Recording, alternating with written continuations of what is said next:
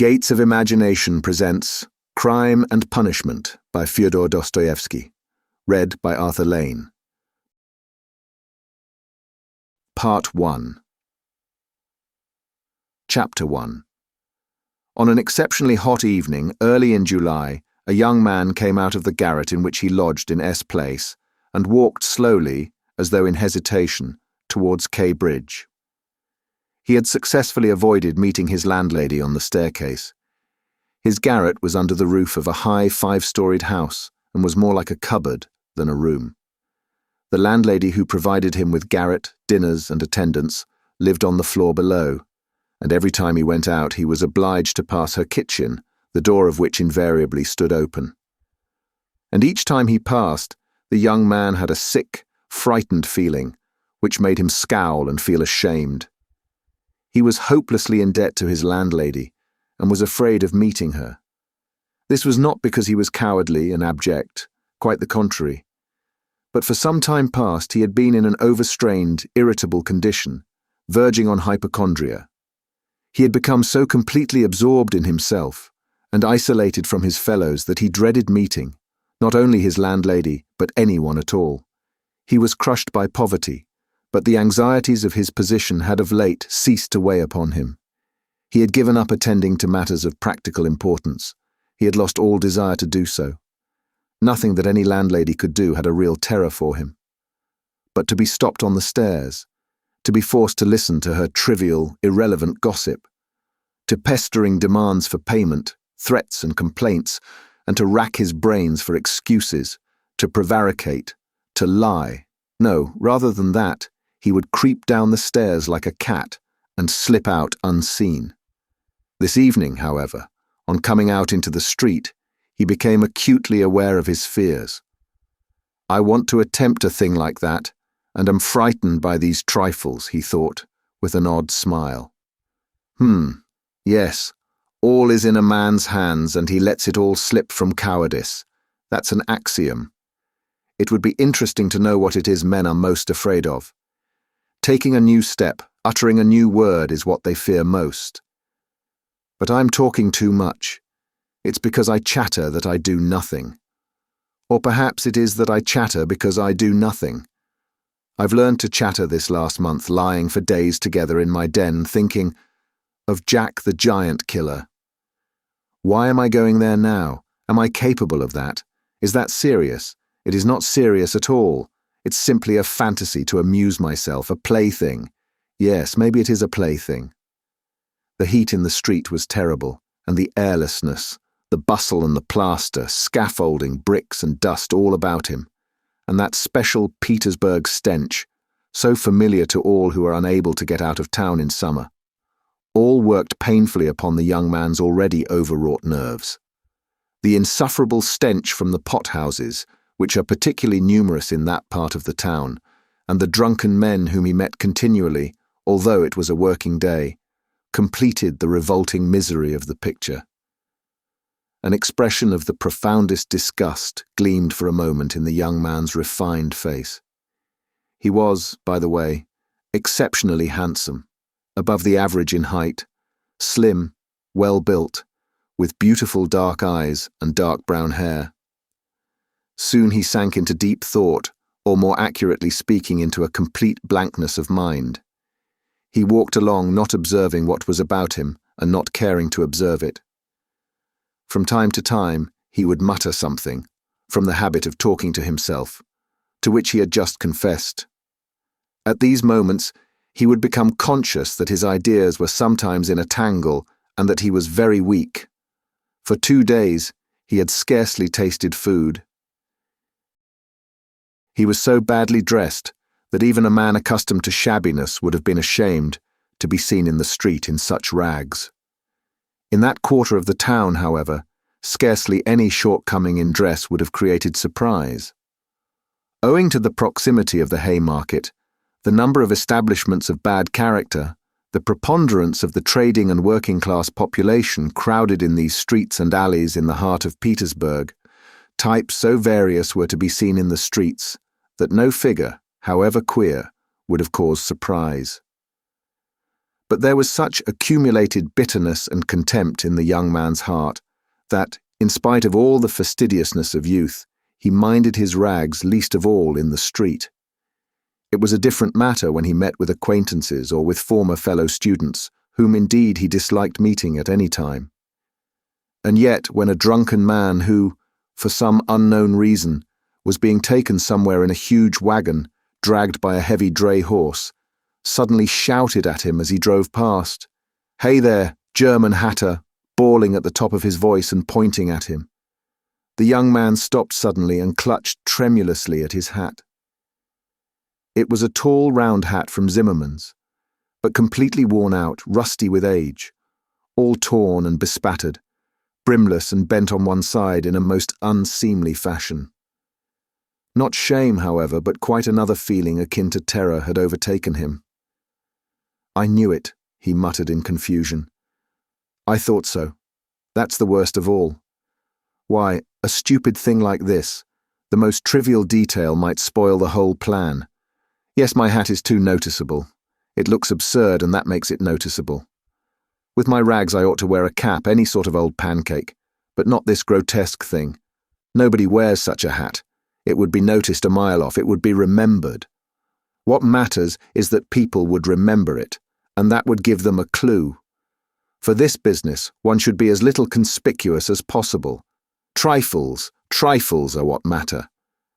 Why, it's just such trifles that always ruin everything." He had not far to go. He knew indeed how many steps it was from the gate of his lodging house, exactly 730. He had counted them once when he had been lost in dreams. At the time he had put no faith in those dreams, and was only tantalizing himself by their hideous but daring recklessness. Now, a month later, he had begun to look upon them differently, and in spite of the monologues in which he jeered at his own impotence and indecision, he had involuntarily come to regard this hideous dream as an exploit to be attempted, although he still did not realize this himself. He was positively going now for a rehearsal of his project, and at every step his excitement grew more and more violent. With a sinking heart and a nervous tremor, he went up to a huge house which on one side looked onto the canal, and on the other into the street. This house was let out in tiny tenements and was inhabited by working people of all kinds: tailors, locksmiths, cooks, Germans of sorts, girls picking up a living as best they could, petty clerks, and so on. There was a continual coming and going through the two gates and in the two courtyards of the house. 3 or 4 doorkeepers were employed on the building. The young man was very glad to meet none of them, and at once slipped unnoticed through the door on the right and up the staircase. It was a back staircase, dark and narrow, but he was familiar with it already, and knew his way, and he liked all these surroundings. In such darkness even the most inquisitive eyes were not to be dreaded. If I am so scared now, what would it be if it somehow came to pass that I were really going to do it? He could not help asking himself, as he reached the 4th story. There his progress was barred by some porters who were engaged in moving furniture out of a flat. He knew that the flat had been occupied by a German clerk in the civil service and his family. This German was moving out then, and so the 4th floor on this staircase would be untenanted, except by the old woman. That's a good thing anyway, he thought to himself, as he rang the bell of the old woman's flat.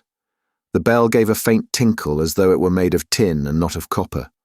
The little flats in such houses always have bells that ring like that. He had forgotten the note of that bell, and now its peculiar tinkle seemed to remind him of something, and to bring it clearly before him. He started. His nerves were terribly overstrained by now. In a little while, the door was opened a tiny crack. The old woman eyed her visitor with evident distrust through the crack, and nothing could be seen but her little eyes, glittering in the darkness. But seeing a number of people on the landing, she grew bolder and opened the door wide. The young man stepped into the dark entry, which was partitioned off from the tiny kitchen. The old woman stood facing him in silence and looking inquiringly at him. She was a diminutive, withered-up old woman of 60, with sharp, malignant eyes and a sharp little nose. Her colourless, somewhat grizzled hair was thickly smeared with oil, and she wore no kerchief over it. Round her thin, long neck, which looked like a hen's leg, was knotted some sort of flannel rag, and, in spite of the heat, there hung flapping on her shoulders a mangy fur cape, yellow with age. The old woman coughed and groaned at every instant. The young man must have looked at her with a rather peculiar expression, for a gleam of mistrust came into her eyes again. "Raskolnikov, a student. I came here a month ago," the young man made haste to mutter with a half-bow, remembering that he ought to be more polite. "I remember, my good sir. I remember quite well your coming here," the old woman said distinctly, still keeping her inquiring eyes on his face. "And here, I am again on the same errand," Raskolnikov continued, a little disconcerted and surprised at the old woman's mistrust. "Perhaps she is always like that, though, only I did not notice it the other time," he thought with an uneasy feeling. The old woman paused as though hesitating, then stepped on one side, and pointing to the door of the room, she said, letting her visitor pass in front of her, "Step in, my good sir." The little room into which the young man walked, with yellow paper on the walls, geraniums and muslin curtains in the windows, was brightly lighted up at that moment by the setting sun.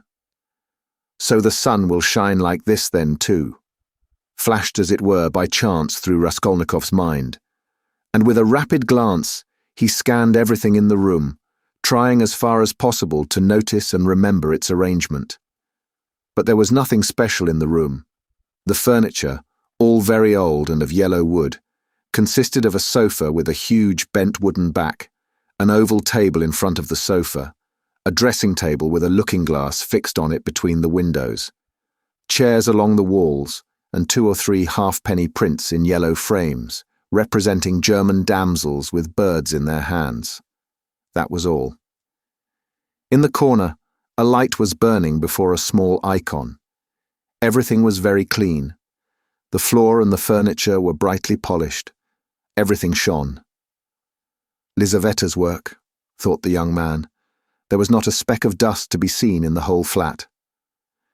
It's in the houses of spiteful old widows that one finds such cleanliness, Raskolnikov thought again, and he stole a curious glance at the cotton curtain over the door leading into another tiny room, in which stood the old woman's bed and chest of drawers, and into which he had never looked before. These 2 rooms made up the whole flat. "What do you want?" the old woman said severely, coming into the room and, as before, standing in front of him so as to look him straight in the face. "I've brought something to pawn here," and he drew out of his pocket an old-fashioned flat silver watch, on the back of which was engraved a globe. The chain was of steel. "But the time is up for your last pledge. The month was up the day before yesterday. I will bring you the interest for another month. Wait a little. But that's for me to do as I please, my good sir, to wait or to sell your pledge at once. How much will you give me for the watch, Alyona Ivanovna? You come with such trifles, my good sir, it's scarcely worth anything. I gave you 2 rubles last time for your ring, and one could buy it quite new at a jeweller's for 1.5 rubles. Give me 4 rubles for it, I shall redeem it. It was my father's. I shall be getting some money soon. 1.5 rubles, and interest in advance if you like." 1.5 rubles, cried the young man. "Please yourself." And the old woman handed him back the watch. The young man took it, and was so angry that he was on the point of going away, but checked himself at once, remembering that there was nowhere else he could go, and that he had had another object also in coming. "Hand it over," he said roughly. The old woman fumbled in her pocket for her keys and disappeared behind the curtain into the other room. The young man, left standing alone in the middle of the room, listened inquisitively, thinking. He could hear her unlocking the chest of drawers. It must be the top drawer, he reflected. So she carries the keys in a pocket on the right, all in one bunch on a steel ring, and there's one key there, 3 times as big as all the others, with deep notches. That can't be the key of the chest of drawers. Then there must be some other chest or strongbox. That's worth knowing. Strong boxes always have keys like that. But how degrading it all is. The old woman came back. Here, sir. As we say 10 kopecks the ruble a month, so I must take 15 kopecks from a ruble and a half for the month in advance. But for the 2 rubles I lent you before, you owe me now 20 kopecks on the same reckoning in advance. That makes 35 kopecks altogether. So I must give you a ruble and 15 kopecks for the watch. Here it is. What? Only a ruble and 15 kopecks now? Just so. The young man did not dispute it and took the money. He looked at the old woman and was in no hurry to get away, as though there was still something he wanted to say or to do, but he did not himself quite know what. I may be bringing you something else in a day or two, Alyona Ivanovna. A valuable thing. Silver. A cigarette box, as soon as I get it back from a friend. He broke off in confusion. Well, we will talk about it then, sir. Goodbye. Are you always at home alone? Your sister is not here with you? He asked her as casually as possible as he went out into the passage. What business is she of yours, my good sir? Oh, nothing particular, I simply asked. You are too quick. Good day, Alyona Ivanovna. Raskolnikov went out in complete confusion. This confusion became more and more intense. As he went down the stairs, he even stopped short 2 or 3 times, as though suddenly struck by some thought. When he was in the street, he cried out, "Oh God, how loathsome it all is, and can I possibly— No, it's nonsense, it's rubbish," he added resolutely. And how could such an atrocious thing come into my head? What filthy things my heart is capable of. Yes, filthy above all, disgusting, loathsome, and for a whole month I've been— But no words, no exclamations could express his agitation. The feeling of intense repulsion, which had begun to oppress and torture his heart while he was on his way to the old woman, had by now reached such a pitch and had taken such a definite form that he did not know what to do with himself to escape from his wretchedness. He walked along the pavement like a drunken man, regardless of the passers-by, and jostling against them, and only came to his senses when he was in the next street. Looking round, he noticed that he was standing close to a tavern, which was entered by steps leading from the pavement to the basement. At that instant 2 drunken men came out at the door, and abusing and supporting one another, they mounted the steps. Without stopping to think, Raskolnikov went down the steps at once. Till that moment, he had never been into a tavern, but now he felt giddy and was tormented by a burning thirst. He longed for a drink of cold beer, and attributed his sudden weakness to the want of food. He sat down at a sticky little table in a dark and dirty corner, ordered some beer, and eagerly drank off the first glassful. At once he felt easier, and his thoughts became clear. "All that's nonsense," he said hopefully, "and there is nothing in it all to worry about. It's simply physical derangement, just a glass of beer, a piece of dry bread, and in one moment the brain is stronger, the mind is clearer, and the will is firm. Phew, how utterly petty it all is." But in spite of this scornful reflection, he was by now looking cheerful, as though he were suddenly set free from a terrible burden, and he gazed round in a friendly way at the people in the room. But even at that moment, he had a dim foreboding that this happier frame of mind was also not normal. There were few people at the time in the tavern. Besides the 2 drunken men he had met on the steps, a group consisting of about 5 men and a girl with a concertina had gone out at the same time. Their departure left the room quiet and rather empty. The persons still in the tavern were a man who appeared to be an artisan, drunk, but not extremely so, sitting before a pot of beer, and his companion, a huge, stout man with a grey beard, in a short, full-skirted coat. He was very drunk and had dropped asleep on the bench. Every now and then he began as though in his sleep, cracking his fingers, with his arms wide apart and the upper part of his body bounding about on the bench, while he hummed some meaningless refrain, trying to recall some such lines as these. His wife a year he fondly loved, his wife a year he fondly loved. Or suddenly waking up again. Walking along the crowded row, he met the one he used to know. But no one shared his enjoyment. His silent companion looked with positive hostility and mistrust at all these manifestations. There was another man in the room who looked somewhat like a retired government clerk. He was sitting apart, now and then sipping from his pot and looking round at the company. He too appeared to be in some agitation. Chapter 2. Raskolnikov was not used to crowds, and as we said before, he avoided society of every sort, more especially of late. But now, all at once, he felt a desire to be with other people. Something new seemed to be taking place within him, and with it, he felt a sort of thirst for company. He was so weary after a whole month of concentrated wretchedness and gloomy excitement that he longed to rest, if only for a moment, in some other world, whatever it might be. And, in spite of the filthiness of the surroundings, he was glad now to stay in the tavern. The master of the establishment was in another room, but he frequently came down some steps into the main room, his jaunty, tarred boots with red turnover tops coming into view each time before the rest of his person. He wore a full coat and a horribly greasy black satin waistcoat, with no cravat, and his whole face seemed smeared with oil, like an iron lock. At the counter stood a boy of about 14, and there was another boy somewhat younger who handed whatever was wanted. On the counter lay some sliced cucumber, some pieces of dried black bread, and some fish, chopped up small, all smelling very bad. It was insufferably close, and so heavy with the fumes of spirits that 5 minutes in such an atmosphere might well make a man drunk. There are chance meetings with strangers that interest us from the first moment, before a word is spoken. Such was the impression made on Raskolnikov by the person sitting a little distance from him, who looked like a retired clerk.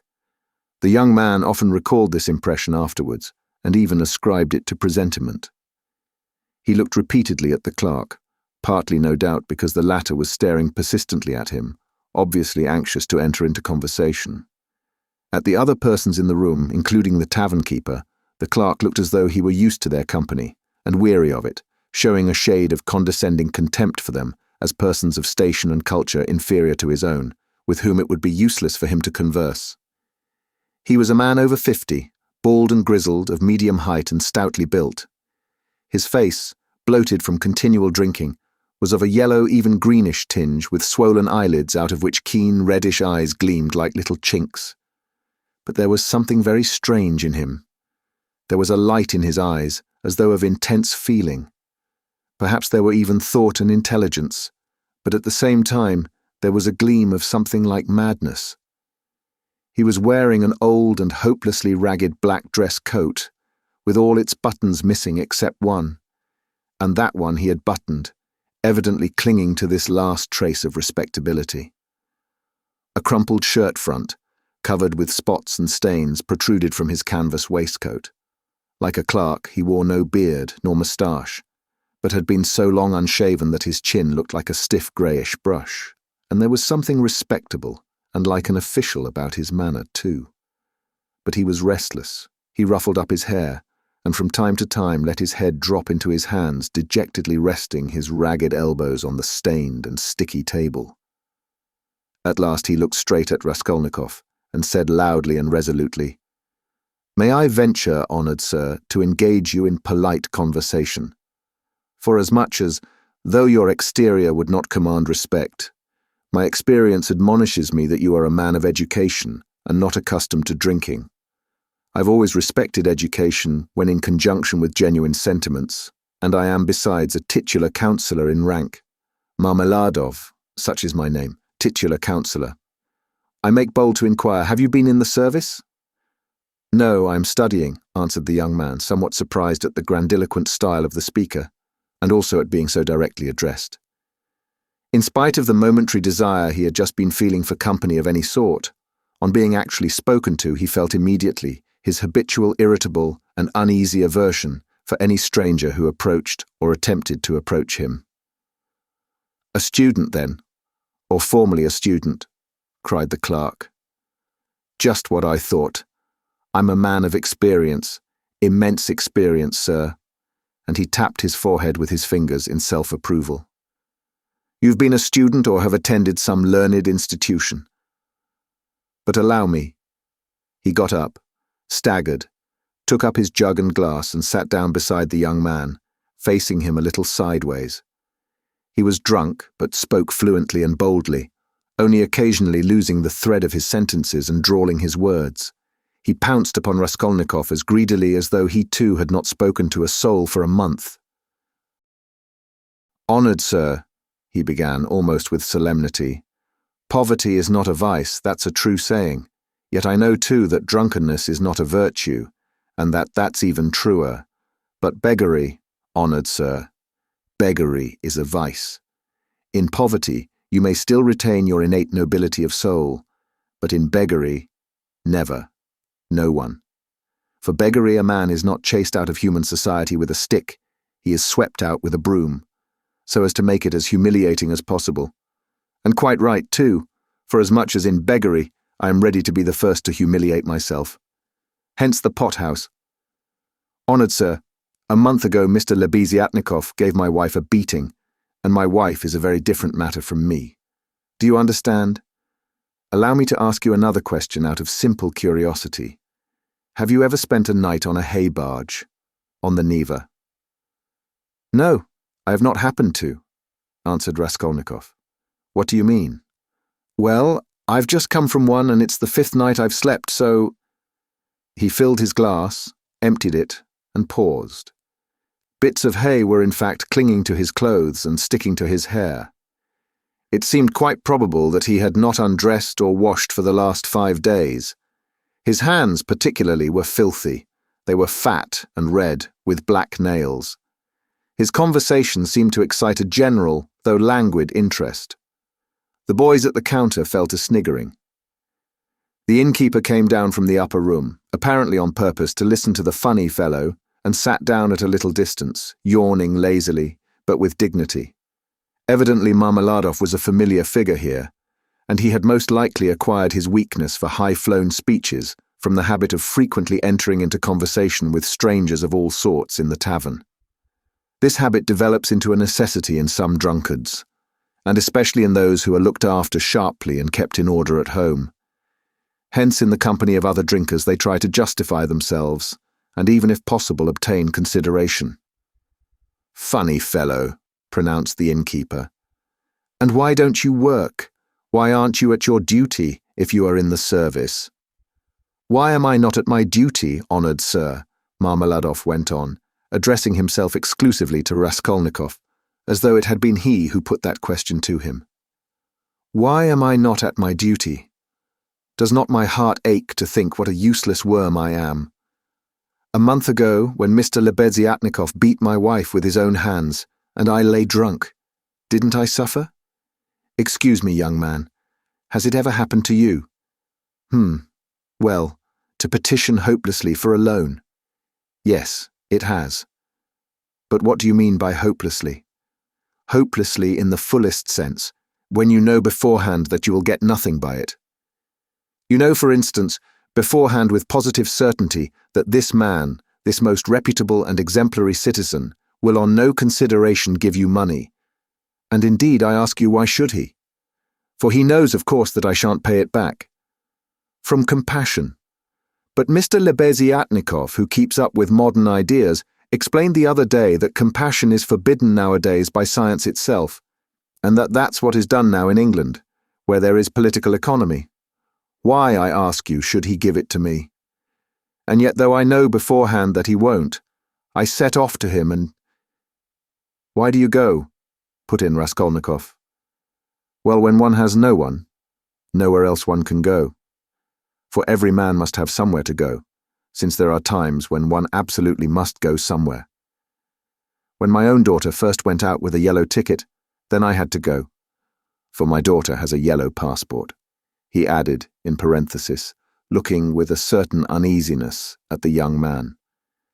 No matter, sir, no matter, he went on hurriedly, and with apparent composure, when both the boys at the counter guffawed, and even the innkeeper smiled. No matter. I'm not confounded by the wagging of their heads, for everyone knows everything about it already, and all that is secret is made open, and I accept it all, not with contempt, but with humility. So be it, so be it. Behold the man. Excuse me, young man, can you— No, to put it more strongly and more distinctly, not can you but dare you, looking upon me, assert that I am not a pig. The young man did not answer a word. Well, the orator began again stolidly, and with even increased dignity, after waiting for the laughter in the room to subside. Well, so be it. I am a pig, but she is a lady.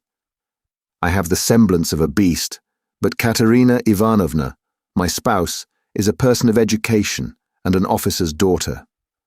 Granted, I am a scoundrel, but she is a woman of a noble heart, full of sentiments, refined by education.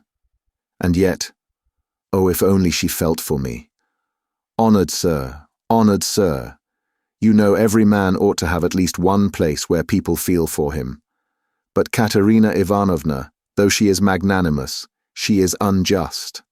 And yet, although I realize that when she pulls my hair, she only does it out of pity, for I repeat without being ashamed, she pulls my hair, young man, he declared with redoubled dignity, hearing the sniggering again. But my God, if she would but once.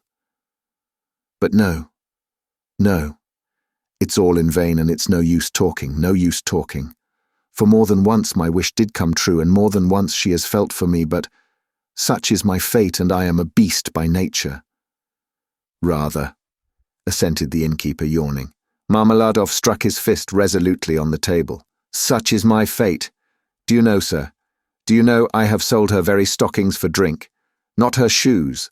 That would be more or less in the order of things, but her stockings I have sold for drink. Her mohair shawl I sold for drink, a present to her long ago, her own property, not mine. And we live in a cold room, and she caught cold this winter and has begun coughing and spitting blood too. We have 3 little children, and Katerina Ivanovna is at work from morning till night. She is scrubbing and cleaning and washing the children, for she's been used to cleanliness from a child. But her chest is weak, and she has a tendency to consumption, and I feel it. Do you suppose I don't feel it? And the more I drink, the more I feel it.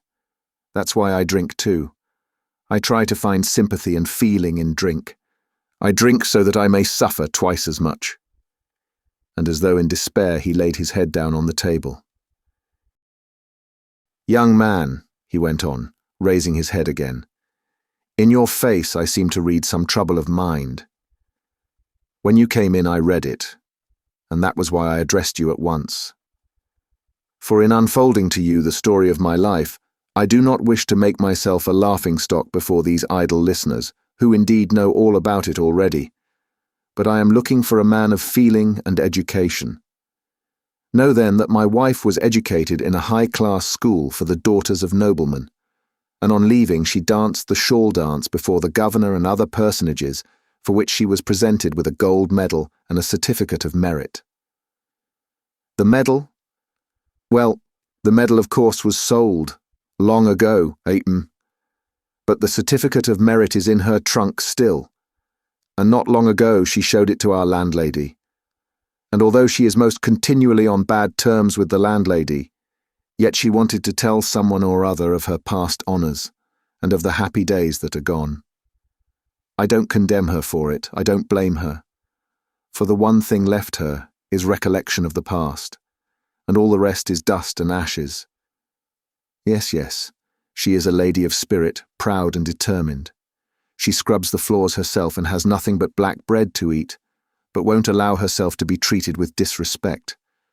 That's why she would not overlook Mr. Lebeziatnikov's rudeness to her, and so when he gave her a beating for it, she took to her bed more from the hurt to her feelings than from the blows. She was a widow when I married her, with 3 children, one smaller than the other. She married her first husband, an infantry officer, for love, and ran away with him from her father's house. She was exceedingly fond of her husband, but he gave way to cards, got into trouble, and with that, he died. He used to beat her at the end, and although she paid him back, of which I have authentic documentary evidence, to this day she speaks of him with tears, and she throws him up to me. And I am glad. I am glad that, though only in imagination, she should think of herself as having once been happy. And she was left at his death with 3 children in a wild and remote district where I happened to be at the time. And she was left in such hopeless poverty that although I have seen many ups and downs of all sort, I don't feel equal to describing it even. Her relations had all thrown her off. And she was proud too. Excessively proud.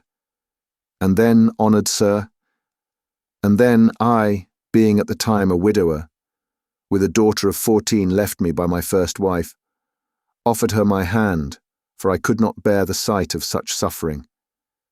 You can judge the extremity of her calamities that she, a woman of education and culture and distinguished family, should have consented to be my wife. But she did. Weeping and sobbing and wringing her hands, she married me, for she had nowhere to turn. Do you understand, sir?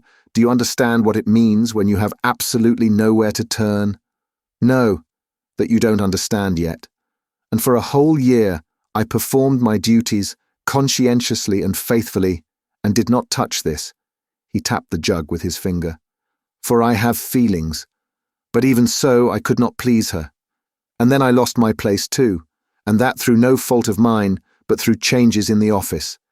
And then I did touch it. It will be a year and a half ago soon since we found ourselves at last, after many wanderings and numerous calamities in this magnificent capital, adorned with innumerable monuments. Here I obtained a situation. I obtained it, and I lost it again. Do you understand? This time it was through my own fault I lost it, for my weakness had come out. We have now part of a room at Amalia Fyodorovna Lipovetshel's, and what we live upon and what we pay our rent with, I could not say. There are a lot of people living there besides ourselves, dirt and disorder, a perfect bedlam. Yes. And meanwhile my daughter by my first wife has grown up, and what my daughter has had to put up with from her stepmother while she was growing up, I won't speak of. For, though Katerina Ivanovna is full of generous feelings, she is a spirited lady, irritable and short-tempered. Yes, but it's no use going over that. Sonia, as you may well fancy, has had no education. I did make an effort 4 years ago to give her a course of geography and universal history, but as I was not very well up in those subjects myself and we had no suitable books, and what books we had... Anyway, we have not even those now, so all our instruction came to an end. We stopped at Cyrus of Persia. Since she has attained years of maturity, she has read other books of romantic tendency, and of late she had read with great interest a book she got through Mr. Lebeziatnikov, Lewis's Physiology, do you know it? And even recounted extracts from it to us. And that's the whole of her education. And now may I venture to address you, honoured sir, on my own account, with a private question. Do you suppose that a respectable poor girl can earn much by honest work? Not 15 farthings a day can she earn, if she is respectable and has no special talent. And that without putting her work down for an instant. And what's more, Ivan Ivanitch Klopstock, the civil councillor, have you heard of him? Has not to this day paid her for the 6 linen shirts she made him, and drove her roughly away, stamping and reviling her on the pretext that the shirt collars were not made like the pattern and were put in askew. And there are the little ones hungry. And Katerina Ivanovna walking up and down and wringing her hands, her cheeks flushed red, as they always are in that disease. Here you live with us, says she. You eat and drink, and are kept warm, and you do nothing to help. And much she gets to eat and drink when there is not a crust for the little ones for 3 days. I was lying at the time. Well, what of it? I was lying drunk, and I heard my Sonia speaking. She is a gentle creature with a soft little voice, fair hair and such a pale, thin little face. She said, "Katerina Ivanovna, am I really to do a thing like that?" And Darya Frantsovna, a woman of evil character and very well known to the police, had 2 or 3 times tried to get at her through the landlady. "And why not?" said Katerina Ivanovna with a jeer. "You are something mighty precious to be so careful of." But don't blame her. Don't blame her, honoured sir. Don't blame her. She was not herself when she spoke, but driven to distraction by her illness and the crying of the hungry children, and it was said more to wound her than anything else. For that's Katerina Ivanovna's character, and when children cry, even from hunger, she falls to beating them at once. At 6 o'clock I saw Sonia get up, put on her kerchief and her cape, and go out of the room, and about 9 o'clock she came back. She walked straight up to Katerina Ivanovna, and she laid 30 rubles on the table before her in silence. She did not utter a word, she did not even look at her. She simply picked up our big green drap-de-dam shawl — we have a shawl made of drap-de-dam — put it over her head and face and lay down on the bed with her face to the wall. Only her little shoulders and her body kept shuddering. And I went on lying there, just as before. And then I saw, young man, I saw Katerina Ivanovna in the same silence go up to Sonia's little bed.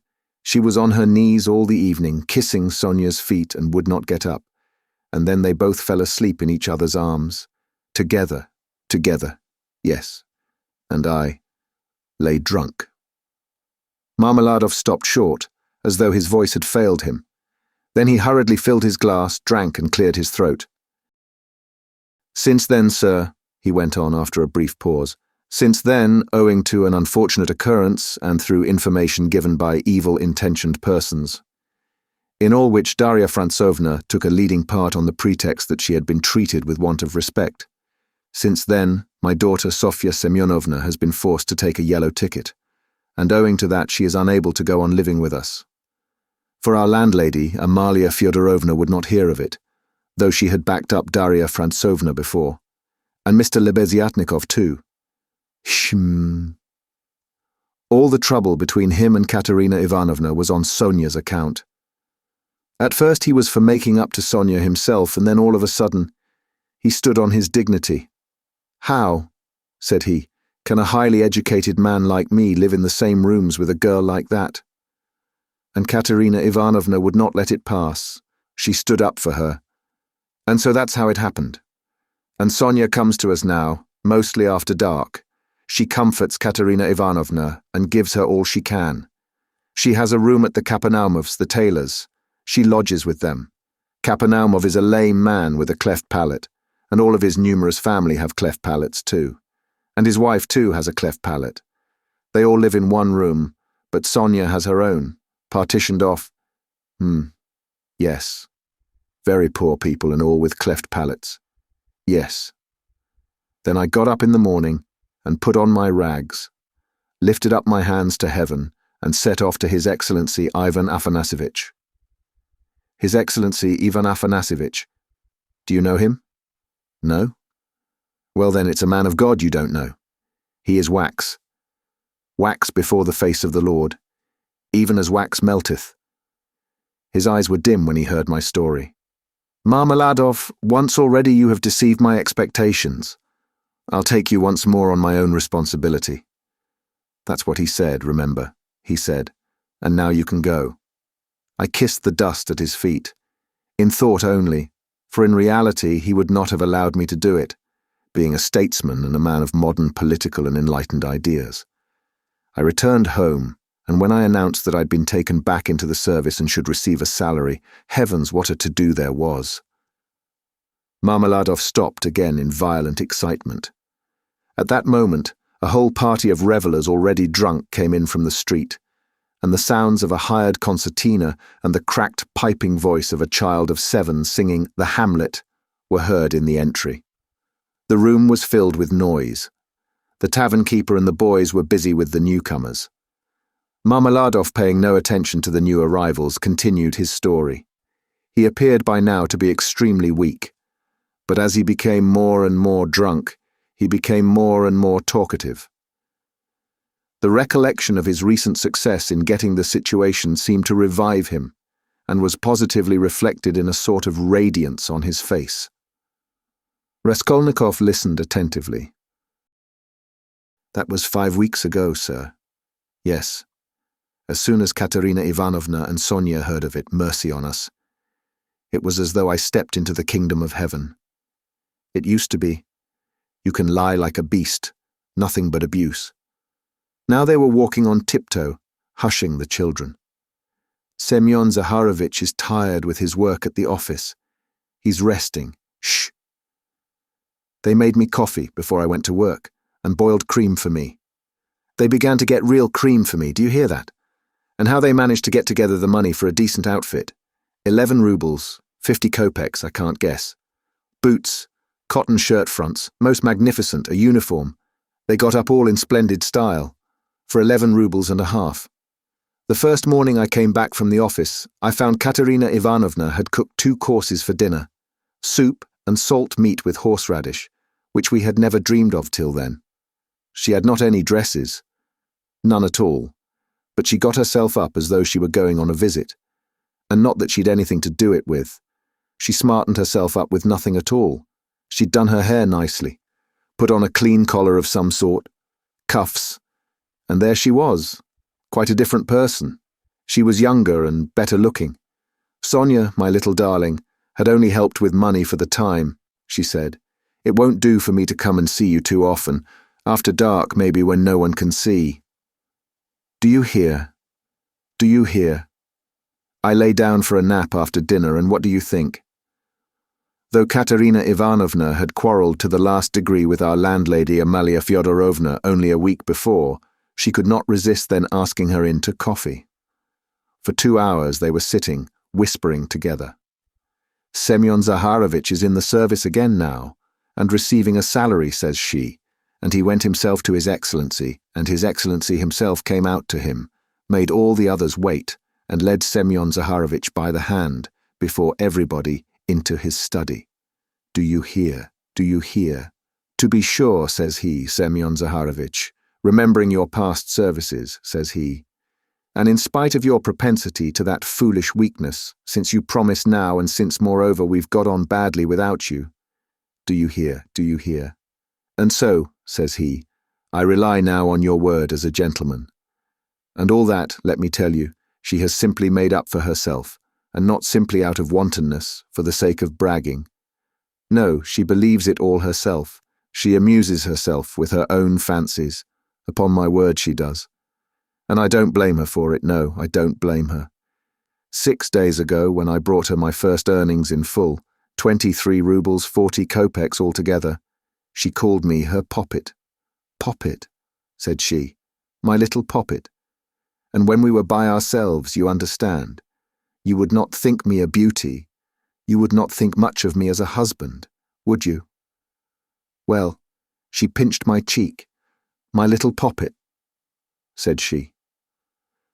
Marmeladov broke off, tried to smile, but suddenly his chin began to twitch. He controlled himself, however. The tavern, the degraded appearance of the man, the 5 nights in the hay barge, and the pot of spirits. And yet this poignant love for his wife and children bewildered his listener. Raskolnikov listened intently, but with a sick sensation. He felt vexed that he had come here. Honoured sir, cried Marmeladov, recovering himself.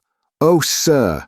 Perhaps all this seems a laughing matter to you, as it does to others, and perhaps I am only worrying you with the stupidity of all the trivial details of my home life, but it is not a laughing matter to me, for I can feel it all. And the whole of that heavenly day of my life, and the whole of that evening I passed in fleeting dreams of how I would arrange it all, and how I would dress all the children, and how I should give her rest, and how I should rescue my own daughter from dishonour and restore her to the bosom of her family, and a great deal more. Quite excusable, sir. Well then, sir. Marmeladov suddenly gave a sort of start, raised his head, and gazed intently at his listener. Well, on the very next day, after all those dreams, that is to say, exactly 5 days ago, in the evening by a cunning trick, like a thief in the night. I stole from Katerina Ivanovna the key of her box, took out what was left of my earnings. How much it was I have forgotten, and now look at me, all of you. It's the 5th day since I left home, and they are looking for me there, and it's the end of my employment, and my uniform is lying in a tavern on the Egyptian bridge. I exchanged it for the garments I have on, and it's the end of everything. Marmeladov struck his forehead with his fist, clenched his teeth, closed his eyes, and leaned heavily with his elbow on the table. But a minute later, his face suddenly changed, and with a certain assumed slyness and affectation of bravado, he glanced at Raskolnikov, laughed, and said, "This morning I went to see Sonia. I went to ask her for a pick-me-up. He, he, he." "You don't say she gave it to you?" cried one of the newcomers. He shouted the words and went off into a guffaw. "This very quart was bought with her money," Marmeladov declared, addressing himself exclusively to Raskolnikov. 30 kopecks she gave me with her own hands, her last, all she had as I saw. She said nothing. She only looked at me without a word. Not on earth, but up yonder. They grieve over men, they weep, but they don't blame them. They don't blame them. But it hurts more. It hurts more when they don't blame. 30 kopecks, yes, and maybe she needs them now, eh? What do you think, my dear sir? For now she's got to keep up her appearance. It costs money, that smartness, that special smartness, you know. Do you understand? And there's pomatum too, you see. She must have things. Petticoats, starched ones, shoes too. Real jaunty ones to show off her foot when she has to step over a puddle. Do you understand, sir? Do you understand what all that smartness means? And here I, her own father, here I took 30 kopecks of that money for a drink, and I am drinking it, and I have already drunk it. Come, who will have pity on a man like me, eh? Are you sorry for me, sir, or not? Tell me, sir, are you sorry or not? He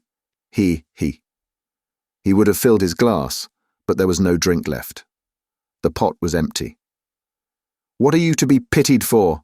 shouted the tavern keeper, who was again near them. Shouts of laughter, and even oaths followed. The laughter and the oaths came from those who were listening, and also from those who had heard nothing but were simply looking at the figure of the discharged government clerk. To be pitied?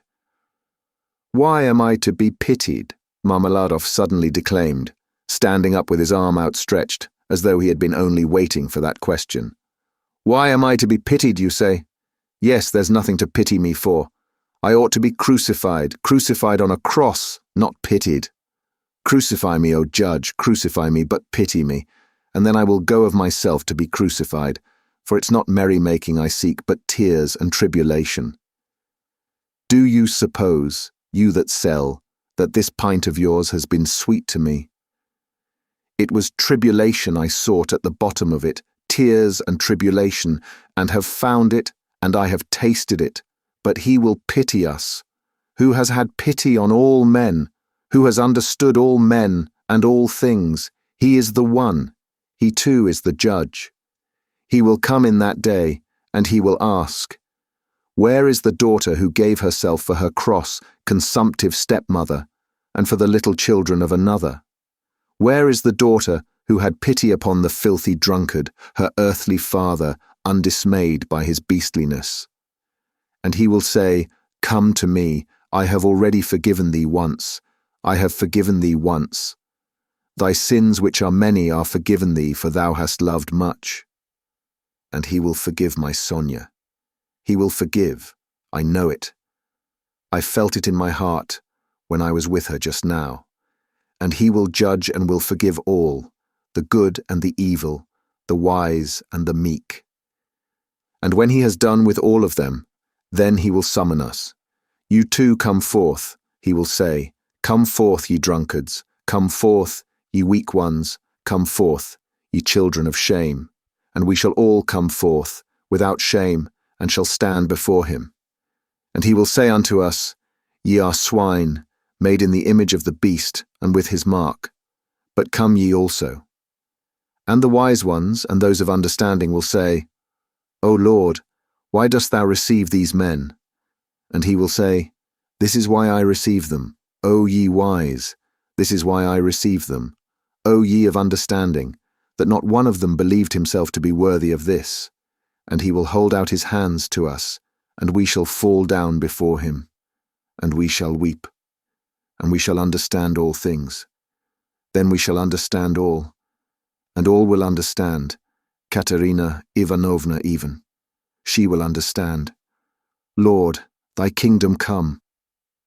And he sank down on the bench, exhausted and helpless, looking at no one, apparently oblivious of his surroundings, and plunged in deep thought. His words had created a certain impression. There was a moment of silence, but soon laughter and oaths were heard again. That's his notion. Talked himself silly. A fine clerk he is. And so on and so on. Let us go, sir, said Marmeladov all at once, raising his head and addressing Raskolnikov. Come along with me. Kozel's house, looking into the yard. I'm going to Katerina Ivanovna. Time I did. Raskolnikov had for some time been wanting to go, and he had meant to help him. Marmeladov was much unsteadier on his legs than in his speech, and leaned heavily on the young man. They had 200 or 300 paces to go. The drunken man was more and more overcome by dismay and confusion as they drew nearer the house. It's not Katerina Ivanovna I'm afraid of now, he muttered in agitation, and that she will begin pulling my hair. What does my hair matter? Bother my hair, that's what I say. Indeed, it will be better if she does begin pulling it. That's not what I'm afraid of. It's her eyes I'm afraid of. Yes, her eyes. The red on her cheeks, too, frightens me. And her breathing, too. Have you noticed how people in that disease breathe? When they are excited? I'm frightened of the children's crying, too. For if Sonia has not taken them food, I don't know what's happened. I don't know. But blows I'm not afraid of. No, sir, that such blows are not a pain to me, but even an enjoyment. In fact, I can't get on without it. It's better so. Let her strike me. It relieves her heart. It's better so. There is the house of Kozel, the cabinet maker. A German, well-to-do. Lead the way. They went in from the yard and up to the 4th story. The staircase got darker and darker as they went up. It was nearly 11 o'clock, and although in summer in Petersburg there is no real night, yet it was quite dark at the top of the stairs. A grimy little door at the very top of the stairs stood ajar. A very poor-looking room about 10 paces long was lighted up by a candle end. The whole of it was visible from the entrance. It was all in disorder, littered up with rags of all sorts, especially children's garments. Across the furthest corner was stretched a ragged sheet. Behind it probably was the bed. There was nothing in the room except 2 chairs and a sofa covered with American leather, full of holes, before which stood an old deal kitchen table, unpainted and uncovered. At the edge of the table stood a smouldering tallow candle in an iron candlestick. It appeared that the family had a room to themselves, not part of a room, but their room was practically a passage. The door leading to the other rooms, or rather cupboards, into which Amalia Lipovetsky's flat was divided, stood half open, and there was shouting, uproar, and laughter within. People seemed to be playing cards and drinking tea there. Words of the most unceremonious kind flew out from time to time. Raskolnikov recognized Katerina Ivanovna at once. She was a rather tall, slim, and graceful woman, terribly emaciated, with magnificent dark brown hair, and with a hectic flush in her cheeks. She was pacing up and down in her little room, pressing her hands against her chest. Her lips were parched, and her breathing came in nervous, broken gasps. Her eyes glittered as in fever and looked about with a harsh, immovable stare. And that consumptive and excited face with the last flickering light of the candle end playing upon it made a sickening impression. She seemed to Raskolnikov about 30 years old, and was certainly a strange wife for Marmeladov. She had not heard them and did not notice them coming in.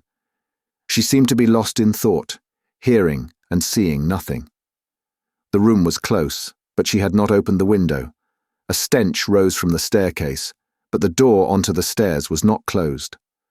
From the inner rooms, clouds of tobacco smoke floated in. She kept coughing but did not close the door. The youngest child, a girl of 6, was asleep, sitting curled up on the floor with her head on the sofa. A boy, a year older, stood crying and shaking in the corner. Probably he had just had a beating.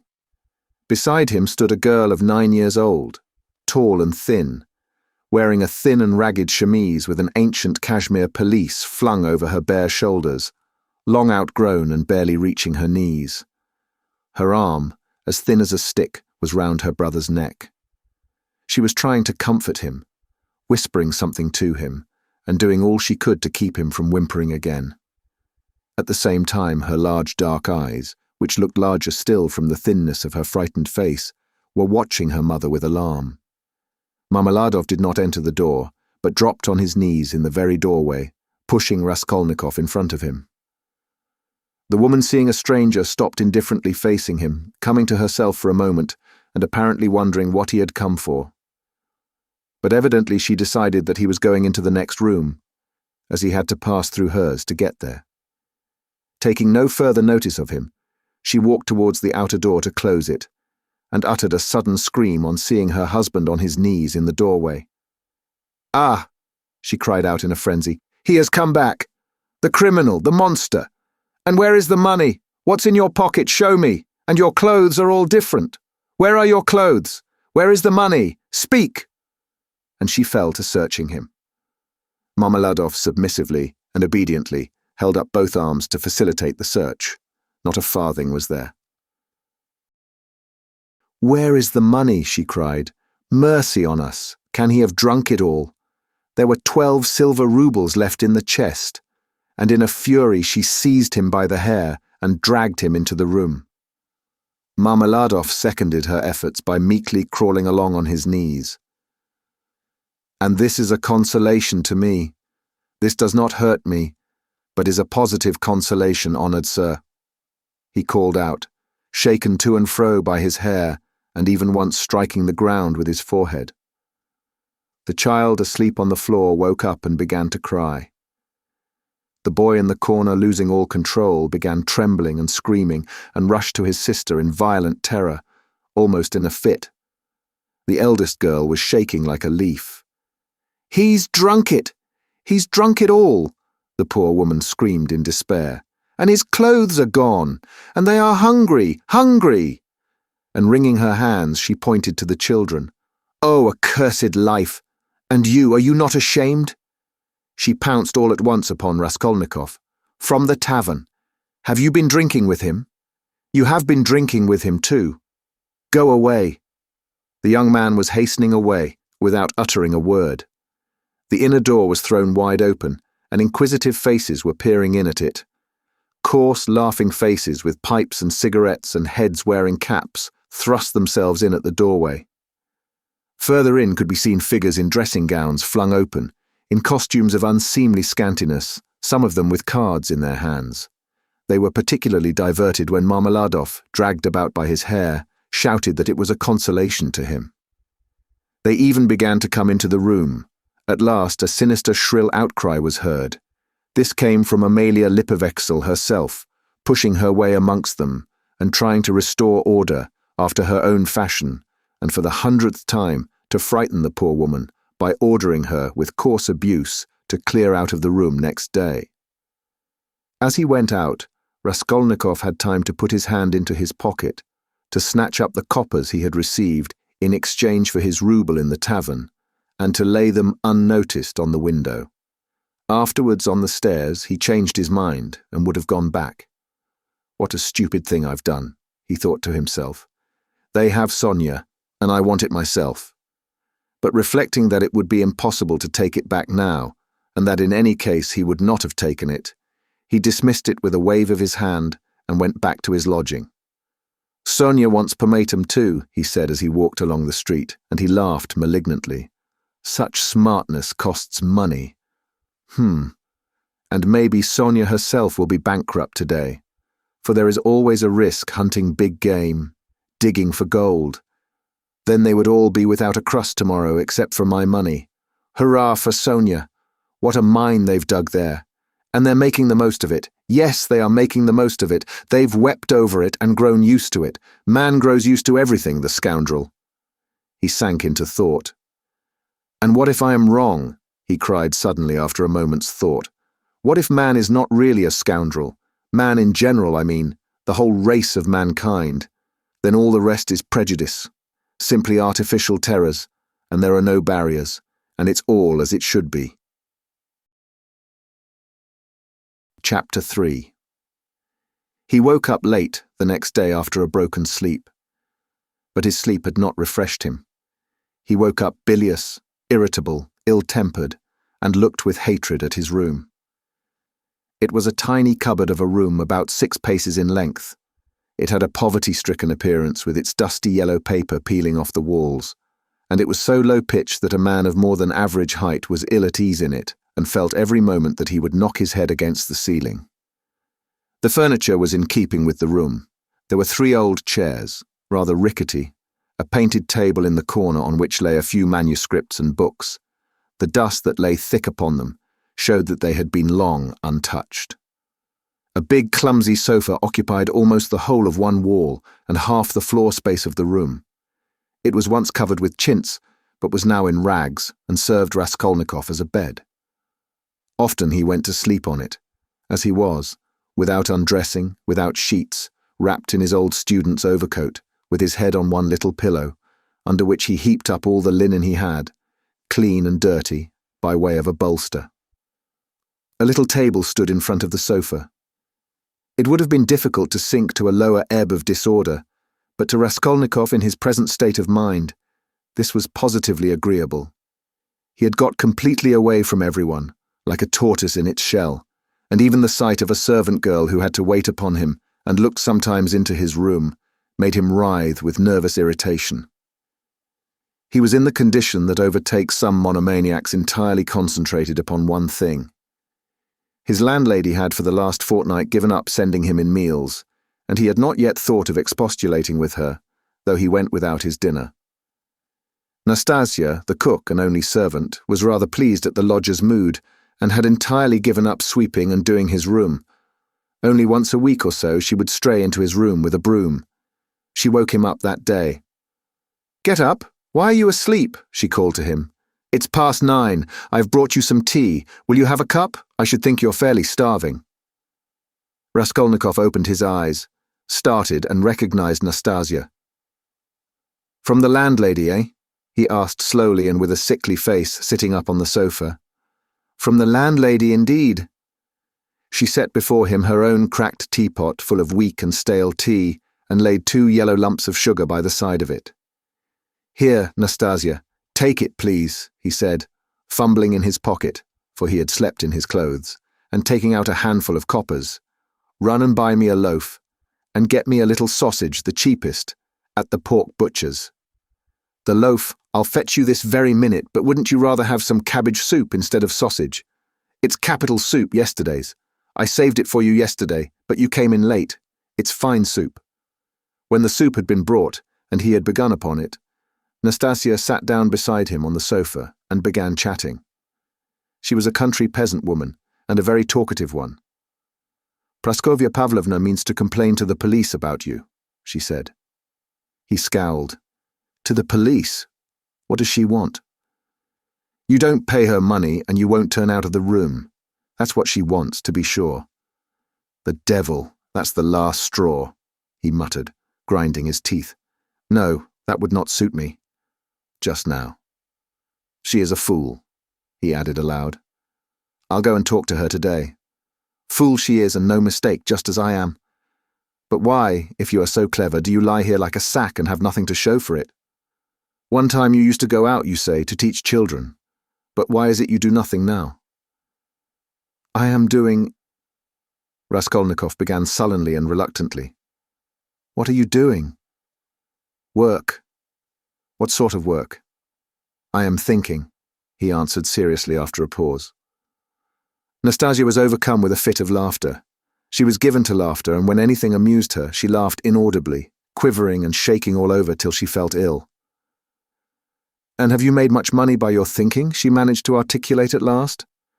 "One can't go out to give lessons without boots, and I'm sick of it. Don't quarrel with your bread and butter. They pay so little for lessons. What's the use of a few coppers?" he answered reluctantly, as though replying to his own thought. "And you want to get a fortune all at once?" He looked at her strangely. "Yes, I want a fortune," he answered firmly, after a brief pause. "Don't be in such a hurry. You quite frighten me. Shall I get you the loaf or not?" "As you please." "Ah, I forgot. A letter came for you yesterday when you were out." "A letter? For me? From whom?"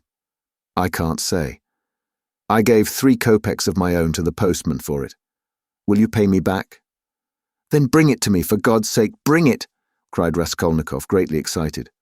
"Good God!" A minute later, the letter was brought to him. That was it. From his mother, from the province of Ryazan. He turned pale when he took it.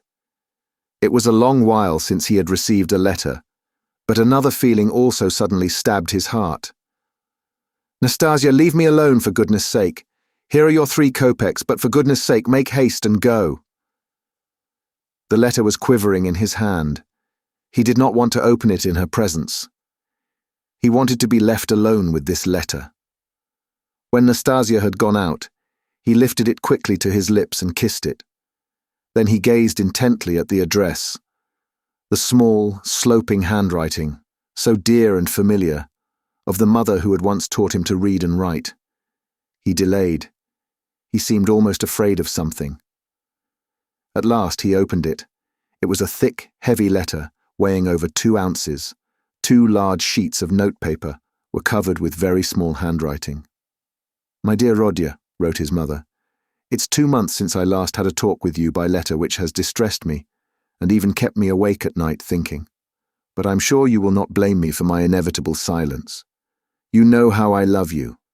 You are all we have to look to, Dunya and I. You are our all, our one hope, our one stay. What a grief it was to me when I heard that you had given up the university some months ago for want of means to keep yourself, and that you had lost your lessons and your other work. How could I help you out of my 120 rubles a year pension? The 15 rubles I sent you 4 months ago, I borrowed, as you know, on security of my pension, from Vasily Ivanovich Voroshin, a merchant of this town. He is a kind-hearted man, and was a friend of your father's too. But having given him the right to receive the pension, I had to wait till the debt was paid off, and that is only just done, so that I've been unable to send you anything all this time. But now, thank God, I believe I shall be able to send you something more, and in fact we may congratulate ourselves on our good fortune now, of which I hasten to inform you. In the first place, would you have guessed, dear Rodya, that your sister has been living with me for the last 6 weeks, and we shall not be separated in the future? Thank God her sufferings are over, but I will tell you everything in order, so that you may know just how everything has happened, and all that we have hitherto concealed from you.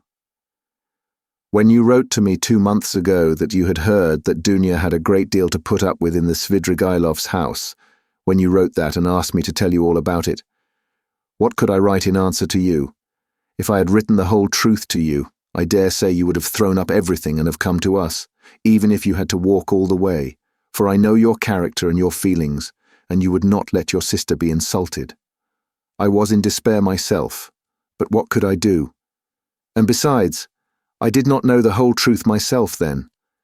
What made it all so difficult was that Dunya received 100 rubles in advance when she took the place as governess in their family, on condition of part of her salary being deducted every month, and so it was impossible to throw up the situation without repaying the debt. This sum, now I can explain it all to you, my precious Rodya, she took chiefly in order to send you 60 rubles, which you needed so terribly then, and which you received from us last year. We deceived you then, writing that this money came from Dunya's savings, but that was not so, And now I tell you all about it because, thank God, things have suddenly changed for the better, and that you may know how Dunya loves you and what a heart she has. At first, indeed, Mr. Svidrigailov treated her very rudely and used to make disrespectful and jeering remarks at table. But I don't want to go into all those painful details so as not to worry you for nothing when it is now all over. In short, in spite of the kind and generous behaviour of Marfa Petrovna, Mr. Svidrigailov's wife, and all the rest of the household, Dunya had a very hard time, especially when Mr. Svidrigailov, relapsing into his old regimental habits, was under the influence of Bacchus. And how do you think it was all explained later on? Would you believe that the crazy fellow had conceived a passion for Dunya from the beginning, but had concealed it under a show of rudeness and contempt? Possibly he was ashamed and horrified himself at his own flighty hopes, considering his years and his being the father of a family. And that made him angry with Dunya. And possibly, too, he hoped by his rude and sneering behaviour to hide the truth from others. But at last he lost all control and had the face to make Dunya an open and shameful proposal, promising her all sorts of inducements and offering, besides, to throw up everything and take her to another estate of his, or even abroad. You can imagine all she went through. To leave her situation at once was impossible, not only on account of the money debt, but also to spare the feelings of Marfa Petrovna, whose suspicions would have been aroused, and then Dunya would have been the cause of a rupture in the family. And it would have meant a terrible scandal for Dunya too. That would have been inevitable. There were various other reasons owing to which Dunya could not hope to escape from that awful house for another 6 weeks. You know Dunya, of course. You know how clever she is and what a strong will she has. Dunya can endure a great deal, and even in the most difficult cases she has the fortitude to maintain her firmness. She did not even write to me about everything for fear of upsetting me, although we were constantly in communication. It all ended very unexpectedly. Marfa Petrovna accidentally overheard her husband imploring Dunya in the garden, and putting quite a wrong interpretation on the position, threw the blame upon her, believing her to be the cause of it all. An awful scene took place between them on the spot in the garden. Marfa Petrovna went so far as to strike Dunya, refused to hear anything, and was shouting at her for a whole hour, and then gave orders that Dunya should be packed off at once to me in a plain peasant's cart, into which they flung all her things, her linen and her clothes, all pell-mell, without folding it up and packing it. And a heavy shower of rain came on too, and Dunya, insulted and put to shame, had to drive with a peasant in an open cart all the 17 versts into town. Only think now what answer could I have sent to the letter I received from you 2 months ago? And what could I have written? I was in despair. I dared not write to you the truth because you would have been very unhappy, mortified and indignant, and yet what could you do? You could only perhaps ruin yourself, and besides, Dunya would not allow it, and fill up my letter with trifles when my heart was so full of sorrow I could not. For a whole month the town was full of gossip about this scandal, and it came to such a pass that Dunya and I dared not even go to church on account of the contemptuous looks, whispers, and even remarks made aloud about us. All our acquaintances avoided us, nobody even bowed to us in the street, and I learnt that some shopmen and clerks were intending to insult us in a shameful way, smearing the gates of our house with pitch, so that the landlord began to tell us we must leave. All this was set going by Marfa Petrovna, who managed to slander Dunya and throw dirt at her in every family.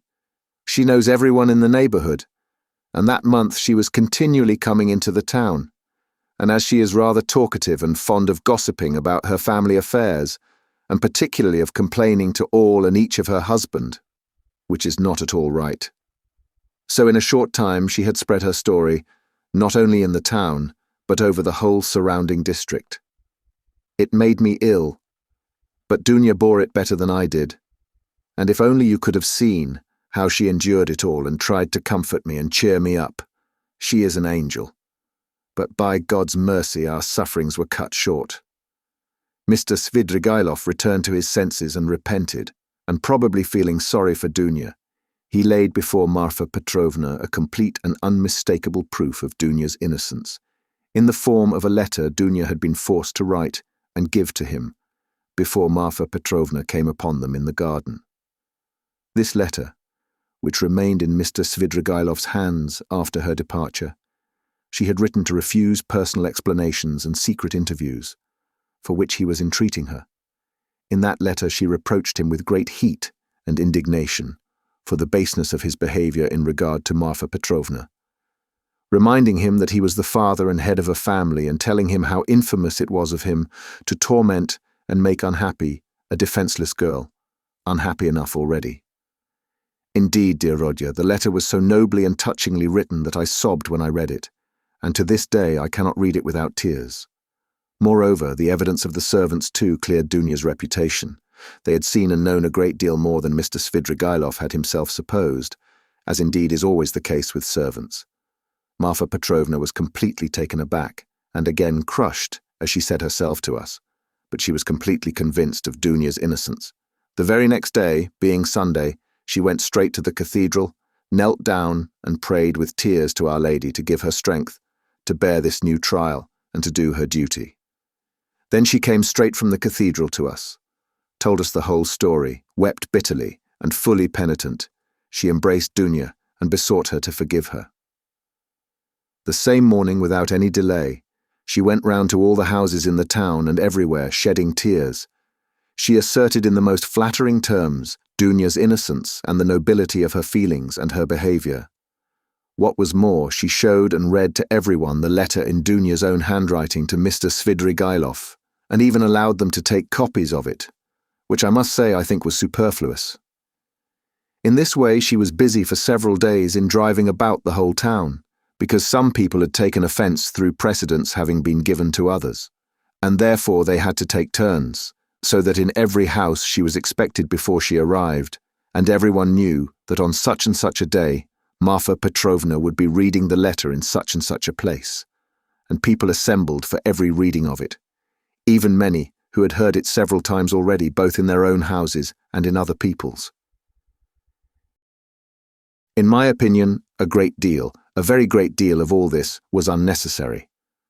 But that's Marfa Petrovna's character. Anyway, she succeeded in completely re-establishing Dunya's reputation, and the whole ignominy of this affair rested as an indelible disgrace upon her husband as the only person to blame, so that I really began to feel sorry for him. It was really treating the crazy fellow too harshly.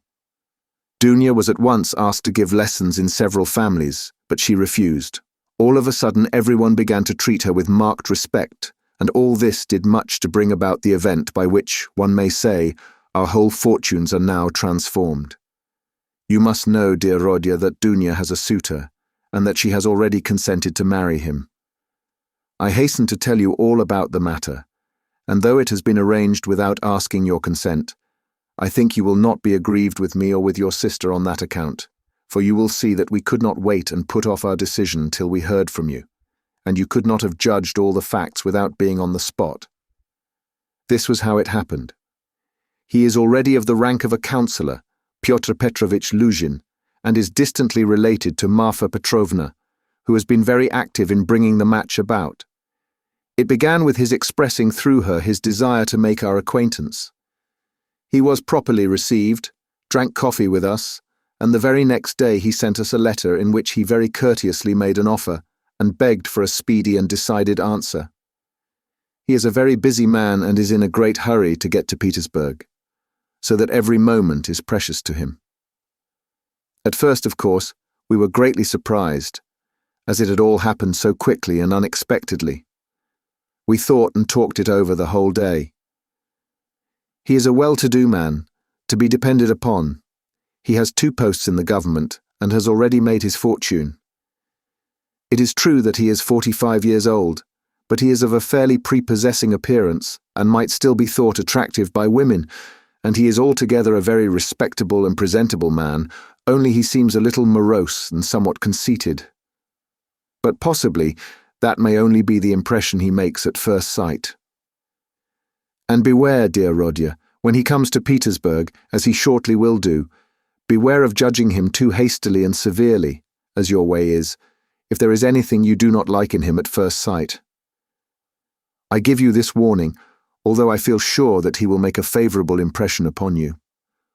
Moreover, in order to understand any man, one must be deliberate and careful to avoid forming prejudices and mistaken ideas, which are very difficult to correct and get over afterwards. And Pyotr Petrovitch, judging by many indications, is a thoroughly estimable man.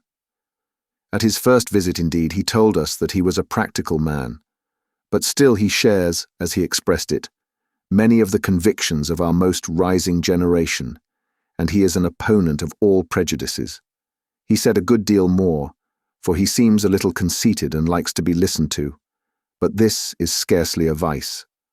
I, of course, understood very little of it, but Dunya explained to me that, though he is not a man of great education, he is clever and seems to be good-natured. You know your sister's character, Rodya. She is a resolute, sensible, patient, and generous girl, but she has a passionate heart, as I know very well. Of course, there is no great love either on his side or on hers, but Dunya is a clever girl and has the heart of an angel, and will make it her duty to make her husband happy, who on his side will make her happiness his care. Of that we have no good reason to doubt, though it must be admitted the matter has been arranged in great haste. Besides, he is a man of great prudence, and he will see, to be sure of himself, that his own happiness will be the more secure, the happier Dunya is with him. And as for some defects of character, for some habits, and even certain differences of opinion, which indeed are inevitable even in the happiest marriages, Dunya has said that, as regards all that, she relies on herself, that there is nothing to be uneasy about, and that she is ready to put up with a great deal, if only their future relationship can be an honourable and straightforward one. He struck me, for instance, at first, as rather abrupt, but that may well come from his being an outspoken man, and that is no doubt how it is. For instance, at his second visit, after he had received Dunya's consent, in the course of conversation he declared that before making Dunya's acquaintance, he had made up his mind to marry a girl of good reputation, without dowry, and above all, one who had experienced poverty, because, as he explained, a man ought not to be indebted to his wife, but that it is better for a wife to look upon her husband as her benefactor. I must add that he expressed it more nicely and politely than I have done, for I have forgotten his actual phrases and only remember the meaning. And besides, it was obviously not said of design, but slipped out in the heat of conversation, so that he tried afterwards to correct himself and smooth it over, but all the same, it did strike me as somewhat rude, and I said so afterwards to Dunya. But Dunya was vexed, and answered that words are not deeds, and that of course is perfectly true. Dunya did not sleep all night before she made up her mind, and thinking that I was asleep, she got out of bed and was walking up and down the room all night. At last she knelt down before the icon and prayed long and fervently, and in the morning she told me that she had decided. I have mentioned already that Pyotr Petrovitch is just setting off for Petersburg, where he has a great deal of business, and he wants to open a legal bureau. He has been occupied for many years in conducting civil and commercial litigation, and only the other day he won an important case. He has to be in Petersburg because he has an important case before the Senate. So, Rodya dear, he may be of the greatest use to you, in every way indeed. And Dunya and I have agreed that from this very day you could definitely enter upon your career and might consider that your future is marked out and assured for you. Oh, if only this comes to pass. This would be such a benefit that we could only look upon it as a providential blessing. Dunya is dreaming of nothing else. We have even ventured already to drop a few words on the subject to Pyotr Petrovitch. He was cautious in his answer, and said that of course as he could not get on without a secretary, it would be better to be paying a salary to a relation than to a stranger, if only the former were fitted for the duties, as though there could be doubt of your being fitted. But then he expressed doubts whether your studies at the university would leave you time for work at his office. The matter dropped for the time, but Dunya is thinking of nothing else now. She has been in a sort of fever for the last few days, and has already made a regular plan for your becoming in the end an associate, and even a partner in Pyotr Petrovitch's business, which might well be, seeing that you are a student of law. I am in complete agreement with her, Rodya, and share all her plans and hopes, and think there is every probability of realizing them. And in spite of Pyotr Petrovitch's evasiveness, very natural at present, since he does not know you, Dunya is firmly persuaded that she will gain everything by her good influence over her future husband. This she is reckoning upon. Of course, we are careful not to talk of any of these more remote plans to Pyotr Petrovitch, especially of your becoming his partner. He is a practical man and might take this very coldly. It might all seem to him simply a daydream. Nor has either Dunya or I breathed a word to him of the great hopes we have of his helping us to pay for your university studies. We have not spoken of it in the first place, because it will come to pass of itself later on, and he will no doubt without wasting words offer to do it of himself, as though he could refuse Dunya that, the more readily since you may by your own efforts become his right hand in the office, and receive this assistance not as a charity, but as a salary earned by your own work. Dunya wants to arrange it all like this, and I quite agree with her. And we have not spoken of our plans for another reason. That is because I particularly wanted you to feel on an equal footing when you first meet him. When Dunya spoke to him with enthusiasm about you, he answered that one could never judge of a man without seeing him close, for oneself, and that he looked forward to forming his own opinion when he makes your acquaintance. Do you know, my precious Rodya, I think that perhaps for some reasons, nothing to do with Pyotr Petrovitch though, simply for my own personal, perhaps old womanish fancies, I should do better to go on living by myself, apart, than with them, after the wedding. I am convinced that he will be generous and delicate enough to invite me, and to urge me to remain with my daughter for the future. And if he has said nothing about it hitherto, it is simply because it has been taken for granted. But I shall refuse. I've noticed more than once in my life that husbands don't quite get on with their mothers-in-law, and I don't want to be the least bit in anyone's way, and for my own sake too, would rather be quite independent so long as I have a crust of bread of my own and such children as you and Dunya. If possible, I would settle somewhere near you, for the most joyful piece of news, dear Rodya, I have kept for the end of my letter.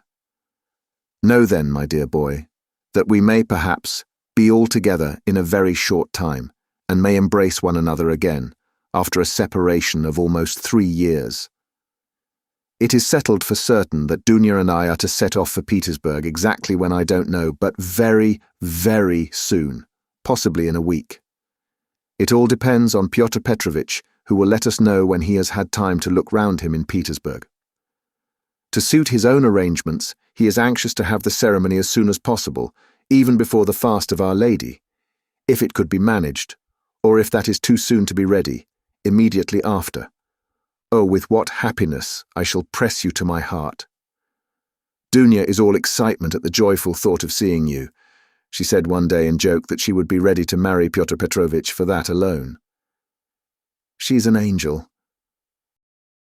She is not writing anything to you now, and has only told me to write that she has so much to tell you that she is not going to take up her pen now, for a few lines would tell you nothing, and it would only mean upsetting herself. She bids me send you her love and innumerable kisses.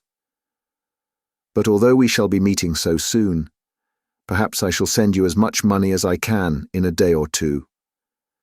Now that everyone has heard that Dunya is to marry Pyotr Petrovitch, my credit has suddenly improved, and I know that Afanasy Ivanovitch will trust me now even to 75 rubles on the security of my pension, so that perhaps I shall be able to send you 25 or even 30 rubles. I would send you more, but I am uneasy about our travelling expenses, for though Pyotr Petrovitch has been so kind as to undertake part of the expenses of the journey, that is to say, he has taken upon himself the conveyance of our bags and big trunk, which will be conveyed through some acquaintances of his. We must reckon upon some expense on our arrival in Petersburg, where we can't be left without a halfpenny, at least for the first few days. But we have calculated it all, Dunya and I, to the last penny, and we see that the journey will not cost very much. It is only 90 versts from us to the railway, and we have come to an agreement with a driver we know, so as to be in readiness. And from there, Dunya and I can travel quite comfortably third class. So that I may very likely be able to send to you not 25, but 30 rubles. But enough.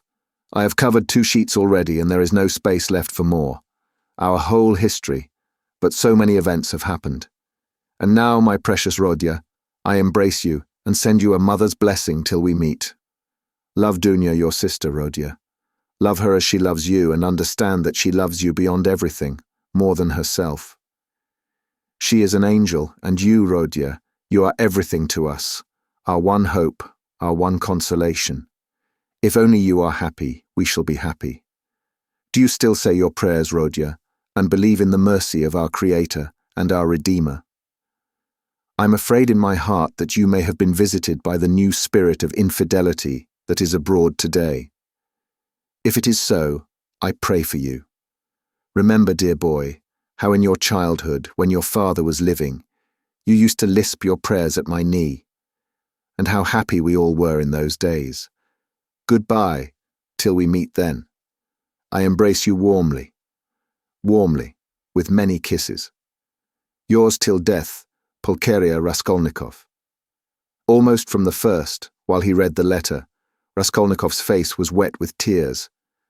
But when he finished it, his face was pale and distorted, and a bitter, wrathful and malignant smile was on his lips. He laid his head down on his threadbare, dirty pillow and pondered a long time. His heart was beating violently, and his brain was in a turmoil. At last he felt cramped and stifled in the little yellow room that was like a cupboard or a box. His eyes and his mind craved for space. He took up his hat and went out, this time without dread of meeting anyone. He had forgotten his dread. He turned in the direction of the Vassilyevsky Ostrov, walking along Vassilyevsky Prospect, as though hastening on some business. But he walked, as his habit was, without noticing his way, muttering and even speaking aloud to himself, to the astonishment of the passers-by. Many of them took him to be drunk. Chapter 4. His mother's letter had been a torture to him, but as regards the chief fact in it, he had felt not one moment's hesitation, even whilst he was reading the letter. The essential question was settled, and irrevocably settled in his mind. Never such a marriage while I'm alive, and Mr. Luzhin be damned. The thing is perfectly clear, he muttered to himself, with a malignant smile, anticipating the triumph of his decision.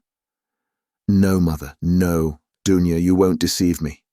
And then they apologize for not asking my advice and for taking the decision without me. I dare say. They imagine it is arranged now and can't be broken off. But we will see whether it can or not. A magnificent excuse.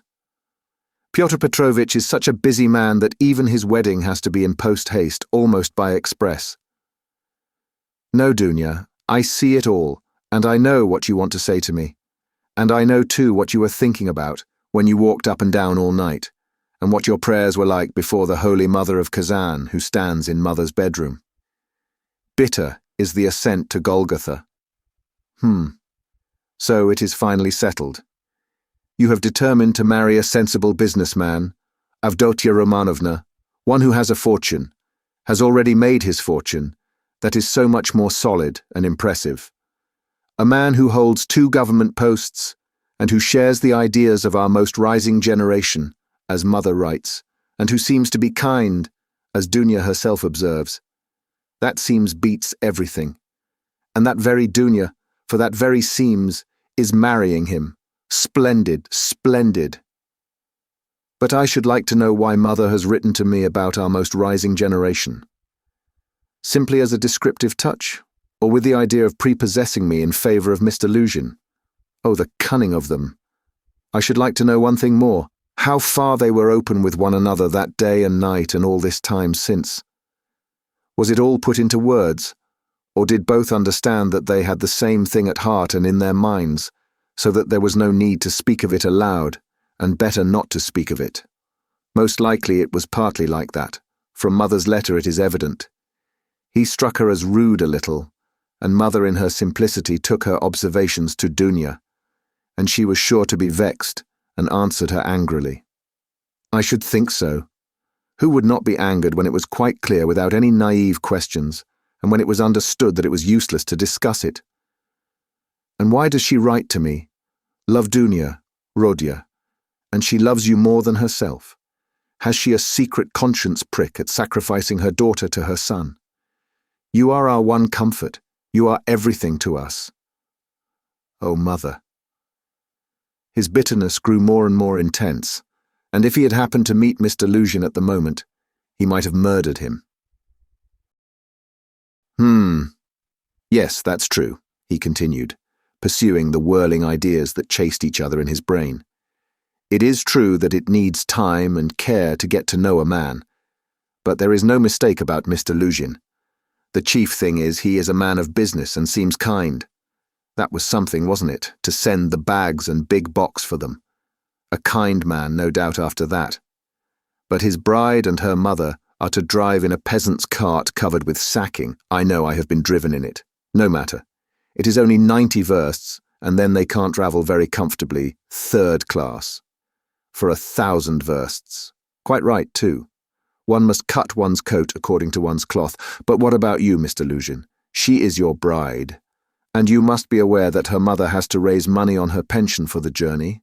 To be sure, it's a matter of business, a partnership for mutual benefit, with equal shares and expenses.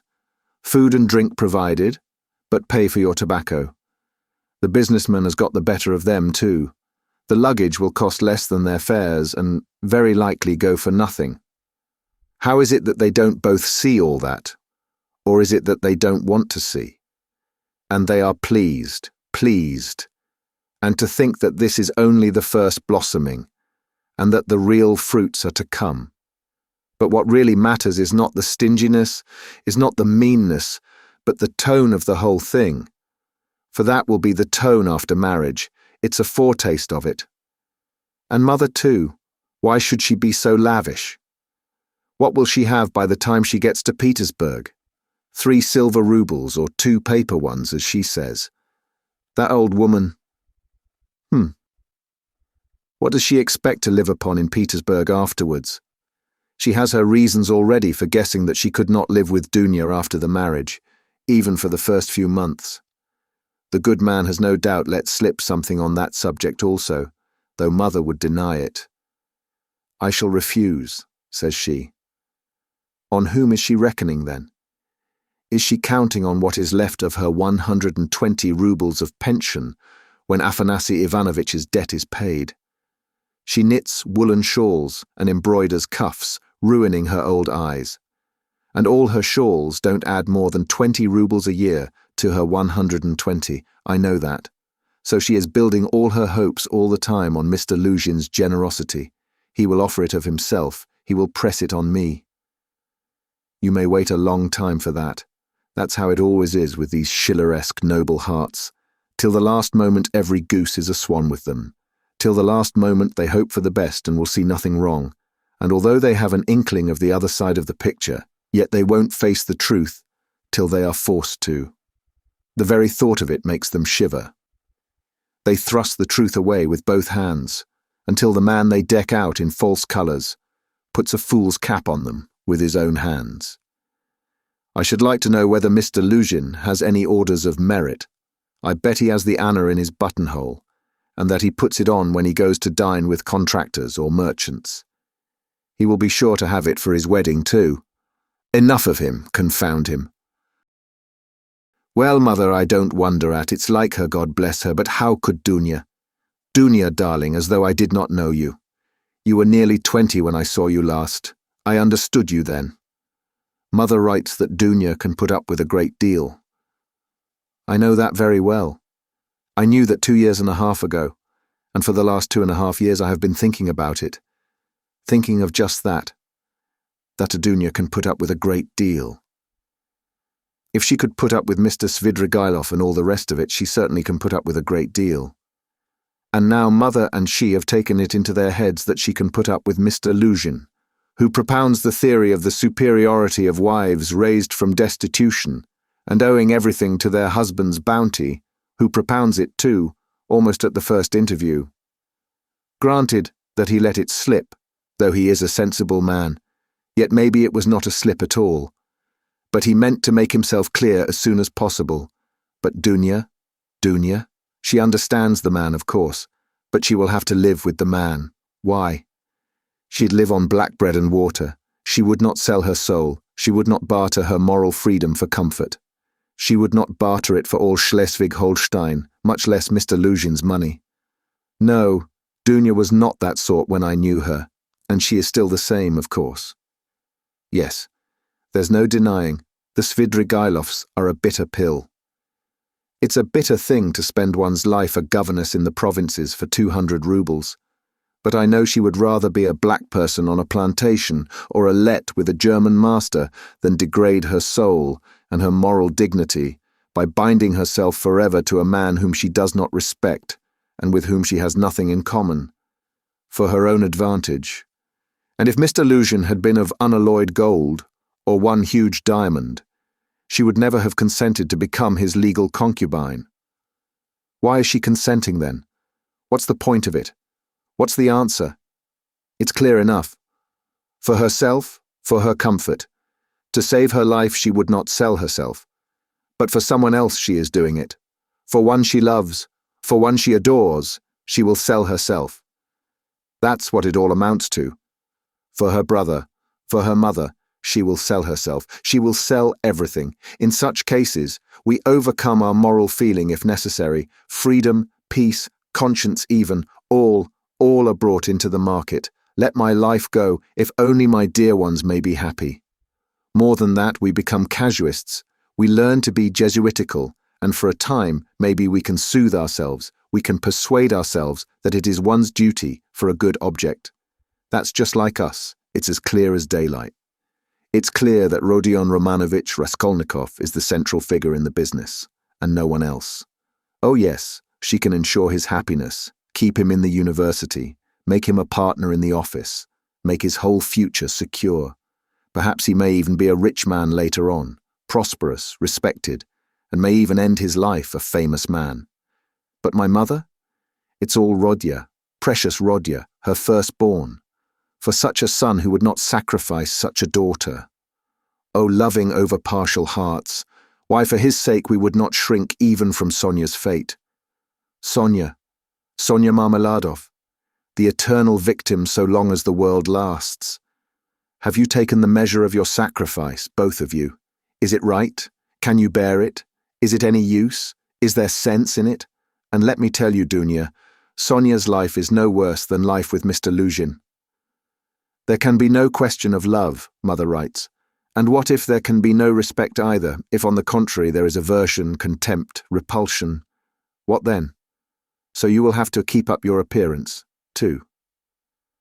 Is not that so? Do you understand what that smartness means?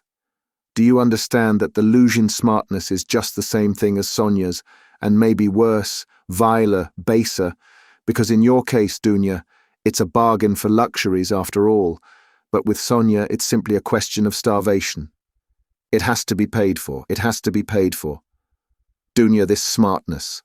And what if it's more than you can bear afterwards? If you regret it?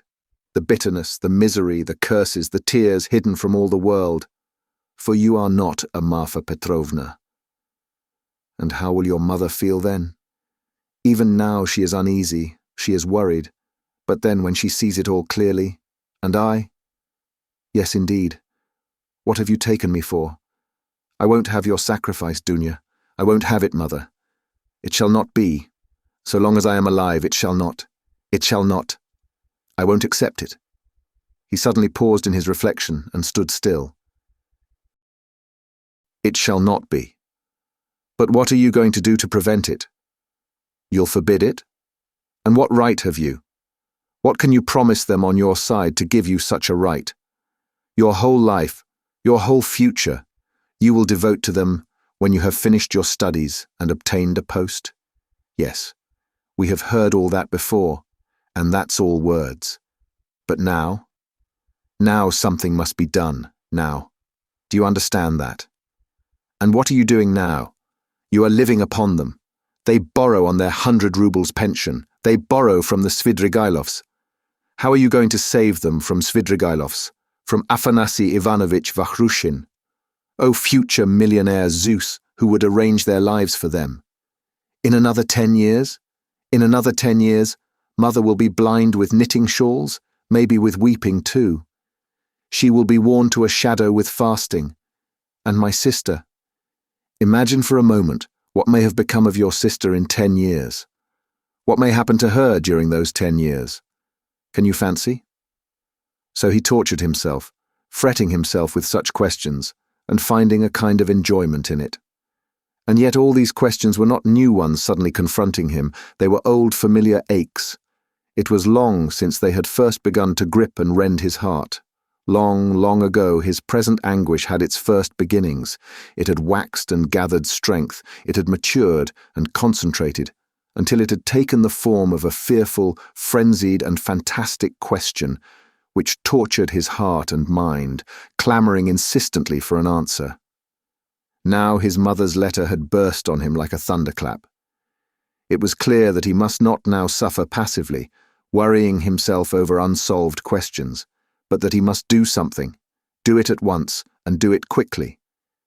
Anyway, he must decide on something, or else. Or throw up life altogether, he cried suddenly in a frenzy. Accept one's lot humbly as it is, once for all, and stifle everything in oneself, giving up all claim to activity, life, and love. Do you understand, sir? Do you understand what it means when you have absolutely nowhere to turn? Marmeladov's question came suddenly into his mind. For every man must have somewhere to turn. He gave a sudden start. Another thought that he had had yesterday slipped back into his mind. But he did not start at the thought recurring to him, for he knew he had felt beforehand that it must come back. He was expecting it. Besides, it was not only yesterday's thought. The difference was that a month ago, yesterday even, the thought was a mere dream. But now it appeared not a dream at all. It had taken a new, menacing, and quite unfamiliar shape, and he suddenly became aware of this himself. He felt a hammering in his head, and there was a darkness before his eyes. He looked round hurriedly. He was searching for something. He wanted to sit down, and was looking for a seat. He was walking along the Kazan Boulevard. There was a seat about 100 paces in front of him. He walked towards it as fast as he could, but on the way he met with a little adventure which absorbed all his attention. Looking for the seat, he had noticed a woman walking some 20 paces in front of him, but at first he took no more notice of her than of other objects that crossed his path. It had happened to him many times going home not to notice the road by which he was going, and he was accustomed to walk like that.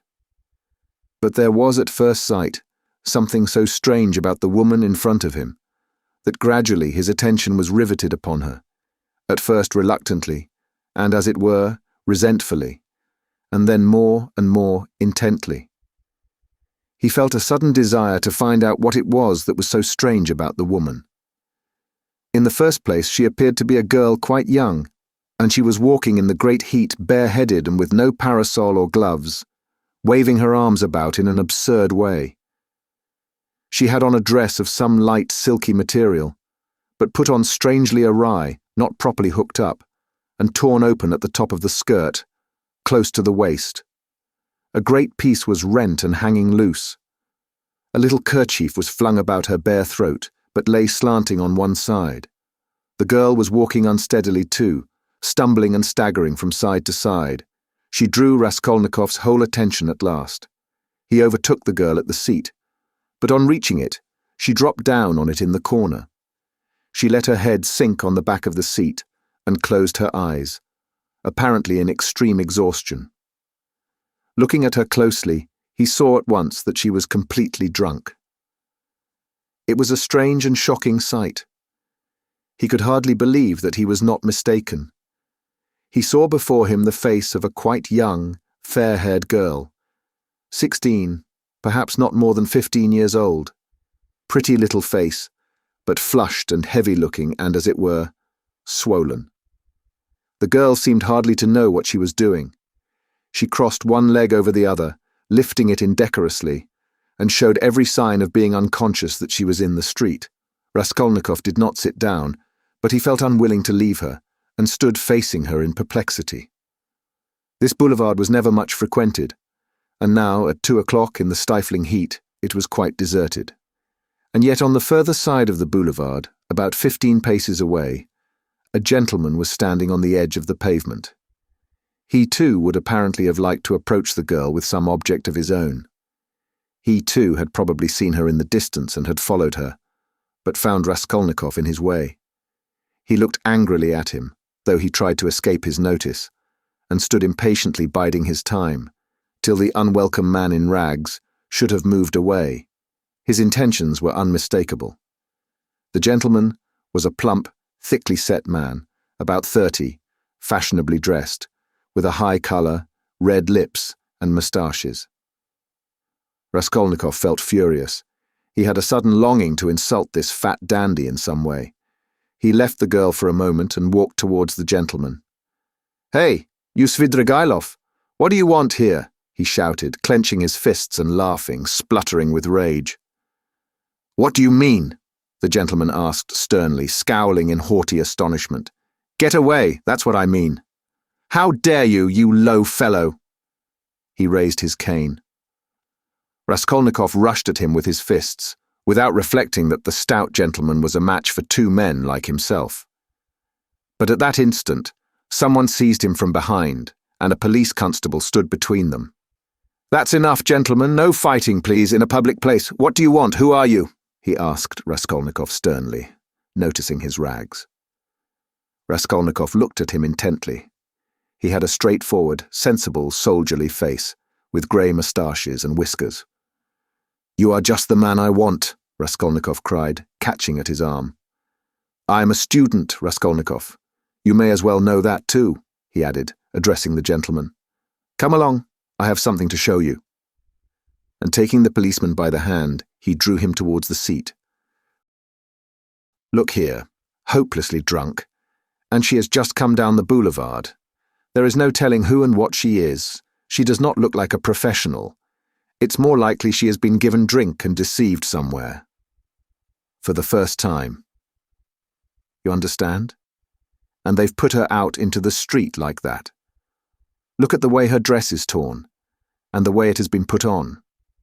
She has been dressed by somebody. She has not dressed herself, and dressed by unpracticed hands, by a man's hands. That's evident. And now look there. I don't know that dandy with whom I was going to fight. I see him for the first time, but he too has seen her on the road, just now, drunk, not knowing what she is doing. And now he is very eager to get hold of her, to get her away somewhere while she is in this state. That's certain, believe me, I am not wrong. I saw him myself watching her and following her, but I prevented him, and he is just waiting for me to go away. Now he has walked away a little, and is standing still, pretending to make a cigarette. Think, how can we keep her out of his hands, and how are we to get her home? The policeman saw it all in a flash. The stout gentleman was easy to understand. He turned to consider the girl. The policeman bent over to examine her more closely, and his face worked with genuine compassion. "Ah, what a pity," he said, shaking his head. "Why, she's quite a child. She has been deceived. You can see that at once. Listen, lady," he began, addressing her. "Where do you live?"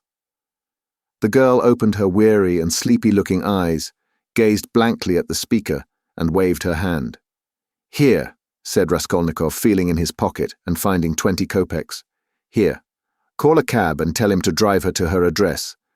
The only thing is to find out her address. Missy, the policeman began again, taking the money. "I'll fetch you a cab and take you home, myself. Where shall I take you, eh? Where do you live?" "Go away. They won't let me alone," the girl muttered, and once more waved her hand. Ach, how shocking! It's shameful, Missy, it's a shame." He shook his head again, shocked, sympathetic and indignant.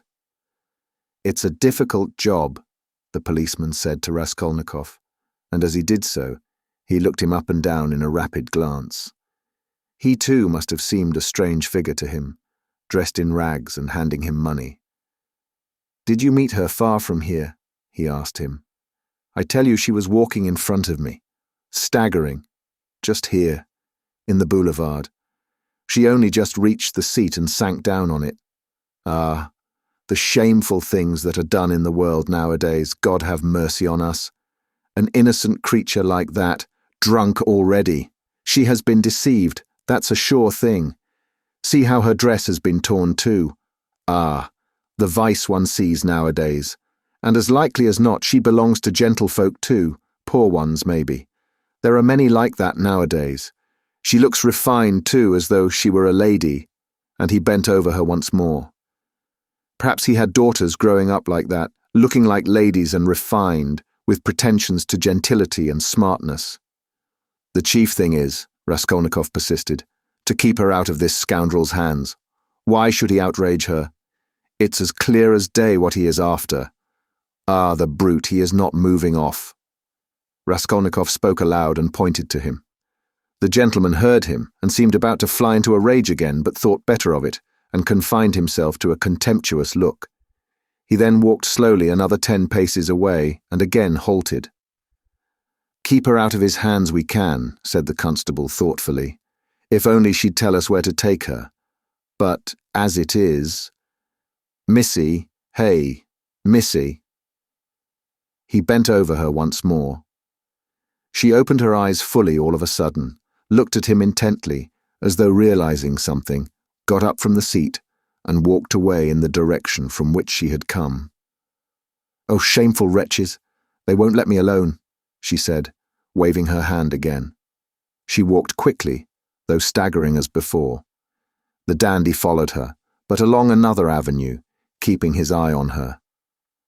"Don't be anxious. I won't let him have her," the policeman said resolutely, and he set off after them. "Ah, the vice one sees nowadays," he repeated aloud, sighing. At that moment something seemed to sting Raskolnikov.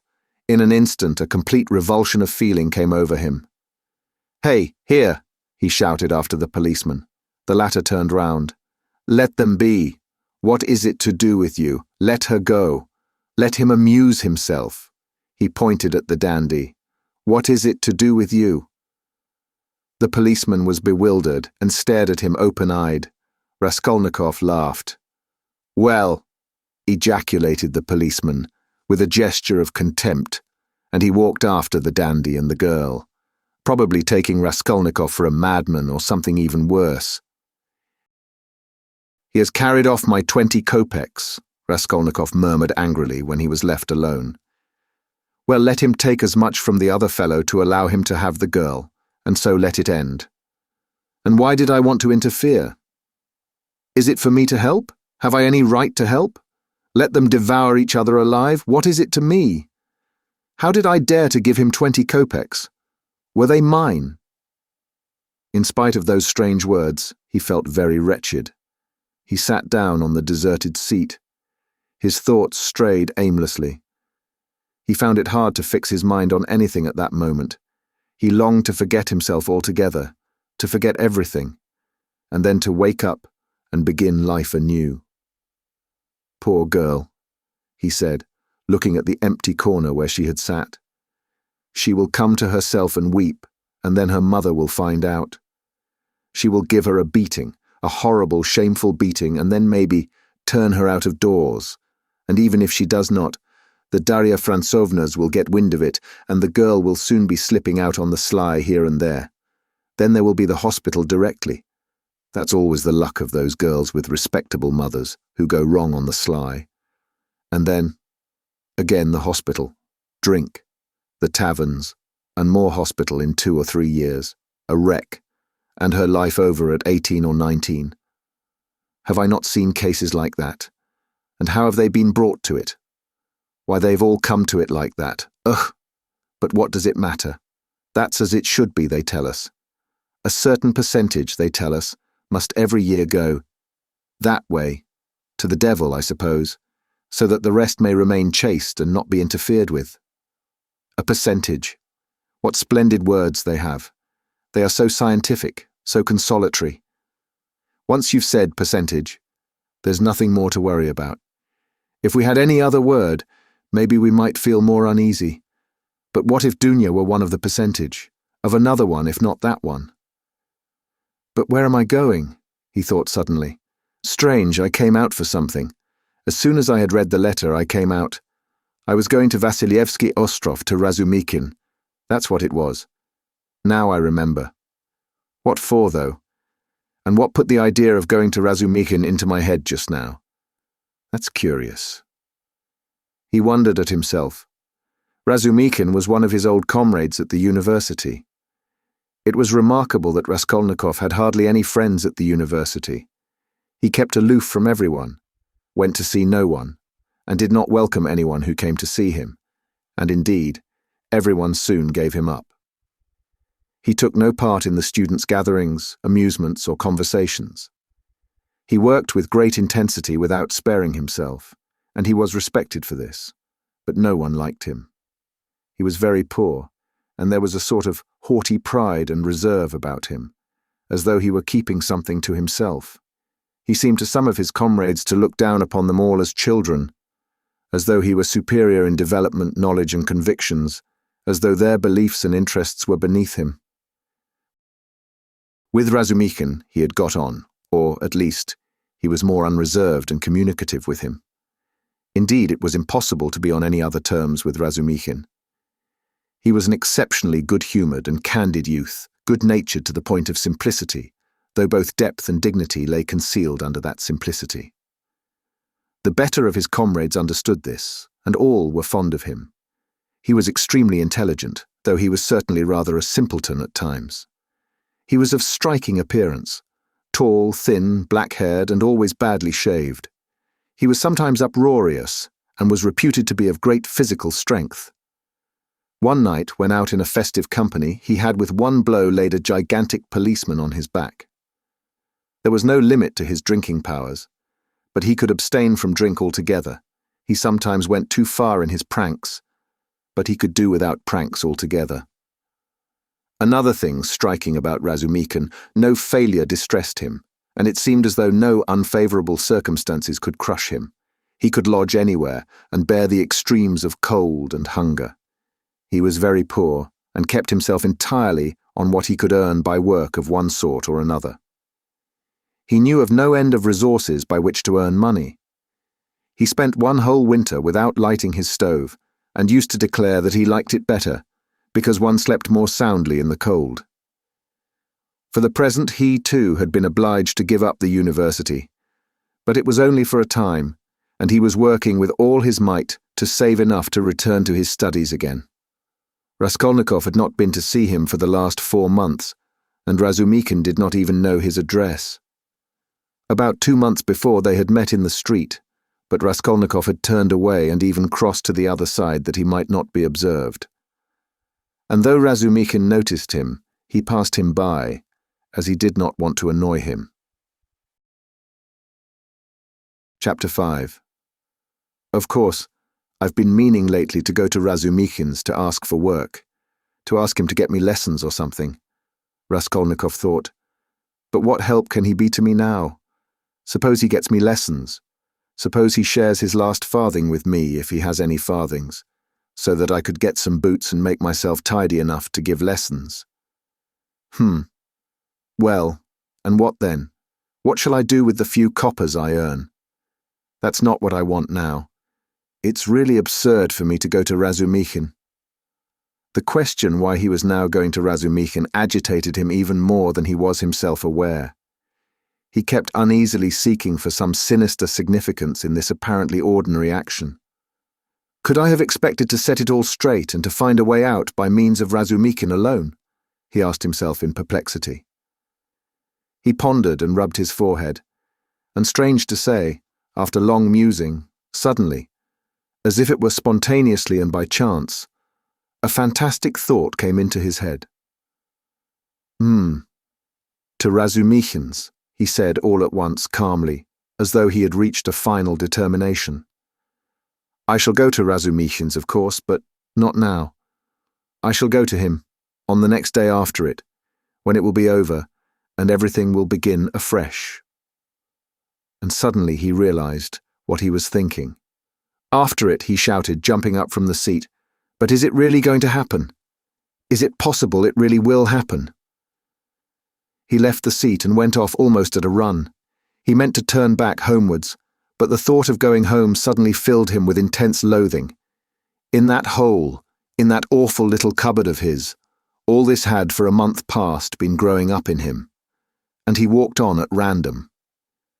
His nervous shudder had passed into a fever that made him feel shivering. In spite of the heat, he felt cold. With a kind of effort, he began, almost unconsciously, from some inner craving, to stare at all the objects before him, as though looking for something to distract his attention. But he did not succeed, and kept dropping every moment into brooding. When with a start he lifted his head again and looked round, he forgot at once what he had just been thinking about, and even where he was going. In this way he walked right across Vassilyevsky Ostrov, came out onto the Lesser Neva, crossed the bridge and turned towards the islands. The greenness and freshness were at first restful to his weary eyes after the dust of the town and the huge houses that hemmed him in and weighed upon him. Here there were no taverns, no stifling closeness, no stench. But soon these new pleasant sensations passed into morbid irritability. Sometimes he stood still before a brightly painted summer villa standing among green foliage. He gazed through the fence. He saw in the distance smartly dressed women on the verandas and balconies, and children running in the gardens. The flowers especially caught his attention. He gazed at them longer than at anything. He was met, too, by luxurious carriages and by men and women on horseback. He watched them with curious eyes and forgot about them before they had vanished from his sight. Once he stood still and counted his money. He found he had 30 kopecks. 20 to the policeman, 3 to Nastasia for the letter, so I must have given 47 or 50 to the Marmeladovs yesterday, he thought, reckoning it up for some unknown reason. But he soon forgot with what object he had taken the money out of his pocket. He recalled it on passing an eating house or tavern, and felt that he was hungry. Going into the tavern, he drank a glass of vodka and ate a pie of some sort. He finished eating it as he walked away. It was a long while since he had taken vodka, and it had an effect upon him at once, though he only drank a wine-glassful. His legs felt suddenly heavy, and a great drowsiness came upon him. He turned homewards, but reaching Petrovsky Ostrov, he stopped completely exhausted, turned off the road into the bushes, sank down upon the grass, and instantly fell asleep. In a morbid condition of the brain, dreams often have a singular actuality, vividness, and extraordinary semblance of reality. At times, monstrous images are created, but the setting and the whole picture are so truthlike and filled with details, so delicate, so unexpectedly, but so artistically consistent, that the dreamer, were he an artist like Pushkin or Turgenev even, could never have invented them in the waking state. Such sick dreams always remain long in the memory and make a powerful impression on the overwrought and deranged nervous system. Raskolnikov had a fearful dream. He dreamt he was back in his childhood in the little town of his birth.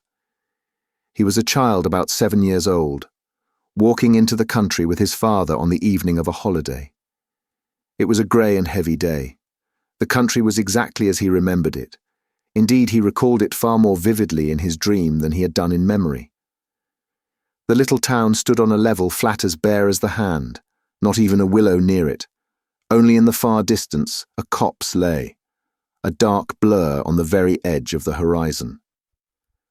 A few paces beyond the last market garden stood a tavern, a big tavern, which had always aroused in him a feeling of aversion, even of fear, when he walked by it with his father.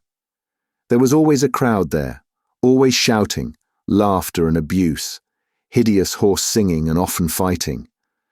Drunken and horrible-looking figures were hanging about the tavern. He used to cling close to his father, trembling all over when he met them. Near the tavern, the road became a dusty track, the dust of which was always black. It was a winding road, and about 100 paces further on, it turned to the right, to the graveyard. In the middle of the graveyard stood a stone church with a green cupola, where he used to go to Mass 2 or 3 times a year with his father and mother, when a service was held in memory of his grandmother, who had long been dead and whom he had never seen. On these occasions, they used to take on a white dish tied up in a table napkin, a special sort of rice pudding with raisins stuck in it in the shape of a cross. He loved that church, the old-fashioned, unadorned icons, and the old priest with the shaking head. Near his grandmother's grave, which was marked by a stone, was the little grave of his younger brother, who had died at 6 months old. He did not remember him at all, but he had been told about his little brother, and whenever he visited the graveyard, he used religiously and reverently to cross himself and to bow down and kiss the little grave. And now he dreamt that he was walking with his father past the tavern on the way to the graveyard. He was holding his father's hand and looking with dread at the tavern. A peculiar circumstance attracted his attention. There seemed to be some kind of festivity going on. There were crowds of gaily dressed townspeople, peasant women, their husbands, and riffraff of all sorts, all singing and all more or less drunk. Near the entrance of the tavern stood a cart, but a strange cart. It was one of those big carts, usually drawn by heavy cart horses and laden with casks of wine or other heavy goods. He always liked looking at those great cart horses, with their long manes, thick legs, and slow, even pace, drawing along a perfect mountain with no appearance of effort, as though it were easier going with a load than without it. But now, strange to say, in the shafts of such a cart, he saw a thin little sorrel beast, one of those peasants' nags which he had often seen straining their utmost under a heavy load of wood or hay, especially when the wheels were stuck in the mud or in a rut. And the peasants would beat them so cruelly, sometimes even about the nose and eyes, and he felt so sorry for them that he almost cried, and his mother always used to take him away from the window. All of a sudden, there was a great uproar of shouting, singing, and the balalaika, and from the tavern a number of big and very drunken peasants came out, wearing red and blue shirts and coats thrown over their shoulders. Get in," shouted one of them, a young, thick-necked peasant with a fleshy face red as a carrot. "I'll take you all, get in." But at once there was an outbreak of laughter and exclamations in the crowd. "Take us all with a beast like that! Why, Mikolka, are you crazy to put a nag like that in such a cart? And this mare is 20 if she is a day, mates. Get in, I'll take you all," Mikolka shouted again, leaping first into the cart, seizing the reins and standing straight up in front. "The bay has gone with Matvey," he shouted from the cart, "and this brute, mates, is just breaking my heart. I feel as if I could kill her. She's just eating her head off. Get in, I tell you. I'll make her gallop. She'll gallop." And he picked up the whip, preparing himself with relish to flog the little mare. "Get in. Come along." The crowd laughed. "Do you hear? She'll gallop. Gallop indeed. She has not had a gallop in her for the last 10 years. She'll jog along. Don't you mind her, mates. Bring a whip each of you. Get ready. All right, give it to her." They all clambered into Mikolka's cart, laughing and making jokes. 6 men got in, and there was still room for more. They hauled in a fat, rosy-cheeked woman. She was dressed in red cotton, in a pointed, beaded headdress and thick leather shoes. She was cracking nuts and laughing. The crowd round them was laughing too, and indeed, how could they help laughing? That wretched nag was to drag all the cartload of them at a gallop. 2 young fellows in the cart were just getting whips ready to help Mikolka. With the cry of "Now!" the mare tugged with all her might, but far from galloping could scarcely move forward. She struggled with her legs, gasping and shrinking from the blows of the 3 whips which were showered upon her like hail. The laughter in the cart and in the crowd was redoubled, but Mikolka flew into a rage and furiously thrashed the mare, as though he supposed she really could gallop. "Let me get in too, mates!" shouted a young man in the crowd, whose appetite was aroused. "Get in! All get in!" cried Mikolka. "She will draw you all! I'll beat her to death!" And he thrashed and thrashed at the mare, beside himself with fury. "Father, father," he cried. "Father, what are they doing? Father, they are beating the poor horse." Come along, said his father. "They are drunken and foolish. They are in fun. Come away, don't look." And he tried to draw him away, but he tore himself away from his hand, and beside himself with horror ran to the horse. The poor beast was in a bad way. She was gasping, standing still, then tugging again and almost falling.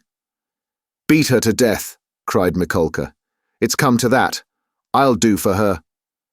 "What are you about? Are you a Christian, you devil?" shouted an old man in the crowd. "Did anyone ever see the like? A wretched nag like that pulling such a cartload," said another. "You'll kill her," shouted the third. "Don't meddle. It's my property. I'll do what I choose. Get in. More of you. Get in. All of you. I will have her go at a gallop." All at once laughter broke into a roar and covered everything. The mare, roused by the shower of blows, began feebly kicking. Even the old man could not help smiling, to think of a wretched little beast like that trying to kick. Two lads in the crowd snatched up whips and ran to the mare to beat her about the ribs. One ran each side. "Hit her in the face, in the eyes, cried Mikolka. "Give us a song, mates," shouted someone in the cart, and everyone in the cart joined in a riotous song, jingling a tambourine and whistling. The woman went on cracking nuts and laughing. He ran beside the mare, ran in front of her, saw her being whipped across the eyes, right in the eyes. He was crying. He felt choking. His tears were streaming. One of the men gave him a cut with the whip across the face. He did not feel it. Wringing his hands and screaming, he rushed up to the grey-headed old man with the grey beard, who was shaking his head in disapproval. One woman seized him by the hand and would have taken him away, but he tore himself from her and ran back to the mare. She was almost at the last gasp, but began kicking once more.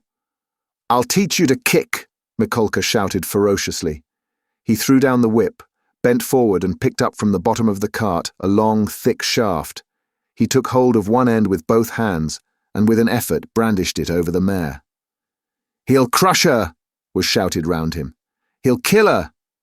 "It's my property," shouted Mikolka, and brought the shaft down with a swinging blow. There was a sound of a heavy thud. "Thrash her! Thrash her!" "Why have you stopped?" shouted voices in the crowd. And Mikolka swung the shaft a second time, and it fell a second time, on the spine of the luckless mare. She sank back on her haunches, but lurched forward and tugged forward with all her force, tugged first on one side and then on the other, trying to move the cart. But the 6 whips were attacking her in all directions, and the shaft was raised again and fell upon her a third time, then a fourth, with heavy measured blows. Mikolka was in a fury that he could not kill her at one blow. "She's a tough one," was shouted in the crowd. "She'll fall in a minute, mates. There will soon be an end of her," said an admiring spectator in the crowd. "Fetch an axe to her! Finish her off!" shouted a third. "I'll show you! Stand off!" Mikolka screamed frantically. He threw down the shaft, stooped down in the cart and picked up an iron crowbar. "Look out!" he shouted, and with all his might he dealt a stunning blow at the poor mare. The blow fell, the mare staggered, sank back, tried to pull, but the bar fell again with a swinging blow on her back, and she fell on the ground like a log. "Finish her off!" shouted Mikolka, and he leapt beside himself out of the cart. Several young men, also flushed with drink, seized anything they could come across, whips, sticks, poles, and ran to the dying mare. Mikolka stood on one side and began dealing random blows with the crowbar. The mare stretched out her head, drew a long breath, and died. "You butchered her!" someone shouted in the crowd. "Why wouldn't she gallop then?" "My property!" shouted Mikolka, with bloodshot eyes, brandishing the bar in his hands. He stood as though regretting that he had nothing more to beat. "No mistake about it, you are not a Christian," many voices were shouting in the crowd.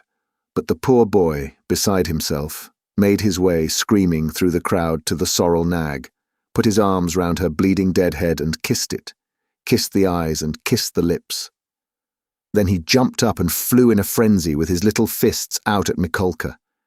At that instant his father, who had been running after him, snatched him up and carried him out of the crowd.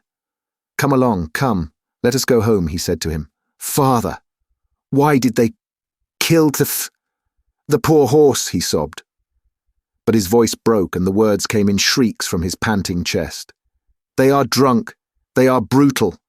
It's not our business," said his father. He put his arms round his father, but he felt choked. He tried to draw a breath, to cry out, and woke up. He woke up, gasping for breath, his hair soaked with perspiration, and stood up in terror. "Thank God that was only a dream," he said, sitting down under a tree and drawing deep breaths. "But what is it? Is it some fever coming on? Such a hideous dream." He felt utterly broken. Darkness and confusion were in his soul. He rested his elbows on his knees and leaned his head on his hands. "Good God!" he cried. "Can it be? Can it be that I shall really take an axe? That I shall strike her on the head, split her skull open? That I shall tread in the sticky warm blood, break the lock, steel and tremble, hide all spattered in the blood, with the axe? Good God! Can it be?" He was shaking like a leaf as he said this.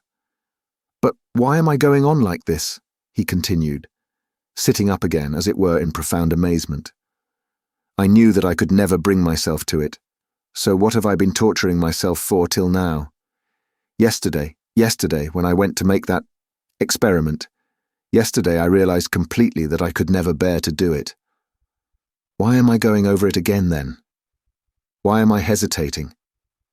As I came down the stairs yesterday, I said to myself that it was base, loathsome, vile. The very thought of it made me feel sick and filled me with horror. No! I couldn't do it! Granted that there is no flaw in all that reasoning, that all that I have concluded this last month is clear as day, true as arithmetic. My God! Anyway, I couldn't bring myself to it. I couldn't do it. Why then am I still? He rose to his feet, looked round in wonder as though surprised at finding himself in this place, and went towards the bridge. He was pale, his eyes glowed, he was exhausted in every limb, but he seemed suddenly to breathe more easily. He felt he had cast off that fearful burden that had so long been weighing upon him, and all at once there was a sense of relief and peace in his soul. "Lord," he prayed, "show me my path. I renounce that accursed dream of mine." Crossing the bridge, he gazed quietly and calmly at the Neva, at the glowing red sun setting in the glowing sky. In spite of his weakness, he was not conscious of fatigue. It was as though an abscess that had been forming for a month past in his heart had suddenly broken. Freedom! He was free from that spell, that sorcery, that obsession. Later on, when he recalled that time and all that happened to him during those days, minute by minute, point by point, he was superstitiously impressed by one circumstance, which, though in itself not very exceptional, always seemed to him afterwards the predestined turning point of his fate. He could never understand and explain to himself why, when he was tired and worn out, when it would have been more convenient for him to go home by the shortest and most direct way, he had returned by the Haymarket where he had no need to go. It was obviously and quite unnecessarily out of his way, though not much so. It is true that it happened to him dozens of times to return home without noticing what streets he passed through. But why, he was always asking himself, why had such an important, such a decisive, and at the same time, such an absolutely chance meeting happened in the Haymarket, where he had moreover no reason to go? At the very hour, the very minute of his life, when he was just in the very mood and in the very circumstances in which that meeting was able to exert the gravest and most decisive influence on his whole destiny, as though it had been lying in wait for him on purpose. It was about 9 o'clock when he crossed the Haymarket. At the tables and the barrows, at the booths and the shops, All the market people were closing their establishments or clearing away and packing up their wares and, like their customers, were going home. Rag pickers and costermongers of all kinds were crowding round the taverns in the dirty and stinking courtyards of the Haymarket. Raskolnikov particularly liked this place and the neighbouring alleys when he wandered aimlessly in the streets. Here his rags did not attract contemptuous attention, and one could walk about in any attire without scandalizing people. At the corner of an alley, a huckster and his wife had 2 tables set out with tapes, thread, cotton handkerchiefs, and so on. They too had got up to go home, but were lingering in conversation with a friend who had just come up to them. This friend was Lizaveta Ivanovna, or as everyone called her, Lizaveta, the younger sister of the old pawnbroker, Alyona Ivanovna, whom Raskolnikov had visited the previous day to pawn his watch and make his experiment. He already knew all about Lizaveta, and she knew him a little too. She was a single woman of about 35, tall, clumsy, timid, submissive and almost idiotic. She was a complete slave, and went in fear and trembling of her sister, who made her work day and night, and even beat her. She was standing with a bundle before the huckster and his wife, listening earnestly and doubtfully. They were talking of something with special warmth. The moment Raskolnikov caught sight of her, he was overcome by a strange sensation, as it were, of intense astonishment, though there was nothing astonishing about this meeting. "You could make up your mind for yourself, Lizaveta Ivanovna," the huckster was saying aloud. "Come round tomorrow about 7. They will be here too." "Tomorrow?" said Lizaveta slowly and thoughtfully, as though unable to make up her mind. "Upon my word, what a fright you are in of Alyona Ivanovna," gabbled the huckster's wife, a lively little woman. "I look at you, you are like some little babe. And she is not your own sister either, nothing but a step-sister, and what a hand she keeps over you." "But this time don't say a word to Alyona Ivanovna," her husband interrupted. "That's my advice, but come round to us without asking. It will be worth your while. Later on your sister herself may have a notion. Am I to come?" "About 7 o'clock tomorrow, and they will be here. You will be able to decide for yourself." "And we'll have a cup of tea," added his wife. "All right, I'll come," said Lizaveta, still pondering, and she began slowly moving away. Raskolnikov had just passed and heard no more. He passed softly, unnoticed, trying not to miss a word. His first amazement was followed by a thrill of horror, like a shiver running down his spine. He had suddenly, quite unexpectedly learnt, that the next day at 7 o'clock, Lizaveta, the old woman's sister and only companion, would be away from home, and that therefore, at 7 o'clock precisely, the old woman would be left alone. He was only a few steps from his lodging. He went in like a man condemned to death. He thought of nothing and was incapable of thinking, but he felt suddenly in his whole being that he had no more freedom of thought, no will, and that everything was suddenly and irrevocably decided. Certainly, if he had to wait whole years for a suitable opportunity, he could not reckon on a more certain step towards the success of the plan than that which had just presented itself. In any case, it would have been difficult to find out beforehand and with certainty, with greater exactness and less risk, and without dangerous inquiries and investigations, that next day, at a certain time, an old woman, on whose life an attempt was contemplated, would be at home and entirely alone. Chapter 6. Later on, Raskolnikov happened to find out why the huckster and his wife had invited Lizaveta. It was a very ordinary matter, and there was nothing exceptional about it. A family who had come to the town and been reduced to poverty were selling their household goods and clothes, all women's things. As the things would have fetched little in the market, they were looking for a dealer. This was Lizaveta's business. She undertook such jobs and was frequently employed, as she was very honest and always fixed a fair price and stuck to it. She spoke as a rule little, and as we have said already, she was very submissive and timid. But Raskolnikov had become superstitious of late. The traces of superstition remained in him long after, and were almost ineradicable. And in all this, he was always afterwards disposed to see something strange and mysterious, as it were, the presence of some peculiar influences and coincidences.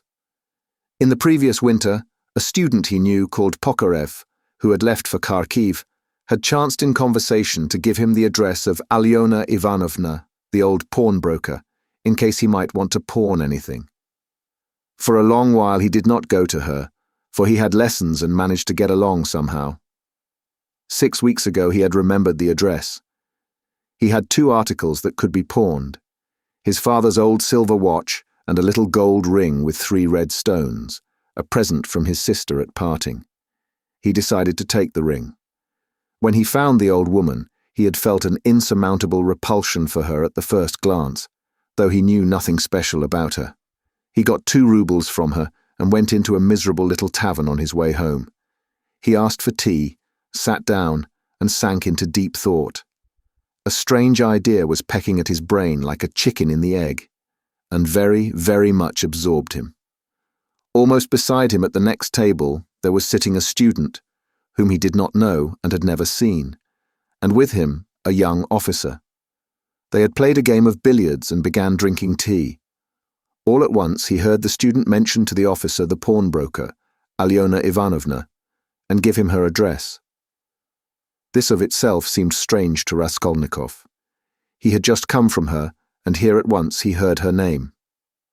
Of course it was a chance, but he could not shake off a very extraordinary impression, and here someone seemed to be speaking expressly for him. The student began telling his friend various details about Alyona Ivanovna.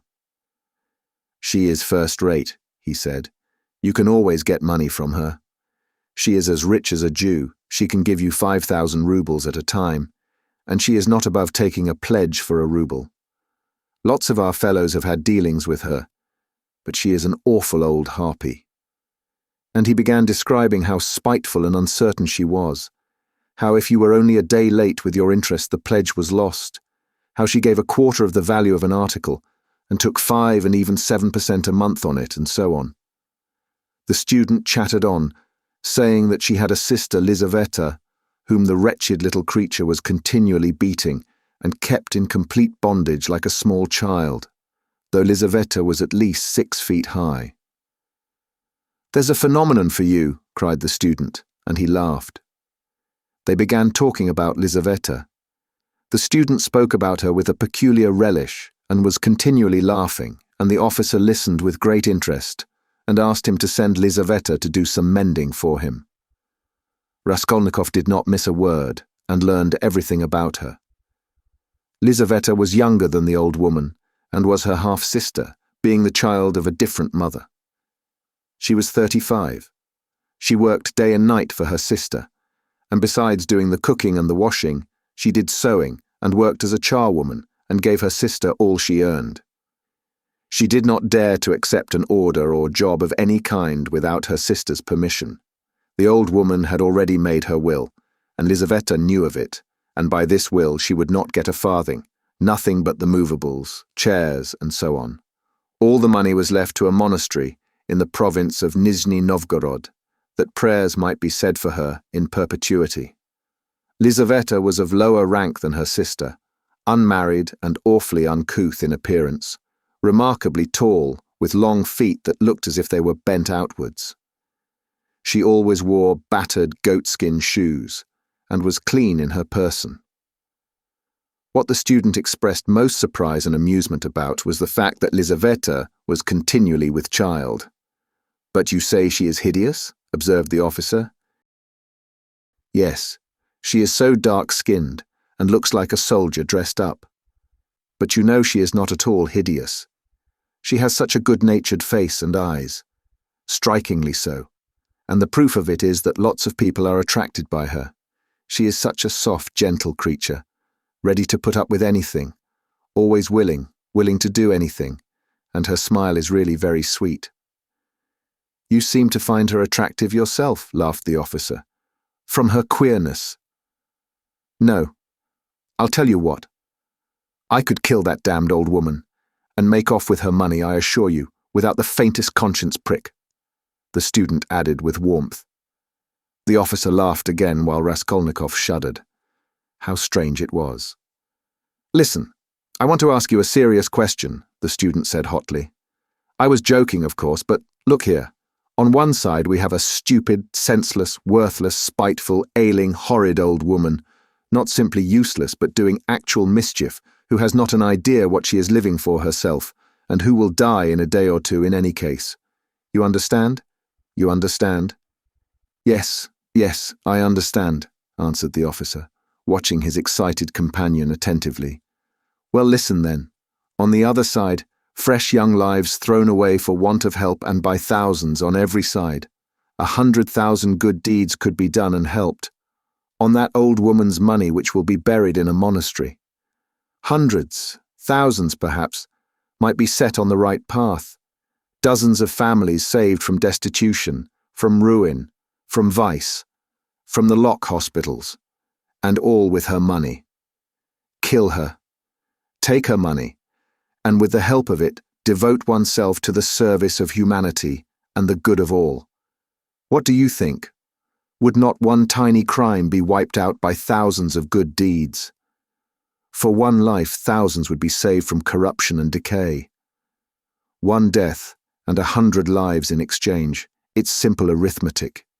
Besides, what value has the life of that sickly, stupid, ill-natured old woman in the balance of existence? No more than the life of a louse, of a black beetle.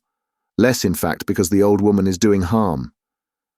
She is wearing out the lives of others. The other day she bit Lizaveta's finger out of spite. It almost had to be amputated. "Of course she does not deserve to live," remarked the officer. "But there it is, it's nature." "Oh well, brother, but we have to correct and direct nature, and but for that, we should drown in an ocean of prejudice. But for that, there would never have been a single great man. They talk of duty, conscience. I don't want to say anything against duty and conscience. But the point is, what do we mean by them? Stay. I have another question to ask you. Listen. No, you stay. I'll ask you a question. Listen. Well? You are talking and speechifying away, but tell me, would you kill the old woman yourself? Of course not. I was only arguing the justice of it. It's nothing to do with me. But I think if you would not do it yourself, there's no justice about it. Let us have another game. Raskolnikov was violently agitated. Of course, it was all ordinary youthful talk and thought, such as he had often heard before in different forms and on different themes. But why had he happened to hear such a discussion and such ideas at the very moment when his own brain was just conceiving the very same ideas? And why, just at the moment when he had brought away the embryo of his idea from the old woman, had he dropped at once upon a conversation about her? This coincidence always seemed strange to him. This trivial talk in a tavern had an immense influence on him in his later action, as though there had really been in it something preordained, some guiding hint. On returning from the Haymarket, he flung himself on the sofa and sat for a whole hour without stirring. Meanwhile it got dark. He had no candle, and indeed it did not occur to him to light up. He could never recollect whether he had been thinking about anything at that time. At last he was conscious of his former fever and shivering, and he realized with relief that he could lie down on the sofa. Soon heavy leaden sleep came over him, as it were crushing him. He slept an extraordinarily long time and without dreaming. Nastasia, coming into his room at 10 o'clock the next morning, had difficulty in rousing him. She brought him in tea and bread. The tea was again the second brew, and again in her own teapot. "My goodness, how he sleeps!" she cried indignantly. "And he is always asleep." He got up with an effort. His head ached. He stood up, took a turn in his garret, and sank back on the sofa again. "Going to sleep again," cried Nastasia. "Are you ill, eh?" He made no reply. "Do you want some tea?" "Afterwards," he said with an effort, closing his eyes again and turning to the wall. Nastasia stood over him. "Perhaps he really is ill," she said, turned and went out. She came in again at 2 o'clock with soup. He was lying as before. The tea stood untouched. Nastasia felt positively offended and began wrathfully rousing him. "Why are you lying like a log?" she shouted, looking at him with repulsion. He got up and sat down again, but said nothing and stared at the floor. "Are you ill or not?" asked Nastasia, and again received no answer. "You'd better go out and get a breath of air," she said after a pause. "Will you eat it or not?" "Afterwards," he said weakly. "You can go." And he motioned her out. She remained a little longer, looked at him with compassion and went out. A few minutes afterwards, he raised his eyes and looked for a long while at the tea and the soup. Then he took the bread, took up a spoon and began to eat. He ate a little, 3 or 4 spoonfuls, without appetite, as it were mechanically. His head ached less. After his meal he stretched himself on the sofa again, but now he could not sleep. He lay without stirring, with his face in the pillow. He was haunted by daydreams, and such strange daydreams. In one, that kept recurring, he fancied that he was in Africa, in Egypt, in some sort of oasis. The caravan was resting, the camels were peacefully lying down, the palms stood all around in a complete circle. All the party were at dinner, but he was drinking water from a spring which flowed gurgling close by, and it was so cool, it was wonderful, wonderful. Blue, cold water running among the party-coloured stones and over the clean sand which glistened here and there like gold. Suddenly he heard a clock strike. He started, roused himself, raised his head, looked out of the window, and seeing how late it was, suddenly jumped up wide awake as though someone had pulled him off the sofa. He crept on tiptoe to the door, stealthily opened it, and began listening on the staircase. His heart beat terribly. But all was quiet on the stairs, as if everyone was asleep. It seemed to him strange and monstrous that he could have slept in such forgetfulness from the previous day, and had done nothing, had prepared nothing yet. And meanwhile, perhaps it had struck 6, and his drowsiness and stupefaction were followed by an extraordinary feverish, as it were distracted haste. But the preparations to be made were few. He concentrated all his energies on thinking of everything and forgetting nothing, and his heart kept beating and thumping so that he could hardly breathe. First he had to make a noose and sew it into his overcoat, a work of a moment. He rummaged under his pillow and picked out amongst the linen stuffed away under it a worn-out, old, unwashed shirt. From its rags he tore a long strip, a couple of inches wide and about 16 inches long. He folded this strip in 2, took off his wide, strong summer overcoat of some stout cotton material, his only outer garment, and began sewing the 2 ends of the rag on the inside, under the left armhole. His hands shook as he sewed, but he did it successfully so that nothing showed outside when he put the coat on again. The needle and thread he had got ready long before, and they lay on his table in a piece of paper. As for the noose, it was a very ingenious device of his own. The noose was intended for the axe. It was impossible for him to carry the axe through the street in his hands, and if hidden under his coat, he would still have had to support it with his hand, which would have been noticeable. Now he had only to put the head of the axe in the noose, and it would hang quietly under his arm on the inside.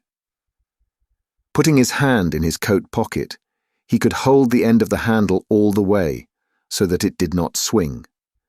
And as the coat was very full, a regular sack in fact, it could not be seen from outside that he was holding something with the hand that was in the pocket. This noose too he had designed a fortnight before.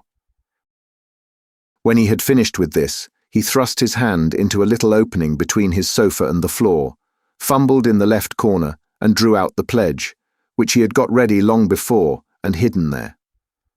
This pledge was, however, only a smoothly planed piece of wood the size and thickness of a silver cigarette case. He picked up this piece of wood in one of his wanderings in a courtyard where there was some sort of a workshop. Afterwards, he had added to the wood a thin, smooth piece of iron, which he had also picked up at the same time in the street. Putting the iron, which was a little the smaller, on the piece of wood, he fastened them very firmly, crossing and recrossing the thread round them, then wrapped them carefully and daintily in clean white paper, and tied up the parcel so that it would be very difficult to untie it. This was in order to divert the attention of the old woman for a time, while she was trying to undo the knot, and so to gain a moment. The iron strip was added to give weight, so that the woman might not guess the first minute that the thing was made of wood. All this had been stored by him beforehand under the sofa. He had only just got the pledge out when he heard someone suddenly about in the yard. It struck 6 long ago. Long ago. My God! He rushed to the door, listened, caught up his hat and began to descend his 13 steps, cautiously, noiselessly, like a cat. He had still the most important thing to do, to steal the axe from the kitchen. That the deed must be done with an axe, he had decided long ago. He had also a pocket pruning knife, but he could not rely on the knife, and still less on his own strength, and so resolved finally on the axe. We may note in passing one peculiarity in regard to all the final resolutions taken by him in the matter. They had one strange characteristic. The more final they were, the more hideous and the more absurd they at once became in his eyes. In spite of all his agonizing inward struggle, he never for a single instant all that time could believe in the carrying out of his plans. And indeed, if it had ever happened that everything to the least point could have been considered and finally settled, and no uncertainty of any kind had remained, he would, it seems, have renounced it all as something absurd, monstrous, and impossible. But a whole mass of unsettled points and uncertainties remained. As for getting the axe, that trifling business cost him no anxiety, for nothing could be easier. Nastasia was continually out of the house, especially in the evenings. She would run into the neighbors or to a shop, and always left the door ajar. It was the one thing the landlady was always scolding her about, and so, when the time came, he would only have to go quietly into the kitchen and to take the axe, and an hour later, when everything was over, go in and put it back again. But these were doubtful points. Supposing he returned an hour later to put it back, and Nastasia had come back and was on the spot. He would of course have to go by and wait till she went out again. But supposing she were in the meantime to miss the axe, look for it, make an outcry. That would mean suspicion, or at least grounds for suspicion. But those were all trifles which he had not even begun to consider, and indeed he had no time. He was thinking of the chief point and put off trifling details until he could believe in it all. But that seemed utterly unattainable. So it seemed to himself, at least. He could not imagine, for instance, that he would sometime leave off thinking, get up and simply go there. Even his late experiment, that is, his visit with the object of a final survey of the place, was simply an attempt at an experiment, far from being the real thing, as though one should say, come, let us go and try it, why dream about it? And at once he had broken down, and had run away cursing, in a frenzy with himself. Meanwhile it would seem, as regards the moral question, that his analysis was complete. His casuistry had become keen as a razor, and he could not find rational objections in himself. But in the last resort, he simply ceased to believe in himself, and doggedly, slavishly sought arguments in all directions, fumbling for them, as though someone were forcing and drawing him to it. At first, long before indeed, he had been much occupied with one question: why almost all crimes are so badly concealed and so easily detected, and why almost all criminals leave such obvious traces. He had come gradually to many different and curious conclusions, and in his opinion the chief reason lay not so much in the material impossibility of concealing the crime, as in the criminal himself.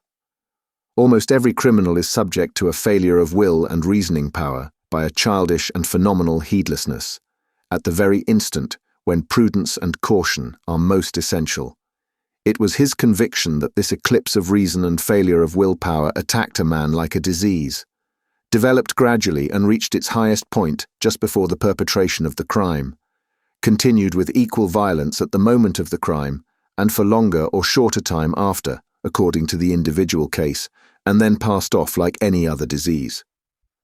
The question whether the disease gives rise to the crime, or whether the crime from its own peculiar nature is always accompanied by something of the nature of disease, he did not yet feel able to decide. When he reached these conclusions, he decided that in his own case there could not be such a morbid reaction, that his reason and will would remain unimpaired at the time of carrying out his design, for the simple reason that his design was not a crime. We will omit all the process by means of which he arrived at this last conclusion. We have run too far ahead already. We may add only that the practical, purely material difficulties of the affair occupied a secondary position in his mind. One has but to keep all one's willpower and reason to deal with them, and they will all be overcome at the time when once one has familiarized oneself with the minutest details of the business. But this preparation had never been begun. His final decisions were what he came to trust least, and when the hour struck, it all came to pass quite differently, as it were, accidentally and unexpectedly. One trifling circumstance upset his calculations, before he had even left the staircase. When he reached the landlady's kitchen, the door of which was open as usual, he glanced cautiously in to see whether, in Nastasia's absence, the landlady herself was there, or if not, whether the door to her own room was closed, so that she might not peep out when he went in for the axe. But what was his amazement, when he suddenly saw that Nastasia was not only at home in the kitchen, but was occupied there, taking linen out of a basket and hanging it on a line. Seeing him, she left off hanging the clothes, turned to him and stared at him all the time he was passing. He turned away his eyes and walked past as though he noticed nothing. But it was the end of everything. He had not the axe. He was overwhelmed. What made me think, he reflected as he went under the gateway, what made me think that she would be sure not to be at home at that moment? Why did I assume this so certainly? He was crushed and even humiliated. He could have laughed at himself in his anger. A dull animal rage boiled within him. He stood hesitating in the gateway. To go into the street, to go for a walk for appearance's sake, was revolting. To go back to his room, even more revolting. "And what a chance I've lost forever," he muttered, standing aimlessly in the gateway, just opposite the porter's little dark room, which was also open. Suddenly he started. From the porter's room, 2 paces away from him, something shining under the bench to the right caught his eye. He looked about him. Nobody.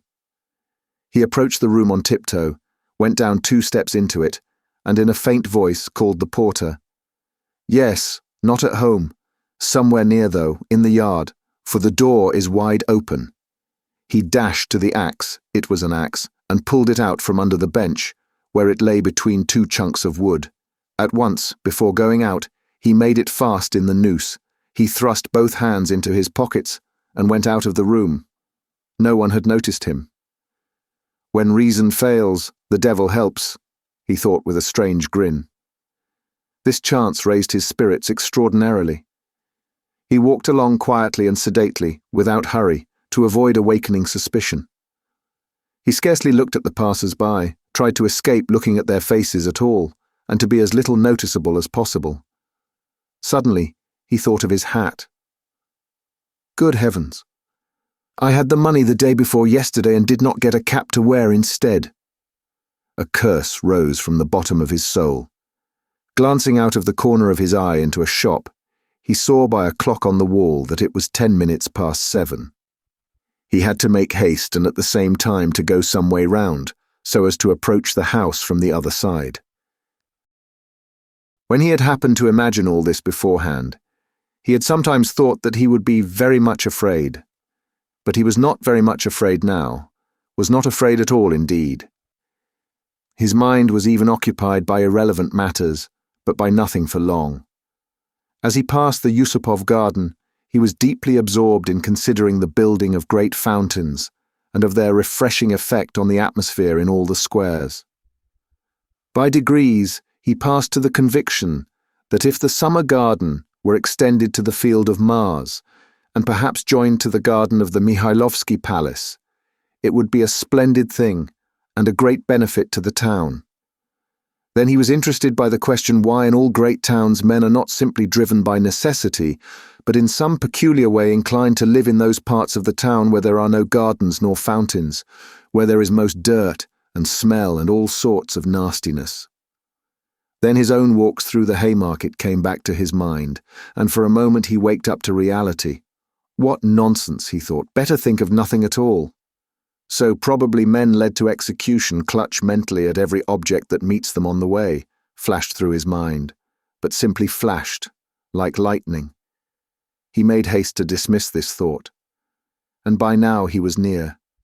Here was the house. Here was the gate. Suddenly, a clock somewhere struck once. What? Can it be 7:30? Impossible. It must be fast. Luckily for him, everything went well again at the gates. At that very moment, as though expressly for his benefit, a huge wagon of hay had just driven in at the gate, completely screening him as he passed under the gateway, and the wagon had scarcely had time to drive through into the yard before he had slipped in a flash to the right. On the other side of the wagon he could hear shouting and quarrelling, but no one noticed him, and no one met him. Many windows looking into that huge quadrangular yard were open at that moment, but he did not raise his head. He had not the strength to. The staircase leading to the old woman's room was close by, just on the right of the gateway. He was already on the stairs. Drawing a breath, pressing his hand against his throbbing heart, and once more feeling for the axe and setting it straight, he began softly and cautiously ascending the stairs, listening every minute. But the stairs, too, were quite deserted. All the doors were shut. He met no one. One flat, indeed, on the first floor was wide open, and painters were at work in it, but they did not glance at him. He stood still, thought a minute, and went on.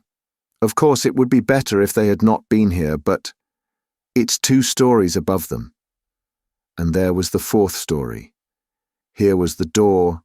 Here was the flat opposite, the empty one. The flat underneath the old woman's was apparently empty also. The visiting card nailed on the door had been torn off. They had gone away. He was out of breath. For one instant the thought floated through his mind, shall I go back? But he made no answer, and began listening at the old woman's door, a dead silence. Then he listened again on the staircase, listened long and intently, then looked about him for the last time, pulled himself together, drew himself up, and once more tried the axe in the noose. Am I very pale? He wondered. Am I not evidently agitated? She is mistrustful. Had I better wait a little longer, till my heart leaves off thumping? But his heart did not leave off. On the contrary, as though to spite him, it throbbed more and more violently. He could stand it no longer. He slowly put out his hand to the bell and rang.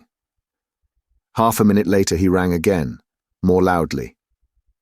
No answer. To go on ringing was useless and out of place. The old woman was, of course, at home, but she was suspicious and alone. He had some knowledge of her habits. And once more he put his ear to the door. Either his senses were peculiarly keen, which it is difficult to suppose, or the sound was really very distinct. Anyway, he suddenly heard something like the cautious touch of a hand on the lock and the rustle of a skirt at the very door. Someone was standing stealthily close to the lock, and just as he was doing on the outside, was secretly listening within, and seemed to have her ear to the door. He moved a little on purpose and muttered something aloud that he might not have the appearance of hiding, then rang a 3rd time, but quietly, soberly, and without impatience, recalling it afterwards. That moment stood out in his mind, vividly, distinctly, forever. He could not make out how he had had such cunning, for his mind was as it were clouded at moments, and he was almost unconscious of his body. An instant later he heard the latch unfastened. Chapter 7. The door was as before opened a tiny crack, and again 2 sharp and suspicious eyes stared at him out of the darkness.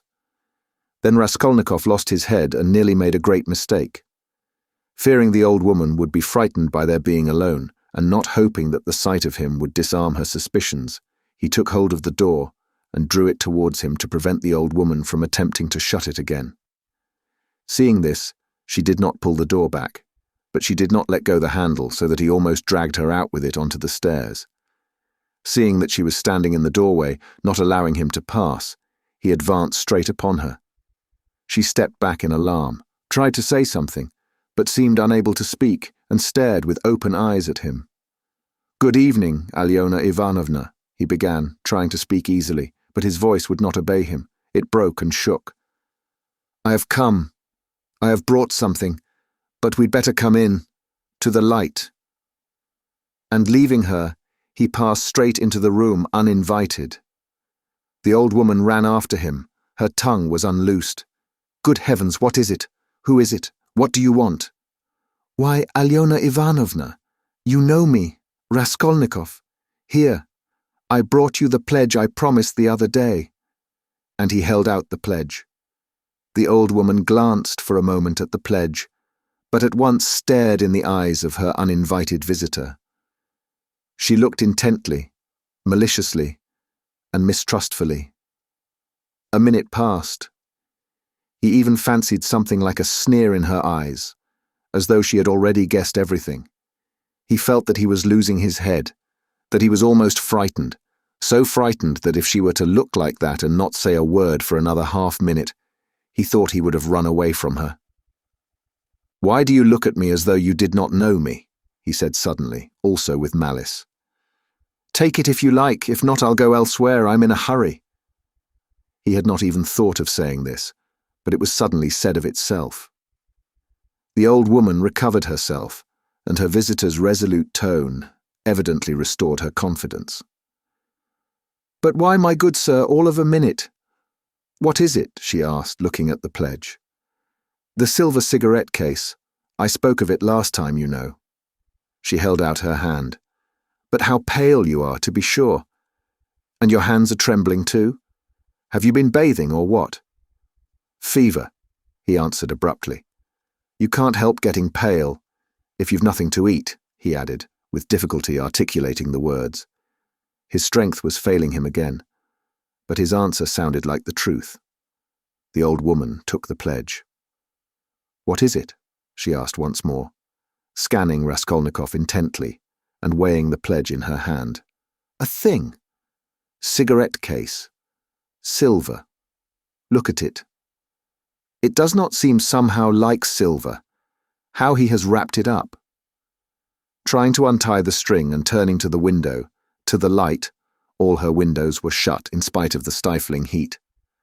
She left him altogether for some seconds and stood with her back to him. He unbuttoned his coat and freed the axe from the noose, but did not yet take it out altogether, simply holding it in his right hand under the coat. His hands were fearfully weak. He felt them every moment growing more numb and more wooden. He was afraid he would let the axe slip and fall. A sudden giddiness came over him. "But what has he tied it up like this for?" the old woman cried with vexation and moved towards him. He had not a minute more to lose. He pulled the axe quite out, swung it with both arms, scarcely conscious of himself, and almost without effort, almost mechanically, brought the blunt side down on her head. He seemed not to use his own strength in this, but as soon as he had once brought the axe down, his strength returned to him. The old woman was as always bareheaded. Her thin, light hair, streaked with grey, thickly smeared with grease, was plaited in a rat's tail and fastened by a broken horn comb which stood out on the nape of her neck. As she was so short, the blow fell on the very top of her skull. She cried out, but very faintly, and suddenly sank all of a heap on the floor, raising her hands to her head. In one hand she still held the pledge. Then he dealt her another and another blow with the blunt side, and on the same spot. The blood gushed as from an overturned glass.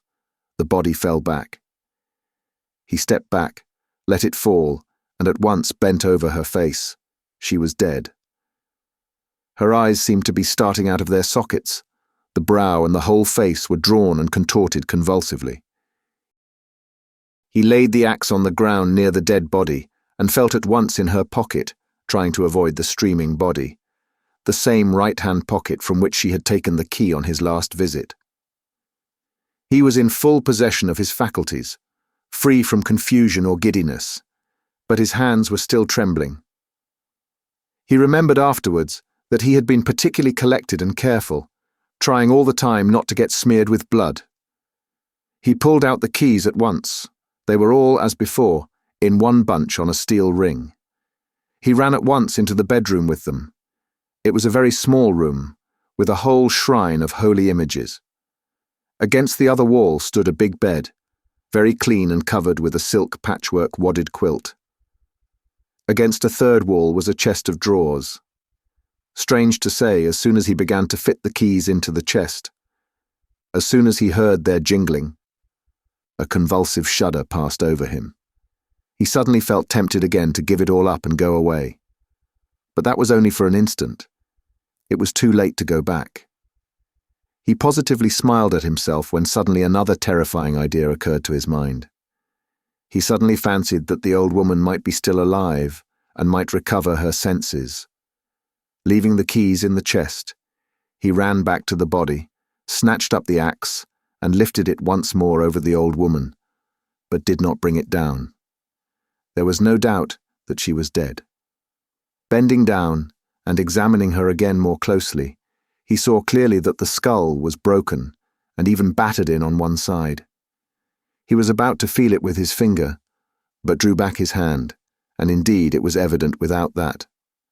Meanwhile, there was a perfect pool of blood. All at once he noticed a string on her neck. He tugged at it, but the string was strong and did not snap, and besides, it was soaked with blood. He tried to pull it out from the front of the dress, but something held it and prevented its coming. In his impatience, he raised the axe again to cut the string from above on the body, but did not dare, and with difficulty, smearing his hand and the axe in the blood, after 2 minutes' hurried effort, he cut the string and took it off without touching the body with the axe. He was not mistaken. It was a purse. On the string were 2 crosses, one of cypress wood and one of copper, and an image in silver filigree, and with them a small greasy chamois leather purse with a steel rim and ring. The purse was stuffed very full. Raskolnikov thrust it in his pocket without looking at it, flung the crosses on the old woman's body and rushed back into the bedroom, this time taking the axe with him. He was in terrible haste. He snatched the keys and began trying them again. But he was unsuccessful. They would not fit in the locks. It was not so much that his hands were shaking, but that he kept making mistakes. Though he saw, for instance, that a key was not the right one and would not fit, still he tried to put it in. Suddenly he remembered and realized that the big key, with the deep notches, which was hanging there with the small keys, could not possibly belong to the chest of drawers. On his last visit this had struck him, but to some strong box, and that everything perhaps was hidden in that box. He left the chest of drawers and at once felt under the bedstead, knowing that old women usually keep boxes under their beds. And so it was. There was a good-sized box under the bed, at least a yard in length, with an arched lid covered with red leather and studded with steel nails. The notched key fitted at once and unlocked it. At the top, under a white sheet, was a coat of red brocade lined with hareskin. Under it was a silk dress, then a shawl, and it seemed as though there was nothing below but clothes. The first thing he did was to wipe his blood-stained hands on the red brocade. It's red, and on red blood will be less noticeable. The thought passed through his mind. Then he suddenly came to himself. Good God! Am I going out of my senses? He thought with terror. But no sooner did he touch the clothes than a gold watch slipped from under the fur coat. He made haste to turn them all over. There turned out to be various articles made of gold among the clothes, probably all pledges, unredeemed or waiting to be redeemed, bracelets, chains, earrings, pins and such things. Some were in cases, others simply wrapped in newspaper, carefully and exactly folded and tied round with tape. Without any delay, he began filling up the pockets of his trousers and overcoat, without examining or undoing the parcels and cases. But he had not time to take many. He suddenly heard steps in the room where the old woman lay. He stopped short and was still as death. But all was quiet, so it must have been his fancy. All at once he heard distinctly a faint cry, as though someone had uttered a low, broken moan. Then again, dead silence for a minute or two. He sat squatting on his heels by the box and waited, holding his breath. Suddenly he jumped up, seized the axe, and ran out of the bedroom. In the middle of the room stood Lizaveta with a big bundle in her arms. She was gazing in stupefaction at her murdered sister, white as a sheet, and seeming not to have the strength to cry out. Seeing him run out of the bedroom, she began faintly quivering all over, like a leaf. A shudder ran down her face. She lifted her hand, opened her mouth, but still did not scream. She began slowly backing away from him into the corner, staring intently, persistently at him, but still uttered no sound, as though she could not get breath to scream. He rushed at her with the axe. Her mouth twitched piteously, as one sees babies' mouths when they begin to be frightened, stare intently at what frightens them, and are on the point of screaming. And this hapless Lizaveta was so simple and had been so thoroughly crushed and scared that she did not even raise a hand to guard her face, though that was the most necessary and natural action at the moment, for the axe was raised over her face. She only put up her empty left hand, but not to her face, slowly holding it out before her as though motioning him away. The axe fell with the sharp edge just on the skull and split at one blow all the top of the head. She fell heavily at once. Raskolnikov completely lost his head. Snatching up her bundle, dropped it again and ran into the entry. Fear gained more and more mastery over him, especially after this second, quite unexpected murder. He longed to run away from the place as fast as possible, and if at that moment he had been capable of seeing and reasoning more correctly, if he had been able to realize all the difficulties of his position, the hopelessness, the hideousness and the absurdity of it, if he could have understood how many obstacles, and perhaps crimes, he had still to overcome or to commit, to get out of that place and to make his way home, it is very possible that he would have flung up everything, and would have gone to give himself up, and not from fear, but from simple horror and loathing of what he had done. The feeling of loathing especially surged up within him and grew stronger every minute.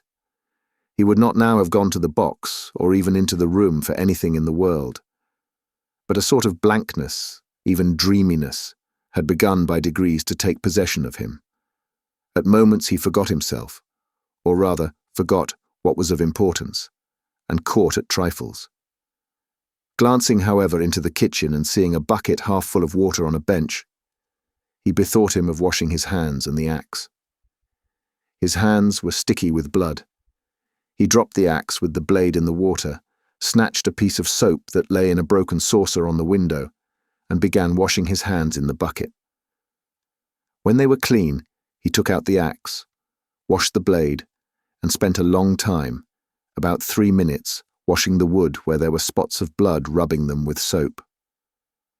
Then he wiped it all with some linen that was hanging to dry on a line in the kitchen, and then he was a long while attentively examining the axe at the window. There was no trace left on it, only the wood was still damp. He carefully hung the axe in the noose under his coat. Then, as far as was possible, in the dim light in the kitchen, he looked over his overcoat, his trousers, and his boots. At the first glance there seemed to be nothing but stains on the boots. He wetted the rag and rubbed the boots. But he knew he was not looking thoroughly, that there might be something quite noticeable that he was overlooking. He stood in the middle of the room, lost in thought. Dark, agonizing ideas rose in his mind.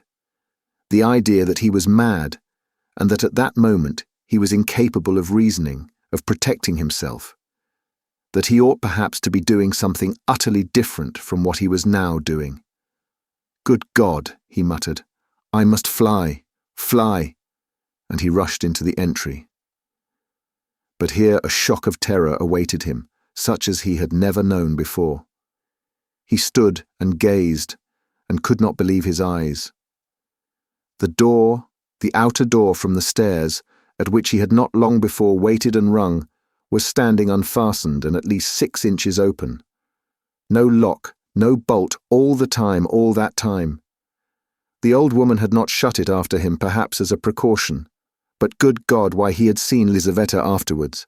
And how could he have failed to reflect that she must have come in somehow?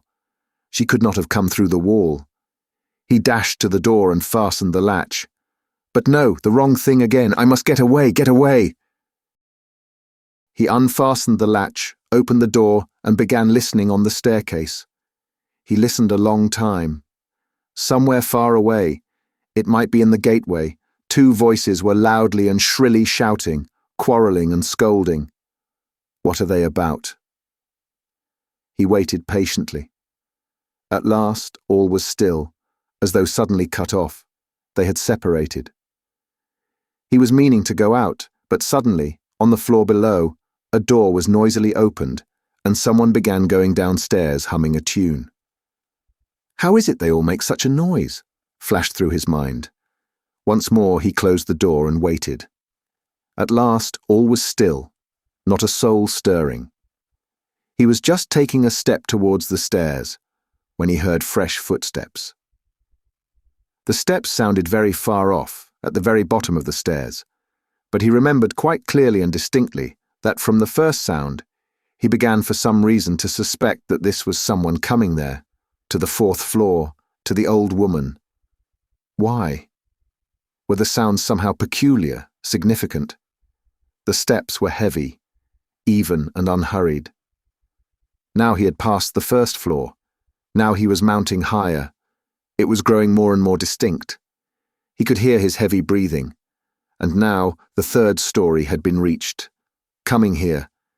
And it seemed to him all at once that he was turned to stone, that it was like a dream in which one is being pursued, nearly caught and will be killed, and is rooted to the spot and cannot even move one's arms.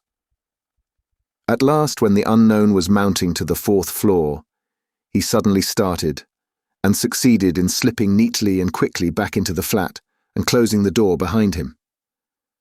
Then he took the hook, and softly, noiselessly, fixed it in the catch. Instinct helped him. When he had done this, he crouched holding his breath by the door. The unknown visitor was by now also at the door. They were now standing opposite one another, as he had just before been standing with the old woman, when the door divided them and he was listening. The visitor panted several times. He must be a big fat man, thought Raskolnikov, squeezing the axe in his hand. It seemed like a dream indeed. The visitor took hold of the bell and rang it loudly. As soon as the tin bell tinkled, Raskolnikov seemed to be aware of something moving in the room. For some seconds he listened quite seriously. The unknown rang again, waited, and suddenly tugged violently and impatiently at the handle of the door. Raskolnikov gazed in horror at the hook shaking in its fastening, and in blank terror expected every minute that the fastening would be pulled out. It certainly did seem possible, so violently was he shaking it. He was tempted to hold the fastening, but he might be aware of it. A giddiness came over him again. "I shall fall down," flashed through his mind. But the unknown began to speak, and he recovered himself at once. "What's up? Are they asleep or murdered? Damn them!" he bawled in a thick voice. "Hey, Alyona Ivanovna, old witch! Lizaveta Ivanovna, hey, my beauty, open the door! Oh, damn them! Are they asleep or what?" And again, enraged, he tugged with all his might 12 times at the bell. He must certainly be a man of authority and an intimate acquaintance.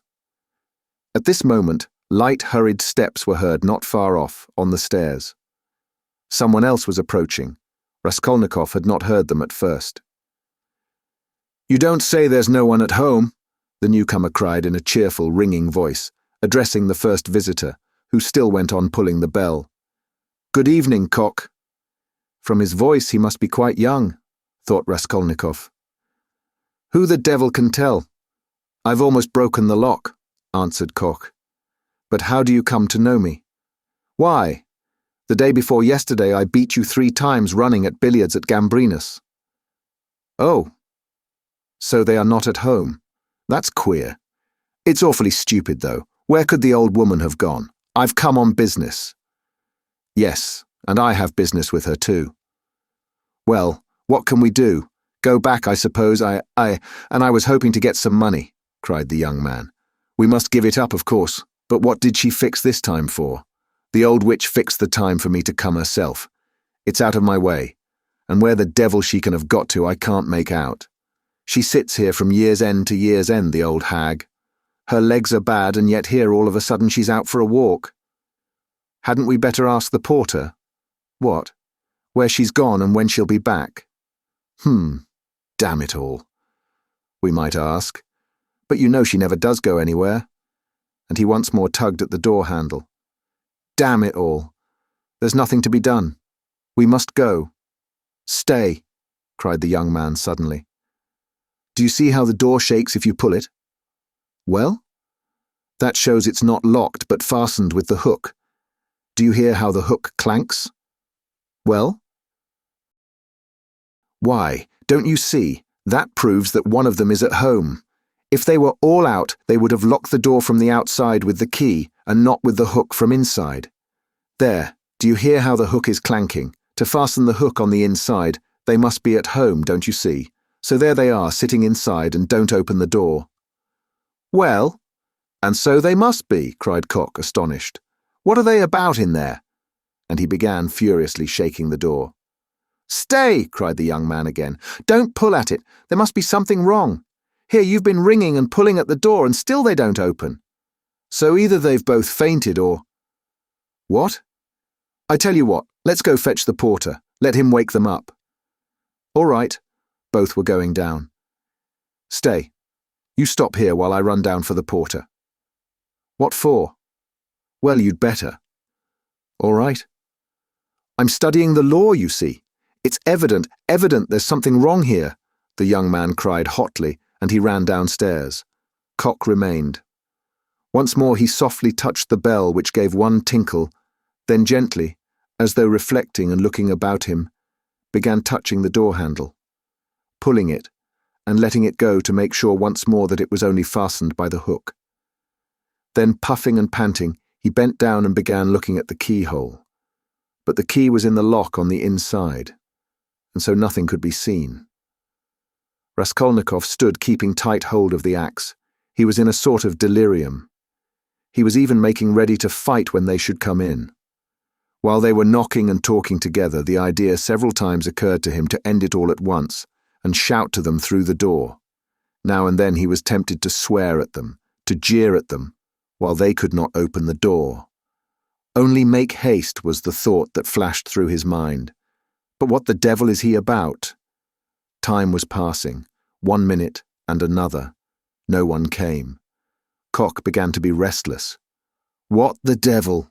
he cried suddenly, and in impatience deserting his sentry duty, he too went down, hurrying and thumping with his heavy boots on the stairs. The steps died away. "Good heavens, what am I to do?" Raskolnikov unfastened the hook, opened the door. There was no sound. Abruptly, without any thought at all, he went out, closing the door as thoroughly as he could, and went downstairs. He had gone down 3 flights, when he suddenly heard a loud voice below. Where could he go? There was nowhere to hide. He was just going back to the flat. "Hey there! Catch the brute!" Somebody dashed out of a flat below, shouting, and rather fell than ran down the stairs, bawling at the top of his voice. "Mitka! Mitka! Mitka! Mitka! Mitka! Blast him!" The shout ended in a shriek. The last sounds came from the yard. All was still. But at the same instant, several men talking loud and fast began noisily mounting the stairs. There were 3 or 4 of them. He distinguished the ringing voice of the young man. "Hey!" Filled with despair, he went straight to meet them, feeling, come what must. If they stopped him, all was lost. If they let him pass, all was lost too. They would remember him. They were approaching. They were only a flight from him. And suddenly, deliverance. A few steps from him on the right, there was an empty flat with the door wide open. The flat on the second floor where the painters had been at work, and which, as though for his benefit, they had just left. It was they, no doubt, who had just run down, shouting. The floor had only just been painted. In the middle of the room stood a pail and a broken pot with paint and brushes. In one instant, he had whisked in at the open door and hidden behind the wall, and only in the nick of time. They had already reached the landing. Then they turned and went on up to the fourth floor, talking loudly. He waited, went out on tiptoe, and ran down the stairs. No one was on the stairs, nor in the gateway. He passed quickly through the gateway and turned to the left in the street. He knew perfectly well that at that moment they were at the flat, that they were greatly astonished at finding it unlocked, as the door had just been fastened, that by now they were looking at the bodies, that before another minute had passed, they would guess and completely realize that the murderer had just been there and had succeeded in hiding somewhere, slipping by them and escaping. They would guess most likely that he had been in the empty flat while they were going upstairs. And meanwhile he dared not quicken his pace much, though the next turning was still nearly 100 yards away. Should he slip through some gateway and wait somewhere in an unknown street? No, hopeless. Should he fling away the axe? Should he take a cab? Hopeless, hopeless. At last he reached the turning. He turned down it, more dead than alive. Here he was halfway to safety, and he understood it. It was less risky, because there was a great crowd of people, and he was lost in it like a grain of sand. But all he had suffered had so weakened him that he could scarcely move. Perspiration ran down him in drops. His neck was all wet. "My word, he has been going at it," someone shouted at him when he came out on the canal bank. He was only dimly conscious of himself now, and the farther he went, the worse it was. He remembered, however, that on coming out onto the canal bank, he was alarmed at finding few people there, and so being more conspicuous, and he had thought of turning back. Though he was almost falling from fatigue, he went a long way round so as to get home from quite a different direction. He was not fully conscious when he passed through the gateway of his house. He was already on the staircase before he recollected the axe. And yet he had a very grave problem before him, to put it back and to escape observation as far as possible in doing so. He was, of course, incapable of reflecting that it might perhaps be far better not to restore the axe at all, but to drop it later on in somebody's yard. But it all happened fortunately.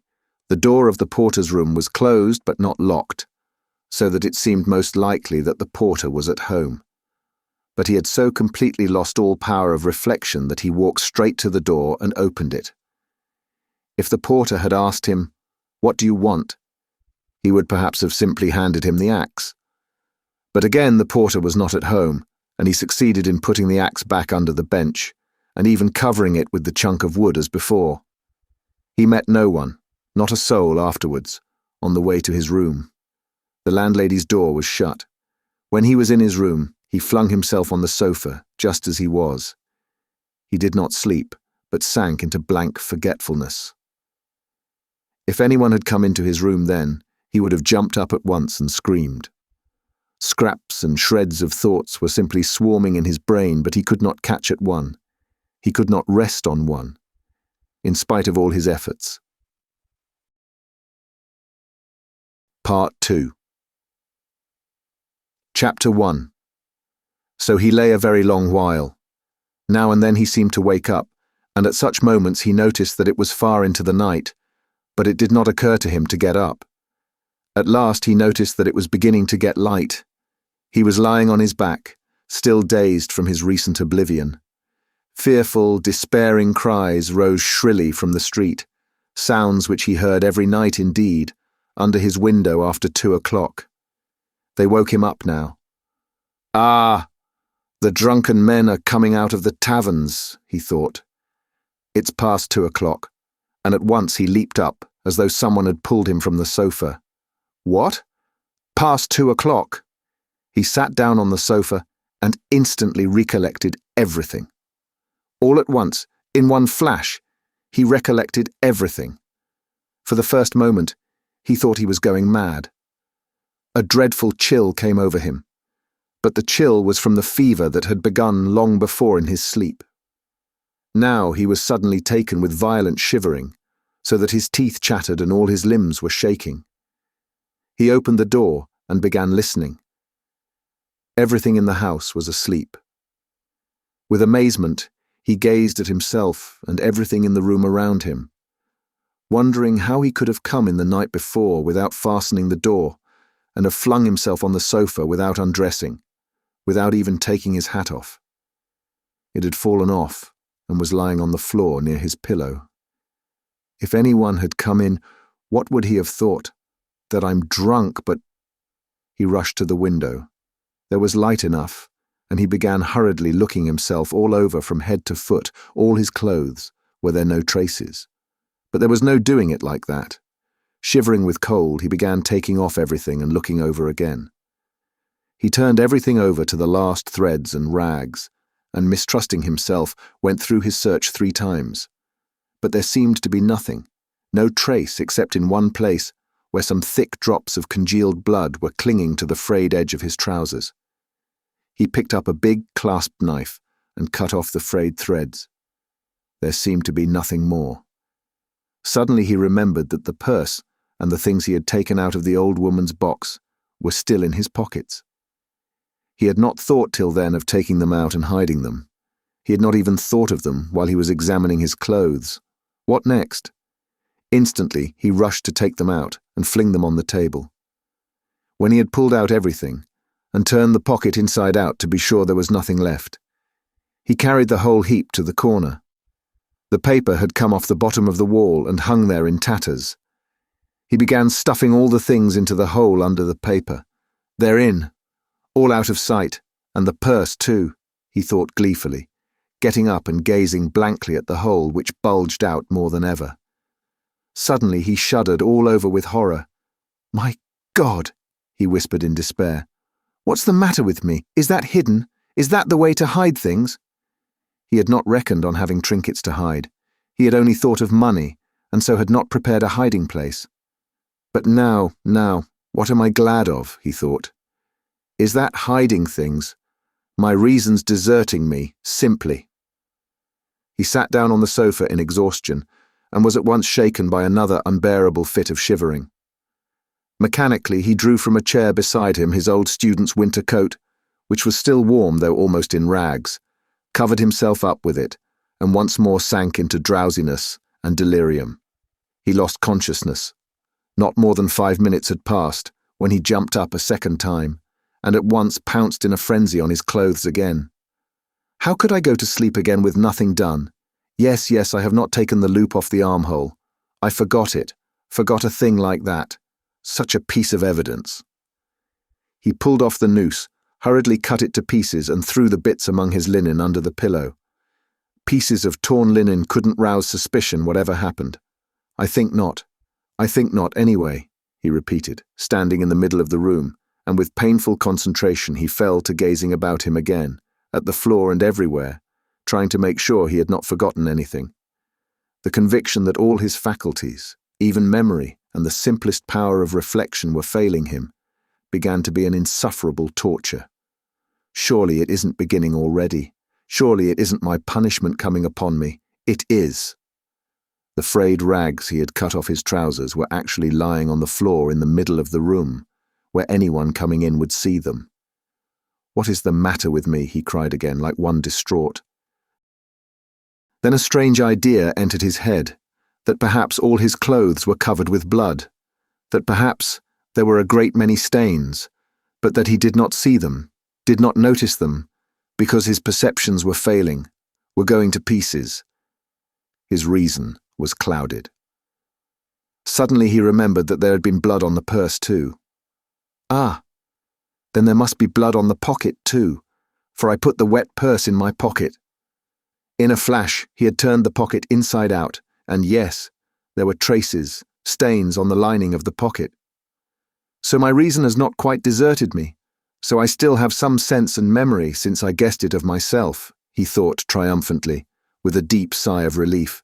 It's simply the weakness of fever, a moment's delirium, and he tore the whole lining out of the left pocket of his trousers. At that instant the sunlight fell on his left boot. On the sock which poked out from the boot, he fancied there were traces. He flung off his boots. Traces indeed. The tip of the sock was soaked with blood. He must have unwarily stepped into that pool. But what am I to do with this now? Where am I to put the sock and rags and pocket? He gathered them all up in his hands and stood in the middle of the room. In the stove? But they would ransack the stove first of all. Burn them. But what can I burn them with? There are no matches even. No, better go out and throw it all away somewhere. Yes, better throw it away, he repeated, sitting down on the sofa again, and at once, this minute, without lingering. But his head sank on the pillow instead. Again the unbearable icy shivering came over him. Again he drew his coat over him. And for a long while, for some hours, he was haunted by the impulse to go off somewhere at once, this moment, and fling it all away, so that it may be out of sight and done with, at once, at once. Several times he tried to rise from the sofa, but could not. He was thoroughly waked up at last by a violent knocking at his door. "Open, do! Are you dead or alive?" "He keeps sleeping here," shouted Nastasia, banging with her fist on the door. "For whole days together he's snoring here like a dog he is too. Open, I tell you. It's past 10. "Maybe he's not at home," said a man's voice. "Ha! That's the porter's voice. What does he want?" He jumped up and sat on the sofa. The beating of his heart was a positive pain. "Then who can have latched the door?" retorted Nastasia. "He's taken to bolting himself in, as if he were worth stealing. Open, you stupid, wake up." "What do they want? Why the porter? All's discovered. Resist or open. Come what may." He half rose, stooped forward, and unlatched the door. His room was so small that he could undo the latch without leaving the bed. Yes, the porter and Nastasia were standing there. Nastasia stared at him in a strange way. He glanced with a defiant and desperate air at the porter, who without a word held out a grey folded paper sealed with bottle wax. "A notice from the office," he announced as he gave him the paper. "From what office?" "A summons to the police office, of course. You know which office." "To the police? What for?" "How can I tell? You're sent for, so you go." The man looked at him attentively, looked round the room, and turned to go away. "He's downright ill," observed Nastasia, not taking her eyes off him. The porter turned his head for a moment. "He's been in a fever since yesterday," she added. Raskolnikov made no response and held the paper in his hands without opening it. "Don't you get up then," Nastasia went on compassionately, seeing that he was letting his feet down from the sofa. "You're ill, and so don't go. There's no such hurry. What have you got there?" He looked. In his right hand he held the shreds he had cut from his trousers, the sock, and the rags of the pocket. So he had been asleep with them in his hand. Afterwards, reflecting upon it, he remembered that, half waking up in his fever, he had grasped all this tightly in his hand, and so fallen asleep again. "Look at the rags he's collected and sleeps with them, as though he has got hold of a treasure." And Nastasia went off into her hysterical giggle. Instantly, he thrust them all under his greatcoat and fixed his eyes intently upon her. Far as he was from being capable of rational reflection at that moment, he felt that no one would behave like that with a person who was going to be arrested. "But the police?" "You'd better have some tea." "Yes, I'll bring it. There's some left." "No, I'm going. I'll go at once," he muttered, getting onto his feet. "Why, you'll never get downstairs." "Yes, I'll go." "As you please." She followed the porter out. At once he rushed to the light to examine the sock and the rags. There are stains, but not very noticeable, all covered with dirt, and rubbed, and already discoloured. No one who had no suspicion could distinguish anything. Nastasia from a distance could not have noticed, thank God. Then with a tremor, he broke the seal of the notice and began reading. He was a long while reading, before he understood. It was an ordinary summons from the district police station to appear that day at 9:30 at the office of the district superintendent. But when has such a thing happened? I never have anything to do with the police, and why just today? He thought in agonizing bewilderment. Good God, only get it over soon. He was flinging himself on his knees to pray, but broke into laughter, not at the idea of prayer, but at himself. He began hurriedly dressing. If I'm lost, I don't care. Shall I put the sock on? He suddenly wondered. It will get dustier still and the traces will be gone. But no sooner had he put it on than he pulled it off again, in loathing and horror. He pulled it off, but reflecting that he had no other socks, he picked it up and put it on again, and again he laughed. That's all conventional, that's all relative, merely a way of looking at it, he thought in a flash, but only on the top surface of his mind, while he was shuddering all over. There, I've got it on. I have finished by getting it on. But his laughter was quickly followed by despair. No, it's too much for me, he thought. His legs shook. From fear, he muttered. His head swam and ached with fever. It's a trick. They want to decoy me there and confound me over everything, he mused as he went out onto the stairs. The worst of it is, I'm almost lightheaded. I may blurt out something stupid. On the stairs he remembered that he was leaving all the things just as they were in the hole in the wall. And very likely it's on purpose to search when I'm out, he thought, and stopped short. But he was possessed by such despair, such cynicism of misery, if one may so call it, that with a wave of his hand he went on, only to get it over. In the street the heat was insufferable again. Not a drop of rain had fallen all those days. Again dust, bricks and mortar. Again the stench from the shops and pothouses. Again the drunken men, the Finnish peddlers and half-broken-down cabs. The sun shone straight in his eyes, so that it hurt him to look out of them, and he felt his head going round, as a man in a fever is apt to feel when he comes out into the street on a bright sunny day. When he reached the turning into the street, in an agony of trepidation, he looked down it, at the house, and at once averted his eyes. If they question me, perhaps I'll simply tell, he thought as he drew near the police station. The police station was about 1/4 mile off. It had lately been moved to new rooms on the 4th floor of a new house. He had been once for a moment in the old office, but long ago. Turning in at the gateway, he saw on the right a flight of stairs which a peasant was mounting with a book in his hand.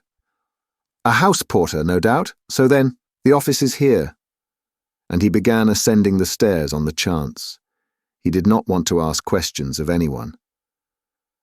I'll go in, fall on my knees, and confess everything, he thought as he reached the 4th floor. The staircase was steep, narrow, and all sloppy with dirty water. The kitchens of the flats opened onto the stairs and stood open almost the whole day, so there was a fearful smell and heat. The staircase was crowded with porters going up and down with their books under their arms, policemen, and persons of all sorts and both sexes.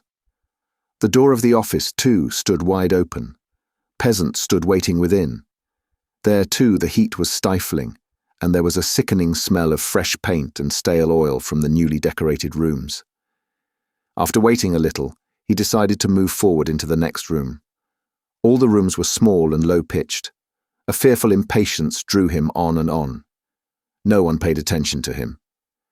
In the second room, some clerks sat writing, dressed hardly better than he was, and rather a queer-looking set. He went up to one of them. "What is it?" He showed the notice he had received. "You are a student?" the man asked, glancing at the notice. "Yes, formerly a student." The clerk looked at him, but without the slightest interest. He was a particularly unkempt person with the look of a fixed idea in his eye. There would be no getting anything out of him, because he has no interest in anything, thought Raskolnikov. Go in there to the head clerk, said the clerk, pointing towards the furthest room. He went into that room, the fourth in order.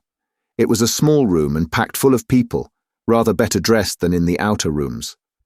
Among them were two ladies. One, poorly dressed in mourning, sat at the table opposite the chief clerk, writing something at his dictation. The other, a very stout, buxom woman with a purplish-red, blotchy face, excessively smartly dressed with a brooch on her bosom, as big as a saucer, was standing on one side, apparently waiting for something. Raskolnikov thrust his notice upon the head clerk. The latter glanced at it, said, "Wait a minute," and went on attending to the lady in mourning. He breathed more freely. It can't be that. By degrees he began to regain confidence. He kept urging himself to have courage and be calm. Some foolishness, some trifling carelessness, and I may betray myself. It's a pity there's no air here, he added. It's stifling. It makes one's head dizzier than ever, and one's mind too. He was conscious of a terrible inner turmoil. He was afraid of losing his self-control. He tried to catch at something and fix his mind on it, something quite irrelevant. But he could not succeed in this at all. Yet the head clerk greatly interested him. He kept hoping to see through him and guess something from his face. He was a very young man, about 22, with a dark, mobile face that looked older than his years. He was fashionably dressed and foppish, with his hair parted in the middle, well-combed and pomaded, and wore a number of rings on his well-scrubbed fingers, and a gold chain on his waistcoat. He said a couple of words in French to a foreigner who was in the room, and said them fairly correctly. "Louisa Ivanovna, you can sit down," he said casually to the gaily dressed, purple-faced lady, who was still standing as though not venturing to sit down, though there was a chair beside her. "Ich danke," said the latter, and softly, with a rustle of silk, she sank into the chair. Her light blue dress, trimmed with white lace, floated about the table like an air balloon, and filled almost half the room.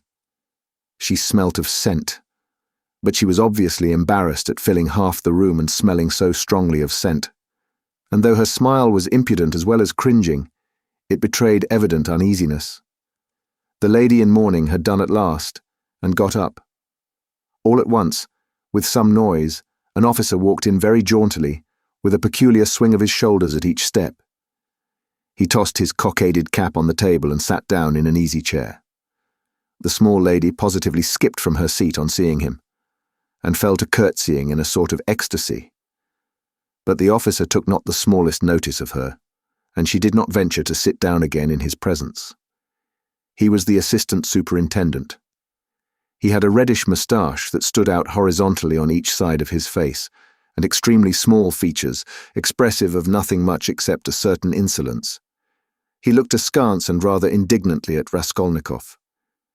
He was so very badly dressed, and in spite of his humiliating position, his bearing was by no means in keeping with his clothes. Raskolnikov had unwarily fixed a very long and direct look on him, so that he felt positively affronted. "What do you want?" he shouted, apparently astonished that such a ragged fellow was not annihilated by the majesty of his glance. "I was summoned by a notice," Raskolnikov faltered. "For the recovery of money due from the student," the head clerk interfered hurriedly, tearing himself from his papers. "Here." And he flung Raskolnikov a document and pointed out the place. "Read that." "Money? What money?" thought Raskolnikov. "But, then, it's certainly not that." And he trembled with joy. He felt sudden, intense, indescribable relief. A load was lifted from his back. "And pray, what time were you directed to appear, sir?" shouted the assistant superintendent, seeming for some unknown reason more and more aggrieved. "You are told to come at 9, and now it's 12. The notice was only brought to me a quarter of an hour ago," Raskolnikov answered loudly over his shoulder. To his own surprise, he too grew suddenly angry and found a certain pleasure in it. "And it's enough that I have come here ill with fever. Kindly refrain from shouting. I'm not shouting, I'm speaking very quietly. It's you who are shouting at me. I'm a student and allow no one to shout at me." The assistant superintendent was so furious that for the first minute he could only splutter inarticulately. He leapt up from his seat. "Be silent! You are in a government office. Don't be impudent, sir." "You're in a government office too," cried Raskolnikov, "and you're smoking a cigarette as well as shouting, so you are showing disrespect to all of us." He felt an indescribable satisfaction at having said this. The head clerk looked at him with a smile. The angry assistant superintendent was obviously disconcerted. "That's not your business," he shouted at last with unnatural loudness. "Kindly make the declaration demanded of you. Show him, Alexander Grigorievich. There is a complaint against you. You don't pay your debts. You're a fine bird." But Raskolnikov was not listening now. He had eagerly clutched at the paper, in haste to find an explanation. He read it once, and a second time, and still did not understand. "What is this?" he asked the head clerk. "It is for the recovery of money on an IOU, a writ. You must either pay it, with all expenses, costs, and so on, or give a written declaration when you can pay it, and at the same time an undertaking not to leave the capital without payment, and nor to sell or conceal your property. The creditor is at liberty to sell your property, and proceed against you according to the law. But I am not in debt to anyone. That's not our business. Here, an IOU for 115 rubles, legally attested and due for payment, has been brought to us for recovery, given by you to the widow of the assessor Zarnitsyn 9 months ago, and paid over by the widow Zarnitsyn to one Mr. Chebarov. We therefore summon you hereupon." "But she is my landlady." "And what if she is your landlady?" The head clerk looked at him with a condescending smile of compassion, and at the same time with a certain triumph, as at a novice under fire for the first time, as though he would say, "Well, how do you feel now?" But what did he care now for an IOU, for a writ of recovery? Was that worth worrying about now? Was it worth attention even? He stood, he read, he listened, he answered, he even asked questions himself, but all mechanically. The triumphant sense of security, of deliverance from overwhelming danger, that was what filled his whole soul that moment, without thought for the future, without analysis, without suppositions or surmises, without doubts and without questioning. It was an instant of full, direct, purely instinctive joy. But at that very moment something like a thunderstorm took place in the office. The assistant superintendent, still shaken by Raskolnikov's disrespect, still fuming and obviously anxious to keep up his wounded dignity, pounced on the unfortunate smart lady who had been gazing at him ever since he came in with an exceedingly silly smile. "You shameful hussy!" he shouted suddenly at the top of his voice. The lady in mourning had left the office.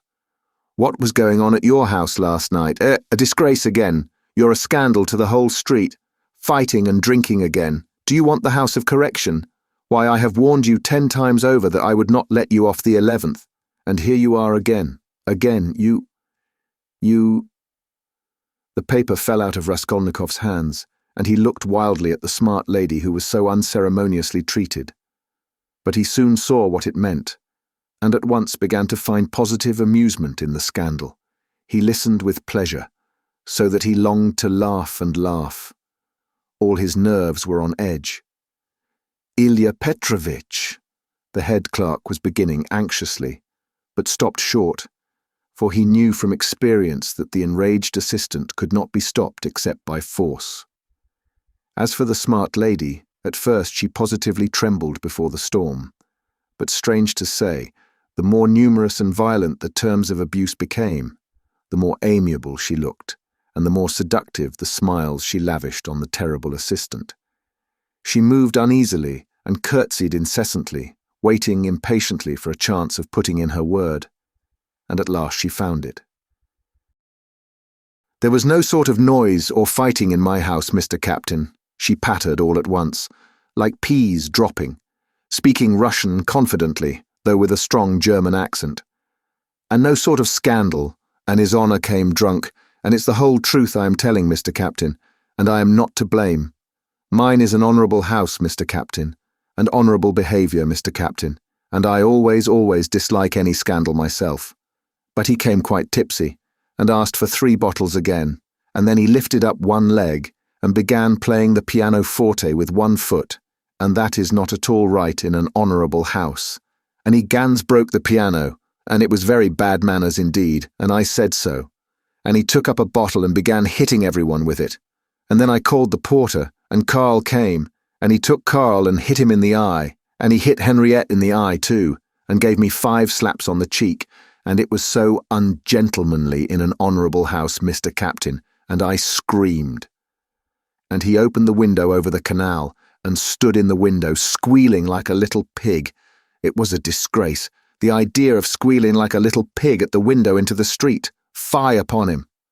And Karl pulled him away from the window by his coat, and it is true, Mr. Captain, he tore his coat. And then he shouted that one must pay him 15 rubles damages, and I did pay him, Mr. Captain, 5 rubles for his coat, and he is an ungentlemanly visitor and caused all the scandal. I will show you up, he said, for I can write to all the papers about you. Then he was an author. Yes, Mr. Captain, and what an ungentlemanly visitor in an honourable house. Now then, enough! I have told you already. Ilya Petrovitch, the head clerk repeated significantly.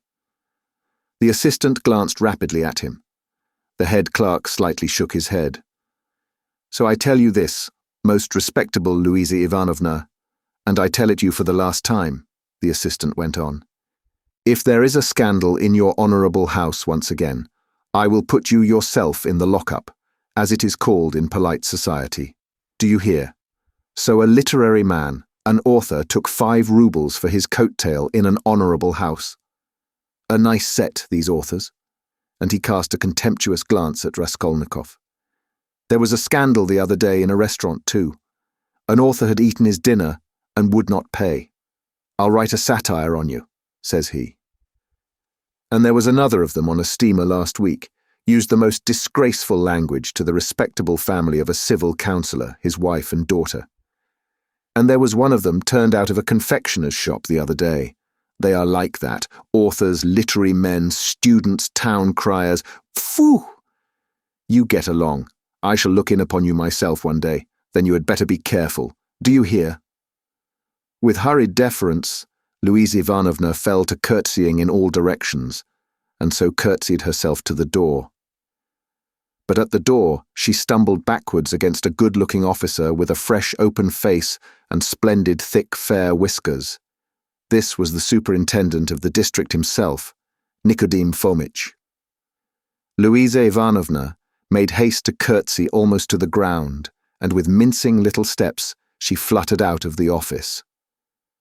Again, thunder and lightning, a hurricane, said Nikodim Fomitch to Ilya Petrovitch in a civil and friendly tone. You are aroused again.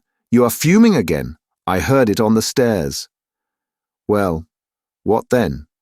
Ilya Petrovitch drawled with gentlemanly nonchalance, and he walked with some papers to another table, with a jaunty swing of his shoulders at each step. Here, if you will kindly look, an author, or a student, has been one at least, does not pay his debts, has given an IOU, won't clear out of his room, and complaints are constantly being lodged against him. And here he has been pleased to make a protest against my smoking in his presence. He behaves like a cad himself. And just look at him, please. Here's the gentleman, and very attractive he is. Poverty is not a vice, my friend. But we know you go off like powder. You can't bear a slight. I dare say you took offence at something and went too far yourself, continued Nikodim Fomitch, turning affably to Raskolnikov. But you were wrong there. He is a capital fellow, I assure you, but explosive. Explosive. He gets hot, fires up, boils over, and no stopping him. And then it's all over. and at the bottom he's a heart of gold. His nickname in the regiment was the Explosive Lieutenant. And what a regiment it was, too, cried Ilya Petrovitch, much gratified at this agreeable banter, though still sulky. Raskolnikov had a sudden desire to say something exceptionally pleasant to them all. "Excuse me, Captain," he began easily, suddenly addressing Nikodim Fomitch. "Will you enter into my position? I am ready to ask pardon if I have been ill-mannered. I am a poor student, sick and shattered was the word he used, by poverty. I am not studying, because I cannot keep myself now. But I shall get money. I have a mother and sister in the province of X. They will send it to me, and I will pay.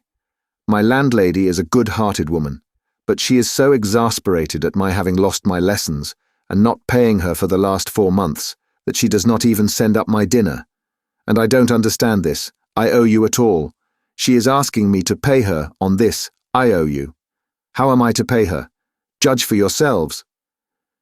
"But that is not our business, you know," the head clerk was observing. Yes, I perfectly agree with you.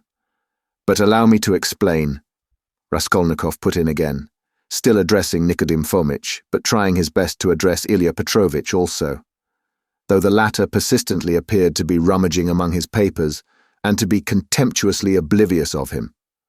"Allow me to explain that I have been living with her for nearly 3 years, and at first, for why should I not confess it? At the very beginning I promised to marry her daughter. It was a verbal promise, freely given. She was a girl. Indeed, I liked her, though I was not in love with her. A youthful affair, in fact.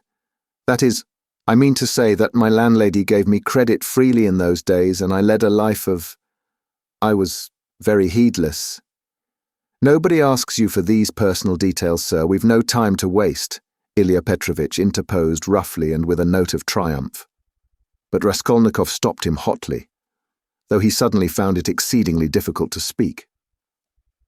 "But excuse me, it is for me to explain how it all happened.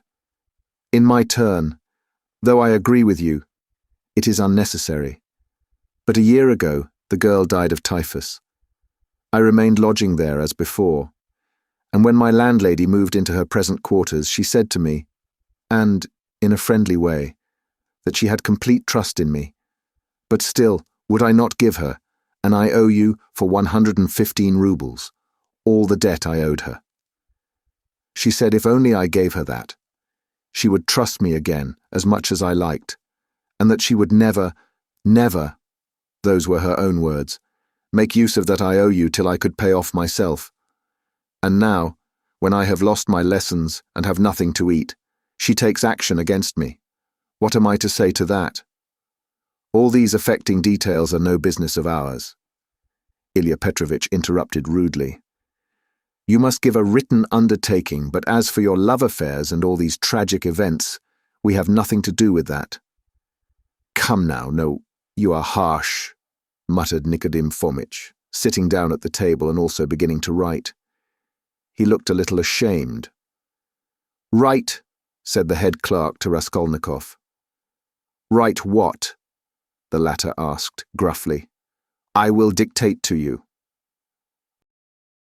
Raskolnikov fancied that the head clerk treated him more casually and contemptuously after his speech, but strange to say, he suddenly felt completely indifferent to anyone's opinion. And this revulsion took place in a flash, in one instant. If he had cared to think a little, he would have been amazed indeed that he could have talked to them like that a minute before, forcing his feelings upon them. And where had those feelings come from? Now, if the whole room had been filled, not with police officers, but with those nearest and dearest to him, he would not have found one human word for them, so empty was his heart. A gloomy sensation of agonizing, everlasting solitude and remoteness took conscious form in his soul. It was not the meanness of his sentimental effusions before Ilya Petrovitch, nor the meanness of the latter's triumph over him that had caused this sudden revulsion in his heart. Oh, what had he to do now with his own baseness, with all these petty vanities, officers, German women, debts, police offices? If he had been sentenced to be burnt at that moment, he would not have stirred, would hardly have heard the sentence to the end. Something was happening to him entirely new, sudden, and unknown. It was not that he understood, but he felt clearly with all the intensity of sensation that he could never more appeal to these people in the police office with sentimental effusions like his recent outburst, or with anything whatever, and that if they had been his own brothers and sisters and not police officers, it would have been utterly out of the question to appeal to them in any circumstance of life. He had never experienced such a strange and awful sensation. And what was most agonizing, it was more a sensation than a conception or idea, a direct sensation, the most agonizing of all the sensations he had known in his life. The head clerk began dictating to him the usual form of declaration, that he could not pay, that he undertook to do so at a future date, that he would not leave the town, nor sell his property, and so on. "But you can't write. You can hardly hold the pen," observed the head clerk, looking with curiosity at Raskolnikov. "Are you ill?" "Yes, I am giddy." "Go on. That's all. Sign it." The head clerk took the paper and turned to attend to others. Raskolnikov gave back the pen, but instead of getting up and going away, he put his elbows on the table and pressed his head in his hands. He felt as if a nail were being driven into his skull. A strange idea suddenly occurred to him, to get up at once, to go up to Nikodim Fomitch and tell him everything that had happened yesterday, and then to go with him to his lodgings and to show him the things in the hole in the corner. The impulse was so strong that he got up from his seat to carry it out. "Hadn't I better think a minute?" flashed through his mind. No, better cast off the burden without thinking. But all at once he stood still, rooted to the spot. Nikodim Fomitch was talking eagerly with Ilya Petrovitch, and the words reached him. "It's impossible they'll both be released. To begin with, the whole story contradicts itself. Why should they have called the porter, if it had been their doing? To inform against themselves? Or as a blind? No, that would be too cunning. Besides, Pestryakov, the student, was seen at the gate by both the porters and a woman as he went in. He was walking with 3 friends, who left him only at the gate, and he asked the porters to direct him in the presence of the friends. Now, would he have asked his way if he had been going with such an object? As for Koch, he spent half an hour at the silversmith's below, before he went up to the old woman, and he left him at exactly 7:45. Now just consider. But excuse me, how do you explain this contradiction? They state themselves that they knocked and the door was locked, yet 3 minutes later, when they went up with the porter, it turned out the door was unfastened. That's just it. The murderer must have been there and bolted himself in, and they'd have caught him for a certainty if Koch had not been an ass and gone to look for the porter too. He must have seized the interval to get downstairs and slip by them somehow. Koch keeps crossing himself and saying, "If I had been there, he would have jumped out and killed me with his axe. He's going to have a Thanksgiving service, ha ha. And no one saw the murderer. They might well not see him. The house is a regular Noah's Ark," said the head clerk, who was listening. "It's clear, quite clear," Nikodim Fomitch repeated warmly. "No, it is anything but clear," Ilya Petrovitch maintained. Raskolnikov picked up his hat and walked towards the door, but he did not reach it. When he recovered consciousness, he found himself sitting in a chair, supported by someone on the right side, while someone else was standing on the left, holding a yellowish glass filled with yellow water, and Nikodim Fomitch standing before him, looking intently at him. He got up from the chair. "What's this? Are you ill?" Nikodim Fomitch asked, rather sharply. "He could hardly hold his pen when he was signing," said the head clerk, settling back in his place and taking up his work again. "Have you been ill long?" cried Ilya Petrovitch from his place, where he too was looking through papers. He had, of course, come to look at the sick man when he fainted, but retired at once when he recovered. "Since yesterday," muttered Raskolnikov in reply. "Did you go out yesterday?" Yes. Though you were ill? Yes. At what time? About 7. And where did you go, may I ask? Along the street. Short and clear. Raskolnikov, white as a handkerchief, had answered sharply, jerkily, without dropping his black, feverish eyes before Ilya Petrovitch's stare. He can scarcely stand upright. And you? Nikodim Fomitch was beginning. No matter, Ilya Petrovitch pronounced rather peculiarly. Nikodim Fomitch would have made some further protest, but glancing at the head clerk, who was looking very hard at him, he did not speak. There was a sudden silence. It was strange. Very well then, concluded Ilya Petrovitch, we will not detain you. Raskolnikov went out. He caught the sound of eager conversation on his departure, and above the rest rose the questioning voice of Nikodim Fomitch. In the street, his faintness passed off completely. A search. There will be a search at once, he repeated to himself, hurrying home. The brutes. They suspect. His former terror mastered him completely again. Chapter 2. And what if there has been a search already? What if I find them in my room? But here was his room.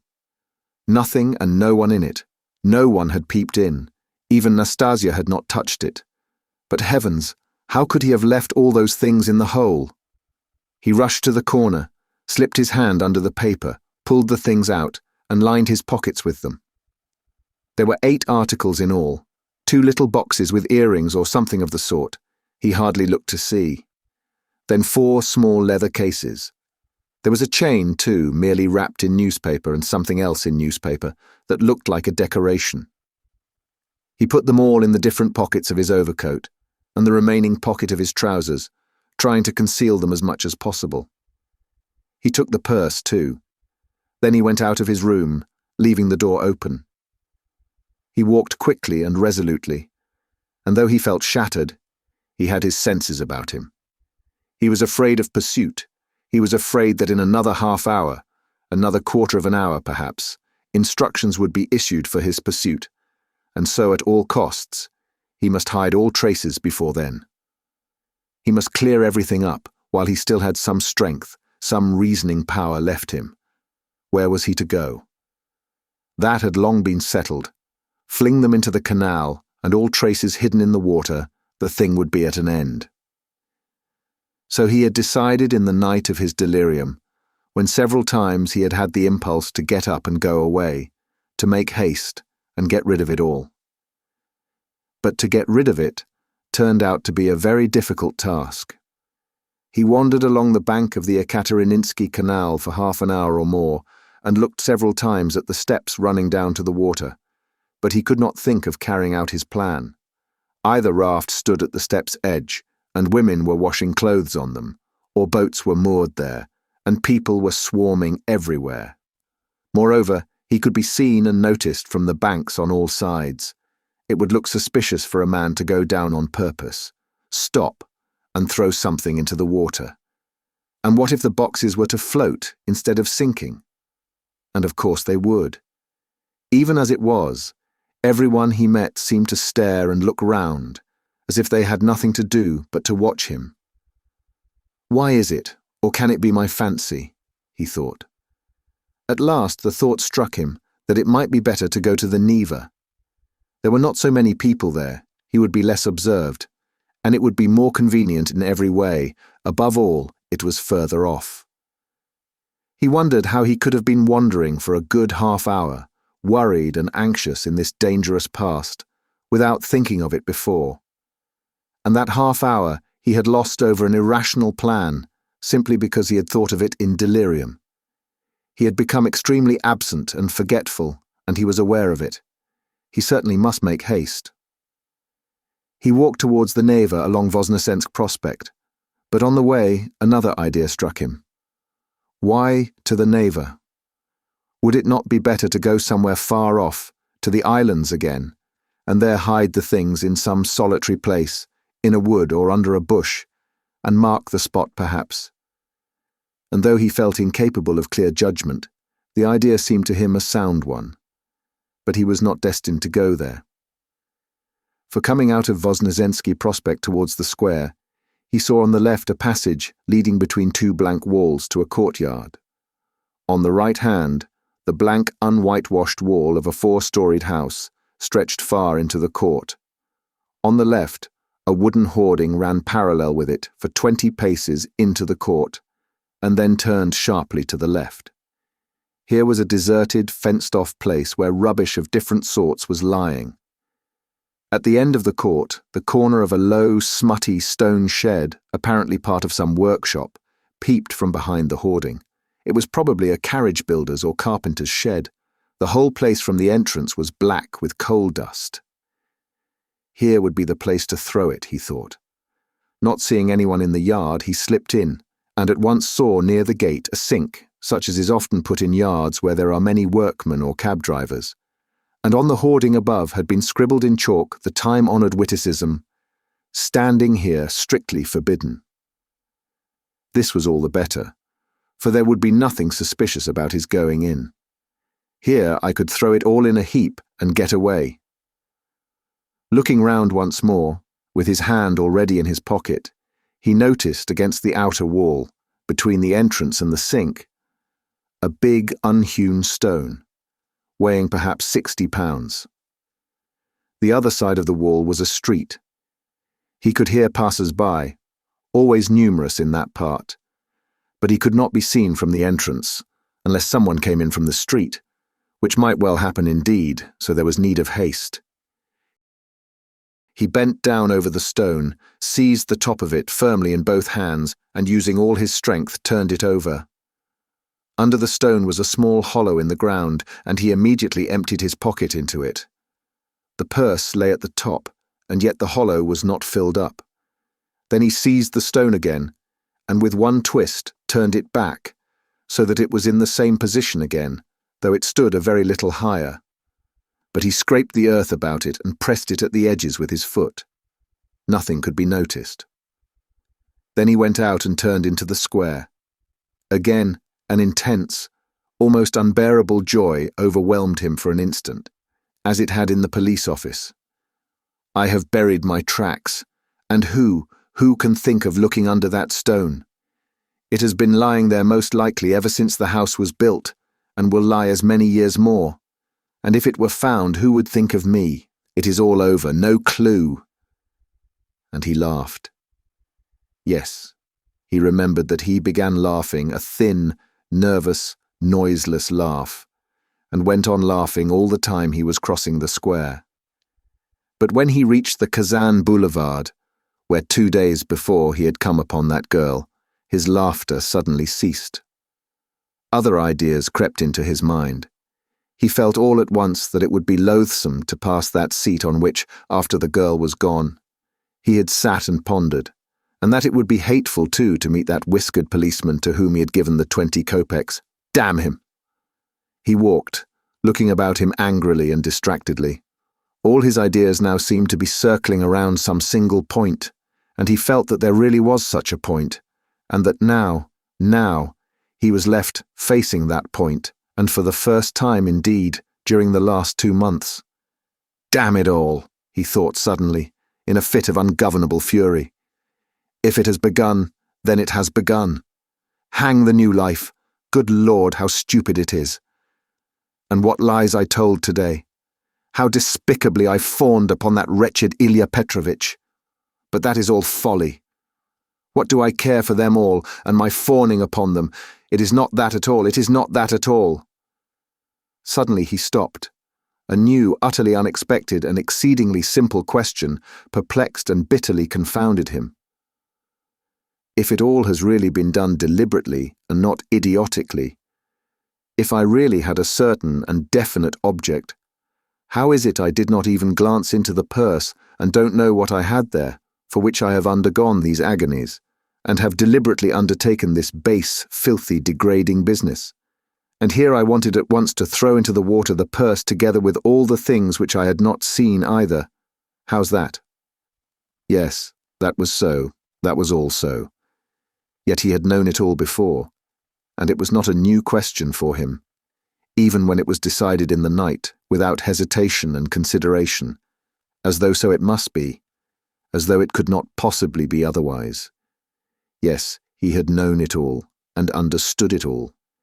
It surely had all been settled even yesterday, at the moment when he was bending over the box and pulling the jewel cases out of it. Yes, so it was. It is because I am very ill, he decided grimly at last. I have been worrying and fretting myself, and I don't know what I am doing. Yesterday, and the day before yesterday, and all this time I have been worrying myself. I shall get well, and I shall not worry. But what if I don't get well at all? Good God, how sick I am of it all. He walked on without resting. He had a terrible longing for some distraction, but he did not know what to do, what to attempt. A new, overwhelming sensation was gaining more and more mastery over him every moment. This was an immeasurable, almost physical repulsion for everything surrounding him, an obstinate, malignant feeling of hatred. All who met him were loathsome to him. He loathed their faces, their movements, their gestures. If anyone had addressed him, he felt that he might have spat at him or bitten him. He stopped suddenly, on coming out on the bank of the Little Neva, near the bridge to Vasilyevsky Ostrov. Why, he lives here, in that house, he thought. Why, I have not come to Razumikin of my own accord. Here it's the same thing over again. Very interesting to know, though. Have I come on purpose, or have I simply walked here by chance? Never mind, I said the day before yesterday that I would go and see him the day after. Well, and so I will. Besides, I really cannot go further now. He went up to Razumikin's room on the 5th floor. The latter was at home in his garret, busily writing at the moment, and he opened the door himself. It was 4 months since they had seen each other. Razumikin was sitting in a ragged dressing gown, with slippers on his bare feet, unkempt, unshaven and unwashed. His face showed surprise. "Is it you?" he cried. He looked his comrade up and down. Then, after a brief pause, he whistled. "As hard up as all that? Why, brother, you've cut me out," he added, looking at Raskolnikov's rags. "Come, sit down. You are tired, I'll be bound." And when he had sunk down on the American leather sofa, which was in even worse condition than his own, Razumikin saw at once that his visitor was ill. "Why, you are seriously ill, do you know that?"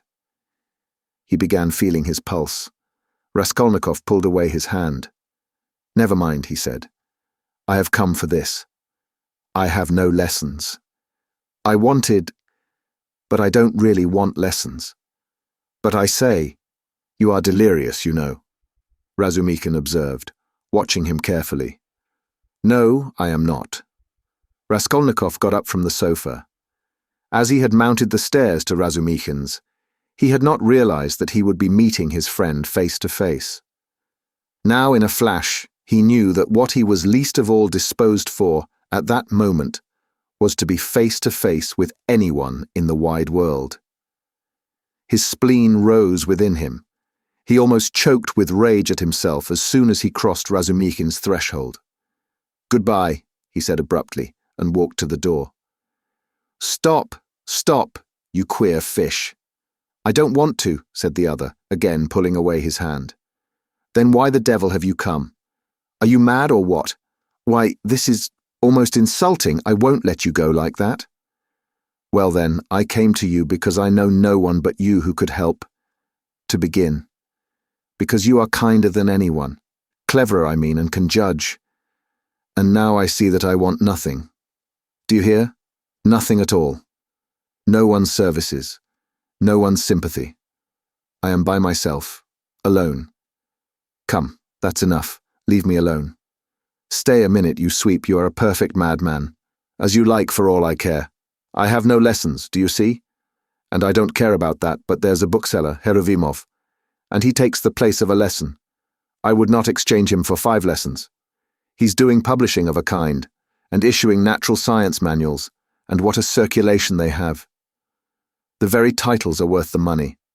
You always maintained that I was a fool, but by Jove, my boy, there are greater fools than I am. Now he is setting up for being advanced, not that he has an inkling of anything, but of course I encourage him. Here are 2 signatures of the German text. In my opinion, the crudest charlatanism. It discusses the question, is woman a human being? And of course, triumphantly proves that she is. Heruvimov is going to bring out this work as a contribution to the woman question. I am translating it. He will expand these 2.5 signatures into 6. We shall make up a gorgeous title half a page long and bring it out at half a ruble. It will do. He pays me 6 rubles the signature. It works out to about 15 rubles for the job, and I've had 6 already in advance. When we have finished this, we are going to begin a translation about whales, and then some of the dullest scandals out of the second part of Les Confessions we have marked for translation. Somebody has told Heruvimov that Rousseau was a kind of Radishchev. You may be sure I don't contradict him, hang him. Well, would you like to do the second signature of Is Woman a Human Being? If you would, take the German and pens and paper, all those are provided, and take 3 rubles. For as I've had 6 rubles in advance on the whole thing, 3 rubles come to you for your share. And when you have finished the signature, there will be another 3 rubles for you. And please don't think I'm doing you a service. Quite the contrary. As soon as you came in, I saw how you could help me. To begin with, I am weak in spelling, and secondly, I am sometimes utterly adrift in German, so that I make it up as I go along for the most part. The only comfort is that it's bound to be a change for the better. Though who can tell? Maybe it's sometimes for the worse. Will you take it? Raskolnikov took the German sheets in silence, took the 3 rubles, and without a word went out. Razumikin gazed after him in astonishment. But when Raskolnikov was in the next street, he turned back, mounted the stairs to Razumikin's again, and laying on the table the German article and the 3 rubles, went out again, still without uttering a word. "Are you raving or what?" Razumikin shouted, roused to fury at last. "What farce is this? You'll drive me crazy too. What did you come to see me for, damn you?" "I don't want translation," muttered Raskolnikov from the stairs. "Then what the devil do you want?" shouted Razumikin from above. Raskolnikov continued descending the staircase in silence. "Hey there, where are you living?" No answer. "Well, confound you then." But Raskolnikov was already stepping into the street. On the Nikolaevsky Bridge, he was roused to full consciousness again by an unpleasant incident. A coachman, after shouting at him 2 or 3 times, gave him a violent lash on the back with his whip for having almost fallen under his horse's hooves. The lash so infuriated him that he dashed away to the railing. For some unknown reason, he had been walking in the very middle of the bridge in the traffic. He angrily clenched and ground his teeth. He heard laughter, of course. Serves him right. A pickpocket, I dare say. Pretending to be drunk for sure, and getting under the wheels on purpose, and you have to answer for him. It's a regular profession, that's what it is. But while he stood at the railing, still looking angry and bewildered after the retreating carriage, and rubbing his back, he suddenly felt someone thrust money into his hand. He looked. It was an elderly woman, in a kerchief and goatskin shoes, with a girl, probably her daughter, wearing a hat and carrying a green parasol. "Take it, my good man, in Christ's name." He took it, and they passed on. It was a piece of 20 kopecks. From his dress and appearance, they might well have taken him for a beggar asking alms in the streets, and the gift of the 20 kopecks he doubtless owed to the blow, which made them feel sorry for him. He closed his hand on the 20 kopecks, walked on for 10 paces, and turned facing the Neva, looking towards the palace. The sky was without a cloud, and the water was almost bright blue, which is so rare in the Neva.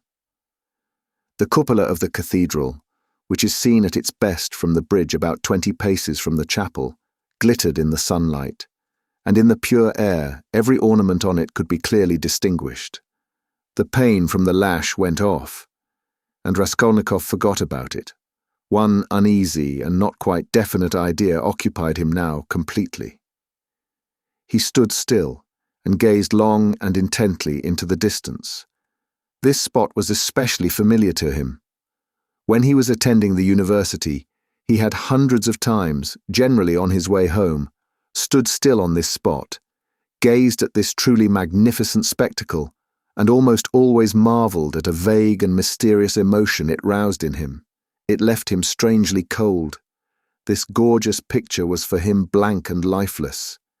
He wondered every time at his somber and enigmatic impression, and, mistrusting himself, put off finding the explanation of it.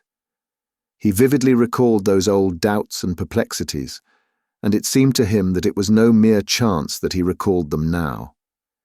It struck him as strange and grotesque, that he should have stopped at the same spot as before, as though he actually imagined he could think the same thoughts, be interested in the same theories and pictures that had interested him, so short a time ago. He felt it almost amusing, and yet it wrung his heart.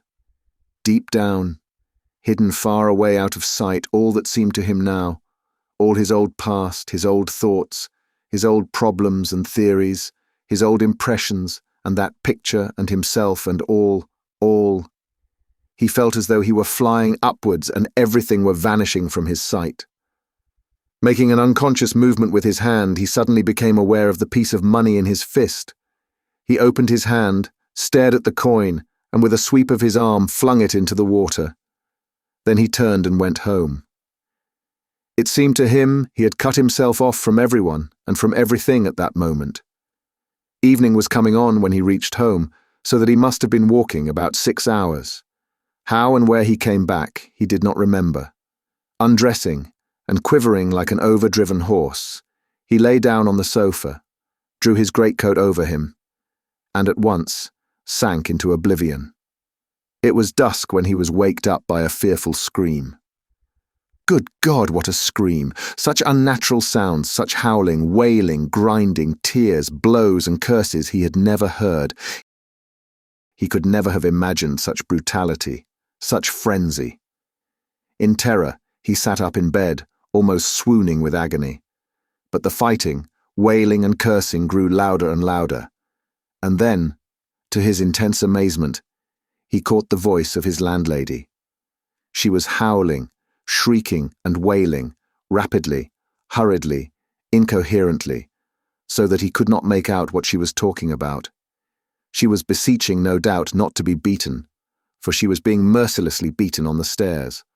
The voice of her assailant was so horrible from spite and rage that it was almost a croak, but he too was saying something, and just as quickly and indistinctly, hurrying and spluttering. All at once Raskolnikov trembled. He recognized the voice. It was the voice of Ilya Petrovitch. Ilya Petrovitch here and beating the landlady. He's kicking her, banging her head against the steps. That's clear. That can be told from the sounds, from the cries and the thuds. How is it? Is the world topsy-turvy? He could hear people running in crowds from all the stories and all the staircases. He heard voices, exclamations, knocking, doors banging. But why, and how could it be? He repeated, thinking seriously that he had gone mad. But no, he heard too distinctly. And they would come to him then next. For no doubt it's all about that, about yesterday. Good God! He would have fastened his door with the latch, but he could not lift his hand. Besides, it would be useless. Terror gripped his heart like ice, tortured him and numbed him. But at last, all this uproar, after continuing about 10 minutes, began gradually to subside. The landlady was moaning and groaning. Ilya Petrovitch was still uttering threats and curses.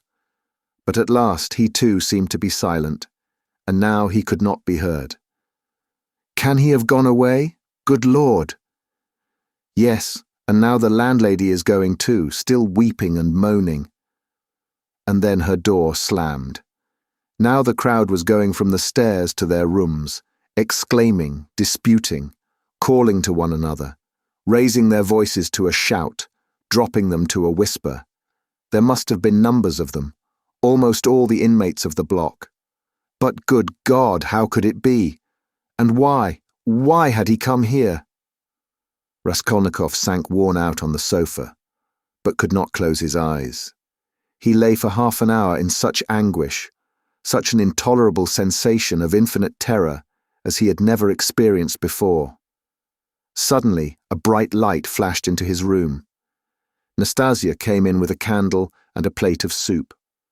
Looking at him carefully and ascertaining that he was not asleep, she set the candle on the table and began to lay out what she had brought: bread, salt, a plate, a spoon. "You have eaten nothing since yesterday, I warrant.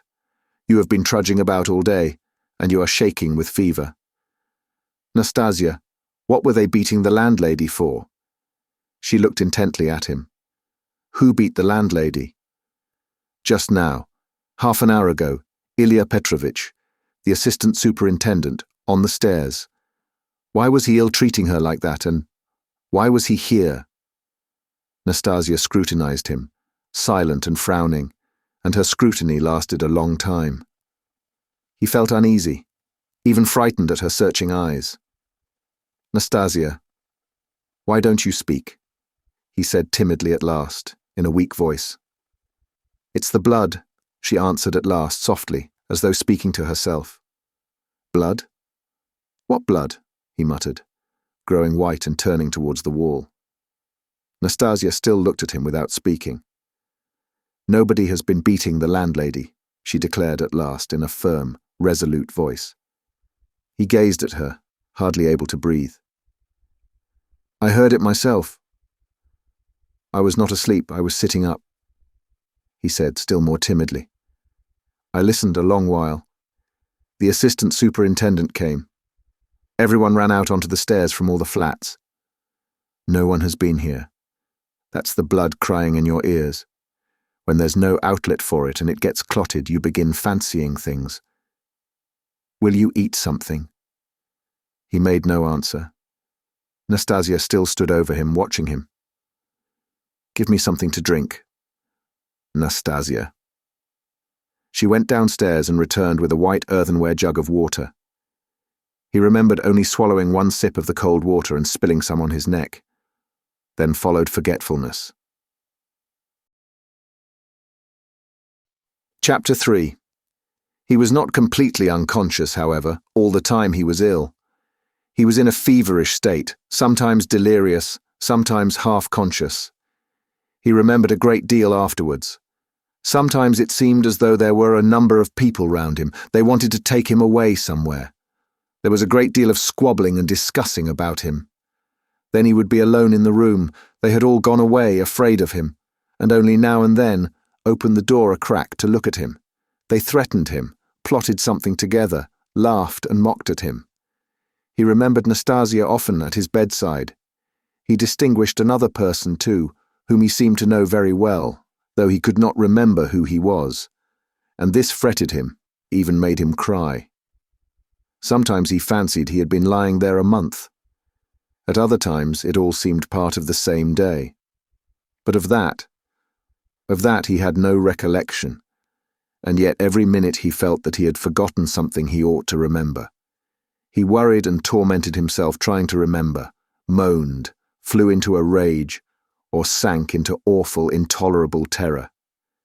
Then he struggled to get up, would have run away, but someone always prevented him by force, and he sank back into impotence and forgetfulness. At last, he returned to complete consciousness. It happened at 10 o'clock in the morning.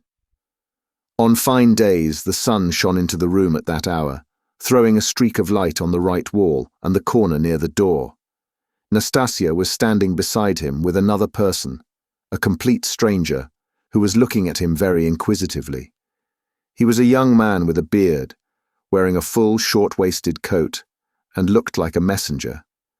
The landlady was peeping in at the half-opened door. Raskolnikov sat up. "Who is this, Nastasia?" he asked, pointing to the young man.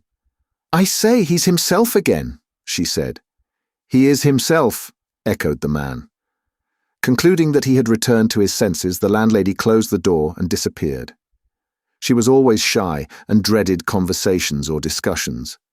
She was a woman of 40, not at all bad-looking, fat and buxom, with black eyes and eyebrows, good-natured from fatness and laziness, and absurdly bashful. "Who are you?" he went on, addressing the man. But at that moment the door was flung open, and, stooping a little, as he was so tall, Razumikin came in. "What a cabin it is!" he cried. "I'm always knocking my head. You call this a lodging? So you are conscious, brother? I've just heard the news from Pashenka." "He has just come to," said Nastasia. "Just come to," echoed the man again with a smile. "And who are you?" Razumikin asked, suddenly addressing him. "My name is Razumihin, at your service. Not Razumihin, as I am always called, but Razumihin, a student and gentleman, and he is my friend." "And who are you?" "I am the messenger from our office, from the merchant Shelopayev, and I've come on business." "Please, sit down." Razumikin seated himself on the other side of the table. "It's a good thing you've come to, brother," he went on to Raskolnikov. "For the last 4 days you have scarcely eaten or drunk anything. We had to give you tea in spoonfuls. I brought Zosimov to see you twice. You remember Zosimov? He examined you carefully and said at once it was nothing serious. Something seemed to have gone to your head. Some nervous nonsense, the result of bad feeding. He says you have not had enough beer and radish, but it's nothing much. It will pass and you will be all right. Zosimov is a first-rate fellow. He's making quite a name. Come, I won't keep you," he said, addressing the man again. "Will you explain what you want? You must know, Rodya, this is the second time they have sent from the office, but it was another man last time, and I talked to him." "Who was it came before?" "That was the day before yesterday, I venture to say, if you please, sir. That was Alexei Semyonovitch. He is in our office too." "He was more intelligent than you, don't you think so?" "Yes, indeed, sir. He is of more weight than I am." "Quite so. Go on." "At your mamma's request, through Afanasy Ivanovitch Vahrushin, of whom I presume you have heard more than once, a remittance is sent to you from our office," the man began, addressing Raskolnikov. "If you are in an intelligible condition, I've 35 rubles to remit to you, as Semyon Semyonovitch has received from Afanasy Ivanovitch, at your mamma's request, instructions to that effect, as on previous occasions. Do you know him, sir?" "Yes, I remember." "Vahrushin," Raskolnikov said dreamily. "You hear? He knows Vahrushin," cried Razumikin. "He is in an intelligible condition, and I see you are an intelligent man too. Well, it's always pleasant to hear words of wisdom. That's the gentleman, Vahrushin, Afanasy Ivanovitch. And at the request of your mamma, who has sent you a remittance once before in the same manner through him, he did not refuse this time also, and sent instructions to Semyon Semyonovitch some days since to hand you 35 rubles in the hope of better to come. That hoping for better to come is the best thing you've said, though your mamma is not bad either. Come then, what do you say? Is he fully conscious, eh? That's all right, if only he can sign this little paper. He can scrawl his name. Have you got the book?" "Yes, here's the book. Give it to me. Here, Rodya, sit up. I'll hold you. Take the pen and scribble Raskolnikov for him. For just now, brother, money is sweeter to us than treacle." "I don't want it," said Raskolnikov, pushing away the pen. "Not want it? I won't sign it." "How the devil can you do without signing it?" "I don't want the money. Don't want the money. Come, brother, that's nonsense, I bear witness. Don't trouble, please. It's only that he's on his travels again. But that's pretty common with him at all times, though. You are a man of judgment, and we will take him in hand, that is more simply. Take his hand, and he will sign it. Here. But I can come another time." "No, no. Why should we trouble you? You are a man of judgment. Now, Rodya, don't keep your visitor. You see he is waiting." And he made ready to hold Raskolnikov's hand in earnest. "Stop. I'll do it alone," said the latter, taking the pen and signing his name. The messenger took out the money and went away. "Bravo! And now, brother, are you hungry?" "Yes. answered Raskolnikov. "Is there any soup?" "Some of yesterday's," answered Nastasia, who was still standing there. "With potatoes and rice in it?" "Yes, I know it by heart. Bring soup and give us some tea." "Very well." Raskolnikov looked at all this with profound astonishment and a dull, unreasoning terror. He made up his mind to keep quiet and see what would happen. "I believe I am not wandering. I believe it's reality," he thought. In a couple of minutes, Nastasia returned with the soup and announced that the tea would be ready directly. With the soup, she brought 2 spoons, 2 plates, salt, pepper, mustard for the beef, and so on. The table was set, as it had not been for a long time. The cloth was clean.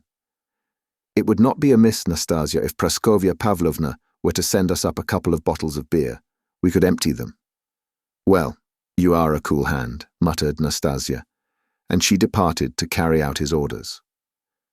Raskolnikov still gazed wildly with strained attention. Meanwhile, Razumikin sat down on the sofa beside him, as clumsily as a bear put his left arm round Raskolnikov's head, although he was able to sit up, and with his right hand gave him a spoonful of soup, blowing on it that it might not burn him. But the soup was only just warm. Raskolnikov swallowed 1 spoonful greedily, then a second, then a third. But after giving him a few more spoonfuls of soup, Razumikin suddenly stopped and said that he must ask Zosimov whether he ought to have more. Nastasia came in with 2 bottles of beer. "And will you have tea?" "Yes." "Cut along, Nastasia, and bring some tea, for tea we may venture on without the faculty. But here is the beer." He moved back to his chair, pulled the soup and meat in front of him, and began eating as though he had not touched food for 3 days. "I must tell you, Rodya, I dine like this here every day now," he mumbled, with his mouth full of beef. "And it's all Pashenka, your dear little landlady, who sees to that. She loves to do anything for me. I don't ask for it, but of course I don't object. And here's Nastasia with the tea. She is a quick girl. Nastasia, my dear, won't you have some beer?" "Get along with your nonsense." "A cup of tea, then?" "A cup of tea, maybe." "Pour it out." "Stay, I'll pour it out myself. Sit down." He poured out 2 cups, left his dinner, and sat on the sofa again. As before, he put his left arm round the sick man's head, raised him up, and gave him tea in spoonfuls, again blowing each spoonful steadily and earnestly, as though this process was the principal and most effective means towards his friend's recovery.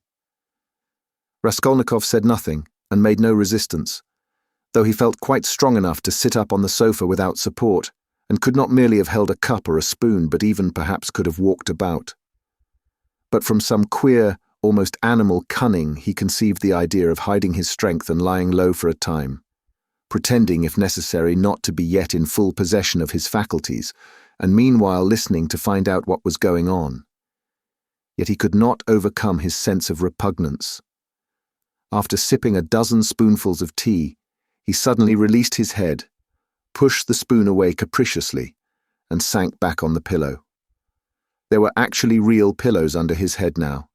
Down pillows in clean cases, he observed that too, and took note of it. "Pashenka must give us some raspberry jam today to make him some raspberry tea," said Razumikin, going back to his chair and attacking his soup and beer again. "And where is she to get raspberries for you?" asked Nastasia, balancing a saucer on her 5 outspread fingers and sipping tea through a lump of sugar. "She'll get it at the shop, my dear. You see, Rodya, all sorts of things have been happening while you have been laid up. When you decamped in that rascally way without leaving your address, I felt so angry that I resolved to find you out and punish you. I set to work that very day. How I ran about making inquiries for you. This lodging of yours I had forgotten, though I never remembered it indeed, because I did not know it. And as for your old lodgings, I could only remember it was at the 5 Corners, Harlamov's house. I kept trying to find that Harlamov's house, and afterwards it turned out that it was not Harlamov's but Book's. How one muddles up sound sometimes. So I lost my temper, and I went on the chance to the address bureau next day, and only fancy, in 2 minutes they looked you up. Your name is down there." "My name?" "I should think so. And yet a General Kobolev they could not find while I was there. Well, it's a long story. But as soon as I did land on this place, I soon got to know all your affairs. All, brother. I know everything. Nastasia here will tell you. I made the acquaintance of Nikodim Fomich and Ilya Petrovich, and the house porter and Mr. Zamatov, Alexander Grigorievich, the head clerk in the police office, and last but not least of Pashenka. Nastasia here knows—" "He's got round her," Nastasia murmured, smiling slyly. "Why don't you put the sugar in your tea, Nastasia Nikiforovna?"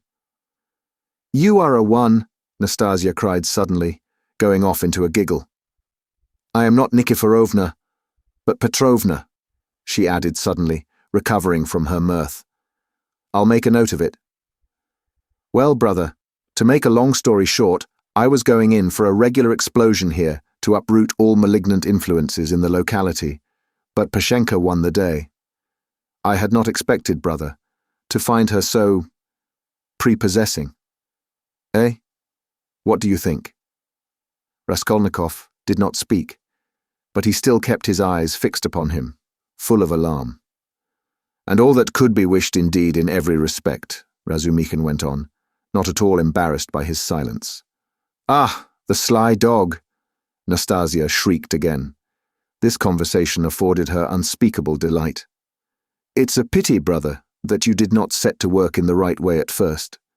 You ought to have approached her differently. She is, so to speak, a most unaccountable character.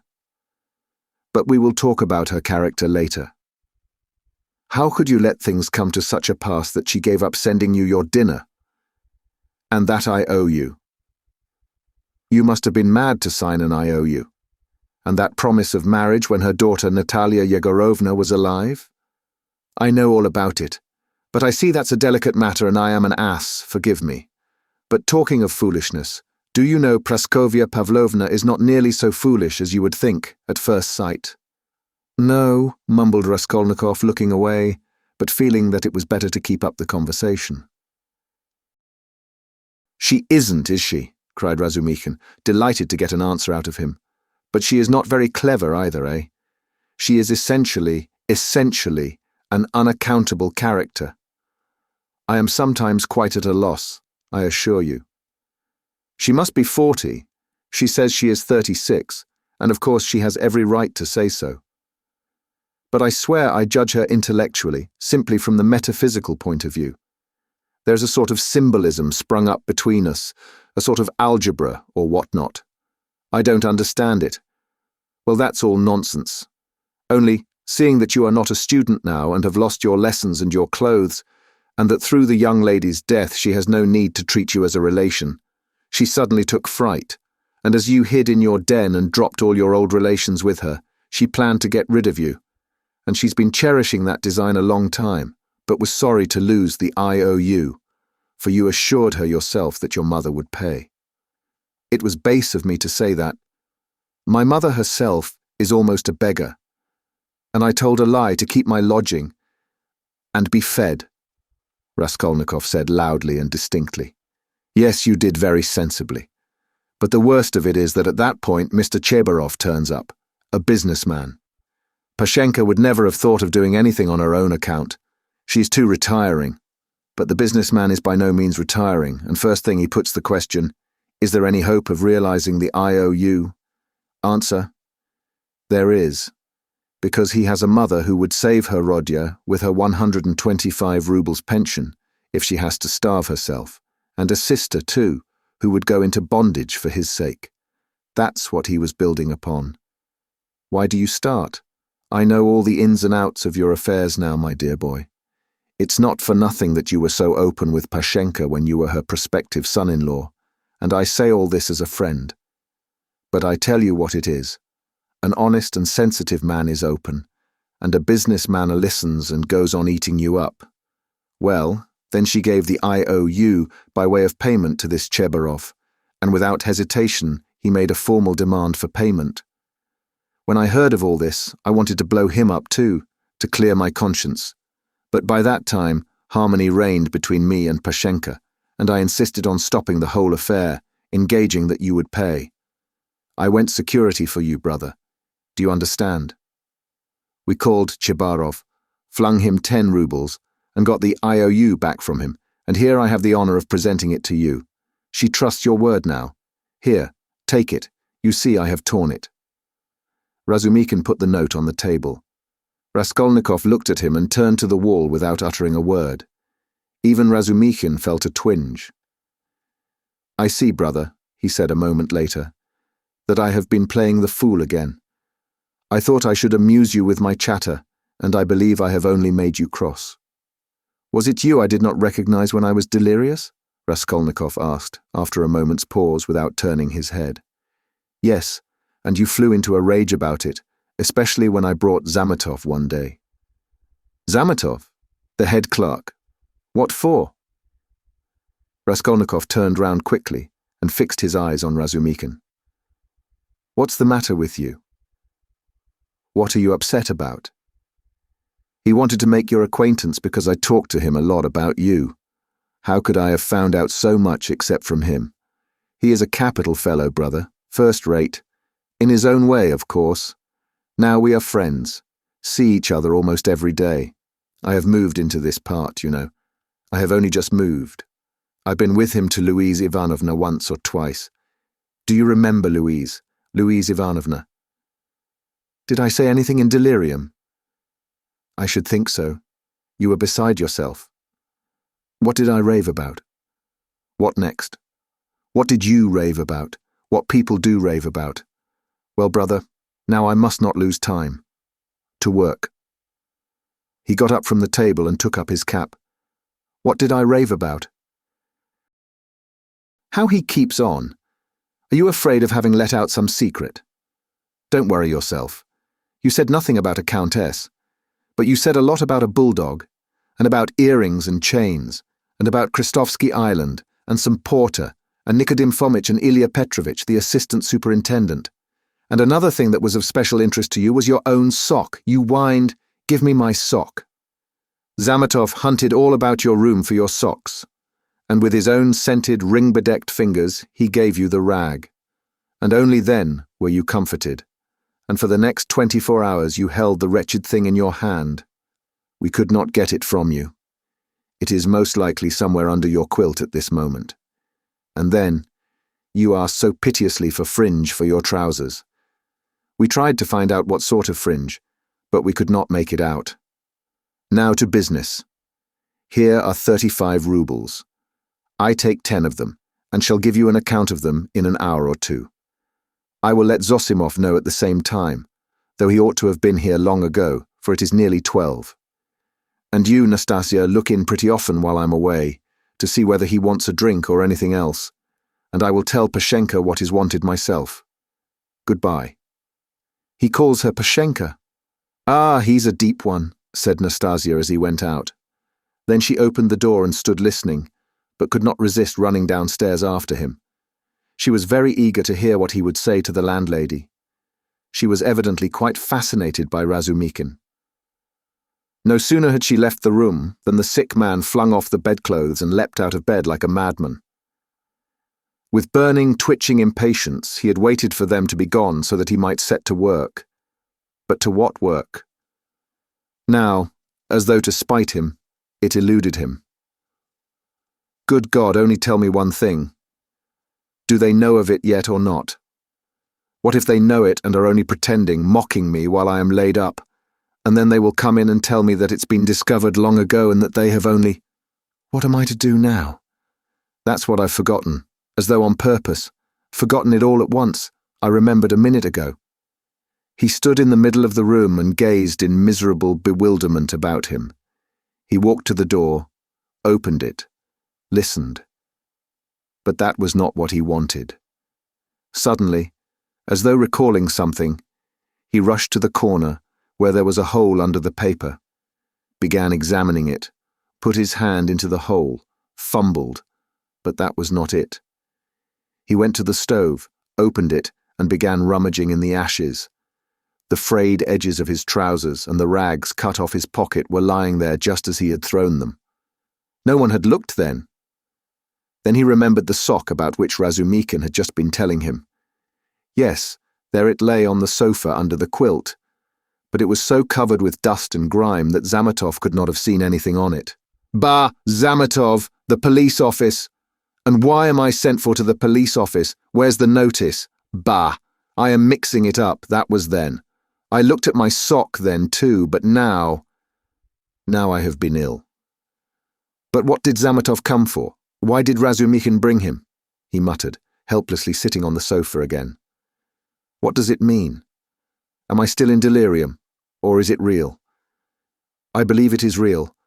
Ah, I remember, I must escape. Make haste to escape. Yes, I must escape. Yes, but where? And where are my clothes? I've no boots. They've taken them away. They've hidden them. I understand. Ah, here is my coat. They passed that over. And here is money on the table, thank God. And here's the IOU. I'll take the money and go and take another lodging. They won't find me. Yes, but the address bureau. They'll find me. Razumikin will find me. Better escape altogether. Far away. To America and let them do their worst. And take the IOU. It would be of use there. What else shall I take? They think I am ill. They don't know that I can walk. Ha, ha, ha. I could see by their eyes that they know all about it. If only I could get downstairs. And what if they have set a watch there, policeman? What's this tea? Ah, and here is beer left, half a bottle cold. He snatched up the bottle which still contained a glassful of beer and gulped it down with relish, as though quenching a flame in his breast. But in another minute the beer had gone to his head, and a faint and even pleasant shiver ran down his spine. He lay down and pulled the quilt over him. His sick and incoherent thoughts grew more and more disconnected, and soon a light, pleasant drowsiness came upon him. With a sense of comfort he nestled his head into the pillow, wrapped more closely about him the soft, wadded quilt which had replaced the old, ragged greatcoat, sighed softly and sank into a deep, sound, refreshing sleep. He woke up, hearing someone come in. He opened his eyes and saw Razumikin standing in the doorway, uncertain whether to come in or not. Raskolnikov sat up quickly on the sofa and gazed at him, as though trying to recall something. Ah, you are not asleep. Here I am. Nastasia, bring in the parcel. Razumikin shouted down the stairs. You shall have the account directly. What time is it? Asked Raskolnikov, looking round uneasily. Yes, you had a fine sleep, brother. It's almost evening. It will be 6 o'clock directly. You have slept more than 6 hours. Good heavens. Have I? And why not? It will do you good. What's the hurry? A tryst, is it? We've all time before us. I've been waiting for the last 3 hours for you. I've been up twice and found you asleep. I've called on Zosimov twice, not at home, only fancy. But no matter, he will turn up. And I've been out on my own business too. You know I've been moving today, moving with my uncle. I have an uncle living with me now. But that's no matter. To business. Give me the parcel, Nastasia. We will open it directly. And how do you feel now, brother? I am quite well. I am not ill. Razumikin, have you been here long? I tell you I've been waiting for the last 3 hours. No, before. How do you mean? How long have you been coming here? Why, I told you all about it this morning. Don't you remember? Raskolnikov pondered. The morning seemed like a dream to him. He could not remember alone, and looked inquiringly at Razumikin. Said the latter. He has forgotten. I fancied then that you were not quite yourself. Now you are better for your sleep. You really look much better. First rate. Well, to business. Look here, my dear boy. He began untying the bundle, which evidently interested him. Believe me, brother, this is something specially near my heart, for we must make a man of you. Let's begin from the top. Do you see this cap? He said, taking out of the bundle a fairly good, though cheap and ordinary cap. Let me try it on. Presently, afterwards, said Raskolnikov, waving it off pettishly. Come, Roger, my boy, don't oppose it. Afterwards will be too late, and I shan't sleep all night, for I bought it by guess without measure. Just right, he cried triumphantly, fitting it on. Just your size. A proper head covering is the first thing in dress, and a recommendation in its own way. Tolstyakov, a friend of mine, is always obliged to take off his pudding basin when he goes into any public place where other people wear their hats or caps. People think he does it from slavish politeness, but it's simply because he is ashamed of his bird's nest. He is such a boastful fellow. Look, Nastasia, here are 2 specimens of headgear. This Palmerston. He took from the corner Raskolnikov's old, battered hat, which for some unknown reason he called a Palmerston. Or this jewel. Guess the price, Rodya. What do you suppose I paid for it, Nastasia? He said, turning to her, seeing that Raskolnikov did not speak. 20 kopecks, no more, I dare say, answered Nastasia. 20 kopecks, silly, he cried, offended. Why, nowadays you would cost more than that, 80 kopecks, and that only because it has been worn, and it's bought on condition that when it's worn out they will give you another next year, yes, on my word. Well, now let us pass to the United States of America, as they called them at school. I assure you I am proud of these breeches. And he exhibited to Raskolnikov a pair of light, summer trousers of grey woolen material. No holes, no spots, and quite respectable, although a little worn, and a waistcoat to match, quite in the fashion. And its being worn really is an improvement. It's softer, smoother. You see, Rodya, to my thinking, the great thing for getting on in the world is always to keep to the seasons. If you don't insist on having asparagus in January, you keep your money in your purse, and it's the same with this purchase. It's summer now, so I've been buying summer things. Warmer materials will be wanted for autumn, so you will have to throw these away in any case. Especially as they will be done for by then from their own lack of coherence, if not your higher standard of luxury. Come, price them. What do you say? 2 rubles, 25 kopecks, and remember the condition, if you wear these out, you will have another suit for nothing. They only do business on that system at Fedyaev's. If you've bought a thing once, you are satisfied for life, for you will never go there again of your own free will. Now for the boots. What do you say? You see that they are a bit worn, but they'll last a couple of months, for it's foreign work and foreign leather. The secretary of the English embassy sold them last week.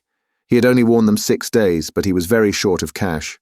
Price, 1.5 rubles. A bargain. But perhaps they won't fit, observed Nastasia. Not fit, just look. And he pulled out of his pocket Raskolnikov's old, broken boot, stiffly coated with dry mud. I did not go empty-handed. They took the size from this monster. We all did our best, and as to your linen, your landlady has seen to that. Here, to begin with, are 3 shirts, hempen but with a fashionable front.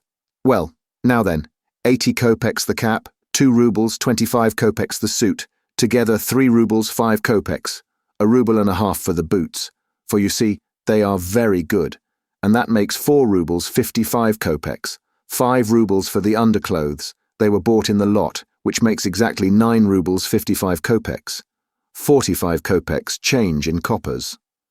Will you take it? And so, Rodya, you are set up with a complete new rig-out, for your overcoat will serve, and even has a style of its own. That comes from getting one's clothes from Sharma's. As for your socks and other things, I leave them to you. We've 25 rubles left. And as for Pashenka, and paying for your lodging, don't you worry. I tell you she'll trust you for anything. And now, brother, let me change your linen, for I dare say you will throw off your illness with your shirt. Let me be. I don't want to. Raskolnikov waved him off. He had listened with disgust to Razumikin's efforts to be playful about his purchases. Come, brother, don't tell me I've been trudging around for nothing, Razumikin insisted. Nastasia, don't be bashful, but help me, that's it. And in spite of Raskolnikov's resistance, he changed his linen.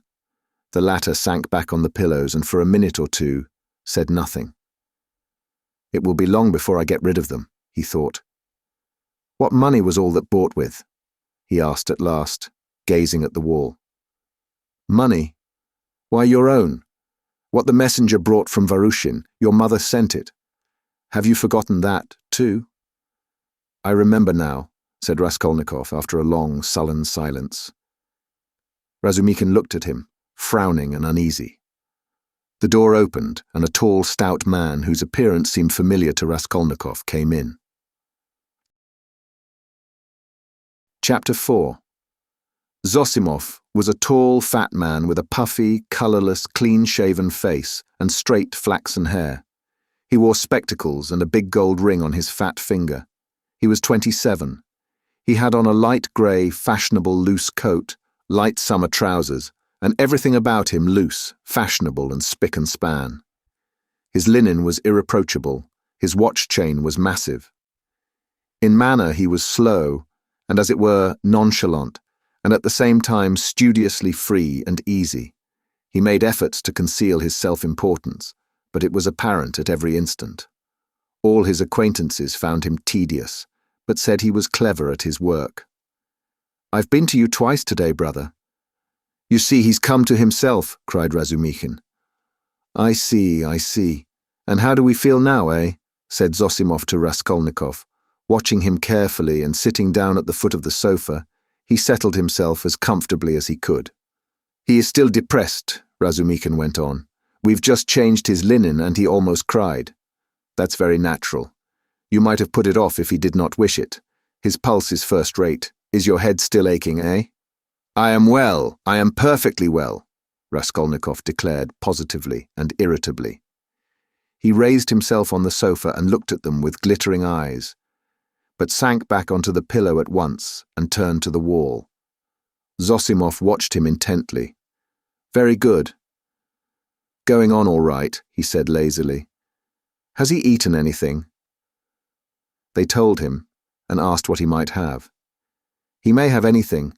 Soup, tea, mushrooms and cucumbers, of course. You must not give him. He'd better not have meat either, and— But no need to tell you that." Razumikin and he looked at each other. "No more medicine or anything. I'll look at him again tomorrow. Perhaps today even. But never mind. Tomorrow evening I shall take him for a walk," said Razumikin. "We're going to the Yusupov garden and then to the Palais de Cristal. I would not disturb him tomorrow at all, but I don't know. A little, maybe. But we'll see." "Ach, what a nuisance. I've got a housewarming party tonight. It's only a step from here. Couldn't he come? He could lie on the sofa." "You are coming?" Razumikin said to Zosimov. "Don't forget you promised." "All right, only rather later. What are you going to do?" "Oh, nothing. Tea, vodka, herrings. There will be a pie, just our friends." "And who?" "All neighbours here. Almost all new friends, except my old uncle. And he is new too. He only arrived in Petersburg yesterday to see to some business of his. We meet once in 5 years." "What is he?" "He's been stagnating all his life as a district postmaster. Gets a little pension. He is 65. Not worth talking about. But I am fond of him. Porfiry Petrovitch, the head of the investigation department here. But you know him." "Is he a relation of yours too?" "A very distant one." "But why are you scowling? Because you quarrelled once, won't you come then?" "I don't care a damn for him." "So much the better." "Well, there will be some students, a teacher, a government clerk, a musician, an officer, and Zametov. Do tell me, please, what you or he," Zosimov nodded at Raskolnikov, "can have in common with this Zametov." "Oh, you particular gentleman. Principles. You are worked by principles, as it were by springs. You won't venture to turn round on your own account. If a man is a nice fellow, that's the only principle I go upon. Zametov is a delightful person. Though he does take bribes." "Well, he does. And what of it? I don't care if he does take bribes," Razumikin cried, with unnatural irritability. "I don't praise him for taking bribes. I only say he is a nice man in his own way. But if one looks at men in all ways, are there many good ones left? Why, I am sure I shouldn't be worth a baked onion myself, perhaps with you thrown in." "That's too little. I'd give 2 for you. And I wouldn't give more than 1 for you. No more of your jokes. Zametov is no more than a boy. I can pull his hair, and one must draw him, not repel him. You'll never improve a man by repelling him, especially a boy. One has to be twice as careful with a boy. Oh, you progressive dullards. You don't understand. You harm yourselves running another man down. But if you want to know, we really have something in common. I should like to know what. Why, it's all about a house painter. We are getting him out of a mess, though indeed there's nothing to fear now. The matter is absolutely self-evident. We only put on steam. A painter? Why, haven't I told you about it? I only told you the beginning then about the murder of the old pawnbroker woman. Well, the painter is mixed up in it. Oh, I heard about that murder before and was rather interested in it, partly for one reason. I read about it in the papers too. Lizaveta was murdered too, Nastasia blurted out, suddenly addressing Raskolnikov. She remained in the room all the time, standing by the door listening. Lizaveta, murmured Raskolnikov hardly audibly. Lizaveta, who sold old clothes. Didn't you know her? She used to come here. She mended a shirt for you too. Raskolnikov turned to the wall, where in the dirty yellow paper he picked out one clumsy white flower with brown lines on it, and began examining how many petals there were in it, how many scallops in the petals, and how many lines on them. He felt his arms and legs as lifeless as though they had been cut off. He did not attempt to move, but stared obstinately at the flower. But what about the painter? Zosimov interrupted Nastasia's chatter with marked displeasure. She sighed and was silent. Why, he was accused of the murder, Razumikin went on hotly. Was there evidence against him then? Evidence indeed. Evidence that was no evidence, and that's what we have to prove. It was just as they pitched on those fellows, Koch and Pestriakov, at first. Phoo, how stupidly it's all done. It makes one sick, though it's not one's business. Pestriakov may be coming tonight. By the way, Rodya, you've heard about the business already. It happened before you were ill, the day before you fainted at the police office while they were talking about it. Zosimov looked curiously at Raskolnikov. He did not stir. But I say, Razumikin, I wonder at you. What a busybody you are, Zosimov observed. Maybe I am, but we will get him off anyway, shouted Razumikin, bringing his fist down on the table. What's the most offensive is not their lying. One can always forgive lying. Lying is a delightful thing, for it leads to truth. What is offensive is that they lie and worship their own lying.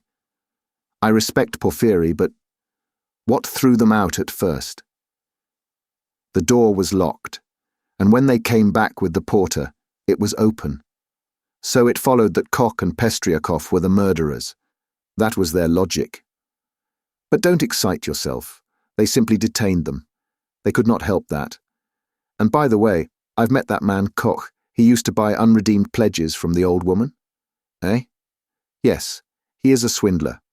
He buys up bad debts too. He makes a profession of it. But enough of him. Do you know what makes me angry? It's their sickening, rotten, petrified routine, and this case might be the means of introducing a new method. One can show from the psychological data alone how to get on the track of the real man. We have facts, they say. But facts are not everything. At least half the business lies in how you interpret them. Can you interpret them then? Anyway, one can't hold one's tongue when one has a feeling, a tangible feeling, that one might be a help if only. Do you know the details of the case? I am waiting to hear about the painter. Oh yes, well, here's the story. Early on the third day after the murder, when they were still dandling Koch and Pestriakov, though they accounted for every step they took and it was as plain as a pikestaff, an unexpected fact turned up. A peasant called Dushkin, who keeps a dram shop facing the house, brought to the police office a jeweller's case containing some gold earrings and told a long rigmarole. The day before yesterday, just after 8 o'clock, mark the day and the hour, a journeyman house painter, Nikolai, who had been in to see me already that day, brought me this box of gold earrings and stones, and asked me to give him 2 rubles for them. When I asked him where he got them, he said that he picked them up in the street. I did not ask him anything more. I'm telling you Dushkin's story. I gave him a note. A ruble, that is. For I thought if he did not pawn it with me, he would with another. It would all come to the same thing. He'd spend it on drink, so the thing had better be with me. The further you hide it, the quicker you will find it, and if anything turns up, if I hear any rumours, I'll take it to the police. Of course, that's all taradiddle. He lies like a horse, for I know this Dushkin. He is a pawnbroker and a receiver of stolen goods, and he did not cheat Nikolai out of a 30-ruble trinket in order to give it to the police. He was simply afraid. But no matter. To return to Dushkin's story. I've known this peasant, Nikolai Dementiev, from a child. He comes from the same province and district of Zaraysk. We are both Ryazan men. And though Nikolai is not a drunkard, he drinks, and I knew he had a job in that house, painting work with Dmitri, who comes from the same village too. As soon as he got the ruble, he changed it, had a couple of glasses, took his change and went out. But I did not see Dmitri with him then. And the next day I heard that someone had murdered Alyona Ivanovna and her sister, Lizaveta Ivanovna, with an axe. I knew them, and I felt suspicious about the earrings at once, for I knew the murdered woman lent money on pledges. I went to the house and began to make careful inquiries without saying a word to anyone. First of all, I asked, "Is Nikolai here?" Dmitri told me that Nikolai had gone off on the spree. He had come home at daybreak drunk, stayed in the house about 10 minutes, and went out again. Dmitri didn't see him again and is finishing the job alone, and their job is on the same staircase as the murder on the 2nd floor. When I heard all that, I did not say a word to anyone. That's Dushkin's tale. But I found out what I could about the murder and went home feeling as suspicious as ever. And at 8 o'clock this morning, that was the 3rd day, you understand, I saw Nikolai coming in, not sober, though not to say very drunk. He could understand what was said to him. He sat down on the bench and did not speak.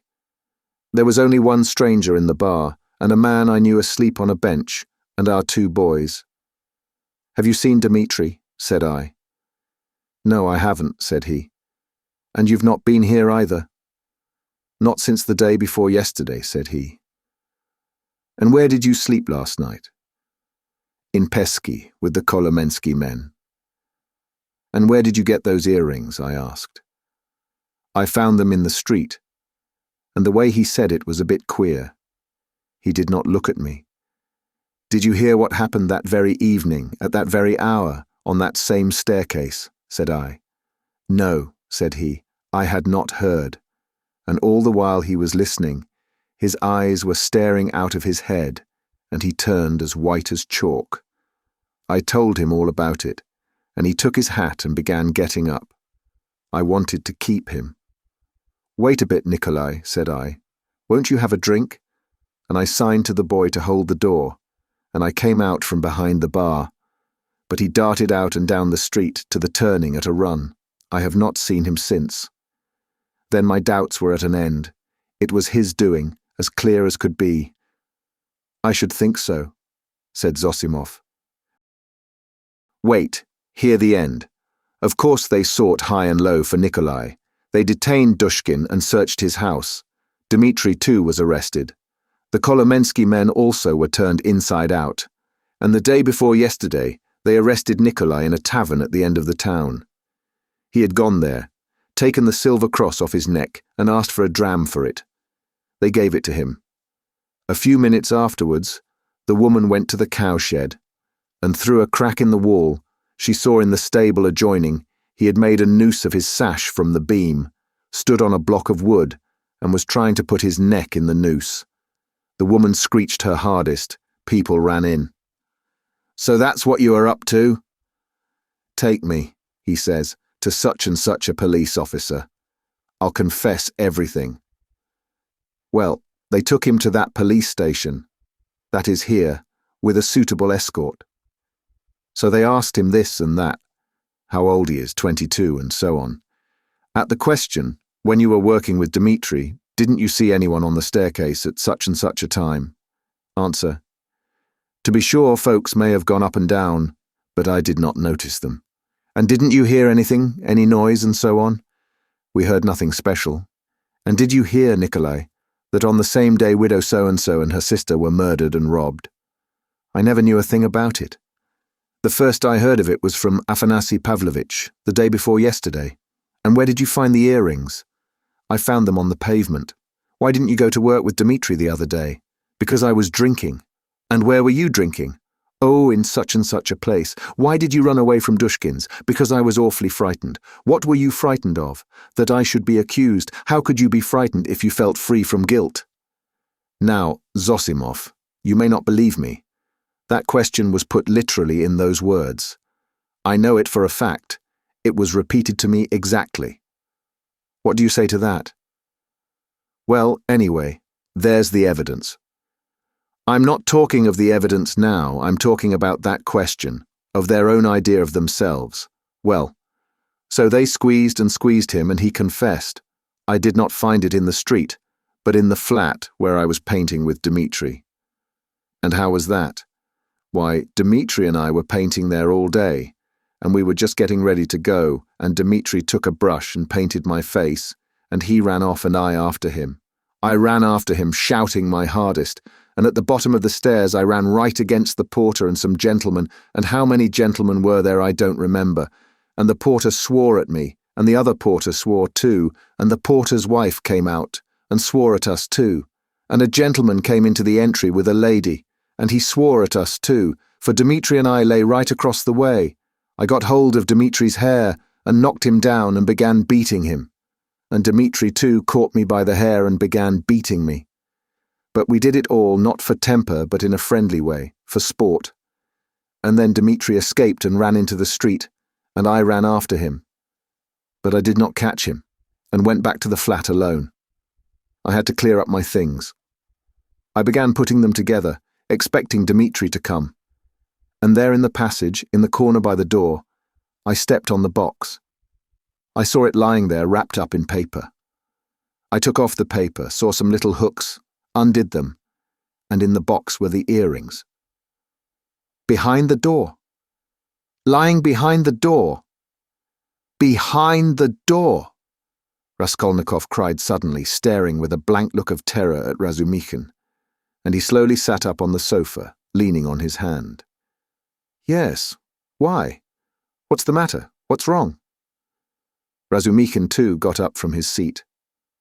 Nothing, Raskolnikov answered faintly, turning to the wall. All were silent for a while. He must have waked from a dream, Razumikhin said at last, looking inquiringly at Zosimov. The latter slightly shook his head. Well, go on, said Zosimov. What next? What next? As soon as he saw the earrings, forgetting Dmitri and everything, he took up his cap and ran to Dushkin, and, as we know, got a rouble from him. He told a lie, saying he found them in the street, and went off drinking. He keeps repeating his old story about the murder. I know nothing of it, never heard of it till the day before yesterday. And why didn't you come to the police till now? I was frightened. And why did you try to hang yourself? From anxiety. What anxiety? That I should be accused of it. Well, that's the whole story. And now what do you suppose they deduced from that? Why, there's no supposing. There's a clue, such as it is. A fact. You wouldn't have your painter set free. Now they've simply taken him for the murderer. They haven't a shadow of doubt.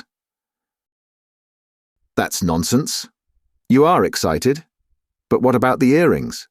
You must admit that, if on the very same day an hour earrings from the old woman's box have come into Nikolai's hands, they must have come there somehow. That's a good deal in such a case. How did they get there? How did they get there? Cried Razumikhin. How can you, a doctor, whose duty it is to study man, and who has more opportunity than anyone else for studying human nature, how can you fail to see the character of the man in the whole story? Don't you see at once that the answers he has given in the examination are the holy truth? They came into his hand precisely as he has told us. He stepped on the box and picked it up. The holy truth. But didn't he own himself that he told a lie at first? Listen to me, listen attentively.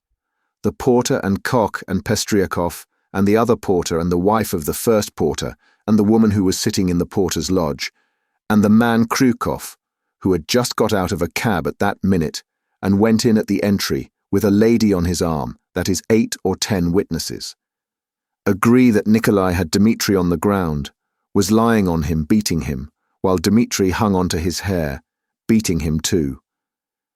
They lay right across the way, blocking the thoroughfare. They were sworn at on all sides, while they, like children, the very words of the witnesses, were falling over one another, squealing, fighting and laughing with the funniest faces, and chasing one another like children, they ran into the street. Now take careful note. The bodies upstairs were warm, you understand, warm when they found them. If they, or Nikolai alone, had murdered them and broken open the boxes, or simply taken part in the robbery, allow me to ask you one question. Do their state of mind, their squeals and giggles and childish scuffling at the gate fit in with axes, bloodshed, fiendish cunning, robbery? They'd just killed them, not 5 or 10 minutes before, for the bodies were still warm. And at once, leaving the flat open, knowing that people would go there at once, flinging away their booty, they rolled about like children, laughing and attracting general attention. And there are a dozen witnesses to swear to that. Of course it is strange. It's impossible indeed, but no, brother, no buts. And if the earrings being found in Nikolai's hands at the very day and hour of the murder constitutes an important piece of circumstantial evidence against him, although the explanation given by him accounts for it, and therefore it does not tell seriously against him, one must take into consideration the facts which prove him innocent, especially as they are facts that cannot be denied. And do you suppose, from the character of our legal system, that they will accept, or that they are in a position to accept, this fact, resting simply on a psychological impossibility, as irrefutable and conclusively breaking down the circumstantial evidence for the prosecution? No, they won't accept it, they certainly won't, because they found the jewel case and the man tried to hang himself, which he could not have done if he hadn't felt guilty. That's the point. That's what excites me. You must understand. Oh, I see you're excited. Wait a bit, I forgot to ask you. What proof is there that the box came from the old woman? That's been proved, said Razumikhin, with apparent reluctance, frowning. Koch recognized the jewel case and gave the name of the owner, who proved conclusively that it was his. That's bad. Now another point. Did anyone see Nikolai at the time that Koch and Pestriakov were going upstairs at first? And is there no evidence about that? Nobody did see him, Razumikhin answered with vexation. That's the worst of it. Even Koch and Pestriakov did not notice them on their way upstairs, though, indeed, their evidence could not have been worth much. They said they saw the flat was open, and that there must be work going on in it, but they took no special notice and could not remember whether there actually were men at work in it. So the only evidence for the defense is that they were beating one another and laughing. That constitutes a strong presumption, but how do you explain the facts yourself? How do I explain them? What is there to explain? It's clear. At any rate, the direction in which explanation is to be sought is clear, and the jewel case points to it. The real murderer dropped those earrings. The murderer was upstairs, locked in, when Koch and Pestriakov knocked at the door. Koch, like an ass, did not stay at the door, so the murderer popped out and ran down too, for he had no other way of escape. He hid from Koch, Pestriakov and the porter in the flat when Nikolai and Dmitri had just run out of it. He stopped there while the porter and others were going upstairs, waited till they were out of hearing, and then went calmly downstairs at the very minute when Dmitri and Nikolai ran out into the street and there was no one in the entry. Possibly he was seen, but not noticed.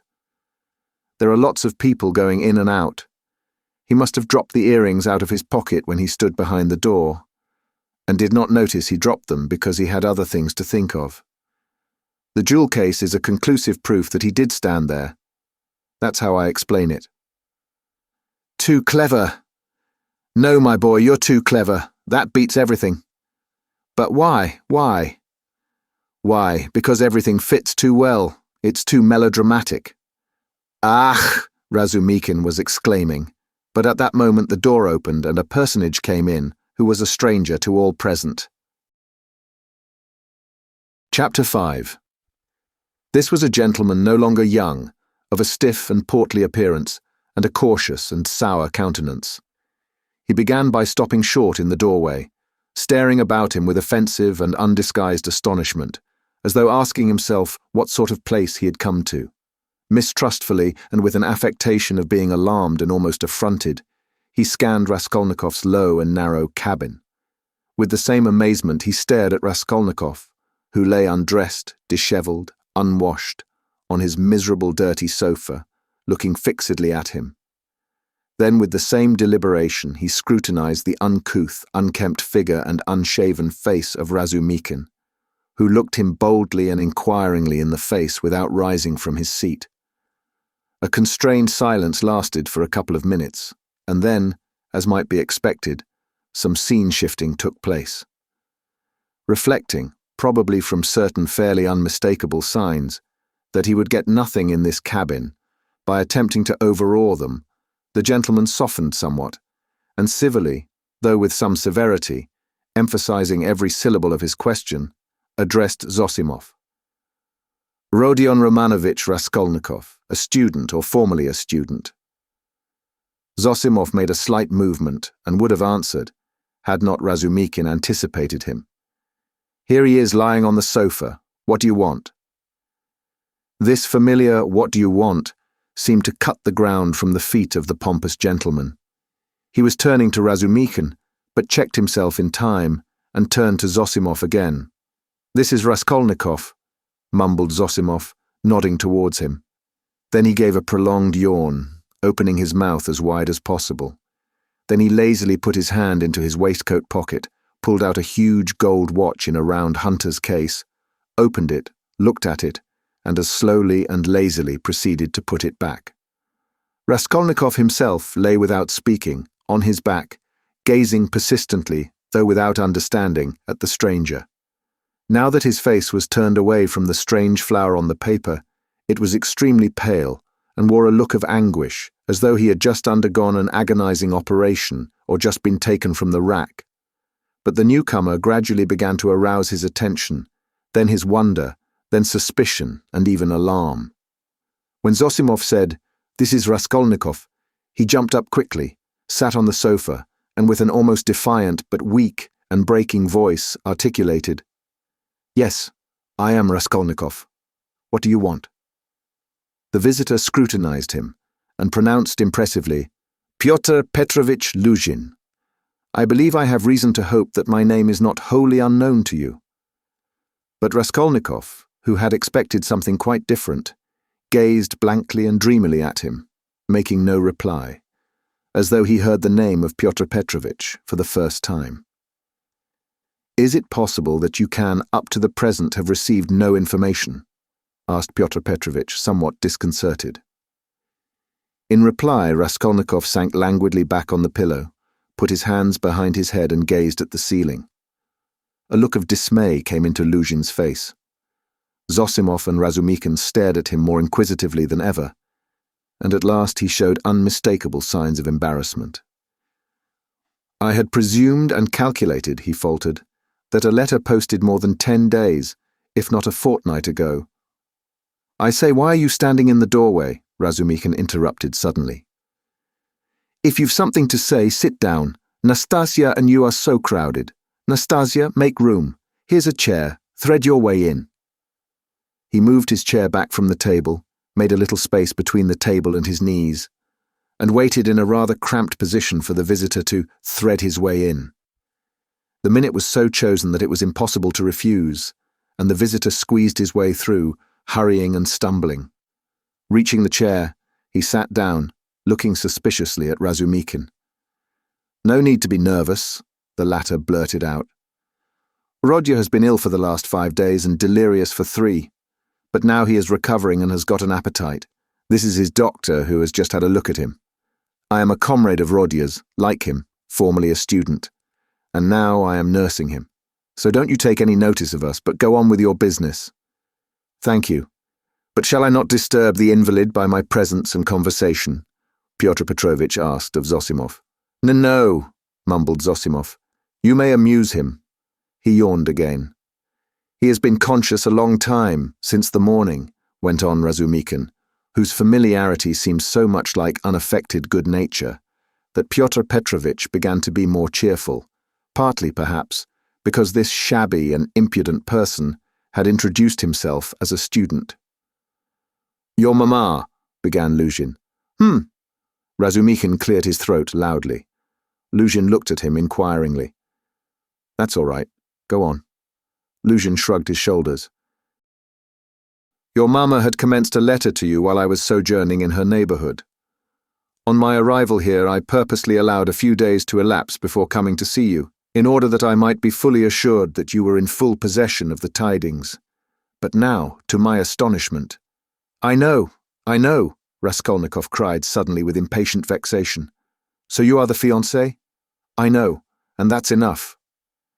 There was no doubt about Pyotr Petrovitch's being offended this time, but he said nothing. He made a violent effort to understand what it all meant. There was a moment's silence. Meanwhile, Raskolnikov, who had turned a little towards him when he answered, began suddenly staring at him again with marked curiosity, as though he had not had a good look at him yet, or as though something new had struck him. He rose from his pillow on purpose to stare at him. There certainly was something peculiar in Pyotr Petrovitch's whole appearance, something which seemed to justify the title of fiancé so unceremoniously applied to him. In the first place, it was evident, far too much so indeed, that Pyotr Petrovitch had made eager use of his few days in the capital to get himself up and rig himself out in expectation of his betrothed, a perfectly innocent and permissible proceeding indeed. Even his own, perhaps too complacent, consciousness of the agreeable improvement in his appearance might have been forgiven in such circumstances, seeing that Pyotr Petrovitch had taken up the role of fiancé. All his clothes were fresh from the tailor's, and were all right, except for being too new and too distinctly appropriate. Even the stylish new round hat had the same significance. Pyotr Petrovitch treated it too respectfully, and held it too carefully in his hands. The exquisite pair of lavender gloves, real Louvain, told the same tale, if only from the fact of his not wearing them, but carrying them in his hand for show. Light and youthful colours predominated in Pyotr Petrovitch's attire. He wore a charming summer jacket of a fawn shade, light thin trousers, a waistcoat of the same, new and fine linen, a cravat of the lightest cambric with pink stripes on it, and the best of it was, this all suited Pyotr Petrovitch. His very fresh and even handsome face looked younger than his 45 years at all times. His dark, mutton-chop whiskers made an agreeable setting on both sides, growing thickly upon his shining, clean-shaven chin.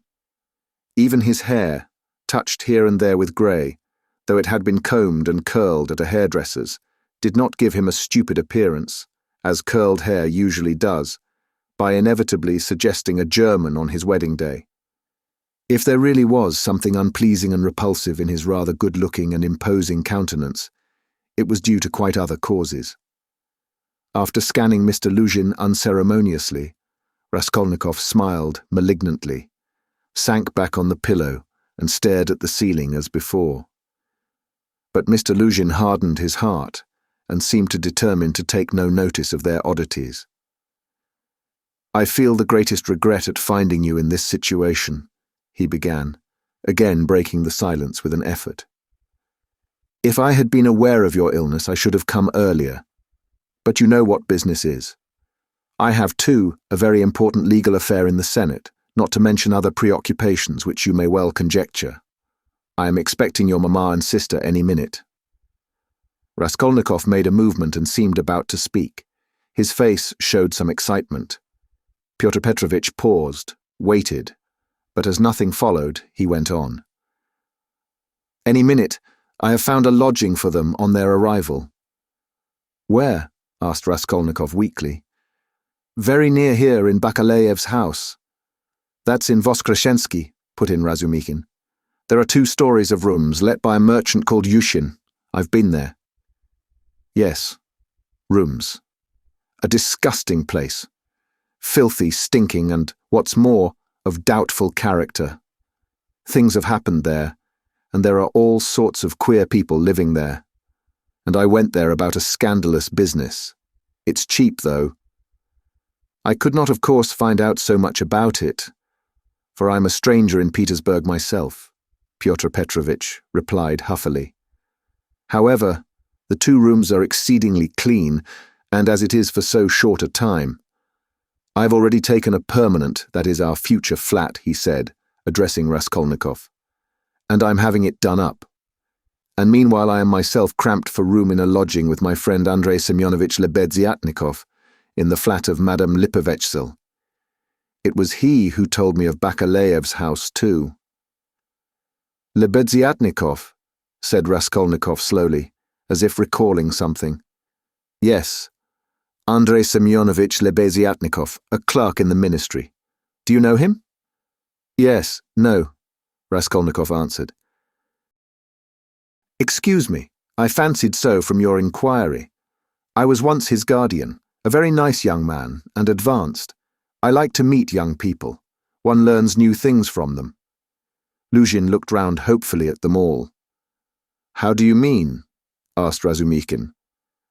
In the most serious and essential matters, Pyotr Petrovitch replied, as though delighted at the question. You see, it's 10 years since I visited Petersburg. All the novelties, reforms, ideas have reached us in the provinces. But to see it all more clearly, one must be in Petersburg. And it's my notion that you observe and learn most by watching the younger generation. And I confess I'm delighted. At what? Your question is a wide one. I may be mistaken, but I fancy I find clearer views, more, so to say, criticism, more practicality. That's true, Zosimov let drop. Nonsense. There's no practicality. Razumikin flew at him. Practicality is a difficult thing to find. It does not drop down from heaven. And for the last 200 years we have been divorced from all practical life.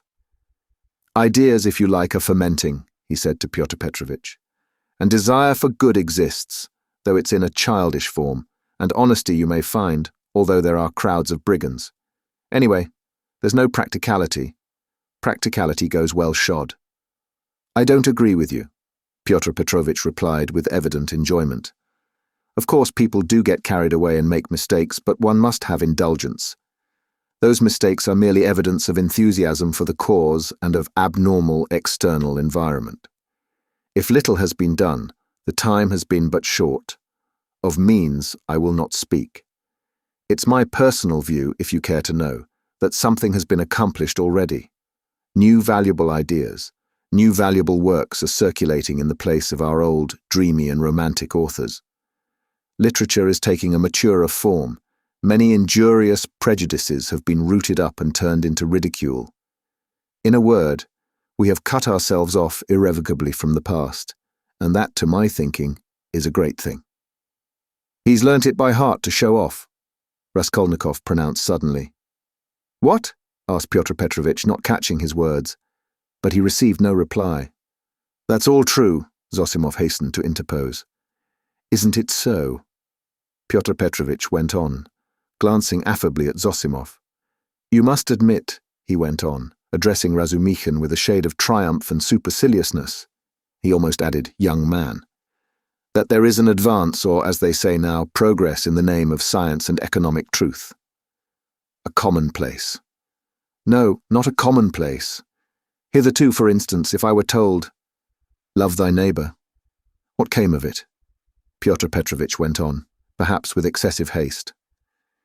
It came to my tearing my coat in half to share with my neighbour, and we both were left half naked. As a Russian proverb has it, catch several hares and you won't catch one. Science now tells us, love yourself before all men, for everything in the world rests on self-interest. You love yourself and manage your own affairs properly, and your coat remains whole. Economic truth adds that the better private affairs are organized in society, the more whole coats, so to say, the firmer are its foundations, and the better is the common welfare organized too.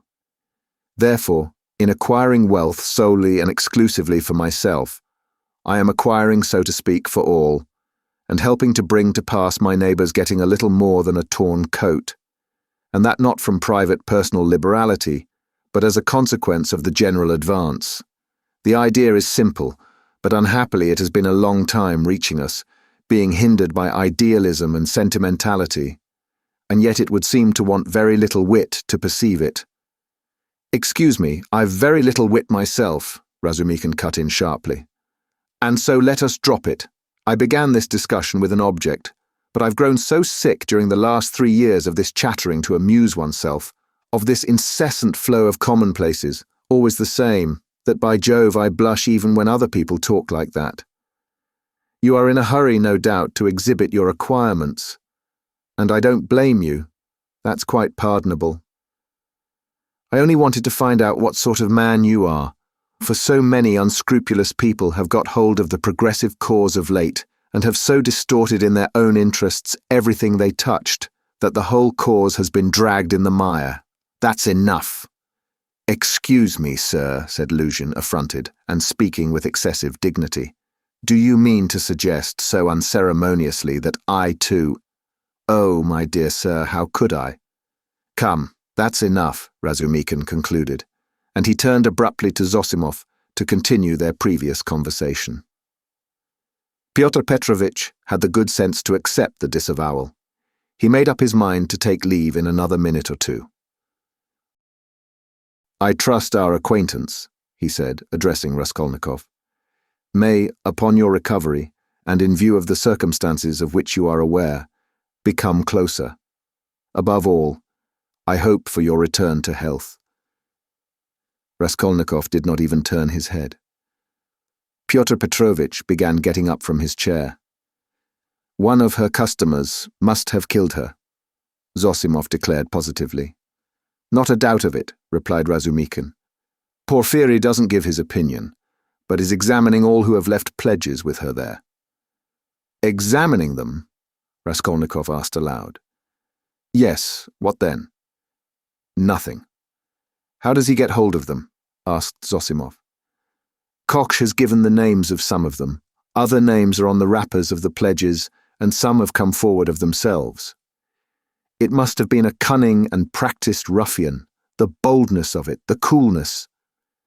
"That's just what it wasn't," interposed Razumikin. "That's what throws you all off the scent. But I maintain that he is not cunning, not practiced, and probably this was his first crime.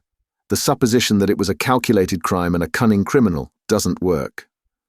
Suppose him to have been inexperienced, and it's clear that it was only a chance that saved him. And chance may do anything.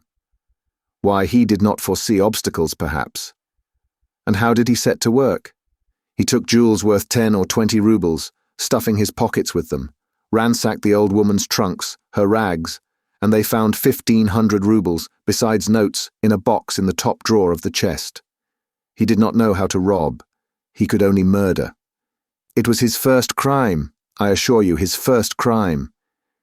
He lost his head, and he got off more by luck than good counsel." "You are talking of the murder of the old pawnbroker, I believe," Pyotr Petrovitch put in, addressing Zosimov.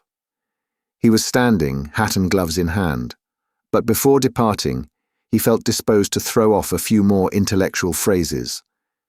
He was evidently anxious to make a favourable impression, and his vanity overcame his prudence. "Yes. You've heard of it?" "Oh, yes, being in the neighbourhood." "Do you know the details?" "I can't say that, but another circumstance interests me in the case, the whole question, so to say. Not to speak of the fact that crime has been greatly on the increase among the lower classes during the last 5 years, not to speak of the cases of robbery and arson everywhere. What strikes me as the strangest thing is that in the higher classes too, crime is increasing proportionately. In one place one hears of a student's robbing the mail on the high road, in another place People of good social position forge false banknotes. In Moscow of late, a whole gang has been captured who used to forge lottery tickets, and one of the ringleaders was a lecturer in universal history. Then our secretary abroad was murdered from some obscure motive of gain. And if this old woman, the pawnbroker, has been murdered by someone of a higher class in society, for peasants don't pawn gold trinkets, how are we to explain this demoralization of the civilized part of our society? There are many economic changes, put in Zosimov. How are we to explain it? Razumikin caught him up. It might be explained by our inveterate impracticality. How do you mean? What answer had your lecturer in Moscow to make to the question why he was forging notes? Everybody is getting rich one way or another, so I want to make haste to get rich too. I don't remember the exact words, but the upshot was that he wants money for nothing, without waiting or working. We've grown used to having everything ready-made, to walking on crutches, to having our food chewed for us. Then the great hour struck, and every man showed himself in his true colours. But morality, and so to speak, principles. But why do you worry about it? Raskolnikov interposed suddenly. It's in accordance with your theory. In accordance with my theory? Why, carry out logically the theory you were advocating just now, and it follows that people may be killed. Upon my word, cried Luzhin. No, that's not so, put in Zosimov. Raskolnikov lay with a white face and twitching upper lip, breathing painfully. There's a measure in all things, Luzhin went on superciliously. Economic ideas are not an incitement to murder, and one has but to suppose. And is it true, Raskolnikov interposed once more suddenly, again in a voice quivering with fury and delight in insulting him, is it true that you told your fiancée, within an hour of her acceptance, that what pleased you most was that she was a beggar, because it was better to raise a wife from poverty, so that you may have complete control over her, and reproach her with your being her benefactor? Upon my word, Luzhin cried wrathfully and irritably, crimson with confusion, to distort my words in this way. Excuse me, allow me to assure you that the report which has reached you, or rather, let me say, has been conveyed to you, has no foundation in truth, and I suspect who. In a word, this arrow. In a word, your mamma. She seemed to me in other things, with all her excellent qualities, of a somewhat high-flown and romantic way of thinking. But I was 1,000 miles from supposing that she would misunderstand and misrepresent things in so fanciful a way. And indeed, I tell you what, cried Raskolnikov, raising himself on his pillow and fixing his piercing, glittering eyes upon him. I tell you what? What? Luzhin stood still, waiting with a defiant and offended face. Silence lasted for some seconds. Why, if ever again you dare to mention a single word about my mother, I shall send you flying downstairs. What's the matter with you? Cried Razumikin. So that's how it is. Luzhin turned pale and bit his lip. Let me tell you, sir, he began deliberately, doing his utmost to restrain himself but breathing hard. At the first moment I saw you, you were ill-disposed to me. But I remained here on purpose to find out more. I could forgive a great deal in a sick man and a connection, but you... Never after this. I am not ill, cried Raskolnikov. So much the worse. Go to hell. But Luzhin was already leaving without finishing his speech, squeezing between the table and the chair. Razumikin got up this time to let him pass. Without glancing at anyone, and not even nodding to Zosimov, who had for some time been making signs to him to let the sick man alone, he went out, lifting his hat to the level of his shoulders to avoid crushing it as he stooped to go out of the door. And even the curve of his spine was expressive of the horrible insult he had received. How could you? How could you? Razumikin said, shaking his head in perplexity. Let me alone. Let me alone, all of you, Raskolnikov cried in a frenzy. Will you ever leave off tormenting me? I am not afraid of you. I am not afraid of anyone now. Get away from me. I want to be alone. Alone. Alone. Come along, said Zosimov, nodding to Razumikhin. But we can't leave him like this. Come along, Zosimov repeated insistently, and he went out. Razumikhin thought a minute and ran to overtake him. It might be worse not to obey him, said Zosimov on the stairs. He mustn't be irritated. What's the matter with him? If only he could get some favourable shock, that's what would do it. At first he was better. You know he has got something on his mind, some fixed idea weighing on him. I am very much afraid so. He must have.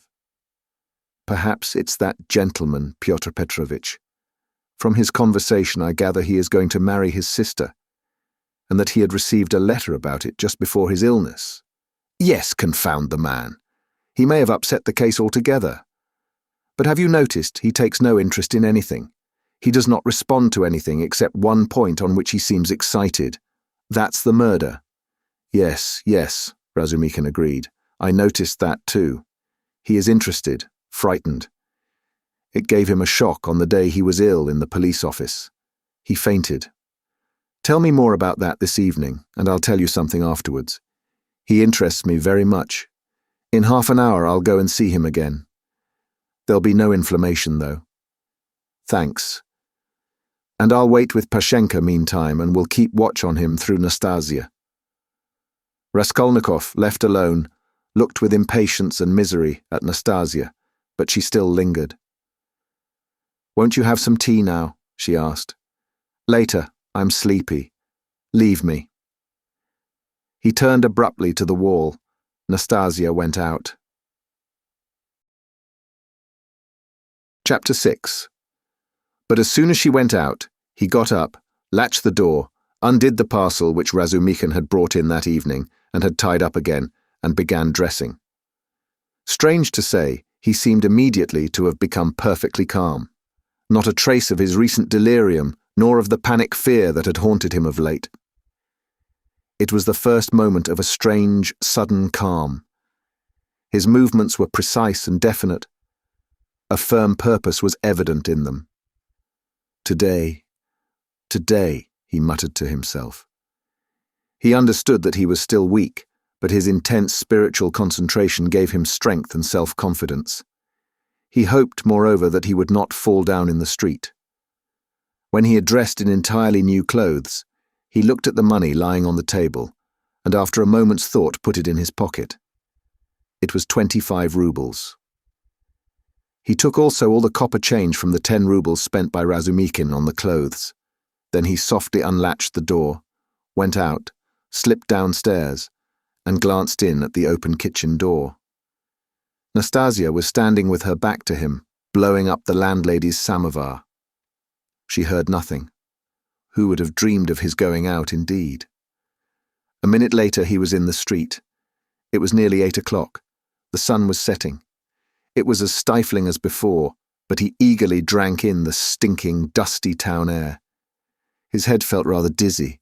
A sort of savage energy gleamed suddenly in his feverish eyes, and his wasted, pale and yellow face.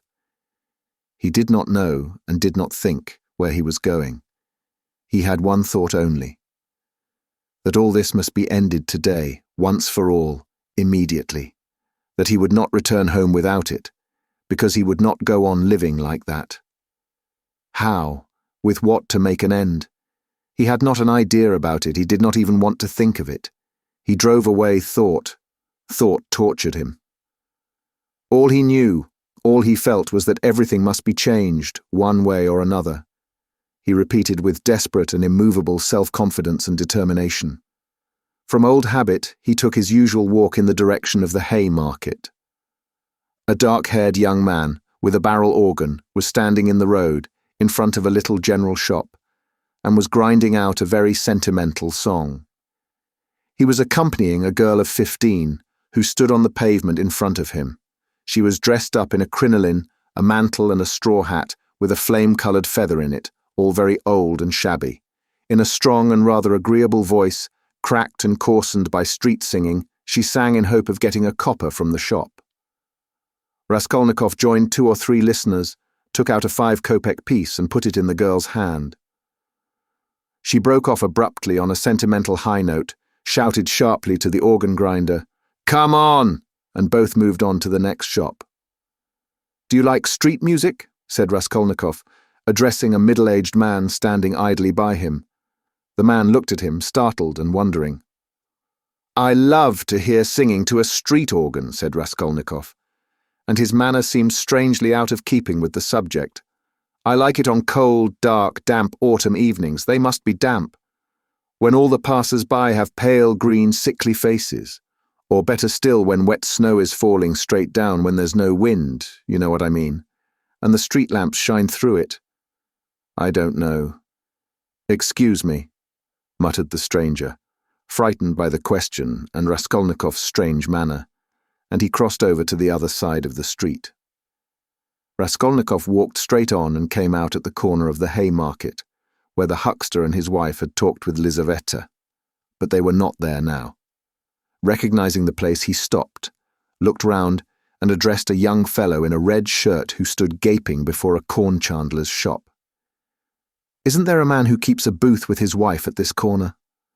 "All sorts of people keep booths here," answered the young man, glancing superciliously at Raskolnikov. "What's his name?" "What he was christened." "Aren't you a Zaraisky man too? Which province?" The young man looked at Raskolnikov again. "It's not a province, Your Excellency, but a district. Graciously forgive me, Your Excellency." "Is that a tavern at the top there?" "Yes, it's an eating house, and there's a billiard room, and you'll find princesses there too." "La la." Raskolnikov crossed the square. In that corner there was a dense crowd of peasants. He pushed his way into the thickest part of it, looking at the faces. He felt an unaccountable inclination to enter into conversation with people. But the peasants took no notice of him. They were all shouting in groups together. He stood and thought a little and took a turning to the right in the direction of VIII. He had often crossed that little street which turns at an angle, leading from the marketplace to Sadovy Street. Of late he had often felt drawn to wander about this district when he felt depressed, that he might feel more so. Now he walked along, thinking of nothing. At that point there is a great block of buildings, entirely let out in dram shops and eating houses. Women were continually running in and out, bareheaded and in their indoor clothes. Here and there they gathered in groups, on the pavement, especially about the entrances to various festive establishments in the lower stories. From one of these a loud din, sounds of singing, the tinkling of a guitar and shouts of merriment, floated into the street. A crowd of women were thronging round the door. Some were sitting on the steps, others on the pavement, others were standing talking. A drunken soldier smoking a cigarette was walking near them in the road, swearing. He seemed to be trying to find his way somewhere but had forgotten where. One beggar was quarrelling with another, and a man dead drunk was lying right across the road. Raskolnikov joined the throng of women, who were talking in husky voices. They were bareheaded and wore cotton dresses and goatskin shoes. There were women of 40, and some not more than 17. Almost all had blackened eyes. He felt strangely attracted by the singing and all the noise and uproar in the saloon below. Someone could be heard within dancing frantically, marking time with his heels to the sounds of the guitar and of a thin falsetto voice singing a jaunty air. He listened intently, gloomily and dreamily, bending down at the entrance and peeping inquisitively in from the pavement. "Oh, my handsome soldier, don't beat me for nothing," trilled the thin voice of the singer. Raskolnikov felt a great desire to make out what he was singing, as though everything depended on that. "Shall I go in?" he thought. "They are laughing. From drink. Shall I get drunk?" "Won't you come in?" one of the women asked him. Her voice was still musical and less thick than the others. She was young and not repulsive, the only one of the group. "Why, she's pretty," he said, drawing himself up and looking at her. She smiled, much pleased at the compliment. "You're very nice looking yourself," she said. "Isn't he thin, though?" observed another woman in a deep bass. "Have you just come out of a hospital?" "They're all generals' daughters, it seems, but they have all snub noses," interposed a tipsy peasant with a sly smile on his face, wearing a loose coat. "See how jolly they are. Go along with you." "I'll go, sweetie," and he darted down into the saloon below. Raskolnikov moved on. "I say, sir," the girl shouted after him. "What is it?" She hesitated. "I'll always be pleased to spend an hour with you, kind gentleman. But now I feel shy. Give me 6 kopecks for a drink. There's a nice young man." Raskolnikov gave her what came first, 15 kopecks. "Ah, what a good-natured gentleman. What's your name?" "Ask for Duklida." "Well, that's too much," one of the women observed, shaking her head at Duklida. "I don't know how you can ask like that. I believe I should drop with shame." Raskolnikov looked curiously at the speaker. She was a pock-marked wench of 30, covered with bruises, with her upper lip swollen. She made her criticism quietly and earnestly. "Where is it," thought Raskolnikov, "where is it I've read that someone condemned to death says or thinks an hour before his death that if he had to live on some high rock, on such a narrow ledge that he'd only room to stand, and the ocean, everlasting darkness, everlasting solitude, everlasting tempest around him, if he had to remain standing on a square yard of space all his life, 1,000 years, eternity, it were better to live so than to die at once, only to live and live, life, whatever it may be. How true it is. Good God, how true. Man is a vile creature, and vile is he who calls him vile for that," he added a moment later. He went into another street. "Bah, the Palais de Cristal. Razumikin was just talking of the Palais de Cristal." But what on earth was it I wanted? Yes, the newspapers. Zosimov said he'd read it in the papers. "Have you the papers?" he asked, going into a very spacious and positively clean restaurant, consisting of several rooms, which were, however, rather empty. 2 or 3 people were drinking tea, and in a room further away were sitting 4 men drinking champagne.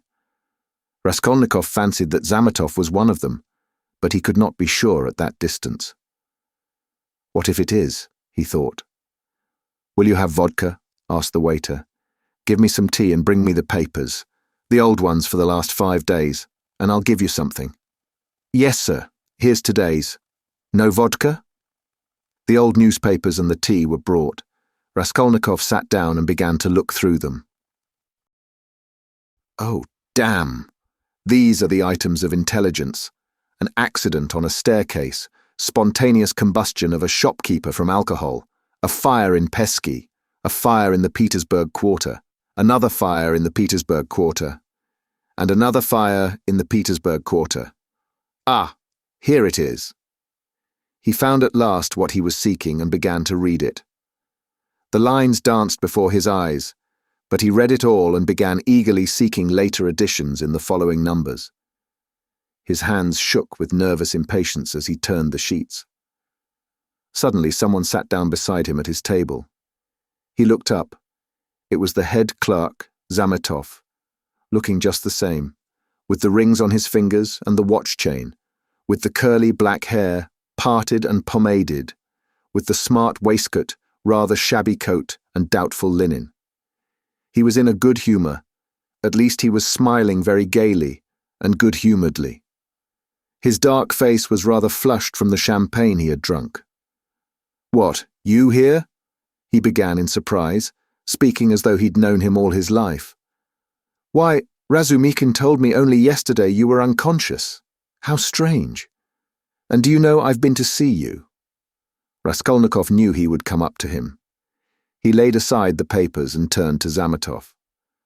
There was a smile on his lips, and a new shade of irritable impatience was apparent in that smile. "I know you have," he answered. "I've heard it. You looked for my sock. And you know Razumikin has lost his heart to you? He says you've been with him to Louisa Ivanovna's. You know, the woman you tried to befriend, for whom you winked to the explosive lieutenant and he would not understand. Do you remember? How could he fail to understand? It was quite clear, wasn't it? What a hothead he is. The explosive one? No, your friend Razumikhin. You must have a jolly life, Mr. Zametov.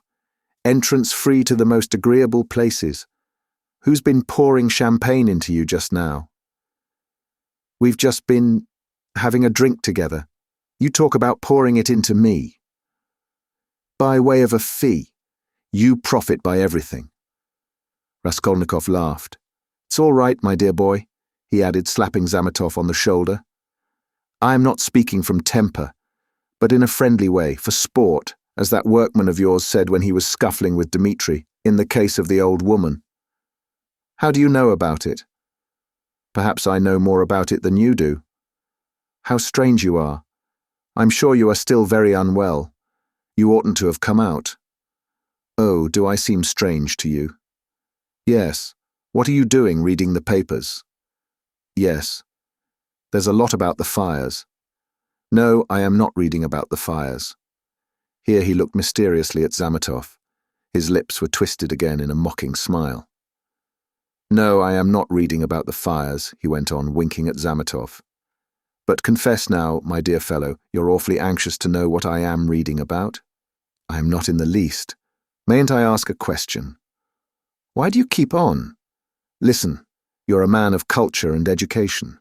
I was in the 6th class at the gymnasium, said Zametov with some dignity. 6th class. Ah, my cock sparrow. With your parting and your rings, you are a gentleman of fortune. Phoo, what a charming boy. Here Raskolnikov broke into a nervous laugh, right in Zametov's face. The latter drew back, more amazed than offended. Phoo, how strange you are, Zametov repeated very seriously. I can't help thinking you are still delirious. I am delirious. You are fibbing, my cock sparrow. So I am strange? You find me curious, do you? Yes, curious. Shall I tell you what I was reading about, what I was looking for? See what a lot of papers I've made them bring me. Suspicious, eh? Well, what is it? You prick up your ears. How do you mean, prick up my ears? I'll explain that afterwards, but now, my boy, I declare to you. No. Better, I confess. No, that's not right either. I make a deposition, and you take it. I depose that I was reading, that I was looking and searching. He screwed up his eyes and paused. I was searching, and came here on purpose to do it, for news of the murder of the old pawnbroker woman, he articulated at last, almost in a whisper, bringing his face exceedingly close to the face of Zametov. Zametov looked at him steadily, without moving or drawing his face away. What struck Zametov afterwards, as the strangest part of it all, was that silence followed for exactly a minute, and that they gazed at one another all the while. What if you have been reading about it? He cried at last, perplexed and impatient. That's no business of mine. What of it? The same old woman, Raskolnikov went on in the same whisper, not heeding Zametov's explanation. About whom you were talking in the police office, you remember, when I fainted. Well, do you understand now? What do you mean? Understand? What? Zametov brought out, almost alarmed.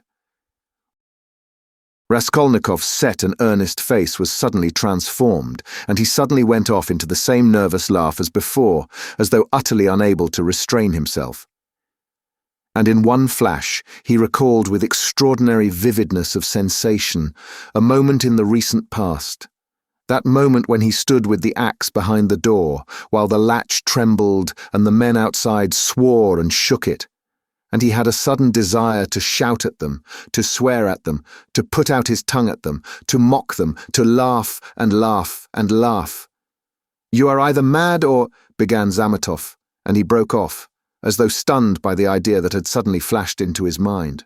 Or what? What? Come, tell me. Nothing, said Zametov, getting angry. It's all nonsense. Both were silent. After his sudden fit of laughter, Raskolnikov became suddenly thoughtful and melancholy. He put his elbow on the table and leaned his head on his hand. He seemed to have completely forgotten Zametov. The silence lasted for some time. "Why don't you drink your tea? It's getting cold," said Zametov. "What? Tea? Oh, yes." Raskolnikov sipped the glass, put a morsel of bread in his mouth, and suddenly looking at Zametov, seemed to remember everything and pulled himself together. At the same moment his face resumed its original mocking expression. He went on drinking tea. "There have been a great many of these crimes lately," said Zametov. "Only the other day I read in the Moscow News that a whole gang of false coiners had been caught in Moscow. It was a regular society. They used to forge tickets." "Oh, but it was a long time ago. I read about it a month ago," Raskolnikov answered calmly. "So you consider them criminals?" he added, smiling. "Of course they are criminals." "They? They are children. Simpletons, not criminals. Why, 100 people meeting for such an object. What an idea. 3 would be too many, and then they want to have more faith in one another than in themselves. One has only to blab in his cups and it all collapses. Simpletons. They engaged untrustworthy people to change the notes. What a thing to trust to a casual stranger. Well, let us suppose that these simpletons succeed and each makes $1 million, and what follows for the rest of their lives? Each is dependent on the others for the rest of his life. Better hang oneself at once. And they did not know how to change the notes either. The man who changed the notes took 5,000 rubles, and his hands trembled. He counted the first 4,000, but did not count the 5,000. He was in such a hurry to get the money into his pocket and run away. Of course, he roused suspicion, and the whole thing came to a crash through one fool. Is it possible? That his hands trembled, observed Zametov. Yes, that's quite possible. That I feel quite sure is possible. Sometimes one can't stand things. Can't stand that? Why? Could you stand it then? No, I couldn't. For the sake of 100 rubles to face such a terrible experience? To go with false notes into a bank where it's their business to spot that sort of thing? No, I should not have the face to do it. Would you? Raskolnikov had an intense desire again, to put his tongue out. Shivers kept running down his spine. I should do it quite differently, Raskolnikov began. This is how I would change the notes. I'd count the first 1,000 3 or 4 times backwards and forwards, looking at every note, and then I'd set to the second 1,000. I'd count that halfway through, and then hold some 50-ruble note to the light, then turn it, then hold it to the light again, to see whether it was a good one. I am afraid, I would say, a relation of mine lost 25 rubles the other day through a false note, and then I'd tell them the whole story. And after I began counting the third, no, excuse me, I would say, I fancy I made a mistake in the 7th hundred in that second 1,000, I am not sure. And so I would give up the third 1,000 and go back to the second and so on to the end. And when I had finished, I'd pick out one from the 5th and one from the second 1,000 and take them again to the light and ask again, change them, please, and put the clerk into such a stew that he would not know how to get rid of me. When I'd finished and had gone out, I'd come back, no, excuse me, and ask for some explanation. That's how I'd do it. Phoo, what terrible things you say, said Zametov, laughing. But all that is only talk. I dare say when it came to deeds, you'd make a slip. I believe that even a practiced, desperate man cannot always reckon on himself, much less you and I. To take an example near home, that old woman murdered in our district. The murderer seems to have been a desperate fellow. He risked everything in open daylight, was saved by a miracle, but his hands shook too. He did not succeed in robbing the place. He couldn't stand it. That was clear from the... Raskolnikov seemed offended. Clear? Why don't you catch him then? He cried, maliciously jibing at Zametov. Well, they will catch him. Who? You? Do you suppose you could catch him? You've a tough job. A great point for you is whether a man is spending money or not. If he had no money and suddenly begins spending, he must be the man, so that any child can mislead you. The fact is they always do that, though, answered Zametov. A man will commit a clever murder at the risk of his life, and then at once he goes drinking in a tavern. They are caught spending money. They are not all as cunning as you are. You wouldn't go to a tavern, of course. Raskolnikov frowned and looked steadily at Zametov. You seem to enjoy the subject, and would like to know how I should behave in that case too, he asked with displeasure. I should like to, Zametov answered firmly and seriously. Somewhat too much earnestness began to appear in his words and looks. Very much. Very much. All right then. This is how I should behave, Raskolnikov began, again bringing his face close to Zametov's, again staring at him and speaking in a whisper, so that the latter positively shuddered. This is what I should have done. I should have taken the money and jewels. I should have walked out of there and have gone straight to some deserted place with fences round it and scarcely anyone to be seen, some kitchen garden or place of that sort.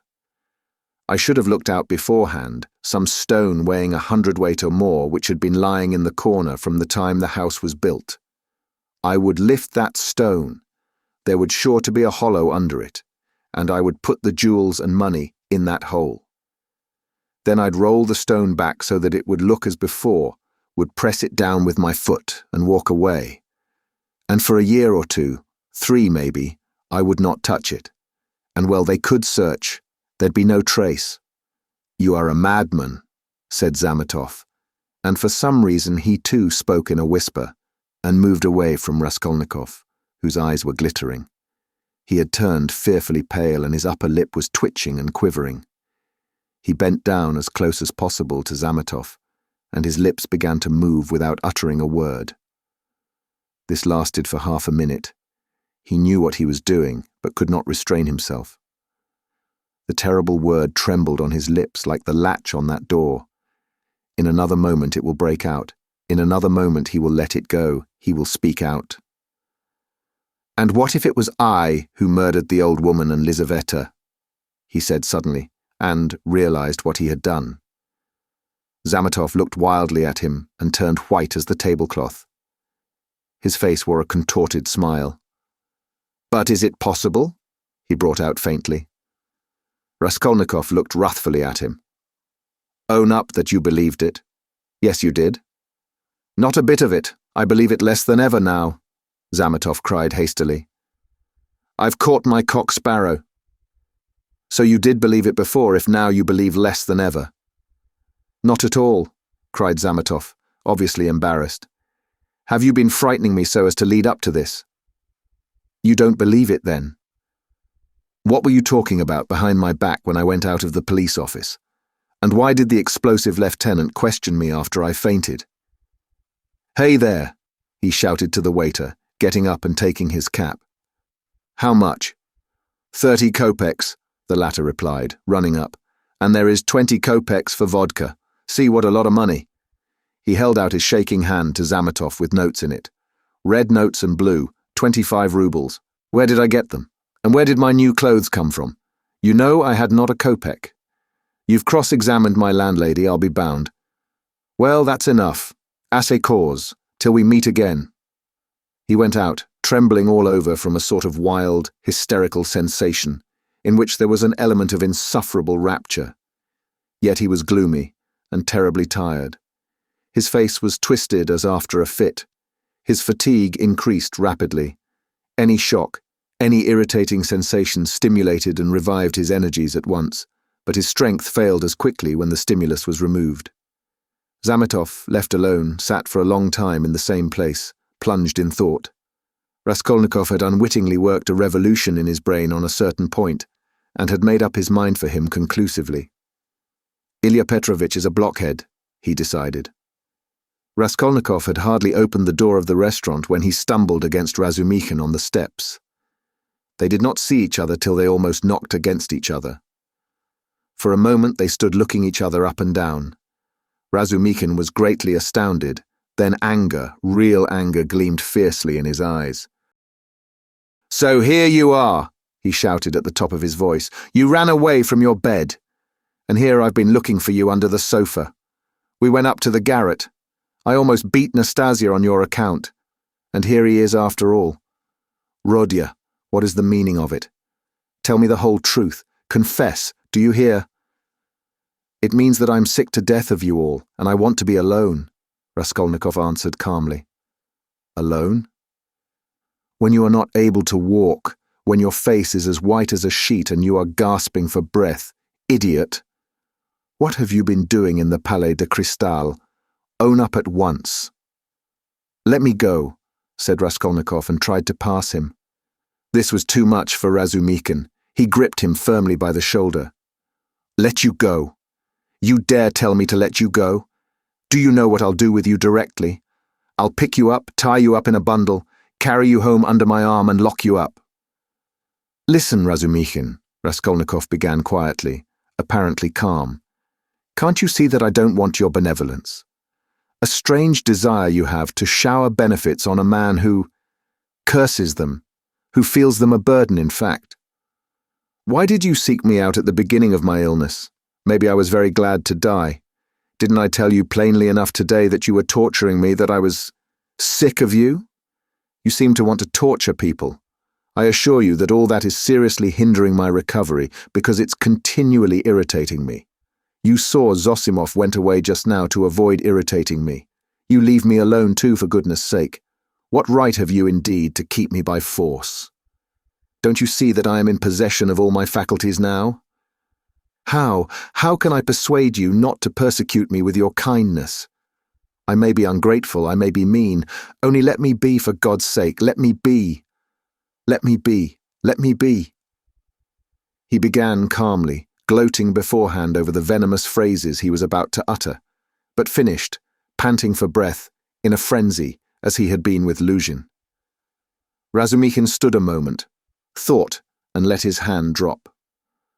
Well, go to hell then, he said gently and thoughtfully. Stay, he roared, as Raskolnikov was about to move. Listen to me. Let me tell you that you are all a set of babbling, posing idiots. If you've any little trouble, you brood over it like a hen over an egg, and you are plagiarists even in that. There isn't a sign of independent life in you. You are made of spermaceti ointment, and you've lymph in your veins instead of blood. I don't believe in any one of you. In any circumstances, the first thing for all of you is to be unlike a human being. Stop, he cried with redoubled fury, noticing that Raskolnikov was again making a movement. Hear me out. You know I'm having a housewarming this evening. I dare say they've arrived by now. But I left my uncle there. I just ran in to receive the guests. And if you weren't a fool, a common fool, a perfect fool, if you were an original instead of a translation. You see, Rodya, I recognize you're a clever fellow, but you're a fool. And if you weren't a fool, you'd come round to me this evening instead of wearing out your boots in the street. Since you have gone out, there's no help for it. I'd give you a snug, easy chair. My landlady has one. A cup of tea, company. Or you could lie on the sofa, anywhere you would be with us. Zosimov will be there too. Will you come? No. Rubbish, Razumikin shouted out of patience. How do you know? You can't answer for yourself. You don't know anything about it. Thousands of times I've fought tooth and nail with people and run back to them afterwards. One feels ashamed and goes back to a man. So remember, Pochinkov's house on the 3rd story. Why, Mr. Razumikin, I do believe you'd let anybody beat you from sheer benevolence. Beat? Whom? Me? I'd twist his nose off at the mere idea. Pochinkov's house, 47, Babushkin's flat. I shall not come, Razumikin. Raskolnikov turned and walked away. I bet you will, Razumikin shouted after him. I refuse to know you if you don't. Stay. Hey, is Zametov in there? Yes. Did you see him? Yes. Talk to him? Yes. What about? Confound you, don't tell me then. Pochinkov's house, 47, Babushkin's flat, remember? Raskolnikov walked on and turned the corner into Sadovy Street. Razumikin looked after him thoughtfully. Then with a wave of his hand he went into the house, but stopped short of the stairs. Confound it, he went on almost aloud. He talked sensibly, but yet, I am a fool. as if madmen didn't talk sensibly. And this was just what Zosimov seemed afraid of.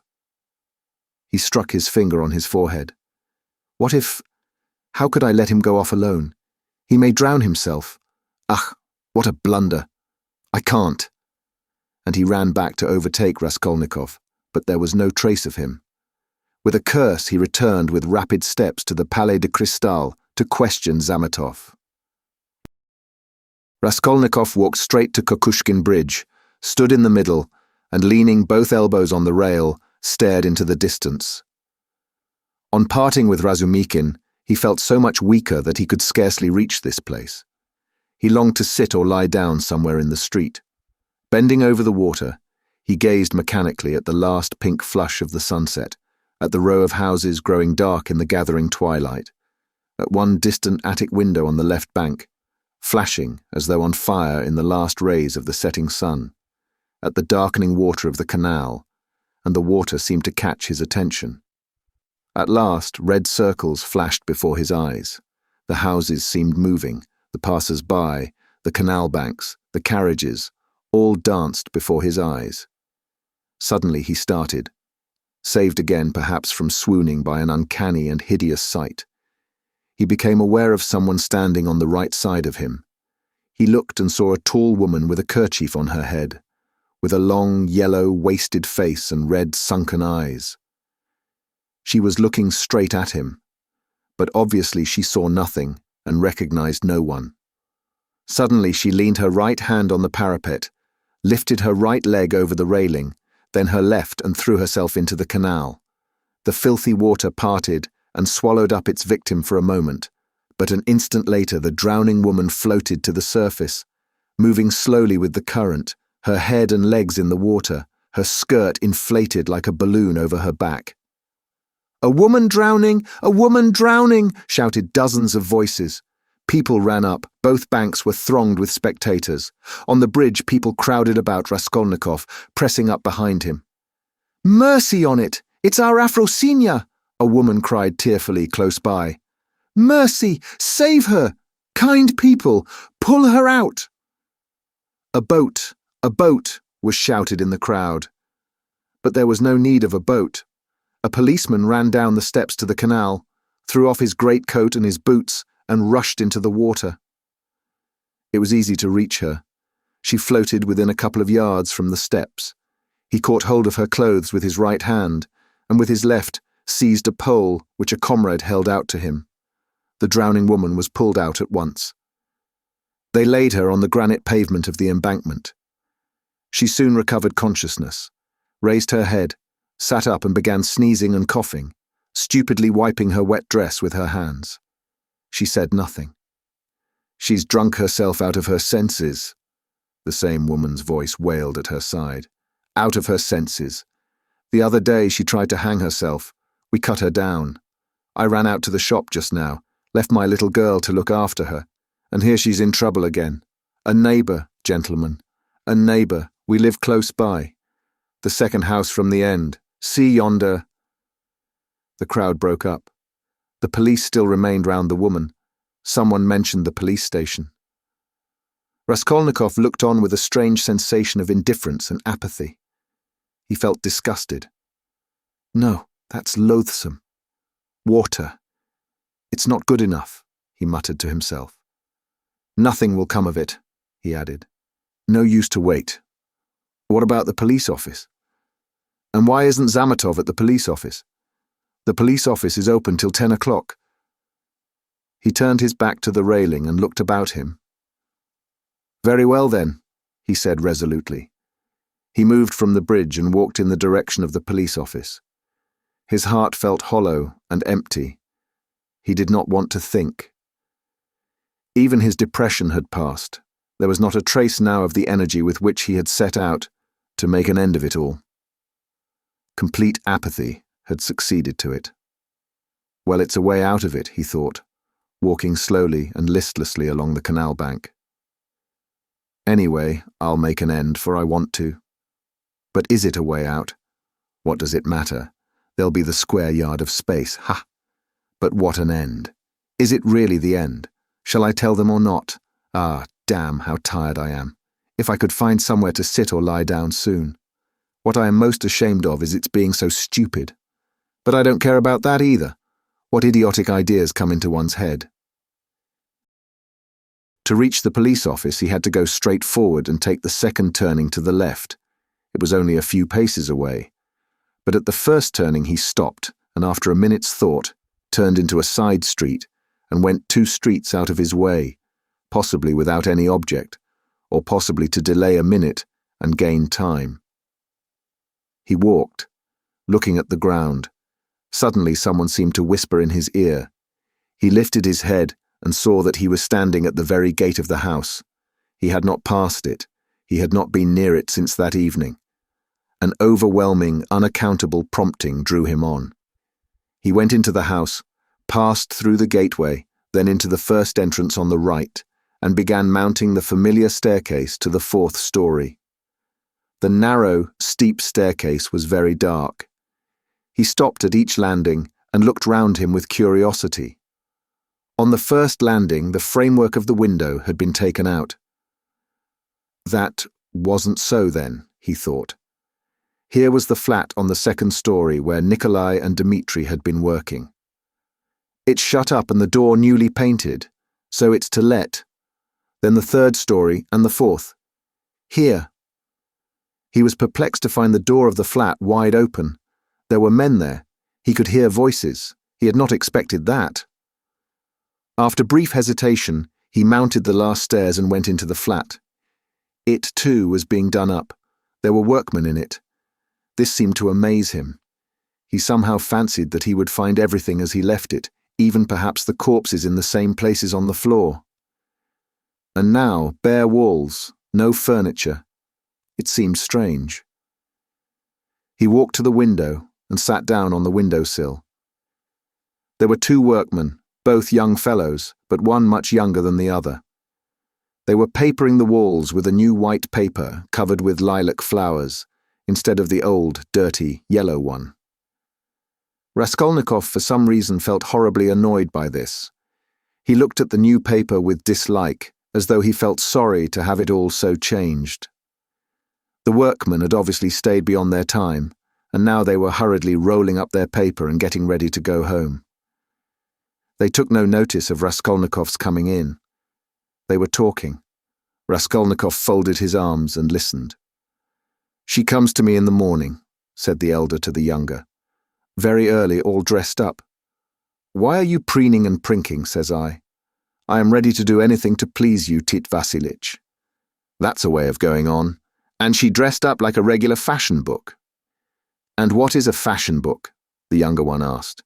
He obviously regarded the other as an authority. "A fashion book is a lot of pictures, coloured, and they come to the tailors here every Saturday, by post from abroad, to show folks how to dress, the male sex as well as the female. They're pictures. The gentlemen are generally wearing fur coats, and for the ladies' fluffles, they're beyond anything you can fancy." "There's nothing you can't find in Petersburg," the younger cried enthusiastically. "Except father and mother, there's everything." "Except them.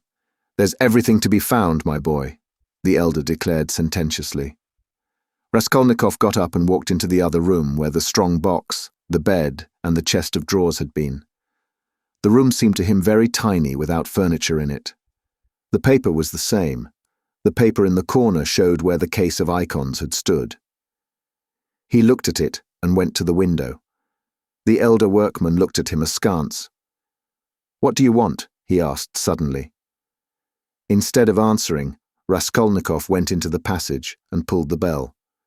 The same bell, the same cracked note. He rang it a second and a third time. He listened and remembered. The hideous and agonizingly fearful sensation he had felt then began to come back more and more vividly. He shuddered at every ring, and it gave him more and more satisfaction. "Well, what do you want? Who are you?" the workman shouted, going out to him. Raskolnikov went inside again. "I want to take a flat," he said. "I am looking round." "It's not the time to look at rooms at night, and you ought to come up with the porter." "The floors have been washed. Will they be painted?" Raskolnikov went on. "Is there no blood?" "What blood?" "Why, the old woman and her sister were murdered here. There was a perfect pool there. "But who are you?" the workman cried, uneasy. "Who am I?" "Yes. You want to know? Come to the police station, I'll tell you." The workman looked at him in amazement. "It's time for us to go. We are late." "Come along, Alyoshka. We must lock up," said the elder workman. "Very well. Come along," said Raskolnikov indifferently, and going out first, he went slowly downstairs. "Hey, porter," he cried in the gateway. At the entrance, several people were standing, staring at the passers-by. The two porters, a peasant woman, a man in a long coat, and a few others. Raskolnikov went straight up to them. "What do you want?" asked one of the porters. "Have you been to the police office?" "I've just been there." "What do you want?"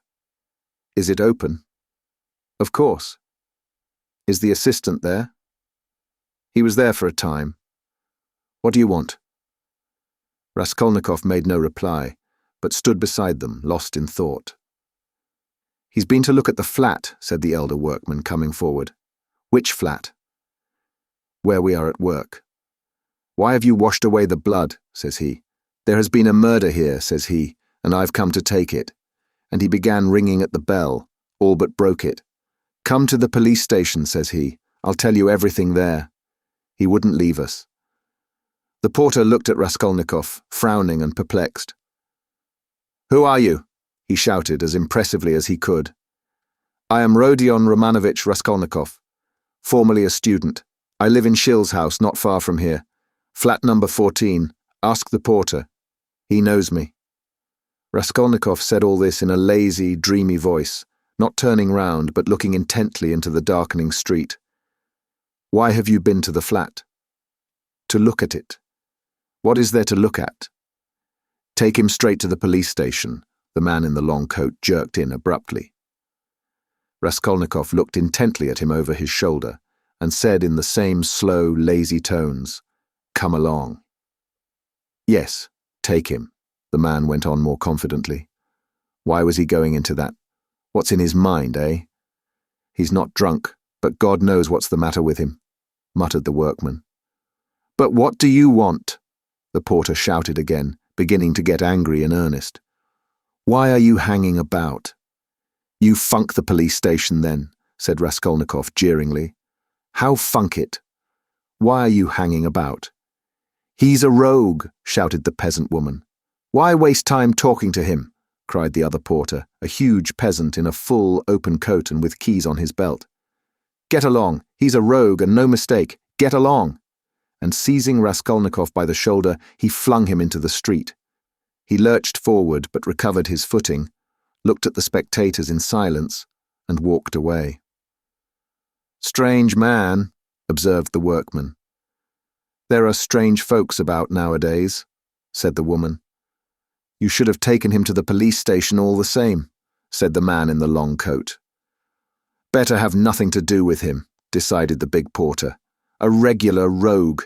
Just what he wants, you may be sure, but once take him up, you won't get rid of him. We know the sort." "Shall I go there or not?" thought Raskolnikov, standing in the middle of the thoroughfare at the crossroads. And he looked about him, as though expecting from someone a decisive word. But no sound came. All was dead and silent, like the stones on which he walked. Dead to him alone. All at once, at the end of the street, 200 yards away, in the gathering dusk, he saw a crowd and heard talk and shouts. In the middle of the crowd stood a carriage. A light gleamed in the middle of the street. "What is it?" Raskolnikov turned to the right and went up to the crowd. He seemed to clutch at everything and smiled coldly when he recognized it, for he had fully made up his mind to go to the police station and knew that it would all soon be over. Chapter 7. An elegant carriage stood in the middle of the road with a pair of spirited grey horses. There was no one in it, and the coachman had got off his box and stood by. The horses were being held by the bridle. A mass of people had gathered round, the police standing in front. One of them held a lighted lantern, which he was turning on something lying close to the wheels. Everyone was talking, shouting, exclaiming. The coachman seemed at a loss and kept repeating, "What a misfortune! Good Lord, what a misfortune!" Raskolnikov pushed his way in as far as he could, and succeeded at last in seeing the object of the commotion and interest. On the ground, a man who had been run over lay apparently unconscious and covered with blood. He was very badly dressed, but not like a workman. Blood was flowing from his head and face. His face was crushed, mutilated and disfigured. He was evidently badly injured. "Merciful heaven!" wailed the coachman. "What more could I do? If I'd been driving fast or had not shouted to him, but I was going quietly, not in a hurry. Everyone could see I was going along just like everybody else. A drunken man can't walk straight, we all know. I saw him crossing the street, staggering and almost falling. I shouted again, and a second, and a third time. Then I held the horses in, but he fell straight under their feet. Either he did it on purpose or he was very tipsy. The horses are young and ready to take fright. They started, he screamed, that made them worse. That's how it happened." "That's just how it was," a voice in the crowd confirmed. "He shouted, that's true, he shouted 3 times, another voice declared. 3 times it was, we all heard it, shouted a third. But the coachman was not very much distressed and frightened. It was evident that the carriage belonged to a rich and important person who was awaiting it somewhere. The police, of course, were in no little anxiety to avoid upsetting his arrangements. All they had to do was to take the injured man to the police station and the hospital. No one knew his name. Meanwhile, Raskolnikov had squeezed in and stooped closer over him. The lantern suddenly lighted up the unfortunate man's face. He recognized him. "I know him! I know him!" he shouted, pushing to the front. "It's a government clerk retired from the service, Marmeladov. He lives close by in Kozel's house. Make haste for a doctor. I will pay, see?" He pulled money out of his pocket and showed it to the policeman. He was in violent agitation. The police were glad that they had found out who the man was. Raskolnikov gave his own name and address, and, as earnestly as if it had been his father, he besought the police to carry the unconscious Marmeladov to his lodging at once. "Just here, 3 houses away," he said eagerly. "The house belongs to Kozel, a rich German. He was going home, no doubt drunk. I know him. He is a drunkard. He has a family there, a wife, children. He has 1 daughter. It will take time to take him to the hospital, and there is sure to be a doctor in the house. I'll pay. At least he will be looked after at home. They will help him at once. But he'll die before you get him to the hospital." He managed to slip something unseen into the policeman's hand, but the thing was straightforward and legitimate, and in any case, help was closer here. They raised the injured man. People volunteered to help. Kozel's house was 30 yards away. Raskolnikov walked behind, carefully holding Marmeladov's head and showing the way. This way. We must take him upstairs head foremost. Turn round. I'll pay. I'll make it worth your while," he muttered. Katerina Ivanovna had just begun, as she always did at every free moment, walking to and fro in her little room, from window to stove and back again, with her arms folded across her chest, talking to herself and coughing. Of late, she had begun to talk more than ever to her eldest girl, Polenka, a child of 10, who, though there was much she did not understand, understood very well that her mother needed her, and so always watched her with her big, clever eyes and strove her utmost to appear to understand. This time, Polenka was undressing her little brother, who had been unwell all day and was going to bed. The boy was waiting for her to take off his shirt, which had to be washed at night. He was sitting straight and motionless on a chair, with a silent, serious face, with his legs stretched out straight before him, heels together and toes turned out. He was listening to what his mother was saying to his sister, sitting perfectly still with pouting lips and wide-open eyes, just as all good little boys have to sit when they are undressed to go to bed. A little girl, still younger, dressed literally in rags, stood at the screen, waiting for her turn. The door to the stairs was open to relieve them a little from the clouds of tobacco smoke which floated in from the other rooms and brought on long, terrible fits of coughing in the poor, consumptive woman. Katerina Ivanovna seemed to have grown even thinner during that week, and the hectic flush on her face was brighter than ever. "You wouldn't believe. You can't imagine, Polenka," she said, walking about the room, "what a happy, luxurious life we had in my papa's house, and how this drunkard has brought me, and will bring you all to ruin. Papa was a civil colonel, and only a step from being a governor, so that everyone who came to see him said, 'We look upon you, Ivan Mikhailovich, as our governor.' When She coughed violently. "Oh, cursed life," she cried, clearing her throat and pressing her hands to her breast. When at the last ball, at the Marshal's, Princess Bezemelny saw me, who gave me the blessing when your father and I were married, Polenka. She asked at once, 'Isn't that the pretty girl who danced the shawl dance at the breaking up?' You must mend that tear, you must take your needle and darn it as I showed you, or tomorrow, cough, cough, cough, he will make the hole bigger," she articulated with effort. Prince Shegolskoy, a kammerjunker, had just come from Petersburg then. He danced the mazurka with me and wanted to make me an offer next day. But I thanked him in flattering expressions and told him that my heart had long been another's. That other was your father, Polya. Papa was fearfully angry. "Is the water ready? Give me the shirt and the stockings." "Lida," said she to the youngest one, "you must manage without your chemise tonight, and lay your stockings out with it. I'll wash them together. How is it that drunken vagabond doesn't come in? He has worn his shirt till it looks like a dishclout. He has torn it to rags. I'd do it all together, so as not to have to work 2 nights running. Oh, dear. Cough, cough, cough, cough. Again. What's this?" she cried, noticing a crowd in the passage and the men who were pushing into her room, carrying a burden. "What is it? What are they bringing? Mercy on us!" "Where are we to put him?"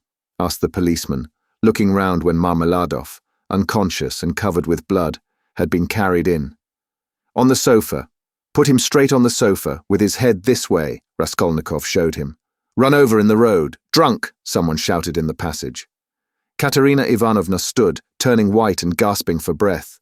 The children were terrified. Little Lida screamed, rushed to Polenka and clutched at her, trembling all over. Having laid Marmeladov down, Raskolnikov flew to Katerina Ivanovna.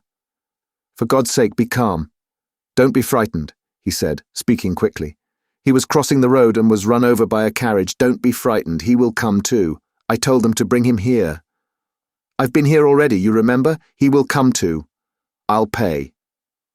"He's done it this time," Katerina Ivanovna cried despairingly, and she rushed to her husband. Raskolnikov noticed at once that she was not one of those women who swoon easily. She instantly placed under the luckless man's head a pillow, which no one had thought of, and began undressing and examining him. She kept her head, forgetting herself, biting her trembling lips and stifling the screams which were ready to break from her. Raskolnikov meanwhile induced someone to run for a doctor. There was a doctor, it appeared, next door but one. "I've sent for a doctor," he kept assuring Katerina Ivanovna. "Don't be uneasy. I'll pay. Haven't you water? And give me a napkin or a towel, anything, as quick as you can. He is injured, but not killed, believe me. We shall see what the doctor says." Katerina Ivanovna ran to the window. There, on a broken chair in the corner, a large earthenware basin full of water had been stood, in readiness for washing her children's and husband's linen that night. This washing was done by Katerina Ivanovna at night, at least twice a week, if not oftener. For the family had come to such a pass that they were practically without change of linen, and Katerina Ivanovna could not endure uncleanliness. And rather than see dirt in the house, she preferred to wear herself out at night, working beyond her strength when the rest were asleep, so as to get the wet linen hung on a line and dry by the morning. She took up the basin of water at Raskolnikov's request, but almost fell down with her burden. But the latter had already succeeded in finding a towel, wetted it, and began washing the blood off Marmeladov's face. Katerina Ivanovna stood by, breathing painfully and pressing her hands to her breast. She was in need of attention herself. Raskolnikov began to realize that he might have made a mistake in having the injured man brought here. The policeman, too, stood in hesitation. "Polenka!" cried Katerina Ivanovna. "Run to Sonia. Make haste. If you don't find her at home, leave word that her father has been run over and that she is to come here at once, when she comes in. Run, Polenka. There, put on the shawl." "Run your fastest," cried the little boy on the chair suddenly, after which he relapsed into the same dumb rigidity, with round eyes, his heels thrust forward, and his toes spread out. Meanwhile, the room had become so full of people that you couldn't have dropped a pin. The policeman left, all except one, who remained for a time, trying to drive out the people who came in from the stairs. Almost all Madame Lipovechsel's lodgers had streamed in from the inner rooms of the flat. At first they were squeezed together in the doorway, but afterwards they overflowed into the room. Katerina Ivanovna flew into a fury. "You might let him die in peace at least," she shouted at the crowd. "Is it a spectacle for you to gape at, with cigarettes? Cough, cough, cough. You might as well keep your hats on. And there is one in his hat. Get away. You should respect the dead, at least." Her cough choked her, but her reproaches were not without result. They evidently stood in some awe of Katerina Ivanovna.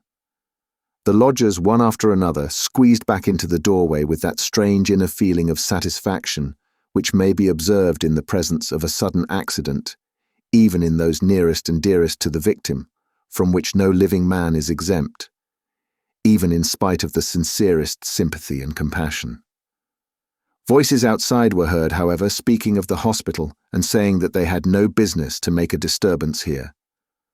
"No business to die!" cried Katerina Ivanovna, and she was rushing to the door to vent her wrath upon them, but in the doorway came face to face with Madame Lipovechsel, who had only just heard of the accident and ran in to restore order. She was a particularly quarrelsome and irresponsible German. "Ah, my God!" she cried, clasping her hands. "Your husband drunken horses have trampled. To the hospital with him. I am the landlady. Amalia Ludwigovna, I beg you to recollect what you are saying," Katerina Ivanovna began haughtily. She always took a haughty tone with the landlady that she might remember her place, and even now could not deny herself this satisfaction. "Amalia Ludwigovna. I have you once before told that you to call me Amalia Ludwigovna may not dare. I am Amalia Ivanovna. You are not Amalia Ivanovna, but Amalia Ludwigovna, and as I am not one of your despicable flatterers like Mr. Lebeziatnikov, who is laughing behind the door at this moment." A laugh and a cry of, "They are at it again," was in fact audible at the door. "So I shall always call you Amalia Ludwigovna, though I fail to understand why you dislike that name. You can see for yourself what has happened to Semyon Zaharovich. He is dying. I beg you to close that door at once and to admit no one. Let him at least die in peace. Or I warn you the Governor-General himself shall be informed of your conduct tomorrow. The prince knew me as a girl. He remembers Semyon Zaharovich well and has often been a benefactor to him. Everyone knows that Semyon Zaharovich had many friends and protectors, whom he abandoned himself from an honourable pride, knowing his unhappy weakness. But now," she pointed to Raskolnikov, "a generous young man has come to our assistance, who has wealth and connections, and whom Semyon Zaharovich has known from a child. You may rest assured, Amalia Ludwigovna." All this was uttered with extreme rapidity, getting quicker and quicker, but a cough suddenly cut short Katerina Ivanovna's eloquence. At that instant, the dying man recovered consciousness and uttered a groan. She ran to him. The injured man opened his eyes and, without recognition or understanding, gazed at Raskolnikov, who was bending over him. He drew deep, slow, painful breaths. Blood oozed at the corners of his mouth and drops of perspiration came out on his forehead. Not recognizing Raskolnikov, he began looking round uneasily. Katerina Ivanovna looked at him with a sad but stern face, and tears trickled from her eyes. "My God, his whole chest is crushed. How he is bleeding," she said in despair. "We must take off his clothes." "Turn a little, Semyon Zaharovich, if you can," she cried to him. Marmeladov recognized her. "A priest," he articulated, huskily. Katerina Ivanovna walked to the window, laid her head against the window frame and exclaimed in despair, "Oh, cursed life!" "A priest," the dying man said again after a moment's silence. "They've gone for him," Katerina Ivanovna shouted to him. He obeyed her shout and was silent. With sad and timid eyes he looked for her. She returned and stood by his pillow. He seemed a little easier, but not for long. Soon his eyes rested on little Lida, his favourite, who was shaking in the corner as though she were in a fit and staring at him with her wondering childish eyes. Ah, he signed towards her uneasily. He wanted to say something. "What now?" cried Katerina Ivanovna. "Barefoot, barefoot," he muttered, indicating with frenzied eyes the child's bare feet. "Be silent," Katerina Ivanovna cried irritably. "You know why she is barefooted." "Thank God, the doctor!" exclaimed Raskolnikov, relieved. The doctor came in, a precise little old man, a German, looking about him mistrustfully. He went up to the sick man, took his pulse, carefully felt his head, and with the help of Katerina Ivanovna, he unbuttoned the blood-stained shirt and bared the injured man's chest. It was gashed, crushed and fractured. Several ribs on the right side were broken. On the left side, just over the heart, was a large, sinister-looking, yellowish-black bruise, a cruel kick from the horse's hoof. The doctor frowned. The policeman told him that he was caught in the wheel and turned round with it for 30 yards on the road. "It's wonderful that he has recovered consciousness," the doctor whispered softly to Raskolnikov. "What do you think of him?" he asked. "He will die immediately." "Is there really no hope?" "Not the faintest. He is at the last gasp. His head is badly injured too." "I could bleed him if you like, but it would be useless. He is bound to die within the next 5 or 10 minutes. Better bleed him then. If you like, but I warn you it will be perfectly useless." At that moment, other steps were heard. The crowd in the passage parted, and the priest, a little grey old man, appeared in the doorway bearing the sacrament. A policeman had gone for him at the time of the accident. The doctor changed places with him, exchanging glances with him. Raskolnikov begged the doctor to remain a little while. He shrugged his shoulders and remained. All stepped back. The confession was soon over. The dying man probably understood little. He could only utter indistinct, broken sounds. Katerina Ivanovna took little Lida, lifted the boy from the chair, knelt down in the corner by the stove, and made the children kneel in front of her. The little girl was still trembling, but the boy, kneeling on his little bare knees, lifted his hand rhythmically, crossing himself with precision, and bowed down, touching the floor with his forehead, which seemed to afford him especial satisfaction. Katerina Ivanovna bit her lips and held back her tears. She prayed too, now and then, pulling straight the boy's shirt, and managed to cover the girl's bare shoulders with a kerchief, which she took from the chest without rising from her knees or ceasing to pray. Meanwhile, the door from the inner rooms was opened inquisitively again. In the passage, the crowd of spectators from all the flats on the staircase grew denser and denser, but they did not venture beyond the threshold. A single candle end lighted up the scene. At that moment, Polenka forced her way through the crowd at the door. She came in panting from running so fast, took off her kerchief, looked for her mother, went up to her and said, "She's coming, I met her in the street." Her mother made her kneel beside her. Timidly and noiselessly, a young girl made her way through the crowd, and strange was her appearance in that room, in the midst of want, rags, death and despair. She too was in rags.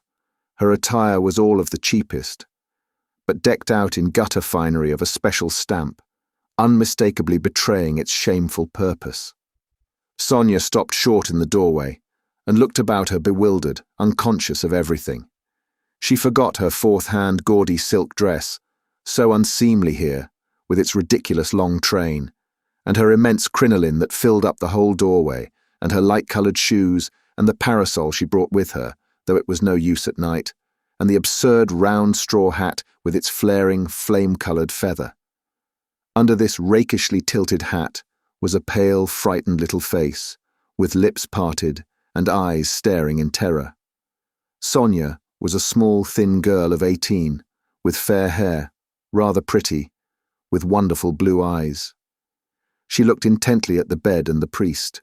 She too was out of breath with running. At last, whispers, some words in the crowd probably, reached her. She looked down and took a step forward into the room, still keeping close to the door. The service was over. Katerina Ivanovna went up to her husband again.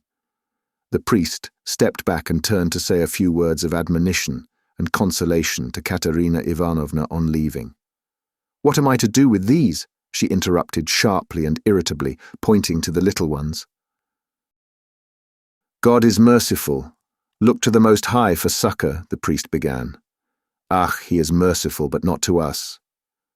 "That's a sin, madam," observed the priest, shaking his head. "And isn't that a sin?" cried Katerina Ivanovna, pointing to the dying man. "Perhaps those who have involuntarily caused the accident will agree to compensate you, at least for the loss of his earnings."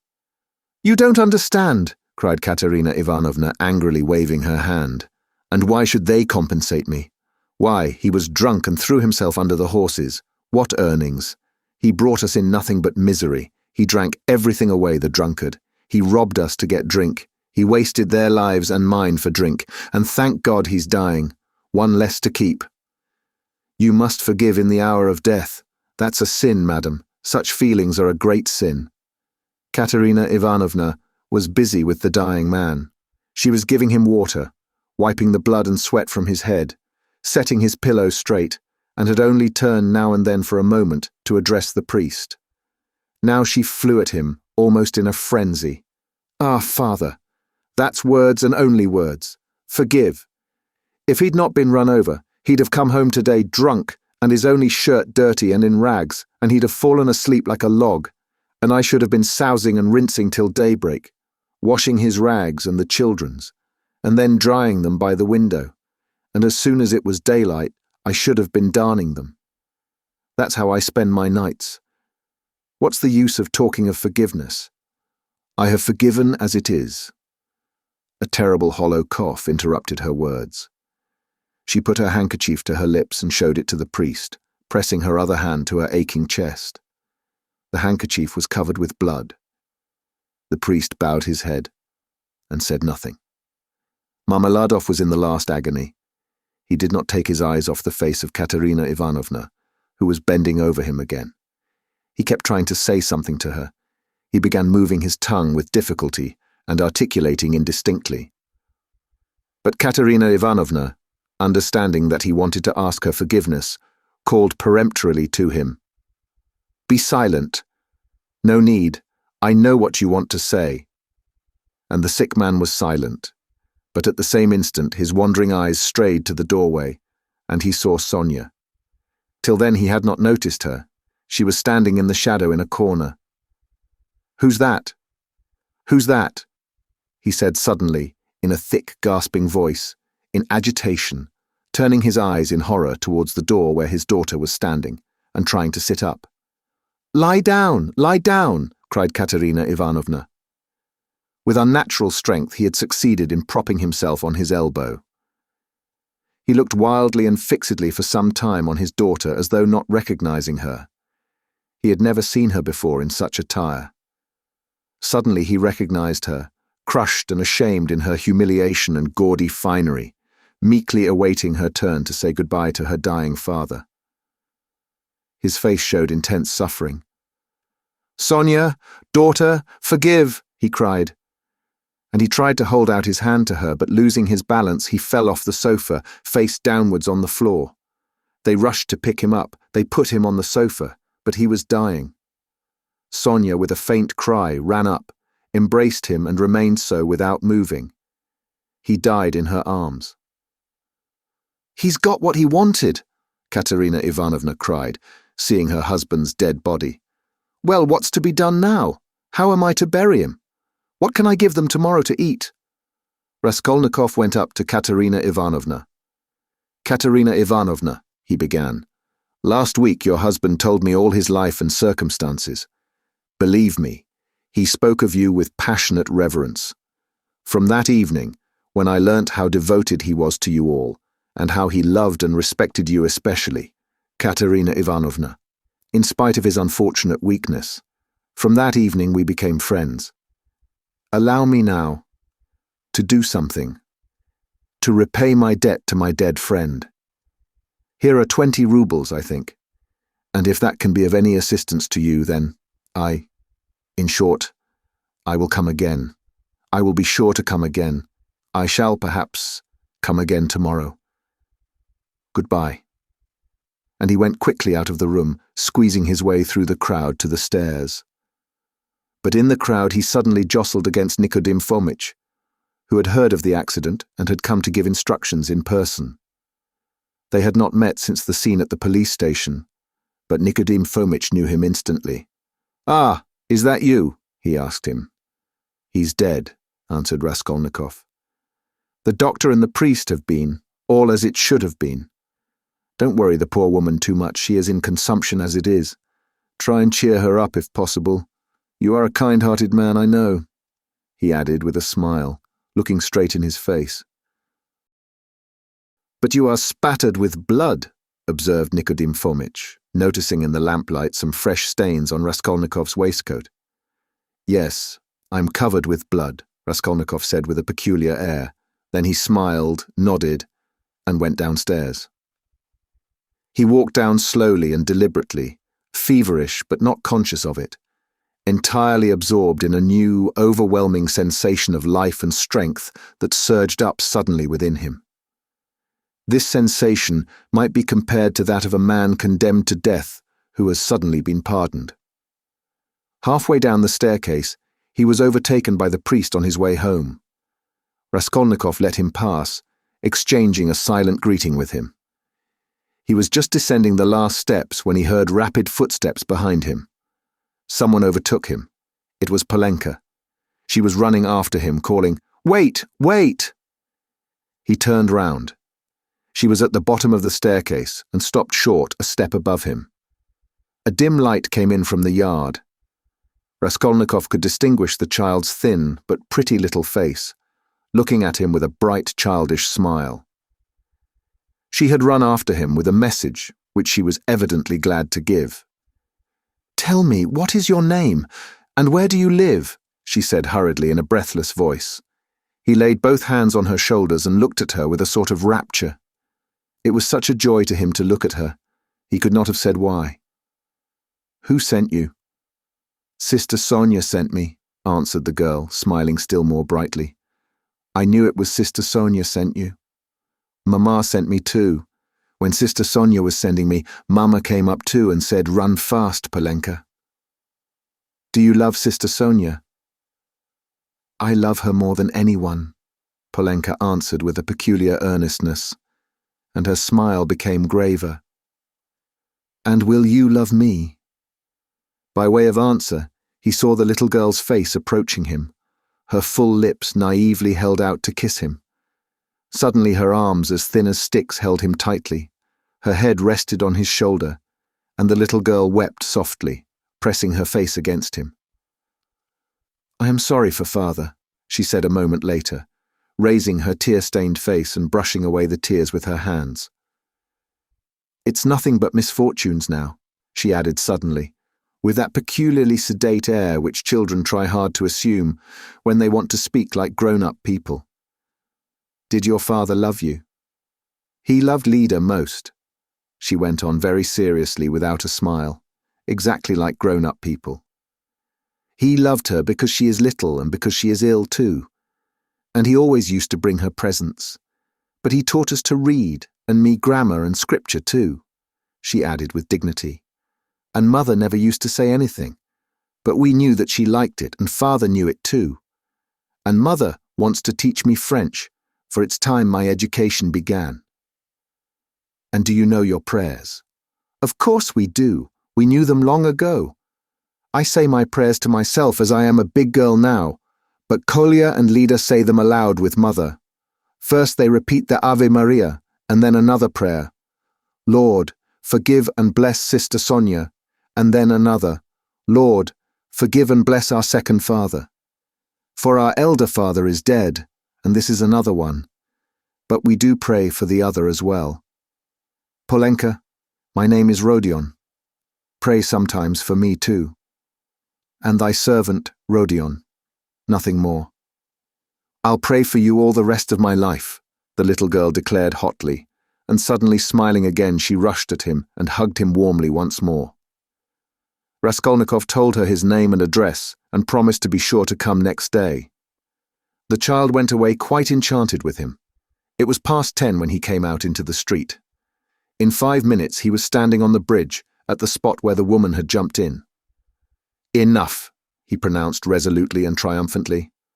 I've done with fancies, imaginary terrors and phantoms. Life is real. Haven't I lived just now? My life has not yet died with that old woman. The kingdom of heaven to her, and now enough, madam. Leave me in peace. Now for the reign of reason and light, and of will and of strength. And now we will see. We will try our strength, he added defiantly, as though challenging some power of darkness. And I was ready to consent to live in a square of space. I'm very weak at this moment, but I believe my illness is all over. I knew it would be over when I went out. By the way, Pochinkov's house is only a few steps away. I certainly must go to Razumikhin even if it were not close by. Let him win his bet. Let us give him some satisfaction too. No matter. Strength is what one wants. You can get nothing without it. And strength must be won by strength.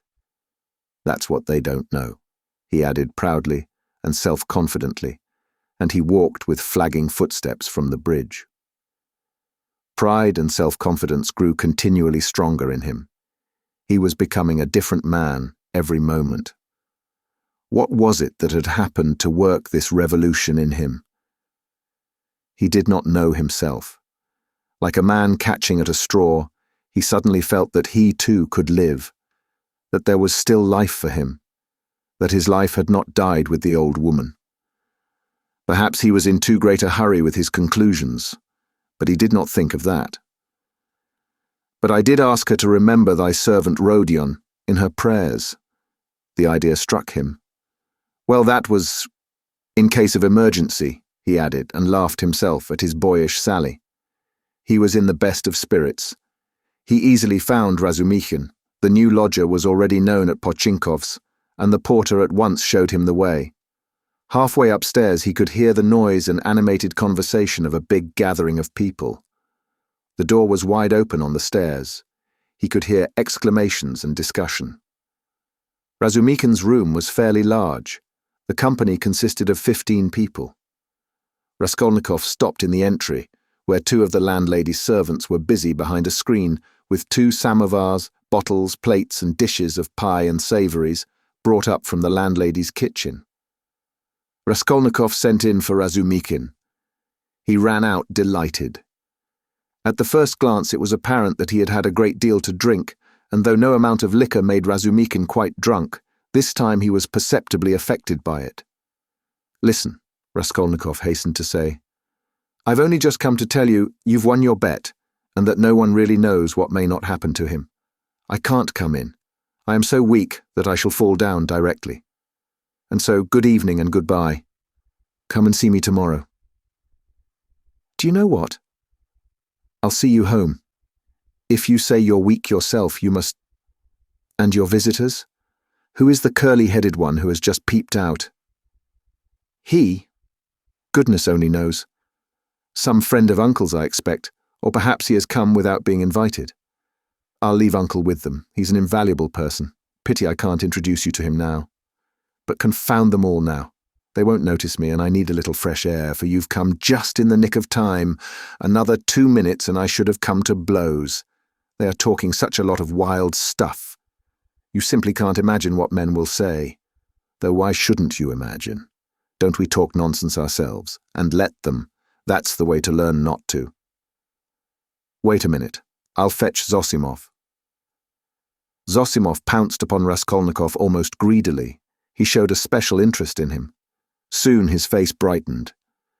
"You must go to bed at once," he pronounced, examining the patient as far as he could. "And take something for the night. Will you take it? I got it ready some time ago. A powder."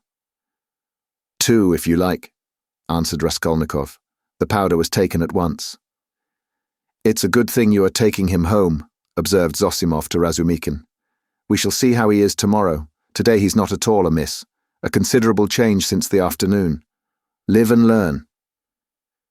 "Do you know what Zosimov whispered to me when we were coming out?" Razumikin blurted out, as soon as they were in the street. "I won't tell you everything, brother, because they are such fools. Zosimov told me to talk freely to you on the way, and get you to talk freely to me, and afterwards I am to tell him about it, for he's got a notion in his head that you are mad or close on it. Only fancy. In the first place, you've 3 times the brains he has. In the second, if you are not mad, you needn't care a hang that he has got such a wild idea. And thirdly, that piece of beef whose specialty is surgery has gone mad on mental diseases, and what's brought him to this conclusion about you was your conversation today with Zametov." "Zametov told you all about it?" "Yes, and he did well. Now I understand what it all means, and so does Zametov. Well, the fact is, Rodya, the point is, I am a little drunk now, but that's no matter. The point is that this idea, you understand, was just being hatched in their brains. You understand? That is, no one ventured to say it aloud because the idea is too absurd, and especially since the arrest of that painter, that bubbles burst and gone forever. But why are they such fools? I gave Zametov a bit of a thrashing at the time. That's between ourselves, brother. Please don't let out a hint that you know of it. I've noticed he is a ticklish subject. It was at Louise Ivanovna's. But today it's all cleared up, that Ilya Petrovitch is at the bottom of it. He took advantage of your fainting at the police station, but he is ashamed of it himself now. I know that." Raskolnikov listened greedily. Razumikin was drunk enough to talk too freely. "I fainted then because it was so close and the smell of paint," said Raskolnikov. "No need to explain that, and it wasn't the paint only. The fever had been coming on for a month. Zosimov testifies to that. But how crushed that boy is now, you wouldn't believe. I am not worth his little finger, he says. Yours, he means. He has good feelings at times, brother. But the lesson you gave him today in the Palais de Cristal, that was too good for anything. You frightened him at first, you know. He nearly went into convulsions. You almost convinced him again of the truth of all that hideous nonsense, and then you suddenly put out your tongue at him. There now, what do you make of it? It was perfect. He is crushed, annihilated now. It was masterly, by Jove. It's what they deserve. Ah, that I wasn't there. He was hoping to see you awfully. Porfiry, too, wants to make your acquaintance. Ah, he too. But why did they put me down as mad? Oh, not mad. I must have said too much, brother. What struck him, you see, was that only that subject seemed to interest you. Now it's clear why it did interest you, knowing all the circumstances, and how that irritated you and worked in with your illness. I am a little drunk, brother. Only confound him. He has some idea of his own. I tell you, he's mad on mental diseases. But don't you mind him. For half a minute both were silent.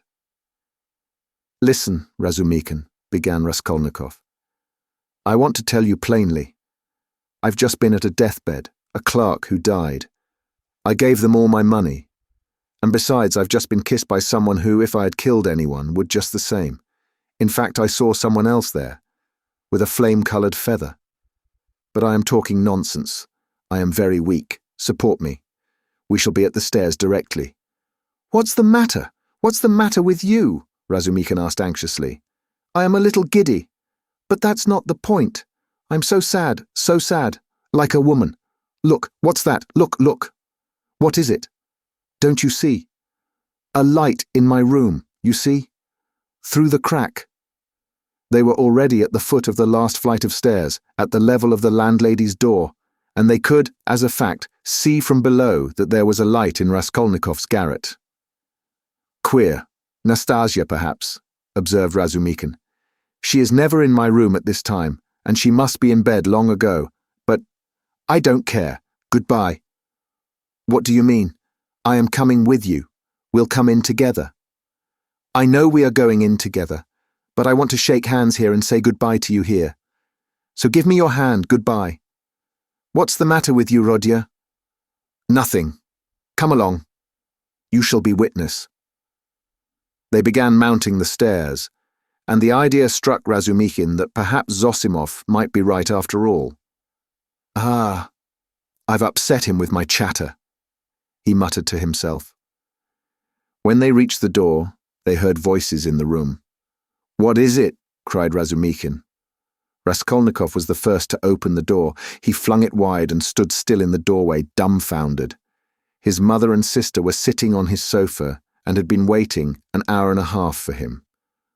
Why had he never expected, never thought of them, though the news that they had started, were on their way and would arrive immediately, had been repeated to him only that day?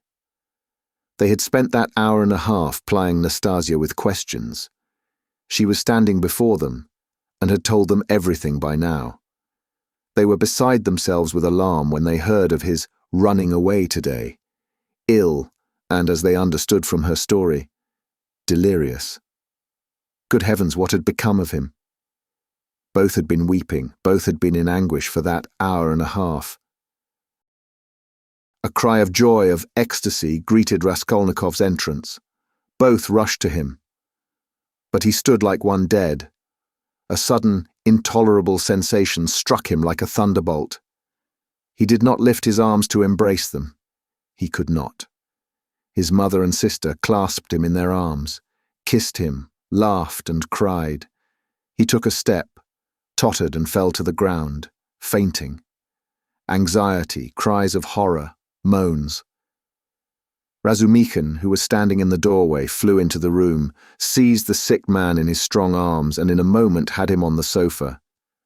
"It's nothing, nothing," he cried to the mother and sister. "It's only a faint, a mere trifle. Only just now the doctor said he was much better, that he is perfectly well. Water, see, he is coming to himself, he is all right again." And seizing Dunya by the arm so that he almost dislocated it, he made her bend down to see that he is all right again. The mother and sister looked on him with emotion and gratitude as their providence. They had heard already from Nastasia all that had been done for their Rodya during his illness, by this very competent young man, as Pulcheria Alexandrovna Raskolnikov called him that evening in conversation with Dunya. Part 3. Chapter 1. Raskolnikov got up and sat down on the sofa. He waved his hand weakly to Razumikin to cut short the flow of warm and incoherent consolations he was addressing to his mother and sister, took them both by the hand, and for a minute or two gazed from one to the other without speaking. His mother was alarmed by his expression. It revealed an emotion agonizingly poignant, and at the same time something immovable, almost insane. Pulcheria Alexandrovna began to cry. Avdotia Romanovna was pale. Her hand trembled in her brother's. "Go home, with him," he said in a broken voice, pointing to Razumikin. "Goodbye till tomorrow. Tomorrow, everything. Is it long since you arrived?" "This evening, Rodya," answered Pulcheria Alexandrovna. "The train was awfully late. But, Rodya, nothing would induce me to leave you now. I will spend the night here, near you." "Don't torture me," he said with a gesture of irritation. "I will stay with him," cried Razumikin. "I won't leave him for a moment. Bother all my visitors. Let them rage to their heart's content. My uncle is presiding there." "How? How can I thank you?" Pulcheria Alexandrovna was beginning, once more pressing Razumikhin's hands, but Raskolnikov interrupted her again. "I can't have it, I can't have it," he repeated irritably. "Don't worry me. Enough, go away. I can't stand it." "Come, Mamma, come out of the room at least for a minute," Dunya whispered in dismay. "We are distressing him, that's evident." "Mayn't I look at him after 3 years?" wept Pulcheria Alexandrovna. "Stay!" He stopped them again. "You keep interrupting me, and my ideas get muddled. Have you seen Luzhin?" "No, Rodya, but he knows already of our arrival. We have heard, Rodya, that Pyotr Petrovitch was so kind as to visit you today," Pulcheria Alexandrovna added somewhat timidly. "Yes, he was so kind. Dunya, I promised Luzhin I'd throw him downstairs and told him to go to hell." "Rodya, what are you saying? Surely you don't mean to tell us?" Pulcheria Alexandrovna began in alarm, but she stopped, looking at Dunya. Avdotya Romanovna was looking attentively at her brother, waiting for what would come next.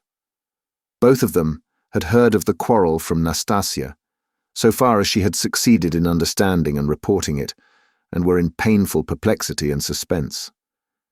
"Dunya," Raskolnikov continued with an effort, "I don't want that marriage, so at the first opportunity tomorrow you must refuse Luzhin, so that we may never hear his name again."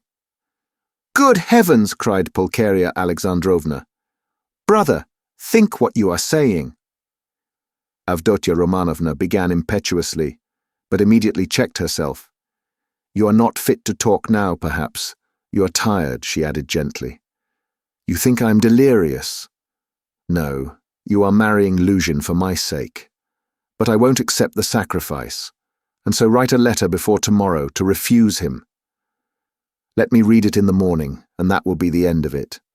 "That I can't do," the girl cried, offended. "What right have you? Dunya, you are hasty too. Be quiet tomorrow. Don't you see?" the mother interposed in dismay. "Better come away." "He is raving," Razumikhin cried tipsily. "Or how would he dare? Tomorrow all this nonsense will be over. Today he certainly did drive him away. That was so. And Luzhin got angry too. He made speeches here, wanted to show off his learning, and he went out crestfallen." "Then it's true," cried Pulcheria Alexandrovna. "Goodbye till tomorrow, brother," said Dunya compassionately. "Let us go, mother. Goodbye, Rodya." "Do you hear, sister?" he repeated after them, making a last effort. "I am not delirious. This marriage is an infamy. Let me act like a scoundrel, but you mustn't. One is enough. And though I am a scoundrel, I wouldn't own such a sister. It's me or Luzhin. Go now." "But you're out of your mind, despot!" roared Razumikhin. But Raskolnikov did not and perhaps could not answer. He lay down on the sofa and turned to the wall, utterly exhausted. Avdotya Romanovna looked with interest at Razumikhin. Her black eyes flashed. Razumikhin positively started at her glance. Pulcheria Alexandrovna stood overwhelmed. "Nothing would induce me to go," she whispered in despair to Razumikhin. "I will stay somewhere here, escort Dunya home." "You'll spoil everything," Razumikhin answered in the same whisper, losing patience. "Come out onto the stairs anyway. Nastasia, show a light. I assure you," he went on in a half-whisper on the stairs, "that he was almost beating the doctor and me this afternoon. Do you understand? The doctor himself. Even he gave way and left him, so as not to irritate him. I remained downstairs on guard, but he dressed at once and slipped off. And he will slip off again if you irritate him at this time of night, and will do himself some mischief." "What are you saying?" "And Avdotya Romanovna can't possibly be left in those lodgings without you. Just think where you are staying. That blackguard Pyotr Petrovitch couldn't find you better lodgings. But you know I've had a little to drink, and that's what makes me swear. Don't mind it." "But I'll go to the landlady here," Pulcheria Alexandrovna insisted. "I'll beseech her to find some corner for Dunya and me for the night. I can't leave him like that, I cannot. This conversation took place on the landing just before the landlady's door. Nastasia lighted them from a step below. Razumikin was in extraordinary excitement. Half an hour earlier, while he was bringing Raskolnikov home, he had indeed talked too freely, but he was aware of it himself, and his head was clear in spite of the vast quantities he had imbibed. Now he was in a state bordering on ecstasy, and all that he had drunk seemed to fly to his head with redoubled effect. He stood with the two ladies, seizing both by their hands, persuading them and giving them reasons with astonishing plainness of speech, and at almost every word he uttered, probably to emphasize his arguments, he squeezed their hands painfully as in a vice. He stared at Avdotia Romanovna without the least regard for good manners. They sometimes pulled their hands out of his huge bony paws, but far from noticing what was the matter, he drew them all the closer to him. If they'd told him to jump head foremost from the staircase, he would have done it without thought or hesitation in their service. Though Pulcheria Alexandrovna felt that the young man was really too eccentric and pinched her hand too much, in her anxiety over her Rodya, she looked on his presence as providential and was unwilling to notice all his peculiarities. But though Avdotia Romanovna shared her anxiety and was not of timorous disposition, she could not see the glowing light in his eyes without wonder and almost alarm. It was only the unbounded confidence inspired by Nastasia's account of her brother's queer friend, which prevented her from trying to run away from him and to persuade her mother to do the same. She realized, too, that even running away was perhaps impossible now. 10 minutes later, however, she was considerably reassured. It was characteristic of Razumikin that he showed his true nature at once, whatever mood he might be in, so that people quickly saw the sort of man they had to deal with. "You can't go to the landlady, that's perfect nonsense," he cried. "If you stay, though you are his mother, you'll drive him to a frenzy and then goodness knows what will happen. Listen, I'll tell you what I'll do. Nastasia will stay with him now, and I'll conduct you both home. You can't be in the streets alone. Petersburg is an awful place in that way. But no matter.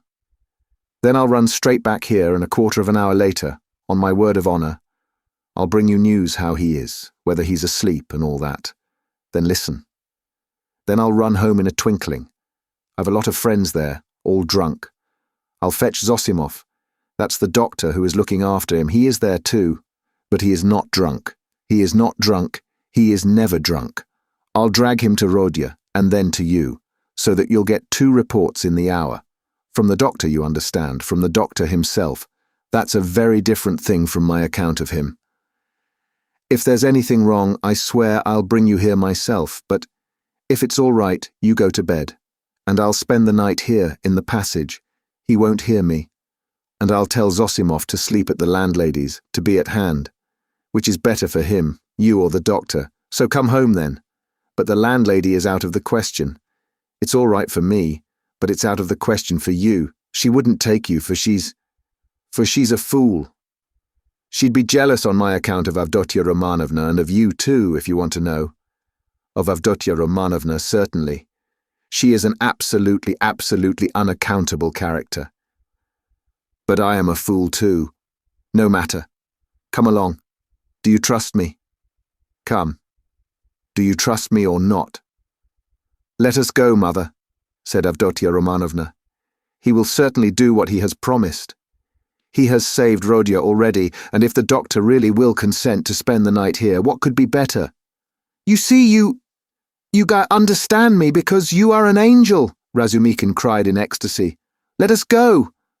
Nastasia, fly upstairs and sit with him with a light. I'll come in a quarter of an hour. Though Pulcheria Alexandrovna was not perfectly convinced, she made no further resistance. Razumikin gave an arm to each and drew them down the stairs. He still made her uneasy, as though he was competent and good-natured. Was he capable of carrying out his promise?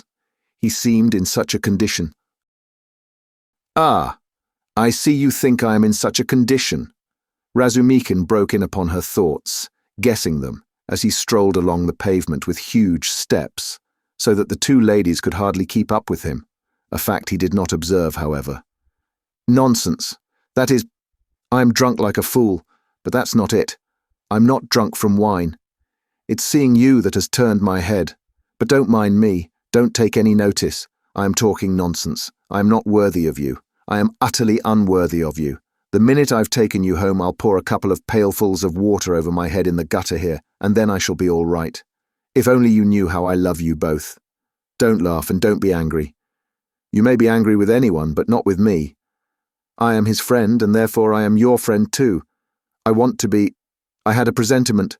Last year there was a moment, though it wasn't a presentiment really, for you seem to have fallen from heaven, and I expect I shan't sleep all night. Zosimov was afraid a little time ago that he would go mad.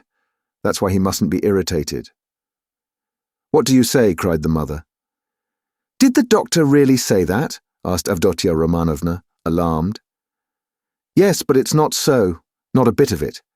He gave him some medicine, a powder, I saw it, and then you're coming here. Ah, it would have been better if you had come tomorrow. It's a good thing we went away. And in an hour, Zosimov himself will report to you about everything. He is not drunk, and I shan't be drunk. And what made me get so tight? Because they got me into an argument, damn them. I've sworn never to argue. They talk such trash. I almost came to blows. I've left my uncle to preside. Would you believe they insist on complete absence of individualism, and that's just what they relish. Not to be themselves, to be as unlike themselves as they can. That's what they regard as the highest point of progress. If only their nonsense were their own, but as it is... Listen, Pulcheria Alexandrovna interrupted timidly, but it only added fuel to the flames. What do you think? Shouted Razumikin, louder than ever. You think I am attacking them for talking nonsense? Not a bit. I like them to talk nonsense. That's man's one privilege over all creation. Through error, you come to the truth. I am a man because I err. You never reach any truth without making 14 mistakes, and very likely 114. And a fine thing, too, in its way. But we can't even make mistakes on our own account. Talk nonsense, but talk your own nonsense, and I'll kiss you for it. To go wrong in one's own way is better than to go right in someone else's. In the first case, you are a man. In the second, you're no better than a bird. Truth won't escape you, but life can be cramped. There have been examples. And what are we doing now? In science, development, thought, invention, ideals, aims, liberalism, judgment, experience, and everything, we are still in the preparatory class at school. We prefer to live on other people's ideas. It's what we are used to. Am I right? Am I right? Cried Razumikin, pressing and shaking the two ladies' hands. Oh, mercy, I do not know, cried poor Pulcheria Alexandrovna. Yes, yes, though I don't agree with you in everything, added Avdotia Romanovna earnestly, and at once uttered a cry, for he squeezed her hand so painfully. Yes, you say yes. Well, after that you, he cried in a transport. You are a fount of goodness, purity, sense, and perfection. Give me your hand. You give me yours too. I want to kiss your hands here at once, on my knees. And he fell on his knees on the pavement, fortunately at that time deserted. Leave off, I entreat you, what are you doing? Pulcheria Alexandrovna cried, greatly distressed. Get up, said Dunya laughing, though she too was upset. Not for anything till you let me kiss your hands. That's it, enough. I get up and we'll go on. I am a luckless fool. I am unworthy of you and drunk, and I am ashamed. I am not worthy to love you, but to do homage to you is the duty of every man who is not a perfect beast. And I've done homage. Here are your lodgings, and for that alone Rodya was right in driving your Pyotr Petrovitch away. How dare he? How dare he put you in such lodgings? It's a scandal. Do you know the sort of people they take in here? And you his betrothed. You are his betrothed, yes? Well then, I'll tell you, your fiancé is a scoundrel. Excuse me, Mr. Razumikin, you are forgetting... Pulcheria Alexandrovna was beginning. Yes, you are right. I did forget myself. I am ashamed of it. Razumikin made haste to apologize. But you can't be angry with me for speaking so, for I speak sincerely and not because… that would be disgraceful. In fact, not because I'm in… well, anyway, I won't say why, I daren't. But we all saw today when he came in that that man is not of our sort. Not because he had his hair curled at the barber's, not because he was in such a hurry to show his wit, but because he is a spy, a speculator, because he is a skinflint and a buffoon. That's evident. Do you think him clever? No, he is a fool, a fool. And is he a match for you? Good heavens. Do you see, ladies? He stopped suddenly on the way upstairs to their rooms. Though all my friends there are drunk, yet they are all honest. And though we do talk a lot of trash, and I do too, yet we shall talk our way to the truth at last. For we are on the right path, while Pyotr Petrovitch Rinnox is not on the right path. Though I've been calling them all sorts of names just now, I do respect them all.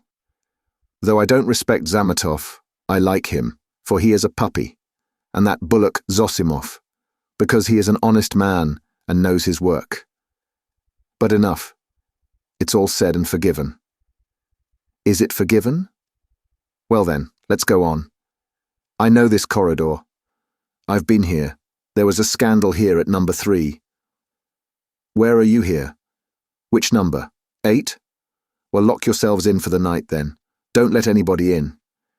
In a quarter of an hour I'll come back with news, and half an hour later I'll bring Zosimov, you'll see. Goodbye. I'll run. Good heavens, Dunya, what is going to happen?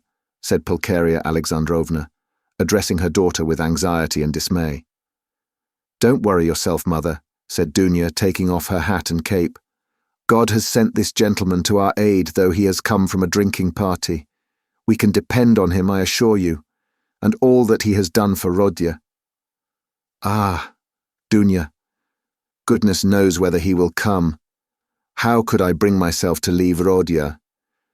And how different I had fancied our meeting. How sullen he was, as though not pleased to see us. Tears came into her eyes. No, it's not that, mother. You didn't see, you were crying all the time. He is quite unhinged by serious illness, that's the reason. Ah, that illness. What will happen? What will happen? And how he talked to you, Dunya, said the mother, looking timidly at her daughter, trying to read her thoughts, and already half consoled by Dunya's standing up for her brother, which meant that she had already forgiven him. I am sure he will think better of it tomorrow, she added, probing her further. And I am sure that he will say the same tomorrow. About that, Avdotya Romanovna said finally, and of course there was no going beyond that, for this was a point which Pulcheria Alexandrovna was afraid to discuss. Dunya went up and kissed her mother. The latter warmly embraced her without speaking. Then she sat down to wait anxiously for Razumikin's return, timidly watching her daughter who walked up and down the room with her arms folded, lost in thought. This walking up and down when she was thinking was a habit of Avdotya Romanovna's, and the mother was always afraid to break in on her daughter's mood at such moments. Razumikin, of course, was ridiculous in his sudden drunken infatuation for Avdotya Romanovna, yet apart from his eccentric condition, many people would have thought it justified if they had seen Avdotya Romanovna, especially at that moment when she was walking to and fro with folded arms, pensive and melancholy. Avdotya Romanovna was remarkably good-looking. She was tall, strikingly well-proportioned, strong and self-reliant. The latter quality was apparent in every gesture, though it did not in the least detract from the grace and softness of her movements. In face she resembled her brother, but she might be described as really beautiful. Her hair was dark brown, a little lighter than her brother's. There was a proud light in her almost black eyes, and yet at times a look of extraordinary kindness. She was pale, but it was a healthy pallor. Her face was radiant with freshness and vigour. Her mouth was rather small. The full red lower lip projected a little, as did her chin. It was the only irregularity in her beautiful face, but it gave it a peculiarly individual and almost haughty expression. Her face was always more serious and thoughtful than gay. But how well smiles, how well youthful, light-hearted, irresponsible laughter suited her face. It was natural enough that a warm, open, simple-hearted, honest giant like Razumikin, who had never seen anyone like her, and was not quite sober at the time, should lose his head immediately. Besides, as chance would have it, he saw Dunya for the first time transfigured by her love for her brother and her joy at meeting him. Afterwards, he saw her lower lip quiver with indignation at her brother's insolent, cruel, and ungrateful words, and his fate was sealed. He had spoken the truth, moreover, when he blurted out in his drunken talk on the stairs that Praskovya Pavlovna, Raskolnikov's eccentric landlady, would be jealous of Pulcheria Alexandrovna, as well as of Avdotia Romanovna, on his account. Although Pulcheria Alexandrovna was 43, her face still retained traces of her former beauty. She looked much younger than her age, indeed, which is almost always the case with women who retain serenity of spirit, sensitiveness, and pure, sincere warmth of heart to old age. We may add in parenthesis that to preserve all this is the only means of retaining beauty to old age. Her hair had begun to grow grey and thin. There had long been little crow's foot wrinkles round her eyes. Her cheeks were hollow and sunken from anxiety and grief, and yet it was a handsome face. She was Dunya over again, 20 years older, but without the projecting underlip. Pulcheria Alexandrovna was emotional but not sentimental, timid and yielding, but only to a certain point. She could give way and accept a great deal even of what was contrary to her convictions. But there was a certain barrier fixed by honesty, principle, and the deepest convictions, which nothing would induce her to cross. Exactly 20 minutes after Razumikin's departure, there came 2 subdued but hurried knocks at the door. He had come back. "I won't come in, I haven't time," he hastened to say when the door was opened. "He sleeps like a top, soundly, quietly, and God grant he may sleep 10 hours. Nastasia's with him. I told her not to leave till I came. Now I am fetching Zosimov, he will report to you, and then you'd better turn in. I can see you are too tired to do anything." And he ran off down the corridor. "What a very competent and devoted young man!" cried Pulcheria Alexandrovna, exceedingly delighted. "He seems a splendid person," Avdotia Romanovna replied with some warmth, resuming her walk up and down the room. It was nearly an hour later when they heard footsteps in the corridor and another knock at the door. Both women waited this time, completely relying on Razumikin's promise. He actually had succeeded in bringing Zosimov. Zosimov had agreed at once to desert the drinking party to go to Raskolnikov's, but he came reluctantly and with the greatest suspicion to see the ladies, mistrusting Razumikin in his exhilarated condition. But his vanity was at once reassured and flattered. He saw that they were really expecting him as an oracle. He stayed just 10 minutes and succeeded in completely convincing and comforting Pulcheria Alexandrovna.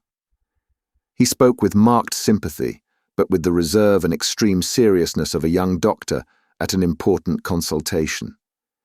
He did not utter a word on any other subject, and did not display the slightest desire to enter into more personal relations with the 2 ladies. Remarking at his first entrance the dazzling beauty of Avdotia Romanovna, he endeavoured not to notice her at all during his visit, and addressed himself solely to Pulcheria Alexandrovna. All this gave him extraordinary inward satisfaction. He declared that he thought the invalid at this moment going on very satisfactorily.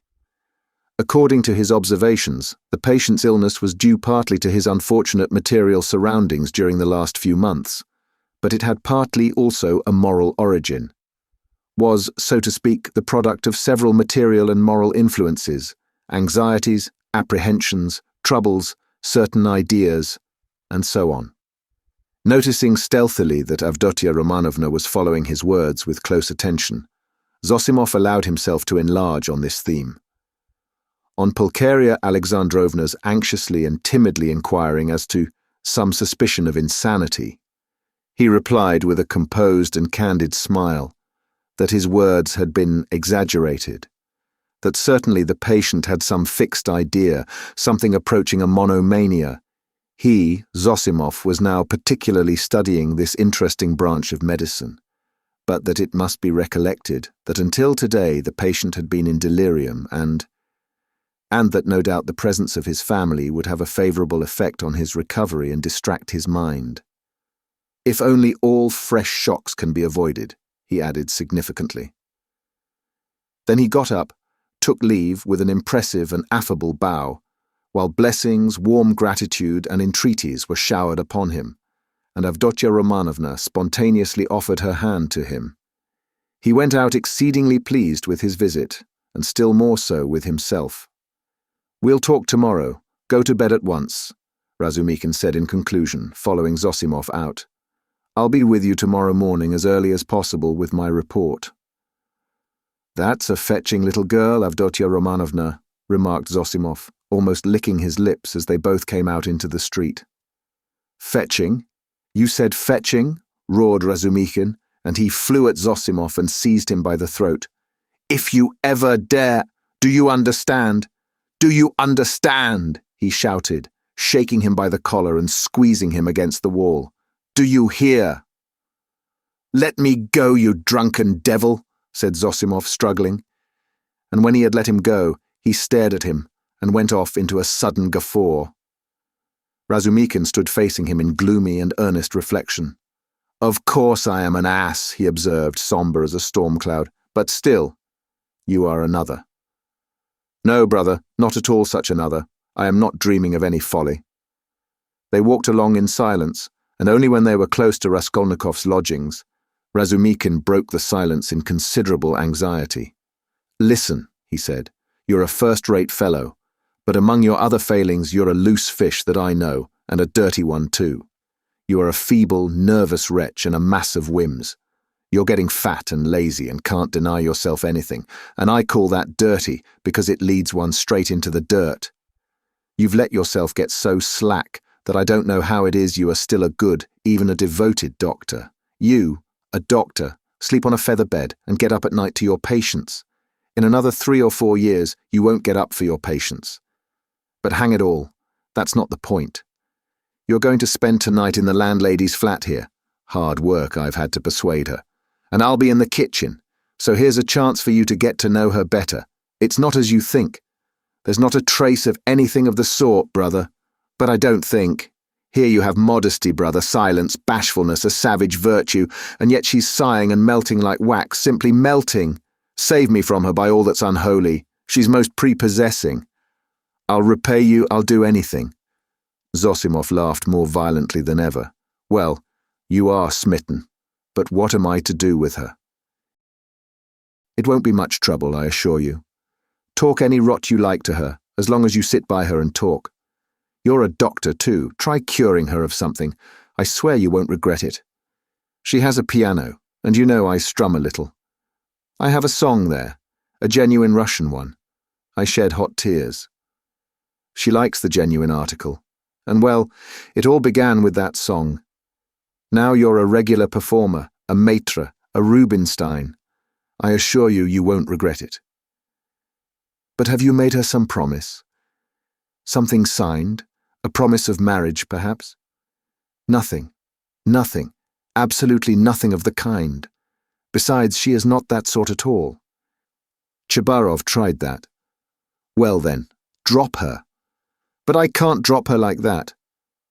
"Why can't you?" "Well, I can't, that's all about it. There's an element of attraction here, brother." "Then why have you fascinated her?" "I haven't fascinated her. Perhaps I was fascinated myself in my folly. But she won't care a straw whether it's you or I, so long as somebody sits beside her, sighing. I can't explain the position, brother. Look here. You are good at mathematics, and working at it now. Begin teaching her the integral calculus. Upon my soul, I'm not joking. I'm in earnest. It'll be just the same to her. She will gaze at you and sigh for a whole year together. I talked to her once for 2 days at a time about the Prussian House of Lords, for one must talk of something. She just sighed and perspired. And you mustn't talk of love. She's bashful to hysterics, but just let her see you can't tear yourself away. That's enough. It's fearfully comfortable. You're quite at home. You can read, sit, lie about, write. You may even venture on a kiss, if you're careful. But what do I want with her? Ah, I can't make you understand. You see, you are made for each other. I have often been reminded of you. You'll come to it in the end. So does it matter whether it's sooner or later? There's the featherbed element here, brother. And not only that. There's an attraction here. Here you have the end of the world, an anchorage, a quiet haven, the navel of the earth, the three fishes that are the foundation of the world, the essence of pancakes, of savoury fish pies, of the evening samovar, of soft sighs and warm shawls, and hot stoves to sleep on, as snug as though you were dead, and yet you're alive, the advantages of both at once. Well, hang it, brother, what stuff I'm talking. It's bedtime. Listen, I sometimes wake up at night, so I'll go in and look at him. But there's no need, it's all right. Don't you worry yourself, yet if you like, you might just look in once too. But if you notice anything, delirium or fever, wake me at once. But there can't be. Chapter 2. Razumikhin woke up next morning at 8 o'clock, troubled and serious. He found himself confronted with many new and unlooked-for perplexities. He had never expected that he would ever wake up feeling like that. He remembered every detail of the previous day, and he knew that a perfectly novel experience had befallen him, that he had received an impression unlike anything he had known before. At the same time, he recognized clearly that the dream which had fired his imagination was hopelessly unattainable, so unattainable that he felt positively ashamed of it, and he hastened to pass to the other more practical cares and difficulties bequeathed him by that thrice accursed yesterday. The most awful recollection of the previous day was the way he had shown himself base and mean, not only because he had been drunk, but because he had taken advantage of the young girl's position to abuse her fiancé in his stupid jealousy, knowing nothing of their mutual relations and obligations and next to nothing of the man himself. And what right had he to criticize him in that hasty and unguarded manner? Who had asked for his opinion? Was it thinkable that such a creature as Avdotya Romanovna would be marrying an unworthy man for money? So there must be something in him. The lodgings. But after all, how could he know the character of the lodgings? He was furnishing a flat. Foo! How despicable it all was. And what justification was it that he was drunk? Such a stupid excuse was even more degrading. In wine is truth, and the truth had all come out. That is, all the uncleanness of his coarse and envious heart. And would such a dream ever be permissible to him, Razumikhin? What was he besides such a girl, he, the drunken, noisy braggart of last night? Was it possible to imagine so absurd and cynical a juxtaposition?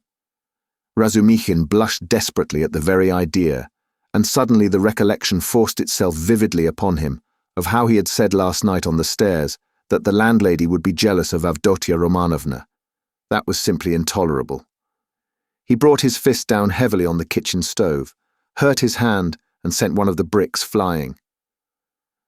Of course, he muttered to himself a minute later with a feeling of self-abasement.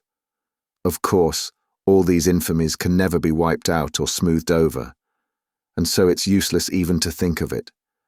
And I must go to them in silence and do my duty. In silence too, and not ask forgiveness and say nothing, for all is lost now. And yet as he dressed, he examined his attire more carefully than usual. He hadn't another suit. If he had had, perhaps he wouldn't have put it on. I would have made a point of not putting it on. But in any case, he could not remain a cynic and a dirty sloven. He had no right to offend the feelings of others, especially when they were in need of his assistance and asking him to see them. He brushed his clothes carefully. His linen was always decent. In that respect, he was especially clean. He washed that morning scrupulously. He got some soap from Nastasia. He washed his hair, his neck, and especially his hands. When it came to the question whether to shave his stubbly chin or not, Praskovya Pavlovna had capital razors that had been left by her late husband. The question was angrily answered in the negative. "Let it stay as it is. What if they think that I shaved on purpose to—" They certainly would think so, not on any account. And the worst of it was he was so coarse, so dirty, he had the manners of a pothouse, and even admitting that he knew he had some of the essentials of a gentleman. What was there in that to be proud of? Everyone ought to be a gentleman, and more than that. And all the same, he remembered, he too had done little things, not exactly dishonest, and yet, and what thoughts he sometimes had. And to set all that beside Avdotya Romanovna. Confound it, so be it. Well, he'd make a point then of being dirty, greasy, pothouse in his manners, and he wouldn't care. He'd be worse. He was engaged in such monologues when Zosimov, who had spent the night in Praskovya Pavlovna's parlour, came in. He was going home, and was in a hurry to look at the invalid first. Razumikhin informed him that Raskolnikov was sleeping like a dormouse. Zosimov gave orders that they shouldn't wake him, and promised to see him again about 11.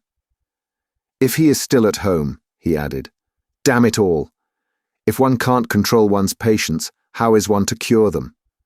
Do you know whether he will go to them, or whether they are coming here?" "They are coming, I think," said Razumikhin, understanding the object of the question, "and they will discuss their family affairs, no doubt. I'll be off. You, as the doctor, have more right to be here than I." "But I'm not a father confessor. I shall come and go away. I've plenty to do besides looking after them." "One thing worries me," interposed Razumikhin, frowning. "On the way home I talked a lot of drunken nonsense to him, all sorts of things, and amongst them that you were afraid that he might become insane. You told the ladies so too. I know it was stupid. You may beat me if you like. Did you think so seriously?" "That's nonsense, I tell you. How could I think it seriously? You yourself described him as a monomaniac when you fetched me to him, and we added fuel to the fire yesterday. You did, that is, with your story about the painter. It was a nice conversation, when he was perhaps mad on that very point. If only I'd known what happened then at the police station and that some wretch had insulted him with this suspicion. I would not have allowed that conversation yesterday. These monomaniacs will make a mountain out of a molehill, and see their fancies as solid realities. As far as I remember, it was Zamatov's story that cleared up half the mystery to my mind. Why, I know one case in which a hypochondriac, a man of 40, cut the throat of a little boy of 8 because he couldn't endure the jokes he made every day at table. And in this case his rags, the insolent police officer, the fever, and this suspicion. All that working upon a man half frantic with hypochondria, and with his morbid exceptional vanity. That may well have been the starting point of illness. Well, bother it all. And by the way, that Zamatov certainly is a nice fellow, but... He shouldn't have told all that last night. He is an awful chatterbox. But whom did he tell it to? You and me. And Porfiry. What does that matter? And by the way, have you any influence on them, his mother and sister? Tell them to be more careful with him today. They'll get on all right, Razumikhin answered reluctantly. Why is he so set against this Luzhin? A man with money, and she doesn't seem to dislike him. And they haven't a farthing, I suppose, eh? But what business is it of yours? Razumikhin cried with annoyance. How can I tell whether they've a farthing? Ask them yourself, and perhaps you'll find out. Phoo! What an ass you are sometimes. Last night's wine has not gone off yet. Goodbye. Thank your Praskovya Pavlovna from me for my night's lodging. She locked herself in, made no reply to my bonjour through the door. She was up at 7 o'clock. The samovar was taken into her from the kitchen. I was not vouchsafed a personal interview. At 9 o'clock precisely, Razumikhin reached the lodgings at Bakalaev's house. Both ladies were waiting for him with nervous impatience.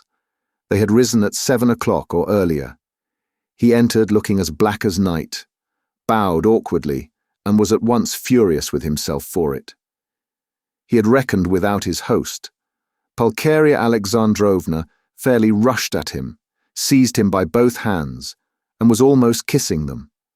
He glanced timidly at Avdotia Romanovna, but her proud countenance wore at that moment an expression of such gratitude and friendliness, such complete and unlooked-for respect, in place of the sneering looks and ill-disguised contempt he had expected, that it threw him into greater confusion than if he had been met with abuse.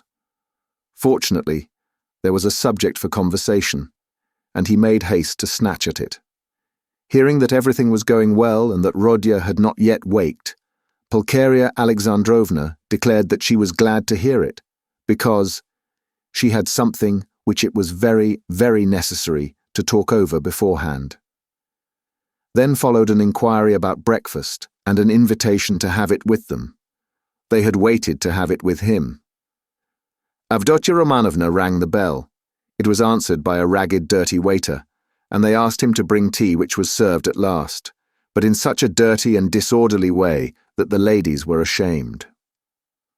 Razumikin vigorously attacked the lodgings, but remembering Luzhin, stopped in embarrassment, and was greatly relieved by Pulcheria Alexandrovna's questions, which showered in a continual stream upon him.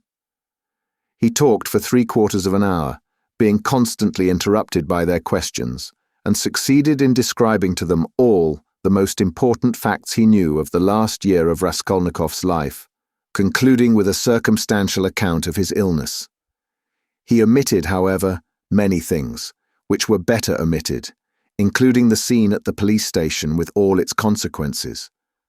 They listened eagerly to his story, and when he thought he had finished and satisfied his listeners, he found that they considered he had hardly begun. Tell me, what do you think—" "Excuse me, I still don't know your name," Pulcheria Alexandrovna put in hastily. "Dmitri Prokofitch." "I should like very, very much to know Dmitri Prokofitch, how he looks. On things in general now, that is. How can I explain, what are his likes and dislikes? Is he always so irritable? Tell me, if you can, what are his hopes and, so to say, his dreams? Under what influences is he now? In a word, I should like." "Ah, mother, how can he answer all that at once?" observed Dunya. "Good heavens, I had not expected to find him in the least like this, Dmitri Prokofitch." "Naturally," answered Razumikin. "I have no mother, but my uncle comes every year, and almost every time he can scarcely recognize me, even in appearance, though he is a clever man, and your 3 years' separation means a great deal. What am I to tell you? I have known Rodion for 1.5 years. He is morose, gloomy, proud and haughty, and of late, and perhaps for a long time before, he has been suspicious and fanciful.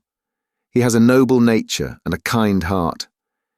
He does not like showing his feelings, and would rather do a cruel thing than open his heart freely. Sometimes, though, he is not at all morbid, but simply cold and inhumanly callous. It's as though he were alternating between 2 characters. Sometimes he is fearfully reserved. He says he is so busy that everything is a hindrance, and yet he lies in bed doing nothing. He doesn't jeer at things, not because he hasn't the wit, but as though he hadn't time to waste on such trifles. He never listens to what is said to him. He is never interested in what interests other people at any given moment. He thinks very highly of himself, and perhaps he is right. Well, what more? I think your arrival will have a most beneficial influence upon him." "God grant it may!" cried Pulcheria Alexandrovna, distressed by Razumikin's account of her Rodya. And Razumikin ventured to look more boldly at Avdotia Romanovna at last. He glanced at her often while he was talking, but only for a moment, and looked away again at once. Avdotia Romanovna sat at the table, listening attentively, then got up again, and began walking to and fro with her arms folded and her lips compressed, occasionally putting in a question, without stopping her walk. She had the same habit of not listening to what was said. She was wearing a dress of thin, dark stuff, and she had a white, transparent scarf round her neck. Razumihin soon detected signs of extreme poverty in their belongings. Had Avdotya Romanovna been dressed like a queen, he felt that he would not be afraid of her, but perhaps just because she was poorly dressed and that he noticed all the misery of her surroundings. His heart was filled with dread, and he began to be afraid of every word he uttered, every gesture he made, which was very trying for a man who already felt diffident. "You've told us a great deal that is interesting about my brother's character, and have told it impartially. I'm glad. I thought that you were too uncritically devoted to him," observed Avdotya Romanovna with a smile. "I think you are right that he needs a woman's care," she added thoughtfully. "I didn't say so, but I dare say you are right, only—" "What?" "He loves no one, and perhaps he never will," Razumihin declared decisively. "You mean he is not capable of love? Do you know, Avdotya Romanovna, you are awfully like your brother, in everything indeed," he blurted out suddenly to his own surprise, but remembering at once what he had just before said of her brother, he turned as red as a crab and was overcome with confusion. Avdotya Romanovna couldn't help laughing when she looked at him.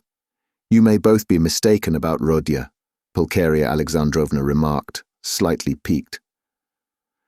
"I am not talking of our present difficulty, Dunya. What Pyotr Petrovitch writes in this letter and what you and I have supposed may be mistaken.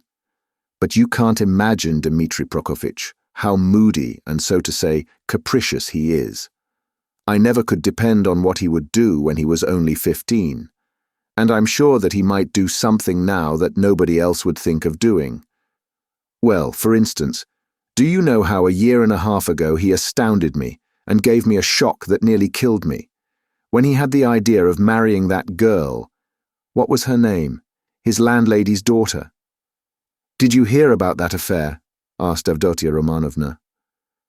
"Do you suppose," Pulcheria Alexandrovna continued warmly, "do you suppose that my tears, my entreaties, my illness, my possible death from grief, our poverty, would have made him pause? No, he would calmly have disregarded all obstacles. And yet it isn't that he doesn't love us." "He has never spoken a word of that affair to me," Razumihin answered cautiously.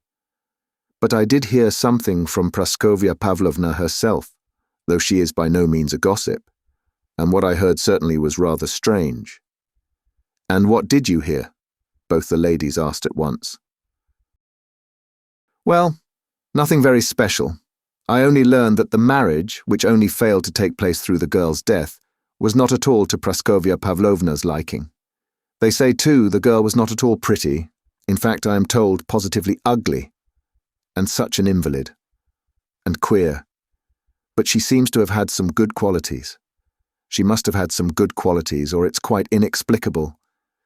She had no money either, and he wouldn't have considered her money. But it's always difficult to judge in such matters." "I'm sure she was a good girl," Avdotya Romanovna observed briefly. "God forgive me, I simply rejoiced at her death. Though I don't know which of them would have caused most misery to the other, he to her or she to him," Pulcheria Alexandrovna concluded. Then she began tentatively questioning him about the scene on the previous day with Luzhin, hesitating and continually glancing at Dunya, obviously to the latter's annoyance. This incident, more than all the rest, evidently caused her uneasiness, even consternation. Razumihin described it in detail again, but this time he added his own conclusions. He openly blamed Raskolnikov for intentionally insulting Pyotr Petrovitch, not seeking to excuse him on the score of his illness. He had planned it before his illness, he added. "I think so too," Pulcheria Alexandrovna agreed with a dejected air.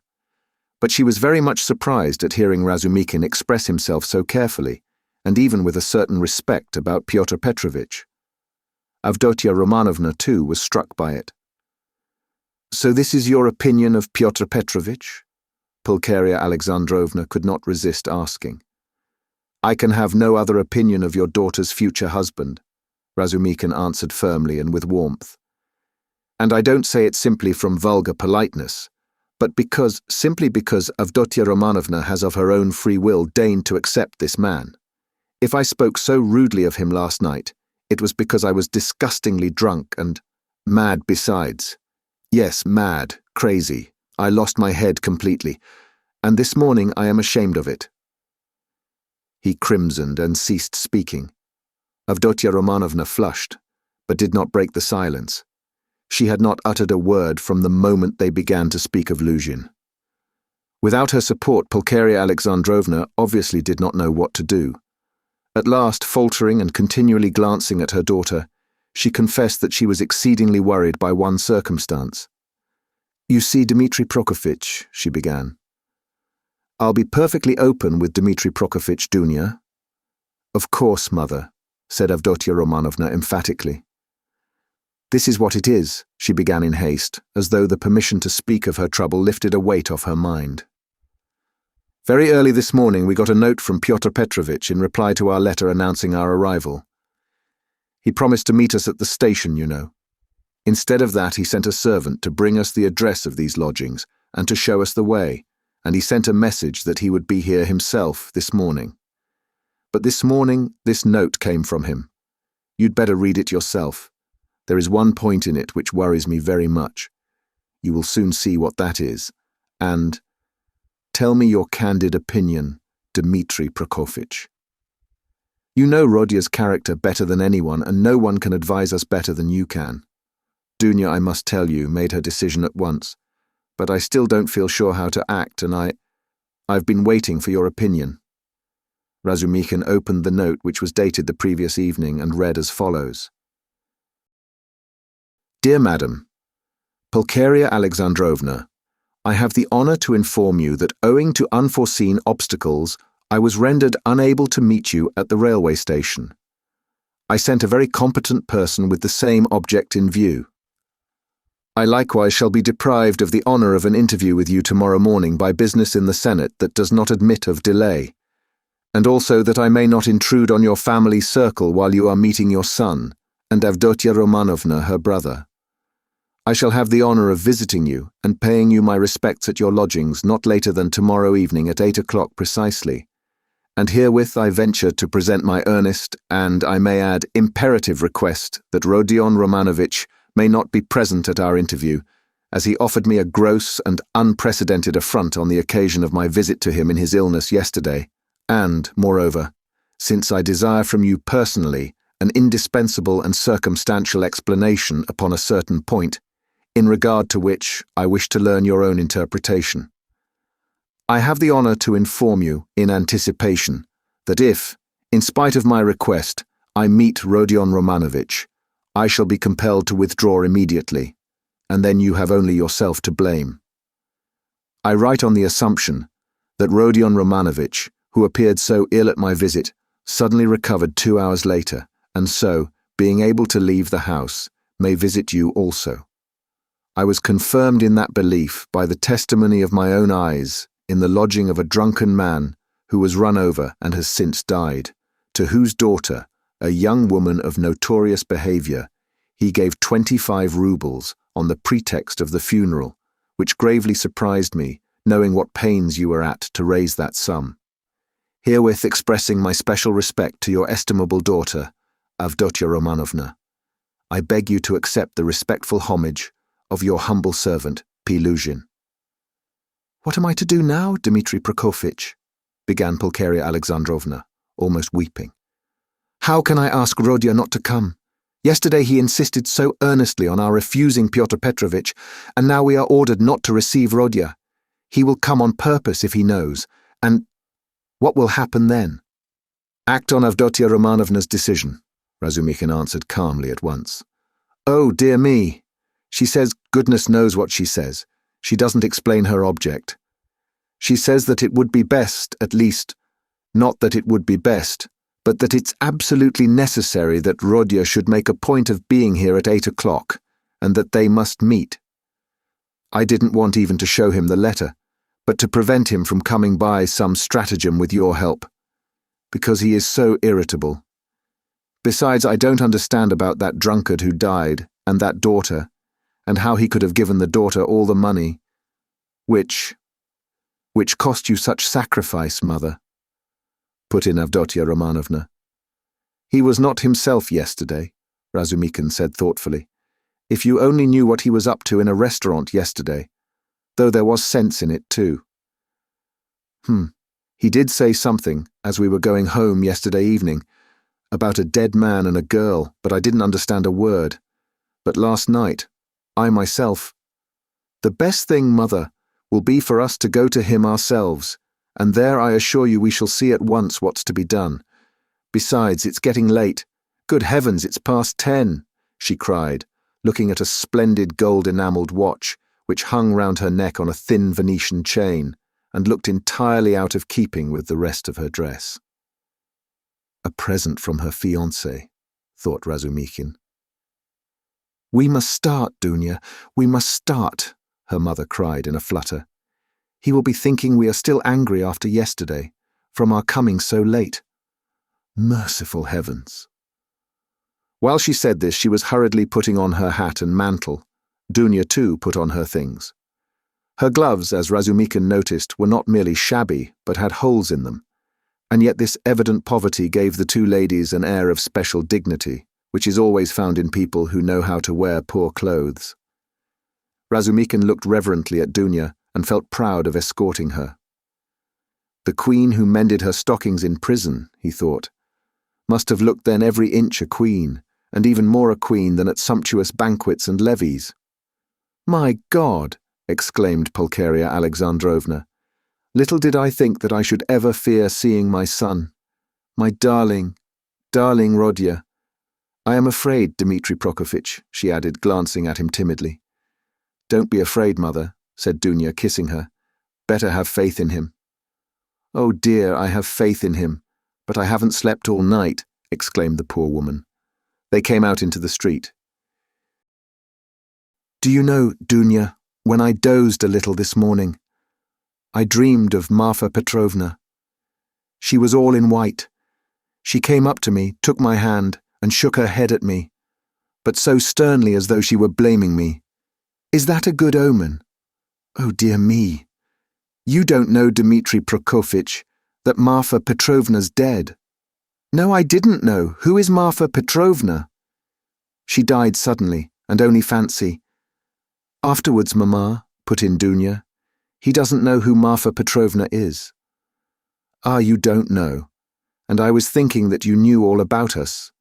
Forgive me, Dmitri Prokofitch. I don't know what I am thinking about these last few days. I look upon you really as a providence for us, and so I took it for granted that you knew all about us. I look on you as a relation. Don't be angry with me for saying so. Dear me, what's the matter with your right hand? Have you knocked it? Yes, I bruised it, muttered Razumikin, overjoyed. I sometimes speak too much from the heart, so that Dunya finds fault with me. But dear me, what a cupboard he lives in. I wonder whether he is awake. Does this woman, his landlady, consider it a room? Listen, you say he does not like to show his feelings, so perhaps I shall annoy him with my weaknesses. Do advise me, Dmitri Prokofitch. How am I to treat him? I feel quite distracted, you know. Don't question him too much about anything if you see him frown. Don't ask him too much about his health. He doesn't like that. Ah, Dmitri Prokofitch, how hard it is to be a mother. But here are the stairs. What an awful staircase. Mother, you are quite pale. Don't distress yourself, darling, said Dunya, caressing her. Then with flashing eyes she added, he ought to be happy at seeing you, and you are tormenting yourself so. Wait, I'll peep in and see whether he has woken up. The ladies slowly followed Razumikin, who went on before, and when they reached the landlady's door on the 4th story, they noticed that her door was a tiny crack open, and that 2 keen black eyes were watching them from the darkness within. When their eyes met, the door was suddenly shut with such a slam that Pulcheria Alexandrovna almost cried out. Chapter 3. He is well, quite well, Zosimov cried cheerfully as they entered. He had come in 10 minutes earlier and was sitting in the same place as before, on the sofa. Raskolnikov was sitting in the opposite corner, fully dressed and carefully washed and combed, as he had not been for some time past. The room was immediately crowded. Yet Nastasia managed to follow the visitors in and stayed to listen. Raskolnikov really was almost well, as compared with his condition the day before, but he was still pale, listless, and somber. He looked like a wounded man or one who has undergone some terrible physical suffering. His brows were knitted, his lips compressed, his eyes feverish. He spoke little and reluctantly, as though performing a duty, and there was a restlessness in his movements. He only wanted a sling on his arm or a bandage on his finger to complete the impression of a man with a painful abscess or a broken arm. The pale, somber face lighted up for a moment when his mother and sister entered, but this only gave it a look of more intense suffering in place of its listless dejection. The light soon died away, but the look of suffering remained, and Zosimov, watching and studying his patient with all the zest of a young doctor beginning to practice, noticed in him no joy at the arrival of his mother and sister, but a sort of bitter, hidden determination to bear another hour or two of inevitable torture. He saw later that almost every word of the following conversation seemed to touch on some sore place and irritate it.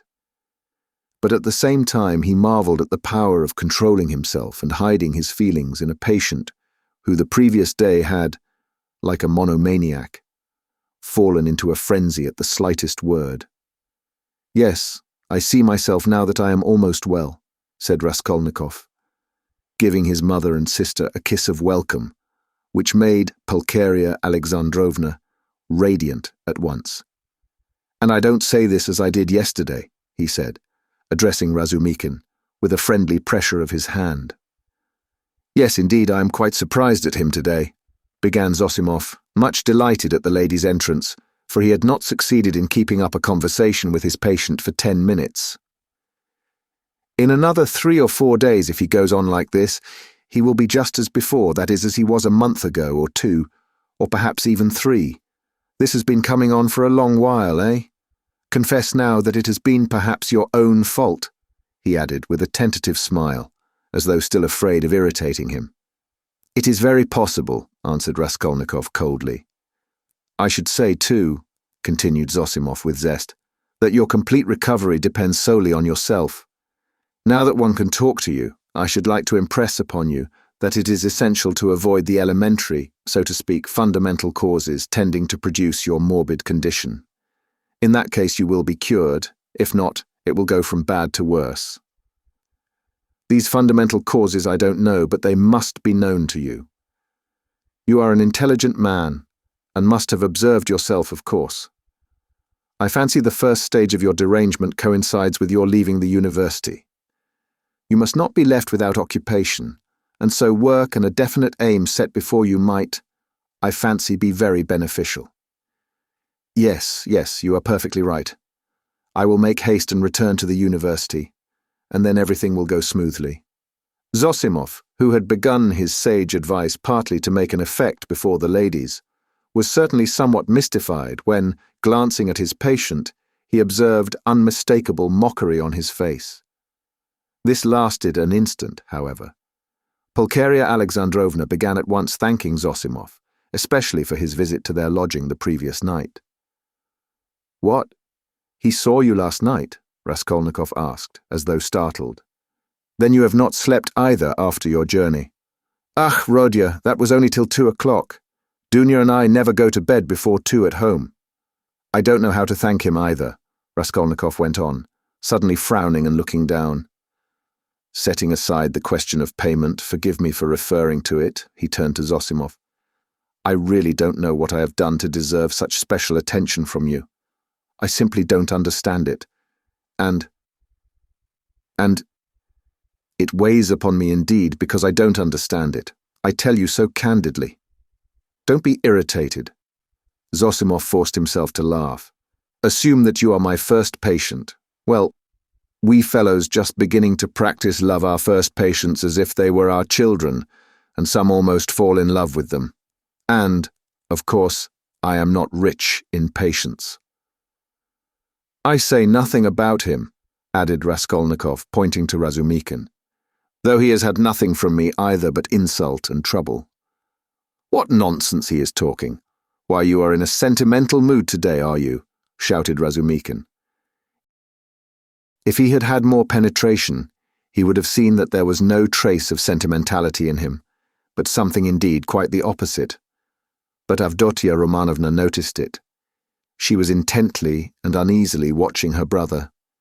As for you, mother, I don't dare to speak, he went on, as though repeating a lesson learned by heart.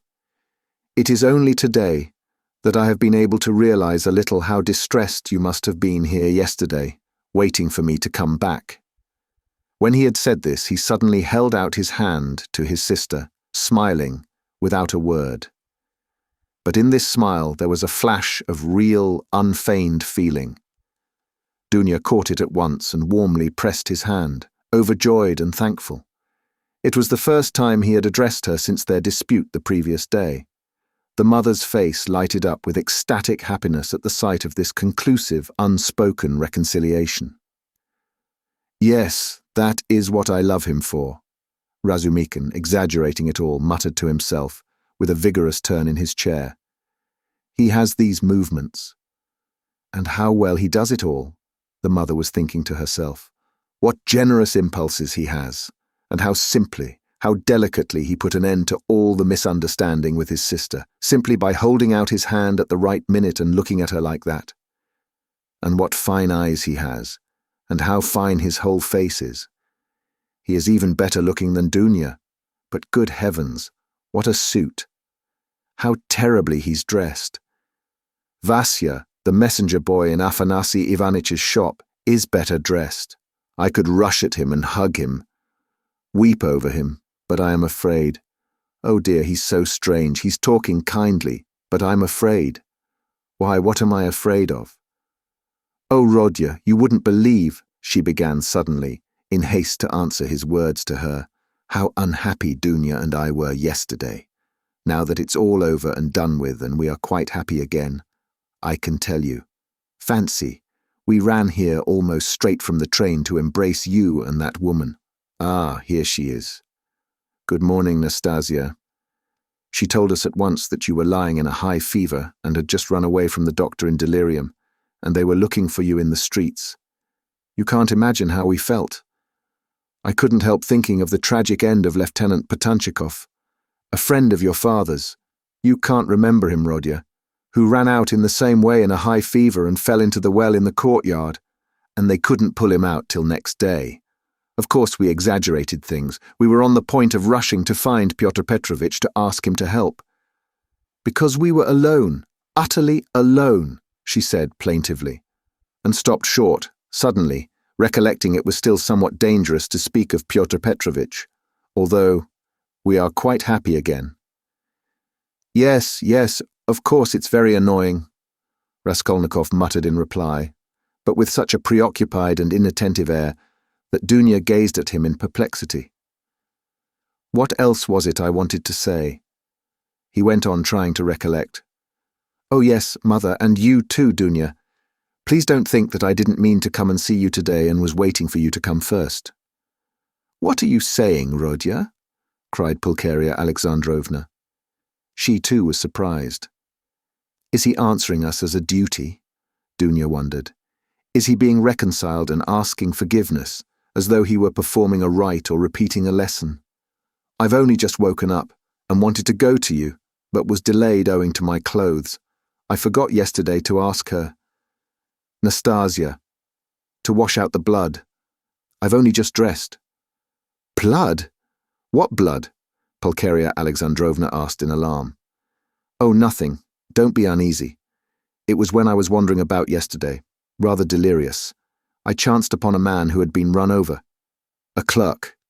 Delirious. But you remember everything, Razumikin interrupted. That's true, Raskolnikov answered with special carefulness. I remember everything even to the slightest detail, and yet, why I did that and went there and said that, I can't clearly explain now. A familiar phenomenon, interposed Zosimov. Actions are sometimes performed in a masterly and most cunning way, while the direction of the actions is deranged and dependent on various morbid impressions. It's like a dream. Perhaps it's a good thing, really, that he should think me almost a madman, thought Raskolnikov. Why, people in perfect health act in the same way too, observed Dunya, looking uneasily at Zosimov. There is some truth in your observation, the latter replied. In that sense, we are certainly all not infrequently like madmen, but with the slight difference that the deranged are somewhat madder, for we must draw a line. A normal man, it is true, hardly exists. Among dozens, perhaps hundreds of thousands, hardly one is to be met with. At the word madman, carelessly dropped by Zosimov in his chatter on his favourite subject, everyone frowned. Raskolnikov sat seeming not to pay attention, plunged in thought with a strange smile on his pale lips. He was still meditating on something. "Well, what about the man who was run over? I interrupted you," Razumikin cried hastily. "What?" Raskolnikov seemed to wake up. "Oh, I got spattered with blood helping to carry him to his lodging. By the way, Mamma, I did an unpardonable thing yesterday. I was literally out of my mind. I gave away all the money you sent me to his wife for the funeral. She's a widow now in consumption, a poor creature. 3 little children, starving, nothing in the house. There's a daughter, too. Perhaps you'd have given it yourself if you'd seen them. But I had no right to do it, I admit, especially as I knew how you needed the money yourself. To help others, one must have the right to do it, or else crevez, chiens, si vous n'êtes pas contents." He laughed. "That's right, isn't it, Dunya?" "No, it's not," answered Dunya firmly. "Bah! You too have ideals," he muttered, looking at her almost with hatred and smiling sarcastically. "I ought to have considered that. Well, that's praiseworthy, and it's better for you.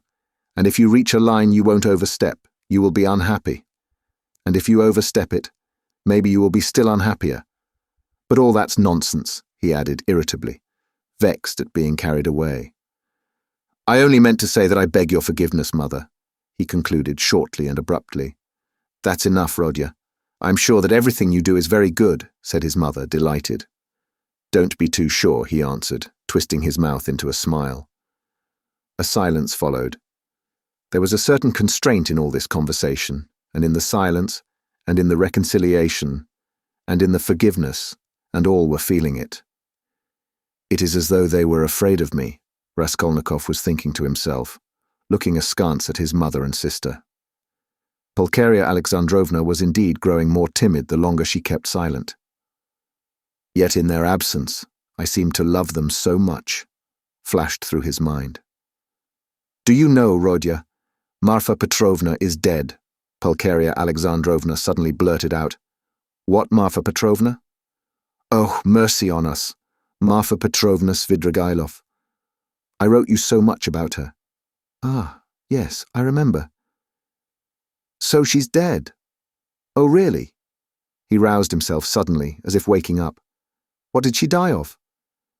"Only imagine, quite suddenly," Pulcheria Alexandrovna answered hurriedly, encouraged by his curiosity.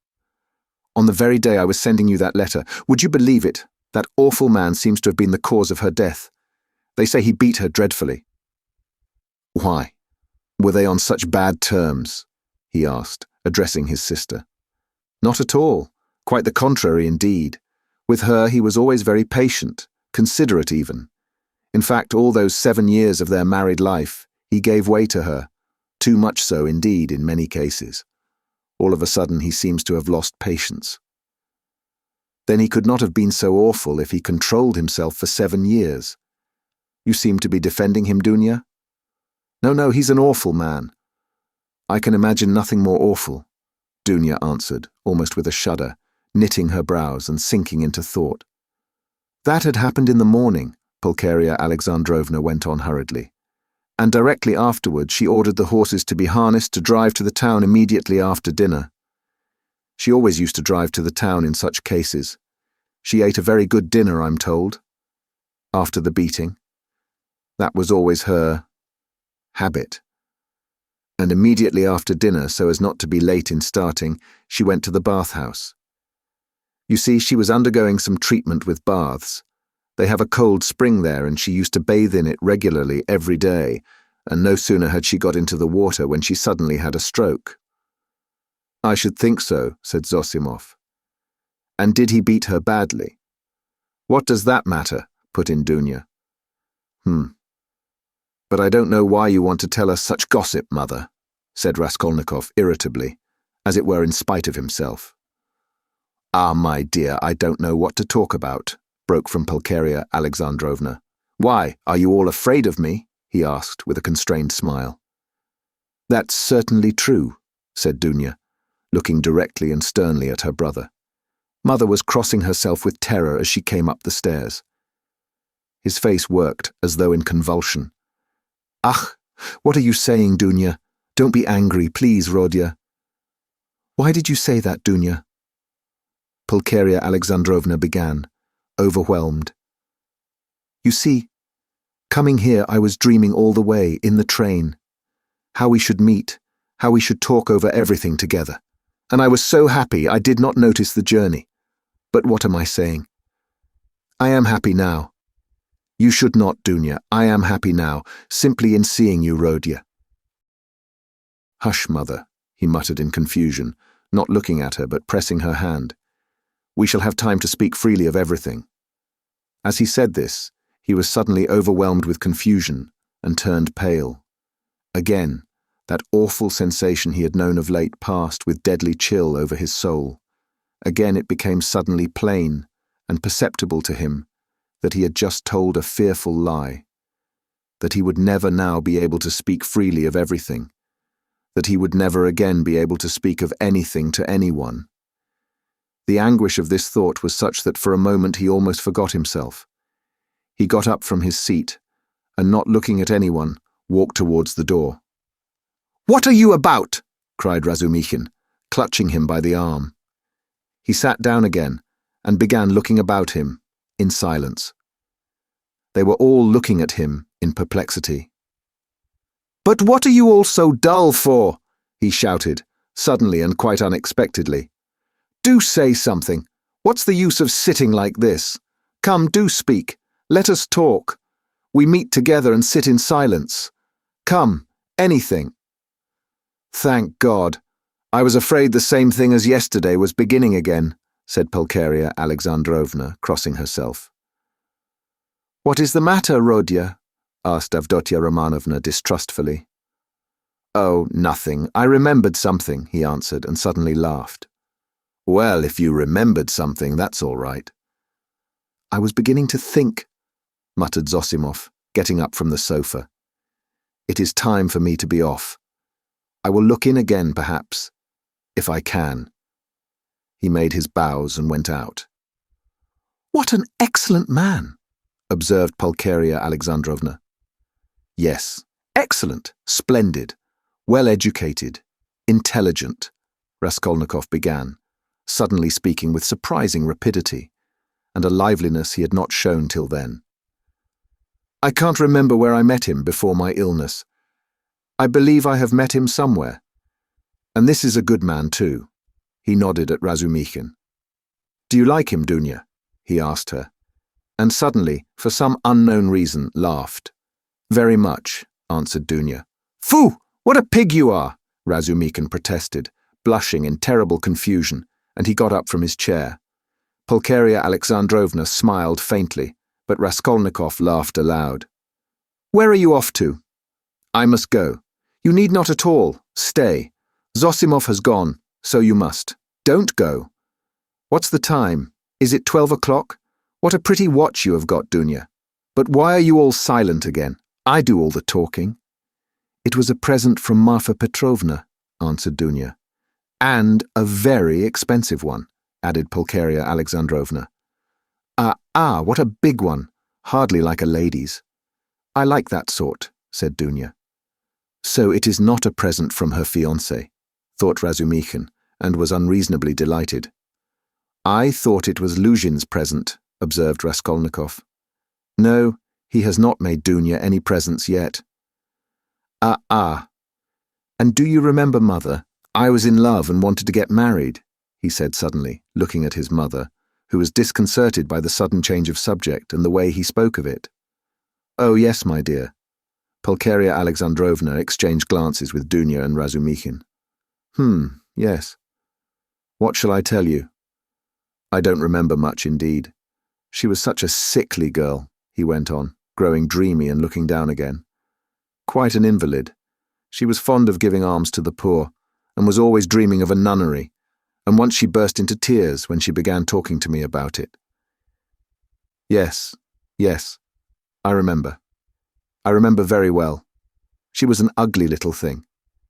I really don't know what drew me to her then. I think it was because she was always ill. If she had been lame or hunchback, I believe I should have liked her better still. He smiled dreamily. Yes, it was a sort of spring delirium. No, it was not only spring delirium, said Dunya with warm feeling. He fixed a strained, intent look on his sister, but did not hear or did not understand her words. Then, completely lost in thought, he got up, went up to his mother, kissed her, went back to his place and sat down. You love her even now, said Pulcheria Alexandrovna, touched. Her? Now? Oh yes, you ask about her? No, that's all now, as it were, in another world, and so long ago. And indeed everything happening here seems somehow far away. He looked attentively at them. You now. I seem to be looking at you from 1,000 miles away. But goodness knows why we are talking of that. And what's the use of asking about it? He added with annoyance, and biting his nails, fell into dreamy silence again. What a wretched lodging you have, Rodya. It's like a tomb, said Pulcheria Alexandrovna, suddenly breaking the oppressive silence. I'm sure it's quite half through your lodging you have become so melancholy. My lodging, he answered listlessly. Yes, the lodging had a great deal to do with it. I thought that too. If only you knew, though, what a strange thing you said just now, Mother, he said, laughing strangely. A little more, and their companionship, this mother and this sister, with him after 3 years' absence, this intimate tone of conversation, in face of the utter impossibility of really speaking about anything, would have been beyond his power of endurance. But there was one urgent matter which must be settled, one way or the other, that day. So he had decided when he woke. Now he was glad to remember it, as a means of escape. Listen, Dunya, he began gravely and dryly. Of course I beg your pardon for yesterday, but I consider it my duty to tell you again that I do not withdraw from my chief point. It is me or Luzhin. If I am a scoundrel, you must not be. One is enough. If you marry Luzhin, I cease at once to look on you as a sister. Rodya! It is the same as yesterday again, Pulcheria Alexandrovna cried mournfully. And why do you call yourself a scoundrel? I can't bear it. You said the same yesterday. Brother, Dunya answered firmly, and with the same dryness, in all this, there is a mistake on your part. I thought it over at night, and found out the mistake. It is all because you seem to fancy I am sacrificing myself to someone and for someone. That is not the case at all.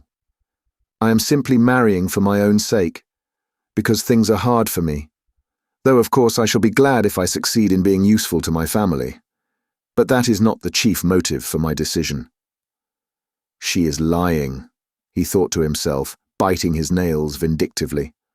Proud creature. She won't admit she wants to do it out of charity. Too haughty. Oh, base characters. They even love as though they hate. Oh, how I hate them all. In fact, continued Dunya, I am marrying Pyotr Petrovitch because of 2 evils I choose the less. I intend to do honestly all he expects of me, so I'm not deceiving him. Why did you smile just now? She too flushed, and there was a gleam of anger in her eyes. All? He asked with a malignant grin. Within certain limits. Both the manner and form of Pyotr Petrovitch's courtship showed me at once what he wanted. He may, of course, think too well of himself, but I hope he esteems me too. Why are you laughing again? And why are you blushing again?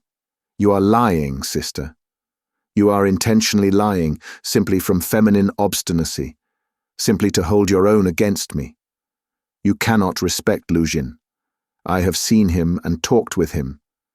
So you are selling yourself for money. And so in any case you are acting basely, and I am glad at least that you can blush for it." "It is not true, I am not lying," cried Dunya, losing her composure. "I would not marry him if I were not convinced that he esteems me and thinks highly of me. I would not marry him if I were not firmly convinced that I can respect him. Fortunately, I can have convincing proof of it this very day, and such a marriage is not a vileness, as you say. And even if you were right, if I really had determined on a vile action, is it not merciless on your part to speak to me like that? Why do you demand of me a heroism that perhaps you have not either? It is despotism, it is tyranny. If I ruin anyone, it is only myself. I am not committing a murder. Why do you look at me like that? Why are you so pale? Rodya, darling, what's the matter?" "Good heavens, you have made him faint," cried Pulcheria Alexandrovna. No, nonsense, it's nothing. A little giddiness, not fainting. You have fainting on the brain." Yes, what was I saying? Oh, yes. In what way will you get convincing proof today that you can respect him, and that he esteems you, as you said? I think you said today. "Mother, show Rodya Pyotr Petrovitch's letter," said Dunya. With trembling hands, Pulcheria Alexandrovna gave him the letter. He took it with great interest, but before opening it, he suddenly looked with a sort of wonder at Dunya. "It is strange," he said slowly, as though struck by a new idea. "What am I making such a fuss for? What is it all about? Marry whom you like." He said this as though to himself, but said it aloud, and looked for some time at his sister, as though puzzled.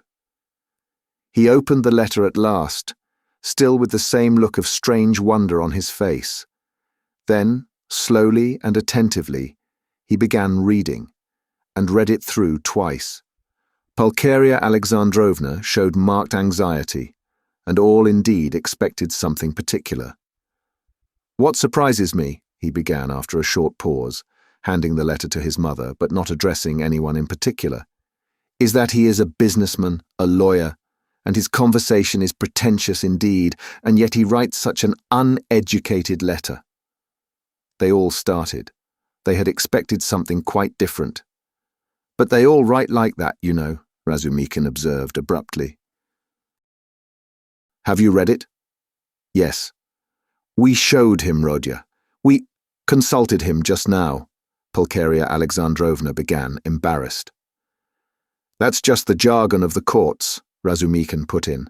"Legal documents are written like that to this day." "Legal? Yes, it's just legal. Business language, not so very uneducated, and not quite educated. Business language. Pyotr Petrovitch makes no secret of the fact that he had a cheap education. He is proud indeed of having made his own way," Avdotya Romanovna observed, somewhat offended by her brother's tone. "Well, if he's proud of it, he has reason. I don't deny it."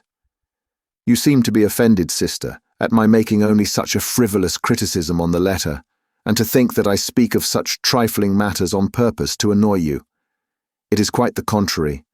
An observation apropos of the style occurred to me that is by no means irrelevant as things stand. There is one expression, blame yourselves, put in very significantly and plainly, and there is besides a threat that he will go away at once if I am present. That threat to go away is equivalent to a threat to abandon you both if you are disobedient, and to abandon you now after summoning you to Petersburg. Well, what do you think? Can one resent such an expression from Luzhin, as we should if he pointed to Razumikin, had written it, or Zosimov, or one of us? No, answered Dunya with more animation. I saw clearly that it was too naively expressed, and that perhaps he simply has no skill in writing. That is a true criticism, brother. I did not expect, indeed. It is expressed in legal style, and sounds coarser than perhaps he intended. But I must disillusion you a little.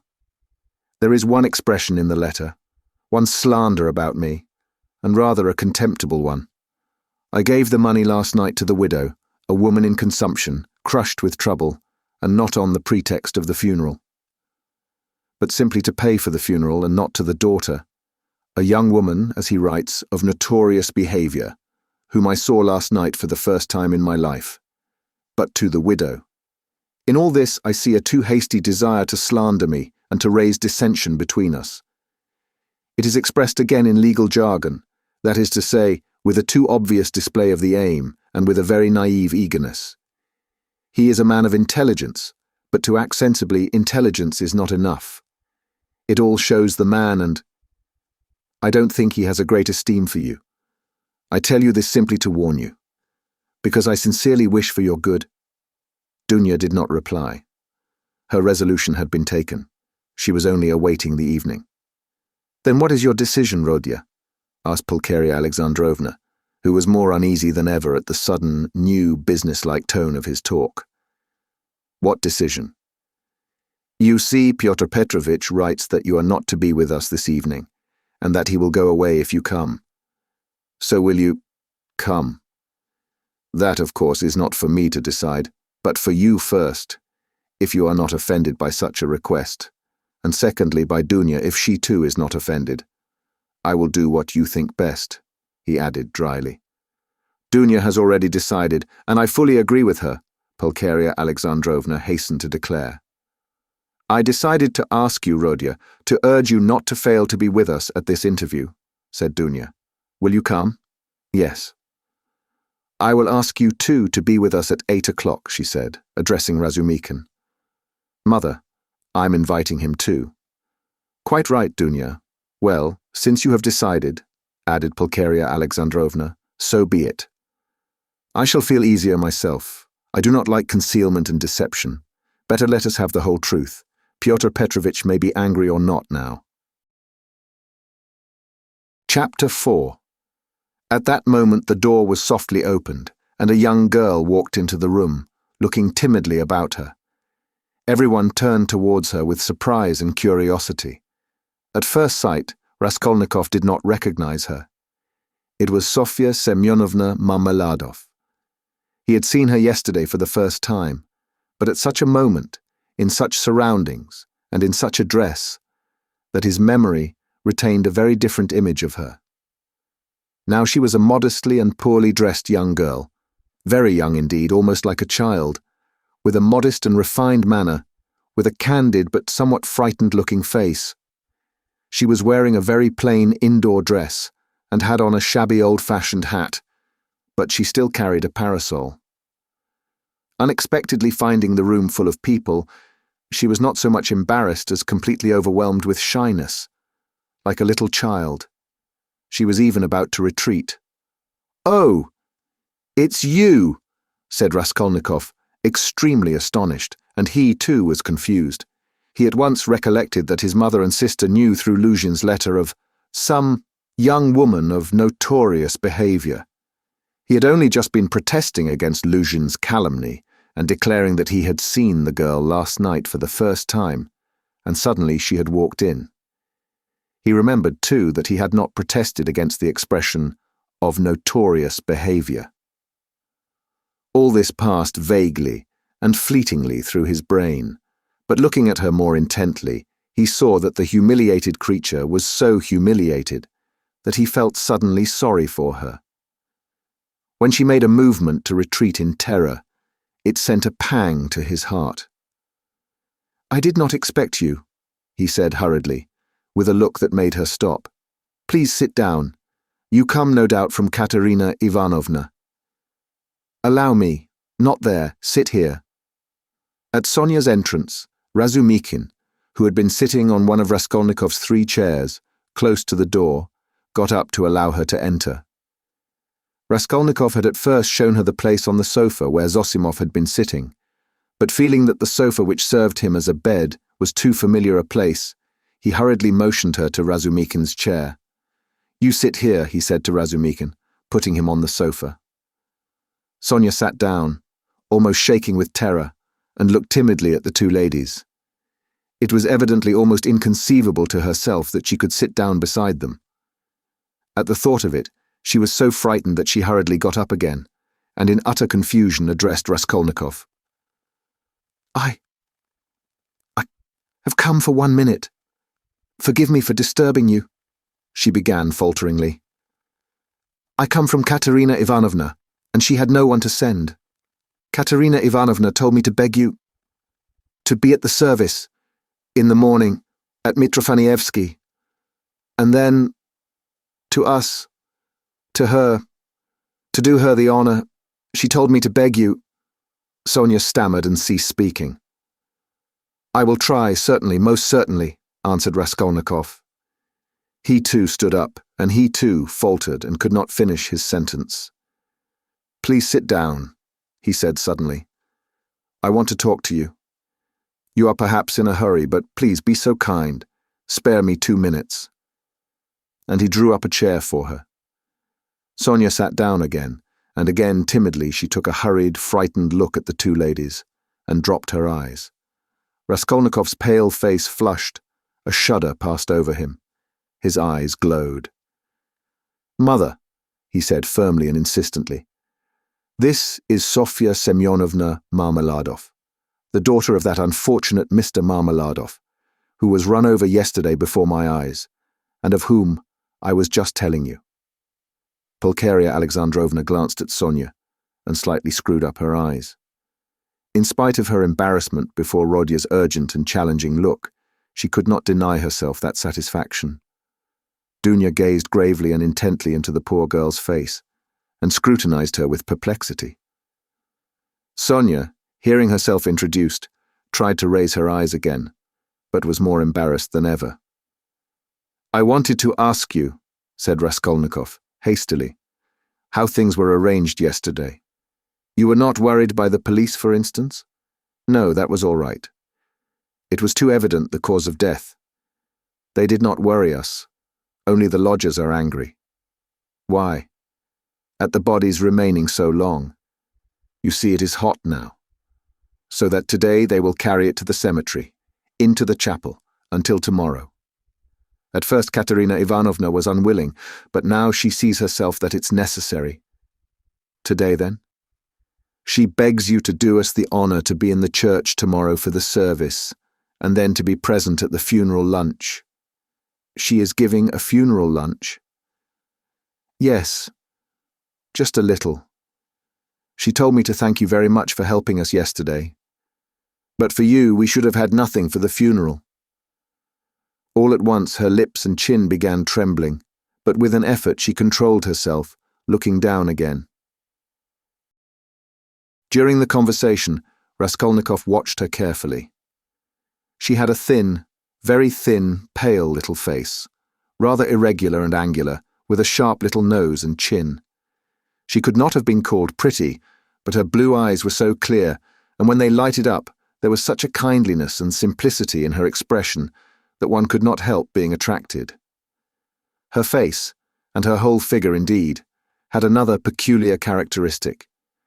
In spite of her 18 years, she looked almost a little girl, almost a child, and in some of her gestures, this childishness seemed almost absurd. "But has Katerina Ivanovna been able to manage with such small means? Does she even mean to have a funeral lunch?" Raskolnikov asked, persistently keeping up the conversation. "The coffin will be plain, of course, and everything will be plain, so it won't cost much. Katerina Ivanovna and I have reckoned it all out, so that there will be enough left. And Katerina Ivanovna was very anxious it should be so. You know one can't. It's a comfort to her. She is like that, you know." "I understand. I understand. Of course. Why do you look at my room like that? My mother has just said it is like a tomb." "You gave us everything yesterday," Sonia said suddenly, in reply, in a loud, rapid whisper, and again she looked down in confusion. Her lips and chin were trembling once more. She had been struck at once by Raskolnikov's poor surroundings, and now these words broke out spontaneously. A silence followed. There was a light in Dunya's eyes, and even Pulcheria Alexandrovna looked kindly at Sonia. "Rodya," she said, getting up, "we shall have dinner together, of course. Come, Dunya, and you, Rodya, had better go for a little walk, and then rest and lie down before you come to see us." "I am afraid we have exhausted you." "Yes, Yes, I'll come, he answered, getting up fussily. But I have something to see to. But surely you will have dinner together, cried Razumikhin, looking in surprise at Raskolnikov. What do you mean? Yes, I'm coming. Of course. And you stay a minute. You do not want him just now, do you, Mother? Or perhaps I'm taking him from you. Oh, no. And will you, Dmitri Prokofitch, do us the favor of dining with us? Please do, added Dunya. Razumikhin bowed, positively radiant. For one moment, they were all strangely embarrassed. Goodbye, Rodya. That is till we meet. I do not like saying goodbye. Goodbye, Nastasia. Ah, I have said goodbye again. Pulcheria Alexandrovna meant to greet Sonia too, but it somehow failed to come off, and she went in a flutter out of the room. But Avdotya Romanovna seemed to await her turn, and following her mother out, gave Sonia an attentive, courteous bow. Sonia, in confusion, gave a hurried, frightened curtsy. There was a look of poignant discomfort in her face, as though Avdotya Romanovna's courtesy and attention were oppressive and painful to her. Dunya, goodbye, called Raskolnikov in the passage. Give me your hand. Why, I did give it to you, have you forgotten? Said Dunya, turning warmly and awkwardly to him. Never mind, give it to me again. And he squeezed her fingers warmly. Dunya smiled, flushed, pulled her hand away and went off quite happy. Come, that's capital, he said to Sonia, going back and looking brightly at her. God give peace to the dead, the living have still to live. That is right, isn't it? Sonia looked surprised at the sudden brightness of his face. He looked at her for some moments in silence. The whole history of the dead father floated before his memory in those moments. Heavens, Dunya, Pulcheria Alexandrovna began, as soon as they were in the street. I really feel relieved myself at coming away, more at ease. How little did I think yesterday in the train that I could ever be glad of that. I tell you again, Mother, he is still very ill. Don't you see it? Perhaps worrying about us upset him. We must be patient, and much can be forgiven. Well, you were not very patient. Pulcheria Alexandrovna caught her up hotly and jealously. Do you know, Dunya, I was looking at you two. You are the very portrait of him, and not so much in face as in soul. You are both melancholy, both morose and hot-tempered, both haughty and both generous. Surely he can't be an egoist, Dunya, eh? When I think of what is in store for us this evening, my heart sinks. Don't be uneasy, Mother. What must be, will be. Dunya, only think what a position we are in. What if Pyotr Petrovitch breaks it off? Poor Pulcheria Alexandrovna blurted out incautiously. He won't be worth much if he does, answered Dunya, sharply and contemptuously. We did well to come away, Pulcheria Alexandrovna hurriedly broke in. He was in a hurry about some business or other. If he gets out and has a breath of air, it is fearfully close in his room. But where is one to get a breath of air here? The very streets here feel like shut-up rooms. Good heavens, what a town. Stay, this side. They will crush you, carrying something. Why, it is a piano they have got, I declare. How they push. I am very much afraid of that young woman, too. What young woman, Mother? Why, that Sofya Semyonovna, who was there just now. Why? I have a presentiment, Dunya. Well, you may believe it or not. But as soon as she came in, that very minute, I felt that she was the chief cause of the trouble. Nothing of the sort, cried Dunya in vexation. What nonsense with your presentiments, Mother. He only made her acquaintance the evening before, and he did not know her when she came in. Well, you will see. She worries me, but you will see, I was so frightened. She was gazing at me with those eyes.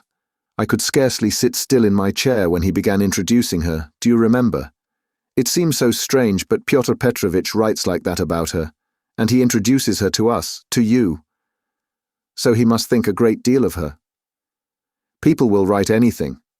We were talked about and written about too. Have you forgotten? I'm sure that she is a good girl, and that it is all nonsense. God grant it may be.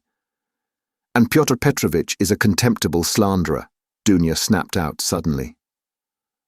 Pulcheria Alexandrovna was crushed. The conversation was not resumed.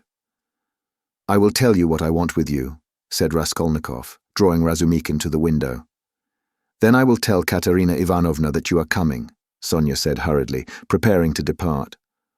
1 minute, Sofya Semyonovna. We have no secrets. You are not in our way. I want to have another word or two with you. Listen. He turned suddenly to Razumikin again. You know that, what's his name? Porfiry Petrovitch? I should think so. He is a relation. Why? Added the latter with interest. Is not he managing that case? You know, about that murder. You were speaking about it yesterday. Yes, well, Razumikin's eyes opened wide. He was inquiring for people who had pawned things, and I have some pledges there too. Trifles. A ring my sister gave me as a keepsake when I left home, and my father's silver watch. They are only worth 5 or 6 rubles altogether, but I value them. So what am I to do now? I do not want to lose the things, especially the watch. I was quaking just now, for fear Mother would ask to look at it, when we spoke of Dunya's watch. It is the only thing of Father's left us. She would be ill if it were lost. You know what women are, so tell me what to do. I know I ought to have given notice at the police station, but would it not be better to go straight to Porfiry, eh? What do you think? The matter might be settled more quickly. You see, Mother may ask for it before dinner. Certainly not to the police station. Certainly to Porfiry, Razumikin shouted in extraordinary excitement. Well, how glad I am. Let us go at once. It is a couple of steps. We shall be sure to find him. Very well. Let us go. And he will be very, very glad to make your acquaintance. I have often talked to him of you at different times. I was speaking of you yesterday. Let us go. So you knew the old woman? So that's it. It is all turning out splendidly. Oh yes, Sofya Ivanovna. Sofya Semyonovna, corrected Raskolnikov. Sofya Semyonovna, this is my friend Razumikin, and he is a good man. If you have to go now, Sonia was beginning, not looking at Razumikin at all, and still more embarrassed. Let us go, decided Raskolnikov. I will come to you today, Sofya Semyonovna. Only tell me where you live. He was not exactly ill at ease, but seemed hurried and avoided her eyes. Sonia gave her address and flushed as she did so. They all went out together. Don't you lock up? Asked Razumikin, following him onto the stairs. Never, answered Raskolnikov. I've been meaning to buy a lock for these 2 years. People are happy who have no need of locks, he said, laughing to Sonia. They stood still in the gateway. Do you go to the right, Sofya Semyonovna? How did you find me, by the way? He added, as though he wanted to say something quite different. He wanted to look at her soft, clear eyes, but this was not easy. Why, you gave your address to Polenka yesterday. Polenka? Oh yes, Polenka, that is the little girl. She is your sister? Did I give her the address? Why, had you forgotten? No, I remember. I had heard my father speak of you, only I did not know your name, and he did not know it. And now I came. And as I had learned your name, I asked today, where does Mr. Raskolnikov live? I did not know. You had only a room too. Goodbye. I will tell Katerina Ivanovna. She was extremely glad to escape at last. She went away looking down, hurrying to get out of sight as soon as possible, to walk the 20 steps to the turning on the right and to be at last alone, and then moving rapidly along, looking at no one, noticing nothing, to think, to remember, to meditate on every word, every detail. Never, never had she felt anything like this. Dimly and unconsciously, a whole new world was opening before her. She remembered suddenly that Raskolnikov meant to come to her that day, perhaps at once. Only not today, please, not today, she kept muttering with a sinking heart, as though entreating someone, like a frightened child. Mercy, To me. To that room. He will see. Oh dear. She was not capable at that instant of noticing an unknown gentleman who was watching her and following at her heels. He had accompanied her from the gateway. At the moment when Razumikin, Raskolnikov, and she stood still at parting on the pavement, this gentleman, who was just passing, started on hearing Sonia's words. And I asked where Mr. Raskolnikov lived. He turned a rapid but attentive look upon all three, especially upon Raskolnikov, to whom Sonia was speaking, then looked back and noted the house. All this was done in an instant as he passed, and trying not to betray his interest, he walked on more slowly, as though waiting for something. He was waiting for Sonia. He saw that they were parting, and that Sonia was going home. Home? Where? I've seen that face somewhere, he thought. I must find out. At the turning he crossed over, looked round, and saw Sonia coming the same way, noticing nothing. She turned the corner. He followed her on the other side. After about 50 paces he crossed over again, overtook her and kept 2 or 3 yards behind her. He was a man about 50, rather tall and thickly set, with broad high shoulders which made him look as though he stooped a little. He wore good and fashionable clothes and looked like a gentleman of position. He carried a handsome cane, which he tapped on the pavement at each step. His gloves were spotless. He had a broad, rather pleasant face with high cheekbones and a fresh colour, not often seen in Petersburg. His flaxen hair was still abundant and only touched here and there with grey, and his thick square beard was even lighter than his hair. His eyes were blue and had a cold and thoughtful look. His lips were crimson. He was a remarkably well-preserved man and looked much younger than his years. When Sonia came out on the canal bank, they were the only 2 persons on the pavement. He observed her dreaminess and preoccupation. On reaching the house where she lodged, Sonia turned in at the gate. He followed her, seeming rather surprised. In the courtyard she turned to the right corner. "Bah!" muttered the unknown gentleman, and mounted the stairs behind her. Only then Sonia noticed him. She reached the 3rd story, turned down the passage, and rang at number 9. On the door was inscribed in chalk, Kapernaumov, tailor. "Bah!" the stranger repeated again, wondering at the strange coincidence, and he rang next door, at number 8. The doors were 2 or 3 yards apart. "You lodge at Kapernaumov's," he said, looking at Sonia and laughing. "He altered a waistcoat for me yesterday. I'm staying close here at Madame Reslich's." "How odd." Sonia looked at him attentively. "We are neighbours," he went on gaily. "I only came to town the day before yesterday. Goodbye for the present." Sonia made no reply.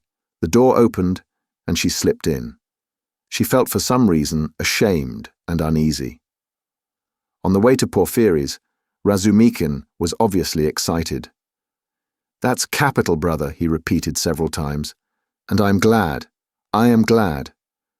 "What are you glad about?" Raskolnikov thought to himself. "I didn't know that you pledged things at the old woman's too. And, was it long ago? I mean, was it long since you were there? What a simple-hearted fool he is." "When was it?" Raskolnikov stopped still to recollect. 2 or 3 days before her death, it must have been. "But I'm not going to redeem the things now," he put in with a sort of hurried and conspicuous solicitude about the things. "I've not more than a silver rouble left.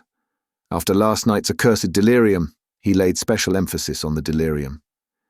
"Yes, yes," Razumikin hastened to agree, with what was not clear. "Then that's why you were stuck." "Partly. You know, in your delirium you were continually mentioning some rings or chains. Yes, yes, that's clear. It's all clear now." "Hello. How that idea must have got about among them. Here this man will go to the stake for me, and I find him delighted at having it cleared up, why I spoke of rings in my delirium. What a hold the idea must have on all of them." "Shall we find him?" he asked suddenly. "Oh, yes," Razumikin answered quickly. He's a nice fellow, you will see, brother. Rather clumsy, that is to say. He is a man of polished manners, but I mean clumsy in a different sense. He is an intelligent fellow, very much so indeed, but he has his own range of ideas. He is incredulous, skeptical, cynical.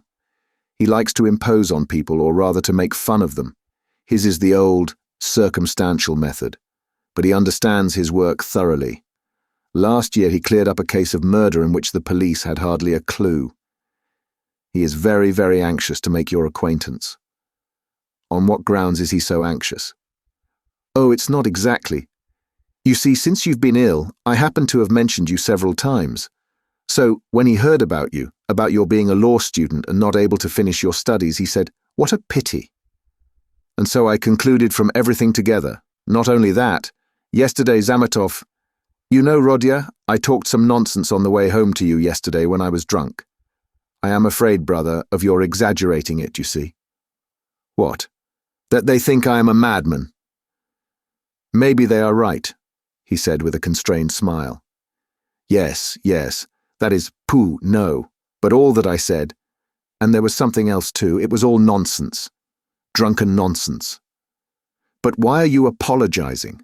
I'm so sick of it all, Raskolnikov cried with exaggerated irritability.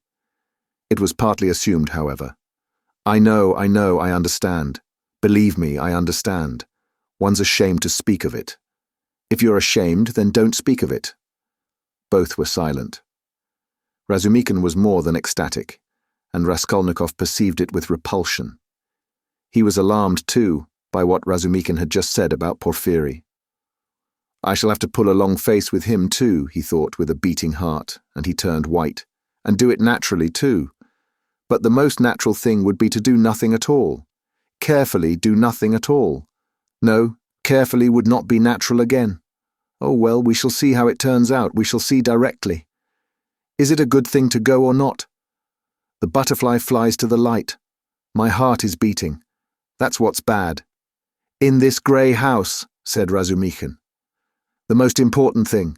Does Porfiry know that I was at the old hag's flat yesterday and asked about the blood? I must find that out instantly as soon as I go in. Find out from his face. Otherwise I'll find out if it's my ruin. I say, brother, he said suddenly, addressing Razumikin with a sly smile. I've been noticing all day that you seem to be curiously excited. Isn't it so? Excited? Not a bit of it, said Razumikin, stung to the quick. Yes, brother, I assure you it's noticeable. Why, you sat on your chair in a way you never do sit, on the edge somehow, and you seemed to be writhing all the time. You kept jumping up for nothing.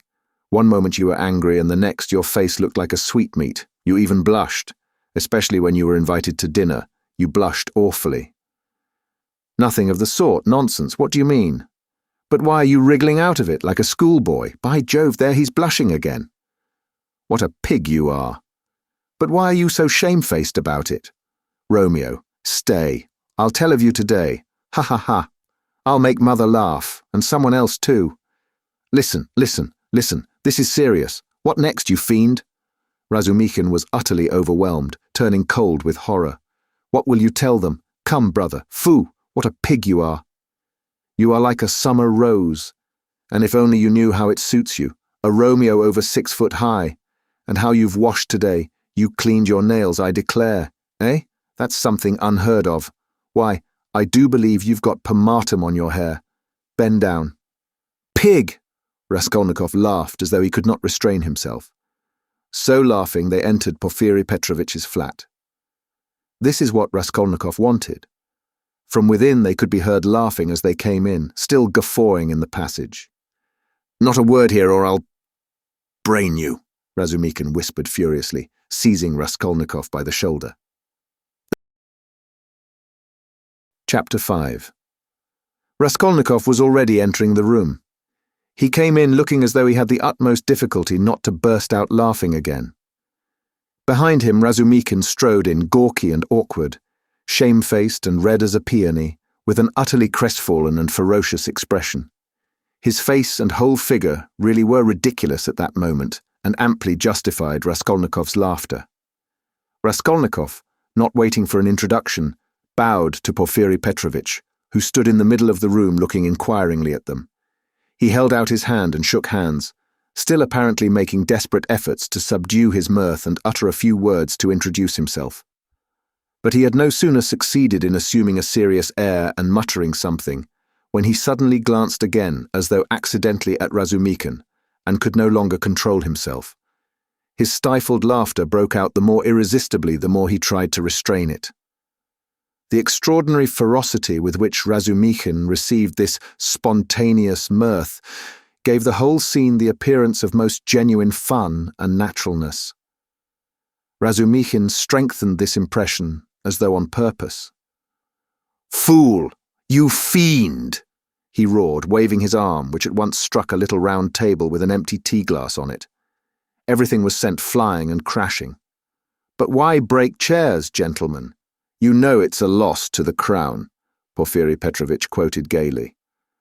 Raskolnikov was still laughing, with his hand in Porfiri Petrovitch's, but anxious not to overdo it, awaited the right moment to put a natural end to it. Razumikin, completely put to confusion by upsetting the table and smashing the glass, gazed gloomily at the fragments, cursed, and turned sharply to the window where he stood looking out with his back to the company, with a fiercely scowling countenance, seeing nothing. Porfiri Petrovitch laughed and was ready to go on laughing, but obviously looked for explanations. Zametov had been sitting in the corner, but he rose at the visitor's entrance and was standing in expectation with a smile on his lips, though he looked with surprise, and even it seemed incredulity at the whole scene, and at Raskolnikov with a certain embarrassment. Zametov's unexpected presence struck Raskolnikov unpleasantly.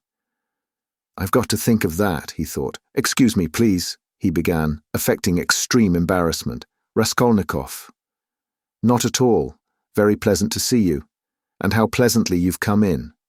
Why won't he even say good morning?" Porfiri Petrovitch nodded at Razumikin.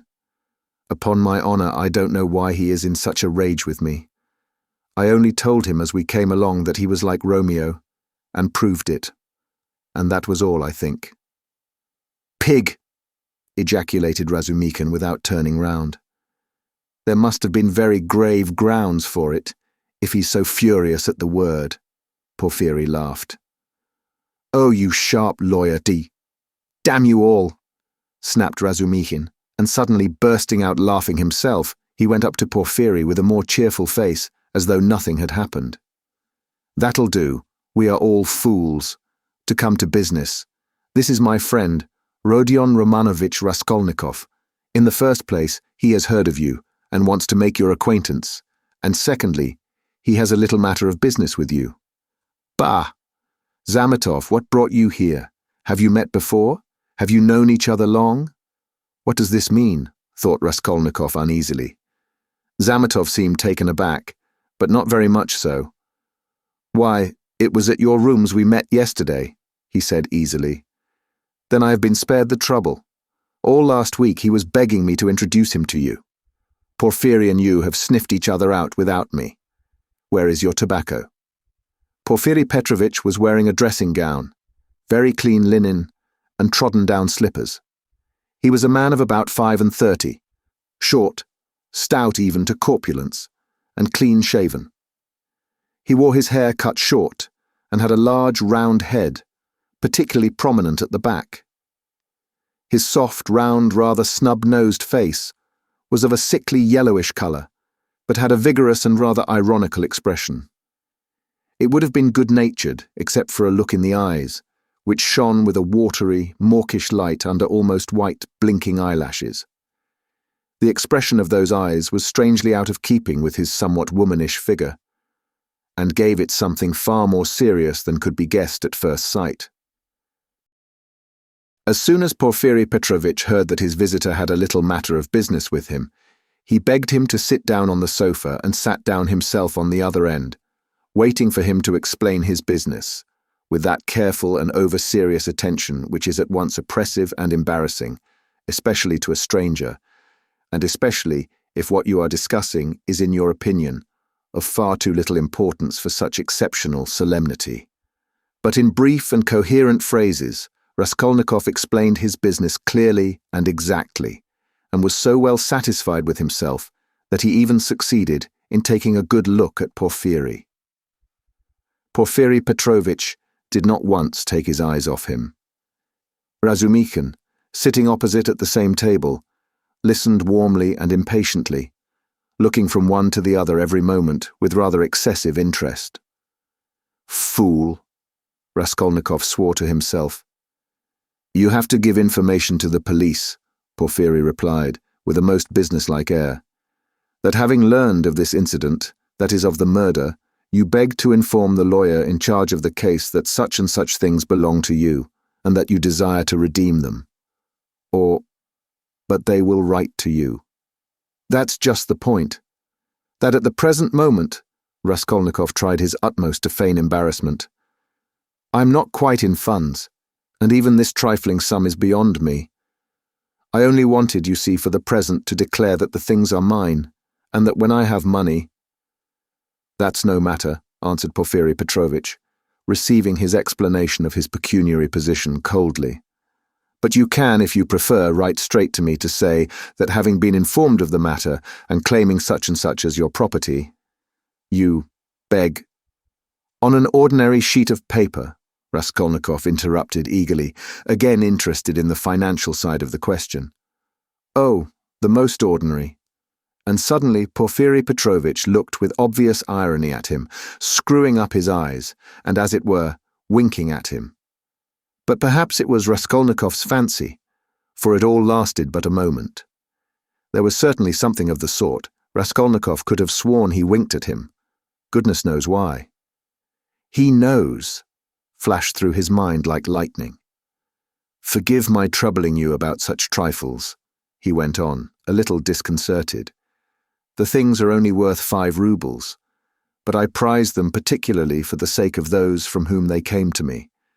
And I must confess that I was alarmed when I heard—" "That's why you were so much struck when I mentioned to Zosimov that Porfiry was inquiring for everyone who had pledges," Razumikin put in with obvious intention. This was really unbearable. Raskolnikov could not help glancing at him with a flash of vindictive anger in his black eyes, but immediately recollected himself.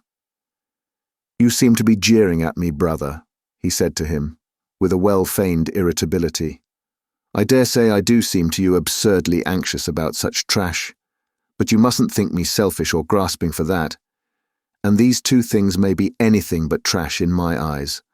I told you just now that the silver watch, though it's not worth a cent, is the only thing left us of my father's. You may laugh at me, but my mother is here," he turned suddenly to Porfiry. "And if she knew—" He turned again hurriedly to Razumikin, carefully making his voice tremble. "That the watch was lost, she would be in despair. You know what women are." "Not a bit of it. I didn't mean that at all. Quite the contrary," shouted Razumikin, distressed. "Was it right? Was it natural? Did I overdo it?" Raskolnikov asked himself in a tremor. "Why did I say that about women?" "Oh, your mother is with you?" Porfiry Petrovitch inquired. "Yes." "When did she come?" "Last night." Porfiry paused as though reflecting.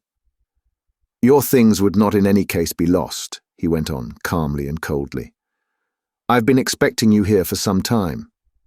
And as though that was a matter of no importance, he carefully offered the ashtray to Razumikin, who was ruthlessly scattering cigarette ash over the carpet.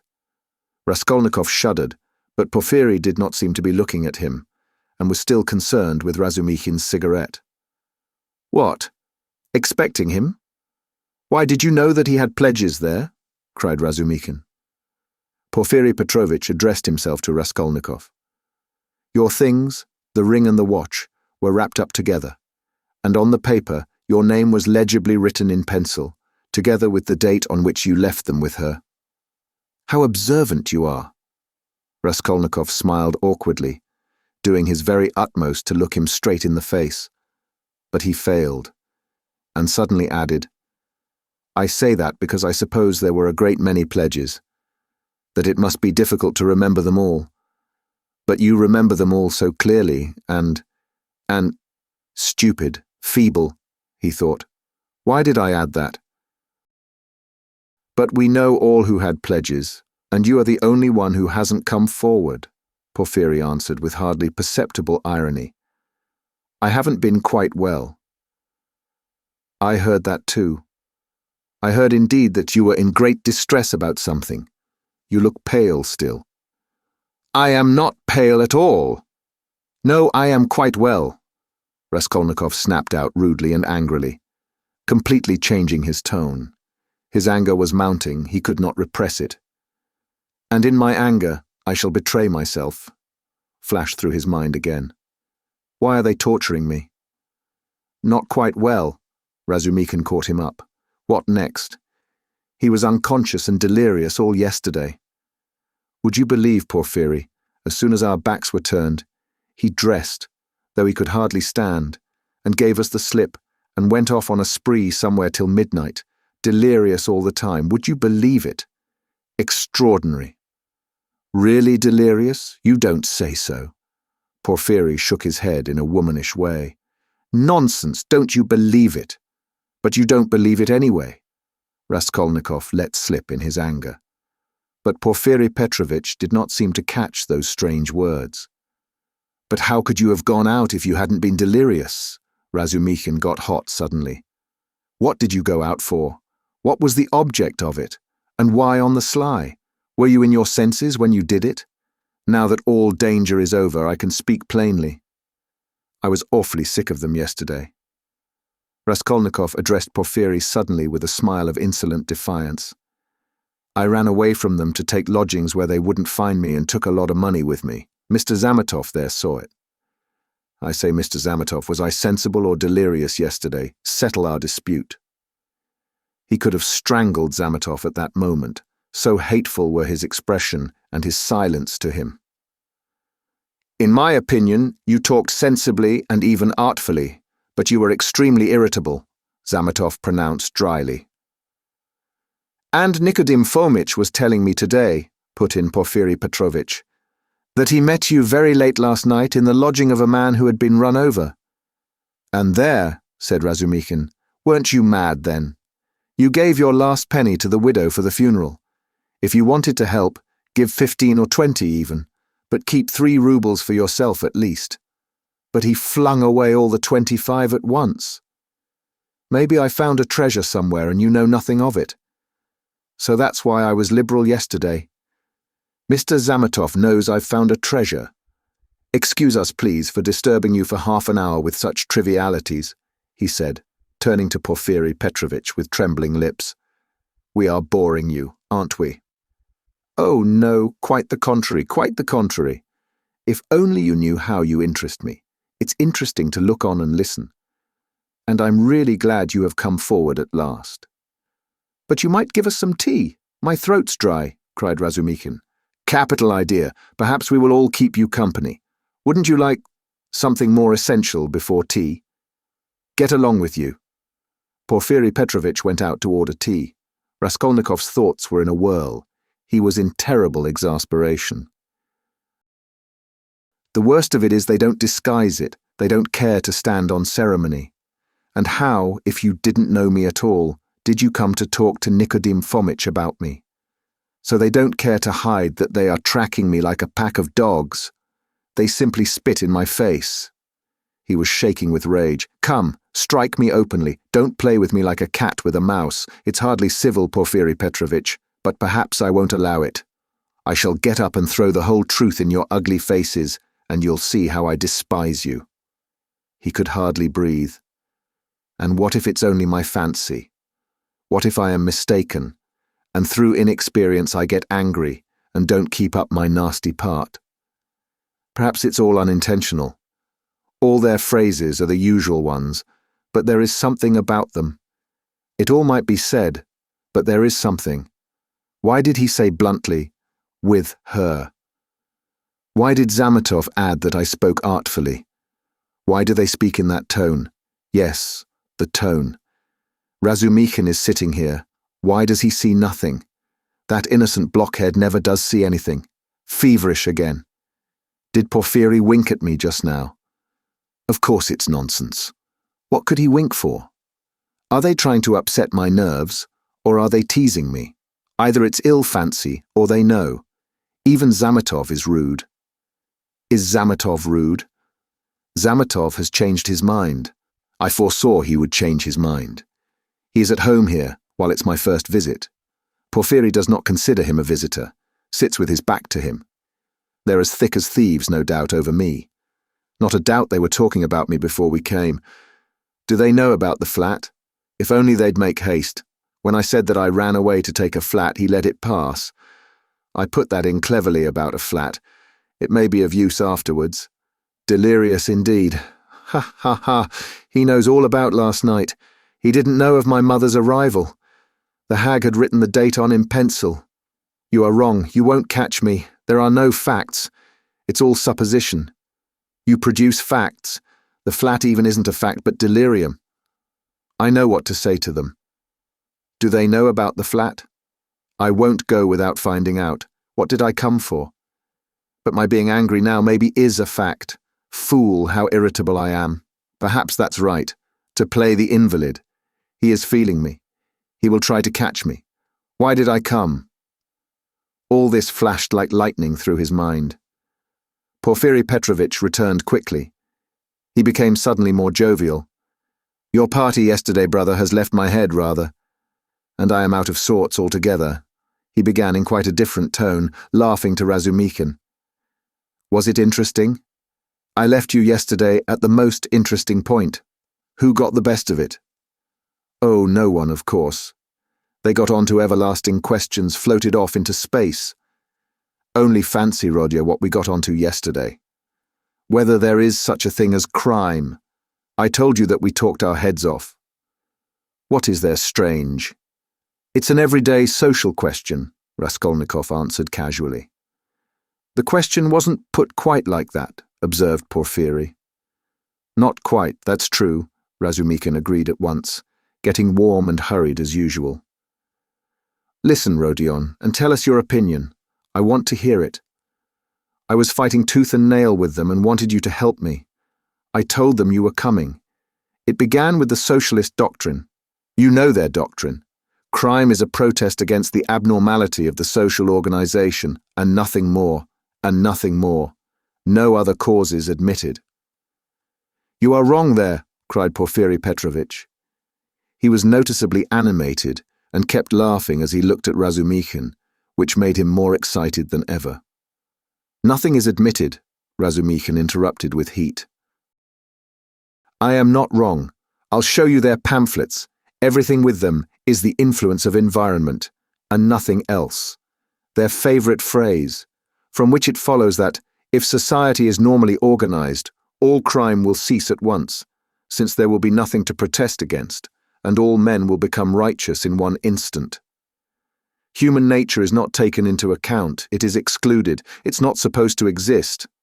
They don't recognize that humanity, developing by a historical living process, will become at last a normal society. But they believe that a social system that has come out of some mathematical brain is going to organize all humanity at once and make it just and sinless in an instant, quicker than any living process. That's why they instinctively dislike history, nothing but ugliness and stupidity in it, and they explain it all as stupidity. That's why they so dislike the living process of life. They don't want a living soul. The living soul demands life. The soul won't obey the rules of mechanics. The soul is an object of suspicion. The soul is retrograde. But what they want, though it smells of death and can be made of India rubber, at least is not alive, has no will, is servile and won't revolt. And it comes in the end to their reducing everything to the building of walls and the planning of rooms and passages in a phalanstery. The phalanstery is ready indeed, but your human nature is not ready for the phalanstery. It wants life. It hasn't completed its vital process. It's too soon for the graveyard.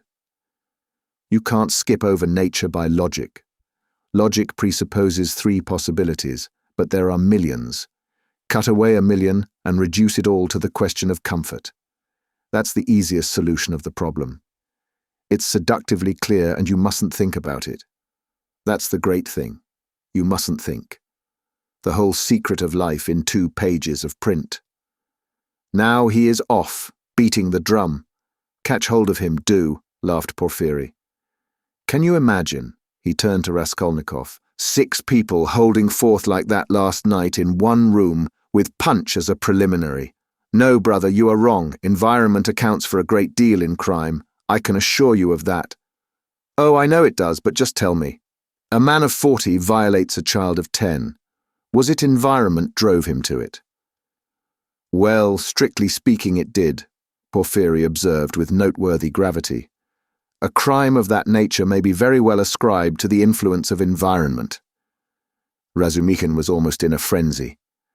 Oh, if you like, he roared, I'll prove to you that your white eyelashes may very well be ascribed to the church of Ivan the Great's being 250 feet high, and I will prove it clearly, exactly, progressively, and even with a liberal tendency. I undertake to. Will you bet on it? Done. Let's hear, please, how he will prove it. He is always humbugging, confound him, cried Razumikhin, jumping up and gesticulating. What's the use of talking to you? He does all that on purpose. You don't know him, Rodion. He took their side yesterday simply to make fools of them. And the things he said yesterday, and they were delighted. He can keep it up for a fortnight together. Last year he persuaded us that he was going into a monastery. He stuck to it for 2 months. Not long ago, he took it into his head to declare he was going to get married, that he had everything ready for the wedding. He ordered new clothes indeed.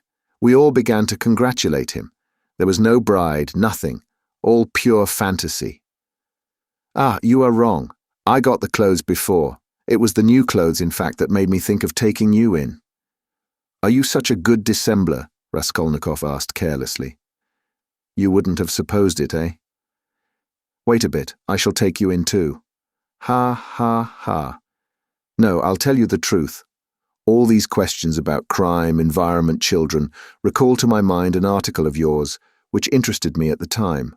On Crime, or something of the sort, I forget the title. I read it with pleasure 2 months ago in the Periodical Review. My article? In the Periodical Review? Raskolnikov asked in astonishment.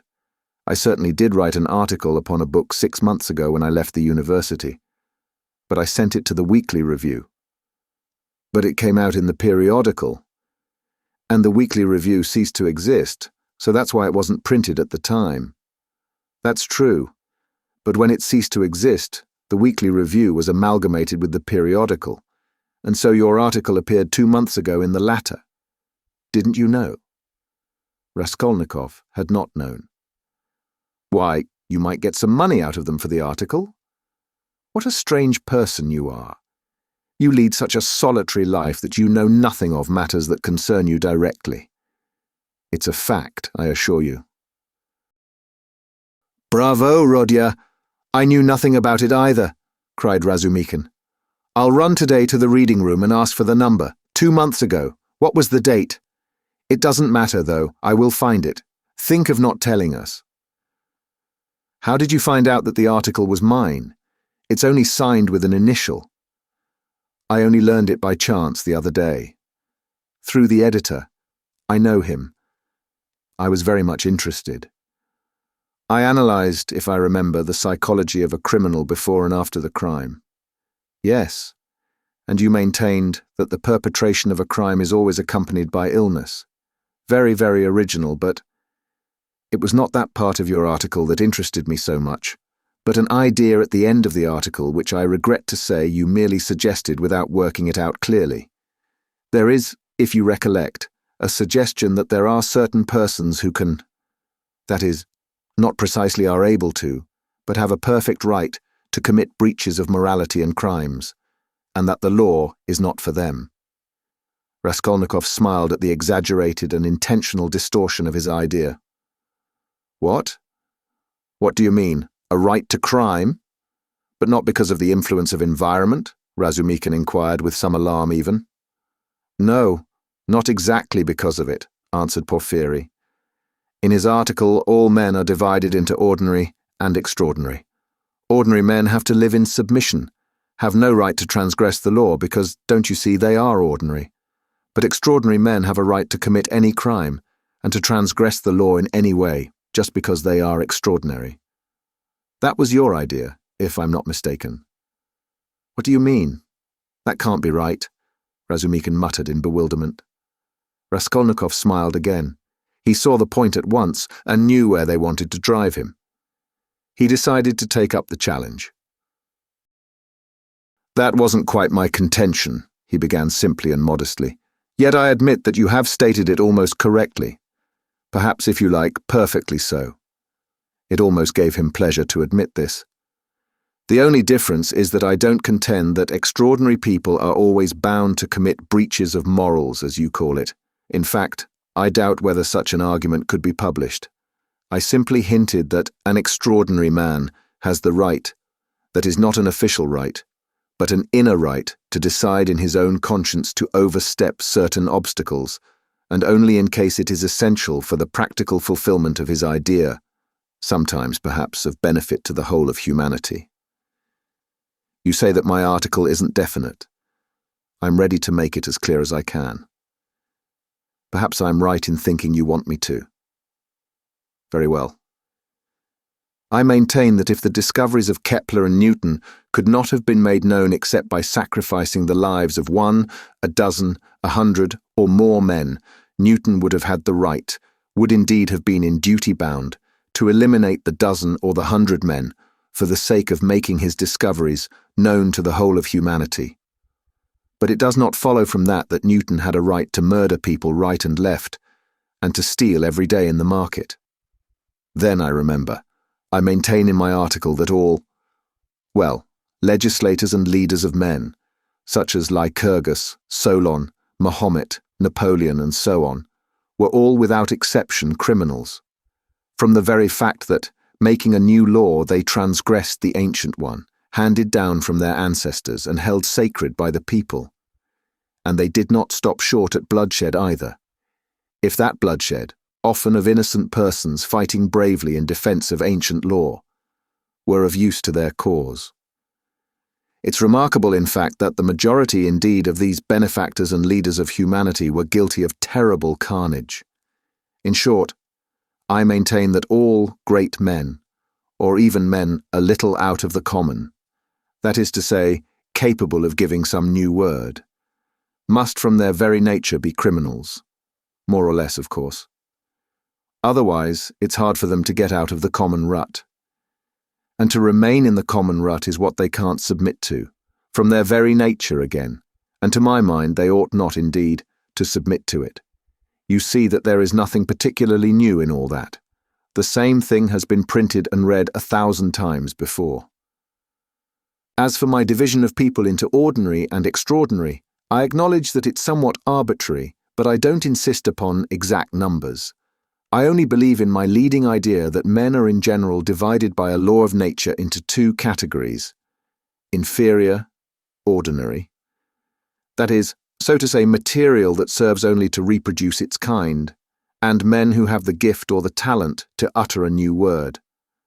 There are, of course, innumerable subdivisions, but the distinguishing features of both categories are fairly well marked. The first category, generally speaking, are men conservative in temperament and law-abiding. They live under control and love to be controlled. To my thinking, it is their duty to be controlled, because that's their vocation, and there is nothing humiliating in it for them. The second category, all transgress the law. They are destroyers or disposed to destruction according to their capacities. The crimes of these men are, of course, relative and varied. For the most part, they seek in very varied ways the destruction of the present for the sake of the better. But if such a one is forced for the sake of his idea to step over a corpse or wade through blood, he can, I maintain, find within himself, in his conscience, a sanction for wading through blood. That depends on the idea and its dimensions, note that. It's only in that sense I speak of their right to crime in my article. You remember it began with the legal question. There's no need for such anxiety, however. The masses will scarcely ever admit this right. They punish them or hang them, more or less. and in doing so fulfill quite justly their conservative vocation. But the same masses set these criminals on a pedestal in the next generation and worship them, more or less. The first category is always the man of the present, the second the man of the future. The first preserve the world and people it, the second move the world and lead it to its goal. Each class has an equal right to exist. In fact, all have equal rights with me, and vive la guerre éternelle, till the New Jerusalem, of course. Then you believe in the New Jerusalem, do you? I do, Raskolnikov answered firmly. As he said these words, and during the whole preceding tirade he kept his eyes on one spot on the carpet. And do you believe in God? Excuse my curiosity. I do, repeated Raskolnikov, raising his eyes to Porfiry. And do you believe in Lazarus's rising from the dead? I do. Why do you ask all this? You believe it literally? Literally. You don't say so. I asked from curiosity. Excuse me. But let us go back to the question.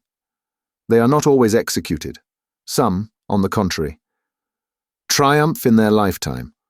Oh yes, some attain their ends in this life, and then they begin executing other people? If it's necessary, indeed, for the most part they do. Your remark is very witty. Thank you. But tell me this, how do you distinguish those extraordinary people from the ordinary ones? Are there signs at their birth? I feel there ought to be more exactitude, more external definition. Excuse the natural anxiety of a practical law-abiding citizen, but couldn't they adopt a special uniform, for instance? Couldn't they wear something, be branded in some way? For you know, if confusion arises and a member of one category imagines that he belongs to the other, begins to eliminate obstacles, as you so happily expressed it, then, oh, that very often happens. That remark is wittier than the other. Thank you. No reason to, but take note that the mistake can only arise in the first category, that is among the ordinary people, as I perhaps unfortunately called them. In spite of their predisposition to obedience, very many of them, through a playfulness of nature sometimes vouchsafed even to the cow, like to imagine themselves advanced people, destroyers, and to push themselves into the new movement, and this quite sincerely. Meanwhile, the really new people are very often unobserved by them, or even despised as reactionaries of grovelling tendencies. But I don't think there is any considerable danger here, and you really need not be uneasy, for they never go very far. Of course, they might have a thrashing sometimes for letting their fancy run away with them and to teach them their place, but no more. In fact, even this isn't necessary as they castigate themselves, for they are very conscientious. Some perform this service for one another, and others chastise themselves with their own hands. They will impose various public acts of penitence upon themselves with a beautiful and edifying effect. In fact, you've nothing to be uneasy about. It's a law of nature. Well, you have certainly set my mind more at rest on that score. But there's another thing worries me. Tell me, please, are there many people who have the right to kill others, these extraordinary people? I am ready to bow down to them, of course, but you must admit it's alarming if there are a great many of them, eh? Oh, you needn't worry about that either, Raskolnikov went on in the same tone. People with new ideas, people with the faintest capacity for saying something new, are extremely few in number, extraordinarily so in fact. One thing only is clear, that the appearance of all these grades and subdivisions of men must follow with unfailing regularity some law of nature. That law, of course, is unknown at present, but I am convinced that it exists, and one day may become known. The vast mass of mankind is mere material, and only exists in order by some great effort, by some mysterious process, by means of some crossing of races and stocks, to bring into the world at last, perhaps, 1 man out of 1,000 with a spark of independence. 1 in 10,000, perhaps, I speak roughly, approximately, is born with some independence, and with still greater independence, 1 in 100,000. The man of genius is one of millions, and the great geniuses, the crown of humanity, appear on earth perhaps 1 in many thousand millions. In fact, I have not peeped into the retort in which all this takes place. But there certainly is, and must be, a definite law. It cannot be a matter of chance. Why? Are you both joking? Razumikin cried at last. There you sit, making fun of one another? Are you serious, Rodya? Raskolnikov raised his pale and almost mournful face, and made no reply. And the unconcealed, persistent, nervous, and discourteous sarcasm of Porfiry seemed strange to Razumikin, beside that quiet and mournful face. Well, brother, if you are really serious, you are right, of course, in saying that it's not new, that it's like what we've read and heard 1,000 times already.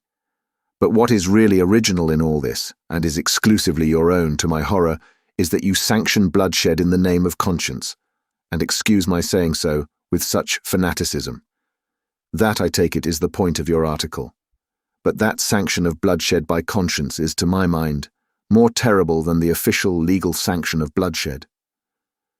You are quite right, it is more terrible, Porfiry agreed. Yes, you must have exaggerated. There is some mistake, I shall read it. You can't think that. I shall read it. All that is not in the article, there's only a hint of it, said Raskolnikov.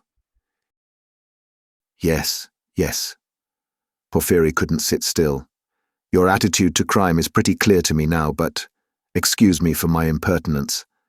I am really ashamed to be worrying you like this.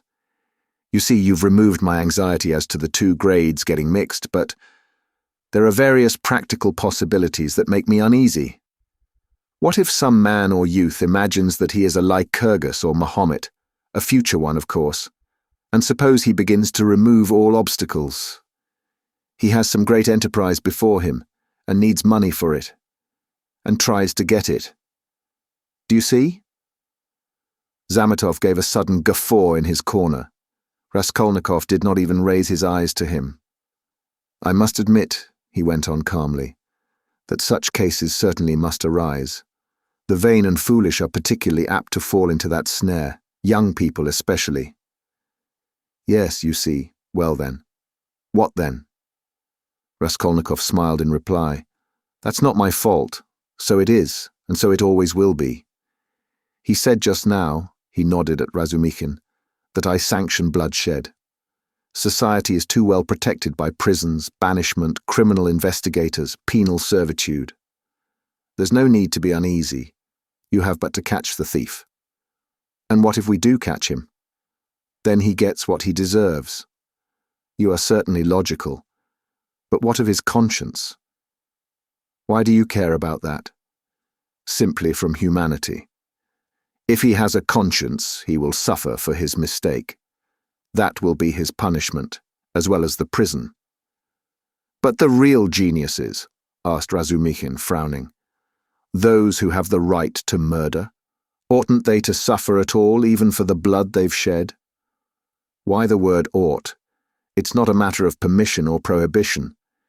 He will suffer if he is sorry for his victim. Pain and suffering are always inevitable for a large intelligence and a deep heart. The really great men must, I think, have great sadness on earth, he added dreamily, not in the tone of the conversation. He raised his eyes, looked earnestly at them all, smiled, and took his cap. He was too quiet by comparison with his manner at his entrance, and he felt this. Everyone got up. Well, you may abuse me, be angry with me if you like, Porfiry Petrovitch began again, but I can't resist. Allow me one little question. I know I'm troubling you. There is just one little notion I want to express, simply that I may not forget it. Very good. Tell me your little notion. Raskolnikov stood waiting, pale and grave before him. Well, you see, I really don't know how to express it properly. It's a playful psychological idea. When you were writing your article, surely you couldn't have helped, fancying yourself, just a little, an extraordinary man, uttering a new word in your sense. That's so, isn't it? Quite possibly, Raskolnikov answered contemptuously. Razumikin made a movement. And, if so, could you bring yourself in case of worldly difficulties and hardship, or for some service to humanity, to overstep obstacles, for instance, to rob and murder. And again he winked with his left eye and laughed noiselessly just as before. If I did, I certainly should not tell you, Raskolnikov answered with defiant and haughty contempt. No, I was only interested on account of your article, from a literary point of view. Phew, how obvious and insolent that is, Raskolnikov thought with repulsion.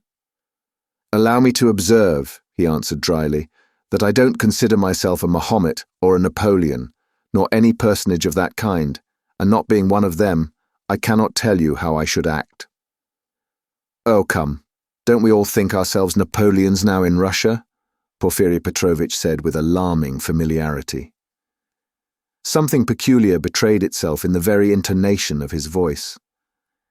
Perhaps it was one of these future Napoleons who did for Alyona Ivanovna last week, Zametov blurted out from the corner. Raskolnikov did not speak, but looked firmly and intently at Porfiry. Razumikin was scowling gloomily. He seemed before this to be noticing something. He looked angrily around. There was a minute of gloomy silence. Raskolnikov turned to go. "Are you going already?" Porfiry said amiably, holding out his hand with excessive politeness. "Very, very glad of your acquaintance. As for your request, have no uneasiness. Write just as I told you, or, better still, come to me there yourself in a day or two. Tomorrow, indeed. I shall be there at 11 o'clock for certain. We'll arrange it all.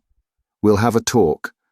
As one of the last to be there, you might perhaps be able to tell us something," he added with a most good-natured expression. "You want to cross-examine me officially in due form?" Raskolnikov asked sharply. "Oh, why? That's not necessary for the present. You misunderstand me. I lose no opportunity, you see, and I've talked with all who had pledges. I obtained evidence from some of them, and you are the last—" "Yes, by the way," he cried, seemingly suddenly delighted. "I just remember what was I thinking of." He turned to Razumikin. "You were talking my ears off about that Nikolai. Of course I know very well," he turned to Raskolnikov, "that the fellow is innocent. But what is one to do? We had to trouble Dmitri too. This is the point, this is all. When you went up the stairs, it was past 7, wasn't it?" "Yes," answered Raskolnikov, with an unpleasant sensation at the very moment he spoke that he need not have said it. "Then when you went upstairs, between 7 and 8, didn't you see in a flat that stood open on a second story, do you remember? 2 workmen, or at least one of them. They were painting there, didn't you notice them? It's very, very important for them." "Painters? No, I didn't see them," Raskolnikov answered slowly as though ransacking his memory, while at the same instant he was racking every nerve, almost swooning with anxiety, to conjecture as quickly as possible where the trap lay, and not to overlook anything. "No, I didn't see them, and I don't think I noticed a flat like that open. But on the 4th story," he had mastered the trap now and was triumphant, "I remember now that someone was moving out of the flat opposite Alyona Ivanovna's. I remember it clearly. Some porters were carrying out a sofa, and they squeezed me against the wall. But painters? No, I don't remember that there were any painters.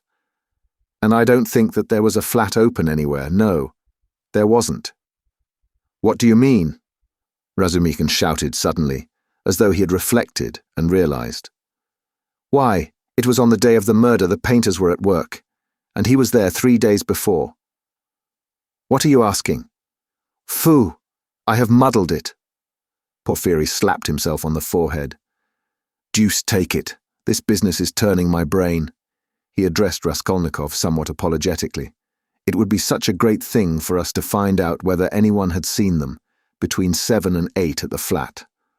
So I fancied you could perhaps have told us something. I quite muddled it." "Then you should be more careful," Razumikin observed grimly. The last words were uttered in the passage. Porfiry Petrovitch saw them to the door with excessive politeness.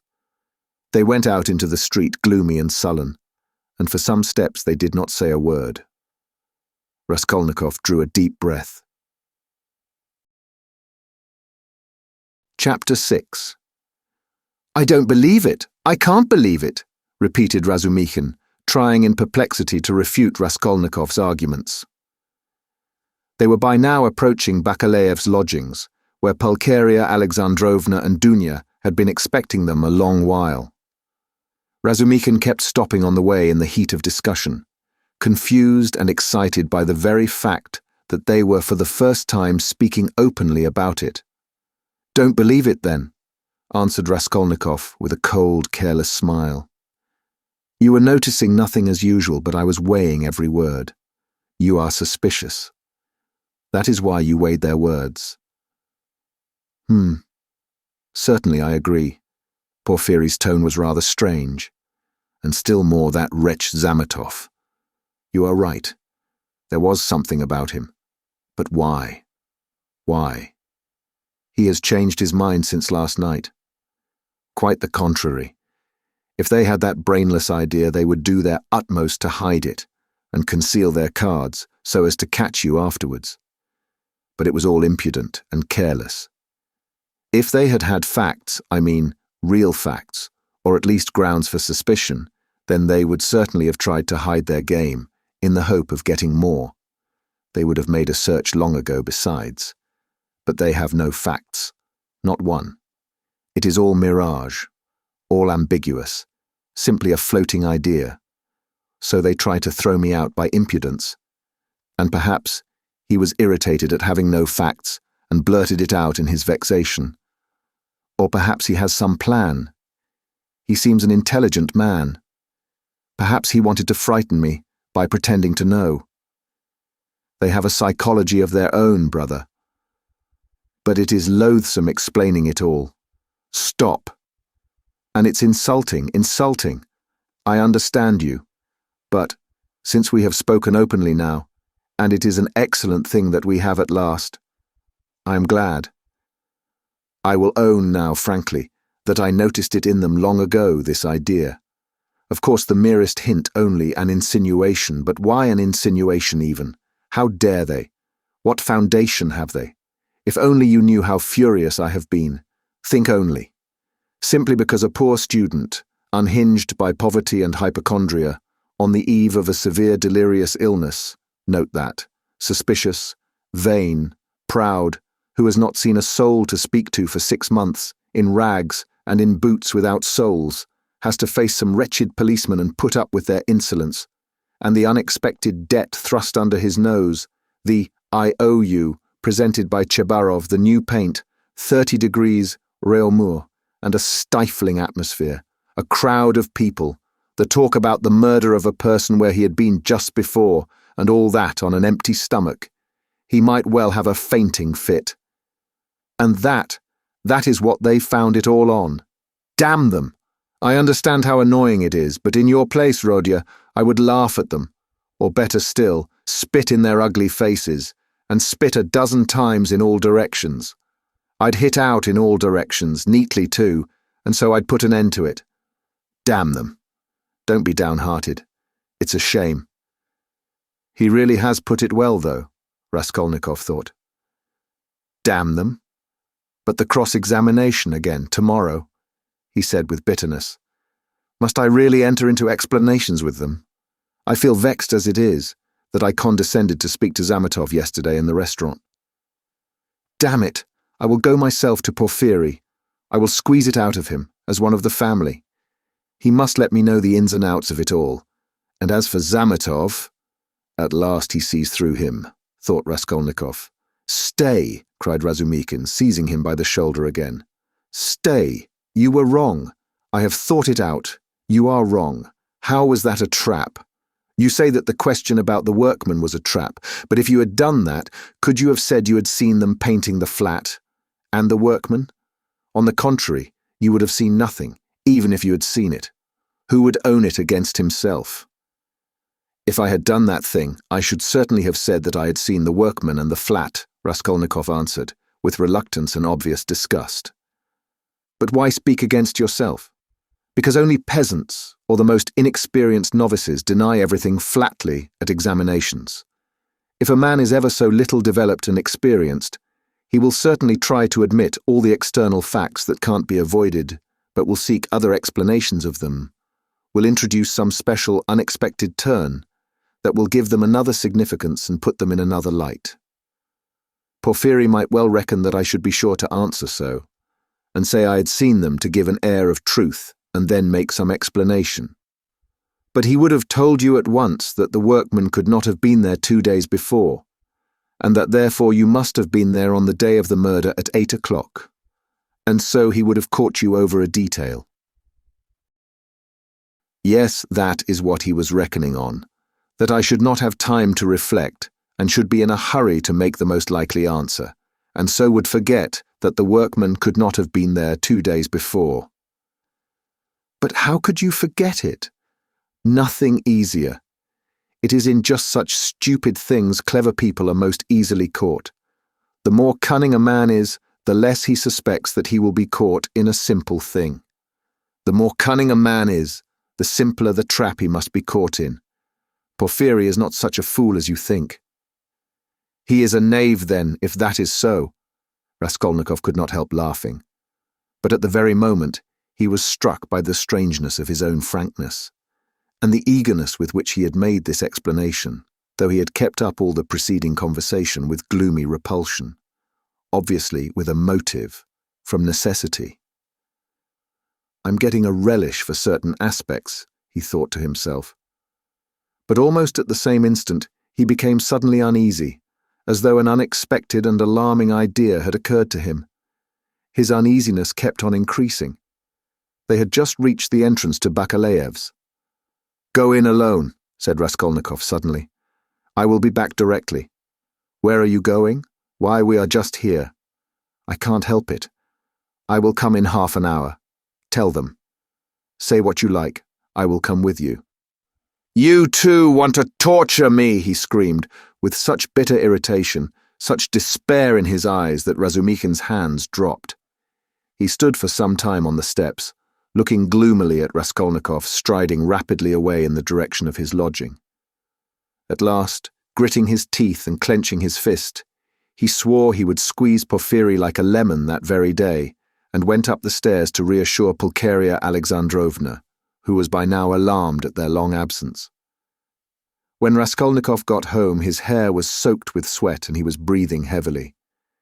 He went rapidly up the stairs, walked into his unlocked room, and at once fastened the latch. Then in senseless terror he rushed to the corner, to that hole under the paper where he had put the things, put his hand in, and for some minutes felt carefully in the hole, in every crack and fold of the paper. Finding nothing, he got up and drew a deep breath. As he was reaching the steps of Bakalaev's, he suddenly fancied that something, a chain, a stud, or even a bit of paper in which they had been wrapped with the old woman's handwriting on it, might somehow have slipped out and been lost in some crack, and then might suddenly turn up as unexpected conclusive evidence against him. He stood as though lost in thought, and a strange, humiliated, half-senseless smile strayed on his lips. He took his cap at last and went quietly out of the room. His ideas were all tangled. He went dreamily through the gateway. "Here he is himself," shouted a loud voice. He raised his head. The porter was standing at the door of his little room and was pointing him out to a short man who looked like an artisan, wearing a long coat and a waistcoat, and looking at a distance remarkably like a woman. He stooped, and his head in a greasy cap hung forward. From his wrinkled, flabby face he looked over 50. His little eyes were lost in fat, and they looked out grimly, sternly and discontentedly. "What is it?" Raskolnikov asked, going up to the porter. The man stole a look at him from under his brows, and he looked at him attentively, deliberately. Then he turned slowly and went out of the gate into the street without saying a word.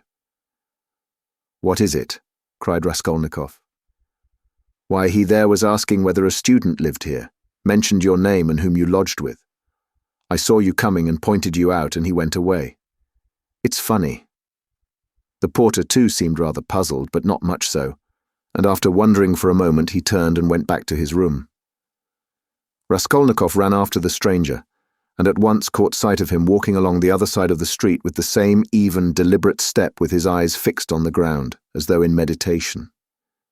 He soon overtook him, but for some time walked behind him. At last, moving on to a level with him, he looked at his face. The man noticed him at once, looked at him quickly, but dropped his eyes again, and so they walked for a minute side by side without uttering a word. "You were inquiring for me, of the porter," Raskolnikov said at last, but in a curiously quiet voice. The man made no answer. He didn't even look at him. Again they were both silent. "Why do you come and ask for me and say nothing? What's the meaning of it?" Raskolnikov's voice broke, and he seemed unable to articulate the words clearly. The man raised his eyes this time and turned a gloomy, sinister look at Raskolnikov. "Murderer," he said suddenly in a quiet but clear and distinct voice. Raskolnikov went on walking beside him. His legs felt suddenly weak. A cold shiver ran down his spine, and his heart seemed to stand still for a moment, then suddenly began throbbing as though it were set free. So they walked for about 100 paces, side by side in silence. The man did not look at him. "What do you mean? Who is a murderer?" muttered Raskolnikov, hardly audibly. "You are a murderer," the man answered still more articulately and emphatically, with a smile of triumphant hatred, and again he looked straight into Raskolnikov's pale face and stricken eyes. They had just reached the crossroads. The man turned to the left, without looking behind him. Raskolnikov remained standing, gazing after him. He saw him turn round 50 paces away and look back at him still standing there. Raskolnikov could not see clearly, but he fancied that he was again smiling the same smile of cold hatred and triumph. With slow, faltering steps, with shaking knees, Raskolnikov made his way back to his little garret, feeling chilled all over. He took off his cap and put it on the table, and for 10 minutes he stood without moving. Then he sank exhausted on the sofa, and with a weak moan of pain, he stretched himself on it. So he lay for half an hour. He thought of nothing. Some thoughts or fragments of thoughts, some images without order or coherence floated before his mind, faces of people he had seen in his childhood or met somewhere once, whom he would never have recalled, the belfry of the church at VIII, the billiard table in a restaurant, and some officers playing billiards, the smell of cigars in some underground tobacco shop, a tavern room, a back staircase quite dark, all sloppy with dirty water and strewn with eggshells, and the Sunday bells floating in from somewhere. The images followed one another, whirling like a hurricane. Some of them he liked and tried to clutch at, but they faded, and all the while there was an oppression within him, but it was not overwhelming. Sometimes it was even pleasant. The slight shivering still persisted, but that too was an almost pleasant sensation. He heard the hurried footsteps of Razumikhin. He closed his eyes and pretended to be asleep. Razumikhin opened the door and stood for some time in the doorway, as though hesitating. Then he stepped softly into the room and went cautiously to the sofa. Raskolnikov heard Nastasia's whisper, "Don't disturb him, let him sleep. He can have his dinner later." "Quite so," answered Razumikhin. Both withdrew carefully and closed the door. Another half-hour passed. Raskolnikov opened his eyes, turned on his back again, clasping his hands behind his head. Who is he? Who is that man who sprang out of the earth? Where was he? What did he see?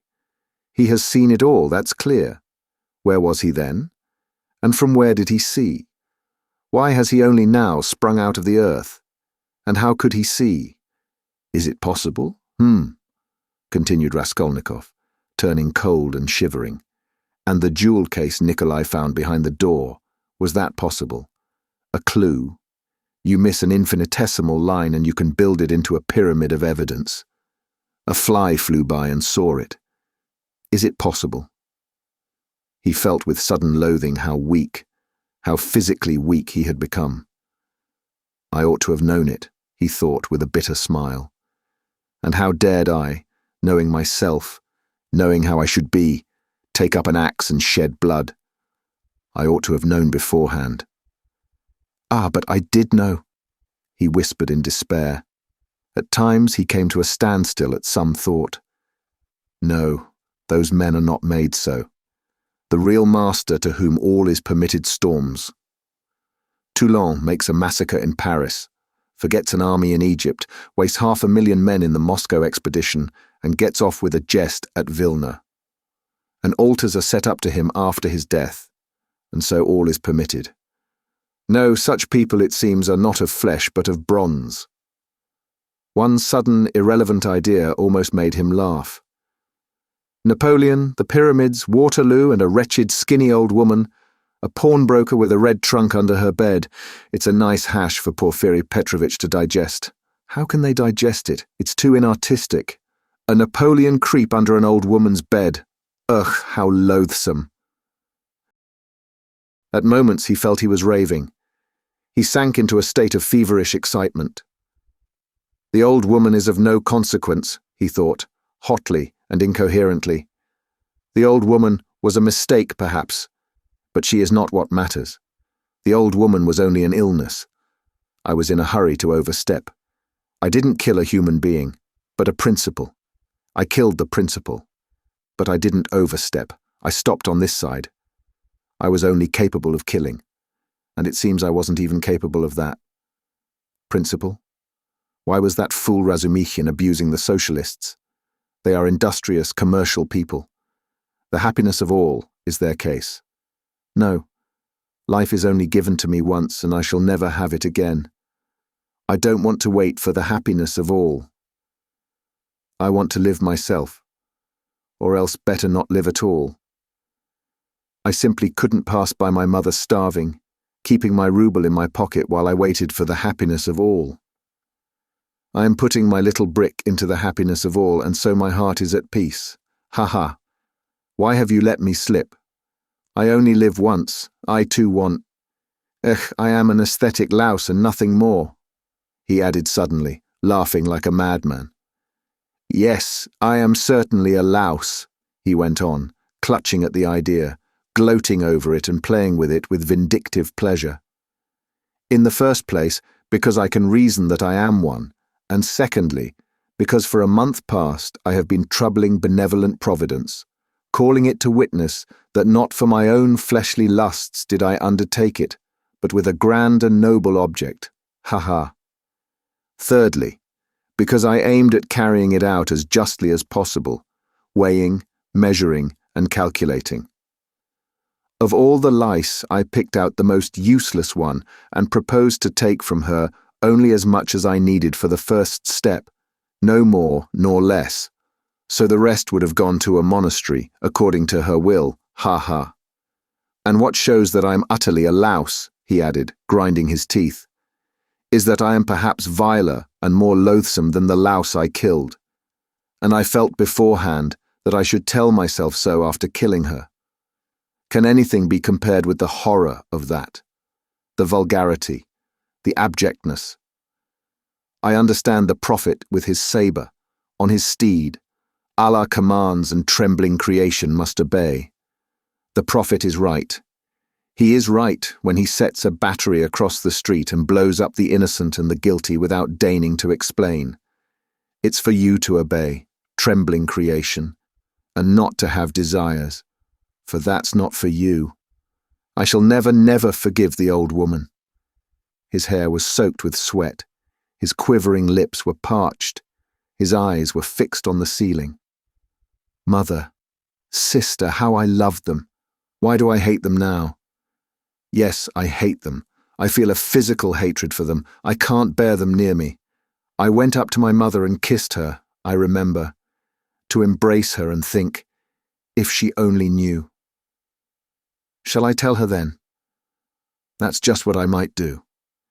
She must be the same as I am, he added, straining himself to think, as it were struggling with delirium. Ah, how I hate the old woman now. I feel I should kill her again if she came to life. Poor Lizaveta. Why did she come in?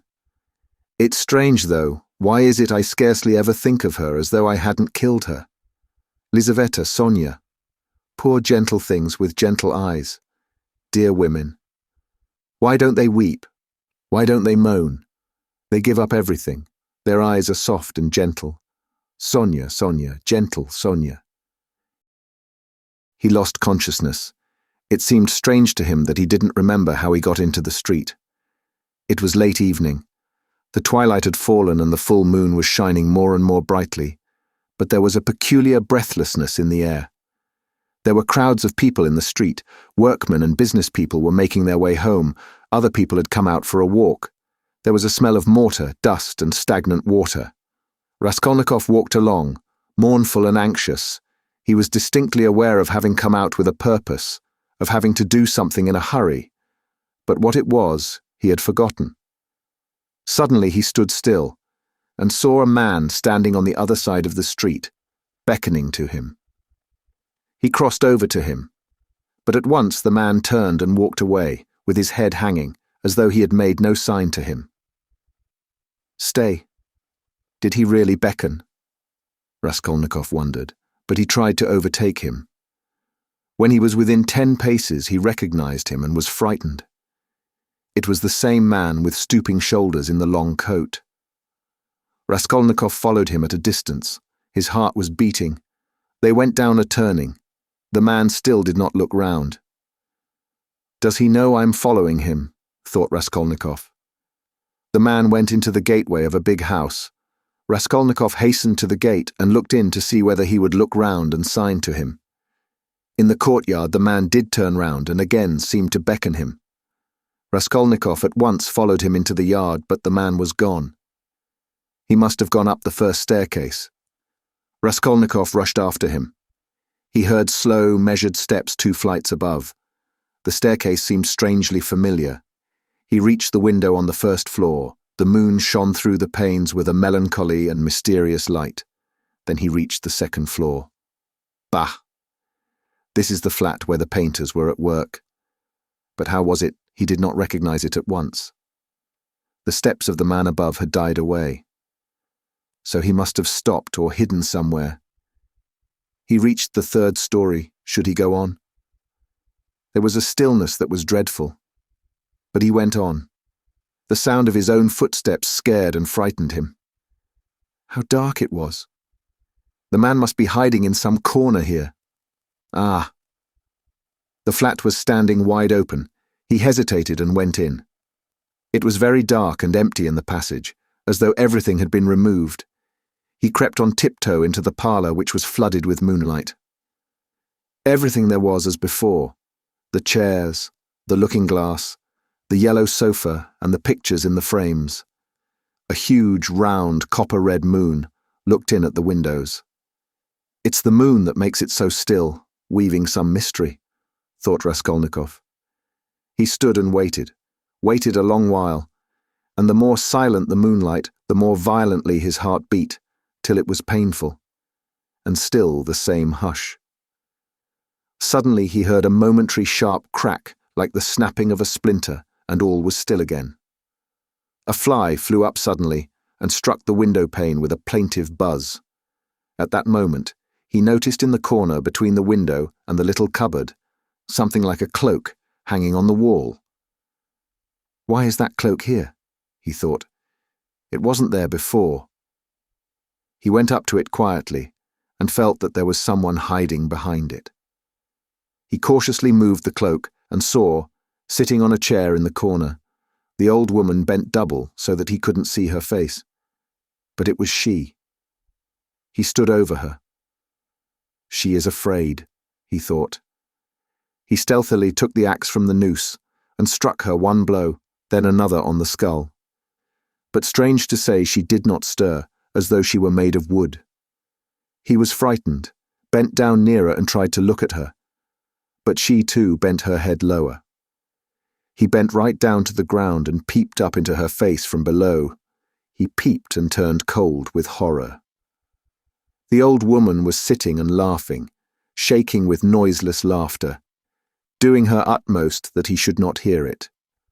Suddenly he fancied that the door from the bedroom was opened a little, and that there was laughter and whispering within. He was overcome with frenzy, and he began hitting the old woman on the head with all his force, but at every blow of the axe, the laughter and whispering from the bedroom grew louder, and the old woman was simply shaking with mirth. He was rushing away, but the passage was full of people. The doors of the flats stood open, and on the landing, on the stairs, and everywhere below, there were people, rows of heads, all looking but huddled together in silence and expectation. Something gripped his heart. His legs were rooted to the spot. They would not move. He tried to scream and woke up. He drew a deep breath. But his dream seemed strangely to persist. His door was flung open, and a man whom he had never seen stood in the doorway watching him intently. Raskolnikov had hardly opened his eyes, and he instantly closed them again. He lay on his back without stirring. Is it still a dream, he wondered, and again raised his eyelids, hardly perceptibly. The stranger was standing in the same place, still watching him. He stepped cautiously into the room, carefully closing the door after him, went up to the table, paused a moment, still keeping his eyes on Raskolnikov, and noiselessly seated himself on the chair by the sofa. He put his hat on the floor beside him and leaned his hands on his cane and his chin on his hands. It was evident that he was prepared to wait indefinitely. As far as Raskolnikov could make out from his stolen glances, he was a man no longer young, stout, with a full, fair, almost whitish beard. 10 minutes passed. It was still light, but beginning to get dusk.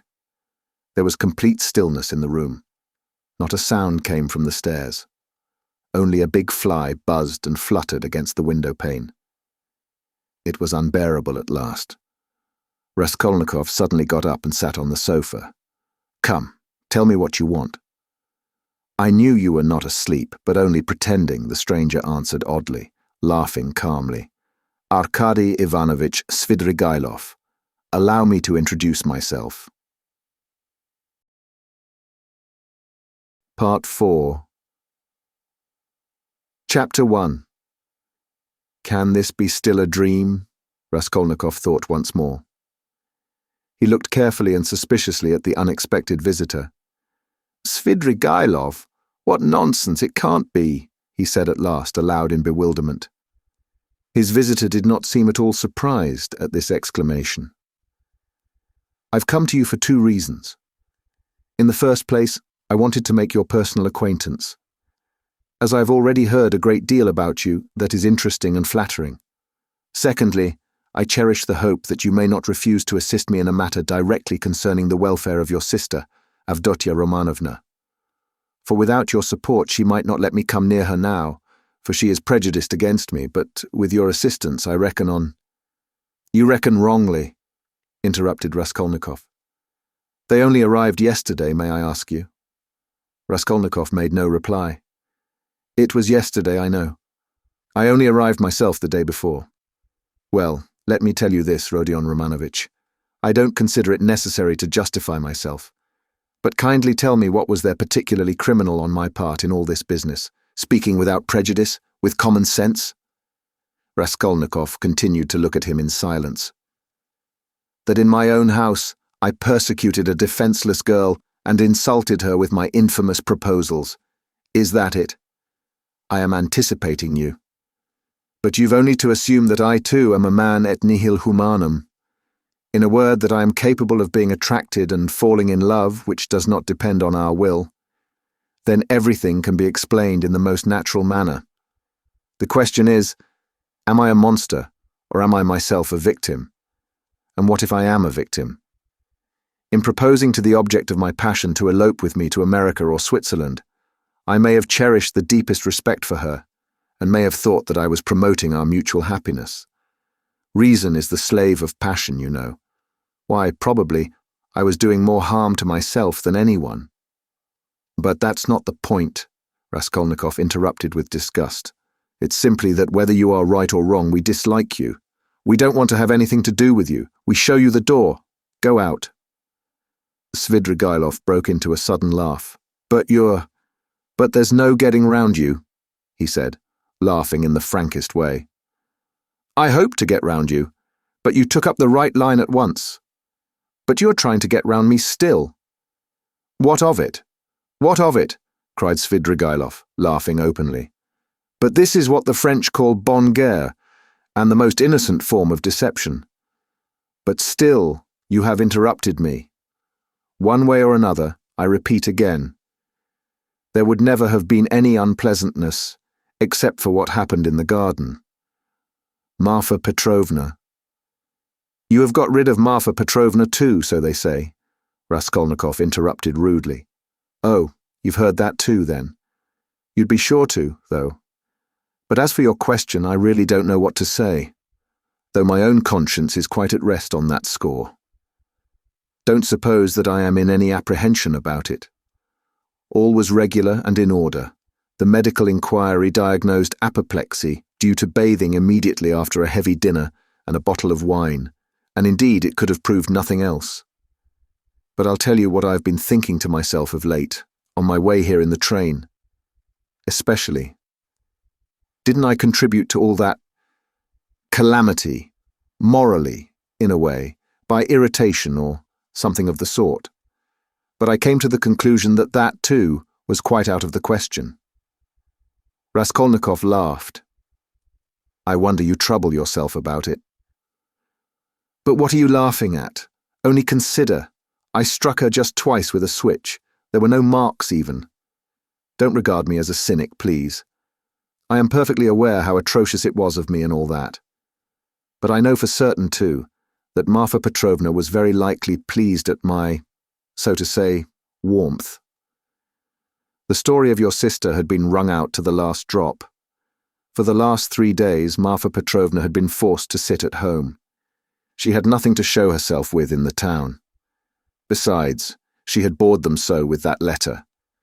You heard about her reading the letter. And all of a sudden, those 2 switches fell from heaven. Her first act was to order the carriage to be got out. Not to speak of the fact that there are cases when women are very, very glad to be insulted, in spite of all their show of indignation. There are instances of it with everyone. Human beings in general, indeed, greatly love to be insulted. Have you noticed that? But it's particularly so with women.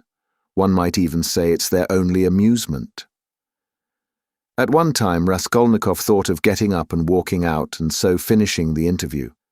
But some curiosity and even a sort of prudence made him linger for a moment. You are fond of fighting? He asked carelessly. No, not very, Svidrigailov answered calmly. And Marfa Petrovna and I scarcely ever fought. We lived very harmoniously, and she was always pleased with me. I only used the whip twice in all our 7 years, not counting a third occasion of a very ambiguous character. The first time, 2 months after our marriage, immediately after we arrived in the country, and the last time was that of which we are speaking. Did you suppose I was such a monster, such a reactionary, such a slave driver? Ha, ha! By the way, do you remember, Rodion Romanovich, how a few years ago, in those days of beneficent publicity, a nobleman, I've forgotten his name, was put to shame everywhere, in all the papers, for having thrashed a German woman in the railway train? You remember? It was in those days, that very year, I believe, the disgraceful action of the age took place, you know. The Egyptian Nights, that public reading, you remember. The dark eyes, you know. Ah, the golden days of our youth, where are they? Well, as for the gentleman who thrashed the German, I feel no sympathy with him, because after all, what need is there for sympathy? But I must say that there are sometimes such provoking Germans that I don't believe there is a progressive who could quite answer for himself. No one looked at the subject from that point of view then, but that's the truly humane point of view, I assure you. After saying this, Svidrigailov broke into a sudden laugh again, Raskolnikov saw clearly that this was a man with a firm purpose in his mind, and able to keep it to himself. "I expect you've not talked to anyone for some days?" he asked. "Scarcely anyone. I suppose you are wondering at my being such an adaptable man." "No, I am only wondering at your being too adaptable a man." "Because I am not offended at the rudeness of your questions. Is that it?" "But why take offense? As you asked, so I answered," he replied with a surprising expression of simplicity. "You know, there's hardly anything I take interest in," he went on, as it were dreamily. "Especially now, I've nothing to do. You're quite at liberty to imagine, though, that I'm making up to you with a motive, particularly as I told you I want to see your sister about something. But I'll confess frankly, I am very much bored, the last 3 days especially, so I am delighted to see you. Don't be angry, Rodion Romanovich. But you seem to be somehow awfully strange yourself. Say what you like. There's something wrong with you. And now, too, not this very minute, I mean. But now, generally. Well, I won't. Don't scowl. I am not such a bear, you know, as you think." Raskolnikov looked gloomily at him. "You are not a bear, perhaps, at all," he said. "I fancy indeed that you are a man of very good breeding, or at least know how on occasion to behave like one." "I am not particularly interested in anyone's opinion," Svidrigailov answered, dryly, and even with a shade of haughtiness. "And therefore, why not be vulgar at times when vulgarity is such a convenient cloak for our climate, and especially if one has a natural propensity that way," he added, laughing again. "But I've heard you have many friends here. You are, as they say, not without connections. What can you want with me, then, unless you've some special object?" "That's true that I have friends here," Svidrigailov admitted, not replying to the chief point. "I've met some already. I've been lounging about for the last 3 days, and I've seen them, or they've seen me. That's a matter of course. I am well dressed and reckon not a poor man. The emancipation of the serfs hasn't affected me. My property consists chiefly of forests and water meadows. The revenue has not fallen off, but I'm not going to see them. I was sick of them long ago. I've been here 3 days and have called on no one. What a town it is! How has it come into existence among us? Tell me that. A town of officials and students of all sorts. Yes, there's a great deal I didn't notice when I was here 8 years ago, kicking up my heels. My only hope now is in anatomy, by Jove, it is. Anatomy? But as for these clubs, Dussault's parades or progress, indeed maybe, well, all that can go on without me," he went on, again without noticing the question. "Besides, who wants to be a card sharper?" "Why, have you been a card sharper then?"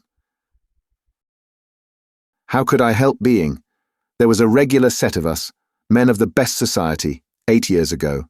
We had a fine time, and all men of breeding, you know, poets, men of property, and indeed, as a rule in our Russian society, the best manners are found among those who've been thrashed.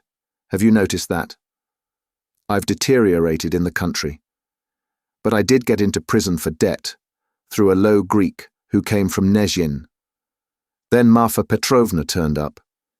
She bargained with him and bought me off for 30,000 silver pieces. I owed 70,000. We were united in lawful wedlock, and she bore me off into the country like a treasure. You know she was 5 years older than I. She was very fond of me. For 7 years I never left the country.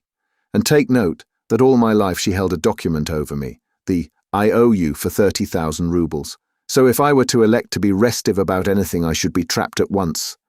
And she would have done it. Women find nothing incompatible in that. If it hadn't been for that, would you have given her the slip? I don't know what to say. It was scarcely the document restrained me.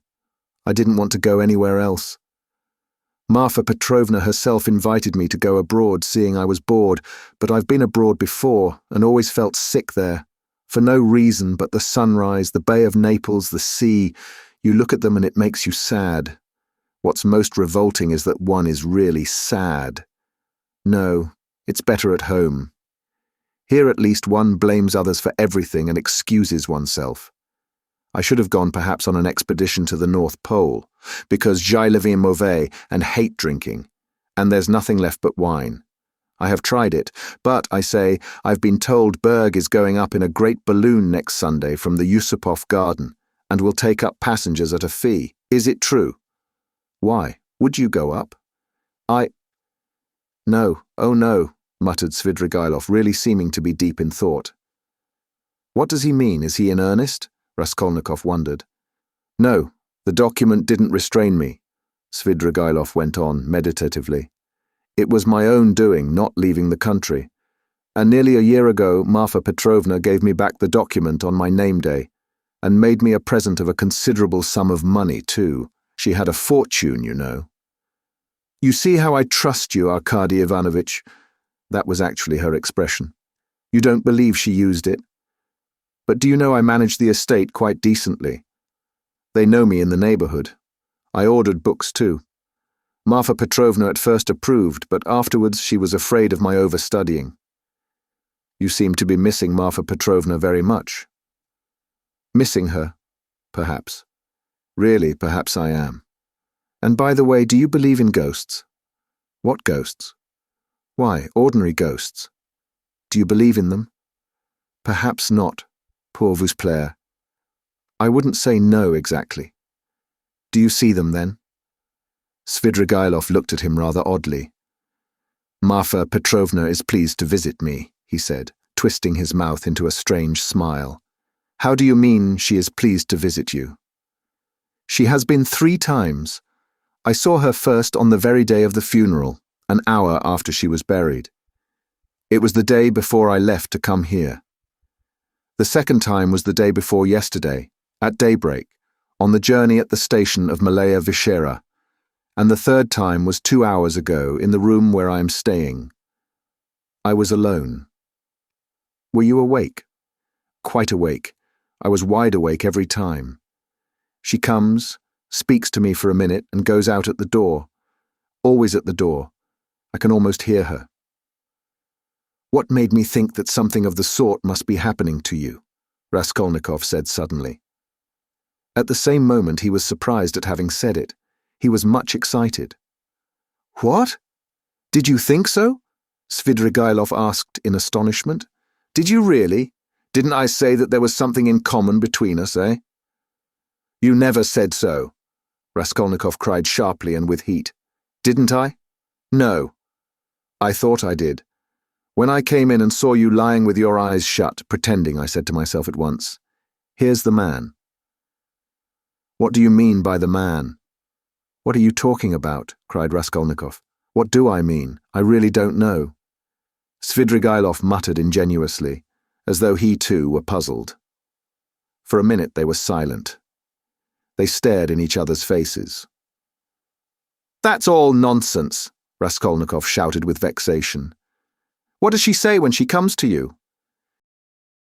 She? Would you believe it? She talks of the silliest trifles, and man is a strange creature. It makes me angry. The first time she came in, I was tired, you know, the funeral service, the funeral ceremony, the lunch afterwards. At last, I was left alone in my study. I lighted a cigar and began to think. She came in at the door. You've been so busy today, Arkady Ivanovitch.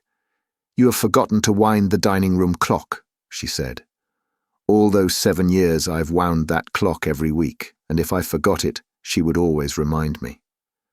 The next day, I set off on my way here. I got out at the station at daybreak. I'd been asleep, tired out, with my eyes half open. I was drinking some coffee. I looked up, and there was suddenly Marfa Petrovna sitting beside me with a pack of cards in her hands. Shall I tell your fortune for the journey, Arkady Ivanovitch? She was a great hand at telling fortunes. I shall never forgive myself for not asking her to. I ran away in a fright, and besides, the bell rang. I was sitting today, feeling very heavy after a miserable dinner from a cookshop. I was sitting smoking, all of a sudden Marfa Petrovna again. She came in very smart in a new green silk dress with a long train. Good day, Arkady Ivanovitch. How do you like my dress? Aniska can't make like this. Aniska was a dressmaker in the country, one of our former serf girls who had been trained in Moscow, a pretty wench. She stood, turning round before me. I looked at the dress, and then I looked carefully, very carefully, at her face. "I wonder you troubled to come to me about such trifles, Marfa Petrovna. Good gracious, you won't let one disturb you about anything." To tease her, I said, "I want to get married, Marfa Petrovna." "That's just like you, Arkady Ivanovitch. It does you very little credit to come looking for a bride when you've hardly buried your wife. And if you could make a good choice, at least. But I know it won't be for your happiness or hers. You will only be a laughingstock to all good people." Then she went out, and her train seemed to rustle. "Isn't it nonsense, eh?" "But perhaps you are telling lies," Raskolnikov put in. "I rarely lie," answered Svidrigailov thoughtfully, apparently not noticing the rudeness of the question. "And in the past, have you ever seen ghosts before?" "Yes, I have seen them, but only once in my life, 6 years ago. I had a serf, Filka. Just after his burial, I called out forgetting Filka, my pipe. He came in and went to the cupboard where my pipes were. I sat still and thought he is doing it out of revenge because we had a violent quarrel just before his death. 'How dare you come in with a hole in your elbow?' I said. 'Go away, you scamp.' He turned and went out and never came again. I didn't tell Marfa Petrovna at the time. I wanted to have a service sung for him, but I was ashamed. You should go to a doctor. I know I am not well without your telling me, though I don't know what's wrong. I believe I am 5 times as strong as you are. I didn't ask you whether you believe that ghosts are seen, but whether you believe that they exist." "No, I won't believe it," Raskolnikov cried, with positive anger. "What do people generally say?" muttered Svidrigailov, as though speaking to himself, looking aside and bowing his head. "They say, 'You are ill, so what appears to you is only unreal fantasy.' But that's not strictly logical. I agree that ghosts only appear to the sick, but that only proves that they are unable to appear except to the sick, not that they don't exist." "Nothing of the sort," Raskolnikov insisted irritably. "No?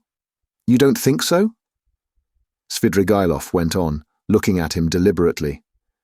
"But what do you say to this argument? Help me with it. Ghosts are, as it were, shreds and fragments of other worlds, the beginning of them. A man in health has, of course, no reason to see them, because he is above all a man of this earth and is bound for the sake of completeness and order to live only in this life. But as soon as one is ill, as soon as the normal earthly order of the organism is broken, one begins to realize the possibility of another world. And the more seriously ill one is, the closer becomes one's contact with that other world, so that as soon as the man dies, he steps straight into that world. I thought of that long ago. If you believe in a future life, you could believe in that too." "I don't believe in a future life," said Raskolnikov. Svidrigailov sat lost in thought. "And what if there are only spiders there? Or something of that sort," he said suddenly. "He is a madman," thought Raskolnikov. "We always imagine eternity as something beyond our conception, something vast, vast. But why must it be vast? Instead of all that, what if it's one little room like a bathhouse in the country, black and grimy and spiders in every corner, and that's all eternity is? I sometimes fancy it like that." "Can it be you can imagine nothing juster and more comforting than that?" Raskolnikov cried, with a feeling of anguish. "Juster? And how can we tell? Perhaps that is just. And do you know it's what I would certainly have made it?"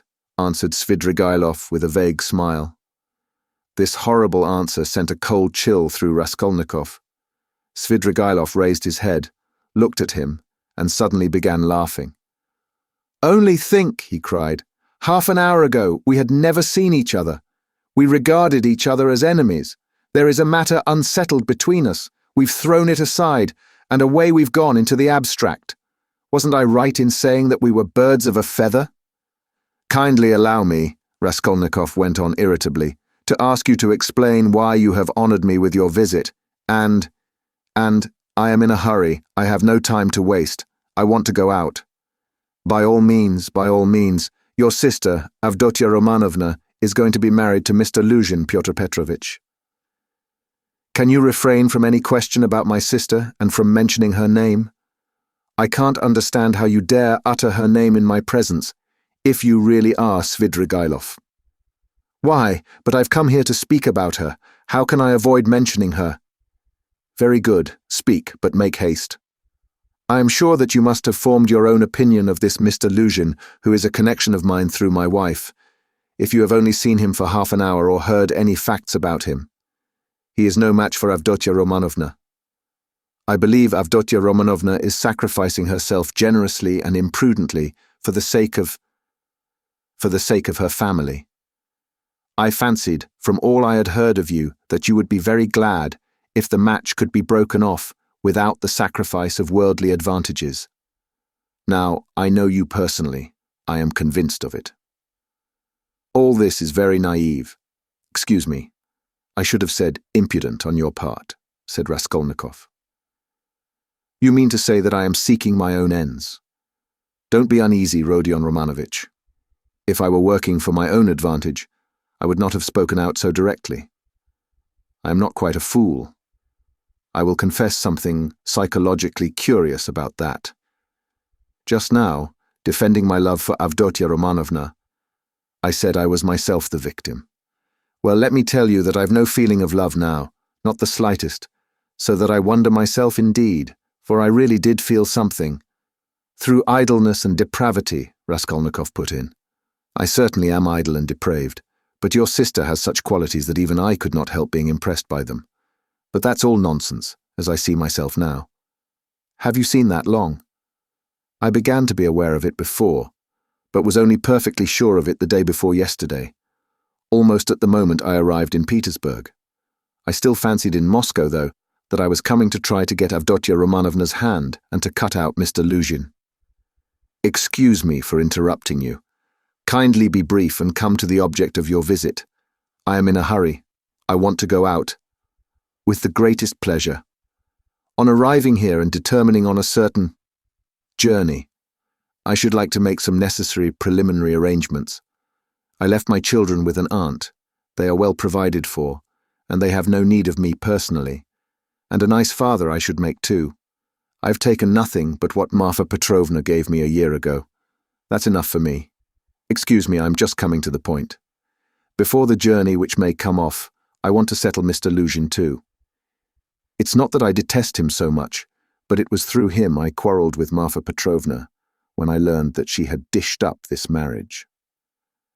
I want now to see Avdotya Romanovna through your mediation, and if you like in your presence, to explain to her that in the first place she will never gain anything but harm from Mr. Luzhin, then, begging her pardon for all past unpleasantness, to make her a present of 10,000 roubles and so assist the rupture with Mr. Luzhin, a rupture to which I believe she is herself not disinclined, if she could see the way to it. You are certainly mad, cried Raskolnikov, not so much angered as astonished. How dare you talk like that? I knew you would scream at me, but in the first place, though I am not rich, this 10,000 roubles is perfectly free. I have absolutely no need for it. If Avdotya Romanovna does not accept it, I shall waste it in some more foolish way. That's the first thing. Secondly, my conscience is perfectly easy. I make the offer with no ulterior motive. You may not believe it, but in the end Avdotya Romanovna and you will know. The point is that I did actually cause your sister, whom I greatly respect, some trouble and unpleasantness, and so, sincerely regretting it, I want, not to compensate, not to repay her for the unpleasantness, but simply to do something to her advantage, to show that I am not, after all, privileged to do nothing but harm. If there were a millionth fraction of self-interest in my offer, I should not have made it so openly, and I should not have offered her 10,000 only, when 5 weeks ago I offered her more. Besides, I may perhaps very soon marry a young lady, and that alone ought to prevent suspicion of any design on Avdotya Romanovna. In conclusion, let me say that in marrying Mr. Luzhin, She is taking money just the same, only from another man. Don't be angry, Rodion Romanovich. Think it over coolly and quietly. Svidrigailov himself was exceedingly cool and quiet as he was saying this. I beg you to say no more, said Raskolnikov. In any case, this is unpardonable impertinence. Not in the least. Then a man may do nothing but harm to his neighbour in this world, and is prevented from doing the tiniest bit of good by trivial conventional formalities. That's absurd. If I died, for instance, and left that sum to your sister in my will, surely she wouldn't refuse it. Very likely she would. Oh, no, indeed. However, if you refuse it, so be it, though 10,000 roubles is a capital thing to have on occasion. In any case, I beg you to repeat what I have said to Avdotya Romanovna. No, I won't. In that case, Rodion Romanovich, I shall be obliged to try and see her myself and worry her by doing so. And if I do tell her, will you not try to see her? I don't know really what to say. I should like very much to see her once more. Don't hope for it. I'm sorry. But you don't know me. Perhaps we may become better friends. You think we may become friends? And why not? Svidrigailov said, smiling. He stood up and took his hat. I didn't quite intend to disturb you, and I came here without reckoning on it, though I was very much struck by your face this morning. Where did you see me this morning? Raskolnikov asked uneasily. I saw you by chance.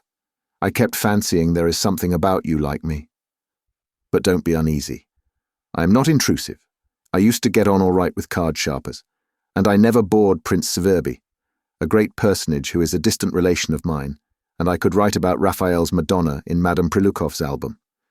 And I never left Marfa Petrovna's side for 7 years, and I used to stay the night at Vyazemsky's house in the Haymarket in the old days, and I may go up in a balloon with Berg, perhaps. Oh, all right. Are you starting soon on your travels, may I ask? What travels? Why, on that journey. You spoke of it yourself. A journey? Oh, yes, I did speak of a journey. Well, that's a wide subject. If only you knew what you are asking, he added, and gave a sudden, loud, short laugh. Perhaps I'll get married instead of the journey. They're making a match for me. Here? Yes. How have you had time for that? But I am very anxious to see Avdotya Romanovna once. I earnestly beg it. Well, goodbye for the present. Oh yes, I've forgotten something. Tell your sister, Rodion Romanovich, that Marfa Petrovna remembered her in her will and left her 3,000 roubles. That's absolutely certain. Marfa Petrovna arranged it a week before her death, and it was done in my presence. Avdotya Romanovna will be able to receive the money in 2 or 3 weeks. Are you telling the truth? Yes, tell her. Well, your servant. I am staying very near you. As he went out, Svidrigailov ran up against Razumikin in the doorway.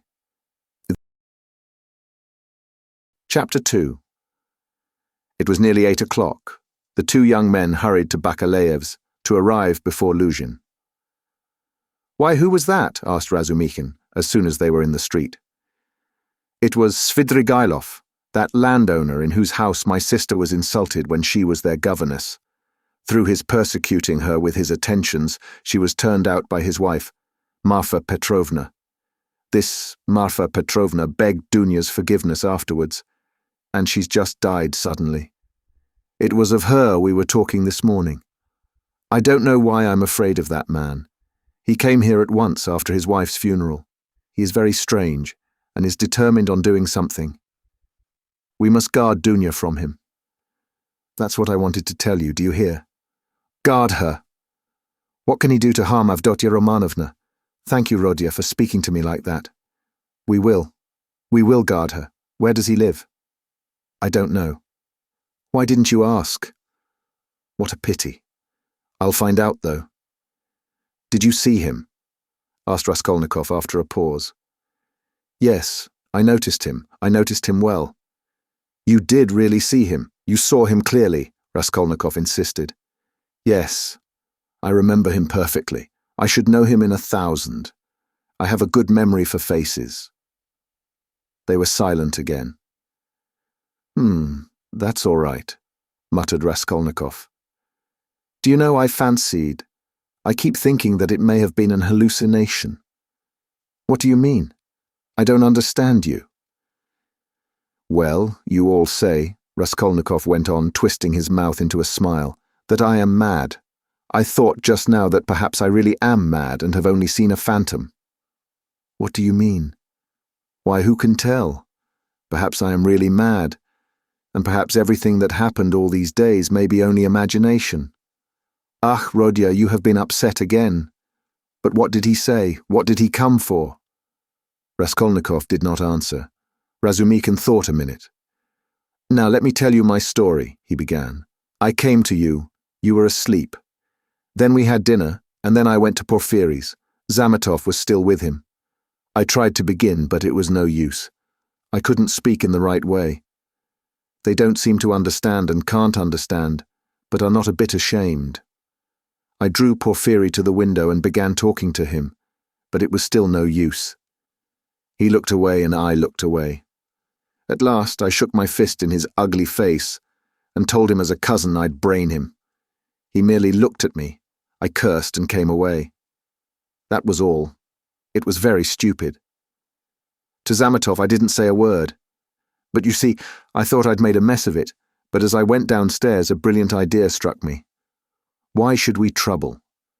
Of course, if you were in any danger or anything, but why need you care? You needn't care a hang for them. We shall have a laugh at them afterwards, and if I were in your place I'd mystify them more than ever.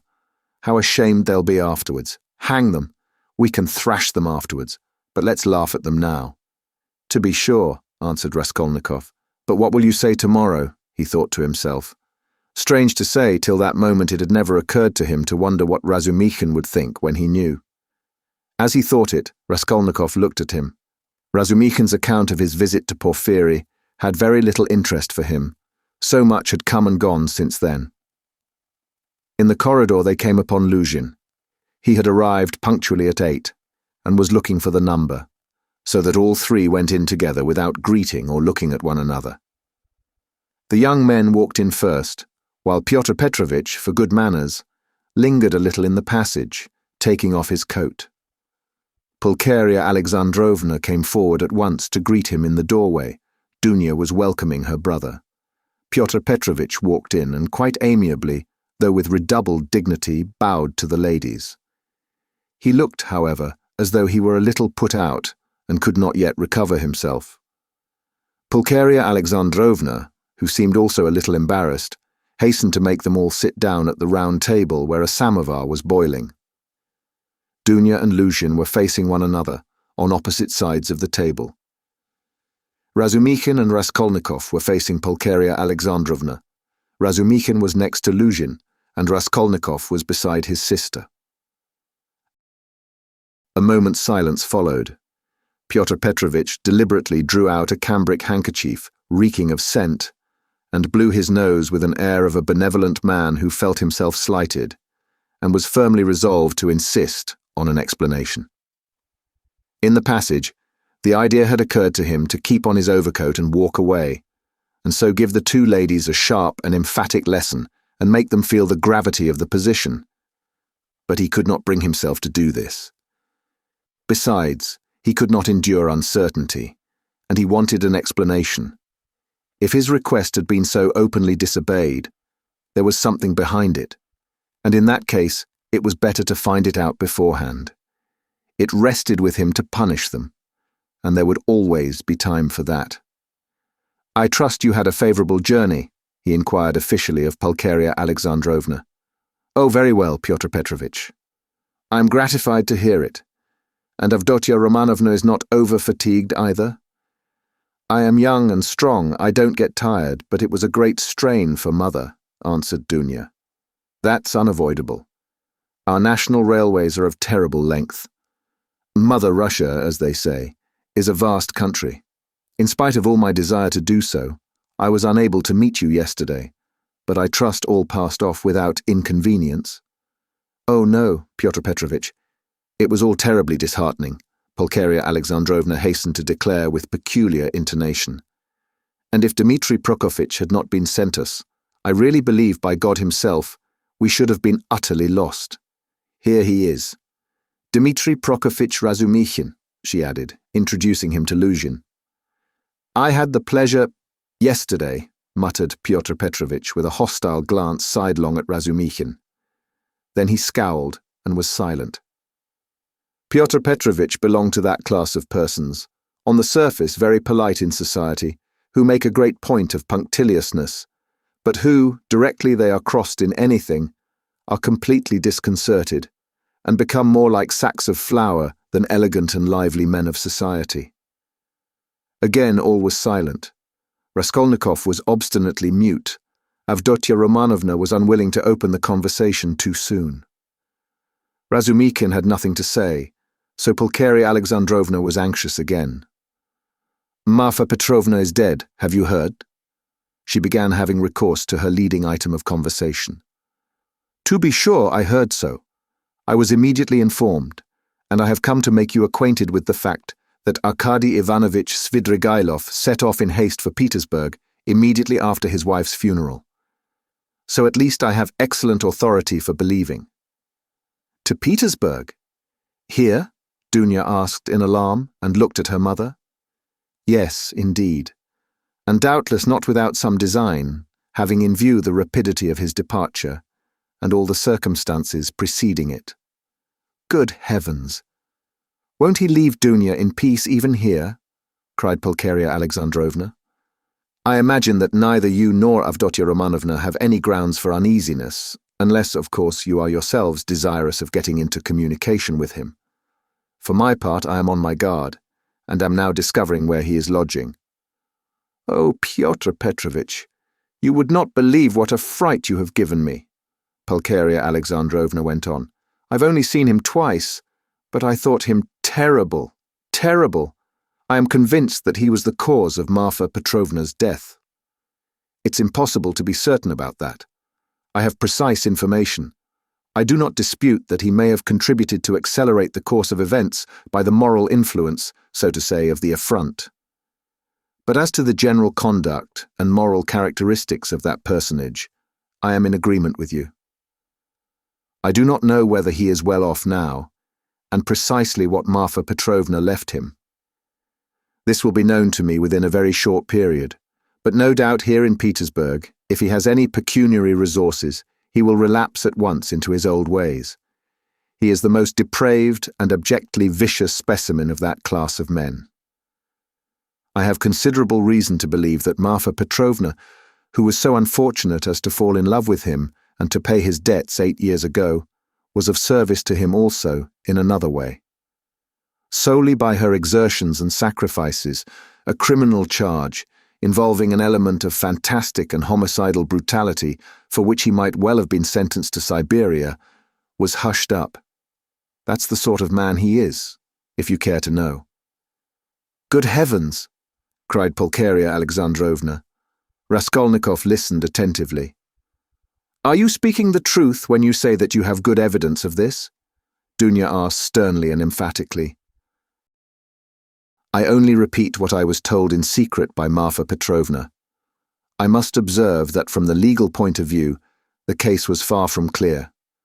There was, and I believe still is, living here a woman called Reslik, a foreigner, who lent small sums of money at interest and did other commissions, and with this woman, Svidrigailov had for a long while close and mysterious relations. She had a relation, a niece, I believe, living with her, a deaf and dumb girl of 15, or perhaps not more than 14. Reslik hated this girl and grudged her every crust. She used to beat her mercilessly. One day the girl was found hanging in the garret. At the inquest, the verdict was suicide. After the usual proceedings, the matter ended. But later on, information was given that the child had been cruelly outraged by Svidrigailov. It is true, this was not clearly established. The information was given by another German woman of loose character whose word could not be trusted. No statement was actually made to the police, thanks to Marfa Petrovna's money and exertions. It did not get beyond gossip. And yet the story is a very significant one. You heard, no doubt, Avdotya Romanovna, when you were with them, the story of the servant Philip, who died of ill treatment he received 6 years ago. before the abolition of serfdom. I heard, on the contrary, that this Philip hanged himself. Quite so. But what drove him, or rather, perhaps disposed him, to suicide was the systematic persecution and severity of Mr. Svidrigailov. I don't know that, answered Dunya dryly. I only heard a queer story that Philip was a sort of hypochondriac, a sort of domestic philosopher, the servants used to say. He read himself silly, and that he hanged himself partly on account of Mr. Svidrigailov's mockery of him, and not his blows. When I was there, he behaved well to the servants, and they were actually fond of him, though they certainly did blame him for Philip's death. I perceive, Avdotia Romanovna, that you seem disposed to undertake his defense all of a sudden, Luzhin observed, twisting his lips into an ambiguous smile. There's no doubt that he is an astute man, and insinuating where ladies are concerned, of which Marfa Petrovna, who has died so strangely, is a terrible instance. My only desire has been to be of service to you and your mother with my advice, in view of the renewed efforts which may certainly be anticipated from him. For my part, it's my firm conviction that he will end in a debtor's prison again. Marfa Petrovna had not the slightest intention of settling anything substantial on him, having regard for his children's interests, and if she left him anything, it would only be the merest sufficiency, something insignificant and ephemeral, which would not last a year for a man of his habits. Pyotr Petrovitch, I beg you, said Dunya, say no more of Mr. Svidrigailov. It makes me miserable. He has just been to see me, said Raskolnikov, breaking his silence for the first time. There were exclamations from all, and they all turned to him. Even Pyotr Petrovitch was roused. An hour and a half ago, he came in when I was asleep, waked me, and introduced himself, Raskolnikov continued. He was fairly cheerful and at ease, and quite hopes that we shall become friends. He is particularly anxious, by the way, Dunya, for an interview with you, at which he asked me to assist. He has a proposition to make to you, and he told me about it. He told me, too, that a week before her death, Marfa Petrovna left you 3,000 rubles in her will, Dunya, and that you can receive the money very shortly. Thank God, cried Pulcheria Alexandrovna, crossing herself. Pray for her soul, Dunya. It's a fact, broke from Luzhin. Tell us, what more? Dunya urged Raskolnikov. Then he said that he wasn't rich, and all the estate was left to his children, who are now with an aunt. Then that he was staying somewhere not far from me, but where, I don't know, I didn't ask. But what does he want to propose to Dunya? Cried Pulcheria Alexandrovna in a fright. Did he tell you? Yes. What was it? I'll tell you afterwards. Raskolnikov ceased speaking and turned his attention to his tea. Pyotr Petrovitch looked at his watch. I am compelled to keep a business engagement, and so I shall not be in your way, he added, with an air of some pique, and he began getting up. Don't go, Pyotr Petrovitch, said Dunya. You intended to spend the evening. Besides, you wrote yourself that you wanted to have an explanation with Mother. Precisely so, Avdotia Romanovna, Pyotr Petrovitch answered impressively, sitting down again but still holding his hat. I certainly desired an explanation with you and your honoured mother upon a very important point indeed. But as your brother cannot speak openly in my presence of some proposals of Mr. Svidrigailov, I too do not desire and am not able to speak openly, in the presence of others, of certain matters of the greatest gravity. Moreover, my most weighty and urgent request has been disregarded. Assuming an aggrieved air, Luzhin relapsed into dignified silence. Your request that my brother should not be present at our meeting was disregarded solely at my insistence, said Dunya. You wrote that you had been insulted by my brother. I think that this must be explained at once, and you must be reconciled, and if Rodia really has insulted you, then he should and will apologize. Pyotr Petrovitch took a stronger line. There are insults, Avdotia Romanovna, which no good will can make us forget. There is a line in everything which it is dangerous to overstep, and when it has been overstepped, there is no return. That wasn't what I was speaking of exactly, Pyotr Petrovitch, Dunya interrupted with some impatience. Please understand that our whole future depends now on whether all this is explained and set right as soon as possible. I tell you frankly at the start that I cannot look at it in any other light, and if you have the least regard for me, all this business must be ended today, however hard that may be. I repeat that if my brother is to blame, he will ask your forgiveness. I am surprised at your putting the question like that, said Luzhin, getting more and more irritated. Esteeming, and so to say, adoring you, I may at the same time, very well indeed, be able to dislike some member of your family. Though I lay claim to the happiness of your hand, I cannot accept duties incompatible with— Ah, don't be so ready to take offence, Pyotr Petrovitch, Dunya interrupted with feeling, and be the sensible and generous man I have always considered and wished to consider you to be. I've given you a great promise. I am your betrothed. Trust me in this matter, and believe me, I shall be capable of judging impartially. My assuming the part of judge is as much a surprise for my brother as for you. When I insisted on his coming to our interview today after your letter, I told him nothing of what I meant to do. Understand that if you are not reconciled, I must choose between you. It must be either you or he. That is how the question rests on your side and on his.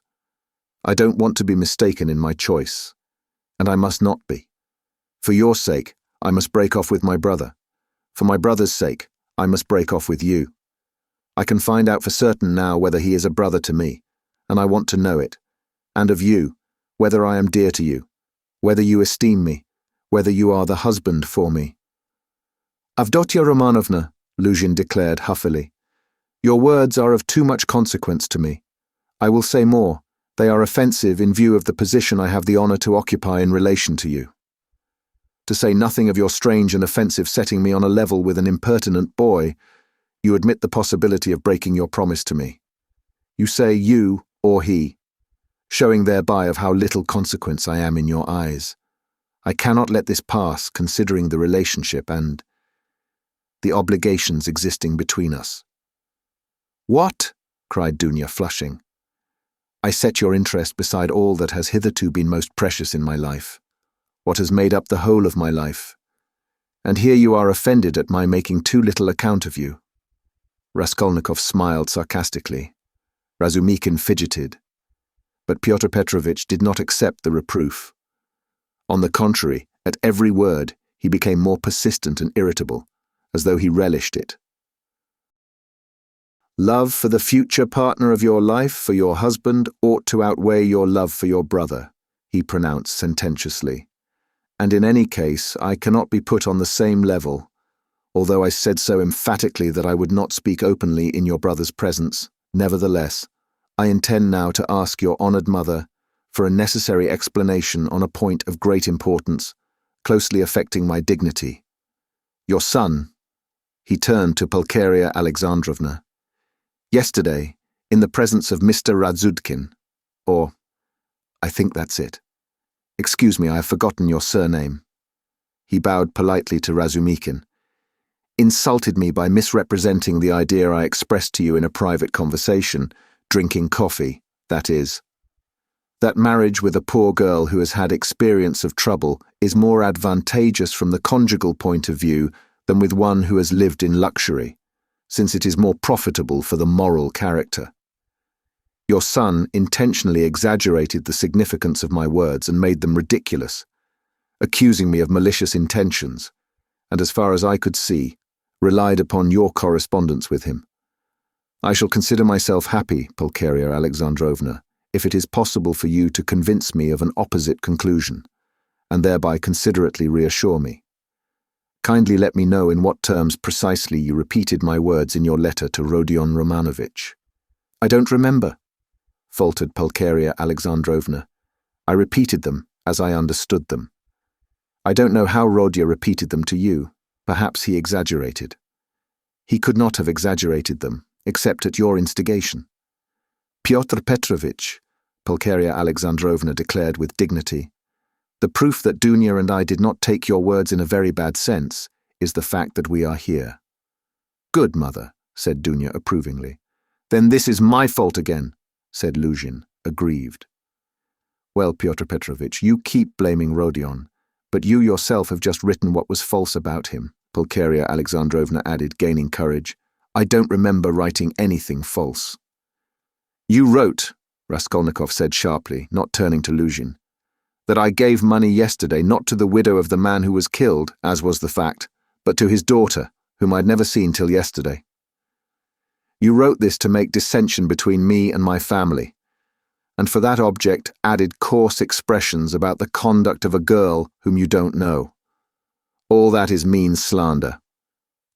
Excuse me, sir, said Luzhin, quivering with fury. I enlarged upon your qualities and conduct in my letter solely in response to your sister's and mother's inquiries, how I found you, and what impression you made on me.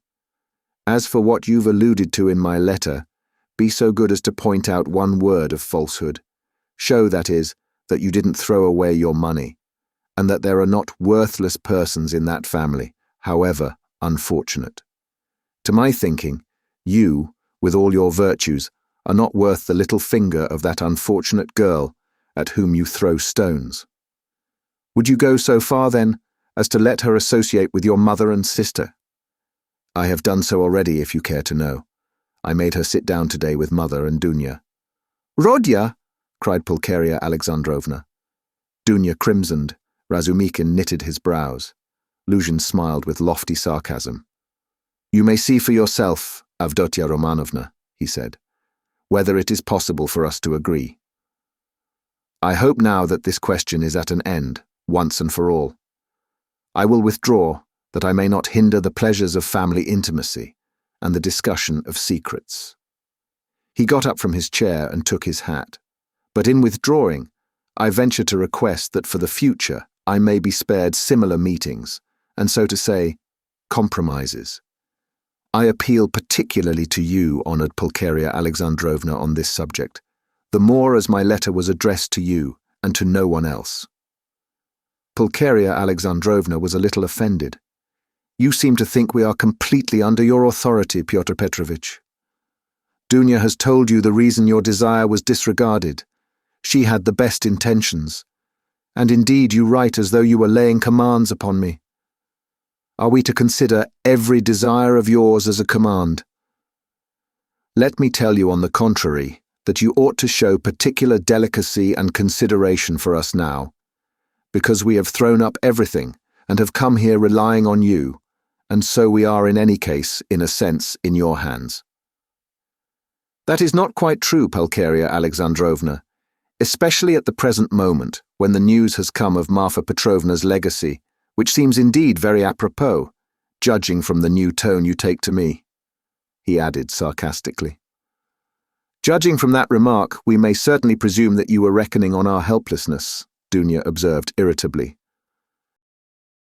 But now in any case, I cannot reckon on it, and I particularly desire not to hinder your discussion of the secret proposals of Arkady Ivanovich Svidrigailov, which he has entrusted to your brother, and which have, I perceive, a great and possibly a very agreeable interest for you.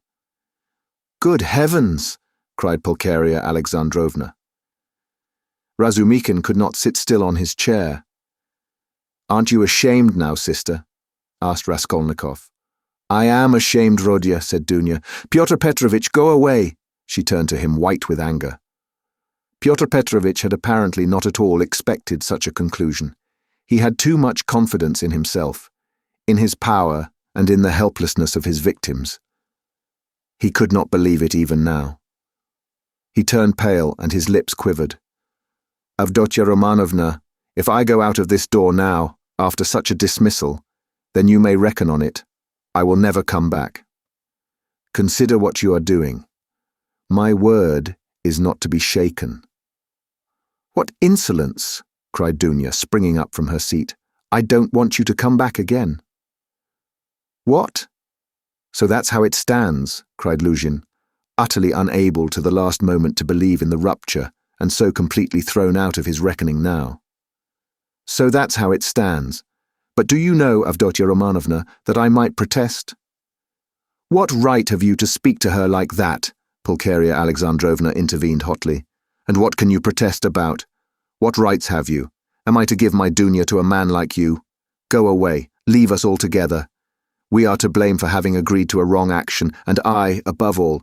But you have bound me, Pulcheria Alexandrovna, Luzhin stormed in a frenzy, by your promise, and now you deny it, and, besides, I have been led on account of that into expenses. This last complaint was so characteristic of Pyotr Petrovitch that Raskolnikov, pale with anger, and with the effort of restraining it, could not help breaking into laughter. But Pulcheria Alexandrovna was furious.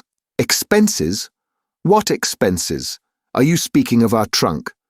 But the conductor brought it for nothing for you. Mercy on us, we have bound you. What are you thinking about, Pyotr Petrovitch? It was you who bound us, hand and foot, not we. Enough, mother, no more, please, Avdotya Romanovna implored. Pyotr Petrovitch, do be kind and go. I am going, but one last word, he said, quite unable to control himself. Your mamma seems to have entirely forgotten that I made up my mind to take you, so to speak, after the gossip of the town had spread all over the district in regard to your reputation. Disregarding public opinion for your sake and reinstating your reputation, I certainly might very well reckon on a fitting return, and might indeed look for gratitude on your part. And my eyes have only now been opened. I see myself that I may have acted very, very recklessly in disregarding the universal verdict. Does the fellow want his head smashed? Cried Razumikhin, jumping up. You are a mean and spiteful man, cried Dunya. Not a word, not a movement, cried Raskolnikov, holding Razumikhin back. Then, going close up to Luzhin, kindly leave the room, he said quietly and distinctly. And not a word more, or... Pyotr Petrovitch gazed at him for some seconds with a pale face that worked with anger. Then he turned, went out, and rarely has any man carried away in his heart such vindictive hatred as he felt against Raskolnikov. Him and him alone he blamed for everything. It is noteworthy that as he went downstairs, he still imagined that his case was perhaps not utterly lost, and that so far as the ladies were concerned, all might very well indeed be set right again. Chapter 3. The fact was that up to the last moment he had never expected such an ending. He had been overbearing to the last degree, never dreaming that two destitute and defenseless women could escape from his control. This conviction was strengthened by his vanity and conceit, a conceit to the point of fatuity. Pyotr Petrovitch, who had made his way up from insignificance, was morbidly given to self-admiration, had the highest opinion of his intelligence and capacities, and sometimes even gloated in solitude over his image in the glass. But what he loved and valued above all was the money he had amassed by his labour, and by all sorts of devices. That money made him the equal of all who had been his superiors.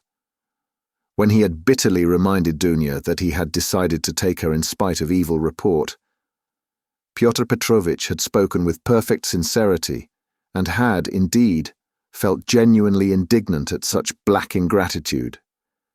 And yet, when he made Dunya his offer, he was fully aware of the groundlessness of all the gossip.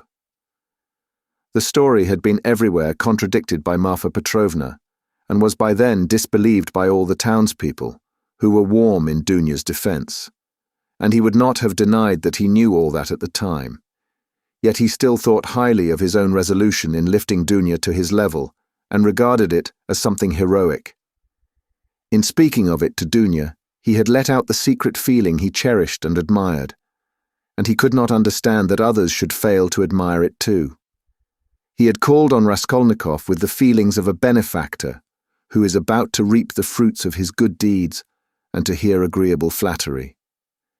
And as he went downstairs now, he considered himself most undeservedly injured and unrecognized. Dunya was simply essential to him. To do without her was unthinkable. For many years he had had voluptuous dreams of marriage, but he had gone on waiting and amassing money. He brooded with relish in profound secret over the image of a girl, virtuous, poor, she must be poor, very young, very pretty, of good birth and education, very timid, one who had suffered much and was completely humbled before him, one who would all her life look on him as her savior, worship him, admire him, and only him. How many scenes, how many amorous episodes he had imagined on this seductive and playful theme when his work was over. And behold, the dream of so many years was all but realized. The beauty and education of Avdotya Romanovna had impressed him. Her helpless position had been a great allurement. In her, he had found even more than he dreamed of. Here was a girl of pride, character, virtue, of education and breeding superior to his own. He felt that. And this creature would be slavishly grateful all her life for his heroic condescension, and would humble herself in the dust before him, and he would have absolute, unbounded power over her. Not long before, he had, too, after long reflection and hesitation, made an important change in his career, and was now entering on a wider circle of business. With this change, his cherished dreams of rising into a higher class of society seemed likely to be realized. He was, in fact, determined to try his fortune in Petersburg. He knew that women could do a very great deal. The fascination of a charming, virtuous, highly educated woman might make his way easier, might do wonders in attracting people to him, throwing an aureole round him, and now everything was in ruins. This sudden horrible rupture affected him like a clap of thunder. It was like a hideous joke, an absurdity. He had only been a tiny bit masterful, had not even time to speak out, had simply made a joke, been carried away, and it had ended so seriously. And of course, too, he did love Dunya in his own way. He already possessed her in his dreams. And all at once. No. The next day, the very next day, it must all be set right, smoothed over, settled. Above all, he must crush that conceited milksop who was the cause of it all. With a sick feeling, he could not help recalling Raskolnikov too. But he soon reassured himself on that score, as though a fellow like that could be put on a level with him. The man he really dreaded in earnest was Svidrigailov. He had, in short, a great deal to attend to. "No, I am more to blame than anyone," said Dunya, kissing and embracing her mother. "I was tempted by his money, but on my honor, brother, I had no idea he was such a base man. If I had seen through him before, nothing would have tempted me. Don't blame me, brother." "God has delivered us.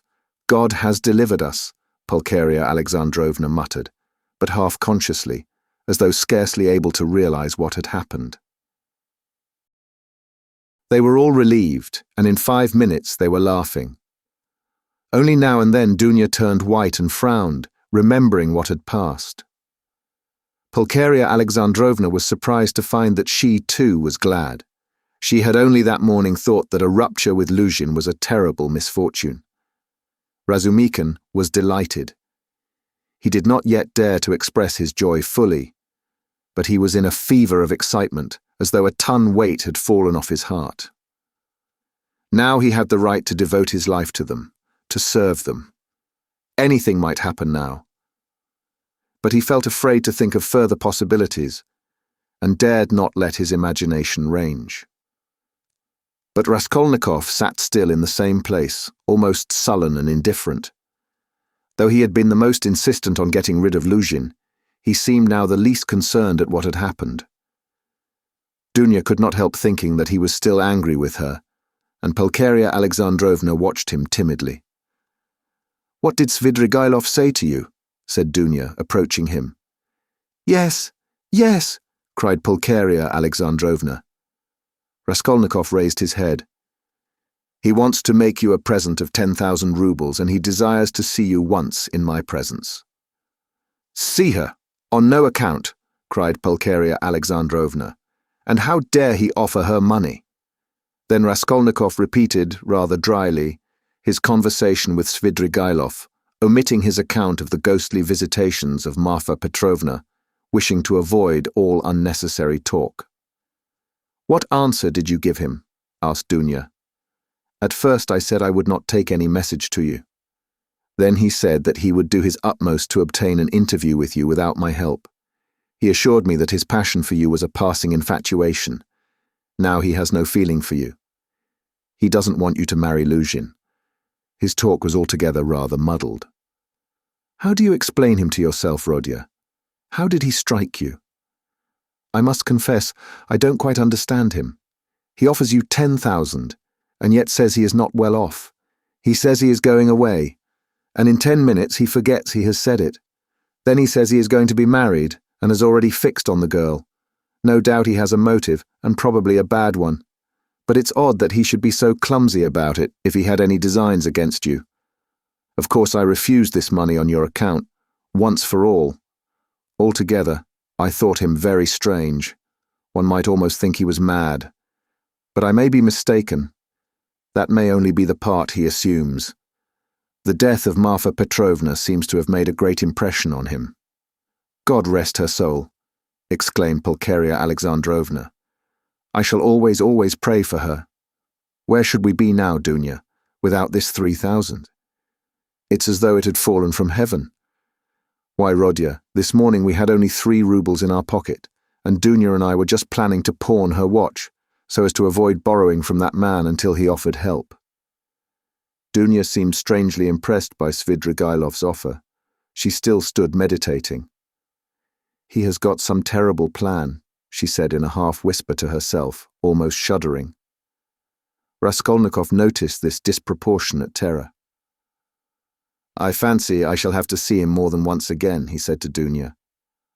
We will watch him. I will track him out, cried Razumikhin vigorously. I won't lose sight of him. Rodya has given me leave.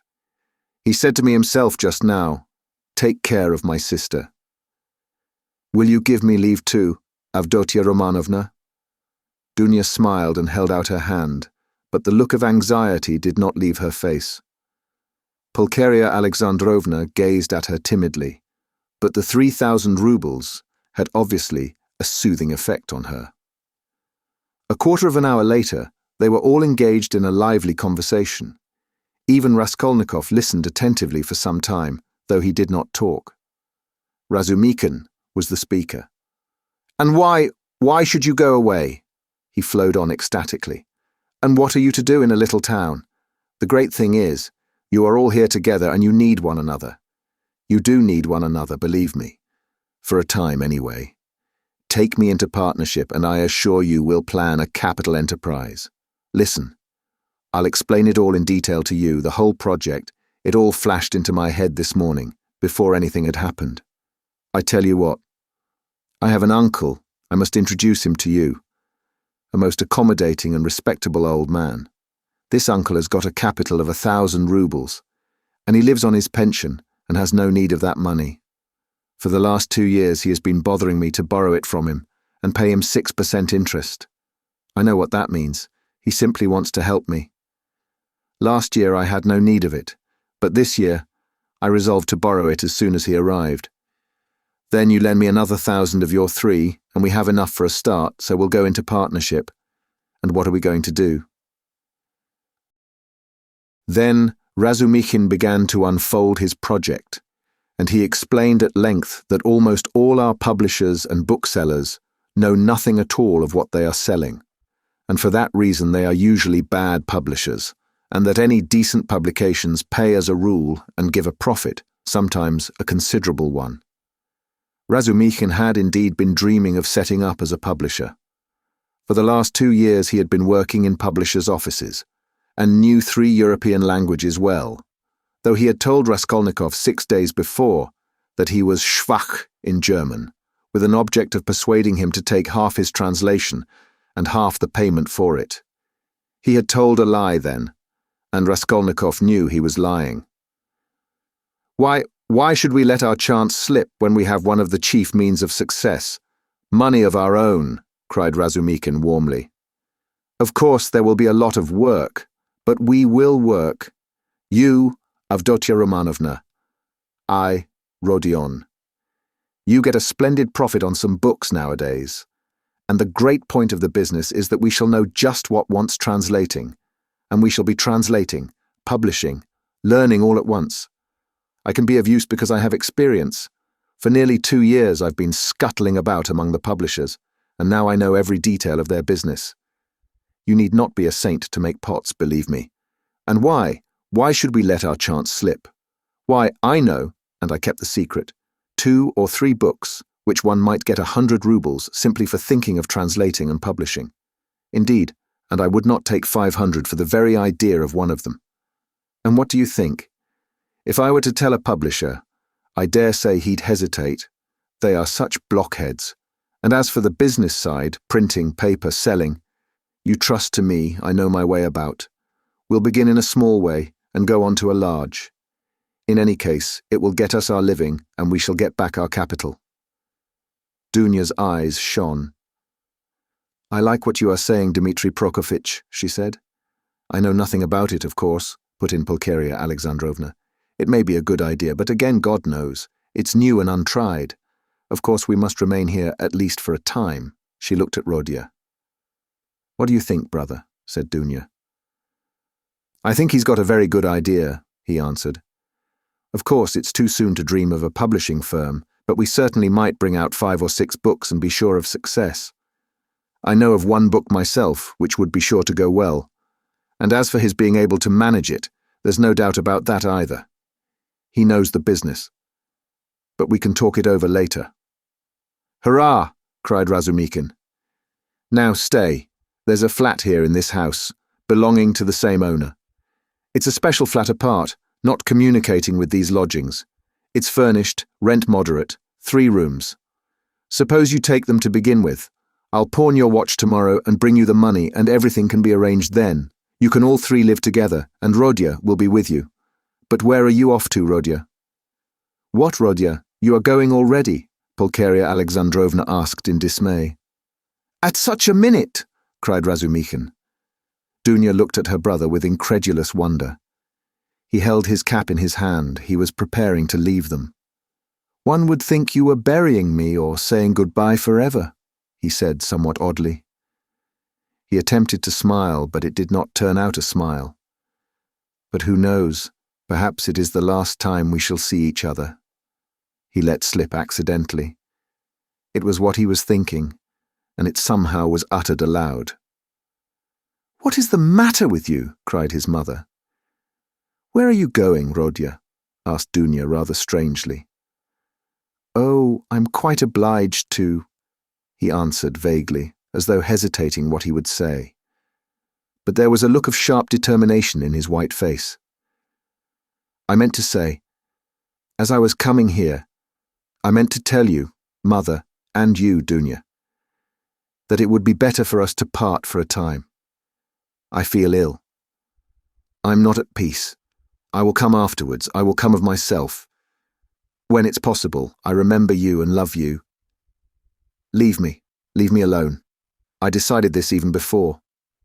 I'm absolutely resolved on it. Whatever may come to me, whether I come to ruin or not, I want to be alone. Forget me altogether, it's better. Don't inquire about me. When I can, I'll come of myself, or I'll send for you.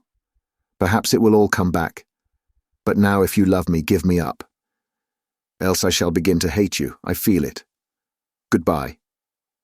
Good God, cried Pulcheria Alexandrovna. Both his mother and his sister were terribly alarmed. Razumikin was also. Rodya, Rodya, be reconciled with us. Let us be as before, cried his poor mother. He turned slowly to the door and slowly went out of the room. Dunya overtook him. Brother, what are you doing to Mother? She whispered, her eyes flashing with indignation. He looked dully at her. No matter. I shall come. I'm coming, he muttered in an undertone, as though not fully conscious of what he was saying, and he went out of the room. Wicked, heartless egoist, cried Dunya. He is insane, but not heartless. He is mad. Don't you see it? You're heartless after that, Razumikin whispered in her ear, squeezing her hand tightly. I shall be back directly, he shouted to the horror-stricken mother, and he ran out of the room. Raskolnikov was waiting for him at the end of the passage. I knew you would run after me, he said. Go back to them. Be with them. Be with them tomorrow and always. Perhaps I shall come. If I can. Goodbye." And without holding out his hand, he walked away. "But where are you going? What are you doing? What's the matter with you? How can you go on like this?" Razumihin muttered, at his wits' end. Raskolnikov stopped once more. "Once for all, never ask me about anything. I have nothing to tell you. Don't come to see me. Maybe I'll come here. Leave me, but don't leave them. Do you understand me?" It was dark in the corridor. They were standing near the lamp. For a minute, they were looking at one another in silence. Razumihin remembered that minute all his life. Raskolnikov's burning and intent eyes grew more penetrating every moment, piercing into his soul, into his consciousness. Suddenly Razumihin started. Something strange, as it were, passed between them. Some idea, some hint, as it were, slipped, something awful, hideous, and suddenly understood on both sides. Razumihin turned pale. "Do you understand now?" said Raskolnikov, his face twitching nervously. "Go back. Go to them," he said suddenly, and turning quickly he went out of the house. I will not attempt to describe how Razumihin went back to the ladies, how he soothed them, how he protested that Rodya needed rest in his illness, protested that Rodya was sure to come, that he would come every day, that he was very, very much upset, that he must not be irritated, that he, Razumihin, would watch over him, would get him a doctor, the best doctor, a consultation. In fact, from that evening, Razumihin took his place with them as a son and a brother. Chapter 4. Raskolnikov went straight to the house on the canal bank where Sonia lived. It was an old green house of 3 stories. He found the porter and obtained from him vague directions as to the whereabouts of Kapernaumov, the tailor. Having found in the corner of the courtyard the entrance to the dark and narrow staircase, he mounted to the 2nd floor and came out into a gallery that ran round the whole 2nd story over the yard. While he was wandering in the darkness, uncertain where to turn for Kapernaumov's door, a door opened 3 paces from him. He mechanically took hold of it. "Who is there?" a woman's voice asked uneasily. "It's I." "Come to see you," answered Raskolnikov, and he walked into the tiny entry. On a broken chair stood a candle in a battered copper candlestick. "It's you! Good heavens!" cried Sonia weakly, and she stood rooted to the spot. "Which is your room?" "This way." And Raskolnikov, trying not to look at her, hastened in. A minute later, Sonia too came in with the candle, set down the candlestick, and completely disconcerted, stood before him inexpressibly agitated, and apparently frightened by his unexpected visit. The colour rushed suddenly to her pale face, and tears came into her eyes. She felt sick and ashamed, and happy too. Raskolnikov turned away quickly and sat on a chair by the table. He scanned the room in a rapid glance. It was a large but exceedingly low-pitched room, the only one let by the Kapernaumovs, to whose rooms a closed door led in the wall on the left. In the opposite side on the right-hand wall was another door, always kept locked. That led to the next flat, which formed a separate lodging. Sonia's room looked like a barn. It was a very irregular quadrangle, and this gave it a grotesque appearance. A wall with 3 windows looking out onto the canal ran aslant so that one corner formed a very acute angle, and it was difficult to see in it without very strong light. The other corner was disproportionately obtuse. There was scarcely any furniture in the big room. In the corner on the right was a bedstead, beside it, nearest the door, a chair. A plain deal table covered by a blue cloth stood against the same wall, close to the door into the other flat. 2 rush-bottom chairs stood by the table. On the opposite wall, near the acute angle, stood a small, plain wooden chest of drawers looking, as it were, lost in a desert. That was all there was in the room. The yellow, scratched and shabby wallpaper was black in the corners. It must have been damp and full of fumes in the winter. There was every sign of poverty. Even the bedstead had no curtain. Sonia looked in silence at her visitor, who was so attentively and unceremoniously scrutinizing her room, and even began at last to tremble with terror, as though she was standing before her judge and the arbiter of her destinies. "I'm late. It's 11, isn't it?" he asked, still not lifting his eyes. "Yes," muttered Sonia. "Oh yes, it is," she added hastily, as though in that lay her means of escape. "My landlady's clock has just struck. I heard it myself." "I've come to you for the last time," Raskolnikov went on gloomily, although this was the first time. "I may perhaps not see you again. Are you going away?" "I don't know. Tomorrow." "Then you are not coming to Katerina Ivanovna tomorrow?" Sonia's voice shook. "I don't know. I shall know tomorrow morning. Never mind that. I've come to say one word." He raised his brooding eyes to her and suddenly noticed that he was sitting down, while she was all the while standing before him. "Why are you standing?" "Sit down," he said in a changed voice, gentle and friendly. She sat down.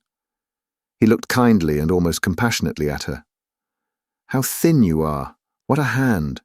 Quite transparent, like a dead hand." He took her hand. Sonia smiled faintly. "I've always been like that," she said. "Even when you lived at home?" "Yes." "Of course you were," he added abruptly, and the expression of his face and the sound of his voice changed again suddenly. He looked round him once more. "You rent this room from the Kapernaumovs?" "Yes." "They live there, through that door?" "Yes." "They have another room like this?" "All in one room?" "Yes." "I should be afraid in your room at night," he observed gloomily.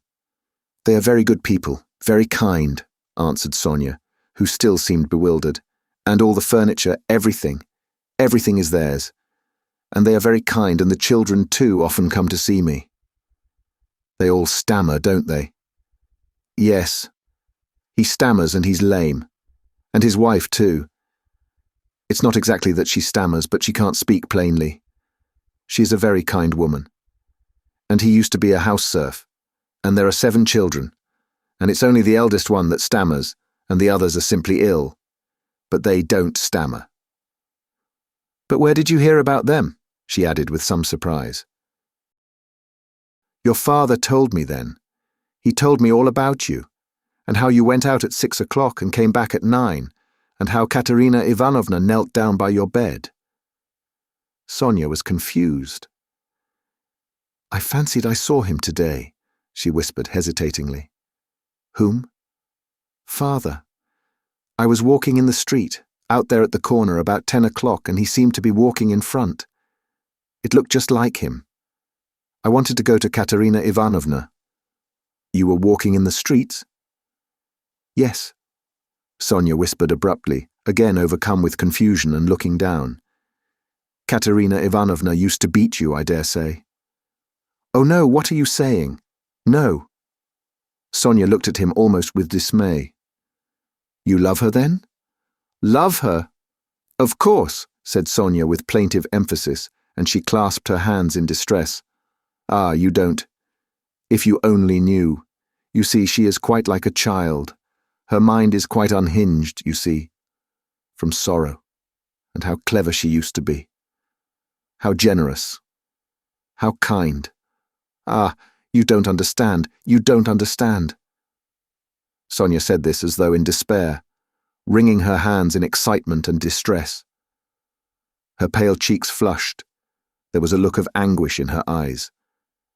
It was clear that she was stirred to the very depths, that she was longing to speak, to champion, to express something.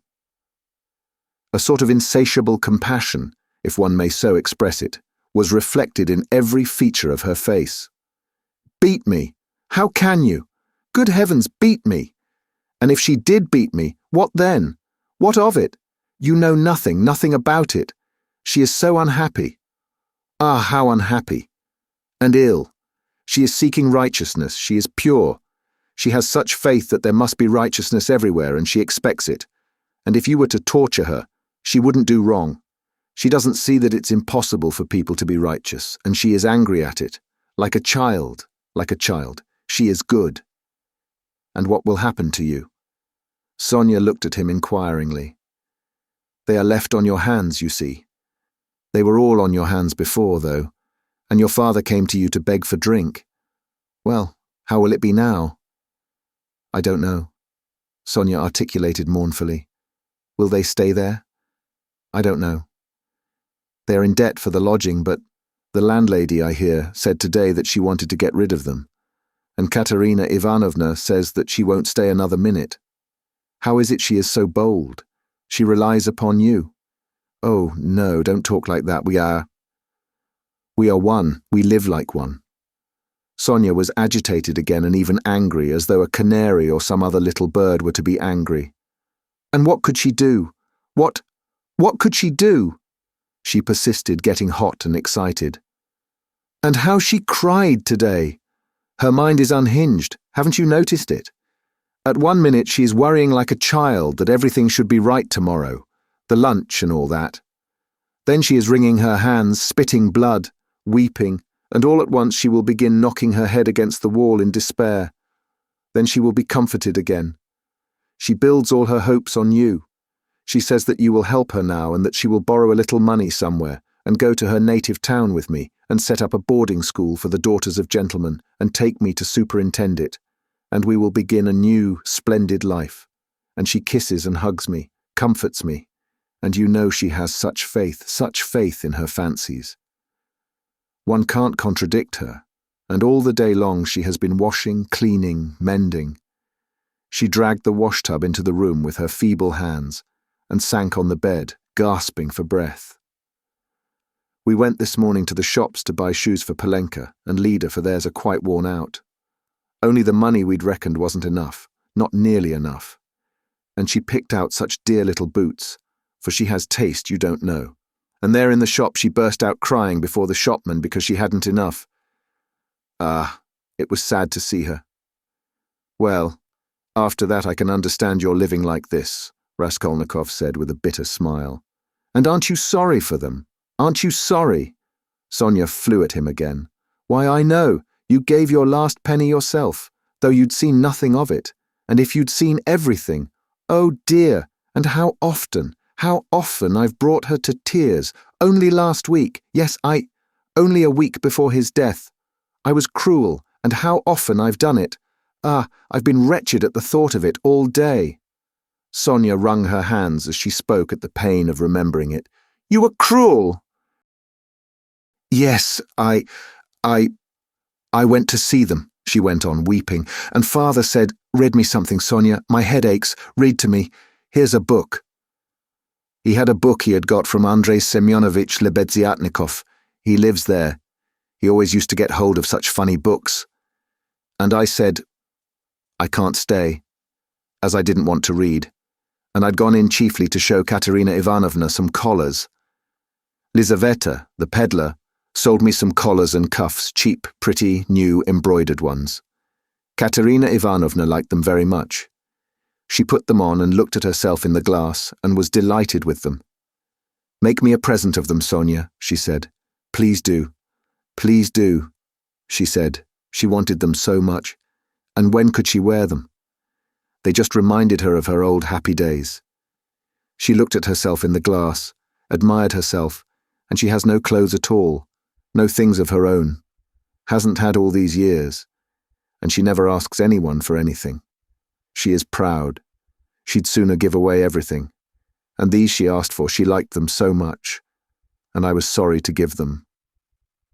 What use are they to you, Katerina Ivanovna? I said.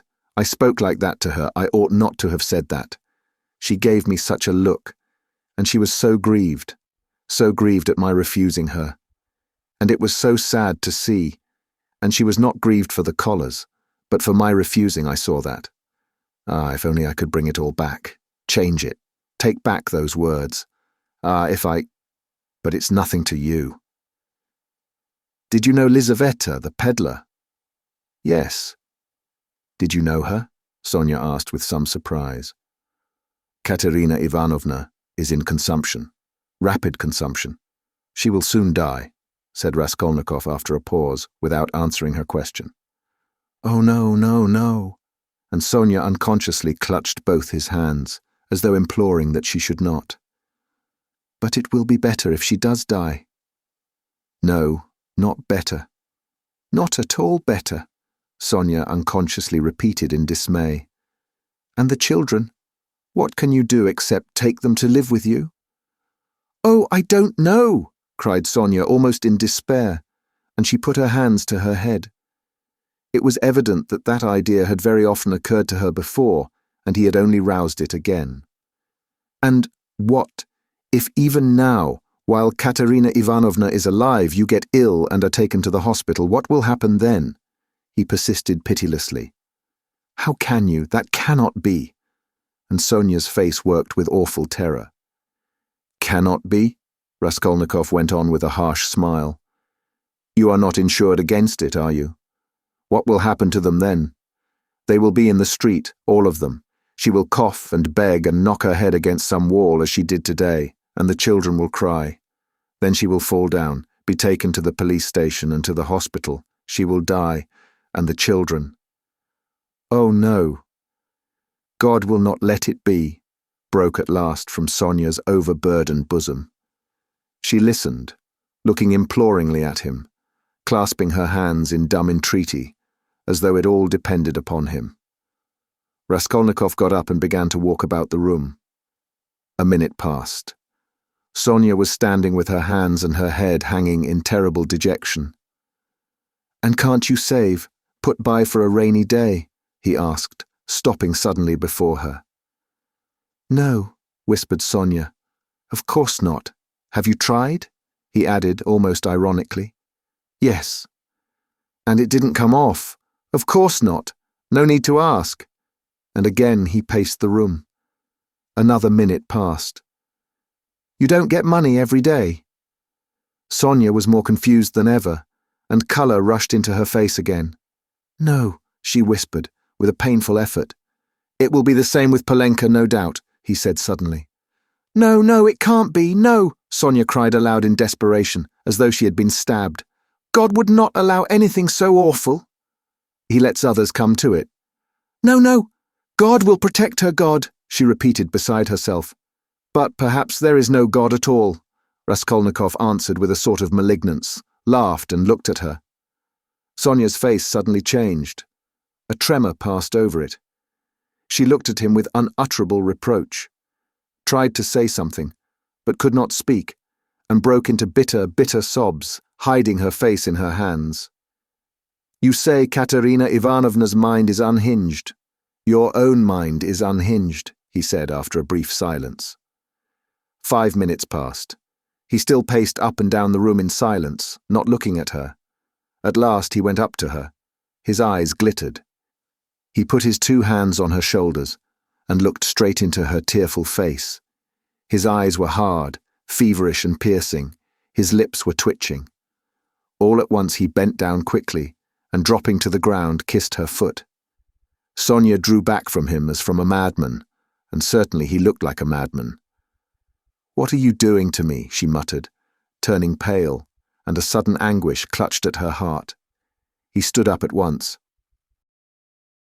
I did not bow down to you, I bowed down to all the suffering of humanity, he said wildly and walked away to the window.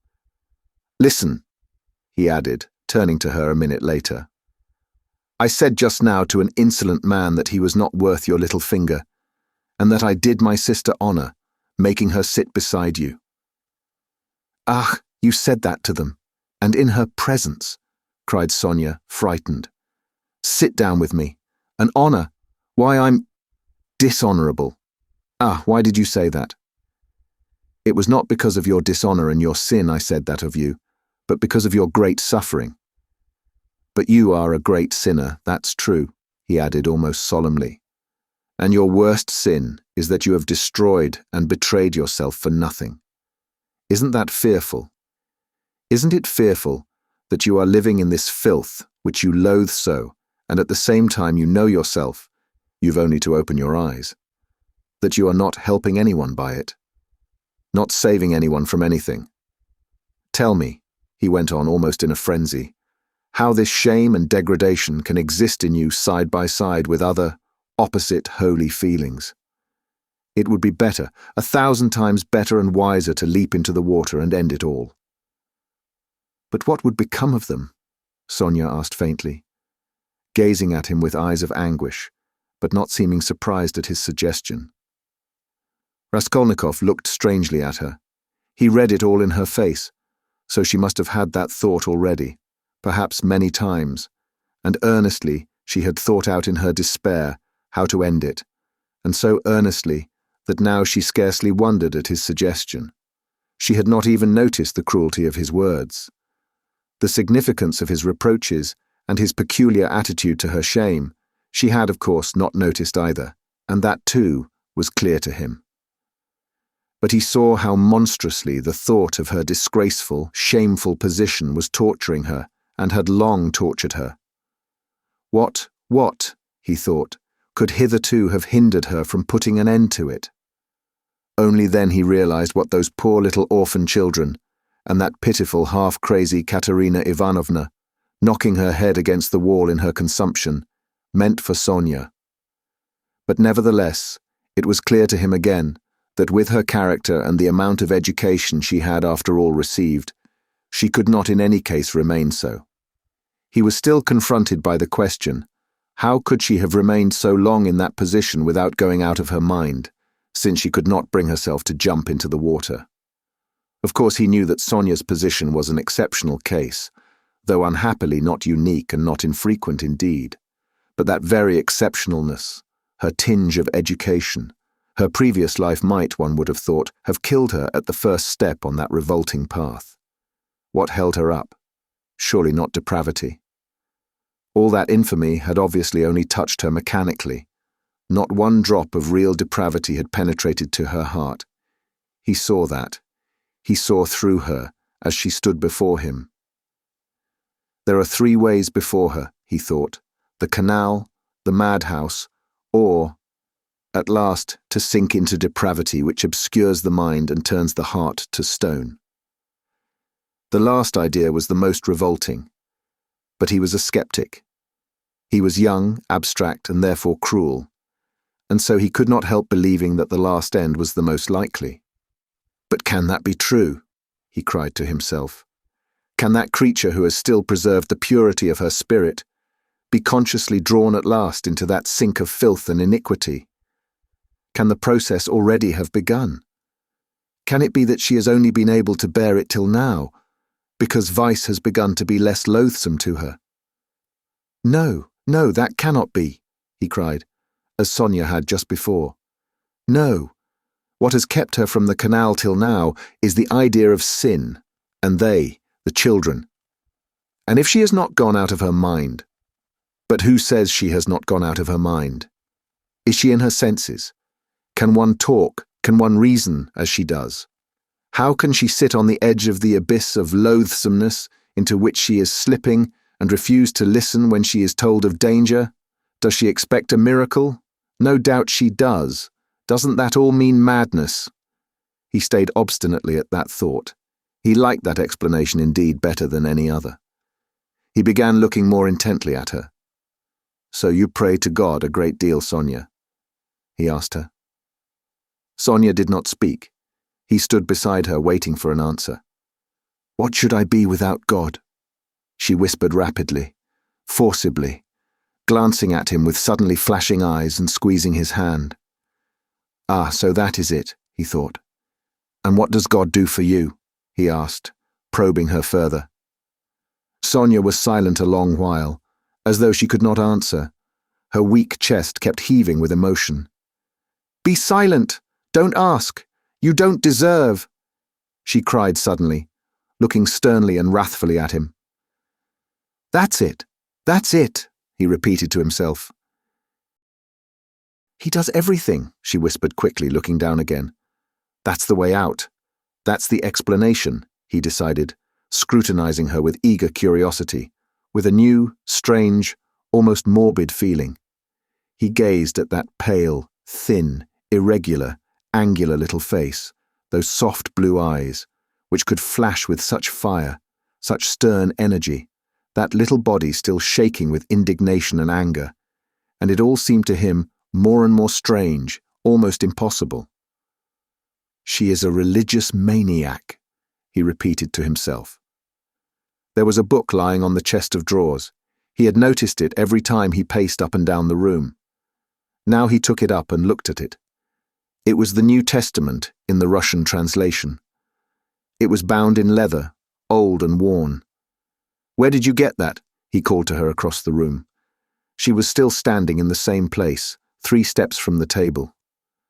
"It was brought to me," she answered, as it were unwillingly, not looking at him. "Who brought it?" "Lizaveta, I asked her for it." Lizaveta. Strange, he thought. Everything about Sonia seemed to him stranger and more wonderful every moment. He carried the book to the candle and began to turn over the pages. "Where is the story of Lazarus?" he asked suddenly. Sonia looked obstinately at the ground and would not answer. She was standing sideways to the table. "Where is the raising of Lazarus? Find it for me, Sonia." She stole a glance at him. "You are not looking in the right place." "It's in the 4th Gospel," she whispered sternly without looking at him. "Find it and read it to me," he said. He sat down with his elbow on the table, leaned his head on his hand and looked away sullenly, prepared to listen. "In 3 weeks' time, they'll welcome me in the madhouse. I shall be there if I am not in a worse place," he muttered to himself. Sonia heard Raskolnikov's request distrustfully and moved hesitatingly to the table. She took the book, however. "Haven't you read it?" she asked, looking up at him across the table. Her voice became sterner and sterner.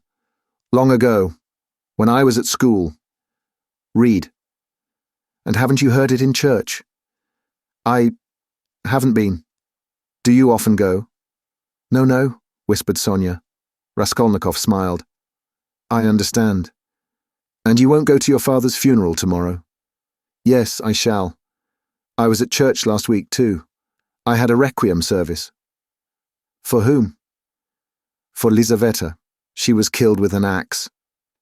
His nerves were more and more strained. His head began to go round. "Were you friends with Lizaveta?" "Yes. She was good. She used to come. Not often. She couldn't. We used to read together and talk. She will see God." The last phrase sounded strange in his ears. And here was something new again. The mysterious meetings with Lizaveta and both of them. Religious maniacs. "I shall be a religious maniac myself soon. It's infectious." "Read," he cried irritably and insistently. Sonia still hesitated. Her heart was throbbing. She hardly dared to read to him. He looked almost with exasperation at the unhappy lunatic. "What for? You don't believe?" She whispered softly and as it were breathlessly. "Read. I want you to," he persisted.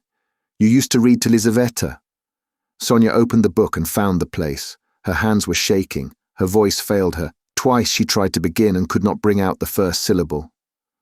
"Now, a certain man was sick, named Lazarus of Bethany."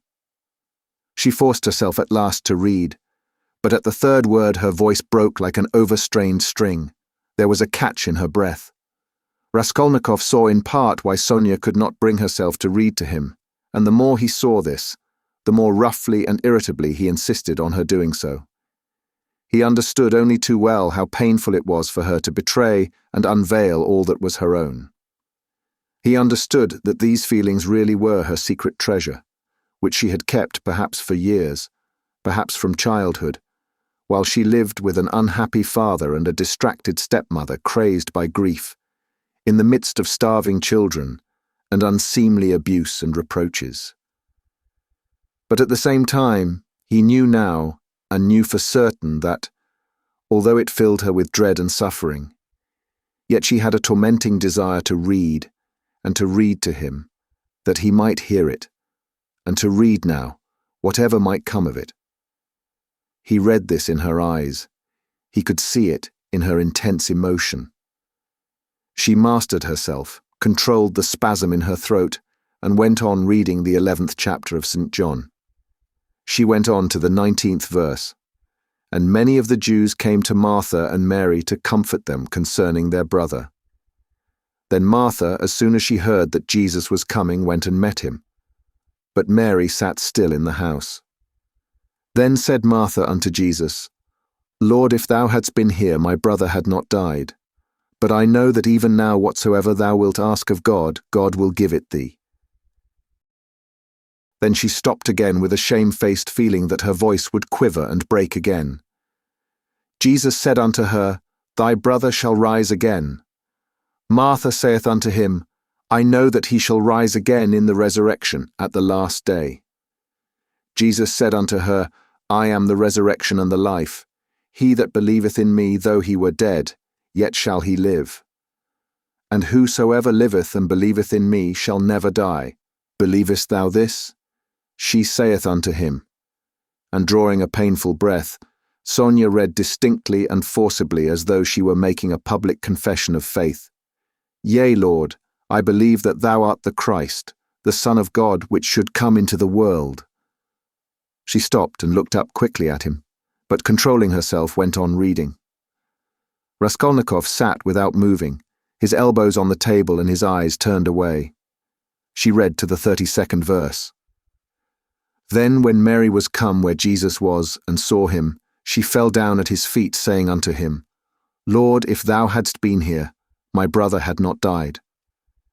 When Jesus therefore saw her weeping, and the Jews also weeping which came with her, he groaned in the spirit and was troubled, and said, Where have ye laid him? They said unto him, Lord, come and see. Jesus wept. Then said the Jews, Behold how he loved him. And some of them said, Could not this man which opened the eyes of the blind have caused that even this man should not have died? Raskolnikov turned and looked at her with emotion. Yes, he had known it. She was trembling in a real physical fever. He had expected it. She was getting near the story of the greatest miracle, and a feeling of immense triumph came over her. Her voice rang out like a bell. Triumph and joy gave it power. The lines danced before her eyes, but she knew what she was reading by heart. At the last verse, Could not this man which opened the eyes of the blind? Dropping her voice, she passionately reproduced the doubt, the reproach and censure of the blind, disbelieving Jews, who in another moment would fall at his feet as though struck by thunder, sobbing and believing. And he, too, is blinded and unbelieving. He, too, will hear. He, too, will believe. Yes, yes, at once now, was what she was dreaming, and she was quivering with happy anticipation. Jesus, therefore, again groaning in himself, cometh to the grave. It was a cave, and a stone lay upon it. Jesus said, Take ye away the stone. Martha, the sister of him that was dead, saith unto him, Lord, by this time he stinketh, for he hath been dead 4 days. She laid emphasis on the word 4. Jesus saith unto her, Said I not unto thee that if thou wouldest believe, thou shouldest see the glory of God? Then they took away the stone from the place where the dead was laid. And Jesus lifted up his eyes and said, Father, I thank thee that thou hast heard me. And I knew that thou hearest me always. But because of the people which stand by, I said it, that they may believe that thou hast sent me. And when he thus had spoken, he cried with a loud voice, Lazarus, come forth.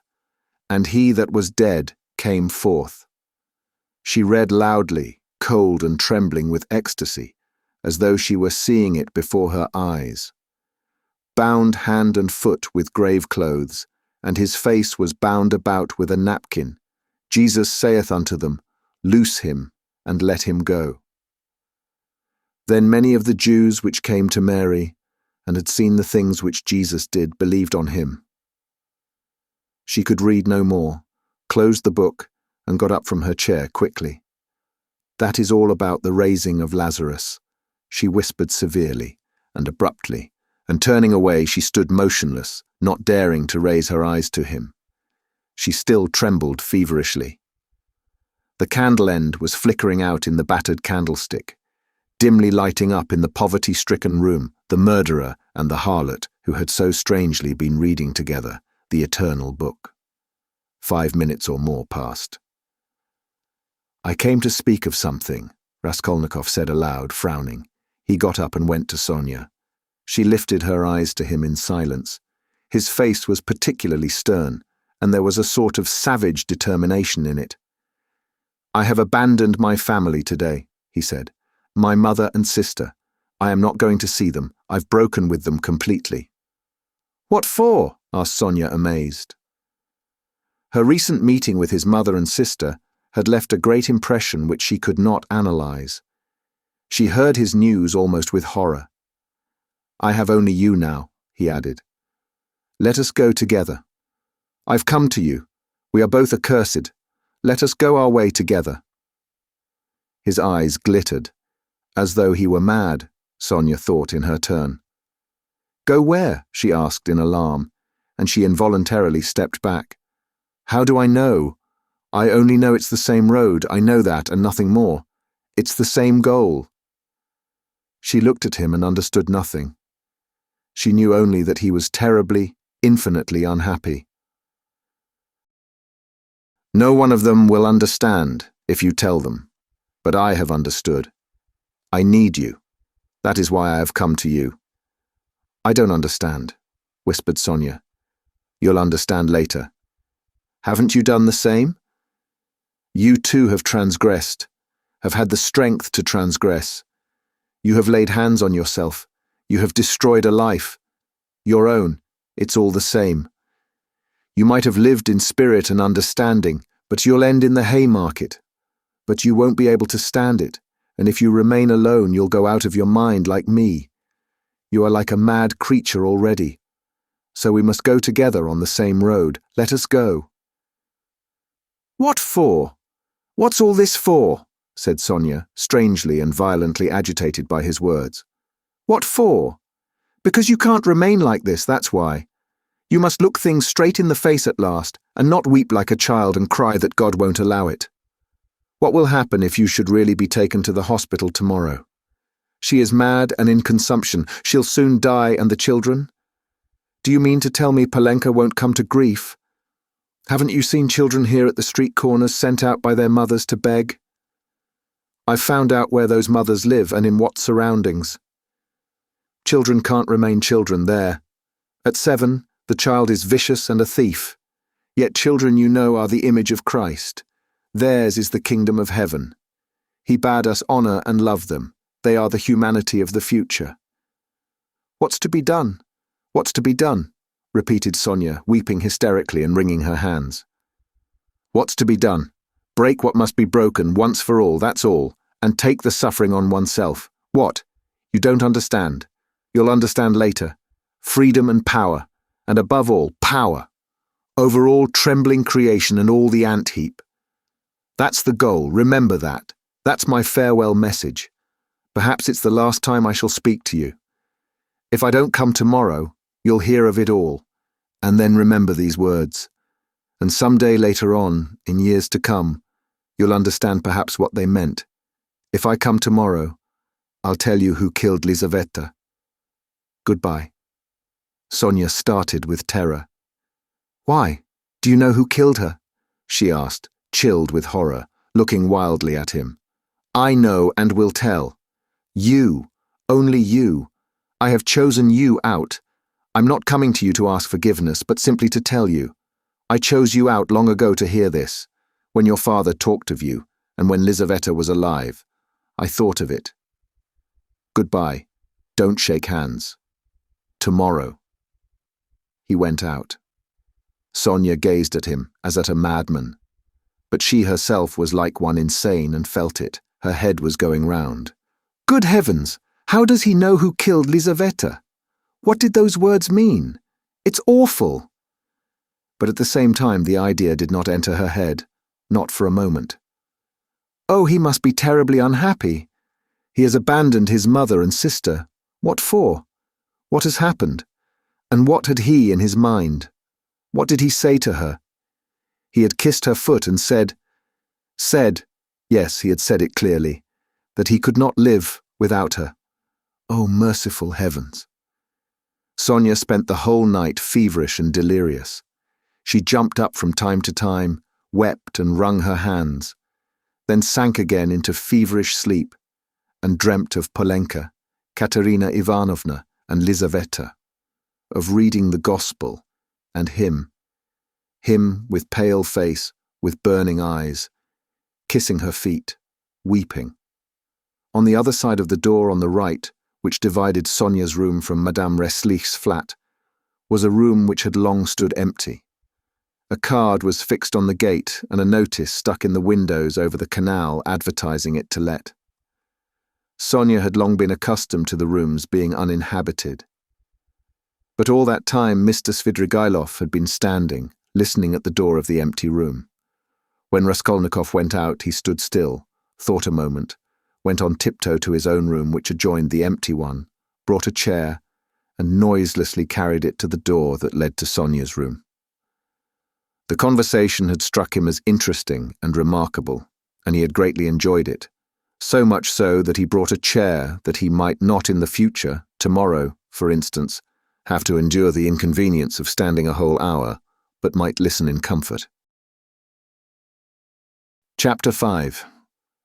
When next morning at 11 o'clock, punctually, Raskolnikov went into the department of the investigation of criminal causes and sent his name in to Porfiri Petrovitch, he was surprised at being kept waiting so long. It was at least 10 minutes before he was summoned. He had expected that they would pounce upon him.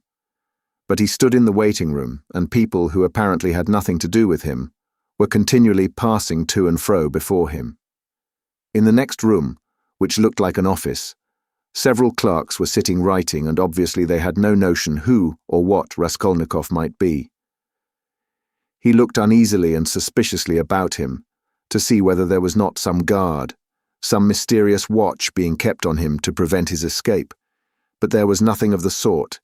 He saw only the faces of clerks, absorbed in petty details, then other people. No one seemed to have any concern with him. He might go where he liked for them. The conviction grew stronger in him that if that enigmatic man of yesterday, that phantom sprung out of the earth, had seen everything, they would not have let him stand and wait like that. And would they have waited till he elected to appear at 11? Either the man had not yet given information, or simply he knew nothing, had seen nothing. And how could he have seen anything? And so all that had happened to him the day before was again a phantom exaggerated by his sick and overstrained imagination. This conjecture had begun to grow strong the day before, in the midst of all his alarm and despair. Thinking it all over now, and preparing for a fresh conflict, he was suddenly aware that he was trembling, and he felt a rush of indignation at the thought that he was trembling with fear at facing that hateful Porfiri Petrovitch. What he dreaded above all was meeting that man again. He hated him with an intense, unmitigated hatred, and was afraid his hatred might betray him. His indignation was such that he ceased trembling at once. He made ready to go in with a cold and arrogant bearing, and vowed to himself to keep as silent as possible, to watch and listen, and for once at least to control his overstrained nerves. At that moment, he was summoned to Porfiri Petrovitch. He found Porfiri Petrovitch alone in his study. His study was a room neither large nor small, furnished with a large writing table that stood before a sofa, upholstered in checked material, a bureau, a bookcase in the corner, and several chairs, all government furniture, of polished yellow wood. In the further wall there was a closed door. Beyond it there were no doubt other rooms. On Raskolnikov's entrance, Porfiri Petrovitch had at once closed the door by which he had come in, and they remained alone. He met his visitor with an apparently genial and good-tempered air, and it was only after a few minutes that Raskolnikov saw signs of a certain awkwardness in him, as though he had been thrown out of his reckoning, or caught in something very secret. "Ah, my dear fellow, here you are, in our domain," began Porfiri, holding out both hands to him. "Come, sit down, old man. Or perhaps you don't like to be called my dear fellow and old man. Tout court, please don't think it too familiar. Here, on the sofa. Raskolnikov sat down, keeping his eyes fixed on him. In our domain, the apologies for familiarity, the French phrase tout court, were all characteristic signs. He held out both hands to me, but he did not give me one. He drew it back in time, struck him suspiciously. Both were watching each other, but when their eyes met, quick as lightning, they looked away. I brought you this paper, about the watch. Here it is. Is it all right, or shall I copy it again? What? A paper? Yes, don't be uneasy. It's all right. Porfiri Petrovitch said as though in haste, and after he had said it, he took the paper and looked at it. Yes, it's all right. Nothing more is needed, he declared with the same rapidity, and he laid the paper on the table. A minute later, when he was talking of something else, he took it from the table and put it on his bureau. I believe you said yesterday you would like to question me, formally, about my acquaintance with the murdered woman. Raskolnikov was beginning again. Why did I put in, I believe, passed through his mind in a flash. Why am I so uneasy at having put in that I believe, came in a second flash. And he suddenly felt that his uneasiness at the mere contact with Porfiri, at the first words, at the first looks, had grown in an instant to monstrous proportions, and that this was fearfully dangerous. His nerves were quivering. His emotion was increasing. It's bad, I shall say too much again. Yes, there's no hurry, muttered Porfiri Petrovitch, moving to and fro about the table without any apparent aim, as it were making dashes towards the window, the bureau and the table, at one moment avoiding Raskolnikov's suspicious glance, then again standing still and looking him straight in the face. His fat, round little figure looked very strange, like a ball rolling from one side to the other and rebounding back. We've plenty of time. Do you smoke? Do you have your own? Here, a cigarette, he went on, offering his visitor a cigarette. You know I'm receiving you here, but my own quarters are through there, you know, my government quarters. But I am living outside for the time. I had to have some repairs done here. It's almost finished now. Government quarters, you know, are a capital thing. Eh? What do you think? Yes, a capital thing, answered Raskolnikov, looking at him, almost ironically. A capital thing, repeated Porfiri Petrovitch, as though he had just thought of something quite different. Yes, a capital thing, he almost shouted at last, suddenly staring at Raskolnikov and stopping short 2 steps from him. This stupid repetition was too incongruous in its ineptitude with the serious, brooding, and enigmatic glance he turned upon his visitor. But this stirred Raskolnikov's spleen more than ever, and he could not resist an ironical and rather incautious challenge. Tell me, please, he asked suddenly, looking almost insolently at him, and taking a kind of pleasure in his own insolence. I believe it's a sort of legal rule, a sort of legal tradition, for all investigating lawyers, to begin their attack from afar, with a trivial, or at least an irrelevant subject, so as to encourage, or rather, to divert the man they are cross-examining, to disarm his caution, and then all at once to give him an unexpected knock-down blow with some fatal question. Isn't that so? It's a sacred tradition, mentioned, I fancy, in all the manuals of the art? Yes. Why, do you imagine that was why I spoke about government quarters? Eh? And as he said this, Porfiri Petrovitch screwed up his eyes and winked. A good-humoured, crafty look passed over his face. The wrinkles on his forehead were smoothed out, his eyes contracted, his features broadened, and he suddenly went off into a nervous, prolonged laugh, shaking all over and looking Raskolnikov straight in the face. The latter forced himself to laugh too, but when Porfiri, seeing that he was laughing, broke into such a guffaw that he turned almost crimson, Raskolnikov's repulsion overcame all precaution. He left off laughing, scowled, and stared with hatred at Porfiri, keeping his eyes fixed on him, while his intentionally prolonged laughter lasted. There was lack of precaution on both sides, however, for Porfiri Petrovitch seemed to be laughing in his visitor's face and to be very little disturbed at the annoyance with which the visitor received it. The latter fact was very significant in Raskolnikov's eyes.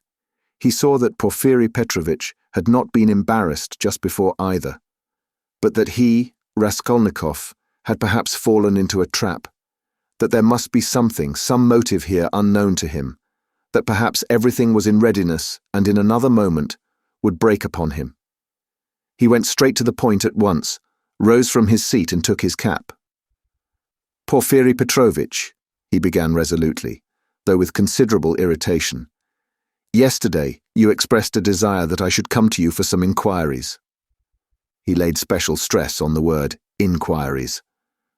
"I have come, and if you have anything to ask me, ask it, and if not, allow me to withdraw. I have no time to spare. I have to be at the funeral of that man who was run over, of whom you know also," he added, feeling angry at once at having made this addition and more irritated at his anger. "I am sick of it all, do you hear? And have long been. It's partly what made me ill. In short," he shouted, feeling that the phrase about his illness was still more out of place. "In short, kindly examine me, or let me go at once. And if you must examine me, do so in the proper form.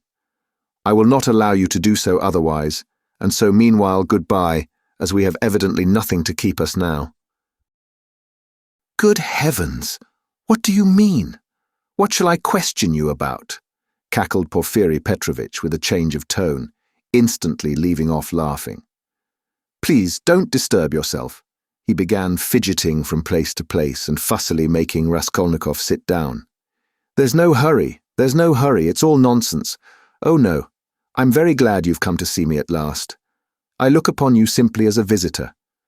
And as for my confounded laughter, please excuse it, Rodion Romanovitch." "Rodion Romanovitch? That is your name. It's my nerves you tickled me so with your witty observation. I assure you, sometimes I shake with laughter like an India rubber ball for half an hour at a time. I'm often afraid of an attack of paralysis. Do sit down, please do, or I shall think you are angry." Raskolnikov did not speak.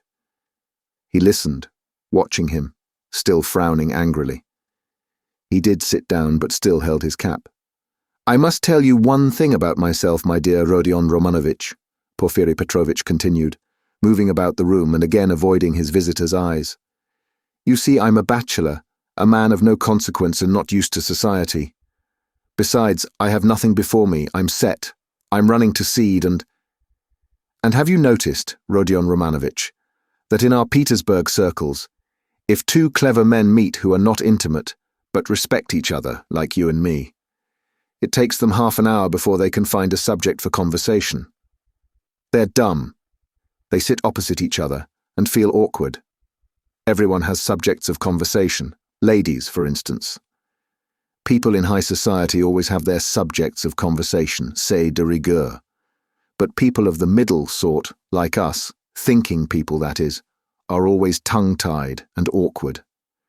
What is the reason of it? Whether it is the lack of public interest or whether it is we are so honest we don't want to deceive one another, I don't know. What do you think? Do put down your cap, it looks as if you were just going, it makes me uncomfortable. I am so delighted." Raskolnikov put down his cap and continued listening in silence, with a serious, frowning face, to the vague and empty chatter of Porfiri Petrovitch. Does he really want to distract my attention with his silly babble? "I can't offer you coffee here, but why not spend 5 minutes with a friend?" Porfiri pattered on. "And you know all these official duties. Please don't mind my running up and down. Excuse it, my dear fellow. I'm very much afraid of offending you. But exercise is absolutely indispensable for me. I'm always sitting and so glad to be moving about for 5 minutes. I suffer from my sedentary life. I always intend to join a gymnasium. They say that officials of all ranks, even privy councillors, may be seen skipping gaily there. There you have it, modern science. Yes. But as for my duties here, Inquiries and all such formalities. You mentioned inquiries yourself just now. I assure you these interrogations are sometimes more embarrassing for the interrogator than for the interrogated. You made the observation yourself just now, very aptly and wittily. Raskolnikov had made no observation of the kind. One gets into a muddle, a regular muddle. One keeps harping on the same note, like a drum. There is to be a reform, and we shall be called by a different name at least, he. And as for our legal tradition, as you so wittily called it, I thoroughly agree with you. Every prisoner on trial, even the rudest peasant, knows that they begin by disarming him with irrelevant questions, as you so happily put it, and then deal him a knockdown blow, he. Your felicitous comparison, he. So you really imagined that I meant by government quarters? He. You are an ironical person. Come. I won't go on. Ah, by the way, yes, one word leads to another. You spoke of formality just now, apropos of the inquiry, you know. But what's the use of formality? In many cases, it's nonsense. Sometimes one has a friendly chat and gets a good deal more out of it. One can always fall back on formality, allow me to assure you. And after all, what does it amount to? An examining lawyer cannot be bounded by formality at every step. The work of investigation is, so to speak, a free art in its own way, he. Porfiry Petrovitch took breath a moment. He had simply babbled on, uttering empty phrases, letting slip a few enigmatic words and again reverting to incoherence. He was almost running about the room, moving his fat little legs quicker and quicker, looking at the ground with his right hand behind his back, while with his left making gesticulations that were extraordinarily incongruous with his words. Raskolnikov suddenly noticed that as he ran about the room he seemed twice to stop for a moment near the door, as though he were listening. Is he expecting anything? You are certainly quite right about it, Porfiry began gaily, looking with extraordinary simplicity at Raskolnikov, which startled him and instantly put him on his guard. Certainly quite right in laughing so wittily at our legal forms. He. Some of these elaborate psychological methods are exceedingly ridiculous and perhaps useless, if one adheres too closely to the forms. Yes, I am talking of forms again. Well, if I recognize, or more strictly speaking, if I suspect someone or other to be a criminal in any case entrusted to me. You're reading for the law, of course, Rodion Romanovich. Yes, I was. Well, then it is a precedent for you for the future. Though don't suppose I should venture to instruct you after the articles you publish about crime. No, I simply make bold to state it by way of fact. If I took this man or that for a criminal, why, I ask, should I worry him prematurely, even though I had evidence against him? In one case I may be bound, for instance, to arrest a man at once, but another may be in quite a different position, you know. So why shouldn't I let him walk about the town a bit? But I see you don't quite understand, so I'll give you a clearer example. If I put him in prison too soon, I may very likely give him, so to speak, moral support. You're laughing. Raskolnikov had no idea of laughing. He was sitting with compressed lips, his feverish eyes fixed on Porfiry Petrovitch's. Yet that is the case, with some types especially, for men are so different. You say, evidence. Well, there may be evidence, but evidence, you know, can generally be taken two ways. I am an examining lawyer and a weak man, I confess it. I should like to make a proof, so to say, mathematically clear. I should like to make a chain of evidence such as 2 times 2 are 4. It ought to be a direct, irrefutable proof. And if I shut him up too soon, even though I might be convinced he was the man, I should very likely be depriving myself of the means of getting further evidence against him. And how? By giving him, so to speak, a definite position. I shall put him out of suspense and set his mind at rest, so that he will retreat into his shell. They say that at Sevastopol, soon after Alma, the clever people were in a terrible fright that the enemy would attack openly and take Sevastopol at once. But when they saw that the enemy preferred a regular siege, they were delighted, I am told, and reassured, for the thing would drag on for 2 months at least. You're laughing. You don't believe me again. Of course you're right too, you're right. These are special cases, I admit. But you must observe this, my dear Rodion Romanovich, the general case, the case for which all legal forms and rules are intended, for which they are calculated and laid down in books, does not exist at all. For the reason that every case, every crime, for instance, so soon as it actually occurs, at once becomes a thoroughly special case, and sometimes a case unlike any that's gone before. Very comic cases of that sort sometimes occur. If I leave one man quite alone, if I don't touch him and don't worry him, but let him know or at least suspect every moment that I know all about it and am watching him day and night, and if he is in continual suspicion and terror, he'll be bound to lose his head. He'll come of himself, or maybe do something which will make it as plain as 2 times 2 are 4. It's delightful. It may be so with a simple peasant, but with one of our sort, an intelligent man cultivated on a certain side, it's a dead certainty. For, my dear fellow, it's a very important matter to know on what side a man is cultivated. And then there are nerves. There are nerves, you have overlooked them. Why, they are all sick, nervous, and irritable. And then how they all suffer from spleen. That, I assure you, is a regular goldmine for us. And it's no anxiety to me, his running about the town free. Let him walk about for a bit. I know well enough that I've caught him, and that he won't escape me. Where could he escape to, Abroad, perhaps? A Pole will escape abroad, but not here, especially as I am watching and have taken measures. Will he escape into the depths of the country, perhaps?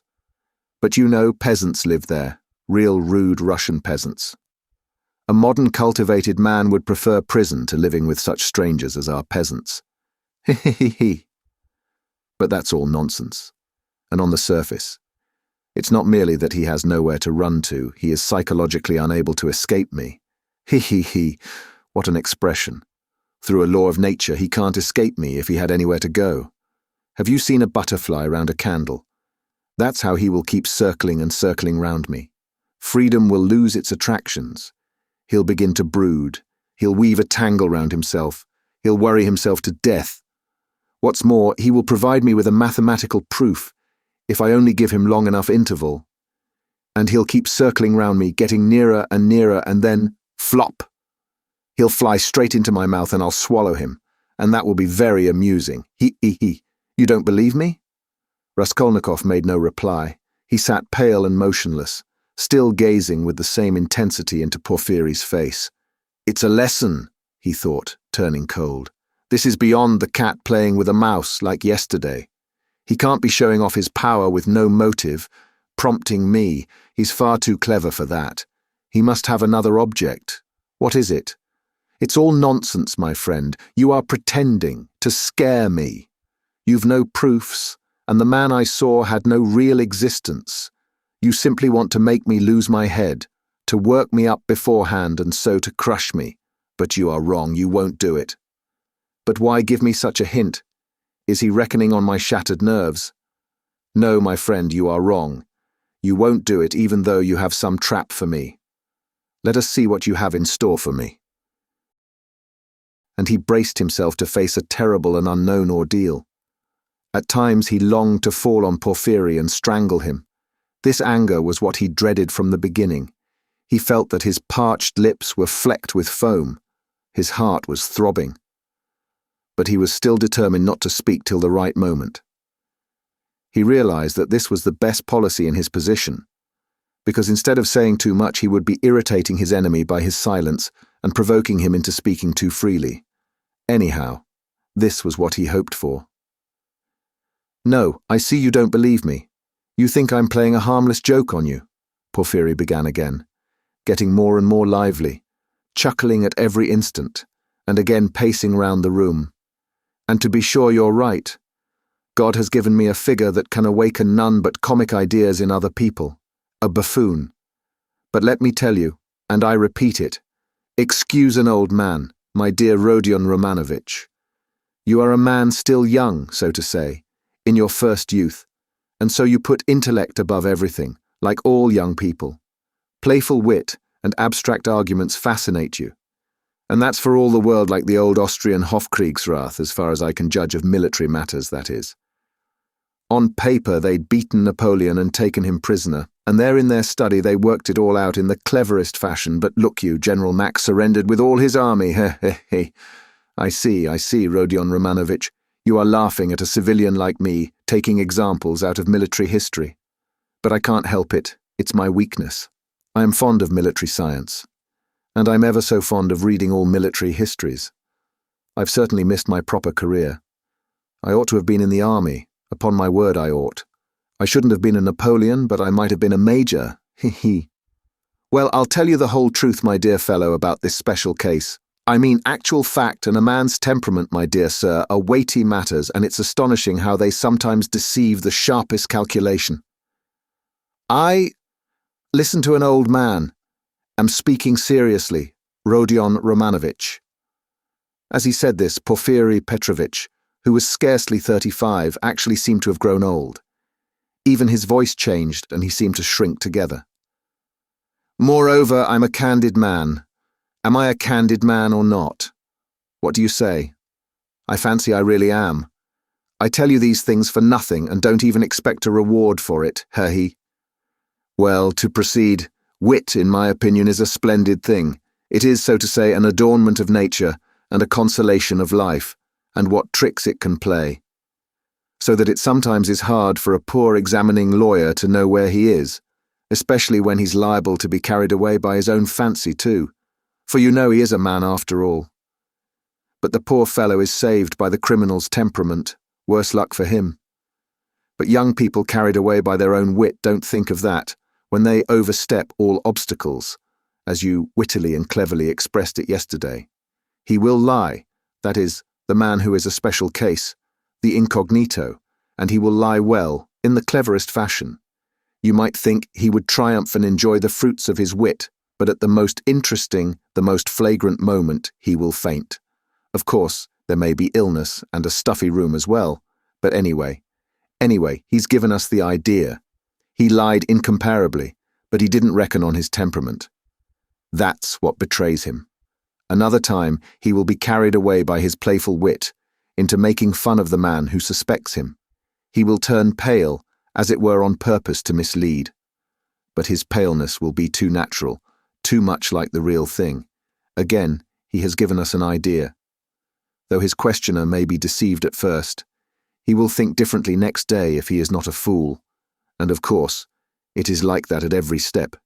He puts himself forward where he is not wanted, speaks continually when he ought to keep silent, brings in all sorts of allegorical allusions. He, comes and asks, why didn't you take me long ago? He. And that can happen, you know, with the cleverest man, the psychologist, the literary man. The temperament reflects everything like a mirror. Gaze into it and admire what you see. But why are you so pale, Rodion Romanovich? Is the room stuffy? Shall I open the window? Oh, don't trouble, please, cried Raskolnikov, and he suddenly broke into a laugh. Please don't trouble. Porfiry stood facing him, paused a moment, and suddenly he too laughed. Raskolnikov got up from the sofa, abruptly checking his hysterical laughter. Porfiry Petrovitch, he began, speaking loudly and distinctly, though his legs trembled and he could scarcely stand. I see clearly at last that you actually suspect me of murdering that old woman and her sister Lizaveta. Let me tell you for my part that I am sick of this. If you find that you have a right to prosecute me legally, to arrest me, then prosecute me, arrest me. But I will not let myself be jeered at to my face and worried. His lips trembled, his eyes glowed with fury, and he could not restrain his voice. I won't allow it, he shouted, bringing his fist down on the table. Do you hear that, Porfiry Petrovitch? I won't allow it. Good heavens, what does it mean? Cried Porfiry Petrovitch, apparently quite frightened. Rodion Romanovich, my dear fellow, what is the matter with you? I won't allow it, Raskolnikov shouted again.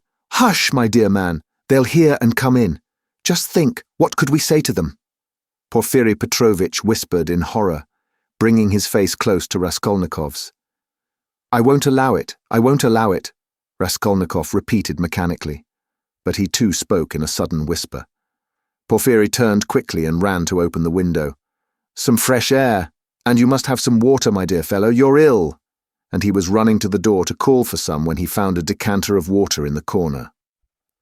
"Come, drink a little," he whispered, rushing up to him with the decanter. "It will be sure to do you good."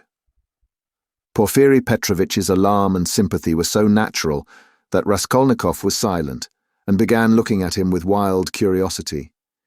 He did not take the water, however. "Rodion Romanovitch, my dear fellow, you'll drive yourself out of your mind, I assure you. Ach, ach! Have some water. Do drink a little." He forced him to take the glass. Raskolnikov raised it mechanically to his lips, but set it on the table again with disgust. "Yes, you've had a little attack. You'll bring back your illness again, my dear fellow." Porfiri Petrovitch cackled with friendly sympathy, though he still looked rather disconcerted. "Good heavens! You must take more care of yourself. Dmitri Prokofitch was here. Came to see me yesterday. I know, I've a nasty, ironical temper. But what they made of it. Good heavens, he came yesterday after you'd been. We dined and he talked and talked away, and I could only throw up my hands in despair. Did he come from you? But do sit down, for mercy's sake, sit down." "No, not from me, but I knew he went to you and why he went," Raskolnikov answered sharply. "You knew?" "I knew. What of it?" "Why this, Rodion Romanovitch, that I know more than that about you. I know about everything. I know how you went to take a flat at night, when it was dark, and how you rang the bell and asked about the blood, so that the workman and the porter did not know what to make of it. Yes, I understand your state of mind at that time, but you'll drive yourself mad like that, upon my word. You'll lose your head. You're full of generous indignation at the wrongs you've received, first from destiny, and then from the police officers, and so you rush from one thing to another to force them to speak out and make an end of it all, because you're sick of all this suspicion and foolishness. That's so, isn't it? I've guessed how you feel, haven't I? Only in that way you'll lose your head and Razumikin's too. He's too good a man for such a position, you must know that. You are ill, and he is good, and your illness is infectious for him. I'll tell you about it when you are more yourself. But do sit down, for goodness sake. Please rest, you look shocking. Do sit down." Raskolnikov sat down. He no longer shivered. He was hot all over. In amazement he listened with strained attention to Porfiri Petrovitch, who still seemed frightened as he looked after him with friendly solicitude. But he did not believe a word he said, though he felt a strange inclination to believe. Porfiri's unexpected words about the flat had utterly overwhelmed him. How can it be he knows about the flat then, he thought suddenly, and he tells it me himself? Yes, in our legal practice there was a case almost exactly similar, a case of morbid psychology, Porfiri went on quickly. A man confessed to murder, and how he kept it up. It was a regular hallucination. He brought forward facts. He imposed upon everyone, and why? He had been partly, but only partly, unintentionally the cause of a murder, and when he knew that he had given the murderers the opportunity, he sank into dejection. It got on his mind, and turned his brain. He began imagining things, and he persuaded himself that he was the murderer. But at last the High Court of Appeal went into it, and the poor fellow was acquitted and put under proper care. Thanks to the Court of Appeal. Tut, tut, tut. Why, my dear fellow, you may drive yourself into delirium if you have the impulse to work upon your nerves, to go ringing bells at night and asking about blood. I've studied all this morbid psychology in my practice. A man is sometimes tempted to jump out of a window or from a belfry. Just the same with bell ringing. It's all illness, Rodion Romanovitch. You have begun to neglect your illness. You should consult an experienced doctor. What's the good of that fat fellow? You are light-headed. You were delirious when you did all this. For a moment Raskolnikov felt everything going round. Is it possible, flashed through his mind, that he is still lying? He can't be. He rejected that idea, feeling to what a degree of fury it might drive him, feeling that that fury might drive him mad. I was not delirious. I knew what I was doing, he cried, straining every faculty to penetrate Porfiry's game. I was quite myself. Do you hear? Yes, I hear and understand. You said yesterday you were not delirious. You were particularly emphatic about it. I understand all you can tell me. Listen, Rodion Romanovich, my dear fellow, if you were actually a criminal, or were somehow mixed up in this damnable business, would you insist that you were not delirious but in full possession of your faculties? And so emphatically and persistently? Would it be possible? Quite impossible to my thinking. If you had anything on your conscience, you certainly ought to insist that you were delirious. That's so, isn't it? There was a note of slyness in this inquiry. Raskolnikov drew back on the sofa as Porfiry bent over him and stared in silent perplexity at him. Another thing about Razumikhin. You certainly ought to have said that he came of his own accord, to have concealed your part in it. But you don't conceal it. You lay stress on his coming at your instigation. Raskolnikov had not done so. A chill went down his back. You keep telling lies, he said slowly and weakly, twisting his lips into a sickly smile. You are trying again to show that you know all my game, that you know all I shall say beforehand, he said, conscious himself that he was not weighing his words as he ought. You want to frighten me, or you are simply laughing at me. He still stared at him as he said this, and again there was a light of intense hatred in his eyes. You keep lying, he said. You know perfectly well that the best policy for the criminal is to tell the truth as nearly as possible, to conceal as little as possible. I don't believe you. What a wily person you are, Porfiry tittered. There's no catching you. You've a perfect monomania. So you don't believe me. But still you do believe me. You believe a quarter. I'll soon make you believe the whole because I have a sincere liking for you and genuinely wish you good. Raskolnikov's lips trembled. Yes, I do, went on Porfiry, touching Raskolnikov's arm genially. You must take care of your illness. Besides, your mother and sister are here now. You must think of them. You must soothe and comfort them, and you do nothing but frighten them. What has that to do with you? How do you know it? What concern is it of yours? You are keeping watch on me and want to let me know it. Good heavens! Why, I learnt it all from you yourself. You don't notice that in your excitement you tell me and others everything. From Razumikhin, too, I learnt a number of interesting details yesterday. No, you interrupted me, but I must tell you that, for all your wit, your suspiciousness makes you lose the common-sense view of things. To return to bell-ringing, for instance. I, an examining lawyer, have betrayed a precious thing like that, a real fact, for it is a fact worth having, and you see nothing in it. Why, if I had the slightest suspicion of you, should I have acted like that? No, I should first have disarmed your suspicions, and not let you see I knew of that fact, should have diverted your attention and suddenly have dealt you a knockdown blow, your expression, saying, And what were you doing, sir, pray, at 10 or nearly 11 at the murdered woman's flat? And why did you ring the bell? And why did you ask about blood? And why did you invite the porters to go with you to the police station, to the lieutenant? That's how I ought to have acted if I had a grain of suspicion of you. I ought to have taken your evidence in due form, searched your lodging, and perhaps have arrested you too. So I have no suspicion of you, since I have not done that, but you can't look at it normally and you see nothing, I say again. Raskolnikov started, so that Porfiry Petrovitch could not fail to perceive it. You are lying all the while, he cried. I don't know your object, but you are lying. You did not speak like that just now, and I cannot be mistaken. I am lying, Porfiry repeated, apparently incensed, but preserving a good-humoured and ironical face, as though he were not in the least concerned at Raskolnikov's opinion of him. I am lying. But how did I treat you just now, I, the examining lawyer, prompting you and giving you every means for your defence? Illness, I said, delirium, injury, melancholy, and the police officers and all the rest of it. Ah, He. Though indeed, all those psychological means of defense are not very reliable and cut both ways. Illness, delirium, I don't remember. That's all right. But why, my good sir, in your illness and in your delirium, were you haunted by just those delusions and not by any others? There may have been others, eh? Raskolnikov looked haughtily and contemptuously at him.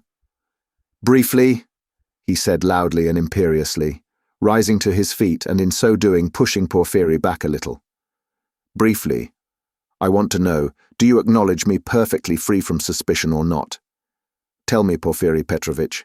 Tell me once for all and make haste. What a business I'm having with you, cried Porfiry with a perfectly good-humoured, sly and composed face. And why do you want to know? Why do you want to know so much, since they haven't begun to worry you? Why, you are like a child asking for matches. And why are you so uneasy? Why do you force yourself upon us, eh? He. I repeat, Raskolnikov cried furiously, that I can't put up with it. With what? Uncertainty? Interrupted Porfiry. Don't jeer at me, I won't have it. I tell you I won't have it. I can't and I won't. Do you hear? Do you hear? He shouted, bringing his fist down on the table again. Hush! Hush! They'll overhear. I warn you seriously. Take care of yourself. I am not joking, Porfiry whispered, but this time there was not the look of old womanish good nature and alarm in his face. Now he was peremptory, stern, frowning and for once laying aside all mystification. But this was only for an instant. Raskolnikov, bewildered, suddenly fell into actual frenzy, but strange to say he again obeyed the command to speak quietly, though he was in a perfect paroxysm of fury. I will not allow myself to be tortured, he whispered, instantly recognizing with hatred that he could not help obeying the command, and driven to even greater fury by the thought. Arrest me, search me, but kindly act in due form and don't play with me. Don't dare. Don't worry about the form, Porfiry interrupted with the same sly smile as it were, gloating with enjoyment over Raskolnikov. I invited you to see me quite in a friendly way. I don't want your friendship and I spit on it, do you hear? And here, I take my cap and go. What will you say now if you mean to arrest me? He took up his cap and went to the door. And won't you see my little surprise, chuckled Porfiry, again taking him by the arm and stopping him at the door. He seemed to become more playful and good-humoured, which maddened Raskolnikov. What surprise? He asked, standing still and looking at Porfiry in alarm. My little surprise. It's sitting there behind the door. He pointed to the locked door. I locked him in that he should not escape. What is it? Where? What? Raskolnikov walked to the door and would have opened it, but it was locked. It's locked. Here is the key. And he brought a key out of his pocket. You are lying, roared Raskolnikov without restraint. You lie, you damned Punchinello. And he rushed at Porfiry, who retreated to the other door, not at all alarmed. I understand it all. You are lying and mocking, so that I may betray myself to you. Why, you could not betray yourself any further, my dear Rodion Romanovitch. You are in a passion. Don't shout. I shall call the clerks. You are lying. Call the clerks. You knew I was ill and tried to work me into a frenzy to make me betray myself. That was your object. Produce your facts. I understand it all. You've no evidence. You have only wretched, rubbishly suspicions like Zamatov's. You knew my character. You wanted to drive me to fury and then to knock me down with priests and deputies. Are you waiting for them? Eh? What are you waiting for? Where are they? Produce them. Why deputies, my good man? What things people will imagine. And to do so would not be acting in form, as you say. You don't know the business, my dear fellow. And there's no escaping form, as you see, Porfiry muttered, listening at the door through which a noise could be heard. Ah, they're coming, cried Raskolnikov. You've sent for them. You expected them. Well, produce them all, your deputies, your witnesses, what you like. I am ready. But at this moment, a strange incident occurred, something so unexpected that neither Raskolnikov nor Porfiry Petrovitch could have looked for such a conclusion to their interview. Chapter 6.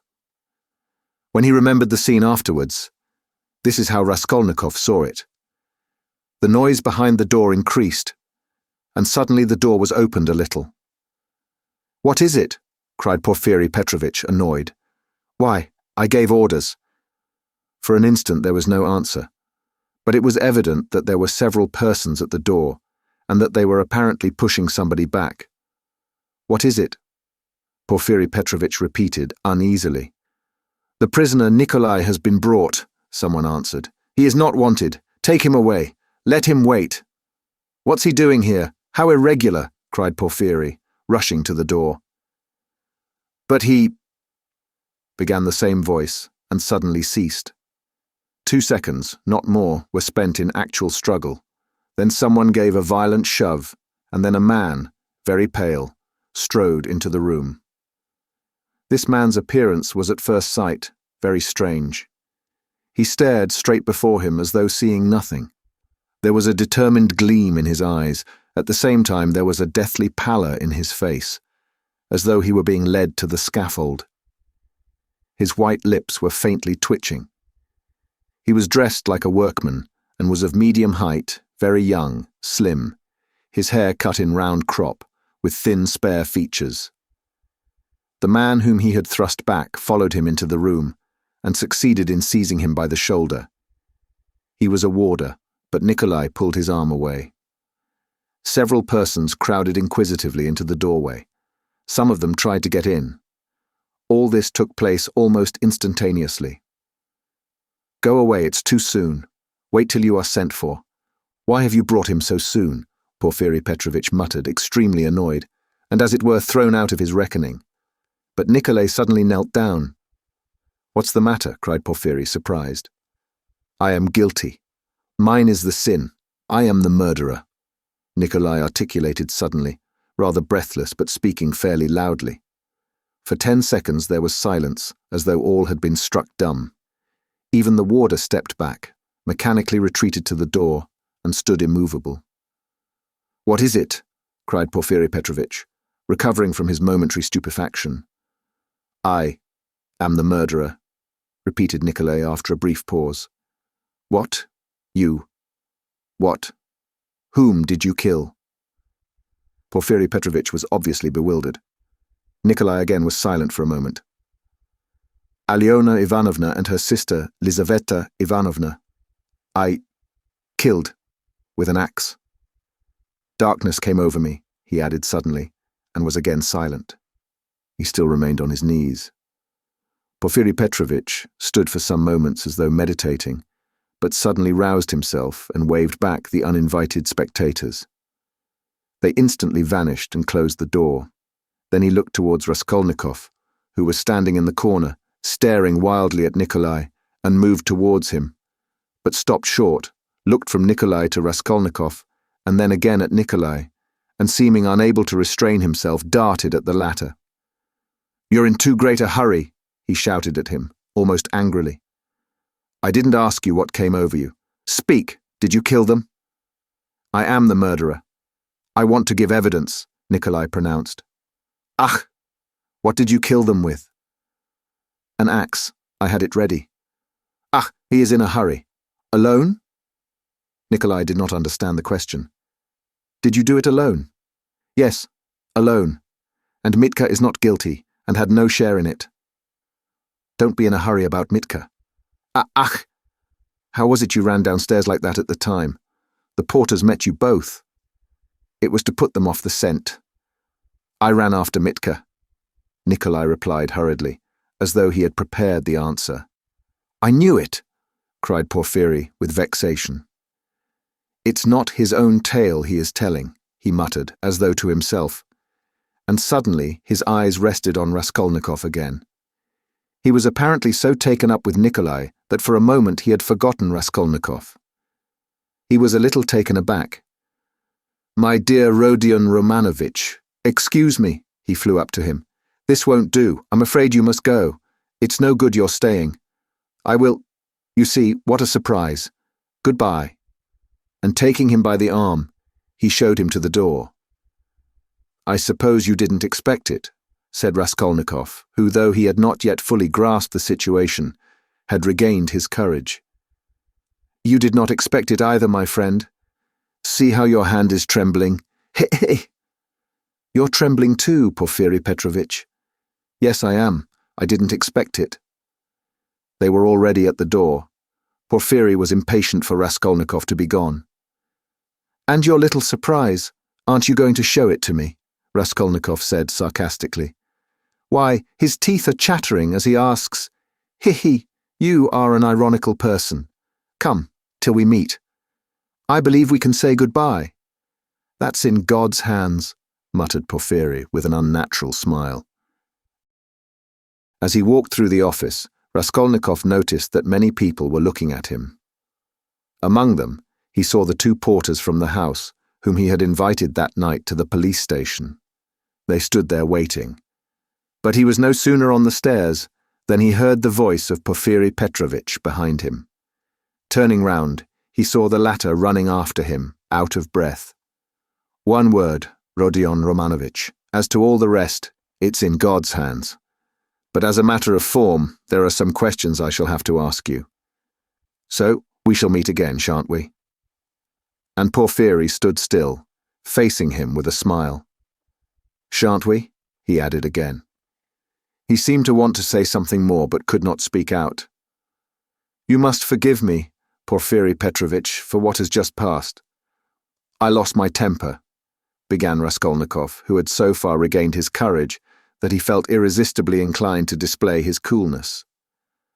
Don't mention it, Porfiry replied, almost gleefully. "I myself, too, I have a wicked temper, I admit it. But we shall meet again. If it's God's will, we may see a great deal of one another." "And we'll get to know each other through and through?" added Raskolnikov. "Yes, know each other through and through," assented Porfiry Petrovitch, and he screwed up his eyes, looking earnestly at Raskolnikov. "Now you're going to a birthday party." "To a funeral?" "Of course, the funeral.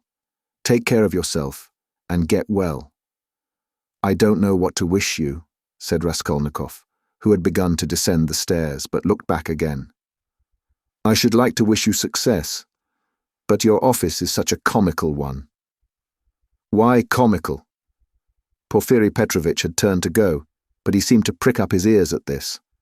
"Why, how you must have been torturing and harassing that poor Nikolai psychologically, after your fashion, till he confessed.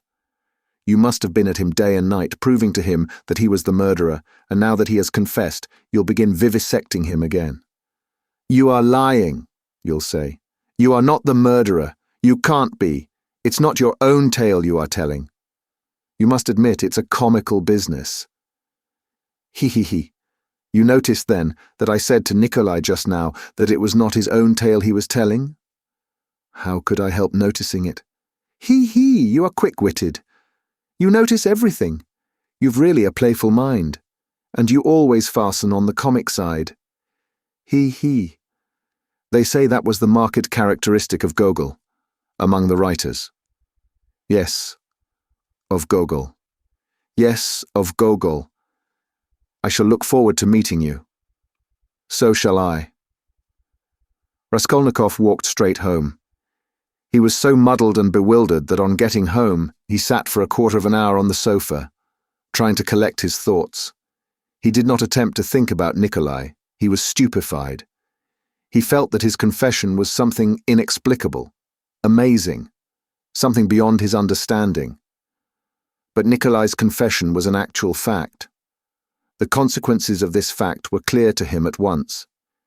Its falsehood could not fail to be discovered, and then they would be after him again. Till then, at least, he was free and must do something for himself, for the danger was imminent. But how imminent? His position gradually became clear to him. Remembering, sketchily, the main outlines of his recent scene with Porfiry, he could not help shuddering again with horror.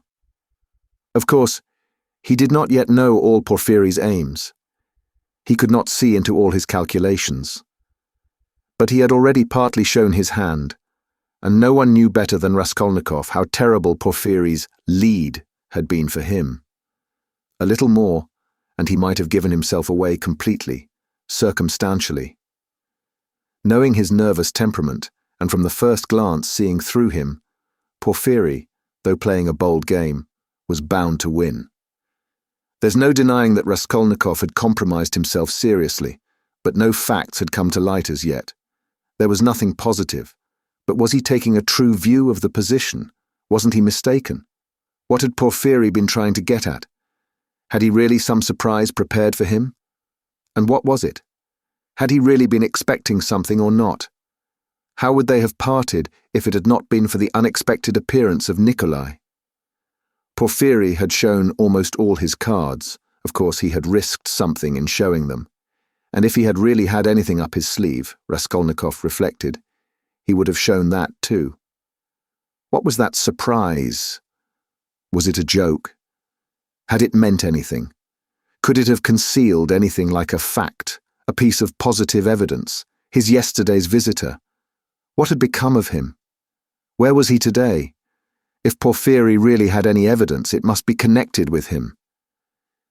He sat on the sofa, with his elbows on his knees and his face hidden in his hands. He was still shivering nervously. At last he got up, took his cap, thought a minute, and went to the door. He had a sort of presentiment that for today, at least, he might consider himself out of danger. He had a sudden sense, almost of joy. He wanted to make haste to Katerina Ivanovna's. He would be too late for the funeral, of course, but he would be in time for the memorial dinner, and there at once he would see Sonia. He stood still, thought a moment, and a suffering smile came for a moment onto his lips.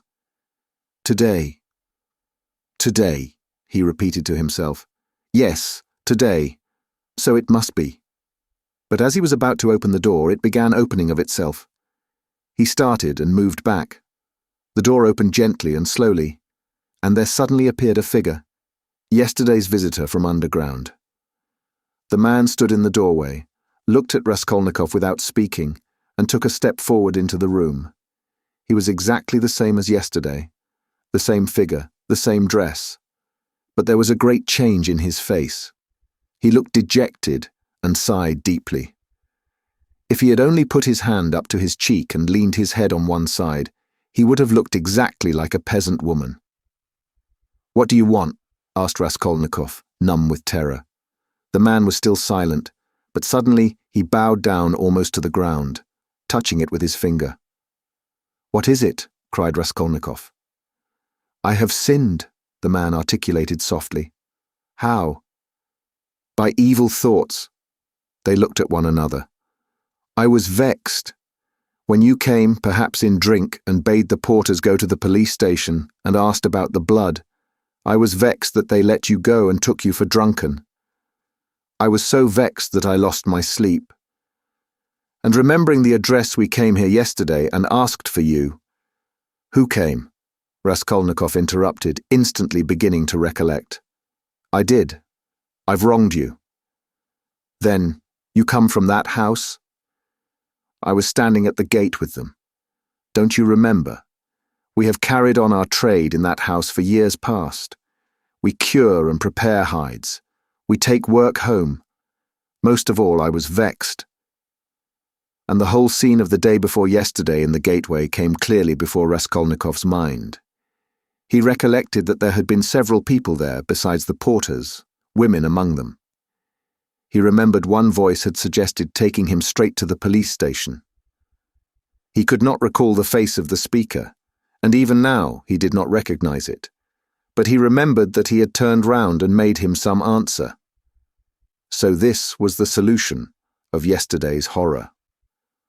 The most awful thought was that he had been actually almost lost, had almost done for himself on account of such a trivial circumstance. So this man could tell nothing, except his asking about the flat and the bloodstains. So Porfiry, too, had nothing but that delirium. No facts but this psychology which cuts both ways, nothing positive. So if no more facts come to light, And they must not. Then what can they do to him? How can they convict him, even if they arrest him? And Porphyry then had only just heard about the flat and had not known about it before. Was it you who told Porphyry that I'd been there? He cried, struck by a sudden idea. What Porphyry? The head of the detective department. Yes. The porters did not go there, but I went. Today? I got there 2 minutes before you, and I heard it all, how he worried you. Where? What? When? Why, in the next room. I was sitting there all the time.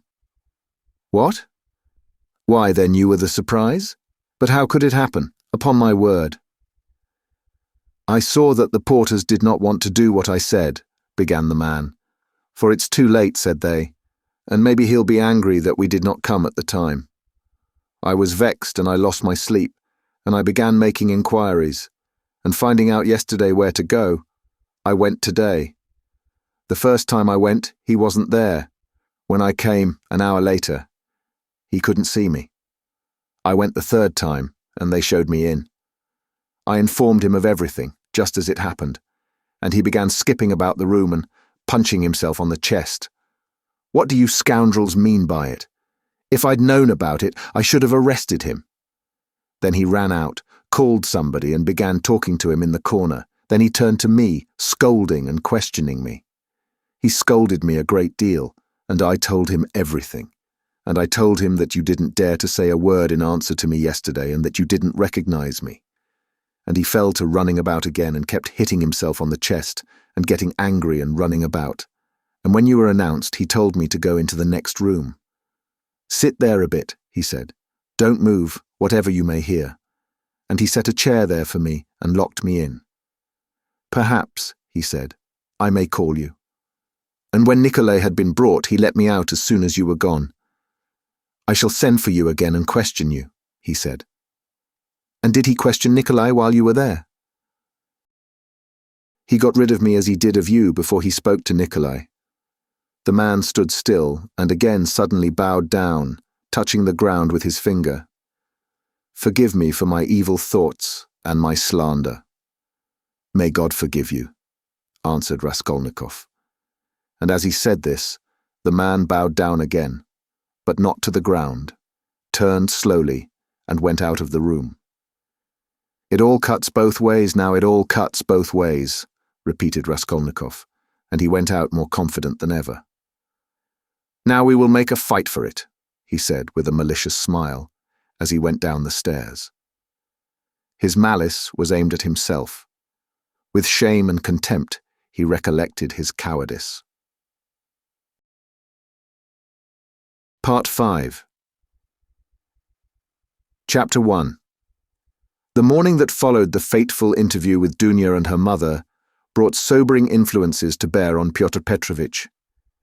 Intensely unpleasant as it was, he was forced little by little to accept as a fact beyond recall what had seemed to him only the day before, fantastic and incredible.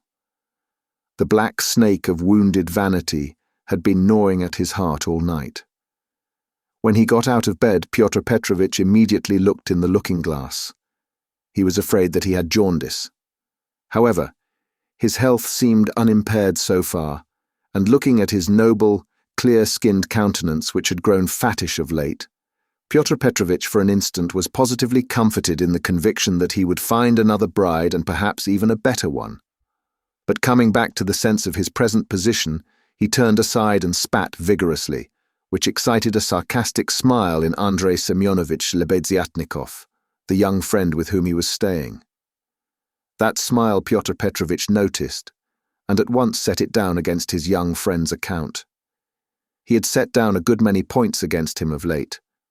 His anger was redoubled when he reflected that he ought not to have told Andrei Semyonovitch about the result of yesterday's interview. That was the second mistake he had made in temper, through impulsiveness and irritability. Moreover, all that morning, one unpleasantness followed another. He even found a hitch awaiting him in his legal case in the Senate. He was particularly irritated by the owner of the flat which had been taken in view of his approaching marriage and was being redecorated at his own expense.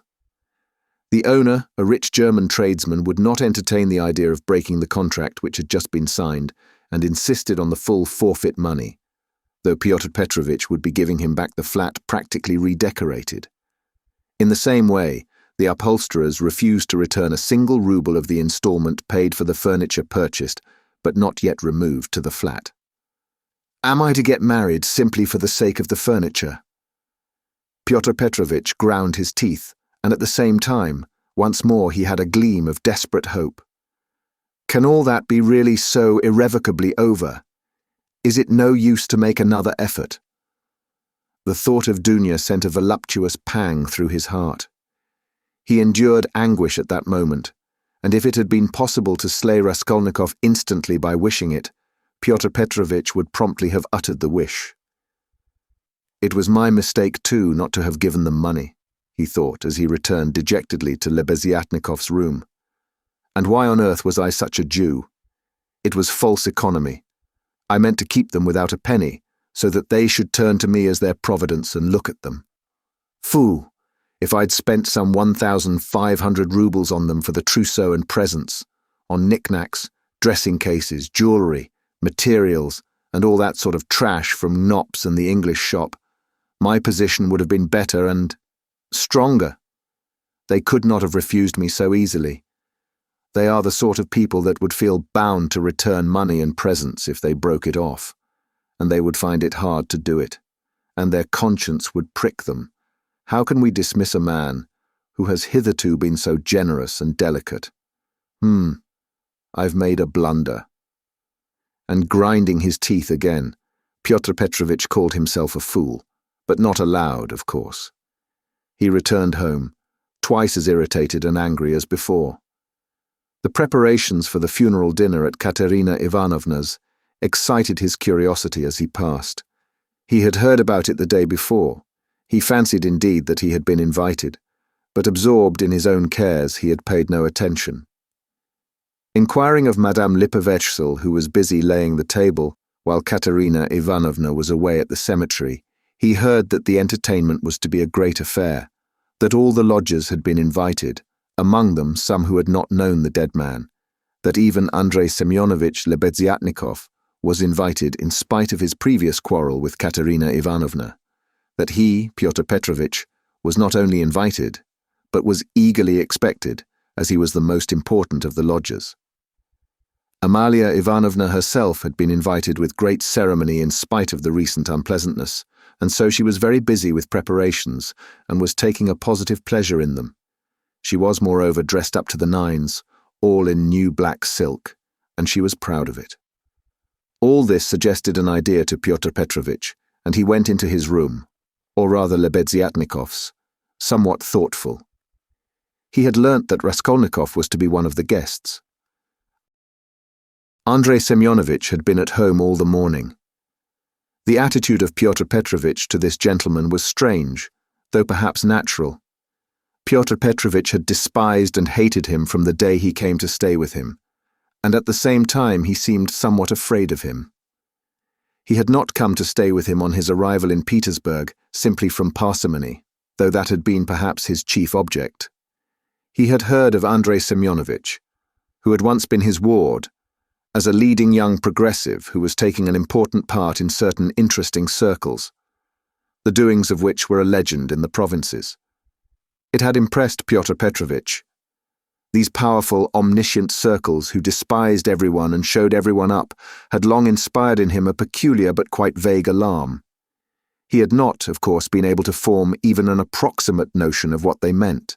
He, like everyone, had heard that there were, especially in Petersburg, progressives of some sort, nihilists and so on, and like many people, he exaggerated and distorted the significance of those words to an absurd degree. What for many years past he had feared more than anything was being shown up, and this was the chief ground for his continual uneasiness at the thought of transferring his business to Petersburg. He was afraid of this, as little children are sometimes panic-stricken. Some years before, when he was just entering on his own career, he had come upon 2 cases in which rather important personages in the province, patrons of his, had been cruelly shown up. One instance had ended in great scandal for the person attacked, and the other had very nearly ended in serious trouble. For this reason, Pyotr Petrovitch intended to go into the subject as soon as he reached Petersburg, and if necessary, to anticipate contingencies by seeking the favor of our younger generation. He relied on Andrei Semyonovitch for this, and before his visit to Raskolnikov, he had succeeded in picking up some current phrases. He soon discovered that Andrei Semyonovitch was a commonplace simpleton, but that by no means reassured Pyotr Petrovitch. Even if he had been certain that all the progressives were fools like him, it would not have allayed his uneasiness. All the doctrines, the ideas, the systems with which Andrei Semyonovitch pestered him had no interest for him. He had his own object. He simply wanted to find out at once what was happening here. Had these people any power or not? Had he anything to fear from them? Would they expose any enterprise of his? And what precisely was now the object of their attacks? Could he somehow make up to them and get round them if they really were powerful? Was this the thing to do or not? Couldn't he gain something through them? In fact, hundreds of questions presented themselves. Andrei Semyonovitch was an anemic, scrofulous little man, with strangely flaxen mutton-chop whiskers, of which he was very proud. He was a clerk, and had almost always something wrong with his eyes. He was rather soft-hearted, but self-confident, and sometimes extremely conceited in speech, which had an absurd effect, incongruous with his little figure. He was one of the lodgers most respected by Amalia Ivanovna, for he did not get drunk and paid regularly for his lodgings. Andrei Semyonovitch really was rather stupid. He attached himself to the cause of progress and our younger generation from enthusiasm. He was one of the numerous and varied legion of dullards, of half-animate abortions, conceited, half-educated coxcombs, who attach themselves to the idea most in fashion, only to vulgarize it, and who caricature every cause they serve, however sincerely. Though Lebeziatnikov was so good-natured, he too was beginning to dislike Pyotr Petrovitch. This happened on both sides unconsciously. However simple Andrei Semyonovitch might be, he began to see that Pyotr Petrovitch was duping him and secretly despising him, and that he was not the right sort of man. He had tried expounding to him the system of Fourier and the Darwinian theory, but of late Pyotr Petrovitch began to listen too sarcastically and even to be rude. The fact was, he had begun instinctively to guess that Lebeziatnikov was not merely a commonplace simpleton, but perhaps a liar too, and that he had no connections of any consequence even in his own circle, but had simply picked things up third hand, and that very likely he did not even know much about his own work of propaganda, for he was in too great a muddle. A fine person he would be to show anyone up. It must be noted, by the way, that Pyotr Petrovitch had during those 10 days eagerly accepted the strangest praise from Andrei Semyonovitch. He had not protested, for instance, when Andrei Semyonovitch belauded him for being ready to contribute to the establishment of the new commune, or to abstain from christening his future children, or to acquiesce if Dunya were to take a lover a month after marriage, and so on. Pyotr Petrovitch so enjoyed hearing his own praises that he did not disdain even such virtues when they were attributed to him. Pyotr Petrovitch had had occasion that morning to realize some 5% bonds, and now he sat down to the table and counted over bundles of notes. Andrei Semyonovitch, who hardly ever had any money, walked about the room pretending to himself to look at all those banknotes with indifference and even contempt.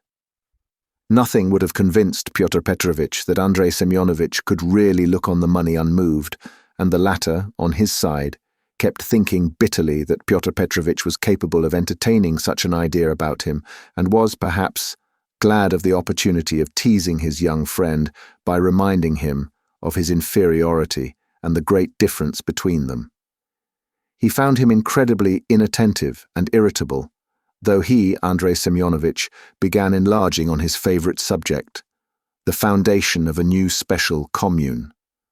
The brief remarks that dropped from Pyotr Petrovitch between the clicking of the beads on the reckoning frame betrayed unmistakable and discourteous irony.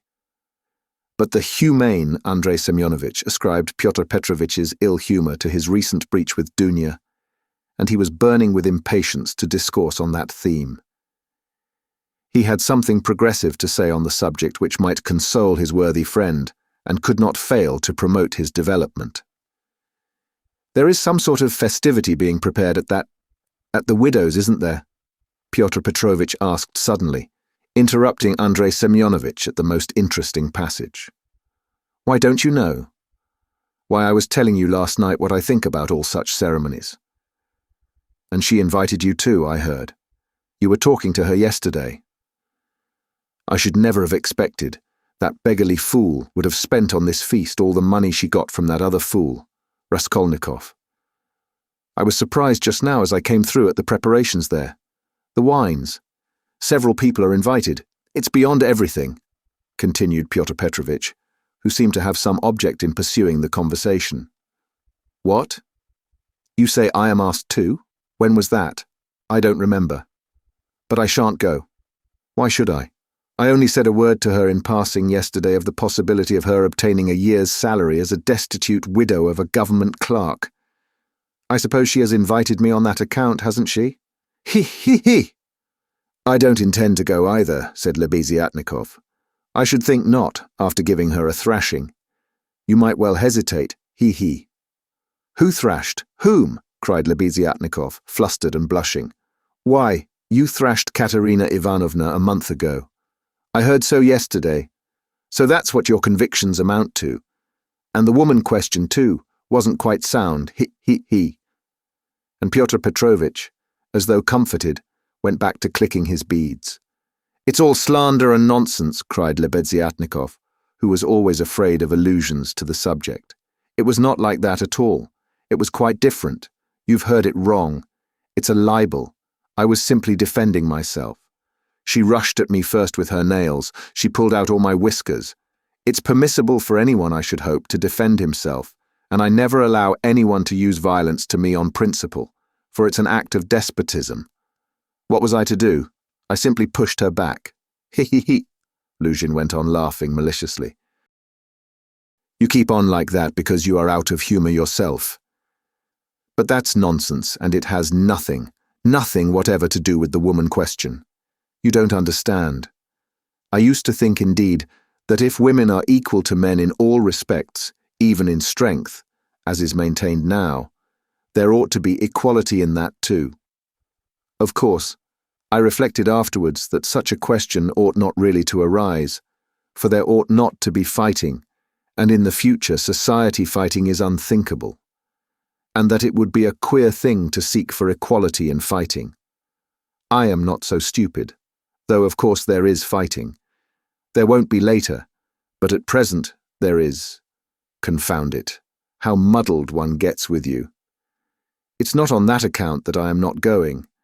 I am not going on principle, not to take part in the revolting convention of memorial dinners, that's why. Though of course one might go to laugh at it. I'm sorry there won't be any priests at it. I should certainly go if there were. Then you would sit down at another man's table and insult it, and those who invited you. Eh? Certainly not insult, but protest. I should do it with a good object. I might indirectly assist the cause of enlightenment and propaganda. It's a duty of every man to work for enlightenment and propaganda, and the more harshly, perhaps, the better. I might drop a seed, an idea, and something might grow up from that seed. How should I be insulting them? They might be offended at first, but afterwards they'd see I'd done them a service. You know, Terebieva, who is in the community now, was blamed because when she left her family and devoted herself, she wrote to her father and mother that she wouldn't go on living conventionally and was entering on a free marriage, and it was said that that was too harsh, that she might have spared them and have written more kindly. I think that's all nonsense and there's no need of softness. On the contrary, what's wanted is protest. Varents had been married 7 years. She abandoned her 2 children. She told her husband straight out in a letter, "I have realized that I cannot be happy with you. I can never forgive you that you have deceived me by concealing from me, that there is another organization of society by means of the communities. I have only lately learned it from a great-hearted man to whom I have given myself and with whom I am establishing a community. I speak plainly because I consider it dishonest to deceive you. Do as you think best. Do not hope to get me back, you are too late. I hope you will be happy. That's how letters like that ought to be written. Is that Terebieva the one you said had made a third free marriage? No, it's only the second, really. But what if it were the fourth? What if it were the 15th? That's all nonsense. And if ever I regretted the death of my father and mother, it is now. And I sometimes think if my parents were living, what a protest I would have aimed at them. I would have done something on purpose. I would have shown them. I would have astonished them. I am really sorry there is no one. To surprise. He. Well, be that as you will, Pyotr Petrovitch interrupted. But tell me this. Do you know the dead man's daughter, the delicate-looking little thing? It's true what they say about her, isn't it? What of it? I think it is my own personal conviction that this is the normal condition of women. Why not? I mean, distinct ones. In our present society, it is not altogether normal because it is compulsory. But in the future society, it will be perfectly normal because it will be voluntary. Even as it is, she was quite right. She was suffering, and that was her asset, so to speak, her capital, which she had a perfect right to dispose of. Of course, in the future society, there will be no need of assets, but her part will have another significance, rational and in harmony with her environment. As to Sofya Semyonovna personally, I regard her action as a vigorous protest against the organization of society, and I respect her deeply for it. I rejoice indeed when I look at her. I was told that you got her turned out of these lodgings. Lebeziatnikov was enraged. That's another slander, he yelled. It was not so at all. That was all Katerina Ivanovna's invention, for she did not understand. And I never made love to Sofya Semyonovna. I was simply developing her entirely disinterestedly, trying to rouse her to protest. All I wanted was her protest, and Sofya Semyonovna could not have remained here anyway. Have you asked her to join your community? You keep on laughing, and very inappropriately, allow me to tell you. You don't understand. There is no such role in a community. The community is established that there should be no such roles. In a community, such a role is essentially transformed, and what is stupid here is sensible there. What, under present conditions, is unnatural, becomes perfectly natural in the community. It all depends on the environment. It's all the environment, and man himself is nothing. And I am on good terms with Sofya Semyonovna to this day, which is a proof that she never regarded me as having wronged her. I am trying now to attract her to the community, but on quite a different footing. What are you laughing at? We are trying to establish a community of our own, a special one on a broader basis. We have gone further in our convictions. We reject more. And meanwhile, I'm still developing Sofya Semyonovna. She has a beautiful, beautiful character. And you take advantage of her fine character, eh? No, oh no, on the contrary. Oh, on the contrary, a queer thing to say. Believe me, why should I disguise it? In fact, I feel it strange myself how timid, chaste and modern she is with me. And you, of course, are developing her, trying to prove to her that all that modesty is nonsense? Not at all, not at all. How coarsely, how stupidly, excuse me saying so, you misunderstand the word development. Good heavens, how crude you still are. We are striving for the freedom of women, and you have only one idea in your head. Setting aside the general question of chastity and feminine modesty as useless in themselves and indeed prejudices, I fully accept her chastity with me because that's for her to decide. Of course, if she were to tell me herself that she wanted me, I should think myself very lucky because I like the girl very much. But as it is, no one has ever treated her more courteously than I, with more respect for her dignity. I wait in hopes, that's all. You had much better make her a present of something. I bet you never thought of that. You don't understand, as I've told you already. Of course she is in such a position, but it's another question. Quite another question. You simply despise her. Seeing a fact which you mistakenly consider deserving of contempt, you refuse to take a humane view of a fellow creature. You don't know what a character she is. I am only sorry that of late she has quite given up reading and borrowing books. I used to lend them to her. I am sorry, too, that with all the energy and resolution in protesting, which she has already shown once, she has little self-reliance, little, so to say, independence, so as to break free from certain prejudices and certain foolish ideas. Yet she thoroughly understands some questions, for instance about kissing of hands, that is, that it's an insult to a woman for a man to kiss her hand, because it's a sign of inequality. We had a debate about it and I described it to her. She listened attentively to an account of the workmen's associations in France, too. Now I'm explaining the question of coming into the room in the future society. And what's that, pray? We had a debate lately on the question, has a member of the community the right to enter another member's room, whether man or woman, at any time? And we decided that he has. It might be at an inconvenient moment. Lebeziatnikov was really angry. You are always thinking of something unpleasant, he cried with aversion. Tfu! How vexed I am that when I was expounding our system, I referred prematurely to the question of personal privacy. It's always a stumbling block to people like you. They turn it into ridicule before they understand it. And how proud they are of it too. Tfu! I've often maintained that that question should not be approached by a novice till he has a firm faith in the system. And tell me, please, what do you find so shameful even in cesspools? I should be the first to be ready to clean out any cesspool you like. And it's not a question of self-sacrifice, it's simply work, honourable, useful work, which is as good as any other, and much better than the work of a Raphael and a Pushkin, because it is more useful. And more honourable, he. What do you mean by more honourable? I don't understand such expressions to describe human activity. More honourable, nobler. All those are old-fashioned prejudices which I reject. Everything which is of use to mankind is honourable.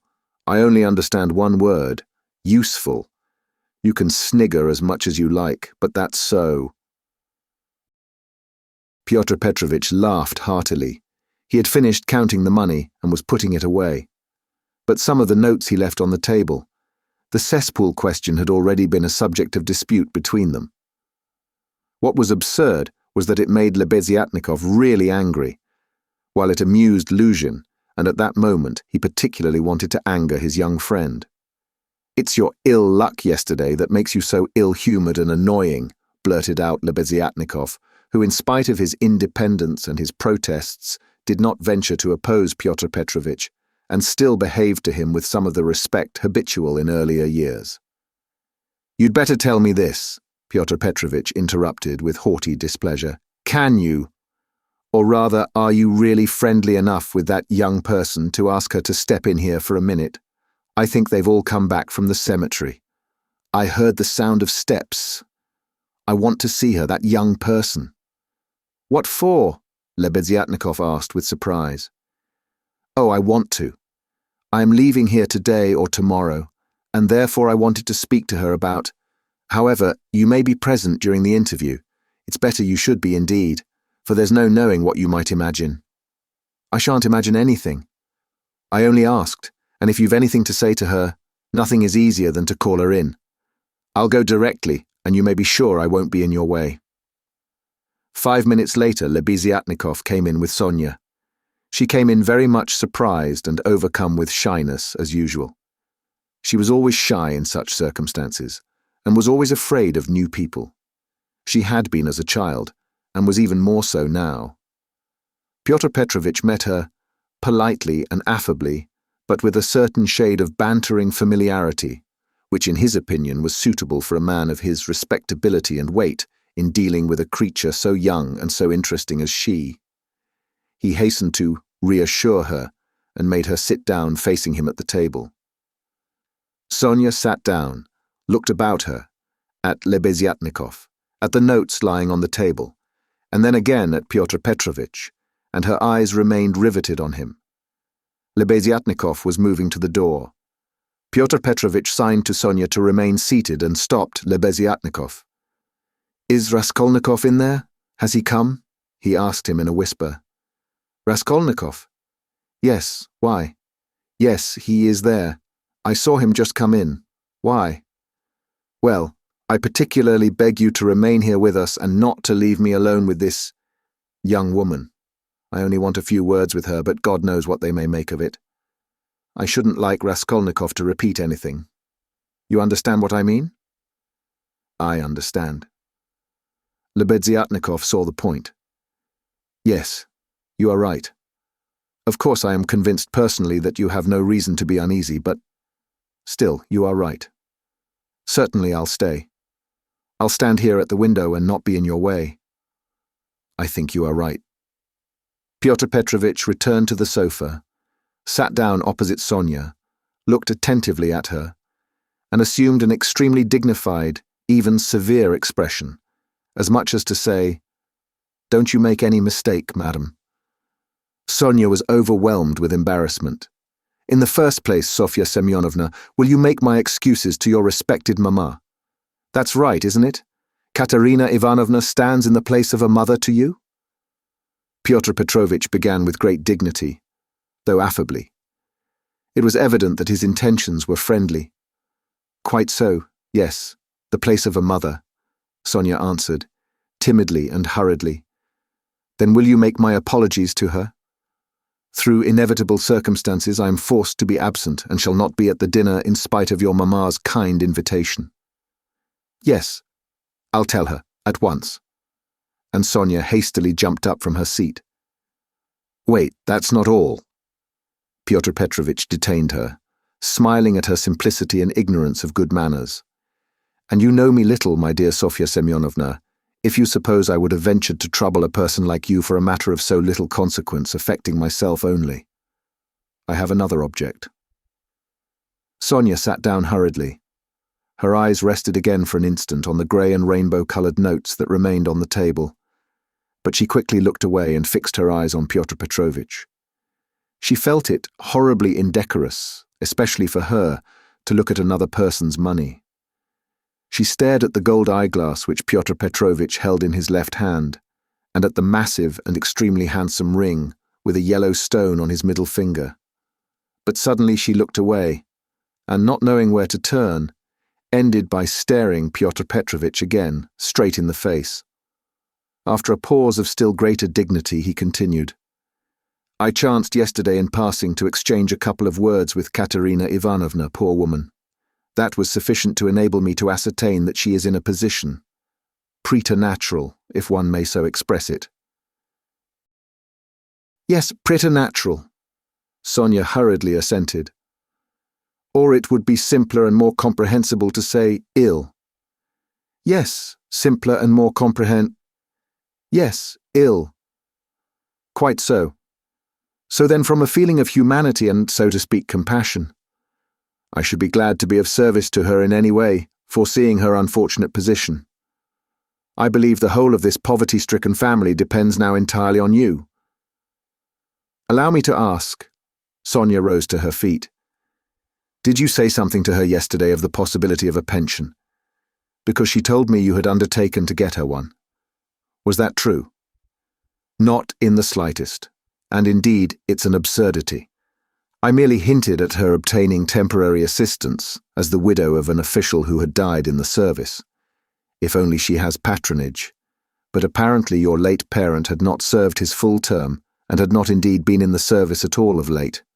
In fact, if there could be any hope, it would be very ephemeral, because there would be no claim for assistance in that case, far from it, and she is dreaming of a pension already, he. A go-ahead lady." "Yes, she is, for she is credulous and good-hearted, and she believes everything from the goodness of her heart, and she is like that." "Yes, you must excuse her," said Sonia, and again she got up to go. "But you haven't heard what I have to say."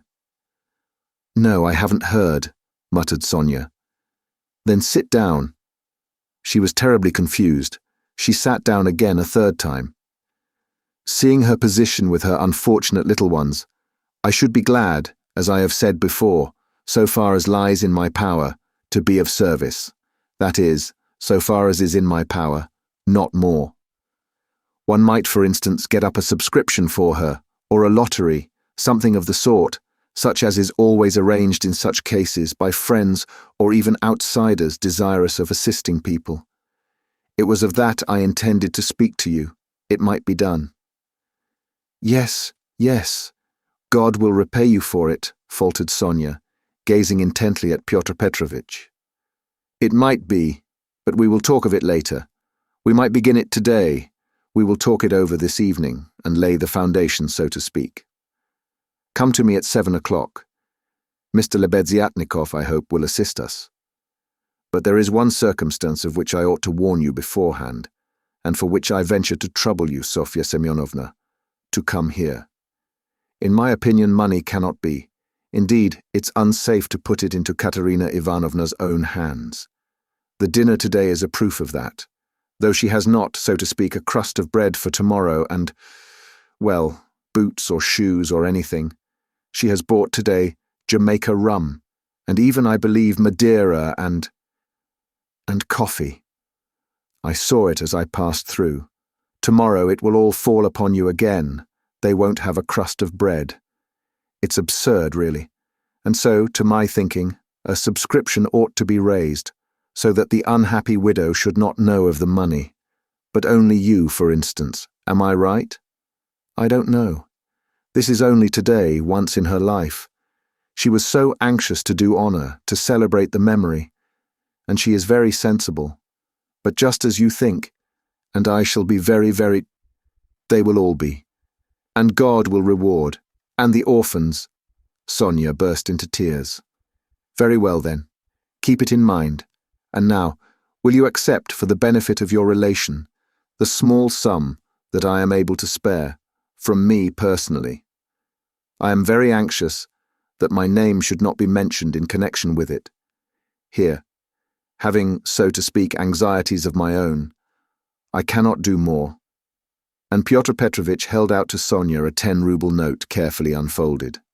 Sonia took it, flushed crimson, jumped up, muttered something and began taking leave. Pyotr Petrovitch accompanied her ceremoniously to the door. She got out of the room at last, agitated and distressed, and returned to Katerina Ivanovna, overwhelmed with confusion. All this time, Lebeziatnikov had stood at the window or walked about the room, anxious not to interrupt the conversation. When Sonia had gone, he walked up to Pyotr Petrovitch and solemnly held out his hand. I heard and saw everything, he said, laying stress on the last verb. That is honorable. I mean to say, it's humane. You wanted to avoid gratitude, I saw. And although I cannot, I confess, in principle, sympathize with private charity, for it not only fails to eradicate the evil but even promotes it, yet I must admit that I saw your action with pleasure. Yes, I like it. That's all nonsense, muttered Pyotr Petrovitch, somewhat disconcerted, looking carefully at Lebeziatnikov. No, it's not nonsense. A man who has suffered distress and annoyance as you did yesterday, and who yet can sympathize with the misery of others, such a man, even though he is making a social mistake, is still deserving of respect. I did not expect it indeed of you, Pyotr Petrovitch, especially as according to your ideas. Oh, what a drawback your ideas are to you. How distressed you are, for instance, by your ill luck yesterday, cried the simple-hearted Lebeziatnikov, who felt a return of affection for Pyotr Petrovitch. And what do you want with marriage, with legal marriage, my dear noble Pyotr Petrovitch? Why do you cling to this legality of marriage? Well, you may beat me if you like, but I am glad, positively glad it hasn't come off, that you are free, that you are not quite lost for humanity. You see, I've spoken my mind. Because I don't want in your free marriage to be made a fool of and to bring up another man's children. That's why I want legal marriage, Luzhin replied, in order to make some answer. He seemed preoccupied by something.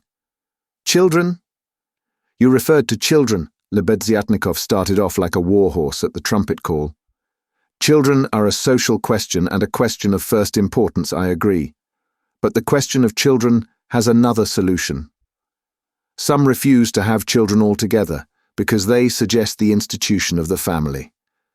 We'll speak of children later, but now as to the question of honor, I confess that's my weak point.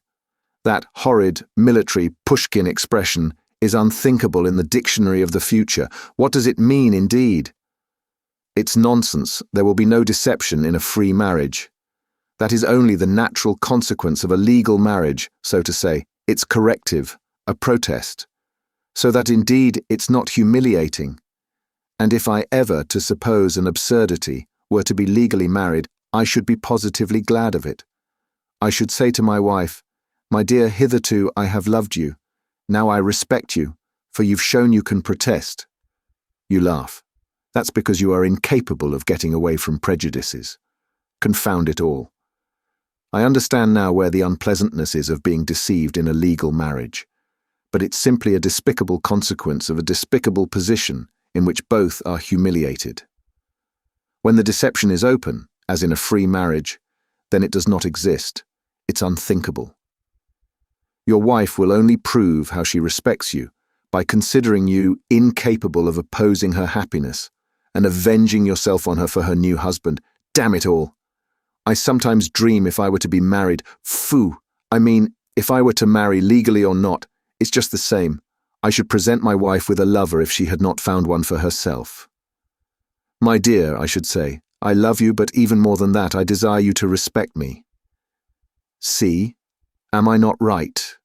Pyotr Petrovitch sniggered as he listened, but without much merriment. He hardly heard it, indeed. He was preoccupied with something else, and even Lebeziatnikov at last noticed it. Pyotr Petrovitch seemed excited and rubbed his hands. Lebeziatnikov remembered all this and reflected upon it afterwards. Chapter 2. It would be difficult to explain exactly what could have originated the idea of that senseless dinner in Katerina Ivanovna's disordered brain. Nearly 10 of the 20 rubles given by Raskolnikov for Marmeladov's funeral were wasted upon it. Possibly Katerina Ivanovna felt obliged to honor the memory of the deceased suitably, that all the lodgers, and still more Amalia Ivanovna, might know that he was in no way their inferior and perhaps very much their superior, and that no one had the right to turn up his nose at him. Perhaps the chief element was that peculiar poor man's pride, which compels many poor people to spend their last savings on some traditional social ceremony, simply in order to do like other people, and not to be looked down upon. It is very probable, too, that Katerina Ivanovna longed on this occasion, at the moment when she seemed to be abandoned by everyone, to show those wretched, contemptible lodgers that she knew how to do things, how to entertain, and that she had been brought up in a genteel, she might almost say aristocratic colonel's family, and had not been meant for sweeping floors and washing the children's rags at night. Even the poorest and most broken-spirited people are sometimes liable to these paroxysms of pride and vanity, which take the form of an irresistible nervous craving. And Katerina Ivanovna was not broken-spirited. She might have been killed by circumstance. But her spirit could not have been broken. That is, she could not have been intimidated. Her will could not be crushed. Moreover, Sonia had said with good reason that her mind was unhinged. She could not be said to be insane. But for a year past, she had been so harassed that her mind might well be overstrained. The later stages of consumption are apt, doctors tell us, to affect the intellect. There was no great variety of wines, nor was there Madeira, but wine there was. There was vodka, rum, and Lisbon wine. All of the poorest quality, but in sufficient quantity. Besides the traditional rice and honey, there were 3 or 4 dishes, one of which consisted of pancakes, all prepared in Amalia Ivanovna's kitchen. 2 samovars were boiling, that tea and punch might be offered after dinner. Katerina Ivanovna had herself seen to purchasing the provisions, with the help of one of the lodgers, an unfortunate little Pole who had somehow been stranded at Madame Lipovetsky's.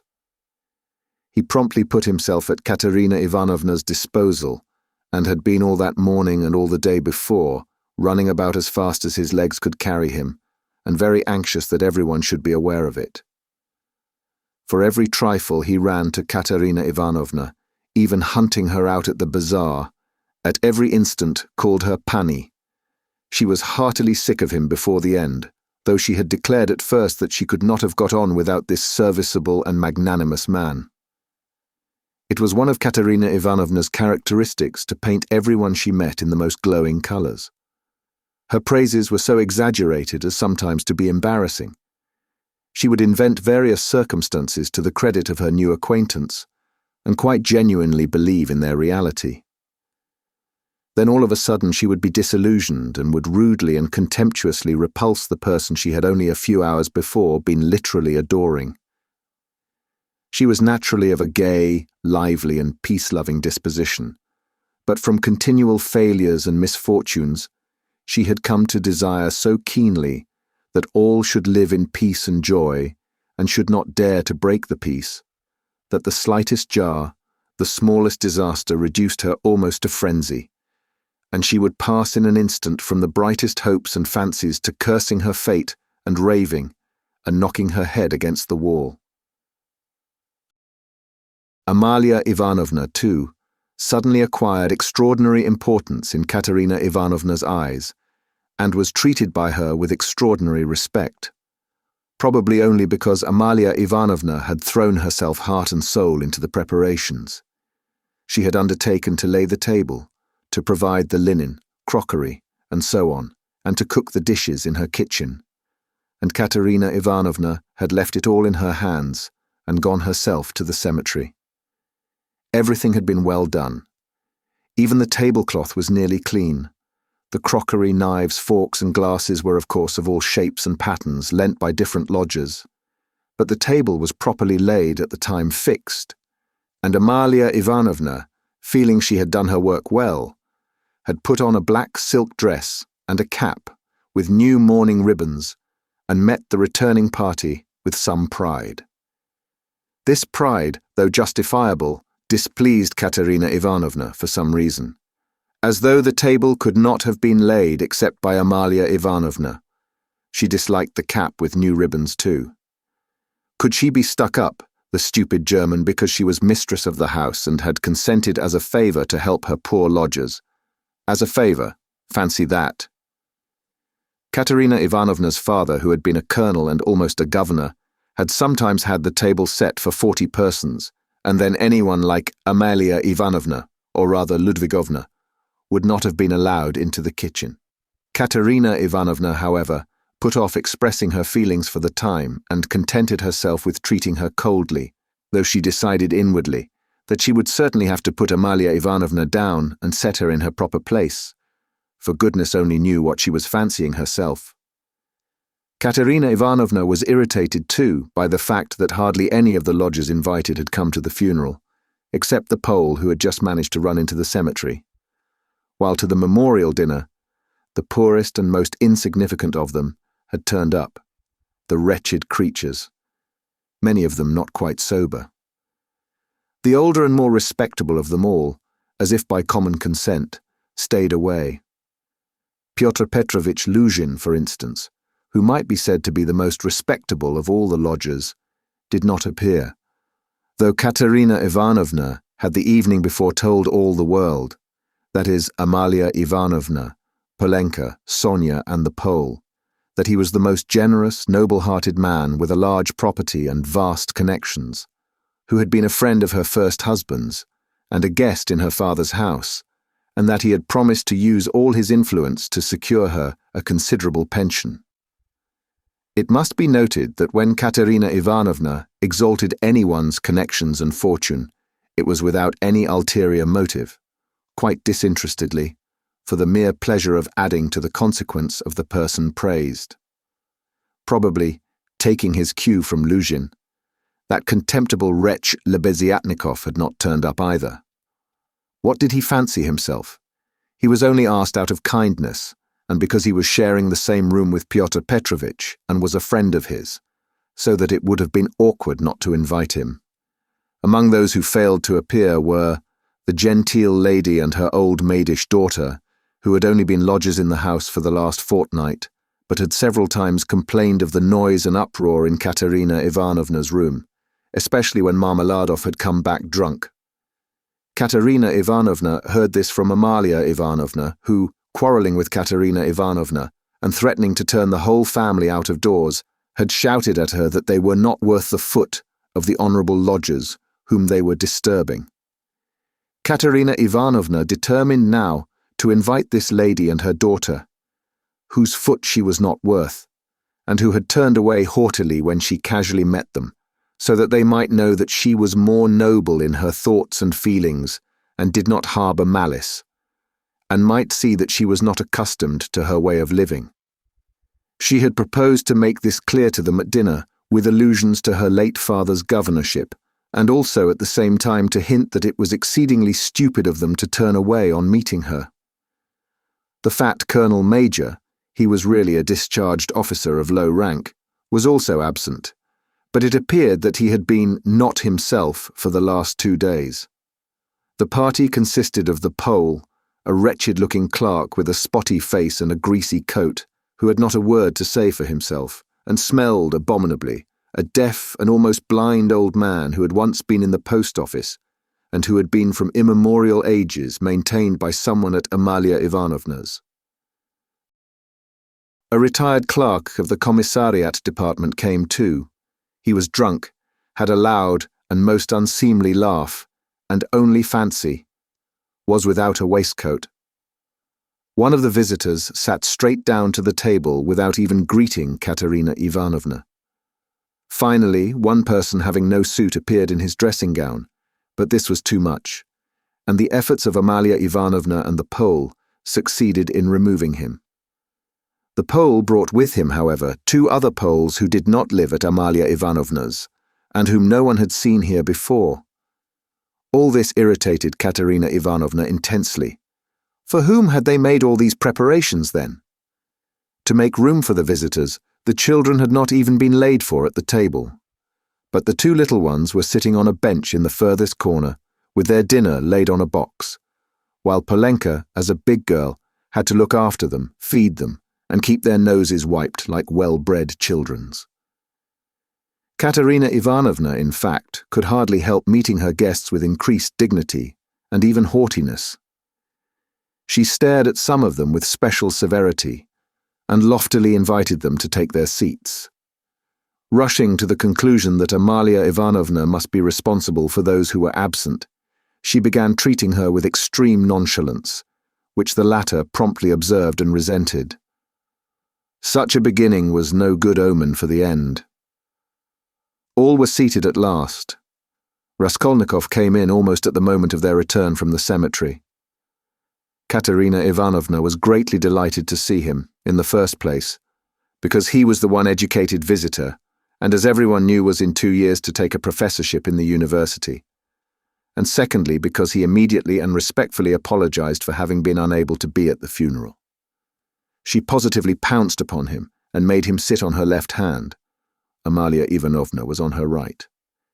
In spite of her continual anxiety that the dishes should be passed round correctly, and that everyone should taste them, in spite of the agonizing cough which interrupted her every minute and seemed to have grown worse during the last few days, she hastened to pour out in a half-whisper to Raskolnikov all her suppressed feelings and her just indignation at the failure of the dinner, interspersing her remarks with lively and uncontrollable laughter at the expense of her visitors and especially of her landlady. "It's all that cuckoo's fault, you know whom I mean? Her! Katerina Ivanovna nodded towards the landlady. "Look at her, she's making round eyes. She feels that we are talking about her and can't understand. Foo, the owl! Ha, ha! Cough, cough, cough. And what does she put on that cap for? Cough, cough, cough. Have you noticed that she wants everyone to consider that she is patronizing me and doing me an honor by being here? I asked her like a sensible woman to invite people, especially those who knew my late husband, and look at the set of fools she has brought. The sweeps. Look at that one with the spotty face. And those wretched Poles. Ha, ha, ha. Cough, cough, cough. Not one of them has ever poked his nose in here. I've never set eyes on them. What have they come here for, I ask you? There they sit in a row, "Hey, Pan," she cried suddenly to one of them. "Have you tasted the pancakes? Take some more, have some beer. Won't you have some vodka? Look, he's jumped up and is making his bows. They must be quite starved, poor things. Never mind, let them eat. They don't make a noise anyway, though. I'm really afraid for our landlady's silver spoons." "Amalia Ivanovna," she addressed her suddenly, almost aloud. "If your spoons should happen to be stolen, I won't be responsible, I warn you. Ha ha ha." She laughed, turning to Raskolnikov, and again nodding towards the landlady, in high glee at her sally. She didn't understand. She didn't understand again. Look how she sits with her mouth open. An owl, a real owl, an owl in new ribbons, ha ha ha. Here, her laugh turned again to an insufferable fit of coughing that lasted 5 minutes. Drops of perspiration stood out on her forehead, and her handkerchief was stained with blood. She showed Raskolnikov the blood in silence, and as soon as she could get her breath began whispering to him again with extreme animation and a hectic flush on her cheeks. "Do you know, I gave her the most delicate instructions, so to speak, for inviting that lady and her daughter. You understand of whom I am speaking? It needed the utmost delicacy, the greatest nicety. But she has managed things so that that fool, that conceited baggage, that provincial nonentity, simply because she is the widow of a major and has come to try and get a pension and to fray out her skirts in the government offices, because at 50 she paints her face, everybody knows it. A creature like that did not think fit to come, and has not even answered the invitation which the most ordinary good manners required. I can't understand why Pyotr Petrovitch has not come. But where's Sonia? Where has she gone? Ah, there she is at last. What is it, Sonia? Where have you been? It's odd that even at your father's funeral you should be so unpunctual. Rodion Romanovitch, make room for her beside you. That's your place, Sonia. Take what you like. Have some of the cold entree with jelly, that's the best. They'll bring the pancakes directly. Have they given the children some? Polenka, have you got everything? Cough, cough, cough. That's all right. Be a good girl, Lida. And Kolya, don't fidget with your feet. Sit like a little gentleman. What are you saying, Sonia? Sonia hastened to give her Pyotr Petrovitch's apologies, trying to speak loud enough for everyone to hear, and carefully choosing the most respectful phrases which she attributed to Pyotr Petrovitch. She added that Pyotr Petrovitch had particularly told her to say that, as soon as he possibly could, he would come immediately to discuss business alone with her, and to consider what could be done for her, and so on and so forth. Sonia knew that this would comfort Katerina Ivanovna, would flatter her and gratify her pride. She sat down beside Raskolnikov. She made him a hurried bow, glancing curiously at him, but for the rest of the time she seemed to avoid looking at him or speaking to him. She seemed absent-minded, though she kept looking at Katerina Ivanovna, trying to please her. Neither she nor Katerina Ivanovna had been able to get mourning. Sonia was wearing dark brown, and Katerina Ivanovna had on her only dress, a dark striped cotton one. The message from Pyotr Petrovitch was very successful. Listening to Sonia with dignity, Katerina Ivanovna inquired with equal dignity how Pyotr Petrovitch was, then at once whispered almost aloud to Raskolnikov that it certainly would have been strange for a man of Pyotr Petrovitch's position and standing to find himself in such extraordinary company. In spite of his devotion to her family and his old friendship with her father. That's why I am so grateful to you, Rodion Romanovitch, that you have not disdained my hospitality, even in such surroundings, she added almost aloud. But I am sure that it was only your special affection for my poor husband that has made you keep your promise. Then once more with pride and dignity, she scanned her visitors, and suddenly inquired aloud across the table of the deaf man, wouldn't he have some more meat, and had he been given some wine? The old man made no answer, and for a long while could not understand what he was asked, though his neighbours amused themselves by poking and shaking him. He simply gazed about him with his mouth open, which only increased the general mirth. What an imbecile! Look, look, why was he brought? But as to Pyotr Petrovitch, I always had confidence in him, Katerina Ivanovna continued, and of course, he is not like— With an extremely stern face, she addressed Amalia Ivanovna so sharply and loudly that the latter was quite disconcerted. Not like your dressed-up draggle-tails whom my father would not have taken as cooks into his kitchen, and my late husband would have done them honour if he had invited them in the goodness of his heart. Yes, he was fond of drink, he was fond of it, he did drink, cried the commissariat clerk, gulping down his 12th glass of vodka. My late husband certainly had that weakness, and everyone knows it, Katerina Ivanovna attacked him at once. But he was a kind and honourable man, who loved and respected his family. The worst of it was his good nature made him trust all sorts of disreputable people, and he drank with fellows who were not worth the sole of his shoe. Would you believe it? Rodion Romanovitch, they found a gingerbread cock in his pocket. He was dead drunk, but he did not forget the children. A cock? Did you say a cock? Shouted the commissariat clerk. Katerina Ivanovna did not vouchsafe a reply. She sighed, lost in thought. No doubt you think, like everyone, that I was too severe with him, she went on, addressing Raskolnikov. But that's not so. He respected me very much. He was a kind-hearted man, and how sorry I was for him sometimes. He would sit in a corner and look at me. I used to feel so sorry for him. I used to want to be kind to him, and then would think to myself, be kind to him, and he will drink again. It was only by severity that you could keep him within bounds. Yes, he used to get his hair pulled pretty often, roared the commissariat clerk again, swallowing another glass of vodka. Some fools would be the better for a good drubbing, as well as having their hair pulled. I'm not talking of my late husband now, Katerina Ivanovna snapped at him. The flush on her cheeks grew more and more marked. Her chest heaved. In another minute she would have been ready to make a scene. Many of the visitors were sniggering, evidently delighted. They began poking the commissariat clerk and whispering something to him. They were evidently trying to egg him on. Allow me to ask what you are alluding to, began the clerk. That is to say, about whom did you say just now? But I don't care, that's nonsense. Widow, I forgive you. Pass. And he took another drink of vodka. Raskolnikov sat in silence, listening with disgust. He only ate from politeness, just tasting the food that Katerina Ivanovna was continually putting on his plate to avoid hurting her feelings. He watched Sonia intently, but Sonia became more and more anxious and distressed. She, too, foresaw that the dinner would not end peaceably, and saw with terror Katerina Ivanovna's growing irritation.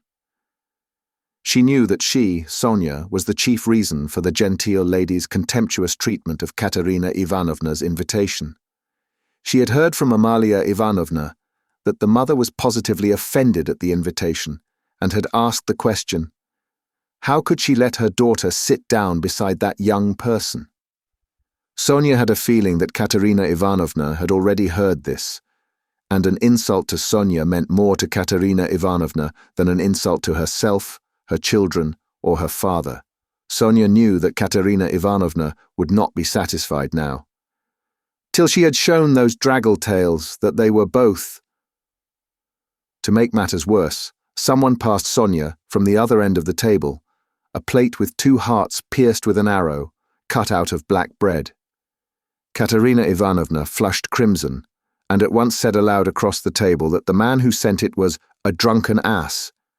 Amalia Ivanovna was foreseeing something amiss, and at the same time deeply wounded by Katerina Ivanovna's haughtiness, and to restore the good humour of the company and raise herself in their esteem. She began, apropos of nothing, telling a story about an acquaintance of hers, Karl from the chemist's, who was driving one night in a cab, and that the cabman wanted him to kill, and Karl very much begged him not to kill, and wept and clasped hands and frightened and from fear pierced his heart. Though Katerina Ivanovna smiled, she observed at once that Amalia Ivanovna ought not to tell anecdotes in Russian. The latter was still more offended, and she retorted that her Vater aus Berlin was a very important man, and always went with his hands in pockets. Katerina Ivanovna could not restrain herself and laughed so much that Amalia Ivanovna lost patience and could scarcely control herself. "Listen to the owl," Katerina Ivanovna whispered at once, her good humour almost restored. She meant to say he kept his hands in his pockets, but she said he put his hands in people's pockets. Cough, cough. "And have you noticed, Rodion Romanovich, that all these Petersburg foreigners, the Germans especially, are all stupider than we? Can you fancy any one of us telling how Karl from the chemist's pierced his heart from fear, and that the idiot, instead of punishing the cabman, clasped his hands and wept, and much begged? Ah, the fool! And you know she fancies it's very touching and does not suspect how stupid she is. To my thinking, that drunken commissariat clerk is a great deal cleverer. Anyway, one can see that he has addled his brains with drink. But you know, these foreigners are always so well behaved and serious. Look how she sits glaring. She is angry. Ha ha! Cough, cough, cough." Regaining her good humour, Katerina Ivanovna began at once telling Raskolnikov that when she had obtained her pension, she intended to open a school for the daughters of gentlemen in her native town, Tula. This was the first time she had spoken to him of the project, and she launched out into the most alluring details. It suddenly appeared that Katerina Ivanovna had in her hands the very certificate of honour, of which Marmeladov had spoken to Raskolnikov in the tavern, when he told him that Katerina Ivanovna, his wife, had danced the shawl dance before the governor and other great personages on leaving school. This certificate of honour was obviously intended now to prove Katerina Ivanovna's right to open a boarding school, but she had armed herself with it chiefly with the object of overwhelming those two stuck-up draggle-tails if they came to the dinner, and proving incontestably that Katerina Ivanovna was of the most noble, she might even say aristocratic family, a colonel's daughter, and was far superior to certain adventuresses who have been so much to the fore of late.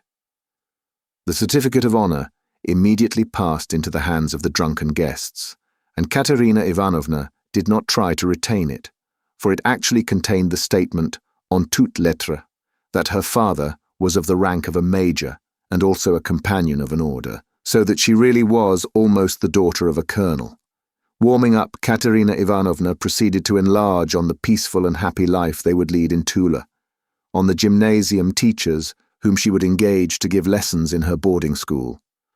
One a most respectable old Frenchman, one Mangot, who had taught Katerina Ivanovna herself in old days and was still living in Tula, and would no doubt teach in her school on moderate terms. Next she spoke of Sonia, who would go with her to Tula and help her in all her plans. At this, someone at the further end of the table gave a sudden guffaw. Though Katerina Ivanovna tried to appear to be disdainfully unaware of it, she raised her voice and began at once speaking with conviction of Sonia's undoubted ability to assist her, of her gentleness, patience, devotion, generosity, and good education, tapping Sonia on the cheek and kissing her warmly twice. Sonia flushed crimson, and Katerina Ivanovna suddenly burst into tears, immediately observing that she was nervous and silly, that she was too much upset, that it was time to finish, and as the dinner was over, it was time to hand round the tea. At that moment, Amalia Ivanovna, deeply aggrieved at taking no part in the conversation and not being listened to, made one last effort, and with secret misgivings ventured on an exceedingly deep and weighty observation that, in the future boarding school, she would have to pay particular attention to the laundry, and that there certainly must be a good dame to look after the linen, and secondly, that the young ladies must not read novels at night. Katerina Ivanovna, who certainly was upset and very tired, as well as heartily sick of the dinner, at once cut short Amalia Ivanovna, saying she knew nothing about it and was talking nonsense, that it was the business of the laundry maid, and not of the directress of a high-class boarding school to look after the laundry. And as for novel reading, that was simply rudeness, and she begged her to be silent. Amalia Ivanovna fired up, and getting angry observed that she only meant her good, and that she had meant her very good, and that it was long since she had paid her gold for the lodgings. Katerina Ivanovna at once set her down, saying that it was a lie to say she wished her good, because only yesterday, when her dead husband was lying on the table, she had worried her about the lodgings. To this, Amalia Ivanovna very appropriately observed that she had invited those ladies, but those ladies had not come, because those ladies are ladies, and cannot come to a lady who is not a lady. Katerina Ivanovna at once pointed out to her that as she was a slut, she could not judge what made one really a lady. Amalia Ivanovna at once declared that her father from Berlin was a very, very important man, and both hands in pockets went, and always used to say, "Poof, poof," and she leapt up from the table to represent her father, sticking her hands in her pockets, puffing her cheeks, and uttering vague sounds resembling "poof, poof," amid loud laughter from all the lodgers, who purposely encouraged Amalia Ivanovna, hoping for a fight. But this was too much for Katerina Ivanovna, and she at once declared, so that all could hear, that Amalia Ivanovna probably never had a father, but was simply a drunken Petersburg Finn, and had certainly once been a cook and probably something worse. Amalia Ivanovna turned as red as a lobster and squealed that perhaps Katerina Ivanovna never had a father, but she had a father from Berlin, and that he wore a long coat and always said "poof, poof, poof." Katerina Ivanovna observed contemptuously that all knew what her family was, and that on that very certificate of honor it was stated in print that her father was a colonel, while Amalia Ivanovna's father, if she really had one, was probably some Finnish milkman, but that probably she never had a father at all, since it was still uncertain whether her name was Amalia Ivanovna or Amalia Ludwigovna. At this, Amalia Ivanovna, lashed to fury, struck the table with her fist and shrieked that she was Amalia Ivanovna and not Ludwigovna, that her Vater was named Johann, and that he was a burgomeister, and that Katerina Ivanovna's Vater was quite never a burgomeister. Katerina Ivanovna rose from her chair, and with a stern and apparently calm voice, though she was pale and her chest was heaving, observed that if she dared for one moment to set her contemptible wretch of a father on a level with her papa, she, Katerina Ivanovna, would tear her cap off her head and trample it underfoot. Amalia Ivanovna ran about the room, shouting at the top of her voice that she was mistress of the house, and that Katerina Ivanovna should leave the lodgings that minute. Then she rushed for some reason to collect the silver spoons from the table. There was a great outcry and uproar. The children began crying. Sonia ran to restrain Katerina Ivanovna, but when Amalia Ivanovna shouted something about the yellow ticket, Katerina Ivanovna pushed Sonia away and rushed at the landlady to carry out her threat. At that minute the door opened, and Pyotr Petrovitch Luzhin appeared on the threshold. He stood scanning the party with severe and vigilant eyes. Katerina Ivanovna rushed to him. Chapter 3. "Pyotr Petrovitch," she cried, "protect me, you at least. Make this foolish woman understand that she can't behave like this to a lady in misfortune, that there is a law for such things. I'll go to the Governor-General himself. She shall answer for it. Remembering my father's hospitality, protect these orphans. Allow me, madam. Allow me." Pyotr Petrovitch waved her off. "Your papa, as you are well aware, I had not the honor of knowing." Someone laughed aloud. "And I do not intend to take part in your everlasting squabbles with Amalia Ivanovna. I have come here to speak of my own affairs, and I want to have a word with your stepdaughter, Sofya. Ivanovna, I think it is. Allow me to pass." Pyotr Petrovitch, edging by her, went to the opposite corner where Sonia was. Katerina Ivanovna remained standing where she was, as though thunderstruck. She could not understand how Pyotr Petrovitch could deny having enjoyed her father's hospitality. Though she had invented it herself, she believed in it firmly by this time. She was struck, too, by the businesslike, dry, and even contemptuous, menacing tone of Pyotr Petrovitch. All the clamour gradually died away at his entrance. Not only was this serious businessman strikingly incongruous with the rest of the party, but it was evident too that he had come upon some matter of consequence, that some exceptional cause must have brought him, and that therefore something was going to happen. Raskolnikov, standing beside Sonia, moved aside to let him pass. Pyotr Petrovitch did not seem to notice him. A minute later, Lebeziatnikov too appeared in the doorway. He did not come in, but stood still, listening with marked interest, almost wonder, and seemed for a time perplexed. "Excuse me for possibly interrupting you, but it's a matter of some importance," Pyotr Petrovitch observed, addressing the company generally. "I am glad indeed to find other persons present. Amalia Ivanovna, I humbly beg you as mistress of the house to pay careful attention to what I have to say to Sofya Ivanovna." "Sofya Ivanovna," he went on, addressing Sonia, who was very much surprised and already alarmed, "immediately after your visit I found that a 100-ruble note was missing from my table, in the room of my friend Mr. Lebeziatnikov. If in any way whatever you know and will tell us where it is now, I assure you on my word of honour, and call all present to witness that the matter shall end there. In the opposite case, I shall be compelled to have recourse to very serious measures, and then you must blame yourself." Complete silence reigned in the room. Even the crying children were still. Sonia stood deadly pale, staring at Luzhin and unable to say a word. She seemed not to understand. Some seconds passed. "Well, how is it to be then?" asked Luzhin, looking intently at her. "I don't know. I know nothing about it," Sonia articulated faintly at last. "No, you know nothing," Luzhin repeated, and again he paused for some seconds. "Think a moment, mademoiselle," he began severely, but still, as it were, admonishing her. "Reflect. I am prepared to give you time for consideration. Kindly observe this. If I were not so entirely convinced I should not, you may be sure, with my experience, venture to accuse you so directly.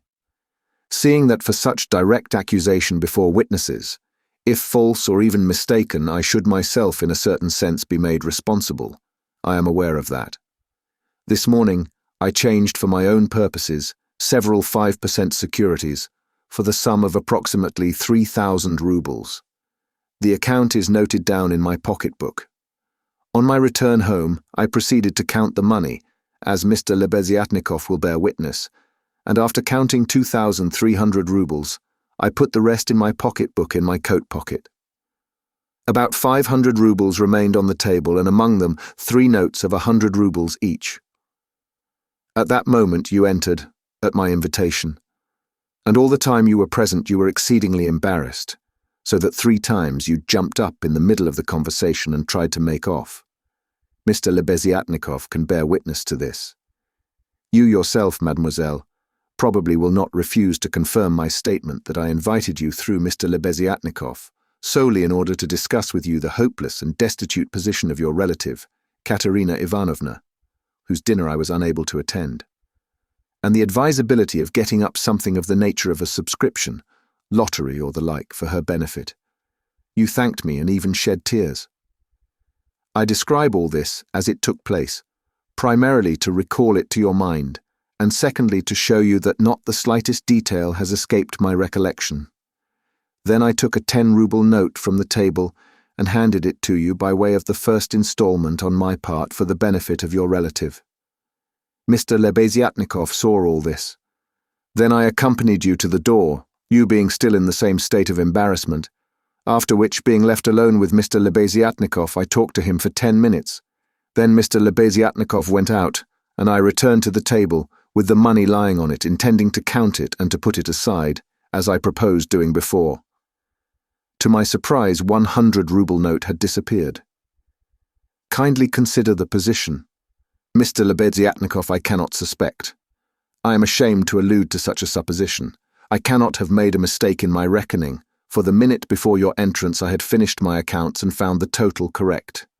You will admit that recollecting your embarrassment, your eagerness to get away, and the fact that you kept your hands for some time on the table, and taking into consideration your social position and the habits associated with it, I was, so to say, with horror and positively against my will, compelled to entertain a suspicion, a cruel but justifiable suspicion. I will add further and repeat that in spite of my positive conviction, I realize that I run a certain risk in making this accusation, but as you see, I could not let it pass. I have taken action, and I will tell you why. Solely, madam, solely, owing to your black ingratitude. Why? I invite you, for the benefit of your destitute relative, I present you with my donation of 10 rubles, and you, on the spot, repay me for all that with such an action. It is too bad. You need a lesson. Reflect. Moreover, like a true friend, I beg you, and you could have no better friend at this moment, think what you are doing, otherwise I shall be immovable. Well, what do you say? I have taken nothing, Sonia whispered in terror. You gave me 10 rubles. Here it is. Take it. Sonia pulled her handkerchief out of her pocket, untied a corner of it, took out the 10-ruble note and gave it to Luzhin. And the 100 rubles you do not confess to taking, he insisted reproachfully, not taking the note. Sonia looked about her. All were looking at her with such awful, stern, ironical, hostile eyes. She looked at Raskolnikov. He stood against the wall, with his arms crossed, looking at her with glowing eyes. "Good God!" broke from Sonia. "Amalia Ivanovna, we shall have to send word to the police, and therefore I humbly beg you, meanwhile to send for the house porter," Luzhin said softly and even kindly. "Gott der Barmherzige! I knew she was the thief," cried Amalia Ivanovna, throwing up her hands. "You knew it!" Luzhin caught her up. "Then I suppose you had some reason before this for thinking so. I beg you, worthy Amalia Ivanovna, to remember your words, which have been uttered before witnesses." There was a buzz of loud conversation on all sides. All were in movement. "What?" cried Katerina Ivanovna, suddenly realizing the position, and she rushed at Luzhin. "What? You accuse her of stealing? Sonia! Ah, the wretches! The wretches!" And running to Sonia, she flung her wasted arms round her and held her as in a vice. "Sonia, how dared you take 10 rubles from him? Foolish girl, give it to me. Give me the 10 rubles at once. Here." And snatching the note from Sonia, Katerina Ivanovna crumpled it up and flung it straight into Luzhin's face. It hit him in the eye and fell on the ground. Amalia Ivanovna hastened to pick it up. Pyotr Petrovitch lost his temper. "Hold that mad woman!" he shouted. At that moment several other persons besides Lebeziatnikov appeared in the doorway, among them the 2 ladies. "What? Mad? Am I mad? Idiot!" shrieked Katerina Ivanovna. "You're an idiot yourself, pettifogging lawyer baseman. Sonia, take his money. Sonia a thief, why she'd give away her last penny." And Katerina Ivanovna broke into hysterical laughter. "Did you ever see such an idiot?" She turned from side to side. "And you too," she suddenly saw the landlady. "And you too, sausage eater, you declare that she is a thief, you trashy Prussian hen's leg in a crinoline. She hasn't been out of this room. She came straight from you, you wretch, and sat down beside me. Everyone saw her. She sat here, by Rodion Romanovitch. Search her. Since she's not left the room, the money would have to be on her. Search her, search her. But if you don't find it, then excuse me, my dear fellow, you'll answer for it. I'll go to our sovereign, to our gracious Tsar himself, and throw myself at his feet today, this minute. I am alone in the world. They would let me in. Do you think they wouldn't? You're wrong. I will get in. I will get in. You reckoned on her meekness. You relied upon that. But I am not so submissive, let me tell you. You've gone too far yourself. Search her, search her." And Katerina Ivanovna, in a frenzy, shook Luzhin and dragged him towards Sonia. "I am ready. I'll be responsible. But calm yourself, madam. Calm yourself. I see that you are not so submissive. Well. But as to that," Luzhin muttered, "that ought to be before the police, though indeed there are witnesses enough as it is. I am ready. But in any case, it's difficult for a man, on account of her sex. But with the help of Amalia Ivanovna, though of course, it's not the way to do things. How is it to be done? As you will. Let anyone who likes search her, cried Katerina Ivanovna. Sonia, turn out your pockets. See? Look, monster, the pocket is empty. Here was her handkerchief. Here is the other pocket. Look, do you see? Do you see? And Katerina Ivanovna turned, or rather snatched, both pockets inside out. But from the right pocket a piece of paper flew out, and describing a parabola in the air fell at Luzhin's feet. Everyone saw it, several cried out. Pyotr Petrovitch stooped down, picked up the paper in 2 fingers, lifted it where all could see it, and opened it.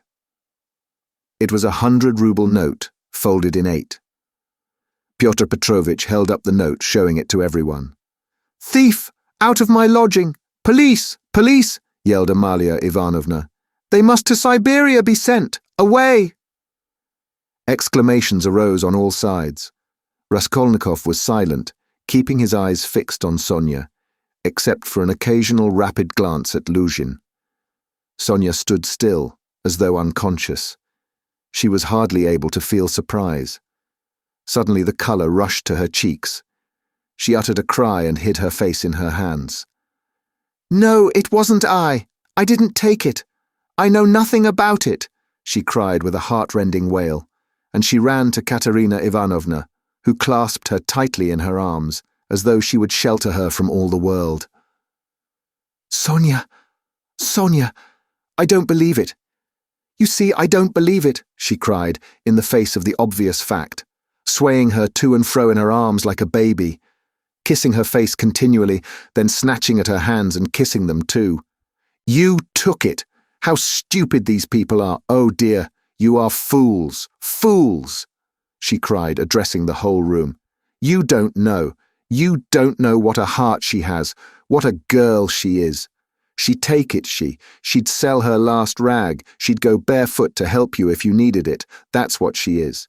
She has the yellow passport because my children were starving. She sold herself for us. Ah, husband, do you see? Do you see? What a memorial dinner for you. Merciful heavens. Defend her. Why are you all standing still? Rodion Romanovich, why don't you stand up for her? Do you believe it too? You are not worth her little finger, all of you together. Good God, defend her now at least. The wail of the poor, consumptive, helpless woman seemed to produce a great effect on her audience. The agonized, wasted, consumptive face, the parched, blood-stained lips, the hoarse voice, the tears unrestrained as a child's, the trustful, childish and yet despairing prayer for help were so piteous that everyone seemed to feel for her. Pyotr Petrovitch, at any rate, was at once moved to compassion. Madam, this incident does not reflect upon you," he cried impressively.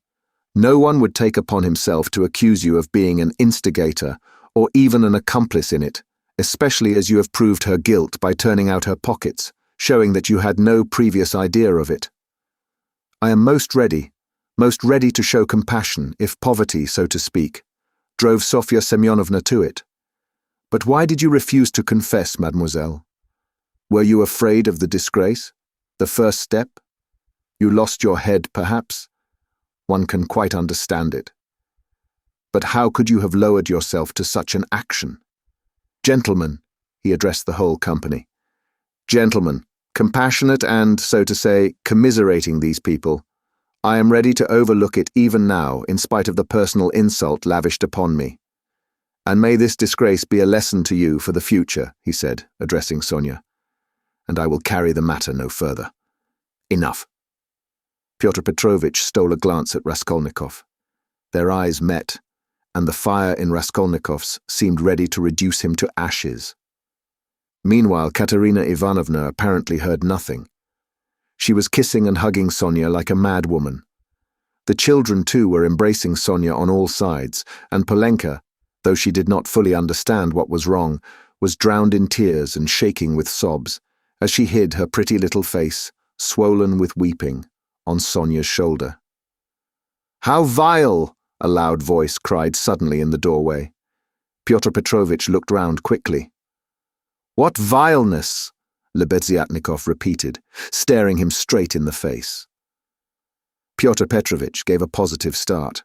All noticed it and recalled it afterwards. Lebeziatnikov strode into the room. "And you dared to call me as witness?" he said, going up to Pyotr Petrovitch. "What do you mean? What are you talking about?" muttered Luzhin. "I mean that you are a slanderer, that's what my words mean," Lebeziatnikov said hotly, looking sternly at him with his short-sighted eyes. He was extremely angry. Raskolnikov gazed intently at him, as though seizing and weighing each word. Again there was a silence. Pyotr Petrovitch indeed seemed almost dumbfounded for the first moment. "If you mean that for me," he began, stammering. "But what's the matter with you? Are you out of your mind?" "I'm in my mind, but you are a scoundrel. Ah, how vile! I have heard everything. I kept waiting on purpose to understand it, for I must own even now it is not quite logical. What you have done it all for, I can't understand." "Why? What have I done then? Give over talking in your nonsensical riddles, or maybe you are drunk." "You may be a drunkard, perhaps, vile man, but I'm not. I never touch vodka, for it's against my convictions. Would you believe it? He himself, with his own hands gave Sofya Semyonovna that 100-ruble note. I saw it, I was a witness, I'll take my oath. He did it, he," repeated Lebeziatnikov, addressing all. "Are you crazy, milksop?" squealed Luzhin. "She is herself before you. She herself here declared just now before everyone that I gave her only 10 rubles. How could I have given it to her?" I saw it, Lebeziatnikov repeated, "and though it is against my principles, I am ready this very minute to take any oath you like before the court, for I saw how you slipped it in her pocket. Only like a fool I thought you did it out of kindness. When you were saying goodbye to her at the door, while you held her hand in one hand, with the other, the left, you slipped the note into her pocket. I saw it. Luzhin turned pale. "What lies?" he cried impudently. "Why, how could you, standing by the window, see the note? You fancied it with your short-sighted eyes. You are raving." "No, I didn't fancy it. And though I was standing some way off, I saw it all. And though it certainly would be hard to distinguish a note from the window, that's true, I knew for certain that it was a 100-ruble note, because when you were going to give Sofya Semyonovna 10 rubles, you took up from the table a 100-ruble note. I saw it because I was standing near then, and an idea struck me at once so that I did not forget you had it in your hand. You folded it and kept it in your hand all the time. I didn't think of it again until, when you were getting up, you changed it from your right hand to your left and nearly dropped it. I noticed it, because the same idea struck me again, that you meant to do her a kindness without my seeing. You can fancy how I watched you, and I saw how you succeeded in slipping it into her pocket. I saw it. I'll take my oath." Lebeziatnikov was almost breathless. Exclamations arose on all hands, chiefly expressive of wonder, but some were menacing in tone. They all crowded round Pyotr Petrovitch. Katerina Ivanovna flew to Lebeziatnikov. "I was mistaken in you. Protect her. You are the only one to take her part. She is an orphan. God has sent you." Katerina Ivanovna, hardly knowing what she was doing, sank on her knees before him. "A pack of nonsense," yelled Luzhin, roused to fury. "It's all nonsense you've been talking. An idea struck you, you didn't think, you noticed?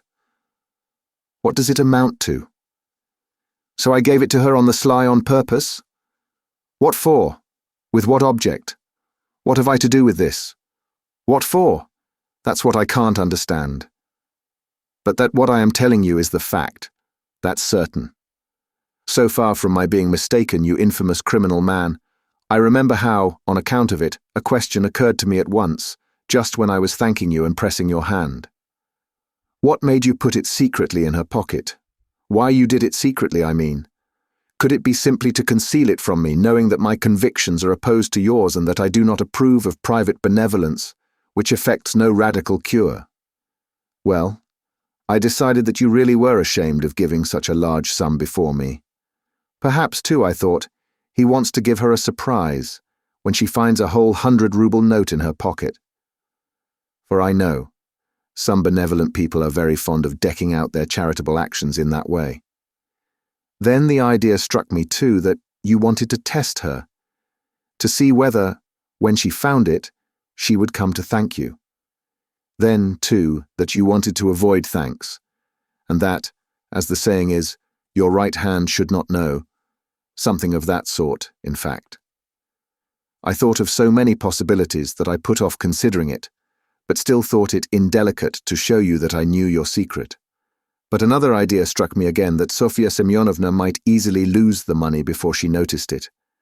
That was why I decided to come in here to call her out of the room and to tell her that you put 100 rubles in her pocket. But on my way I went first to Madame Kobilatnikov's to take them the general treatise on the positive method, and especially to recommend Pidery's article, and also Wagner's. Then I come on here, and what a state of things I find. Now could I have all these ideas and reflections if I had not seen you put the 100-ruble note in her pocket? When Lebeziatnikov finished his long-winded harangue with the logical deduction at the end, he was quite tired, and the perspiration streamed from his face. He could not, alas, even express himself correctly in Russian, though he knew no other language, so that he was quite exhausted, almost emaciated after this heroic exploit. But his speech produced a powerful effect. He had spoken with such vehemence, with such conviction, that everyone obviously believed him. Pyotr Petrovitch felt that things were going badly with him. "What is it to do with me if silly ideas did occur to you?" he shouted. "That's no evidence. You may have dreamt it, that's all. And I tell you, you are lying, sir. You are lying and slandering from some spite against me, simply from pique, because I did not agree with your free-thinking, godless, social propositions." But this retort did not benefit Pyotr Petrovitch. Murmurs of disapproval were heard on all sides. "Ah, that's your line now, is it?" cried Lebeziatnikov. "That's nonsense. Call the police and I'll take my oath. There's only one thing I can't understand. What made him risk such a contemptible action? Oh, pitiful, despicable man. I can explain why he risked such an action, and if necessary, I too will swear to it," Raskolnikov said at last in a firm voice, and he stepped forward. He appeared to be firm and composed. Everyone felt clearly, from the very look of him, that he really knew about it, and that the mystery would be solved. "Now I can explain it all to myself," said Raskolnikov, addressing Lebeziatnikov. "From the very beginning of the business, I suspected that there was some scoundrelly intrigue at the bottom of it. I began to suspect it from some special circumstances known to me only, which I will explain at once to everyone. They account for everything. Your valuable evidence has finally made everything clear to me. I beg all to listen. This gentleman," he pointed to Luzhin, "was recently engaged to be married to a young lady, my sister, Avdotia Romanovna Raskolnikov. But coming to Petersburg, he quarrelled with me, the day before yesterday, at our first meeting, and I drove him out of my room. I have 2 witnesses to prove it. He is a very spiteful man. The day before yesterday, I did not know that he was staying here, in your room, and that consequently, on the very day we quarrelled, the day before yesterday, he saw me give Katerina Ivanovna some money for the funeral, as a friend of the late Mr. Marmeladov.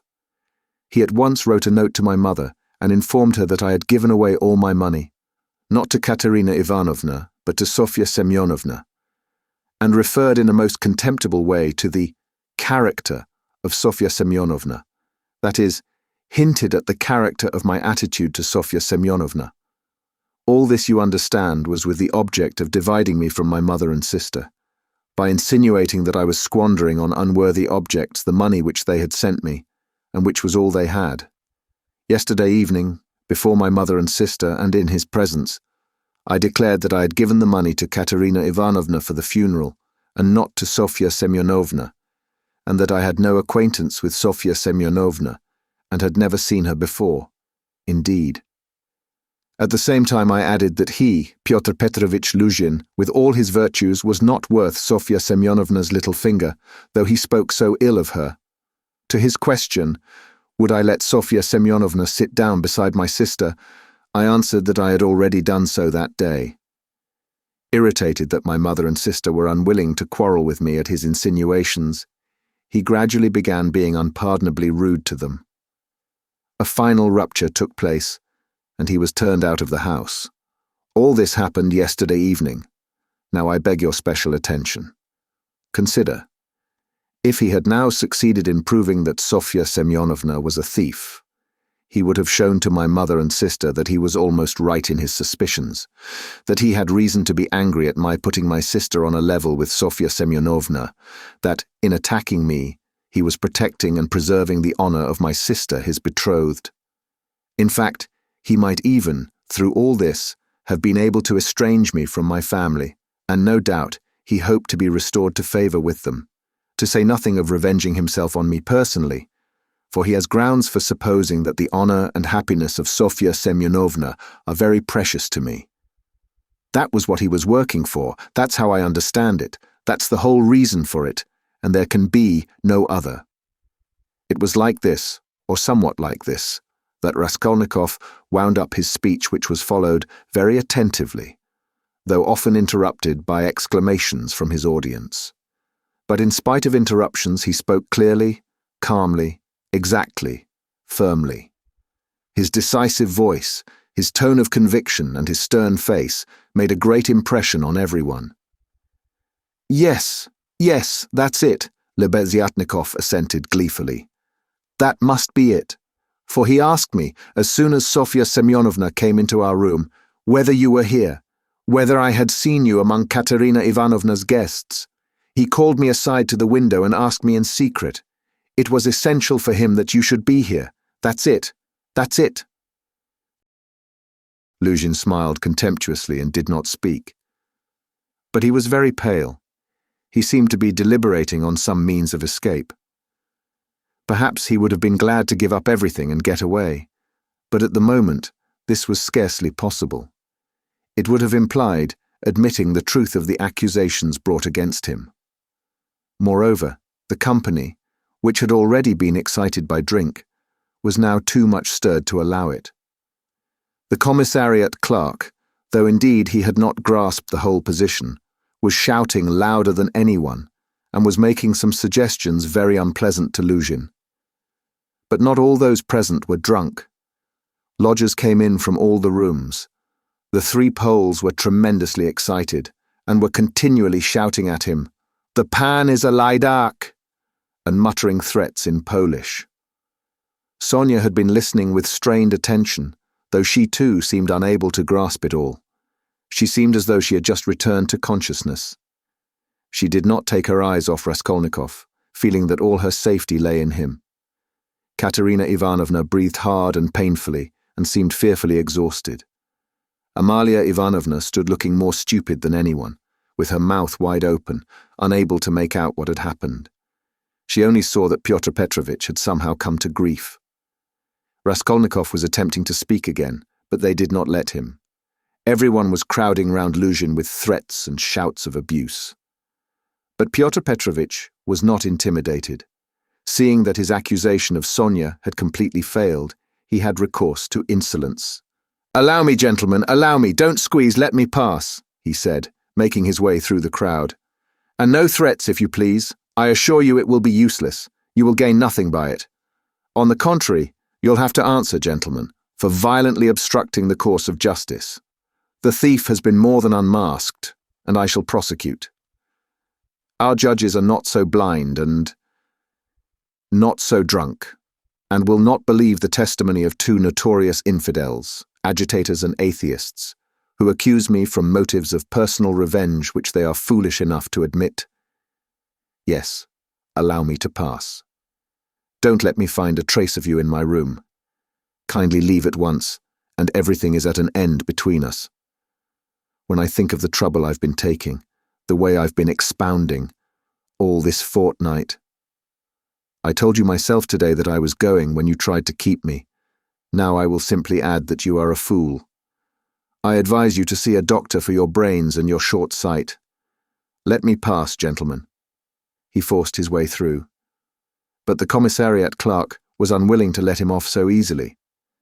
He picked up a glass from the table, brandished it in the air, and flung it at Pyotr Petrovitch. But the glass flew straight at Amalia Ivanovna. She screamed, and the clerk, overbalancing, fell heavily under the table. Pyotr Petrovitch made his way to his room, and half an hour later had left the house. Sonia, timid by nature, had felt before that day that she could be ill-treated more easily than anyone, and that she could be wronged with impunity.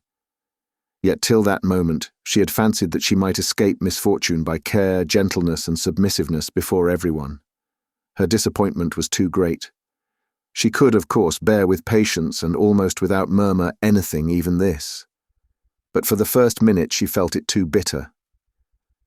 In spite of her triumph and her justification, when her first terror and stupefaction had passed and she could understand it all clearly, the feeling of her helplessness and of the wrong done to her made her heart throb with anguish, and she was overcome with hysterical weeping. At last, unable to bear any more, she rushed out of the room and ran home, almost immediately after Luzhin's departure. When amidst loud laughter the glass flew at Amalia Ivanovna, it was more than the landlady could endure. With a shriek she rushed like a fury at Katerina Ivanovna, considering her to blame for everything. "Out of my lodgings at once! Quick march!" And with these words she began snatching up everything she could lay her hands on that belonged to Katerina Ivanovna and throwing it on the floor. Katerina Ivanovna, pale, almost fainting and gasping for breath, jumped up from the bed where she had sunk in exhaustion and darted at Amalia Ivanovna. But the battle was too unequal. The landlady waved her away like a feather. "What? As though that godless calumny was not enough, this vile creature attacks me. What? On the day of my husband's funeral I am turned out of my lodging. After eating my bread and salt, she turns me into the street with my orphans. Where am I to go?" wailed the poor woman, sobbing and gasping. "Good God," she cried with flashing eyes. "Is there no justice upon earth? Whom should you protect if not us orphans? We shall see. There is law and justice on earth, there is, I will find it. Wait a bit, godless creature. Polenka, stay with the children, I'll come back. Wait for me, if you have to wait in the street. We will see whether there is justice on earth." And throwing over her head that green shawl which Marmeladov had mentioned to Raskolnikov, Katerina Ivanovna squeezed her way through the disorderly and drunken crowd of lodgers who still filled the room, and wailing and tearful she ran into the street, with a vague intention of going at once somewhere to find justice. Polenka, with the two little ones in her arms, crouched terrified on the trunk in the corner of the room, where she waited trembling for her mother to come back. Amalia Ivanovna raged about the room, shrieking, lamenting and throwing everything she came across on the floor. The lodgers talked incoherently. Some commented to the best of their ability on what had happened, others quarrelled and swore at one another, while others struck up a song. "Now it's time for me to go," thought Raskolnikov. "Well, Sofya Semyonovna, we shall see what you'll say now." And he set off in the direction of Sonia's lodgings. Chapter 4. Raskolnikov had been a vigorous and active champion of Sonia against Luzhin, although he had such a load of horror and anguish in his own heart. But having gone through so much in the morning, he found a sort of relief in a change of sensations, apart from the strong personal feeling which impelled him to defend Sonia. He was agitated too, especially at some moments, by the thought of his approaching interview with Sonia. He had to tell her who had killed Lizaveta. He knew the terrible suffering it would be to him, and as it were, brushed away the thought of it. So when he cried as he left Katerina Ivanovna's, "Well, Sofya Semyonovna, we shall see what you will say now," he was still superficially excited, still vigorous and defiant from his triumph over Luzhin. But strange to say, by the time he reached Sonia's lodging, he felt a sudden impotence and fear. He stood still in hesitation at the door, asking himself the strange question, Must he tell her who killed Lizaveta? It was a strange question, because he felt, at the very time, not only that he could not help telling her, but also that he could not put off the telling. He did not yet know why it must be so. He only felt it, and the agonizing sense of his impotence before the inevitable almost crushed him. To cut short his hesitation and suffering, he quickly opened the door and looked at Sonia from the doorway. She was sitting with her elbows on the table and her face in her hands. But seeing Raskolnikov, she got up at once and came to meet him as though she were expecting him. "What would have become of me but for you?" she said quickly, meeting him in the middle of the room. Evidently she was in haste to say this to him. It was what she had been waiting for. Raskolnikov went to the table and sat down on the chair from which she had only just risen. She stood facing him 2 steps away, just as she had done the day before. "Well, Sonia," he said, and felt that his voice was trembling. "It was all due to your social position and the habits associated with it." "Did you understand that just now?" Her face showed her distress. "Only don't talk to me as you did yesterday," she interrupted him. "Please don't begin it. There is misery enough without that." She made haste to smile, afraid that he might not like the reproach. "I was silly to come away from there. What is happening there now? I wanted to go back directly, but I kept thinking that you would come."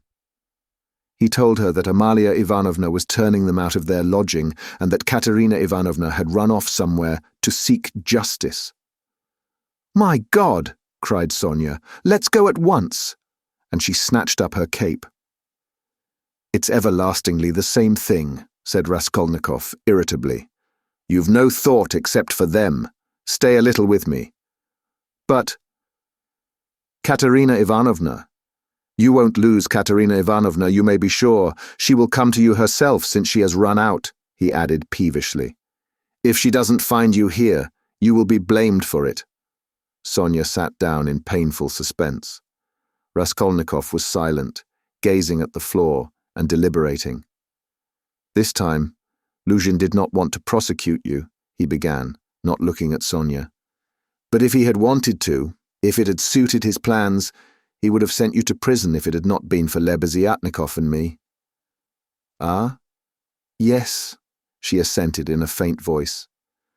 "Yes," she repeated, preoccupied and distressed. "But I might easily not have been there, and it was quite an accident Lebeziatnikov's turning up." Sonia was silent. "And if you had gone to prison, what then? Do you remember what I said yesterday?" Again she did not answer. He waited. "I thought you would cry out again. Don't speak of it. Leave off." Raskolnikov gave a laugh, but rather a forced one. "What, silence again?" he asked a minute later. "We must talk about something, you know. It would be interesting for me to know how you would decide a certain problem, as Lebeziatnikov would say." He was beginning to lose the thread. "No, really, I am serious. Imagine, Sonia, that you had known all Luzhin's intentions beforehand. Known, that is, for a fact, that they would be the ruin of Katerina Ivanovna and the children and yourself thrown in, since you don't count yourself for anything.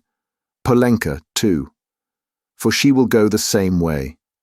Well, if suddenly it all depended on your decision, whether he or they should go on living, that is, whether Luzhin should go on living and doing wicked things, or Katerina Ivanovna should die. How would you decide which of them was to die, I ask you?" Sonia looked uneasily at him. There was something peculiar in this hesitating question, which seemed approaching something in a roundabout way. "I felt that you were going to ask some question like that," she said, looking inquisitively at him. "I dare say you did. But how is it to be answered?" "Why do you ask about what could not happen?" said Sonia reluctantly. "Then it would be better for Luzhin to go on living and doing wicked things. You haven't dared to decide even that." "But I can't know the divine providence. And why do you ask what can't be answered? What's the use of such foolish questions? How could it happen that it should depend on my decision? Who has made me a judge to decide who is to live and who is not to live? Oh, if the divine providence is to be mixed up in it, there is no doing anything, Raskolnikov grumbled morosely. You'd better say straight out what you want, Sonia cried in distress. You are leading up to something again. Can you have come simply to torture me? She could not control herself and began crying bitterly. He looked at her in gloomy misery. 5 minutes passed. Of course you're right, Sonia, he said softly at last. He was suddenly changed. His tone of assumed arrogance and helpless defiance was gone. Even his voice was suddenly weak. I told you yesterday that I was not coming to ask forgiveness, and almost the first thing I've said is to ask forgiveness. I said that about Luzhin and Providence for my own sake. I was asking forgiveness, Sonia. He tried to smile, but there was something helpless and incomplete in his pale smile. He bowed his head and hid his face in his hands, and suddenly a strange, surprising sensation of a sort of bitter hatred for Sonia passed through his heart. As it were wondering and frightened of this sensation, he raised his head and looked intently at her, but he met her uneasy and painfully anxious eyes fixed on him. There was love in them. His hatred vanished like a phantom. It was not the real feeling. He had taken the one feeling for the other. It only meant that that minute had come. He hid his face in his hands again and bowed his head. Suddenly he turned pale, got up from his chair, looked at Sonia, and without uttering a word, sat down mechanically on her bed. His sensations that moment were terribly like the moment when he had stood over the old woman with the axe in his hand and felt that he must not lose another minute. "What's the matter?" asked Sonia, dreadfully frightened. He could not utter a word. This was not at all the way he had intended to tell, and he did not understand what was happening to him now. She went up to him, softly, sat down on the bed beside him, and waited, not taking her eyes off him. Her heart throbbed and sank. It was unendurable. He turned his deadly pale face to her. His lips worked, helplessly struggling to utter something. A pang of terror passed through Sonia's heart. "What's the matter?" she repeated, drawing a little away from him. "Nothing, Sonia. Don't be frightened. It's nonsense. It really is nonsense if you think of it," he muttered like a man in delirium. "Why have I come to torture you?" he added, suddenly looking at her. "Why really? I keep asking myself that question, Sonia." He had perhaps been asking himself that question a quarter of an hour before, but now he spoke helplessly, hardly knowing what he said and feeling a continual tremor all over. "Oh, how you are suffering," she muttered in distress, looking intently at him. "It's all nonsense. Listen, Sonia." He suddenly smiled, a pale, helpless smile for 2 seconds. "You remember what I meant to tell you yesterday?" Sonia waited uneasily. "I said as I went away that perhaps I was saying goodbye forever, but that if I came today I would tell you who killed Lizaveta." She began trembling all over. "Well, here I've come to tell you." "Then you really meant it yesterday?" she whispered with difficulty. "How do you know?" she asked quickly, as though suddenly regaining her reason. Sonia's face grew paler and paler, and she breathed painfully. "I know." She paused a minute. "Have they found him?" she asked timidly. "No." "Then how do you know about it?" she asked again, hardly audibly, and again after a minute's pause. He turned to her and looked very intently at her. "Guess," he said, with the same distorted, helpless smile. A shudder passed over her. "But you... Why do you frighten me like this?" she said, smiling like a child. "I must be a great friend of his. Since I know," Raskolnikov went on, still gazing into her face, as though he could not turn his eyes away. "He did not mean to kill that Lizaveta. He killed her accidentally. He meant to kill the old woman when she was alone, and he went there. And then Lizaveta came in. He killed her too." Another awful moment passed. Both still gazed at one another. "You can't guess, then?" he asked suddenly, feeling as though he were flinging himself down from a steeple. No, whispered Sonia. Take a good look. As soon as he had said this again, the same familiar sensation froze his heart. He looked at her and all at once seemed to see in her face the face of Lizaveta. He remembered clearly the expression in Lizaveta's face when he approached her with the axe and she stepped back to the wall, putting out her hand, with childish terror in her face, looking as little children do when they begin to be frightened of something, looking intently and uneasily at what frightens them, shrinking back and holding out their little hands on the point of crying. Almost the same thing happened now to Sonia. With the same helplessness and the same terror, she looked at him for a while and suddenly putting out her left hand, pressed her fingers faintly against his breast and slowly began to get up from the bed, moving further from him and keeping her eyes fixed even more immovably on him. Her terror infected him. The same fear showed itself on his face. In the same way he stared at her, and almost with the same childish smile. "Have you guessed?" he whispered at last. "Good God!" broke in an awful wail from her bosom. She sank helplessly on the bed with her face in the pillows. But a moment later she got up, moved quickly to him, seized both his hands and, gripping them tight in her thin fingers, began looking into his face again with the same intent stare. In this last desperate look she tried to look into him and catch some last hope. But there was no hope. There was no doubt remaining. It was all true.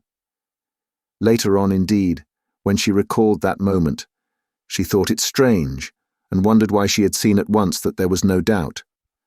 She could not have said, for instance, that she had foreseen something of the sort. And yet now, as soon as he told her, she suddenly fancied that she had really foreseen this very thing. "Stop, Sonia. Enough. Don't torture me," he begged her miserably. It was not at all like this he had thought of telling her. But this is how it happened.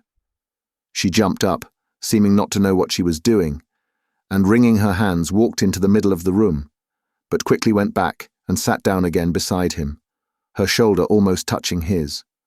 All of a sudden she started as though she had been stabbed, uttered a cry, and fell on her knees before him. She did not know why. "What have you done? What have you done to yourself?" she said in despair, and jumping up she flung herself on his neck, threw her arms around him, and held him tightly. Raskolnikov drew back and looked at her with a mournful smile.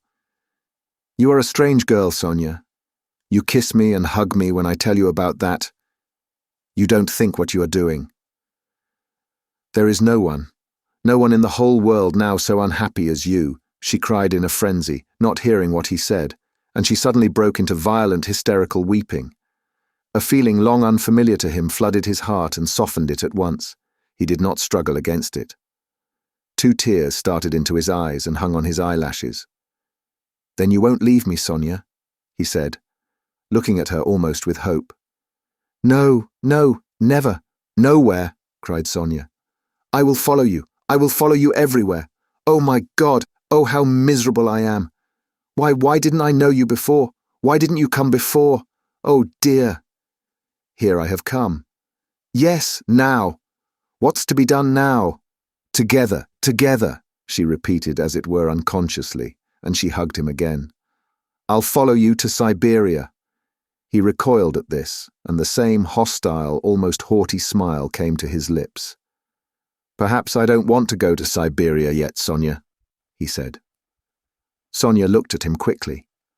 Again, after her first passionate, agonizing sympathy for the unhappy man, the terrible idea of the murder overwhelmed her. In his changed tone she seemed to hear the murderer speaking. She looked at him bewildered. She knew nothing as yet. Why? How? With what object it had been? Now all these questions rushed at once into her mind, and again she could not believe it. He is a murderer. Could it be true? What's the meaning of it? Where am I? She said in complete bewilderment, as though still unable to recover herself. How could you? You, a man like you. How could you bring yourself to it? What does it mean? Oh well, To plunder. Leave off, Sonia, he answered wearily, almost with vexation. Sonia stood as though struck dumb, but suddenly she cried, "You were hungry! It was to help your mother, yes?" "No, Sonia, no," he muttered, turning away and hanging his head. "I was not so hungry. I certainly did want to help my mother. But that's not the real thing either. Don't torture me, Sonia." Sonia clasped her hands. Could it all be true? Good God, what a truth! Who could believe it? And how could you give away your last farthing and yet rob and murder? "Ah," she cried suddenly, "that money you gave Katerina Ivanovna. That money. Can that money—" "No, Sonia," he broke in hurriedly. "That money was not it. Don't worry yourself. That money my mother sent me, and it came when I was ill, the day I gave it to you. Razumikhin saw it. He received it for me. That money was mine, my own." Sonia listened to him in bewilderment and did her utmost to comprehend. "And that money— I don't even know really whether there was any money," he added softly, as though reflecting. "I took a purse off her neck, made of chamois leather, a purse stuffed full of something, but I didn't look in it. I suppose I hadn't time. And the things, chains and trinkets, I buried under a stone with the purse next morning, in a yard off the Voznesensky Prospect. They are all there now." Sonia strained every nerve to listen. "Then why, you said you did it to rob, but you took nothing?" she asked quickly, catching at a straw. "I don't know. I haven't yet decided whether to take that money or not," he said, musing again, and seeming to wake up with a start, he gave a brief, ironical smile. "Ah, what silly stuff I'm talking, eh?" The thought flashed through Sonia's mind. Wasn't he mad? But she dismissed it at once. No, it was something else. She could make nothing of it. Nothing. "Do you know, Sonia," he said suddenly with conviction, "let me tell you, if I'd simply killed because I was hungry, laying stress on every word and looking enigmatically but sincerely at her, I should be happy now. You must believe that." "What would it matter to you?" he cried a moment later with a sort of despair. "What would it matter to you if I were to confess that I did wrong? What do you gain by such a stupid triumph over me? Ah, Sonia, was it for that I've come to you today?" Again Sonia tried to say something, but did not speak. "I asked you to go with me yesterday because you are all I have left." "Go where?" asked Sonia timidly. "Not to steal and not to murder. Don't be anxious." He smiled bitterly. "We are so different. And you know, Sonia, it's only now, only this moment that I understand where I asked you to go with me yesterday. Yesterday when I said it, I did not know where. I asked you for one thing. I came to you for one thing. Not to leave me. You won't leave me, Sonia." She squeezed his hand. "And why? Why did I tell her? Why did I let her know?" he cried a minute later in despair, looking with infinite anguish at her. "Here you expect an explanation from me, Sonia. You are sitting and waiting for it, I see that. But what can I tell you? You won't understand and will only suffer misery. On my account. Well, you are crying and embracing me again. Why do you do it? Because I couldn't bear my burden and have come to throw it on another. You suffer too, and I shall feel better. And can you love such a mean wretch?" "But aren't you suffering too?" cried Sonia. Again, a wave of the same feeling surged into his heart, and again for an instant softened it. "Sonia, I have a bad heart, take note of that. It may explain a great deal. I have come because I am bad. There are men who wouldn't have come. But I am a coward and a mean wretch. But, never mind, that's not the point. I must speak now, but I don't know how to begin." He paused and sank into thought. "Ah, we are so different," he cried again. "We are not alike. And why did I come? I shall never forgive myself that." No, it was a good thing you came," cried Sonia. It's better I should know. Far better. He looked at her with anguish. What if it were really that? He said, as though reaching a conclusion. Yes, that's what it was. I wanted to become a Napoleon. That is why I killed her. Do you understand now? No, Sonia whispered naively and timidly. Only speak. Speak, I shall understand. I shall understand in myself. She kept begging him. You'll understand. Very well. We shall see. He paused and was for some time lost in meditation. It was like this.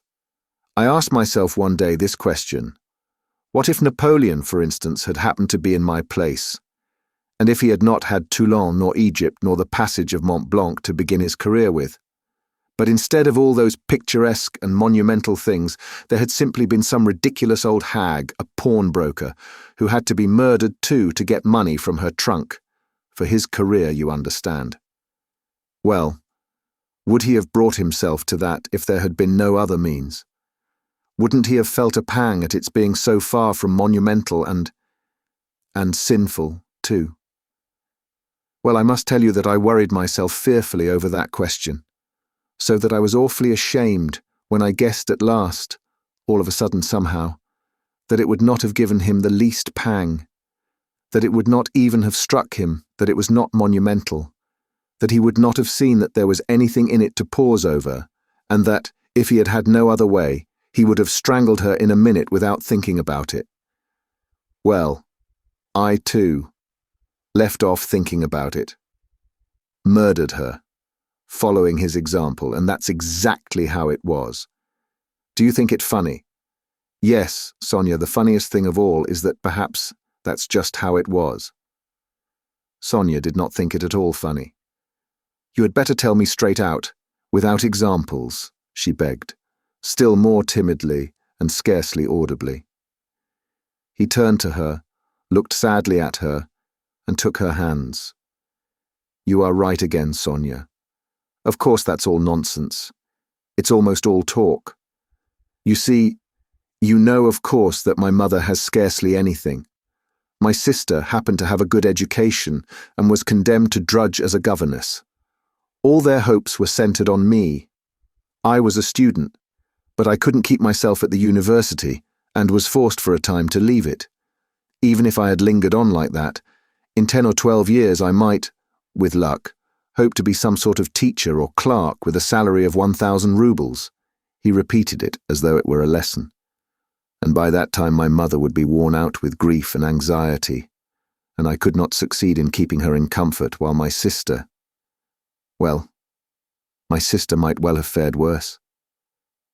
And it's a hard thing to pass everything by all one's life, to turn one's back upon everything, to forget one's mother and decorously accept the insults inflicted on one's sister.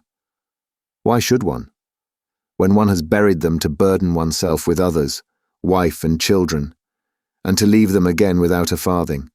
So I resolved to gain possession of the old woman's money, and to use it for my first years without worrying my mother, to keep myself at the university, and for a little while after leaving it, and to do this all on a broad, thorough scale, so as to build up a completely new career and enter upon a new life of independence. Well, that's all. Well, of course, in killing the old woman I did wrong. Well, that's enough. He struggled to the end of his speech in exhaustion and let his head sink. Oh, that's not it, Sonia cried in distress. How could one— No, that's not right, not right. You see yourself that it's not right, but I've spoken truly, it's the truth. As though that could be the truth, good God! I've only killed a louse, Sonia, a useless, loathsome, harmful creature. A human being, a louse. I too know it wasn't a louse, he answered, looking strangely at her. But I am talking nonsense, Sonia, he added. I've been talking nonsense a long time. That's not it. You are right there.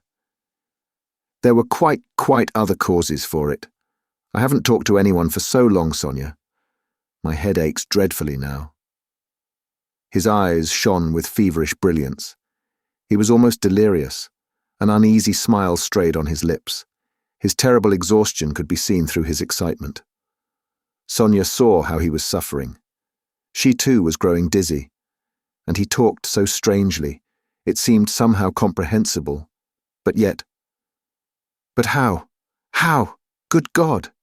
And she wrung her hands in despair. No, Sonia, that's not it, he began again suddenly, raising his head, as though a new and sudden train of thought had struck, and as it were roused him. That's not it. Better. Imagine. Yes, it's certainly better.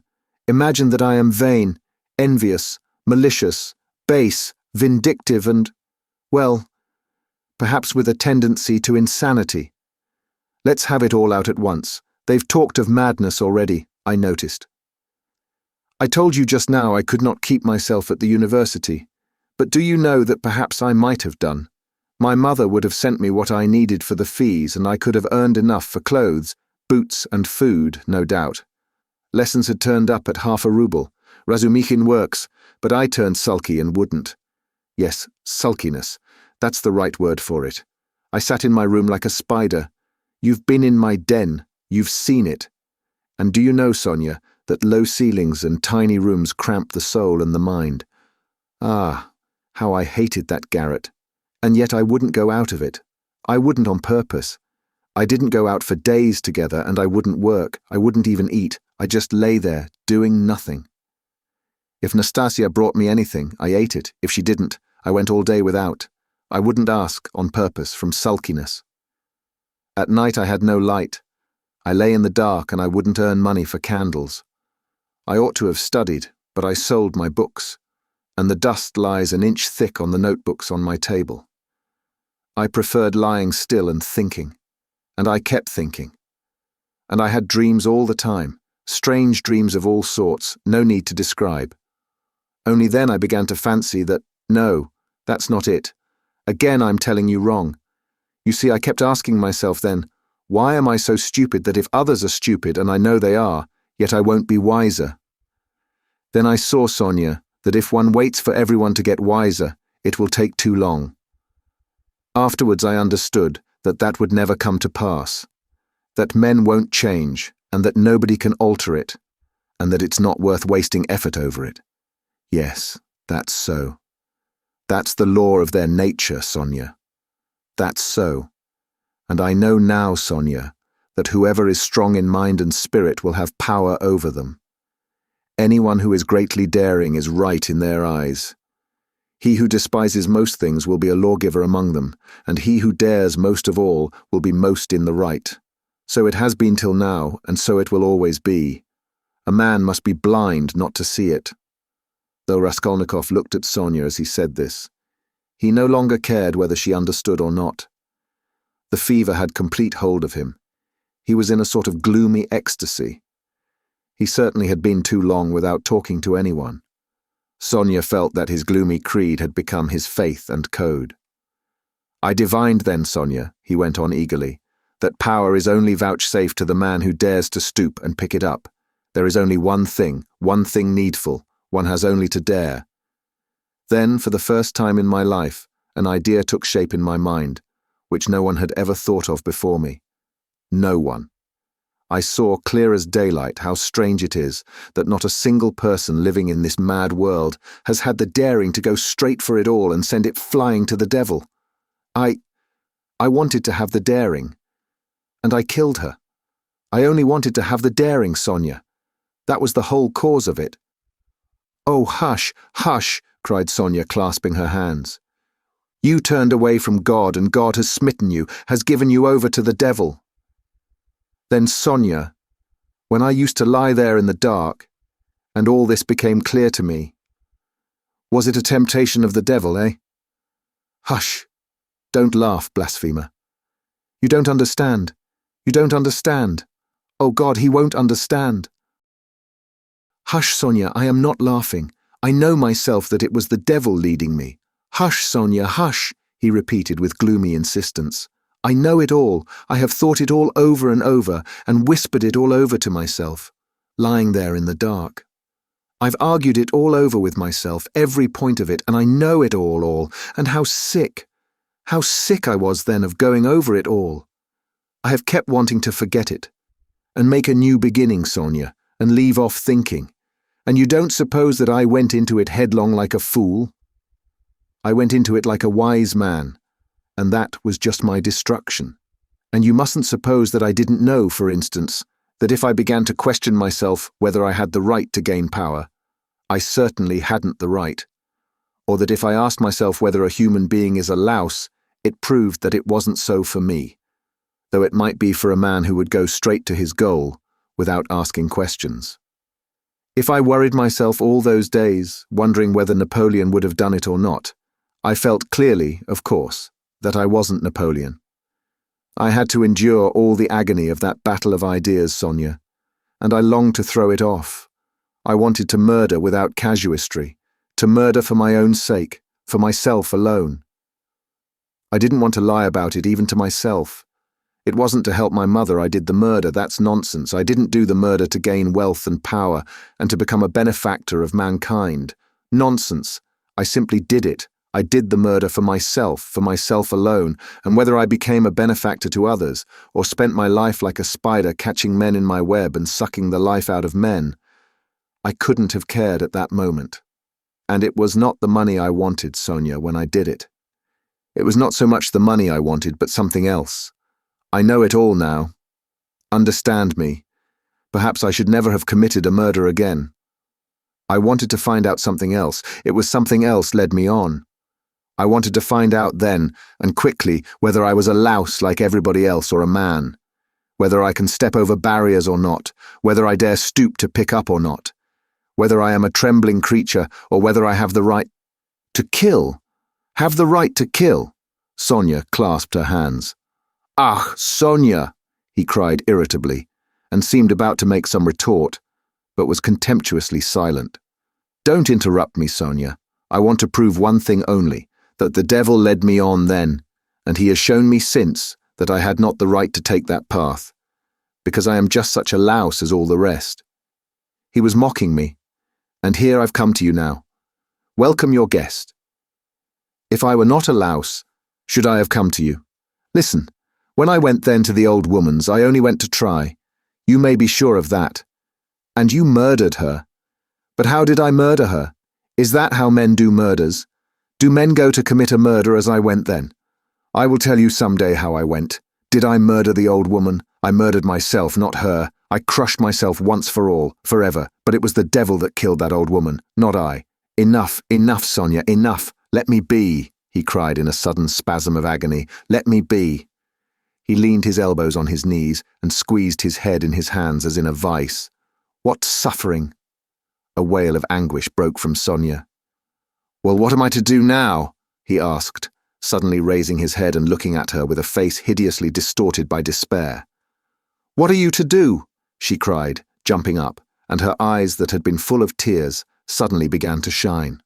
Stand up! She seized him by the shoulder. He got up, looking at her almost bewildered. Go at once, this very minute, stand at the crossroads, bow down, first kiss the earth which you have defiled, and then bow down to all the world, and say to all men aloud, I am a murderer. Then God will send you life again. Will you go?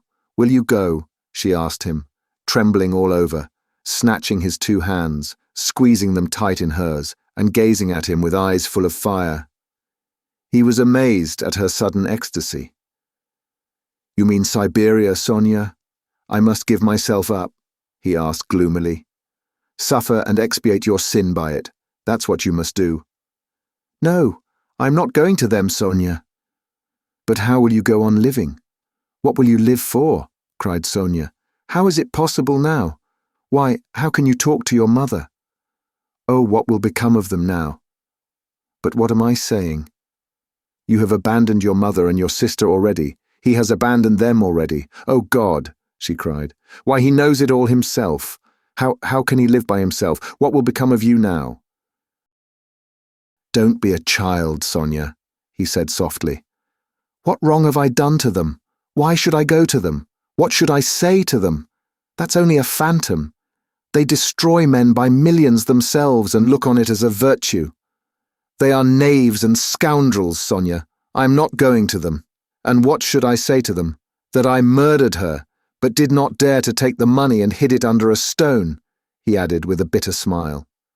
Why, they would laugh at me, and would call me a fool for not getting it, a coward and a fool. They wouldn't understand, and they don't deserve to understand. Why should I go to them? I won't. Don't be a child, Sonia. It will be too much for you to bear. Too much, she repeated, holding out her hands in despairing supplication.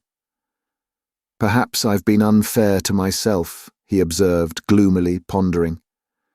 Perhaps after all I am a man and not a louse, and I've been in too great a hurry to condemn myself. I'll make another fight for it. A haughty smile appeared on his lips. What a burden to bear. And your whole life, your whole life. I shall get used to it, he said grimly and thoughtfully. Listen, he began a minute later. Stop crying. It's time to talk of the facts. I've come to tell you that the police are after me, on my track. Ach, Sonia cried in terror. Well, why do you cry out? You want me to go to Siberia and now you are frightened? But let me tell you, I shall not give myself up. I shall make a struggle for it and they won't do anything to me. They've no real evidence. Yesterday I was in great danger and believed I was lost. But today things are going better. All the facts they know can be explained two ways. That's to say, I can turn their accusations to my credit. Do you understand? And I shall, for I've learnt my lesson. But they will certainly arrest me. If it had not been for something that happened, they would have done so today for certain.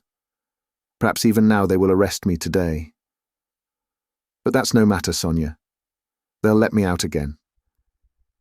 For there isn't any real proof against me. And there won't be. I give you my word for it.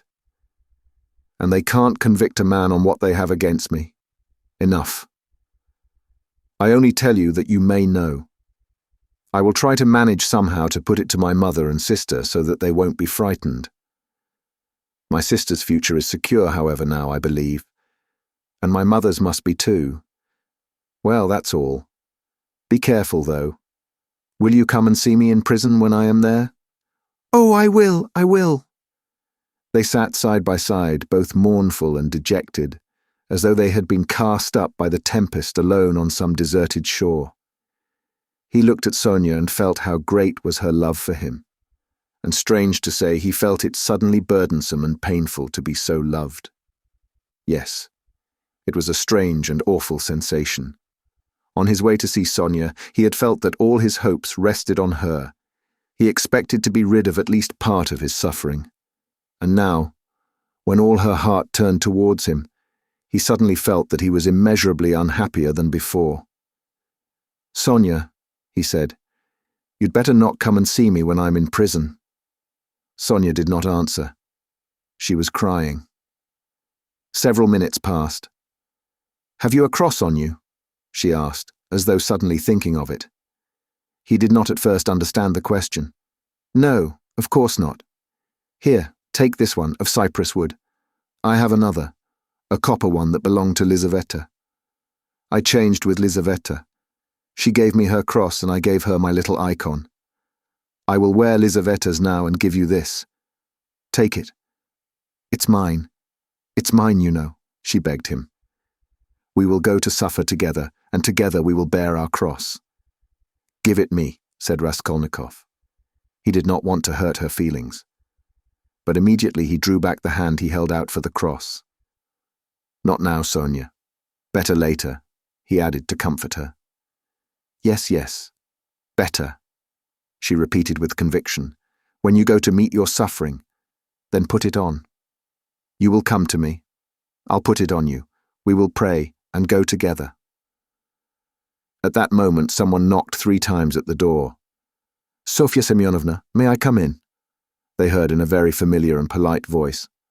Sonia rushed to the door in a fright. The flaxen head of Mr. Lebeziatnikov appeared at the door. Chapter 5. Lebeziatnikov looked perturbed. I've come to you, Sofya Semyonovna, he began. Excuse me. I thought I should find you, he said, addressing Raskolnikov suddenly. That is, I didn't mean anything. of that sort. But I just thought, Katerina Ivanovna has gone out of her mind, he blurted out suddenly, turning from Raskolnikov to Sonia. Sonia screamed. At least it seems so, but we don't know what to do, you see. She came back. She seems to have been turned out somewhere, perhaps beaten. So it seems, at least. She had run to your father's former chief. She didn't find him at home. He was dining at some other general's.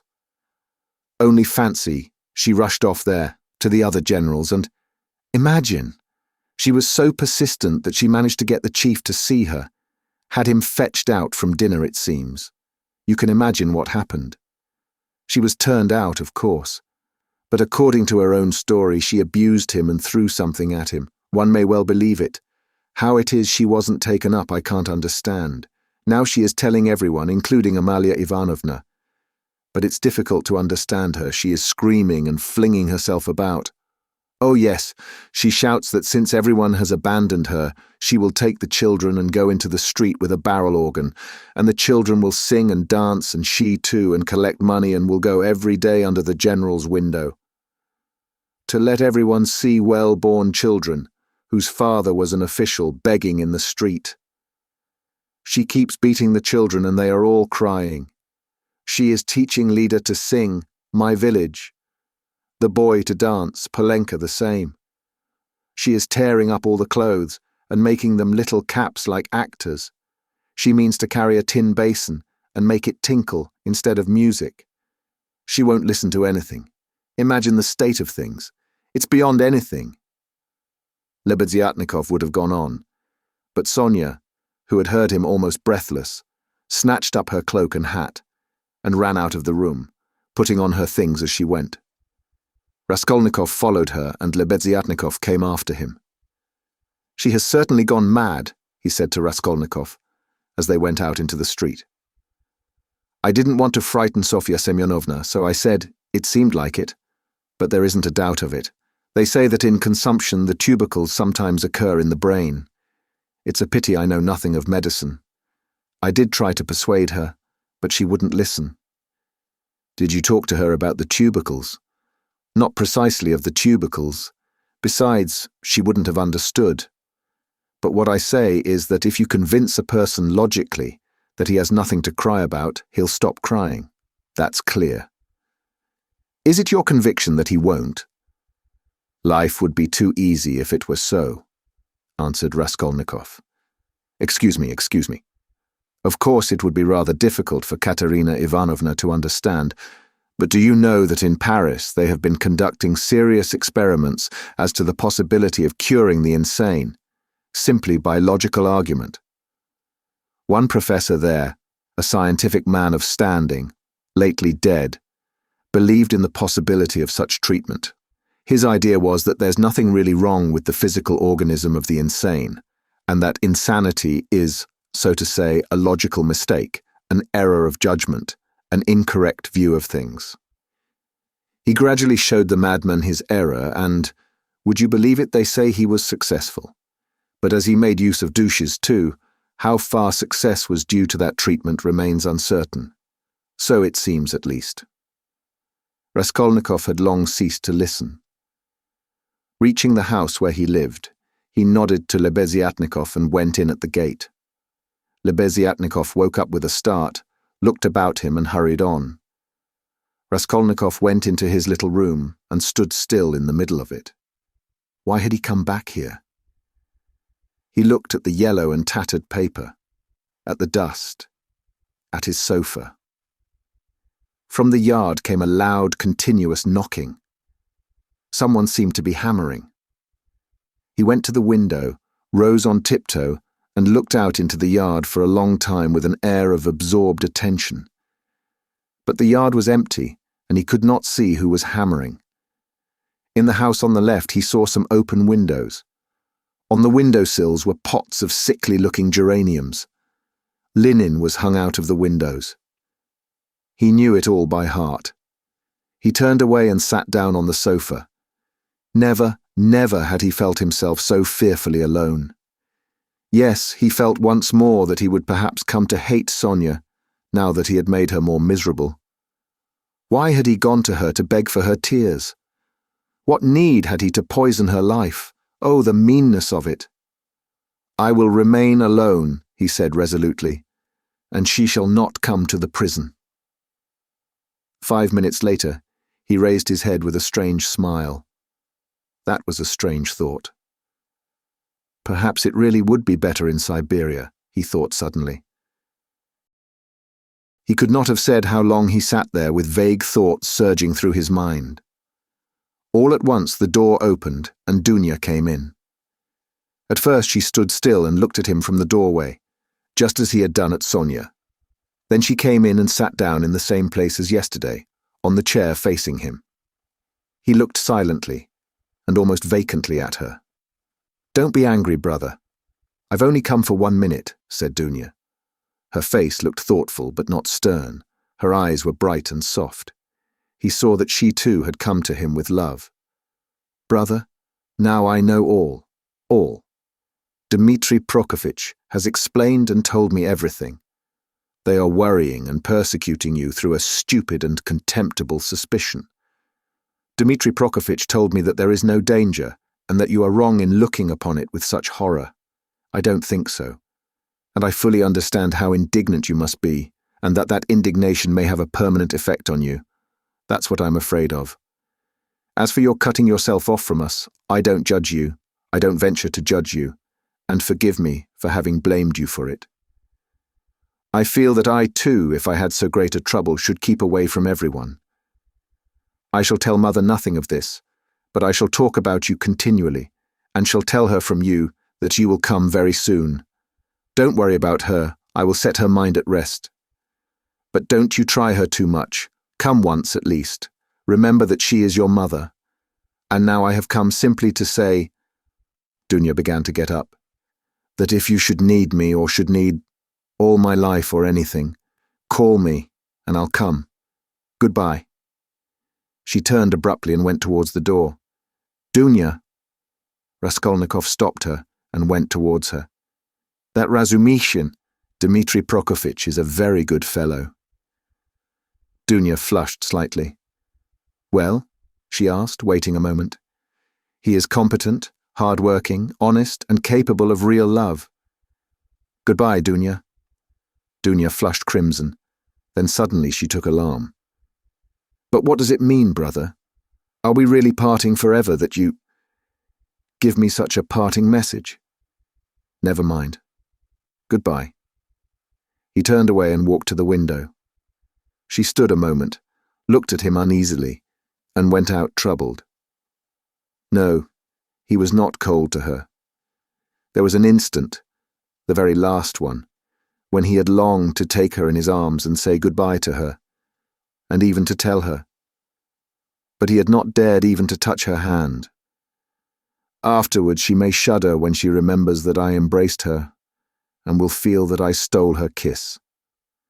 And would she stand that test? He went on a few minutes later to himself. No, she wouldn't. Girls like that can't stand things. They never do. And he thought of Sonia. There was a breath of fresh air from the window. The daylight was fading. He took up his cap and went out. He could not, of course, and would not consider how ill he was. But all this continual anxiety and agony of mind could not but affect him. And if he were not lying in high fever, it was perhaps just because this continual inner strain helped to keep him on his legs and in possession of his faculties. But this artificial excitement could not last long.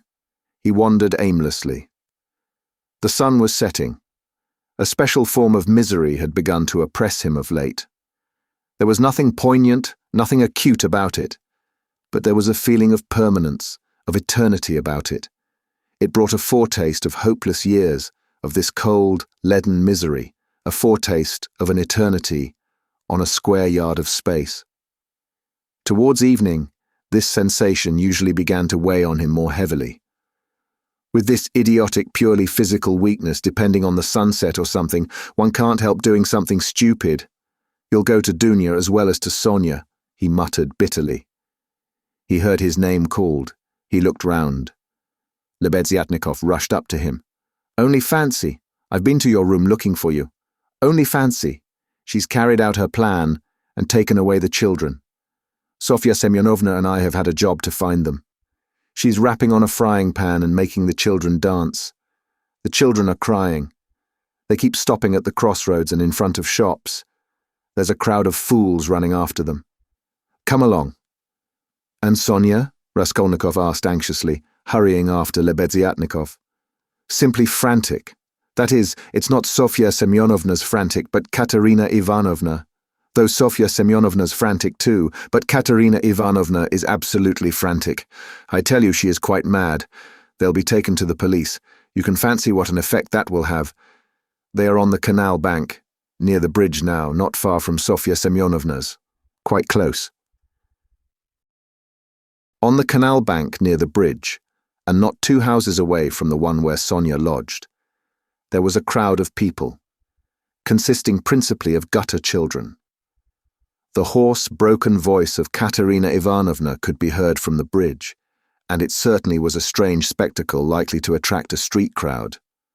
Katerina Ivanovna, in her old dress with the green shawl, wearing a torn straw hat, crushed in a hideous way on one side, was really frantic. She was exhausted and breathless. Her wasted, consumptive face looked more suffering than ever, and indeed, out of doors in the sunshine, a consumptive always looks worse than at home. But her excitement did not flag, and every moment her irritation grew more intense. She rushed at the children, shouted at them, coaxed them, told them before the crowd how to dance and what to sing, began explaining to them why it was necessary, and driven to desperation by their not understanding, beat them. Then she would make a rush at the crowd. If she noticed any decently dressed person stopping to look, she immediately appealed to him to see what these children, from a genteel, one may say aristocratic house, had been brought to. If she heard laughter or jeering in the crowd, she would rush at once at the scoffers and begin squabbling with them. Some people laughed, others shook their heads, but everyone felt curious at the sight of the mad woman with the frightened children. The frying pan of which Lebeziatnikov had spoken was not there, at least Raskolnikov did not see it. But instead of rapping on the pan, Katerina Ivanovna began clapping her wasted hands, when she made Lida and Kolya dance and Polenka sing. She too joined in the singing, but broke down at the second note, with a fearful cough, which made her curse in despair and even shed tears. What made her most furious was the weeping and terror of Kolya and Lida. Some effort had been made to dress the children up as street singers are dressed. The boy had on a turban made of something red and white to look like a Turk. There had been no costume for Lida. She simply had a red knitted cap, or rather a nightcap that had belonged to Marmeladov, decorated with a broken piece of white ostrich feather, which had been Katerina Ivanovna's grandmother's and had been preserved as a family possession. Polenka was in her everyday dress. She looked in timid perplexity at her mother, and kept at her side, hiding her tears. She dimly realized her mother's condition and looked uneasily about her. She was terribly frightened of the street and the crowd. Sonia followed Katerina Ivanovna, weeping and beseeching her to return home. But Katerina Ivanovna was not to be persuaded. "Leave off, Sonia, leave off," she shouted, speaking fast, panting and coughing. "You don't know what you ask. You are like a child. I've told you before that I'm not coming back to that drunken German. Let everyone, let all Petersburg see the children begging in the streets, though their father was an honorable man who served all his life in truth and fidelity, and one may say, died in the service." Katerina Ivanovna had by now invented this fantastic story and thoroughly believed it. "Let that wretch of a general see it. And you are silly, Sonia. What have we to eat? Tell me that. We've worried you enough. I won't go on so. Ah, Rodion Romanovitch, is that you?" she cried, seeing Raskolnikov and rushing up to him. "Explain to this silly girl, please, that nothing better could be done. Even organ grinders earn their living, and everyone will see at once that we are different, that we are an honorable and bereaved family reduced to beggary. And that general will lose his post, you'll see. We shall perform under his windows every day, and if the Tsar drives by, I'll fall on my knees, put the children before me, show them to him and say, 'Defend us, Father.' He is the father of the fatherless. He is merciful. He'll protect us, you'll see. And that wretch of a general. Leader, tenez-vous droit. Kolya, you'll dance again. Why are you whimpering? Whimpering again. What are you afraid of, stupid? Goodness, what am I to do with them? Rodion Romanovich, if you only knew how stupid they are. What's one to do with such children?" And she, almost crying herself, which did not stop her uninterrupted rapid flow of talk, pointed to the crying children. Raskolnikov tried to persuade her to go home, and even said, hoping to work on her vanity, that it was unseemly for her to be wandering about the streets like an organ grinder, as she was intending to become the principal of a boarding school. "A boarding school, ha ha ha! A castle in the air!" cried Katerina Ivanovna, her laugh ending in a cough. "No, Rodion Romanovich, that dream is over. All have forsaken us. And that general, you know, Rodion Romanovich, I threw an inkpot at him. It happened to be standing in the waiting room by the paper where you sign your name. I wrote my name, threw it at him and ran away. Oh, the scoundrels, the scoundrels. But enough of them. Now I'll provide for the children myself. I won't bow down to anybody. She has had to bear enough for us." She pointed to Sonia. "Polenka, how much have you got? Show me. What, only 2 farthings? Oh, the mean wretches. They give us nothing, only run after us, putting their tongues out. There. What is that blockhead laughing at?" She pointed to a man in the crowd. "It's all because Kolya here is so stupid.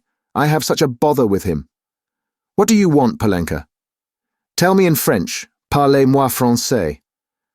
Why, I've taught you. You know some phrases. Else how are you to show that you are of good family, well-brought-up children, and not at all like other organ grinders? We aren't going to have a Punch and Judy show in the street, but to sing a genteel song. Ah, yes, what are we to sing? You keep putting me out, but you see, we are standing here, Rodion Romanovich, to find something to sing and get money, something Kolya can dance to. For, as you can fancy, our performance is all impromptu. We must talk it over and rehearse it all thoroughly, and then we shall go to Nevsky, where there are far more people of good society, and we shall be noticed at once. Lida knows my village only, nothing but my village, and everyone sings that. We must sing something far more genteel. Well, have you thought of anything, Polenka? If only you'd help your mother. My memory's quite gone, or I should have thought of something. We really can't sing un hussar. Ah, let us sing in French, 5 sous. I have taught it you. I have taught it you. And as it is in French, people will see at once that you are children of good family, and that will be much more touching. You might sing Marlborough s'en va en guerre, for that's quite a child's song and is sung as a lullaby in all the aristocratic houses. Marlborough s'en va en guerre ne sait quand reviendra, she began singing. But no, better sing 5 sous. Now, Kolya, your hands on your hips, make haste, and you, Lida, keep turning the other way, and Polenka and I will sing and clap our hands. 5 sous, 5 sous pour monter notre ménage. Cough, cough, cough. Set your dress straight, Polenka. It's slipped down on your shoulders, she observed, panting from coughing. Now it's particularly necessary to behave nicely and genteelly, that all may see that you are well-born children. I said at the time that the bodice should be cut longer and made of 2 widths. It was your fault, Sonia, with your advice to make it shorter, and now you see the child is quite deformed by it. Why, you're all crying again. What's the matter, stupids? Come, Kolya, begin. Make haste, make haste. Oh, what an unbearable child. 5 sous, 5 sous. A policeman again. What do you want? A policeman was indeed forcing his way through the crowd. But at that moment a gentleman in civilian uniform and an overcoat, a solid-looking official of about 50 with a decoration on his neck, which delighted Katerina Ivanovna and had its effect on the policeman, approached and without a word handed her a green 3-ruble note. His face wore a look of genuine sympathy. Katerina Ivanovna took it and gave him a polite, even ceremonious bow. I thank you, honoured sir, she began loftily. The causes that have induced us, Take the money, Polenka. You see there are generous and honorable people who are ready to help a poor gentlewoman in distress. You see, honored sir, these orphans of good family, I might even say of aristocratic connections, and that wretch of a general sat eating grouse, and stamped at my disturbing him. Your Excellency, I said, protect the orphans, for you knew my late husband, Semyon Zaharovich, and on the very day of his death, the basest of scoundrels slandered his only daughter. That policeman again. Protect me, she cried to the official. Why is that policeman edging up to me? We have only just run away from one of them. What do you want, fool? It's forbidden in the streets. You mustn't make a disturbance. It's you're making a disturbance. It's just the same as if I were grinding an organ. What business is it of yours? You have to get a license for an organ, and you haven't got one, and in that way you collect a crowd. Where do you lodge? What, a license? Wailed Katerina Ivanovna. I buried my husband today. What need of a license? Calm yourself, madam, calm yourself, began the official. Come along. I will escort you. This is no place for you in the crowd. You are ill. Honored sir, you don't know, screamed Katerina Ivanovna. We are going to the Nevsky. Sonia, where is she? She is crying too. What's the matter with you all? Kolya, Lida, where are you going? She cried suddenly in alarm. Oh, silly children! Kolya, Lida, where are they off to? Kolya and Lida, scared out of their wits by the crowd and their mother's mad pranks, suddenly seized each other by the hand and ran off at the sight of the policeman who wanted to take them away somewhere. Weeping and wailing, poor Katerina Ivanovna ran after them. She was a piteous and unseemly spectacle as she ran, weeping and panting for breath. Sonia and Polenka rushed after them. Bring them back, Sonia! Oh, stupid, ungrateful children! Polenka, catch them! It's for your sakes, She stumbled as she ran and fell down. She's cut herself, she's bleeding! Oh dear! Cried Sonia, bending over her. All ran up and crowded around. Raskolnikov and Lebeziatnikov were the first at her side. The official too hastened up, and behind him the policeman who muttered, "Bother," with a gesture of impatience, feeling that the job was going to be a troublesome one. Pass on, he said to the crowd that pressed forward. She's dying, someone shouted. She's gone out of her mind, said another. Lord, have mercy upon us, said a woman, crossing herself. Have they caught the little girl and the boy? They're being brought back. The elder one's got them. Ah, the naughty imps. When they examined Katerina Ivanovna carefully, they saw that she had not cut herself against a stone, as Sonia thought, but that the blood that stained the pavement red was from her chest. I've seen that before, muttered the official to Raskolnikov and Lebeziatnikov. That's consumption. The blood flows and chokes the patient. I saw the same thing with a relative of my own not long ago. Nearly a pint of blood all in a minute. What's to be done, though? She is dying. This way, to my room, Sonia implored. I live here. See, that house, the second from here. Come to me. Make haste, she turned from one to the other. Send for the doctor. Oh dear. Thanks to the official's efforts, this plan was adopted, the policeman even helping to carry Katerina Ivanovna. She was carried to Sonia's room, almost unconscious, and laid on the bed. The blood was still flowing, but she seemed to be coming to herself. Raskolnikov, Lebeziatnikov, and the official accompanied Sonia into the room and were followed by the policeman, who first drove back the crowd which followed to the very door. Polenka came in holding Kolya and Lida, who were trembling and weeping. Several persons came in too from the Kapernaumov's room. The landlord, a lame one-eyed man of strange appearance, with whiskers and hair that stood up like a brush, his wife, a woman with an everlastingly scared expression, and several open-mouthed children with wonder-struck faces. Among these, Svidrigailov suddenly made his appearance. Raskolnikov looked at him with surprise, not understanding where he had come from and not having noticed him in the crowd. A doctor and priest were spoken of. The official whispered to Raskolnikov that he thought it was too late now for the doctor, but he ordered him to be sent for. Kapernaumov ran himself. Meanwhile, Katerina Ivanovna had regained her breath. The bleeding ceased for a time. She looked with sick but intent and penetrating eyes at Sonia, who stood pale and trembling, wiping the sweat from her brow with a handkerchief. At last she asked to be raised. They sat her up on the bed, supporting her on both sides. "Where are the children?" she said in a faint voice. "You've brought them, Polenka. Oh, the sillies. Why did you run away? Och!" Once more her parched lips were covered with blood. She moved her eyes, looking about her. "So that's how you live, Sonia. Never once have I been in your room." She looked at her with a face of suffering. "We have been your ruin, Sonia. Polenka, Lida, Kolya, come here. Well, here they are, Sonia. Take them all. I hand them over to you. I've had enough. The ball is over. Cough. Lay me down. Let me die in peace." They laid her back on the pillow. "What, the priest? I don't want him. You haven't got a ruble to spare. I have no sins. God must forgive me without that. He knows how I have suffered. And if he won't forgive me, I don't care."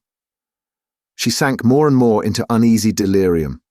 At times she shuddered, turned her eyes from side to side, recognized everyone for a minute, but at once sank into delirium again. Her breathing was hoarse and difficult. There was a sort of rattle in her throat. "I said to him, Your Excellency," she ejaculated, gasping after each word, "that Amalia Ludvigovna— Ah, Lida, Kolya, hands on your hips, make haste, glissez, glissez, pas de basque. Tap with your heels, be a graceful child. Du hast Diamanten und Perlen." What next? That's the thing to sing. Du hast die schönsten Augen, Madchen, was willst du mehr? What an idea. Was willst du mehr? What things the fool invents. Ah, yes. In the heat of midday in the Vale of Dagestan. Ah, how I loved it. I loved that song to distraction, Polenka. Your father, you know, used to sing it when we were engaged. Oh, those days. Oh, that's the thing for us to sing. How does it go? I've forgotten. Remind me, how was it? She was violently excited and tried to sit up. At last, in a horribly hoarse, broken voice, she began shrieking and gasping at every word, with a look of growing terror. In the heat of midday, in the Vale of Dagestan, with lead in my breast. Your Excellency, she wailed suddenly with a heart-rending scream and a flood of tears. Protect the orphans. You have been their father's guest. One may say aristocratic. She started, regaining consciousness, and gazed at all with a sort of terror, but at once recognized Sonia. Sonia, Sonia, she articulated softly and caressingly, as though surprised to find her there. Sonia, darling, are you here too? They lifted her up again. Enough! It's over. Farewell, poor thing, I am done for. I am broken, she cried with vindictive despair, and her head fell heavily back on the pillow. She sank into unconsciousness again, but this time it did not last long. Her pale, yellow, wasted face dropped back. Her mouth fell open. Her leg moved convulsively. She gave a deep, deep sigh and died. Sonia fell upon her, flung her arms about her, and remained motionless with her head pressed to the dead woman's wasted bosom. Polenka threw herself at her mother's feet, kissing them and weeping violently. Though Kolya and Lida did not understand what had happened, they had a feeling that it was something terrible. They put their hands on each other's little shoulders, stared straight at one another, and both at once opened their mouths and began screaming.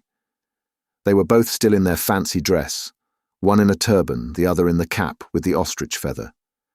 And how did the certificate of merit come to be on the bed beside Katerina Ivanovna? It lay there by the pillow. Raskolnikov saw it. He walked away to the window. Lebeziatnikov skipped up to him. "She is dead," he said. "Rodion Romanovich, I must have 2 words with you," said Svidrigailov, coming up to them. Lebeziatnikov at once made room for him, and delicately withdrew. Svidrigailov drew Raskolnikov further away. "I will undertake all the arrangements, the funeral and that. You know it's a question of money, and as I told you, I have plenty to spare. I will put those 2 little ones and Polenka into some good orphan asylum, and I will settle 1,500 rubles to be paid to each on coming of age, so that Sofya Semyonovna need have no anxiety about them. And I will pull her out of the mud too, for she's a good girl, isn't she? So tell Avdotya Romanovna that is how I am spending her 10,000. What is your motive for such benevolence? Asked Raskolnikov. Ah, you skeptical person, laughed Svidrigailov. I told you I had no need of that money. Won't you admit that it's simply done from humanity? She wasn't a louse, you know. He pointed to the corner where the dead woman lay. Was she, like some old pawnbroker woman? Come, you'll agree. Is Luzhin to go on living and doing wicked things, or is she to die? And if I didn't help them, Polenka would go the same way. He said this with an air of a sort of gay, winking slyness, keeping his eyes fixed on Raskolnikov, who turned white and cold, hearing his own phrases spoken to Sonia. He quickly stepped back and looked wildly at Svidrigailov. How do you know? He whispered, hardly able to breathe. Why, I lodge here at Madame Reslick's, the other side of the wall. Here is Kapernaumov, and there lives Madame Reslich, an old and devoted friend of mine. I am a neighbour. You? Yes, continued Svidrigailov, shaking with laughter. I assure you on my honour, dear Rodion Romanovich, that you have interested me enormously. I told you we should become friends. I foretold it. Well, here we have, and you will see what an accommodating person I am. You'll see that you can get on with me. Part 6. Chapter 1. A strange period began for Raskolnikov. It was as though a fog had fallen upon him and wrapped him in a dreary solitude from which there was no escape. Recalling that period long after, he believed that his mind had been clouded at times, and that it had continued so with intervals till the final catastrophe. He was convinced that he had been mistaken about many things at that time, for instance, as to the date of certain events. Anyway, when he tried later on to piece his recollections together, he learnt a great deal about himself from what other people told him. He had mixed up incidents and had explained events as due to circumstances which existed only in his imagination. At times he was a prey to agonies of morbid uneasiness, amounting sometimes to panic. But he remembered too moments, hours, perhaps whole days, of complete apathy, which came upon him as a reaction from his previous terror and might be compared with the abnormal insensibility, sometimes seen in the dying. He seemed to be trying in that latter stage to escape from a full and clear understanding of his position. Certain essential facts which required immediate consideration were particularly irksome to him. How glad he would have been to be free from some cares, the neglect of which would have threatened him with complete, inevitable ruin. He was particularly worried about Svidrigailov. He might be said to be permanently thinking of Svidrigailov. From the time of Svidrigailov's two menacing and unmistakable words in Sonia's room at the moment of Katerina Ivanovna's death, the normal working of his mind seemed to break down. But although this new fact caused him extreme uneasiness, Raskolnikov was in no hurry for an explanation of it. At times, finding himself in a solitary and remote part of the town, in some wretched eating house, sitting alone lost in thought, hardly knowing how he had come there, he suddenly thought of Svidrigailov. He recognized suddenly, clearly, and with dismay, that he ought at once to come to an understanding with that man, and to make what terms he could. Walking outside the city gates one day, he positively fancied that they had fixed a meeting there, that he was waiting for Svidrigailov.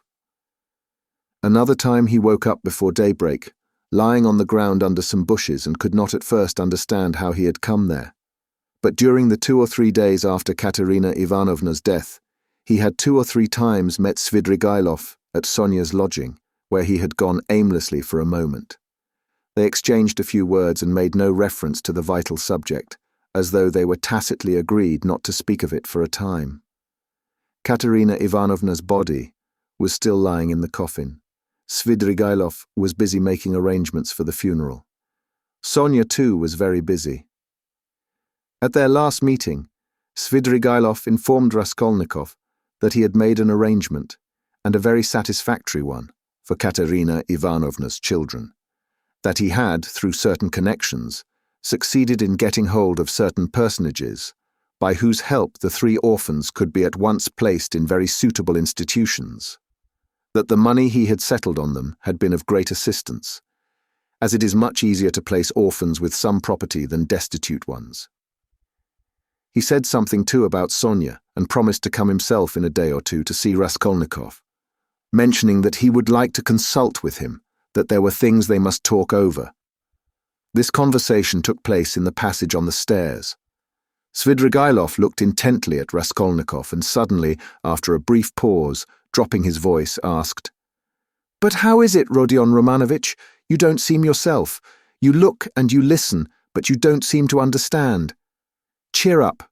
We'll talk things over. I am only sorry I've so much to do of my own business and other people's." "Ah, Rodion Romanovich," he added suddenly, "what all men need is fresh air. Fresh air more than anything." He moved to one side to make way for the priest and server who were coming up the stairs. They had come for the requiem service. By Svidrigailov's orders, it was sung twice a day punctually. Svidrigailov went his way. Raskolnikov stood still a moment, thought, and followed the priest into Sonia's room. He stood at the door. They began quietly, slowly, and mournfully singing the service. From his childhood, the thought of death and the presence of death had something oppressive and mysteriously awful, and it was long since he had heard the requiem service. And there was something else here as well, too awful and disturbing. He looked at the children. They were all kneeling by the coffin. Polenka was weeping. Behind them Sonia prayed, softly, and as it were timidly weeping. "These last 2 days she hasn't said a word to me. She hasn't glanced at me," Raskolnikov thought suddenly. The sunlight was bright in the room. The incense rose in clouds. The priest read, "Give rest, O Lord." Raskolnikov stayed all through the service. As he blessed them and took his leave, the priest looked round strangely. After the service, Raskolnikov went up to Sonia. She took both his hands and let her head sink on his shoulder. This slight friendly gesture bewildered Raskolnikov. It seemed strange to him that there was no trace of repugnance, no trace of disgust, no tremor in her hand. It was the furthest limit of self-abnegation, at least so he interpreted it. Sonia said nothing. Raskolnikov pressed her hand and went out. He felt very miserable. If it had been possible to escape to some solitude, he would have thought himself lucky, even if he had to spend his whole life there. But although he had almost always been by himself of late, he had never been able to feel alone. Sometimes he walked out of the town onto the high road. Once he had even reached a little wood. But the lonelier the place was, the more he seemed to be aware of an uneasy presence near him. It did not frighten him, but greatly annoyed him, so that he made haste to return to the town, to mingle with the crowd, to enter restaurants and taverns, to walk in busy thoroughfares. There he felt easier and even more solitary. One day at dusk he sat for an hour listening to songs in a tavern, and he remembered that he positively enjoyed it. But at last he had suddenly felt the same uneasiness again, as though his conscience smote him. "Here I sit listening to singing, is that what I ought to be doing?" he thought. Yet he felt at once that that was not the only cause of his uneasiness. There was something requiring immediate decision, but it was something he could not clearly understand or put into words. It was a hopeless tangle. No, better the struggle again. Better Porfiry again, or Svidrigailov. Better some challenge again, some attack. Yes, yes, he thought. He went out of the tavern and rushed away almost at a run. The thought of Dunya and his mother suddenly reduced him almost to a panic. That night he woke up before morning among some bushes in Krestovsky Island, trembling all over with fever. He walked home, and it was early morning when he arrived. After some hours' sleep, the fever left him, but he woke up late, 2 o'clock in the afternoon. He remembered that Katerina Ivanovna's funeral had been fixed for that day, and was glad that he was not present at it. Nastasia brought him some food. He ate and drank with appetite, almost with greediness. His head was fresher, and he was calmer than he had been for the last 3 days. He even felt a passing wonder at his previous attacks of panic. The door opened, and Razumikin came in. "Ah, he's eating. Then he's not ill," said Razumikin. He took a chair and sat down at the table opposite Raskolnikov. He was troubled and did not attempt to conceal it. He spoke with evident annoyance, but without hurry or raising his voice. He looked as though he had some special fixed determination. "Listen," he began resolutely. "As far as I am concerned, you may all go to hell. But from what I see, it's clear to me that I can't make head or tail of it. Please don't think I've come to ask you questions I don't want to know. Hang it! If you begin telling me your secrets, I dare say I shouldn't stay to listen. I should go away cursing. I have only come to find out once for all whether it's a fact that you are mad. There is a conviction in the air that you are mad, or very nearly so. I admit I've been disposed to that opinion myself, judging from your stupid, repulsive, and quite inexplicable actions, and from your recent behavior to your mother and sister. Only a monster or a madman could treat them as you have. So you must be mad. When did you see them last?" "Just now. Haven't you seen them since then? What have you been doing with yourself? Tell me, please. I've been to you 3 times already. Your mother has been seriously ill since yesterday. She had made up her mind to come to you. Avdotya Romanovna tried to prevent her. She wouldn't hear a word. If he is ill, if his mind is giving way, who can look after him like his mother, she said. We all came here together. We couldn't let her come alone all the way. We kept begging her to be calm. We came in. You weren't here. She sat down and stayed 10 minutes, while we stood waiting in silence. She got up and said, 'If he's gone out, that is, if he is well, and has forgotten his mother, it's humiliating and unseemly for his mother to stand at his door begging for kindness.' She returned home and took to her bed. Now she is in a fever. 'I see,' she said, 'that he has time for his girl.' She means by your girl Sofya Semyonovna, your betrothed or your mistress. I don't know. I went at once to Sofya Semyonovna's, for I wanted to know what was going on. I looked round. I saw the coffin, the children crying, and Sofya Semyonovna trying them on mourning dresses. No sign of you. I apologized, came away, and reported to Avdotya Romanovna. So that's all nonsense and you haven't got a girl. The most likely thing is that you are mad. But here you sit, guzzling boiled beef as though you'd not had a bite for 3 days. Though as far as that goes, madmen eat too, but though you have not said a word to me yet, you are not mad. That I'd swear. Above all, you are not mad. So you may go to hell, all of you, for there's some mystery, some secret about it, and I don't intend to worry my brains over your secrets.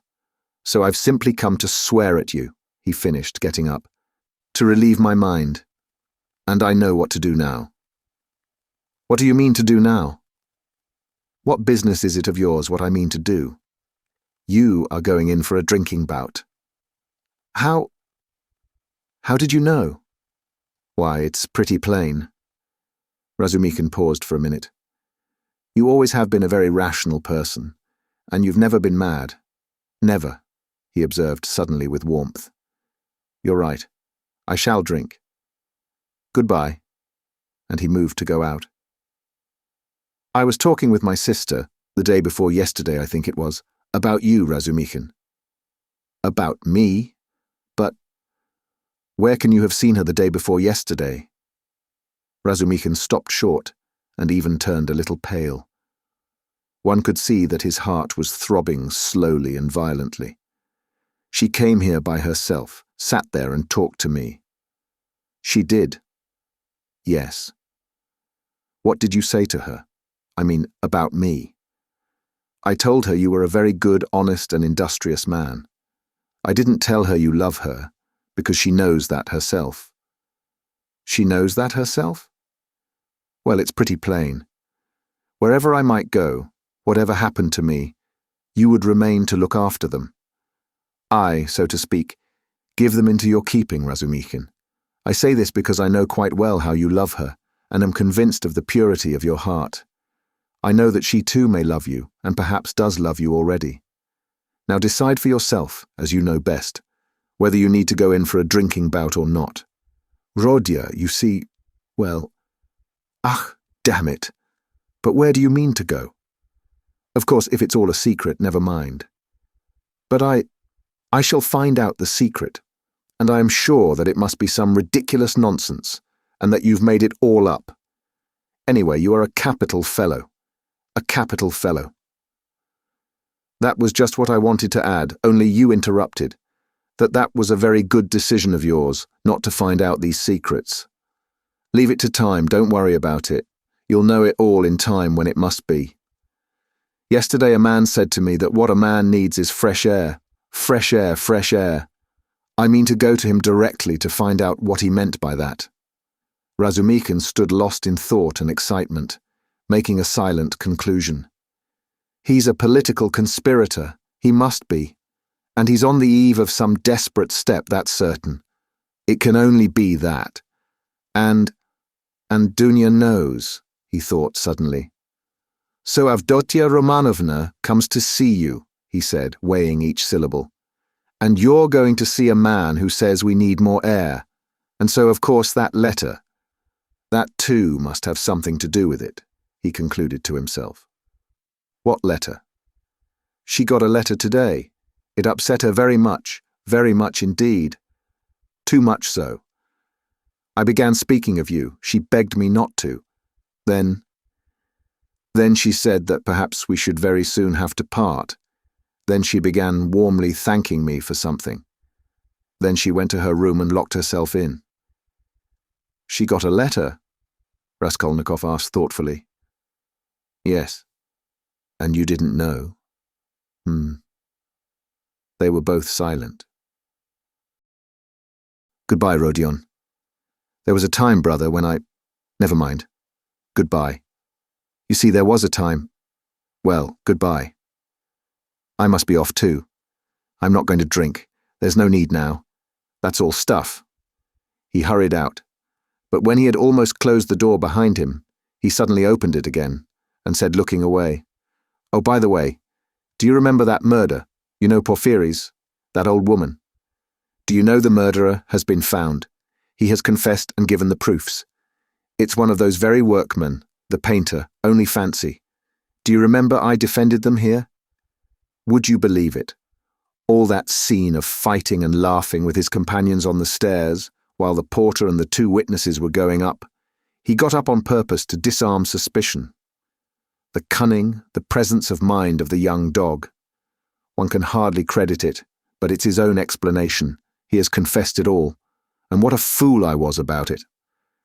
Well, he's simply a genius of hypocrisy and resourcefulness in disarming the suspicions of the lawyers, so there's nothing much to wonder at, I suppose.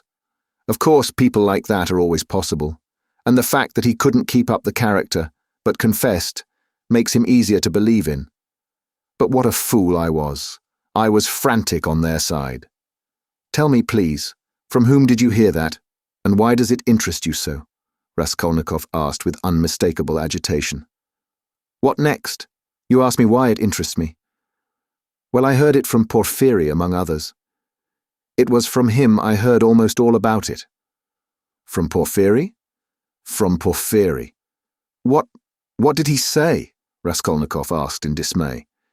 He gave me a capital explanation of it, psychologically after his fashion. He explained it? Explained it himself? Yes, goodbye. I'll tell you all about it another time, but now I'm busy. There was a time when I fancied... But no matter, another time. What need is there for me to drink now? You have made me drunk without wine. I am drunk, Rodya. Goodbye, I'm going. I'll come again very soon. He went out. He's a political conspirator. There's not a doubt about it, Razumihin decided, as he slowly descended the stairs. And he's drawn his sister in. That's quite in keeping with Avdotia Romanovna's character. There are interviews between them. She hinted at it too, So many of her words and hints bear that meaning, and how else can all this tangle be explained? And I was almost thinking, good heavens, what I thought. Yes, I took leave of my senses and I wronged him. It was his doing under the lamp in the corridor that day. Phew, what a crude, nasty, vile idea on my part. Nikolai is a brick for confessing. And how clear it all is now. His illness then, all his strange actions. Before this, in the university, how morose he used to be, how gloomy. But what's the meaning now of that letter? There's something in that too, perhaps. Whom was it from? I suspect. No, I must find out. He thought of Dunya, realizing all he had heard, and his heart throbbed, and he suddenly broke into a run.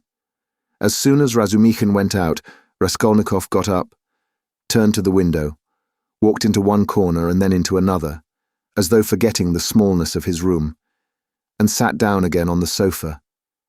He felt, so to speak, renewed. Again the struggle, so a means of escape had come. Yes, a means of escape had come. It had been too stifling, too cramping, the burden had been too agonizing. A lethargy had come upon him at times. From the moment of the scene with Nikolai at Porfiry's, he had been suffocating, penned in without hope of escape. After Nikolai's confession, on that very day had come the scene with Sonia. His behavior and his last words had been utterly unlike anything he could have imagined beforehand. He had grown feebler, instantly and fundamentally. And he had agreed at the time with Sonia, he had agreed in his heart he could not go on living alone with such a thing on his mind. And Svidrigailov was a riddle. He worried him, that was true, but somehow not on the same point. He might still have a struggle to come with Svidrigailov. Svidrigailov too might be a means of escape, but Porfiry was a different matter.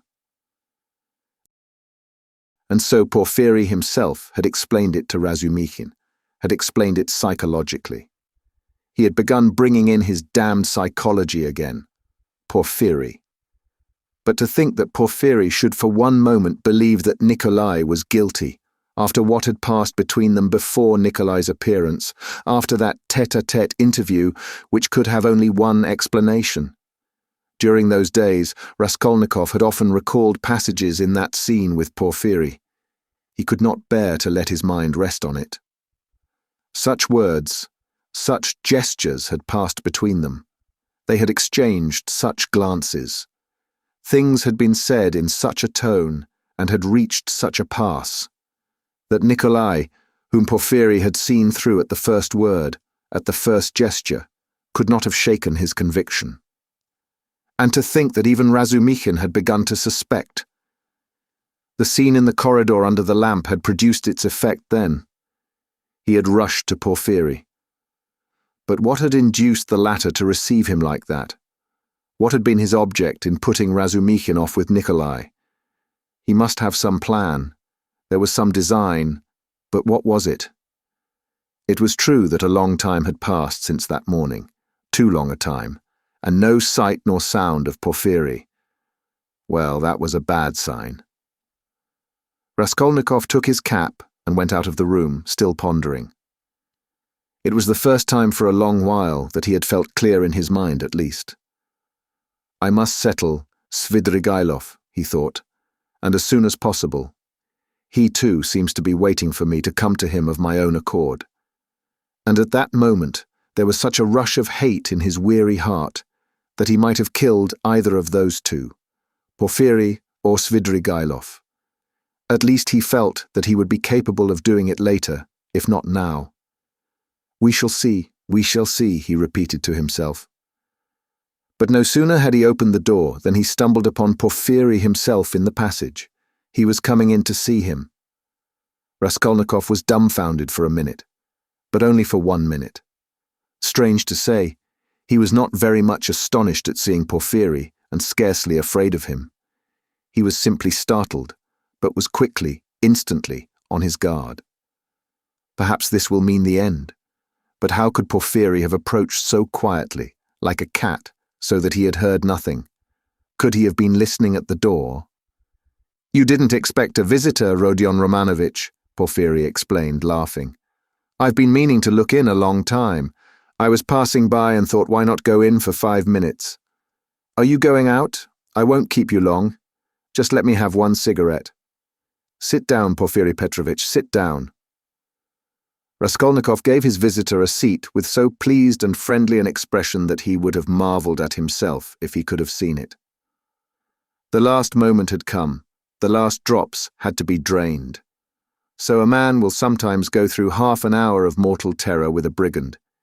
Yet when the knife is at his throat at last, he feels no fear. Raskolnikov seated himself directly facing Porfiry and looked at him without flinching. Porfiry screwed up his eyes and began lighting a cigarette. "Speak, speak," seemed as though it would burst from Raskolnikov's heart. "Come, why don't you speak?" Chapter 2. "Ah, these cigarettes," Porfiry Petrovitch ejaculated at last, having lighted one. "They are pernicious, positively pernicious, and yet I can't give them up. I cough, I begin to have tickling in my throat and a difficulty in breathing. You know I am a coward. I went lately to Dr. Berman. He always gives at least half an hour to each patient. He positively laughed looking at me. He sounded me. 'Tobacco's bad for you,' he said. 'Your lungs are affected.' But how am I to give it up? What is there to take its place? I don't drink, that's the mischief. He. That I don't. Everything is relative, Rodion Romanovich. Everything is relative." Why, he's playing his professional tricks again, Raskolnikov thought with disgust. All the circumstances of their last interview suddenly came back to him, and he felt a rush of the feeling that had come upon him then. "I came to see you the day before yesterday, in the evening." "You didn't know?" Porfiry Petrovitch went on, looking round the room. "I came into this very room. I was passing by just as I did today, and I thought I'd return your call. I walked in as your door was wide open. I looked round, waited, and went out without leaving my name with your servant. Don't you lock your door?" Raskolnikov's face grew more and more gloomy. Porfiry seemed to guess his state of mind. "I've come to have it out with you, Rodion Romanovich, my dear fellow. I owe you an explanation and must give it to you," he continued with a slight smile, just patting Raskolnikov's knee. But almost at the same instant, a serious and careworn look came into his face. To his surprise, Raskolnikov saw a touch of sadness in it. He had never seen and never suspected such an expression in his face. "A strange scene passed between us last time we met, Rodion Romanovich. Our first interview, too, was a strange one. But then, and one thing after another. This is the point. I have perhaps acted unfairly to you. I feel it. Do you remember how we parted? Your nerves were unhinged and your knees were shaking, and so were mine, and, you know, our behaviour was unseemly, even ungentlemanly. And yet we are gentlemen, above all, in any case, gentlemen. That must be understood. Do you remember what we came to? And it was quite indecorous. What is he up to? What does he take me for?" Raskolnikov asked himself in amazement, raising his head and looking with open eyes on Porfiry. "I've decided openness is better between us," Porfiry Petrovitch went on, turning his head away and dropping his eyes, as though unwilling to disconcert his former victim and as though disdaining his former wiles. "Yes, such suspicions and such scenes cannot continue for long. Nikolai put a stop to it, or I don't know what we might not have come to. That damned workman was sitting at the time in the next room. Can you realize that? You know that, of course, and I am aware that he came to you afterwards. But what you supposed then was not true. I had not sent for anyone. I had made no kind of arrangements. You ask why I hadn't. What shall I say to you? It had all come upon me so suddenly. I had scarcely sent for the porters. You noticed them as you went out, I dare say. An idea flashed upon me. I was firmly convinced at the time, you see, Rodion Romanovich. Come, I thought, even if I let one thing slip for a time, I shall get hold of something else. I shan't lose what I want anyway. You are nervously irritable, Rodion Romanovich, by temperament. It's out of proportion with other qualities of your heart and character, which I flatter myself I have to some extent divined. Of course, I did reflect even then that it does not always happen that a man gets up and blurts out his whole story. It does happen sometimes, if you make a man lose all patience, though even then it's rare. I was capable of realizing that. If I only had a fact, I thought, the least little fact to go upon, something I could lay hold of, something tangible, not merely psychological. For if a man is guilty, you must be able to get something substantial out of him. One may reckon upon most surprising results indeed. I was reckoning on your temperament, Rodion Romanovich. On your temperament above all things. I had great hopes of you at that time. But what are you driving at now? Raskolnikov muttered at last, asking the question without thinking. What is he talking about? He wondered distractedly. Does he really take me to be innocent? What am I driving at? I've come to explain myself. I consider it my duty, so to speak. I want to make clear to you how the whole business, the whole misunderstanding arose. I've caused you a great deal of suffering, Rodion Romanovich. I am not a monster. I understand what it must mean for a man who has been unfortunate, but who is proud, imperious, and above all, impatient, to have to bear such treatment. I regard you in any case as a man of noble character, and not without elements of magnanimity, though I don't agree with all your convictions. I wanted to tell you this first, frankly and quite sincerely, for above all, I don't want to deceive you. When I made your acquaintance, I felt attracted by you. Perhaps you will laugh at my saying so. You have a right to. I know you disliked me from the first, and indeed you've no reason to like me. You may think what you like, but I desire now to do all I can to efface that impression and to show that I am a man of heart and conscience. I speak sincerely. Porfiri Petrovitch made a dignified pause. Raskolnikov felt a rush of renewed alarm. The thought that Porfiri believed him to be innocent began to make him uneasy. It's scarcely necessary to go over everything in detail, Porfiri Petrovitch went on. Indeed, I could scarcely attempt it. To begin with, there were rumors. Through whom, how, and when those rumors came to me, and how they affected you, I need not go into. My suspicions were aroused by a complete accident, which might just as easily not have happened. What was it? I believe there is no need to go into that either. Those rumors and that accident led to one idea in my mind. I admit it openly, for one may as well make a clean breast of it. I was the first to pitch on you. The old woman's notes on the pledges and the rest of it, that all came to nothing. Yours was one of 100. I happened, too, to hear of the scene at the office, from a man who described it capitally, unconsciously reproducing the scene with great vividness. It was just one thing after another, Rodion Romanovich, my dear fellow. How could I avoid being brought to certain ideas? From 100 rabbits you can't make a horse. 100 suspicions don't make a proof, as the English proverb says. But that's only from the rational point of view. You can't help being partial, for after all a lawyer is only human. I thought too of your article in that journal. Do you remember? On your first visit we talked of it. I jeered at you at the time, but that was only to lead you on. I repeat, Rodion Romanovich, you are ill and impatient. That you were bold, headstrong, in earnest, and had felt a great deal I recognize long before. I too have felt the same, so that your article seemed familiar to me. It was conceived on sleepless nights, with a throbbing heart, in ecstasy and suppressed enthusiasm.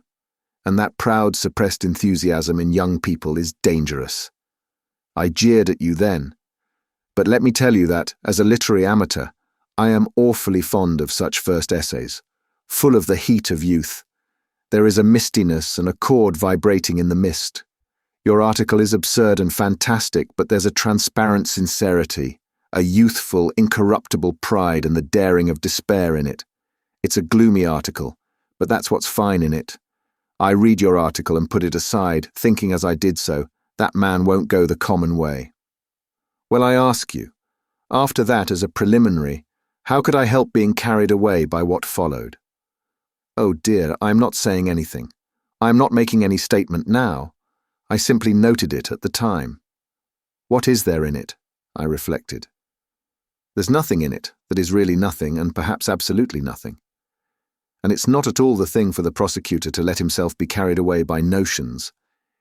Here I have Nikolai on my hands with actual evidence against him. You may think what you like of it, but it's evidence. He brings in his psychology too. One has to consider him too, for it's a matter of life and death. Why am I explaining this to you? That you may understand and not blame my malicious behavior on that occasion. It was not malicious, I assure you. He. Do you suppose I didn't come to search your room at the time? I did. He. I was here when you were lying ill in bed, not officially, not in my own person, but I was here. Your room was searched to the last thread at the first suspicion, but umsonst, I thought to myself, now that man will come of himself and quickly too. If he's guilty, he's sure to come. Another man wouldn't, but he will. And you remember how Mr. Razumikhin began discussing the subject with you. We arranged that to excite you, so we purposely spread rumors that he might discuss the case with you, and Razumikhin is not a man to restrain his indignation. Mr. Zametov was tremendously struck by your anger and your open daring. Think of blurting out in a restaurant, "I killed her." It was too daring, too reckless. I thought so myself. If he is guilty, he will be a formidable opponent. That was what I thought at the time. I was expecting you. But you simply bowled Zametov over and, well, you see, it all lies in this, that this damnable psychology can be taken two ways. Well, I kept expecting you, and so it was. You came. My heart was fairly throbbing. Ugh. Now why need you have come? Your laughter too as you came in, do you remember? I saw it all plain as daylight, but if I hadn't expected you so specially, I should not have noticed anything in your laughter. You see what influence a mood has. Mr. Razumikhin then, that stone under which the things were hidden. I seemed to see it somewhere in a kitchen garden. It was in a kitchen garden, you told Zametov, and afterwards you repeated that in my office. And when we began picking your article to pieces, how you explained it. One could take every word of yours in two senses, as though there were another meaning hidden. So in this way, Rodion Romanovich, I reached the furthest limit, and knocking my head against a post, I pulled myself up, asking myself what I was about. After all, I said, you can take it all in another sense if you like, and it's more natural so indeed. I couldn't help admitting it was more natural. I was bothered. No, I'd better get hold of some little fact, I said. So when I heard of the bell ringing, I held my breath and was all in a tremor. Here is my little fact, thought I. And I didn't think it over. I simply wouldn't. I would have given 1,000 rubles at that minute to have seen you with my own eyes, when you walked 100 paces beside that workman, after he had called you murderer to your face, and you did not dare to ask him a question all the way. And then what about your trembling? What about your bell ringing in your illness in semi-delirium? And so, Rodion Romanovich, can you wonder that I played such pranks on you? And what made you come at that very minute? Someone seemed to have sent you, by Jove. And if Nikolai had not parted us, and do you remember Nikolai at the time? Do you remember him clearly? It was a thunderbolt, a regular thunderbolt, and how I met him. I didn't believe in the thunderbolt, not for a minute. You could see it for yourself, and how could I? Even afterwards, when you had gone and he began making very, very plausible answers on certain points, so that I was surprised at him myself, even then I didn't believe his story. You see what it is to be as firm as a rock. No, thought I, Morgenfreu. What has Nikolai got to do with it? Razumikhin told me just now that you think Nikolai guilty and had yourself assured him of it. His voice failed him and he broke off. He had been listening in indescribable agitation, as this man who had seen through and through him went back upon himself. He was afraid of believing it and did not believe it. In those still ambiguous words, he kept eagerly looking for something more definite and conclusive. "Mr. Razumikhin," cried Porfiri Petrovitch, seeming glad of a question from Raskolnikov, who had till then been silent. He, but I had to put Mr. Razumikhin off. 2 is company, 3 is none. Mr. Razumikhin is not the right man. Besides, he is an outsider. He came running to me with a pale face. But never mind him. Why bring him in? To return to Nikolai, would you like to know what sort of a type he is? How I understand him, that is. To begin with, he is still a child, and not exactly a coward, but something by way of an artist. Really, don't laugh at my describing him so. He is innocent and responsive to influence. He has a heart and is a fantastic fellow. He sings and dances, he tells stories, they say, so that people come from other villages to hear him. He attends school too and laughs till he cries if you hold up a finger to him. He will drink himself senseless, not as a regular vice, but at times when people treat him like a child. And he stole too then, without knowing it himself, for how can it be stealing if one picks it up?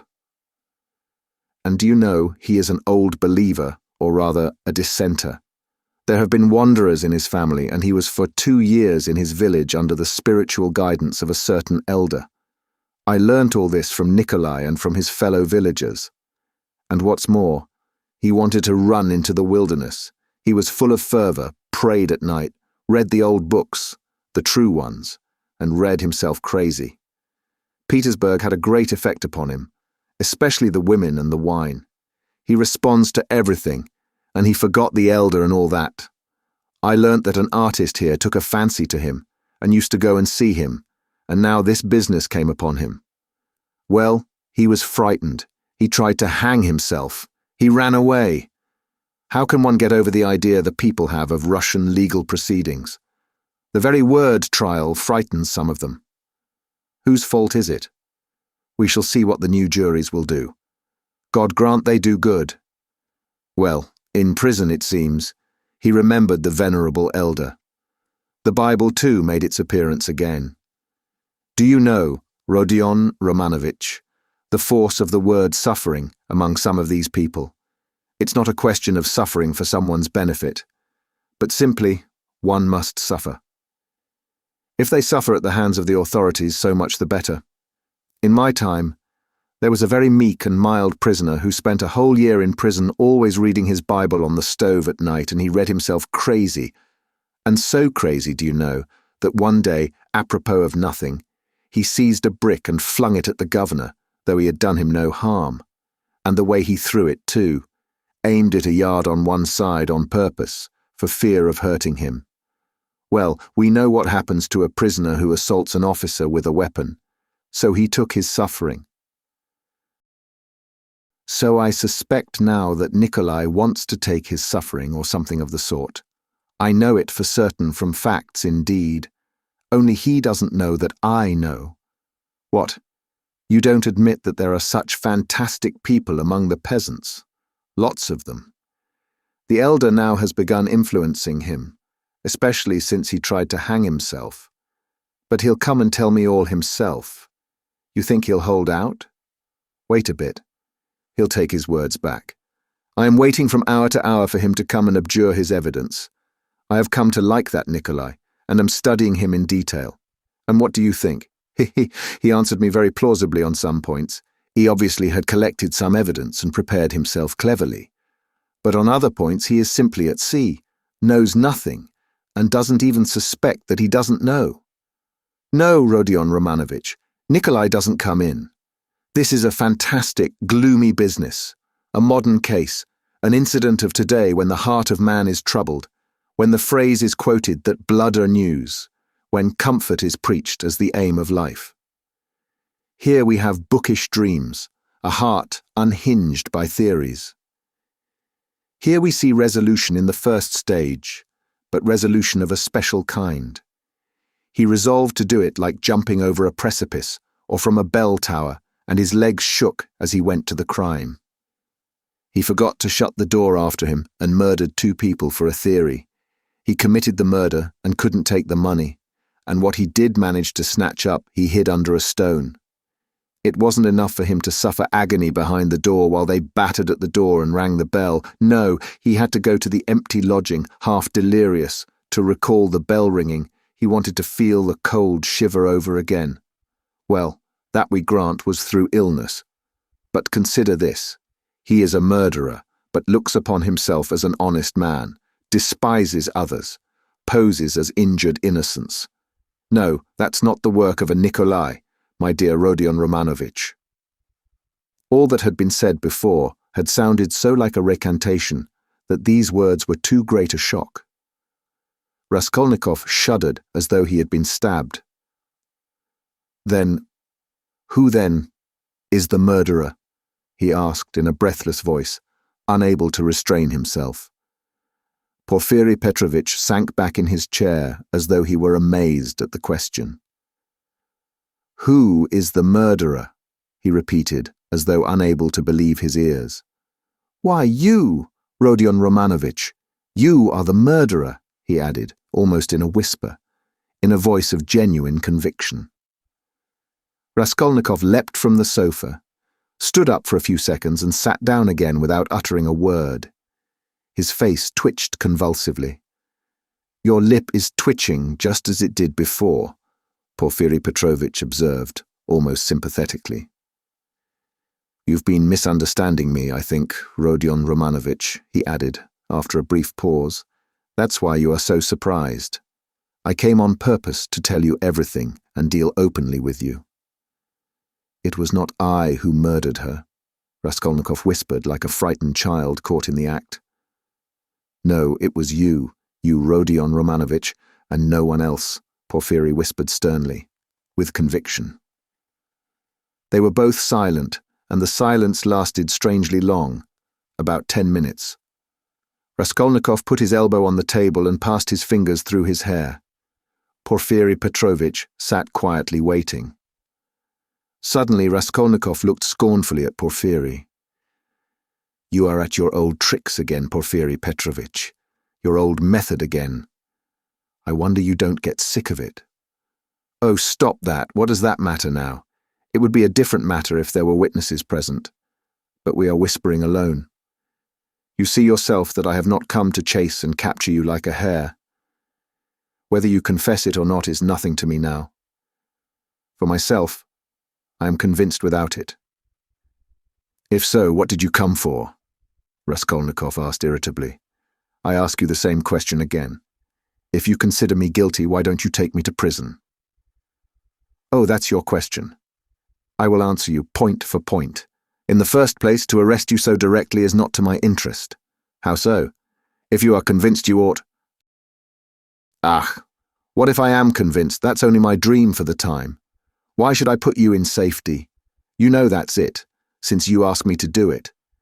If I confront you with that workman, for instance, and you say to him, were you drunk or not? Who saw me with you?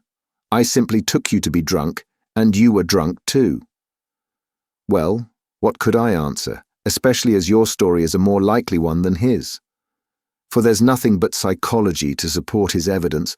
That's almost unseemly with his ugly mug, while you hit the mark exactly, for the rascal is an inveterate drunkard and notoriously so.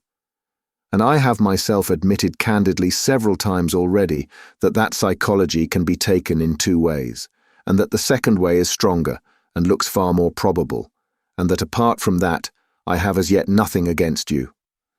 And though I shall put you in prison, and indeed have come, quite contrary to etiquette, to inform you of it beforehand, yet I tell you frankly, also contrary to etiquette, that it won't be to my advantage. Well, secondly, I've come to you because... Yes, secondly, Raskolnikov was listening breathless. Because, as I told you just now, I consider I owe you an explanation. I don't want you to look upon me as a monster. As I have a genuine liking for you, you may believe me or not. And in the third place, I've come to you with a direct and open proposition, that you should surrender and confess. It will be infinitely more to your advantage, and to my advantage too, for my task will be done. Well, is this open on my part or not? Raskolnikov thought a minute. Listen, Porfiri Petrovitch, You said just now you have nothing but psychology to go on, yet now you've gone on mathematics. Well, what if you are mistaken yourself now?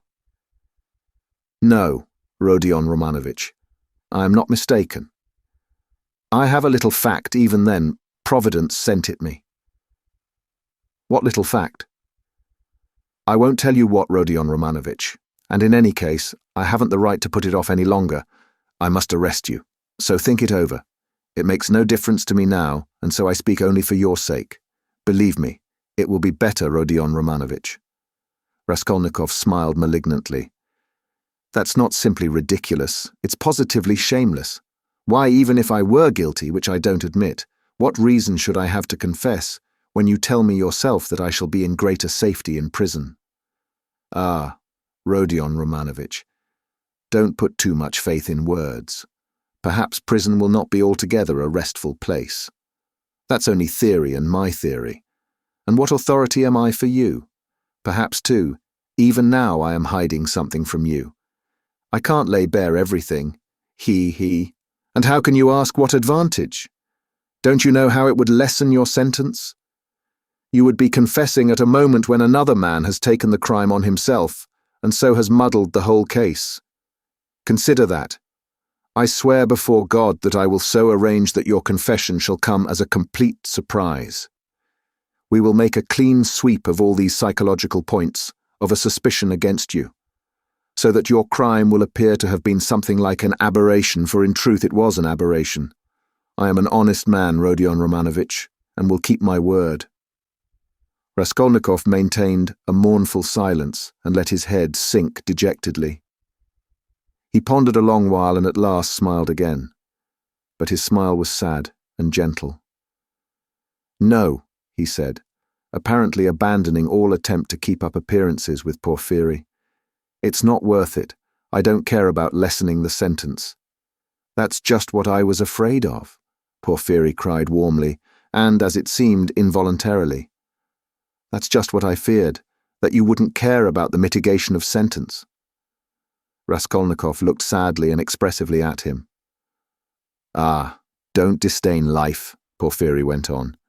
You have a great deal of it still before you. How can you say you don't want a mitigation of sentence? You are an impatient fellow. A great deal of what lies before me? Of life. What sort of prophet are you? Do you know much about it? Seek and ye shall find. This may be God's means for bringing you to him. And it's not forever. The bondage. The time will be shortened, laughed Raskolnikov. Why, is it the bourgeois disgrace you are afraid of? It may be that you are afraid of it without knowing it because you are young. But anyway, you shouldn't be afraid of giving yourself up and confessing. Ach, hang it, Raskolnikov whispered with loathing and contempt, as though he did not want to speak aloud. He got up again as though he meant to go away, but sat down again in evident despair. Hang it, if you like. You've lost faith, and you think that I am grossly flattering you. But how long has your life been? How much do you understand? You made up a theory, and then were ashamed that it broke down and turned out to be not at all original. It turned out something base, that's true, but you are not hopelessly base. By no means so base. At least you didn't deceive yourself for long. You went straight to the furthest point at one bound. How do I regard you? I regard you as one of those men who would stand and smile at their torturer while he cuts their entrails out, if only they have found faith or God. Find it, and you will live. You have long needed a change of air. Suffering, too, is a good thing. Suffer. Maybe Nikolai is right in wanting to suffer. I know you don't believe in it, but don't be overwise. Fling yourself straight into life without deliberation. Don't be afraid. The flood will bear you to the bank and set you safe on your feet again. What bank? How can I tell? I only believe that you have long life before you. I know that you take all my words now for a set speech prepared beforehand, but maybe you will remember them after. They may be of use some time. That's why I speak. It's as well that you only killed the old woman. If you'd invented another theory, you might perhaps have done something 1,000 times more hideous. You ought to thank God, perhaps. How do you know? Perhaps God is saving you for something. But keep a good heart and have less fear.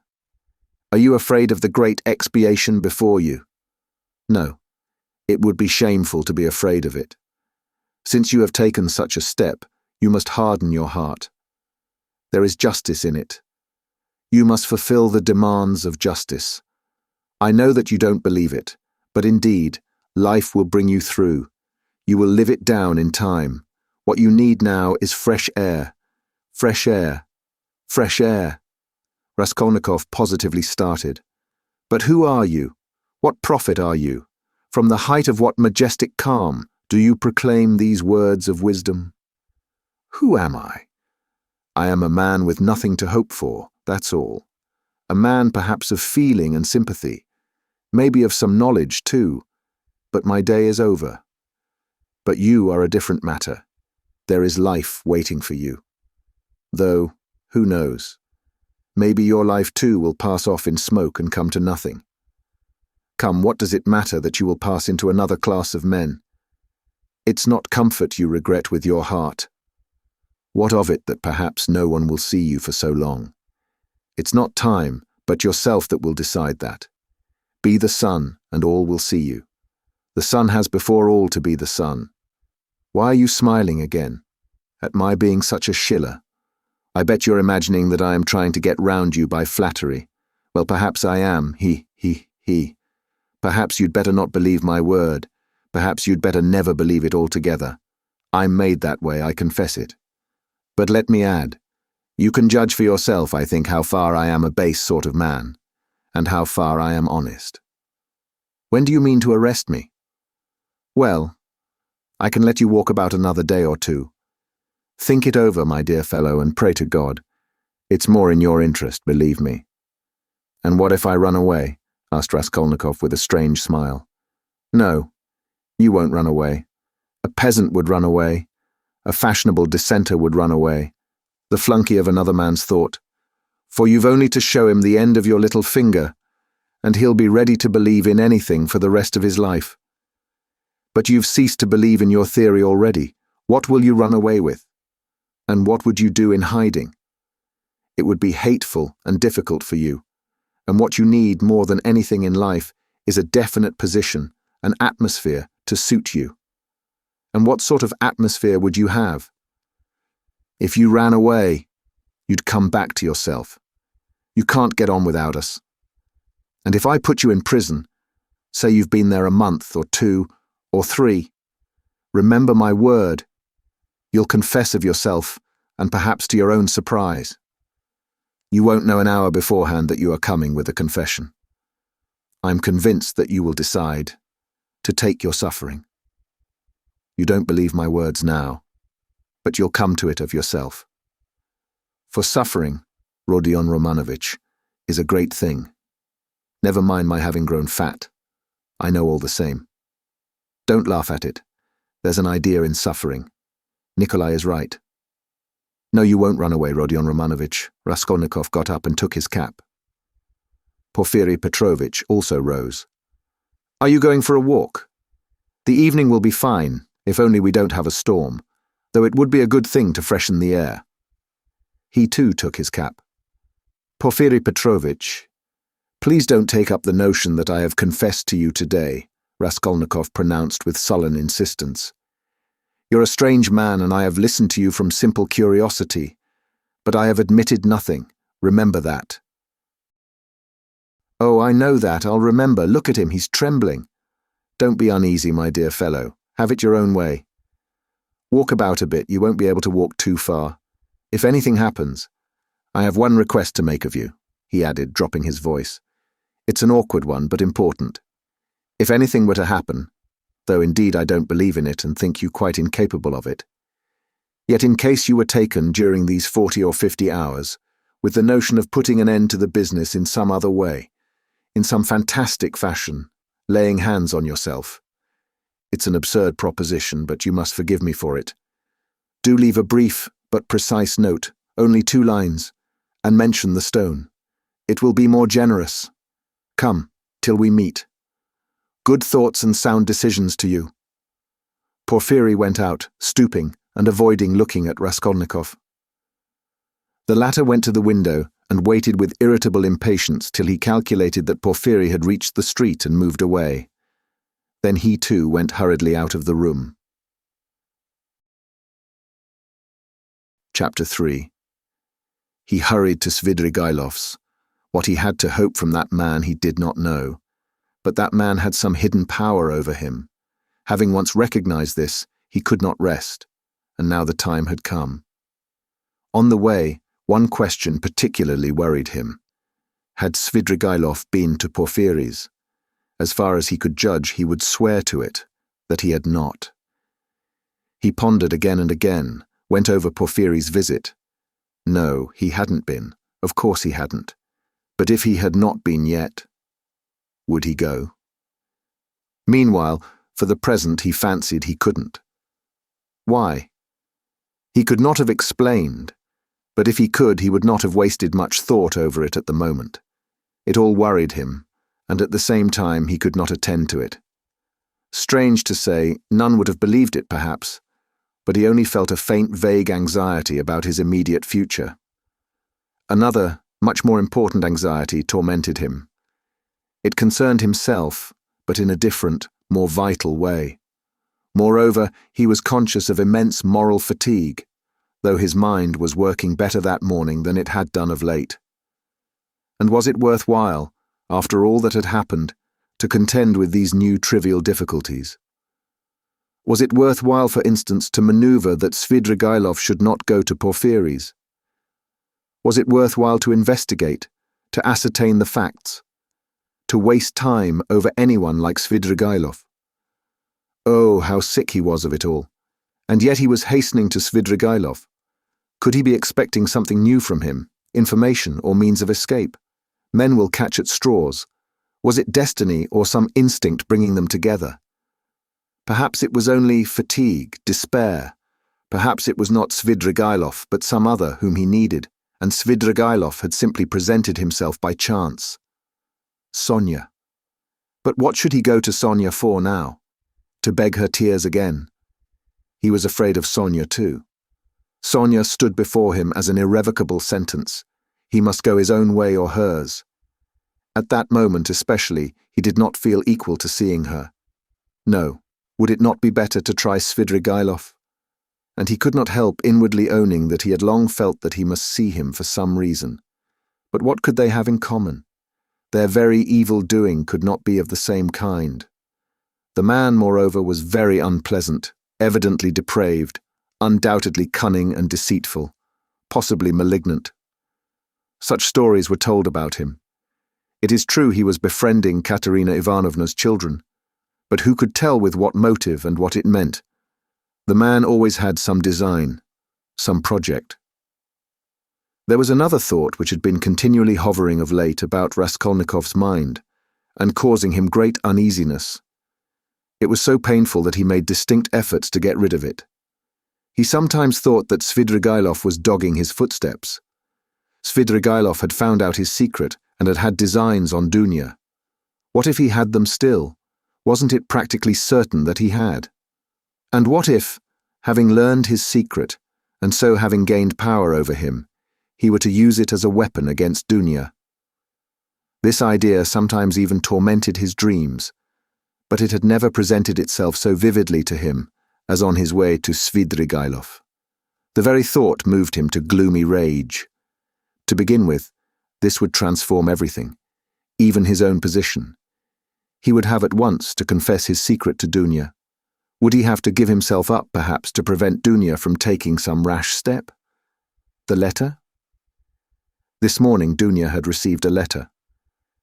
From whom could she get letters in Petersburg? Luzhin, perhaps? It's true Razumikin was there to protect her, but Razumikin knew nothing of the position. Perhaps it was his duty to tell Razumikin. He thought of it with repugnance. In any case, he must see Svidrigailov as soon as possible, he decided finally. Thank God the details of the interview were of little consequence. If only he could get at the root of the matter. But if Svidrigailov were capable, if he were intriguing against Dunya, then… Raskolnikov was so exhausted by what he had passed through that month that he could only decide such questions in one way. Then I shall kill him, he thought in cold despair. A sudden anguish oppressed his heart. He stood still in the middle of the street and began looking about to see where he was and which way he was going. He found himself in X Prospect, 30 or 40 paces from the Haymarket, through which he had come. The whole second story of the house on the left was used as a tavern. All the windows were wide open. Judging from the figures moving at the windows, the rooms were full to overflowing.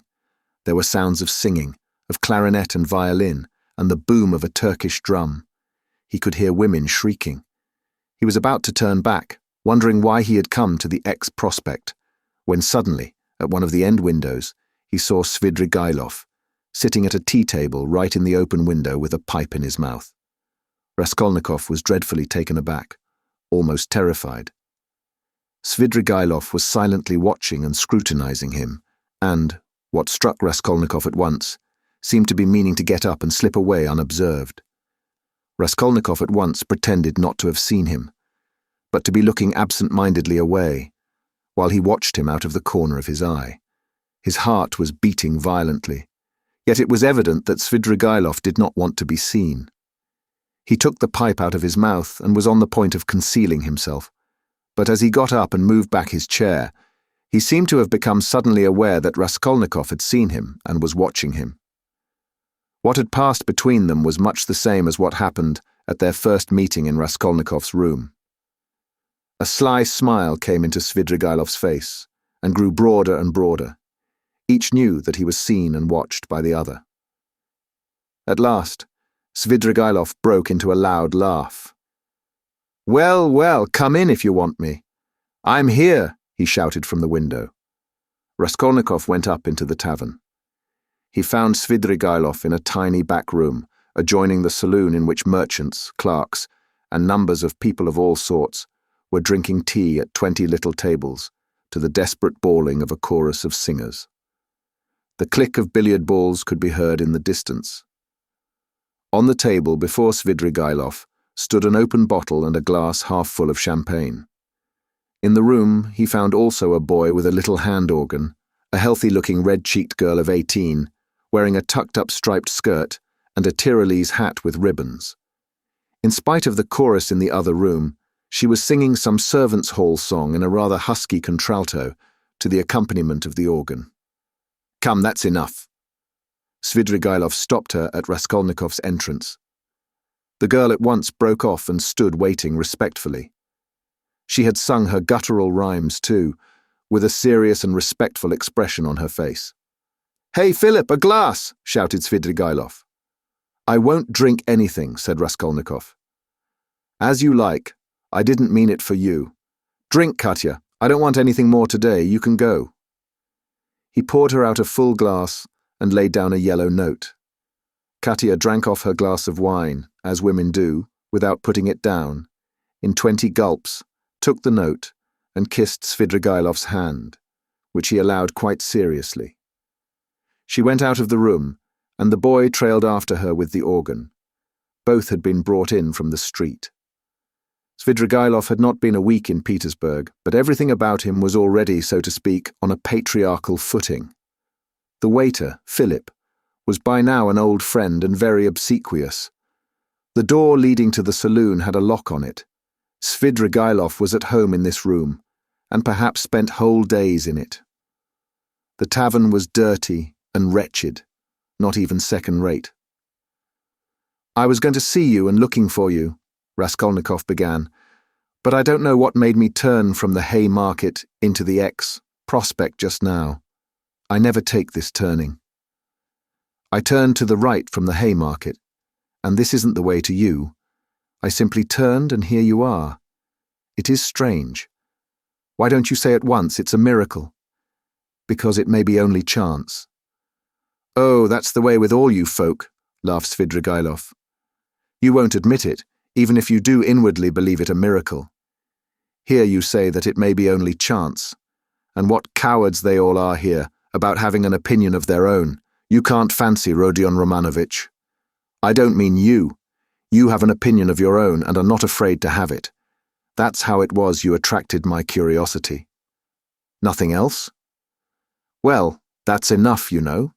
Svidrigailov was obviously exhilarated, but only slightly so. He had not had more than half a glass of wine. I fancy you came to see me before you knew that I was capable of having what you call an opinion of my own, observed Raskolnikov. Oh well, it was a different matter. Everyone has his own plans. And apropos of the miracle, let me tell you that I think you have been asleep for the last 2 or 3 days. I told you of this tavern myself. There is no miracle in your coming straight here. I explained the way myself, told you where it was, and the hours you could find me here. Do you remember? I don't remember, answered Raskolnikov with surprise. I believe you. I told you twice. The address has been stamped mechanically on your memory. You turned this way mechanically, and yet precisely according to the direction, though you are not aware of it. When I told you then, I hardly hoped you understood me. You give yourself away too much, Rodion Romanovich. And another thing, I'm convinced there are lots of people in Petersburg who talk to themselves as they walk. This is a town of crazy people. If only we had scientific men, doctors, lawyers, and philosophers, they might make most valuable investigations in Petersburg, each in his own line. There are few places where there are so many gloomy, strong, and queer influences on the soul of man as in Petersburg. The mere influences of climate mean so much. And it's the administrative center of all Russia, and its character must be reflected on the whole country. But that is neither here nor there now. The point is that I have several times watched you. You walk out of your house, holding your head high, 20 paces from home you let it sink, and fold your hands behind your back. You look and evidently see nothing before nor beside you. At last, you begin moving your lips and talking to yourself, and sometimes you wave one hand and declaim, and at last stand still in the middle of the road. That's not at all the thing. Someone may be watching you besides me, and it won't do you any good. It's nothing really to do with me, and I can't cure you, but, of course, you understand me. Do you know that I'm being followed? Asked Raskolnikov, looking inquisitively at him. No, I know nothing about it, said Svidrigailov, seeming surprised. Well then, let us leave me alone, Raskolnikov muttered, frowning. Very good. Let us leave you alone. You had better tell me, if you come here to drink, and directed me twice to come here to you, why did you hide and try to get away just now when I looked at the window from the street? I saw it. He. And why was it you lay on your sofa with closed eyes and pretended to be asleep, though you were wide awake while I stood in your doorway? I saw it. I may have had reasons. You know that yourself. And I may have had my reasons, though you don't know them. Raskolnikov dropped his right elbow on the table, leaned his chin in the fingers of his right hand, and stared intently at Svidrigailov. For a full minute he scrutinized his face, which had impressed him before. It was a strange face, like a mask, white and red, with bright red lips, with a flaxen beard, and still thick flaxen hair. His eyes were somehow too blue, and their expression somehow too heavy and fixed. There was something awfully unpleasant in that handsome face, which looked so wonderfully young for his age. Svidrigailov was smartly dressed in light summer clothes and was particularly dainty in his linen. He wore a huge ring with a precious stone in it. Have I got to bother myself about you too now? Said Raskolnikov suddenly, coming with nervous impatience straight to the point. Even though perhaps you are the most dangerous man if you care to injure me, I don't want to put myself out any more. I will show you at once that I don't prize myself as you probably think I do. I've come to tell you at once that if you keep to your former intentions with regard to my sister, and if you think to derive any benefit in that direction from what has been discovered of late, I will kill you before you get me locked up. You can reckon on my word. You know that I can keep it. And in the second place, if you want to tell me anything, for I keep fancying all this time that you have something to tell me. Make haste and tell it, for time is precious, and very likely it will soon be too late." "Why in such haste?" asked Svidrigailov, looking at him curiously. "Everyone has his plans," Raskolnikov answered gloomily and impatiently. "You urged me yourself to frankness just now, and at the first question you refused to answer," Svidrigailov observed with a smile. "You keep fancying that I have aims of my own, and so you look at me with suspicion. Of course it's perfectly natural in your position. But though I should like to be friends with you, I shan't trouble myself to convince you of the contrary. The game isn't worth the candle, and I wasn't intending to talk to you about anything special." "What did you want me for, then? It was you who came hanging about me." "Why, simply as an interesting subject for observation. I liked the fantastic nature of your position. That's what it was. Besides, you are the brother of a person who greatly interested me, and from that person I had in the past heard a very great deal about you, from which I gathered that you had a great influence over her. Isn't that enough? Ha ha ha. Still, I must admit that your question is rather complex, and is difficult for me to answer. Here, you, for instance, have come to me not only for a definite object, but for the sake of hearing something new. Isn't that so? Isn't that so?" persisted Svidrigailov with a sly smile.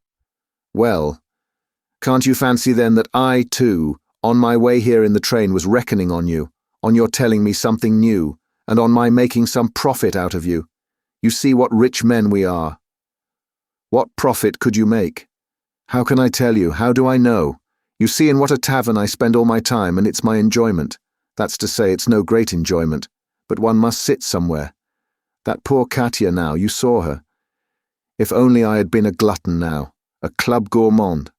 But you see I can eat this." He pointed to a little table in the corner where the remnants of a terrible-looking beefsteak and potatoes lay on a tin dish. "Have you dined, by the way? I've had something and want nothing more. I don't drink, for instance, at all. Except for champagne, I never touch anything, and not more than a glass of that all the evening. And even that is enough to make my head ache.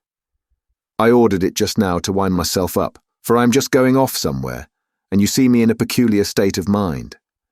That was why I hid myself just now like a schoolboy, for I was afraid you would hinder me. But I believe," he pulled out his watch, "I can spend an hour with you. It's 4:30 now. If only I'd been something, a landowner, a father, a cavalry officer, a photographer, a journalist. I am nothing, no specialty, and sometimes I am positively bored. I really thought you would tell me something new. But what are you? And why have you come here?" "What am I?" "You know, a gentleman. I served for 2 years in the cavalry. Then I knocked about here in Petersburg.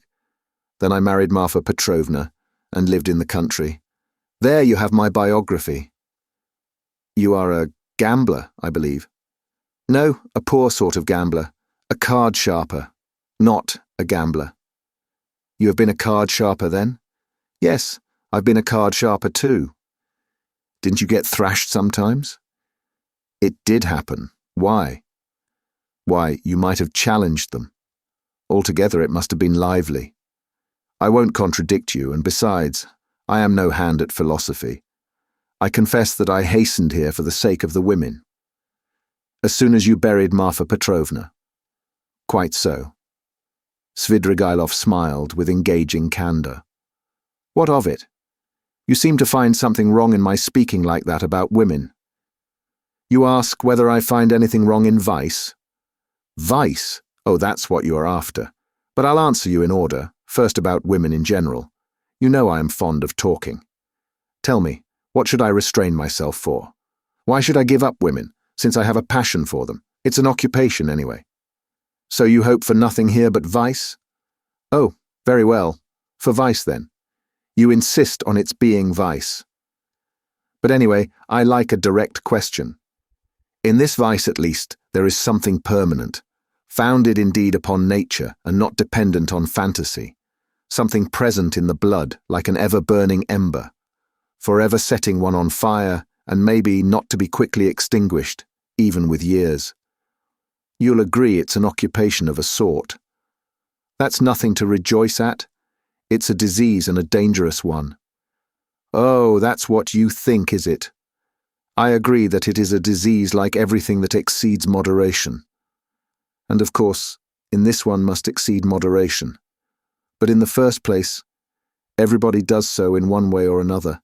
And in the second place, of course, one ought to be moderate and prudent, however mean it may be. But what am I to do? If I hadn't this, I might have to shoot myself. I'm ready to admit that a decent man ought to put up with being bored. But yet... And could you shoot yourself? Oh, come, Svidrigailov parried with disgust. Please don't speak of it, he added hurriedly, and with none of the bragging tone he had shown in all the previous conversation. His face quite changed.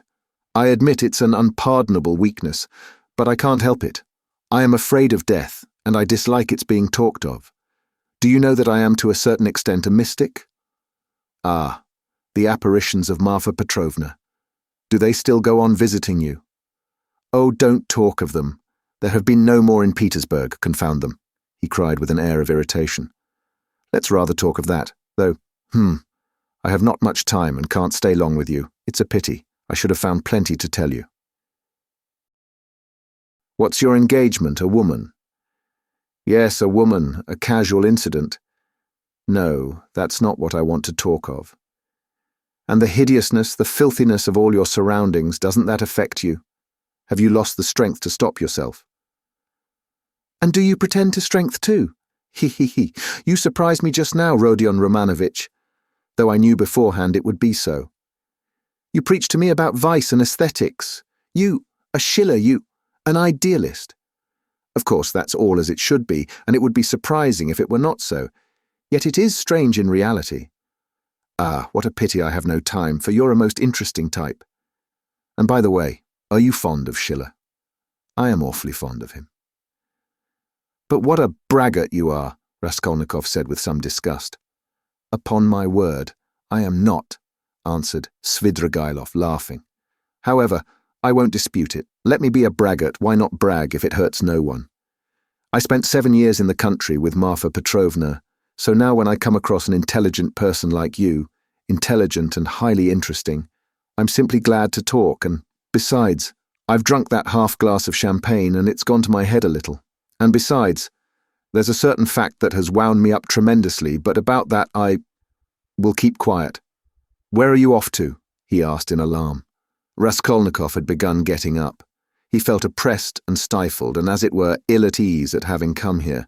He felt convinced that Svidrigailov was the most worthless scoundrel on the face of the earth. Sit down, stay a little, Svidrigailov begged. Let them bring you some tea anyway. Stay a little, I won't talk nonsense about myself, I mean. I'll tell you something. If you like, I'll tell you how a woman tried to save me, as you would call it. It will be an answer to your first question indeed, for the woman was your sister. May I tell you? It will help to spend the time. Tell me, but I trust that you... Oh, don't be uneasy. Besides, even in a worthless low fellow like me, Avdotia Romanovna can only excite the deepest respect. Chapter 4. You know, perhaps, yes, I told you myself, began Svidrigailov, that I was in the debtor's prison here for an immense sum and had not any expectation of being able to pay it. There's no need to go into particulars how Marfa Petrovna bought me out. Do you know to what a point of insanity a woman can sometimes love? She was an honest woman, and very sensible, although completely uneducated. Would you believe that this honest and jealous woman, after many scenes of hysterics and reproaches, condescended to enter into a kind of contract with me which she kept throughout our married life? She was considerably older than I, and besides, she always kept a clove or something in her mouth. There was so much swinishness in my soul, and honesty too, of a sort, as to tell her straight out that I couldn't be absolutely faithful to her. This confession drove her to frenzy, but yet she seems in a way to have liked my brutal frankness. She thought it showed I was unwilling to deceive her if I warned her like this beforehand, and for a jealous woman, you know. That's the first consideration. After many tears, an unwritten contract was drawn up between us. First, that I would never leave Marfa Petrovna and would always be her husband. Secondly, that I would never absent myself without her permission. Thirdly, that I would never set up a permanent mistress. Fourthly, in return for this, Marfa Petrovna gave me a free hand with the maidservants, but only with her secret knowledge. Fifthly, God forbid my falling in love with a woman of our class. Sixthly, in case I, which God forbid, should be visited by a great serious passion, I was bound to reveal it to Marfa Petrovna. On this last score, however, Marfa Petrovna was fairly at ease. She was a sensible woman, and so she could not help looking upon me as a dissolute profligate incapable of real love. But a sensible woman and a jealous woman are two very different things, and that's where the trouble came in. But to judge some people impartially, we must renounce certain preconceived opinions and our habitual attitude to the ordinary people about us. I have reason to have faith in your judgment rather than in anyone's. Perhaps you have already heard a great deal that was ridiculous and absurd about Marfa Petrovna. She certainly had some very ridiculous ways, but I tell you frankly that I feel really sorry for the innumerable woes of which I was the cause. Well, and that's enough, I think, by way of a decorous oraison funèbre, for the most tender wife of a most tender husband. When we quarrelled, I usually held my tongue and did not irritate her, and that gentlemanly conduct rarely failed to attain its object. It influenced her, it pleased her, indeed. These were times when she was positively proud of me. But your sister she couldn't put up with anyway, and however she came to risk taking such a beautiful creature into her house as a governess. My explanation is that Marfa Petrovna was an ardent and impressionable woman and simply fell in love herself. Literally fell in love with your sister. Well, little wonder, look at Avdotia Romanovna. I saw the danger at the first glance, and what do you think? I resolved not to look at her even. But Avdotia Romanovna herself made the first step, would you believe it? Would you believe it too, that Marfa Petrovna was positively angry with me at first for my persistent silence about your sister, for my careless reception of her continual adoring praises of Avdotia Romanovna? I don't know what it was she wanted. Well, of course, Marfa Petrovna told Avdotia Romanovna every detail about me. She had the unfortunate habit of telling literally everyone all our family secrets and continually complaining of me. How could she fail to confide in such a delightful new friend? I expect they talked of nothing else but me, and no doubt Avdotia Romanovna heard all those dark, mysterious rumors that were current about me. I don't mind betting that you too have heard something of the sort already. I have. Luzhin charged you with having caused the death of a child. Is that true? Don't refer to those vulgar tales, I beg, said Svidrigailov with disgust and annoyance. If you insist on wanting to know about all that idiocy, I will tell you one day. But now, I was told too about some footman of yours in the country whom you treated badly. I beg you to drop the subject. Svidrigailov interrupted again with obvious impatience. Was that the footman who came to you after death to fill your pipe? You told me about it yourself. Raskolnikov felt more and more irritated. Svidrigailov looked at him attentively, and Raskolnikov fancied he caught a flash of spiteful mockery in that look. But Svidrigailov restrained himself and answered very civilly, "Yes, it was. I see that you too are extremely interested, and shall feel it my duty to satisfy your curiosity at the first opportunity, upon my soul. I see that I really might pass for a romantic figure with some people. Judge how grateful I must be to Marfa Petrovna for having repeated to Avdotia Romanovna such mysterious and interesting gossip about me. I dare not guess what impression it made on her, but in any case it worked in my interests. With all Avdotia Romanovna's natural aversion, and in spite of my invariably gloomy and repellent aspect, she did at least feel pity for me, pity for a lost soul, and if once a girl's heart is moved to pity, it's more dangerous than anything. She is bound to want to save him, to bring him to his senses, and lift him up and draw him to nobler aims. and restore him to new life and usefulness. Well, we all know how far such dreams can go. I saw at once that the bird was flying into the cage of herself, and I too made ready. I think you are frowning, Rodion Romanovich? There's no need. As you know, it all ended in smoke. Hang it all, what a lot I am drinking. Do you know, I always, from the very beginning, regretted that it wasn't your sister's fate to be born in the 2nd or 3rd century Anno Domini, as the daughter of a reigning prince or some governor or proconsul in Asia Minor. She would undoubtedly have been one of those who would endure martyrdom, and would have smiled when they branded her bosom with hot pincers, and she would have gone to it of herself.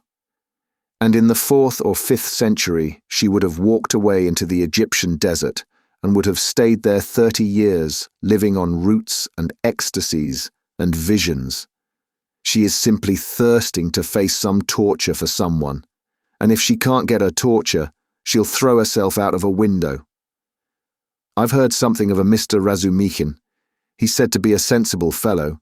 His surname suggests it indeed. He's probably a divinity student. Well, he'd better look after your sister.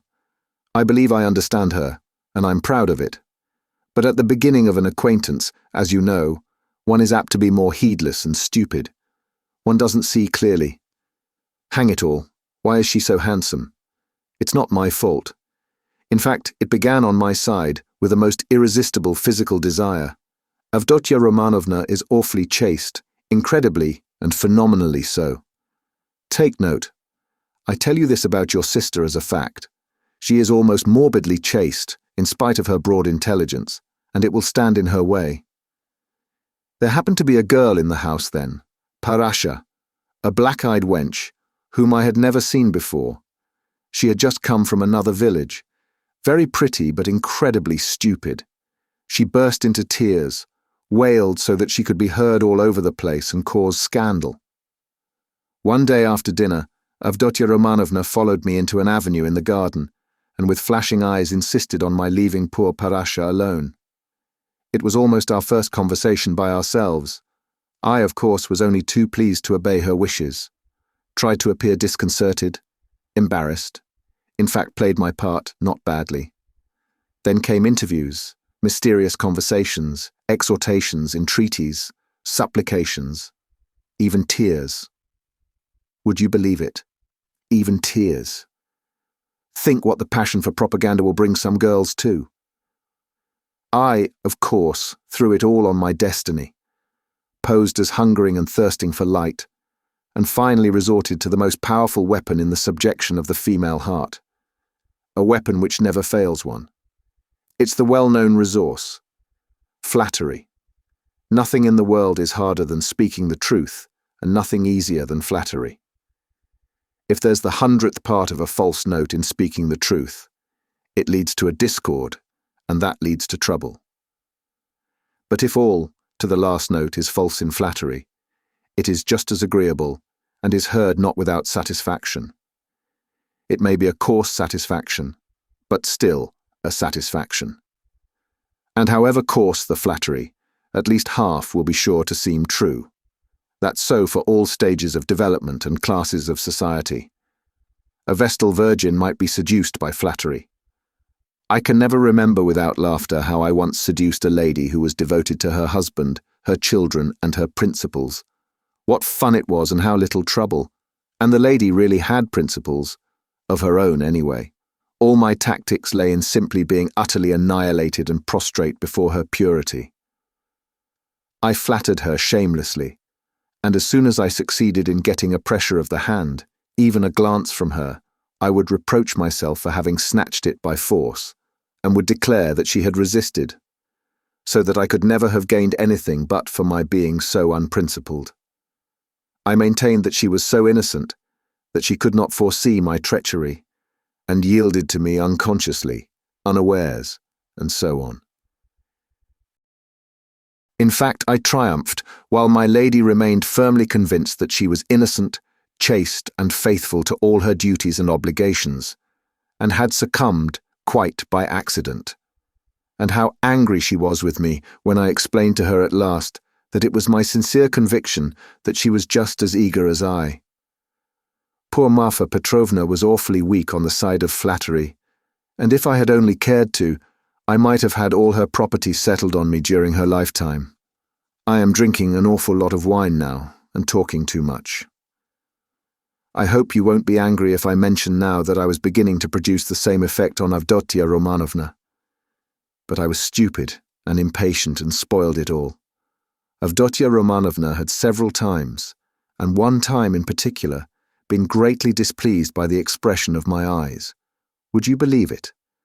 There was sometimes a light in them, which frightened her, and grew stronger and more unguarded till it was hateful to her. No need to go into detail, but we parted. There I acted stupidly again. I fell to jeering in the coarsest way at all such propaganda and efforts to convert me. Parasha came onto the scene again, and not she alone. In fact, there was a tremendous to-do. Ah, Rodion Romanovich, if you could only see how your sister's eyes can flash sometimes. Never mind my being drunk at this moment and having had a whole glass of wine. I am speaking the truth. I assure you that this glance has haunted my dreams. The very rustle of her dress was more than I could stand at last. I really began to think that I might become epileptic. I could never have believed that I could be moved to such a frenzy. It was essential indeed to be reconciled, but by then it was impossible. And imagine what I did then. To what a pitch of stupidity a man can be brought by frenzy. Never undertake anything in a frenzy, Rodion Romanovich. I reflected that Avdotia Romanovna was, after all, a beggar. Ach, excuse me, that's not the word. But does it matter if it expresses the meaning? That she lived by her work, that she had her mother and you to keep. Ach, hang it, you are frowning again. And I resolved to offer her all my money, 30,000 rubles I could have realized then, if she would run away with me here, to Petersburg. Of course, I should have vowed eternal love, rapture, and so on. Do you know, I was so wild about her at that time that if she had told me to poison Marfa Petrovna or to cut her throat and to marry herself, it would have been done at once. But it ended in the catastrophe of which you know already. You can fancy how frantic I was when I heard that Marfa Petrovna had got hold of that scoundrelly attorney, Luzhin, and had almost made a match between them, which would really have been just the same thing as I was proposing. Wouldn't it? Wouldn't it? I notice that you've begun to be very attentive, you interesting young man. Svidrigailov struck the table with his fist impatiently. He was flushed. Raskolnikov saw clearly that the glass or glass and a half of champagne that he had sipped almost unconsciously was affecting him, and he resolved to take advantage of the opportunity. He felt very suspicious of Svidrigailov. Well, after what you have said, I am fully convinced that you have come to Petersburg with designs on my sister, he said, directly to Svidrigailov, in order to irritate him further. Oh, nonsense, said Svidrigailov, seeming to rouse himself. Why, I told you. Besides, your sister can't endure me. Yes, I am certain that she can't, but that's not the point. Are you so sure that she can't? Svidrigailov screwed up his eyes and smiled mockingly. You are right, she doesn't love me, but you can never be sure of what has passed between husband and wife or lover and mistress. There's always a little corner which remains a secret to the world and is only known to those two. Will you answer for it that Avdotia Romanovna regarded me with aversion? From some words you've dropped, I notice that you still have designs, and of course evil ones, on Dunya, and mean to carry them out promptly. What? Have I dropped words like that? Svidrigailov asked in naive dismay, taking not the slightest notice of the epithet bestowed on his designs. Why, you are dropping them even now. Why are you so frightened? What are you so afraid of now? Me? Afraid? Afraid of you? You have rather to be afraid of me, cher ami. But what nonsense. I've drunk too much, though, I see that. I was almost saying too much again. Damn the wine. Hi there, water. He snatched up the champagne bottle and flung it without ceremony out of the window. Philip brought the water. "That's all nonsense," said Svidrigailov, wetting a towel and putting it to his head. "But I can answer you in one word and annihilate all your suspicions. Do you know that I am going to get married?" "You told me so before." "Did I? I've forgotten. But I couldn't have told you so for certain, for I had not even seen my betrothed. I only meant to. But now I really have a betrothed, and it's a settled thing. And if it weren't that I have business that can't be put off, I would have taken you to see them at once, for I should like to ask your advice." "Ach, hang it, only 10 minutes left. See, look at the watch." "But I must tell you, for it's an interesting story, my marriage, in its own way. Where are you off to? Going again?" "No, I'm not going away now." "Not at all. We shall see." "I'll take you there. I'll show you my betrothed. Only not now, for you'll soon have to be off. You have to go to the right, and I to the left. Do you know that Madame Resslich, the woman I am lodging with now, eh? I know what you're thinking, that she's the woman whose girl they say drowned herself in the winter. Come, are you listening? She arranged it all for me. You're bored, she said. You want something to fill up your time, for you know, I am a gloomy, depressed person. Do you think I'm light-hearted? No, I'm gloomy. I do no harm, but sit in a corner without speaking a word for 3 days at a time. And that Resslich is a sly hussy, I tell you. I know what she has got in her mind. She thinks I shall get sick of it, abandon my wife and depart, and she'll get hold of her and make a profit out of her, in our class, of course, or higher. She told me the father was a broken-down retired official who has been sitting in a chair for the last 3 years with his legs paralyzed. The mama, she said, was a sensible woman. There is a son serving in the provinces, but he doesn't help. There is a daughter who is married, but she doesn't visit them.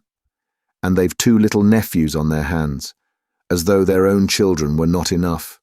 And they've taken from school their youngest daughter, a girl who'll be 16 in another month, so that then she can be married. She was for me. We went there. How funny it was. I present myself, a landowner, a widower of a well-known name with connections, with a fortune. What if I am 50 and she is not 16? Who thinks of that? But it's fascinating, isn't it? It is fascinating, ha-ha. You should have seen how I talked to the papa and mama. It was worth paying to have seen me at that moment. She comes in, curtsies you can fancy, still in a short frock, an unopened bud. Flushing like a sunset, she'd been told, no doubt. I don't know how you feel about female faces, but to my mind, these 16 years, these childish eyes, shyness and tears of bashfulness are better than beauty. And she is a perfect little picture too. Fair hair in little curls like a lamb's, full little rosy lips, tiny feet. A charmer. Well, we made friends. I told them I was in a hurry owing to domestic circumstances, and the next day, that is the day before yesterday, we were betrothed. When I go now, I take her on my knee at once and keep her there. Well, she flushes like a sunset and I kiss her every minute. Her mama, of course, impresses on her that this is her husband and that this must be so. It's simply delicious.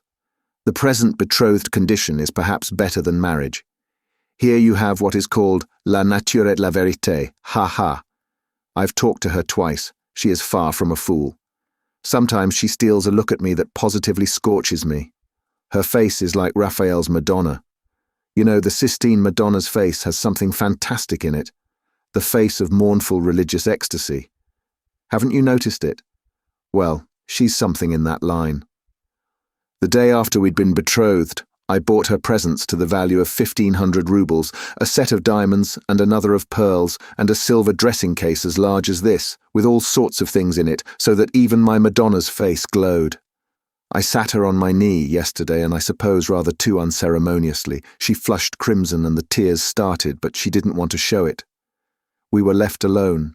She suddenly flung herself on my neck, for the first time of her own accord, put her little arms round me, kissed me, and vowed that she would be an obedient, faithful, and good wife, would make me happy, would devote all her life, every minute of her life, would sacrifice everything, everything, and that all she asks in return is my respect, and that she wants nothing, nothing more from me, no presents.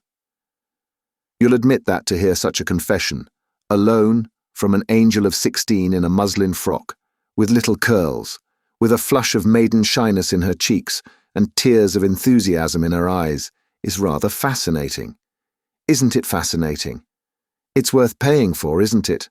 Well, listen, we'll go to see my betrothed, only not just now. The fact is, this monstrous difference in age and development excites your sensuality. Will you really make such a marriage? Why, of course. Everyone thinks of himself, and he lives most gaily who knows best how to deceive himself. Ha ha! But why are you so keen about virtue? Have mercy on me, my good friend. I am a sinful man. Ha ha ha! But you have provided for the children of Katerina Ivanovna. Though you had your own reasons, I understand it all now. I am always fond of children, very fond of them, laughed Svidrigailov. I can tell you one curious instance of it. The first day I came here I visited various haunts. After 7 years I simply rushed at them. You probably notice that I'm not in a hurry to renew acquaintance with my old friends. I shall do without them as long as I can. Do you know, when I was with Marfa Petrovna in the country, I was haunted by the thought of these places where anyone who knows his way about can find a great deal. Yes, upon my soul.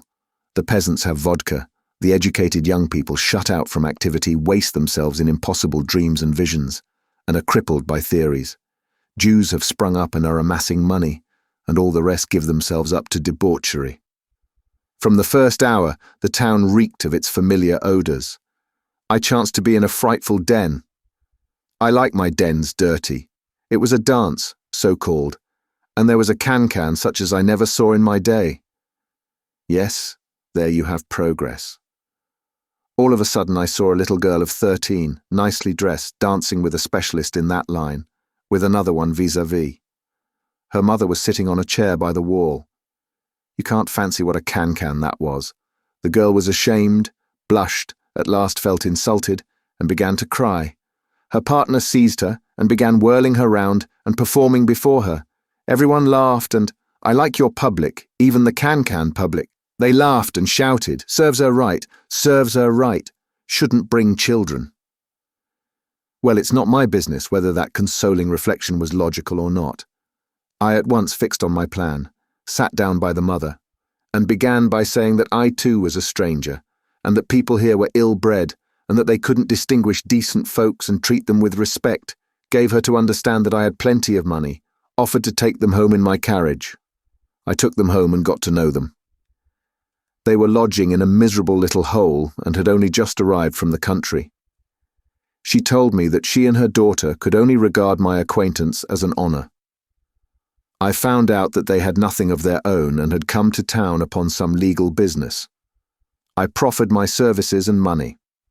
I learnt that they had gone to the dancing saloon by mistake, believing that it was a genuine dancing class. I offered to assist in the young girl's education in French and dancing. My offer was accepted with enthusiasm as an honour. And we're still friendly. If you like, we'll go and see them, only not just now. Stop. Enough of your vile, nasty anecdotes. Depraved, vile, sensual man. Schiller, you are a regular Schiller.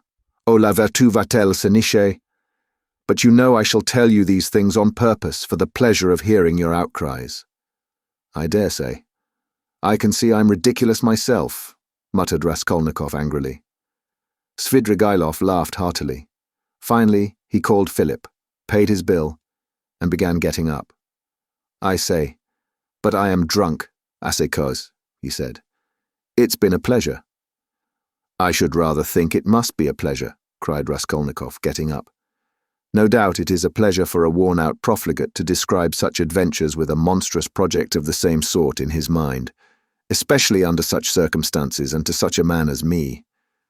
It's stimulating. Well, if you come to that, Svidrigailov answered, scrutinizing Raskolnikov with some surprise. If you come to that, you are a thorough cynic yourself. You've plenty to make you so anyway. You can understand a great deal, and you can do a great deal too. But enough. I sincerely regret not having had more talk with you, but I shan't lose sight of you. Only wait a bit. Svidrigailov walked out of the restaurant. Raskolnikov walked out after him. Svidrigailov was not, however, very drunk. The wine had affected him for a moment, but it was passing off every minute. He was preoccupied with something of importance and was frowning. He was apparently excited and uneasy in anticipation of something. His manner to Raskolnikov had changed during the last few minutes, and he was ruder and more sneering every moment. Raskolnikov noticed all this, and he too was uneasy. He became very suspicious of Svidrigailov and resolved to follow him. They came out onto the pavement. You go to the right and I to the left, or if you like, the other way. Only adieu, mon plaisir, may we meet again. And he walked to the right, towards the Haymarket. Chapter 5. Raskolnikov walked after him. "What's this?" cried Svidrigailov, turning round. "I thought I said—" "It means that I am not going to lose sight of you now." "What?" Both stood still and gazed at one another, as though measuring their strength. "From all your half-tipsy stories," Raskolnikov observed harshly, "I am positive that you have not given up your designs on my sister, but are pursuing them more actively than ever. I have learned that my sister received a letter this morning. You have hardly been able to sit still all this time. You may have unearthed a wife on the way, but that means nothing. I should like to make certain myself." Raskolnikov could hardly have said himself what he wanted and of what he wished to make certain. "Upon my word, I'll call the police." "Call away." Again they stood for a minute facing each other. At last, Svidrigailov's face changed. Having satisfied himself that Raskolnikov was not frightened at his threat, he assumed a mirthful and friendly air. "What a fellow! I purposely refrained from referring to your affair, though I am devoured by curiosity. It's a fantastic affair. I've put it off till another time. But you're enough to rouse the dead. Well, let us go. Only I warn you beforehand, I am only going home for a moment, to get some money. Then I shall lock up the flat, take a cab, and go to spend the evening at the islands. Now are you going to follow me? I'm coming to your lodgings, not to see you, but Sofya Semyonovna, to say I'm sorry not to have been at the funeral." "That's as you like, but Sofya Semyonovna is not at home. She has taken the 3 children to an old lady of high rank, the patroness of some orphan asylums, whom I used to know years ago. I charmed the old lady by depositing a sum of money with her to provide for the 3 children of Katerina Ivanovna and subscribing to the institution as well. I told her too the story of Sofya Semyonovna in full detail, suppressing nothing. It produced an indescribable effect on her. That's why Sofya Semyonovna has been invited to call today at the X-Hotel, where the lady is staying for the time. No matter, I'll come all the same. As you like, it's nothing to me, but I won't come with you. Here we are at home. By the way, I'm convinced that you regard me with suspicion just because I have shown such delicacy and have not so far troubled you with questions. You understand? It struck you as extraordinary. I don't mind betting it's that. Well, it teaches one to show delicacy. And to listen at doors. Ah, that's it, is it? Laughed Svidrigailov. Yes, I should have been surprised if you had let that pass after all that has happened. Ha ha ha. Though I did understand something of the pranks you had been up to and were telling Sofya Semyonovna about. What was the meaning of it? Perhaps I am quite behind the times and can't understand. For goodness sake, explain it, my dear boy. Expound the latest theories. You couldn't have heard anything, you're making it all up. But I'm not talking about that, though I did hear something. No, I'm talking of the way you keep sighing and groaning now. The Schiller in you is in revolt every moment. And now you tell me not to listen at doors. If that's how you feel, go and inform the police that you had this mischance. You made a little mistake in your theory. But if you are convinced that one mustn't listen at doors, but one may murder old women at one's pleasure, You'd better be off to America and make haste. Run, young man. There may still be time. I'm speaking sincerely. Haven't you the money? I'll give you the fare." "I'm not thinking of that at all," Raskolnikov interrupted with disgust. "I understand, but don't put yourself out. Don't discuss it if you don't want to. I understand the questions you are worrying over. Moral ones, aren't they? Duties of citizen and man. Lay them all aside. They are nothing to you now, ha. You'll say you are still a man and a citizen. If so, you ought not to have got into this coil. It's no use taking up a job you are not fit for. Well, you'd better shoot yourself, or don't you want to? You seem trying to enrage me to make me leave you." What a queer fellow. But here we are. Welcome to the staircase. You see, that's the way to Sofya Semyonovna. Look, there is no one at home. Don't you believe me? Ask Kapernaumov. She leaves the key with him. Here is Madame de Kapernaumov herself. Hey, what? She's rather deaf. Has she gone out? Where? Did you hear? She is not in and won't be till late in the evening, probably. Well, come to my room. You wanted to come and see me, didn't you? Here we are. Madame Reslich's not at home. She is a woman who is always busy. An excellent woman, I assure you. She might have been of use to you if you had been a little more sensible. Now see, I take this 5% bond out of the bureau. See what a lot I've got of them still. This one will be turned into cash today. I mustn't waste any more time. The bureau is locked, the flat is locked, and here we are again on the stairs. Shall we take a cab? I'm going to the islands. Would you like a lift? I'll take this carriage. Ah, you refuse? You're tired of it. Come for a drive. I believe it will come on to rain. Never mind, we'll put down the hood. Svidrigailov was already in the carriage. Raskolnikov decided that his suspicions were at least for that moment unjust. Without answering a word, he turned and walked back towards the Haymarket. If he had only turned round on his way, he might have seen Svidrigailov get out not 100 paces off, dismiss the cab and walk along the pavement. But he had turned the corner and could see nothing. Intense disgust drew him away from Svidrigailov. To think that I could for one instant have looked for help from that coarse brute, that depraved sensualist and blackguard, he cried. Raskolnikov's judgment was uttered too lightly and hastily. There was something about Svidrigailov which gave him a certain original, even a mysterious character. As concerned his sister, Raskolnikov was convinced that Svidrigailov would not leave her in peace. But it was too tiresome and unbearable to go on thinking and thinking about this. When he was alone, he had not gone 20 paces before he sank, as usual, into deep thought.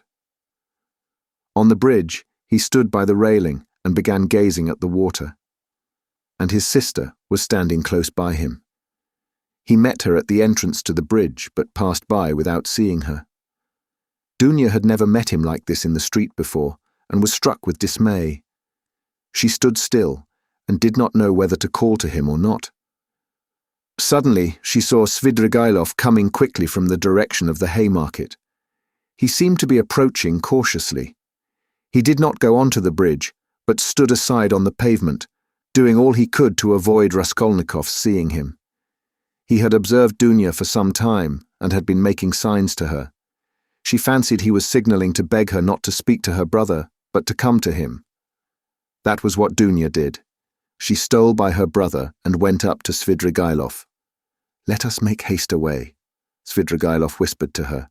"I don't want Rodion Romanovich to know of our meeting. I must tell you, I've been sitting with him in the restaurant close by, where he looked me up and I had great difficulty in getting rid of him. He has somehow heard of my letter to you and suspects something. It wasn't you who told him, of course, but if not you, who then?" "Well, we've turned the corner now," Dunya interrupted, "and my brother won't see us. I have to tell you that I am going no further with you. Speak to me here. You can tell it all in the street." "In the first place, I can't say it in the street. Secondly, you must hear Sofya Semyonovna too. And thirdly, I will show you some papers. Oh well, if you won't agree to come with me, I shall refuse to give any explanation and go away at once. But I beg you not to forget that a very curious secret of your beloved brother's is entirely in my keeping." Dunya stood still, hesitating, and looked at Svidrigailov with searching eyes. "What are you afraid of?" he observed quietly. "The town is not the country. And even in the country, you did me more harm than I did you. Have you prepared Sofya Semyonovna?" "No, I have not said a word to her, and am not quite certain whether she is at home now, but most likely she is. She has buried her stepmother today. She is not likely to go visiting on such a day. For the time, I don't want to speak to anyone about it, and I half regret having spoken to you. The slightest indiscretion is as bad as betrayal in a thing like this. I live there in that house. We are coming to it. That's the porter of our house. He knows me very well. You see, he's bowing. He sees I'm coming with a lady, and no doubt he has noticed your face already, and you will be glad of that if you are afraid of me and suspicious. Excuse my putting things so coarsely. I haven't a flat to myself. Sofya Semyonovna's room is next to mine. She lodges in the next flat. The whole floor is let out in lodgings. Why are you frightened like a child? Am I really so terrible?" Svidrigailov's lips were twisted in a condescending smile, but he was in no smiling mood. His heart was throbbing and he could scarcely breathe.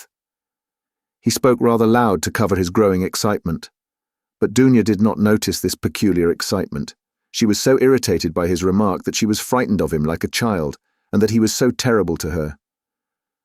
"Though I know that you are not a man sacked of honor, I am not in the least afraid of you. Lead the way," she said with apparent composure, but her face was very pale. Svidrigailov stopped at Sonia's room. "Allow me to inquire whether she is at home." "She is not." "How unfortunate. But I know she may come quite soon. If she's gone out, it can only be to see a lady about the orphans. Their mother is dead. I've been meddling and making arrangements for them. If Sofya Semyonovna does not come back in 10 minutes, I will send her to you, today if you like. This is my flat. These are my 2 rooms. Madame Reslich, my landlady, has the next room. Now look this way. I will show you my chief piece of evidence.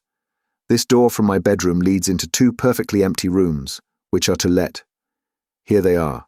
You must look into them with some attention." Svidrigailov occupied 2 fairly large furnished rooms. Dunya was looking about her mistrustfully, but saw nothing special in the furniture or position of the rooms. Yet there was something to observe, for instance, that Svidrigailov's flat was exactly between 2 sets of almost uninhabited apartments. His rooms were not entered directly from the passage, but through the landlady's 2 almost empty rooms. Unlocking a door leading out of his bedroom, Svidrigailov showed Dunya the 2 empty rooms that were to let. Dunya stopped in the doorway, not knowing what she was called to look upon, but Svidrigailov hastened to explain. "Look here, at this second large room. Notice that door, it's locked. By the door stands a chair, the only one in the 2 rooms. I brought it from my room so as to listen more conveniently. Just the other side of the door is Sofya Semyonovna's table. She sat there talking to Rodion Romanovich, and I sat here listening on 2 successive evenings, for 2 hours each time, and of course I was able to learn something. What do you think?" "You listened?" "Yes, I did. Now come back to my room. We can't sit down here." He brought Avdotia Romanovna back into his sitting room and offered her a chair. He sat down at the opposite side of the table, at least 7 feet from her. But probably there was the same glow in his eyes which had once frightened Dunya so much. She shuddered and once more looked about her distrustfully. It was an involuntary gesture. She evidently did not wish to betray her uneasiness. But the secluded position of Svidrigailov's lodging had suddenly struck her. She wanted to ask whether his landlady at least were at home, but pride kept her from asking. Moreover, she had another trouble in her heart incomparably greater than fear for herself. She was in great distress. "Here is your letter," she said, laying it on the table. "Can it be true what you write? You hint at a crime committed, you say, by my brother. You hint at it too clearly. You daren't deny it now. I must tell you that I'd heard of this stupid story before you wrote, and don't believe a word of it. It's a disgusting and ridiculous suspicion. I know the story and why and how it was invented. You can have no proofs. You promised to prove it. Speak. But let me warn you that I don't believe you. I don't believe you. Dunya said this, speaking hurriedly, and for an instant the colour rushed to her face. If you didn't believe it, how could you risk coming alone to my rooms? Why have you come? Simply from curiosity? Don't torment me. Speak, speak. There's no denying that you are a brave girl. Upon my word, I thought you would have asked Mr. Razumikhin to escort you here. But he was not with you, nor anywhere near. I was on the lookout. It's spirited of you. It proves you wanted to spare Rodion Romanovich, but everything is divine in you. About your brother, what am I to say to you? You've just seen him yourself. What did you think of him? Surely that's not the only thing you are building on. No, not on that, but on his own words. He came here on 2 successive evenings to see Sofya Semyonovna. I've shown you where they sat. He made a full confession to her. He is a murderer. He killed an old woman, a pawnbroker, with whom he had pawned things himself. He killed her sister too, a peddler woman called Lizaveta, who happened to come in while he was murdering her sister. He killed them with an axe he brought with him. He murdered them to rob them, and he did rob them. He took money and various things. He told all this word for word to Sofya Semyonovna, the only person who knows his secret. But she has had no share by word or deed in the murder. She was as horrified at it as you are now. Don't be anxious, she won't betray him. It cannot be, muttered Dunya with white lips. She gasped for breath. It cannot be. There was not the slightest cause, no sort of ground. It's a lie, a lie. He robbed her. That was the cause. He took money and things. It's true that by his own admission he made no use of the money or things, but hid them under a stone, where they are now. But that was because he dared not make use of them. But how could he steal, Rob?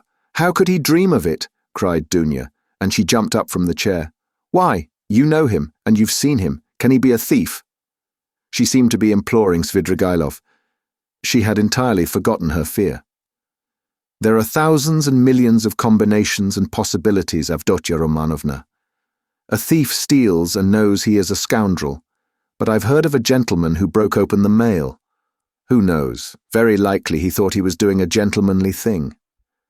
Of course, I should not have believed it myself if I'd been told of it as you have, but I believe my own ears. He explained all the causes of it to Sofya Semyonovna too, but she did not believe her ears at first. Yet she believed her own eyes at last. What were the causes? It's a long story, Avdotya Romanovna. Here's, how shall I tell you? A theory of a sort, the same one by which I, for instance, consider that a single misdeed is permissible if the principal aim is right, a solitary wrongdoing and hundreds of good deeds. It's galling too, of course, for a young man of gifts and overweening pride to know that if he had, for instance, a paltry 3,000, his whole career, his whole future would be differently shaped, and yet not to have that 3,000. Add to that nervous irritability from hunger, from lodging in a hole, from rags, from a vivid sense of the charm of his social position, and his sister's and mother's position too. Above all, vanity, pride, and vanity. Though goodness knows he may have good qualities too. I am not blaming him. Please don't think it. Besides, it's not my business. A special little theory came in too, a theory of a sort, dividing mankind, you see, into material and superior persons, that is, persons to whom the law does not apply owing to their superiority, who make laws for the rest of mankind, the material, that is. It's all right as a theory, une théorie comme une autre. Napoleon attracted him tremendously. That is, what affected him was that a great many men of genius have not hesitated at wrongdoing, but have overstepped the law without thinking about it. He seems to have fancied that he was a genius too. That is, he was convinced of it for a time. He has suffered a great deal and is still suffering from the idea that he could make a theory, but was incapable of boldly overstepping the law, and so he is not a man of genius. And that's humiliating for a young man of any pride, in our day especially. But remorse? You deny him any moral feeling then? Is he like that? Ah, Avdotya Romanovna, everything is in a muddle now. Not that it was ever in very good order. Russians in general are broad in their ideas, Avdotya Romanovna, broad like their land and exceedingly disposed to the fantastic, the chaotic. But it's a misfortune to be broad without a special genius. Do you remember what a lot of talk we had together on this subject, sitting in the evenings on the terrace after supper? Why, you used to reproach me with breadth. Who knows, perhaps we were talking at the very time when he was lying here thinking over his plan. There are no sacred traditions amongst us, especially in the educated class, Avdotya Romanovna.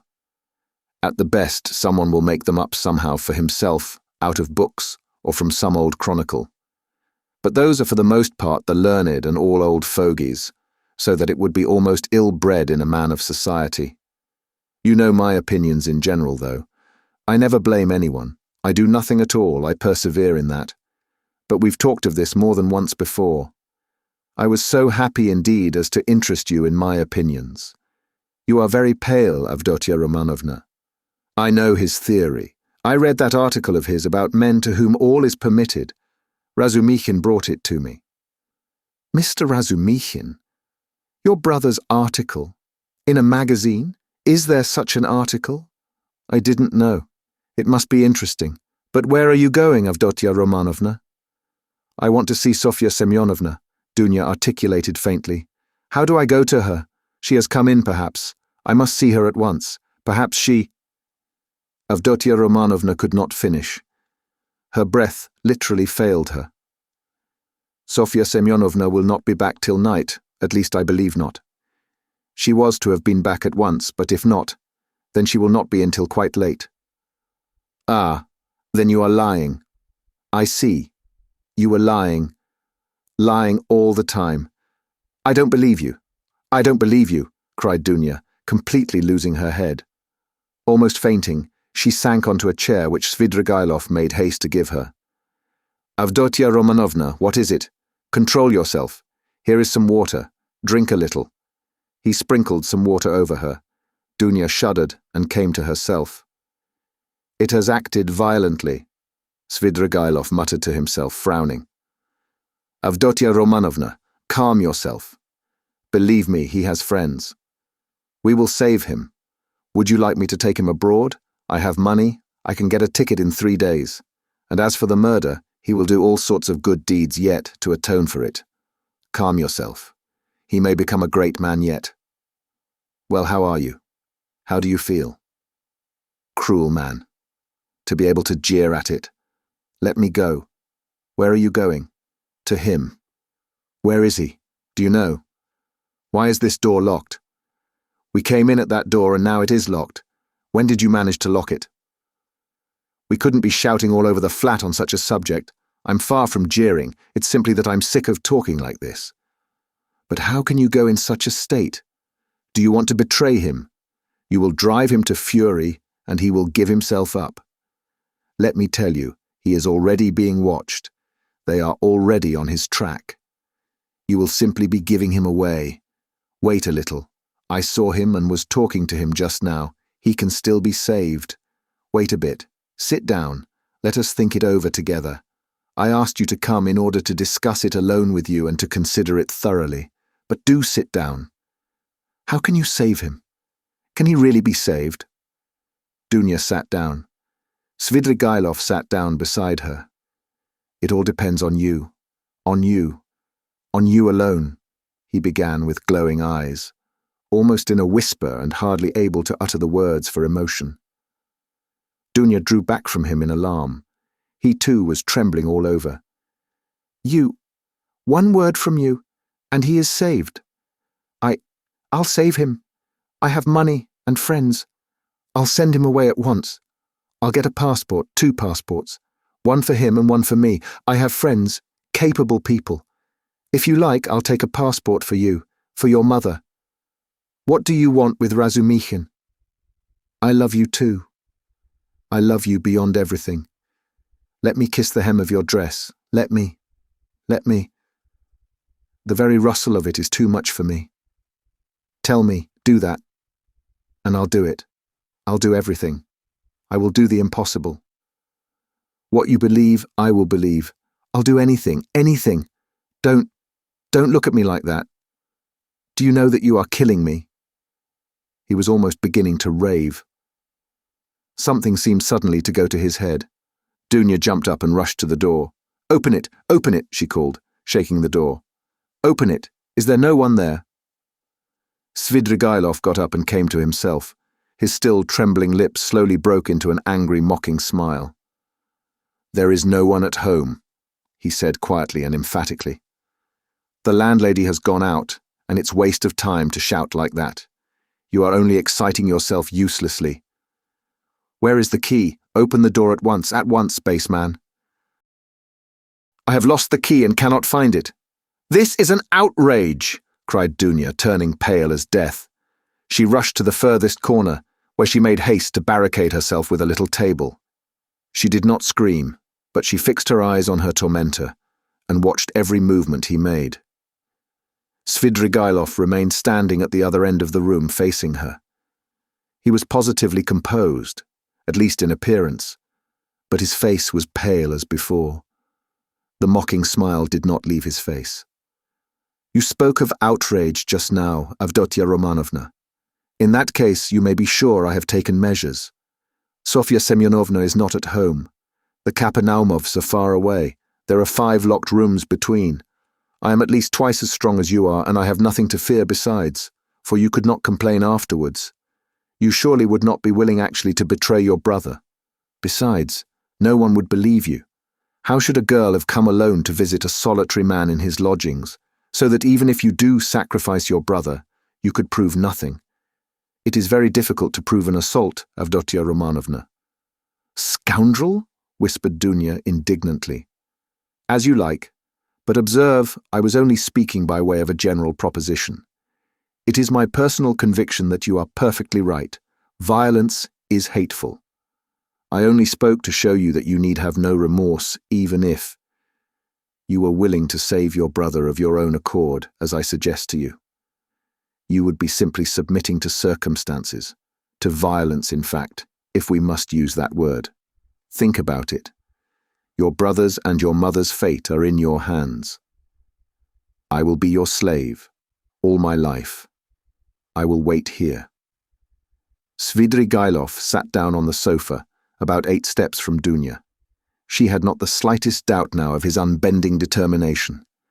Besides, she knew him. Suddenly she pulled out of her pocket a revolver, cocked it and laid it in her hand on the table. Svidrigailov jumped up. Aha! So that is it, he cried, surprised but smiling maliciously. Well, that completely alters the aspect of affairs. You have made things wonderfully easier for me, Avdotia Romanovna. But where did you get the revolver? Was it Mr. Razumikin? Why, it is my revolver, an old friend. And how I have hunted for it. The shooting lessons I have given you in the country have not been thrown away. It is not your revolver. It belonged to Marfa Petrovna, whom you killed, wretch. There was nothing of yours in her house. I took it when I began to suspect what you were capable of. If you dare to advance one step, I swear I will kill you. She was frantic. But your brother? I ask from curiosity, said Svidrigailov, still standing where he was. Inform if you want to. Don't stir. Don't come nearer. I will shoot. You poisoned your wife, I know. You are a murderer yourself. She held the revolver ready. Are you so positive I poisoned Marfa Petrovna? You did. You hinted it yourself. You talked to me of poison. I know you went to get it. You had it in readiness. It was your doing. It must have been your doing. Scoundrel! Even if that were true, it would have been for your sake. You would have been the cause. You are lying. I hated you always, always. Oho, Avdotia Romanovna, you seem to have forgotten how you softened to me in the heat of propaganda. I saw it in your eyes. Do you remember that moonlit night when the nightingale was singing? That is a lie. There was a flash of fury in Dunya's eyes. That is a lie and a libel. A lie? Well, if you like, it is a lie. I made it up. Women ought not to be reminded of such things, he smiled. I know you will shoot, you pretty wild creature. Well, shoot away. Dunya raised the revolver and, deadly pale, gazed at him, measuring the distance and awaiting the first movement on his part. Her lower lip was white and quivering, and her big black eyes flashed like fire. He had never seen her so handsome. The fire glowing in her eyes at the moment she raised the revolver seemed to kindle him, and there was a pang of anguish in his heart. He took a step forward, and a shot rang out. The bullet grazed his hair and flew into the wall behind. He stood still and laughed softly. The wasp has stung me. She aimed straight at my head. What is this? Blood? He pulled out his handkerchief to wipe the blood, which flowed in a thin stream down his right temple. The bullet seemed to have just grazed the skin. Dunya lowered the revolver and looked at Svidrigailov not so much in terror as in a sort of wild amazement. She seemed not to understand what she was doing and what was going on. Well, you missed. Fire again. I will wait, said Svidrigailov softly, still smiling, but gloomily. If you go on like that, I shall have time to seize you before you cock again. Dunya started, quickly cocked the pistol and again raised it. Let me be, she cried in despair. I swear I will shoot again. I will kill you. Well, at 3 paces you can hardly help it, but if you don't, then... His eyes flashed and he took 2 steps forward. Dunya shot again. It missed fire. You haven't loaded it properly. Never mind, you have another charge there. Get it ready. I'll wait. He stood facing her 2 paces away, waiting and gazing at her with wild determination, with feverishly passionate, stubborn, set eyes. Dunya saw that he would sooner die than let her go. And now of course she would kill him at 2 paces. Suddenly she flung away the revolver. She's dropped it, said Svidrigailov with surprise, and he drew a deep breath. A weight seemed to have rolled from his heart, perhaps not only the fear of death, indeed he may scarcely have felt it at that moment. It was the deliverance from another feeling, darker and more bitter, which he could not himself have defined. He went to Dunya and gently put his arm around her waist. She did not resist, but trembling like a leaf, looked at him with suppliant eyes. He tried to say something, but his lips moved without being able to utter a sound. Let me go, Dunya implored. Svidrigailov shuddered. Her voice now was quite different. Then you don't love me? He asked softly. Dunya shook her head. And you can't. Never, he whispered in despair. Never. There followed a moment of terrible, dumb struggle in the heart of Svidrigailov. He looked at her with an indescribable gaze. Suddenly he withdrew his arm, turned quickly to the window, and stood facing it. Another moment passed. Here's the key. He took it out of the left pocket of his coat and laid it on the table behind him, without turning or looking at Dunya. Take it. Make haste. He looked stubbornly out of the window. Dunya went up to the table to take the key. Make haste, repeated Svidrigailov, still without turning or moving. But there seemed a terrible significance in the tone of that make haste. Dunya understood it, snatched up the key, flew to the door, unlocked it quickly, and rushed out of the room. A minute later, beside herself, she ran out onto the canal bank in the direction of X Bridge. Svidrigailov remained 3 minutes standing at the window. At last he slowly turned, looked about him, and passed his hand over his forehead. A strange smile contorted his face, a pitiful, sad, weak smile, a smile of despair. The blood, which was already getting dry, smeared his hand. He looked angrily at it, then wetted a towel and washed his temple. The revolver, which Dunya had flung away, lay near the door and suddenly caught his eye. He picked it up and examined it. It was a little pocket 3-barrel revolver of old-fashioned construction. There were still 2 charges and 1 capsule left in it. It could be fired again. He thought a little, put the revolver in his pocket, took his hat, and went out. Chapter 6. He spent that evening till 10 o'clock going from one low haunt to another. Katya too turned up and sang another gutter song, how a certain villain and tyrant began kissing Katya. Svidrigailov treated Katya and the organ grinder and some singers and the waiters and 2 little clerks. He was particularly drawn to these clerks by the fact that they both had crooked noses, one bent to the left and the other to the right. They took him finally to a pleasure garden where he paid for their entrance.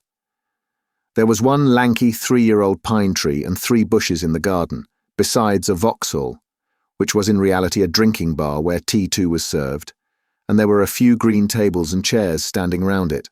A chorus of wretched singers and a drunken but exceedingly depressed German clown from Munich with a red nose entertained the public. The clerks quarrelled with some other clerks, and a fight seemed imminent. Svidrigailov was chosen to decide the dispute. He listened to them for a quarter of an hour, but they shouted so loud that there was no possibility of understanding them. The only fact that seemed certain was that one of them had stolen something, and had even succeeded in selling it on the spot to a Jew, but would not share the spoil with his companion. Finally it appeared that the stolen object was a teaspoon belonging to the Vauxhall. It was missed, and the affair began to seem troublesome. Svidrigailov paid for the spoon, got up, and walked out of the garden. It was about 6 o'clock. He had not drunk a drop of wine all this time, and had ordered tea more for the sake of appearances than anything. It was a dark and stifling evening. Threatening storm clouds came over the sky about 10 o'clock. There was a clap of thunder, and the rain came down like a waterfall. The water fell not in drops, but beat on the earth in streams. There were flashes of lightning every minute, and each flash lasted while one could count to 5. Drenched to the skin, he went home, locked himself in, opened the bureau, took out all his money, and tore up 2 or 3 papers. Then putting the money in his pocket, he was about to change his clothes, but, looking out of the window and listening to the thunder and the rain, he gave up the idea, took up his hat, and went out of the room without locking the door. He went straight to Sonia. She was at home. She was not alone. The 4 Kapernaumov children were with her. She was giving them tea. She received Svidrigailov in respectful silence, looking wonderingly at his soaking clothes. The children all ran away at once in indescribable terror. Svidrigailov sat down at the table and asked Sonia to sit beside him. She timidly prepared to listen. "I may be going to America, Sofya Semyonovna," said Svidrigailov, "and as I am probably seeing you for the last time, I have come to make some arrangements. Well, did you see the lady today? I know what she said to you. You need not tell me." Sonia made a movement and blushed. "Those people have their own way of doing things. As to your sisters and your brother, they are really provided for, and the money assigned to them I've put into safekeeping and have received acknowledgements. You had better take charge of the receipts in case anything happens. Here, take them. Well now, that's settled. Here are 3 5% bonds to the value of 3,000 rubles. Take those for yourself, entirely for yourself, and let that be strictly between ourselves, so that no one knows of it, whatever you hear. You will need the money, for to go on living in the old way, Sofya Semyonovna, is bad, and besides there is no need for it now." "I am so much indebted to you, and so are the children and my stepmother," said Sonia hurriedly. "And if I've said so little, please don't consider—" "That's enough! That's enough! But as for the money, Arkady Ivanovitch, I'm very grateful to you, but I don't need it now. I can always earn my own living. Don't think me ungrateful. If you are so charitable, that money—" "It's for you, Sofya Semyonovna. And please don't waste words over it. I haven't time for it. You will want it. Rodion Romanovich has 2 alternatives, a bullet in the brain or Siberia. Sonia looked wildly at him and started. "Don't be uneasy. I know all about it from himself, and I am not a gossip. I won't tell anyone. It was good advice when you told him to give himself up and confess. It would be much better for him. Well, if it turns out to be Siberia, he will go, and you will follow him. That's so, isn't it? And if so, you'll need money. You'll need it for him, do you understand? Giving it to you is the same as my giving it to him. Besides, you promised Amalia Ivanovna to pay what's owing." "I heard you.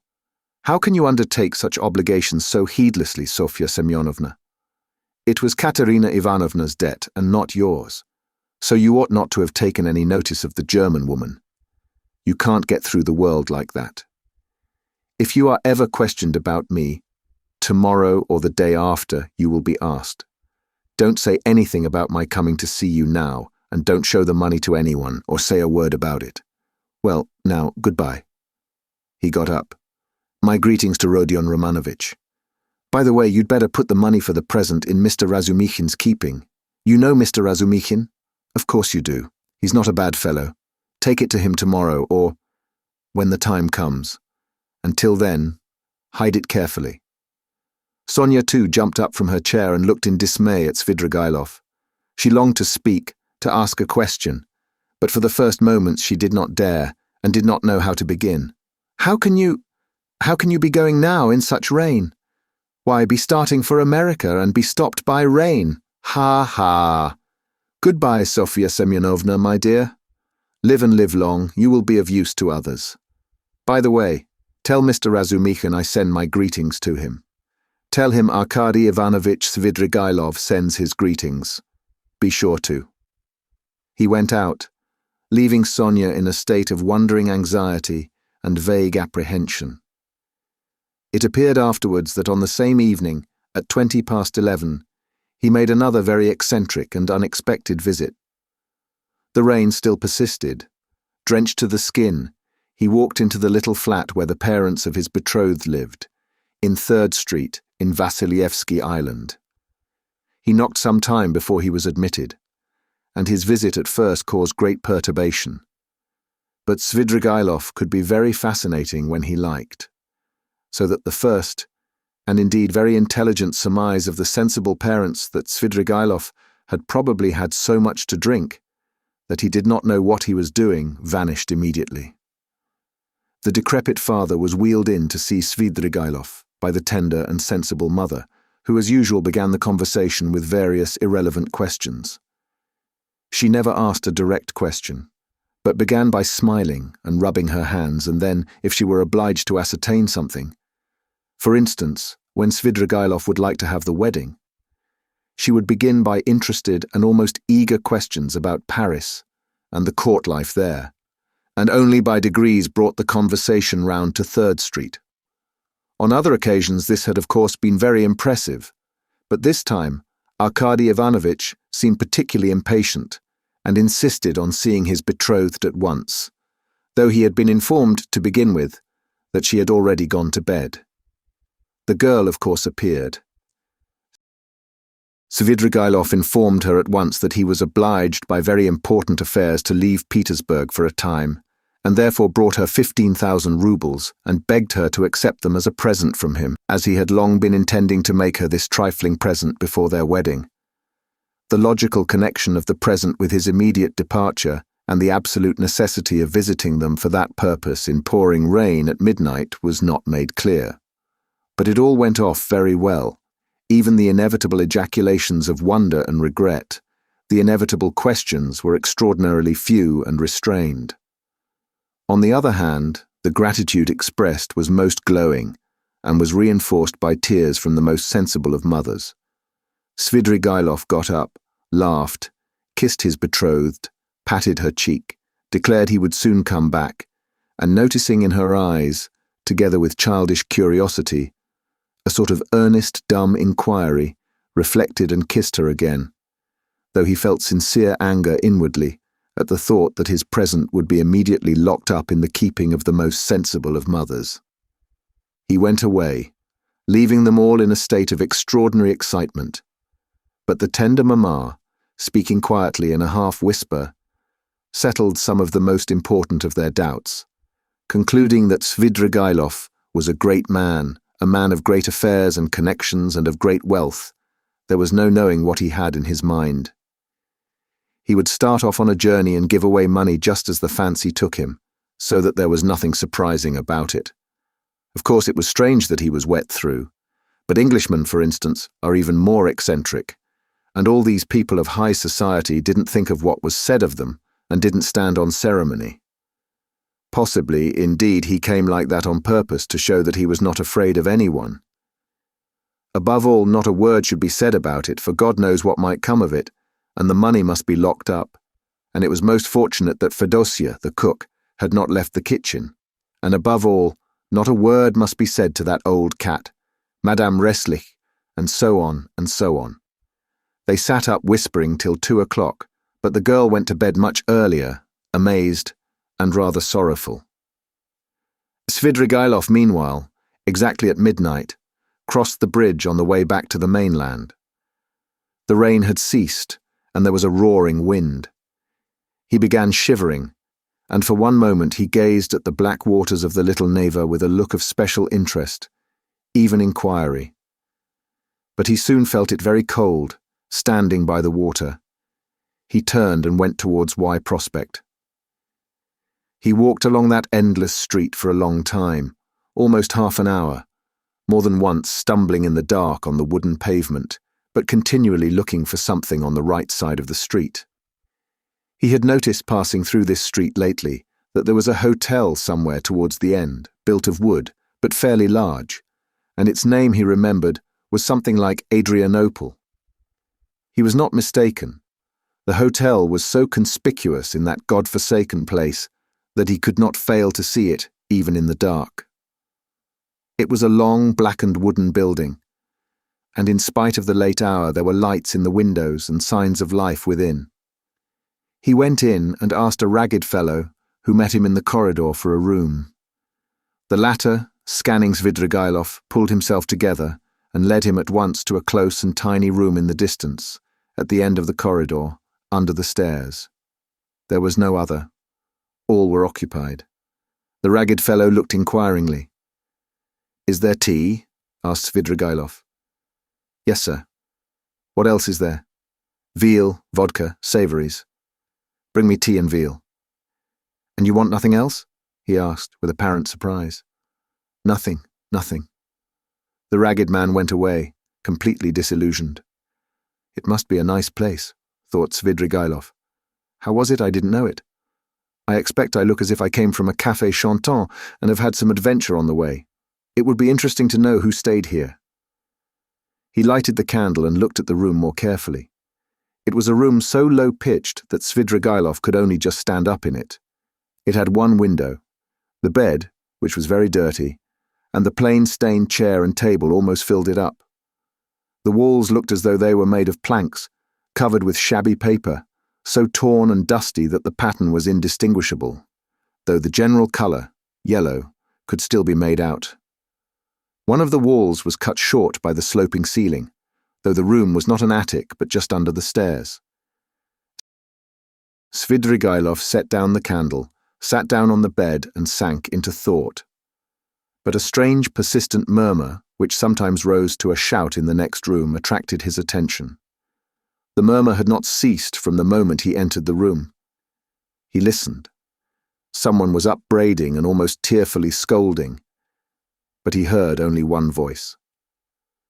Svidrigailov got up, shaded the light with his hand, and at once he saw light through a crack in the wall. He went up and peeped through. The room, which was somewhat larger than his, had 2 occupants. One of them, a very curly-headed man with a red inflamed face, was standing in the pose of an orator, without his coat, with his legs wide apart to preserve his balance, and smiting himself on the breast. He reproached the other with being a beggar, with having no standing whatever. He declared that he had taken the other out of the gutter, and he could turn him out when he liked, and that only the finger of Providence sees it all. The object of his reproaches was sitting in a chair, and had the air of a man who wants dreadfully to sneeze, but can't. He sometimes turned sheepish and befogged eyes on the speaker, but obviously had not the slightest idea what he was talking about and scarcely heard it. A candle was burning down on the table. There were wine glasses, a nearly empty bottle of vodka, bread and cucumber, and glasses with the dregs of stale tea. After gazing attentively at this, Svidrigailov turned away indifferently and sat down on the bed. The ragged attendant, returning with the tea, could not resist asking him again whether he didn't want anything more, and again receiving a negative reply, finally withdrew. Svidrigailov made haste to drink a glass of tea to warm himself, but could not eat anything. He began to feel feverish. He took off his coat and, wrapping himself in the blanket, lay down on the bed. He was annoyed. It would have been better to be well for the occasion, he thought with a smile.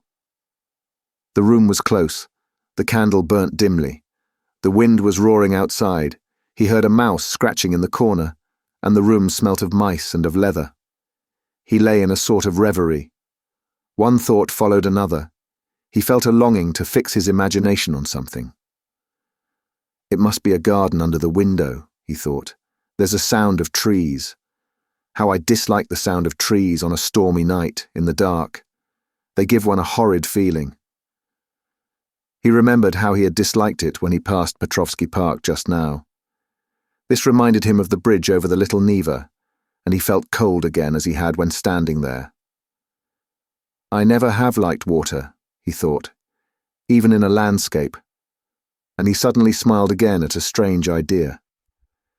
Surely now all these questions of taste and comfort ought not to matter, but I've become more particular, like an animal that picks out a special place for such an occasion. I ought to have gone into the Petrovsky Park. I suppose it seemed dark, cold, as though I were seeking pleasant sensations. By the way, why haven't I put out the candle? He blew it out. They've gone to bed next door, he thought, not seeing the light at the crack. Well now, Marfa Petrovna, now is the time for you to turn up. It's dark and the very time and place for you. But now you won't come. He suddenly recalled how, an hour before carrying out his design on Dunya, he had recommended Raskolnikov to trust her to Razumikin's keeping. I suppose I really did say it, as Raskolnikov guessed, to tease myself. But what a rogue that Raskolnikov is. He's gone through a good deal. He may be a successful rogue in time when he's got over his nonsense. But now he's too eager for life. These young men are contemptible on that point. But hang the fellow. Let him please himself, it's nothing to do with me. He could not get to sleep. By degrees Dunya's image rose before him, and a shudder ran over him. No, I must give up all that now, he thought, rousing himself. I must think of something else. It's queer and funny. I never had a great hatred for anyone. I never particularly desired to avenge myself even. And that's a bad sign, a bad sign, a bad sign. I never liked quarrelling either, and never lost my temper. That's a bad sign too. And the promises I made her just now too. Damnation. But, who knows? Perhaps she would have made a new man of me somehow. He ground his teeth and sank into silence again. Again Dunya's image rose before him, just as she was when, after shooting the first time, she had lowered the revolver in terror and gazed blankly at him, so that he might have seized her twice over, and she would not have lifted a hand to defend herself if he had not reminded her. He recalled how at that instant he felt almost sorry for her, how he had felt a pang at his heart. Aye, damnation, these thoughts again. I must put it away. He was dozing off. The feverish shiver had ceased, when suddenly something seemed to run over his arm and leg under the bedclothes. He started. Ugh, hang it. I believe it's a mouse, he thought. That's the veal I left on the table. He felt fearfully disinclined to pull off the blanket, get up, get cold, but all at once something unpleasant ran over his leg again. He pulled off the blanket and lighted the candle. Shaking with feverish chill, he bent down to examine the bed. There was nothing. He shook the blanket, and suddenly a mouse jumped out on the sheet. He tried to catch it, but the mouse ran to and fro in zigzags without leaving the bed, slipped between his fingers, ran over his hand, and suddenly darted under the pillow. He threw down the pillow, but in one instant felt something leap on his chest and dart over his body and down his back under his shirt. He trembled nervously and woke up. The room was dark. He was lying on the bed and wrapped up in the blanket as before. The wind was howling under the window. How disgusting, he thought with annoyance. He got up and sat on the edge of the bedstead with his back to the window. It's better not to sleep at all, he decided. There was a cold, damp draught from the window, however. Without getting up, he drew the blanket over him and wrapped himself in it. He was not thinking of anything, and did not want to think. But one image rose after another. Incoherent scraps of thought without beginning or end passed through his mind. He sank into drowsiness. Perhaps the cold, or the dampness, or the dark, or the wind that howled under the window and tossed the trees roused a sort of persistent craving for the fantastic. He kept dwelling on images of flowers. He fancied a charming flower garden, a bright, warm, almost hot day, a holiday, Trinity Day. A fine, sumptuous country cottage in the English taste, overgrown with fragrant flowers, with flower beds going round the house. The porch, wreathed in climbers, was surrounded with beds of roses. A light, cool staircase, carpeted with rich rugs, was decorated with rare plants in china pots. He noticed particularly in the windows nosegays of tender, white, heavily fragrant narcissus, bending over their bright green, thick, long stalks. He was reluctant to move away from them, but he went up the stairs and came into a large, high drawing room, and again everywhere, at the windows, the doors onto the balcony, and on the balcony itself, were flowers. The floors were strewn with freshly cut fragrant hay, the windows were open, and a fresh, cool, light air came into the room. The birds were chirruping under the window, and in the middle of the room, on a table covered with a white satin shroud, stood a coffin. The coffin was covered with white silk and edged with a thick white frill. Wreaths of flowers surrounded it on all sides. Among the flowers lay a girl in a white muslin dress, with her arms crossed and pressed on her bosom, as though carved out of marble. But her loose fair hair was wet. There was a wreath of roses on her head. The stern and already rigid profile of her face looked as though chiselled of marble too, and the smile on her pale lips was full of an immense, unchildish misery and sorrowful appeal. Svidrigailov knew that girl. There was no holy image, no burning candle beside the coffin, no sound of prayers. The girl had drowned herself. She was only 14, but her heart was broken, and she had destroyed herself, crushed by an insult that had appalled and amazed that childish soul, had smirched that angel purity with unmerited disgrace, and torn from her a last scream of despair, unheeded and brutally disregarded, on a dark night in the cold and wet, while the wind howled. Svidrigailov came to himself, got up from the bed, and went to the window. He felt for the latch and opened it. The wind lashed furiously into the little room and stung his face and his chest, only covered with his shirt, as though with frost. Under the window, there must have been something like a garden, and apparently a pleasure garden. There too, probably there were tea tables, and singing in the daytime. Now drops of rain flew in at the window from the trees and bushes.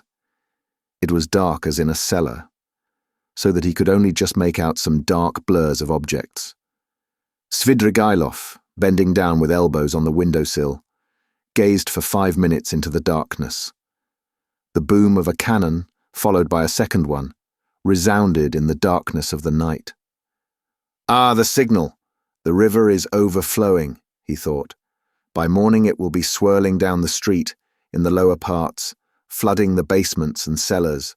The cellar rats will swim out, and men will curse in the rain and wind as they drag their rubbish to their upper stories. What time is it now? And he had hardly thought it when somewhere near, A clock on the wall, ticking away hurriedly, struck 3. Aha! It will be light in an hour. Why wait? I'll go out at once straight to the park. I'll choose a great bush there drenched with rain, so that as soon as one's shoulder touches it, millions of drops drip on one's head. He moved away from the window, shut it, lighted the candle, put on his waistcoat, his overcoat and his hat, and went out, carrying the candle, into the passage to look for the ragged attendant who would be asleep somewhere in the midst of candle ends and all sorts of rubbish, to pay him for the room and leave the hotel. It's the best minute. I couldn't choose a better. He walked for some time through a long narrow corridor without finding anyone, and was just going to call out, when suddenly in a dark corner between an old cupboard and the door, he caught sight of a strange object, which seemed to be alive. He bent down with the candle and saw a little girl, not more than 5 years old, shivering and crying, with her clothes as wet as a soaking house flannel. She did not seem afraid of Svidrigailov, but looked at him with blank amazement out of her big black eyes. Now and then she sobbed as children do when they have been crying a long time, but are beginning to be comforted. The child's face was pale and tired. She was numb with cold. How can she have come here? She must have hidden here and not slept all night. He began questioning her, the child suddenly becoming animated, chattered away in her baby language, something about Mammy and that Mammy would beat her, and about some cup that she had broken. The child chattered on without stopping. He could only guess from what she said that she was a neglected child, whose mother, probably a drunken cook, in the service of the hotel, whipped and frightened her, that the child had broken a cup of her mother's, and was so frightened that she had run away the evening before, had hidden for a long while somewhere outside in the rain, at last had made her way in here, hidden behind the cupboard, and spent the night there, crying and trembling from the damp, the darkness and the fear that she would be badly beaten for it. He took her in his arms, went back to his room, sat her on the bed, and began undressing her. The torn shoes which she had on her stockingless feet were as wet as if they had been standing in a puddle all night. When he had undressed her, he put her on the bed, covered her up, and wrapped her in the blanket from her head downwards. She fell asleep at once. Then he sank into dreary musing again. What folly to trouble myself, he decided suddenly with an oppressive feeling of annoyance. What idiocy! In vexation he took up the candle to go and look for the ragged attendant again, and make haste to go away. Damn the child, he thought as he opened the door, but he turned again to see whether the child was asleep. He raised the blanket carefully. The child was sleeping soundly. She had got warm under the blanket, and her pale cheeks were flushed.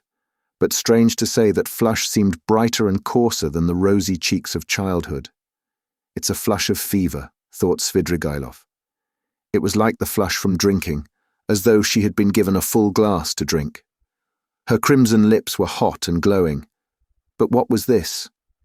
He suddenly fancied that her long black eyelashes were quivering, as though the lids were opening, and a sly, crafty eye peeped out with an unchildlike wink, as though the little girl were not asleep, but pretending. Yes, it was so. Her lips parted in a smile. The corners of her mouth quivered, as though she were trying to control them. But now she quite gave up all effort. Now it was a grin, a broad grin. There was something shameless, provocative in that quite unchildish face. It was depravity. It was the face of a harlot, the shameless face of a French harlot. Now both eyes opened wide. They turned a glowing, shameless glance upon him. They laughed, invited him. There was something infinitely hideous and shocking in that laugh, in those eyes, in such nastiness in the face of a child. What, at 5 years old? Svidrigailov muttered in genuine horror. What does it mean?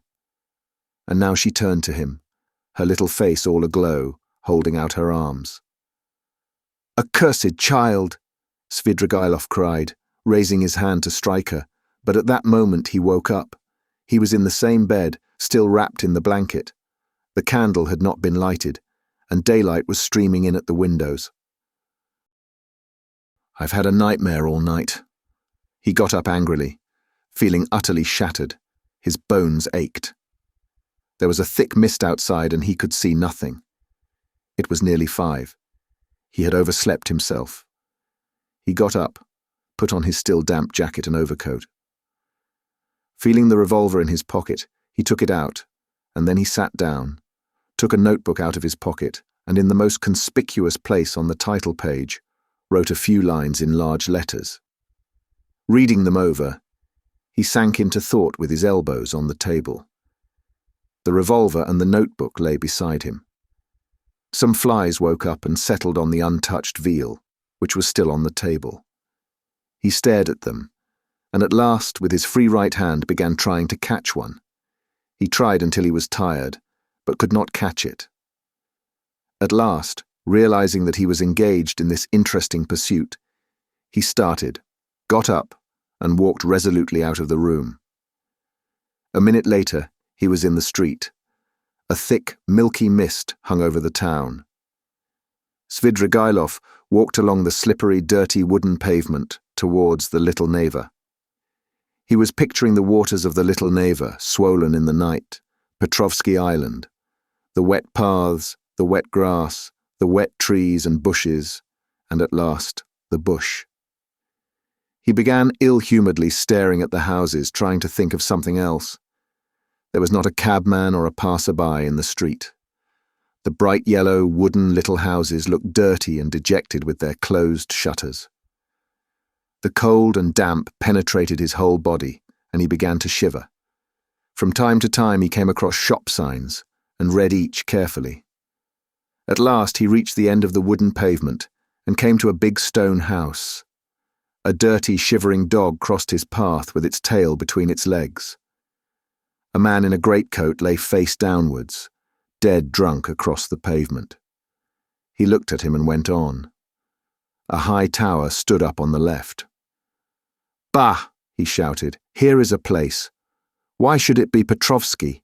It will be in the presence of an official witness anyway." He almost smiled at this new thought and turned into the street where there was the big house with the tower.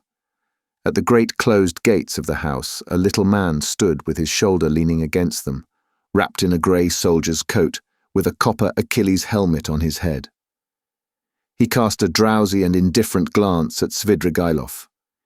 His face wore that perpetual look of peevish dejection, which is so sourly printed on all faces of the Jewish race without exception. They both, Svidrigailov and Achilles, stared at each other for a few minutes without speaking. At last it struck Achilles as irregular for a man not drunk to be standing 3 steps from him, staring and not saying a word. "What do you want here?" he said, without moving or changing his position. "Nothing, brother. Good morning," answered Svidrigailov. "This isn't the place." "I am going to foreign parts, brother." "To foreign parts?" "To America." "America." Svidrigailov took out the revolver and cocked it. Achilles raised his eyebrows. "I say, this is not the place for such jokes." "Why shouldn't it be the place?" "Because it isn't." "Well, brother, I don't mind that. It's a good place. When you are asked, you just say he was going, he said, to America." He put the revolver to his right temple. "You can't do it here. It's not the place," cried Achilles, rousing himself, his eyes growing bigger and bigger. Svidrigailov pulled the trigger. Chapter 7. The same day, about 7 o'clock in the evening, Raskolnikov was on his way to his mother's and sister's lodging, the lodging in Bakalaev's house, which Razumikin had found for them. The stairs went up from the street. Raskolnikov walked with lagging steps, as though still hesitating whether to go or not, but nothing would have turned him back. His decision was taken. Besides, it doesn't matter. They still know nothing, he thought, and they're used to thinking of me as eccentric. He was appallingly dressed, his clothes torn and dirty, soaked with a night's rain. His face was almost distorted from fatigue, exposure, the inward conflict that had lasted for 24 hours. He had spent all the previous night alone, God knows where. But anyway, he had reached a decision. He knocked at the door, which was opened by his mother. Dunya was not at home. Even the servant happened to be out. At first, Pulcheria Alexandrovna was speechless with joy and surprise. Then she took him by the hand and drew him into the room. "Here you are," she began, faltering with joy. "Don't be angry with me, Rodya, for welcoming you so foolishly with tears. I am laughing, not crying." "Did you think I was crying?" "No, I am delighted. But I've got into such a stupid habit of shedding tears. I've been like that ever since your father's death. I cry for anything. Sit down, dear boy. You must be tired. I see you are. Ah, how muddy you are." "I was in the rain yesterday, Mother," Raskolnikov began. No, Pulcheria Alexandrovna hurriedly interrupted. "You thought I was going to cross-question you in the womanish way I used to. Don't be anxious, I understand it all. Now I've learned the ways here, and truly I see for myself that they are better. I've made up my mind once for all. How could I understand your plans and expect you to give an account of them? God knows what concerns and plans you may have, or what ideas you are hatching, so it's not for me to keep nudging your elbow, asking you what you are thinking about. But my goodness, why am I running to and fro as though I were crazy? I am reading your article in the magazine for the 3rd time, Rodya. Dmitri Prokofitch brought it to me. Directly I saw it, I cried out to myself, 'There, foolish one,' I thought. That's what he is busy about. That's the solution of the mystery. Learned people are always like that. He may have some new ideas in his head just now. He is thinking them over, and I worry him and upset him.' I read it, my dear, and of course there was a great deal I did not understand, but that's only natural. How should I?" "Show me, Mother." Raskolnikov took the magazine and glanced at his article. Incongruous as it was with his mood and his circumstances, he felt that strange and bittersweet sensation that every author experiences the first time he sees himself in print. Besides, he was only 23. It lasted only a moment. After reading a few lines, he frowned, and his heart throbbed with anguish. He recalled all the inward conflict of the preceding months. He flung the article on the table with disgust and anger. "But however foolish I may be, Rodya, I can see for myself that you will very soon be one of the leading, if not the leading man, in the world of Russian thought. And they dared to think you were mad. You don't know, but they really thought that. Ah, the despicable creatures, how could they understand genius? And Dunya was all but believing it. What do you say to that? Your father sent twice to magazines. The first time poems. I've got the manuscript and will show you. And the second time a whole novel. I begged him to let me copy it out. And how we prayed that they should be taken. They weren't. I was breaking my heart, Rodya, 6 or 7 days ago, over your food and your clothes and the way you are living. But now I see again how foolish I was. For you can attain any position you like by your intellect and talent. No doubt you don't care about that for the present, and you are occupied with much more important matters. Dunya's not at home, Mother. No, Rodya, I often don't see her. She leaves me alone. Dmitri Prokofitch comes to see me. It's so good of him, and he always talks about you. He loves you and respects you, my dear. I don't say that Dunya is very wanting in consideration. I'm not complaining. She has her ways, and I have mine. She seems to have got some secrets of late, and I never have any secrets from you two. Of course, I'm sure that Dunya has far too much sense, and besides, she loves you and me. But I don't know what it will all lead to. You've made me so happy by coming now, Rodya, but she has missed you by going out. When she comes in, I'll tell her. Your brother came in while you were out. Where have you been all this time? You mustn't spoil me, Rodya, you know. Come when you can. But if you can't, it doesn't matter, I can wait. I shall know anyway that you are fond of me. That will be enough for me. I shall read what you write, I shall hear about you from everyone, and sometimes you'll come yourself to see me. What could be better? Here you've come now to comfort your mother, I see that. Here Pulcheria Alexandrovna began to cry. Here I am again. Don't mind my foolishness. My goodness, why am I sitting here? She cried, jumping up. There is coffee, and I don't offer you any. Ah, that's the selfishness of old age. I'll get it at once. Mother, don't trouble. I am going at once. I haven't come for that. Please, listen to me. Pulcheria Alexandrovna went up to him timidly. Mother, whatever happens, whatever you hear about me, whatever you're told about me, will you always love me as you do now? He asked suddenly from the fullness of his heart, as though not thinking of his words and not weighing them. Rodya, what is the matter? How can you ask me such a question? Why, who will tell me anything about you? Besides, I shouldn't believe anyone. I should refuse to listen. I've come to assure you that I've always loved you, and I'm glad that we are alone. Even glad Dunya is out. He went on with the same impulse. I have come to tell you that though you will be unhappy, you must believe that your son loves you now more than himself, and that all you thought about me, that I was cruel and didn't care about you, was all a mistake. I shall never cease to love you. Well, that's enough. I thought I must do this, and begin with this. Pulcheria Alexandrovna embraced him in silence, pressing him to her bosom and weeping gently. I don't know what is wrong with you, Rodya, she said at last. I've been thinking all this time that we were simply boring you, and now I see that there is a great sorrow in store for you, and that's why you are miserable. I've foreseen it a long time, Rodya. Forgive me for speaking about it. I keep thinking about it and lie awake at nights. Your sister lay talking in her sleep all last night, talking of nothing but you. I caught something, but I couldn't make it out. I felt all the morning as though I were going to be hanged, waiting for something, expecting something, and now it has come. Rodya, where are you going? You're going away somewhere. Yes, that's what I thought.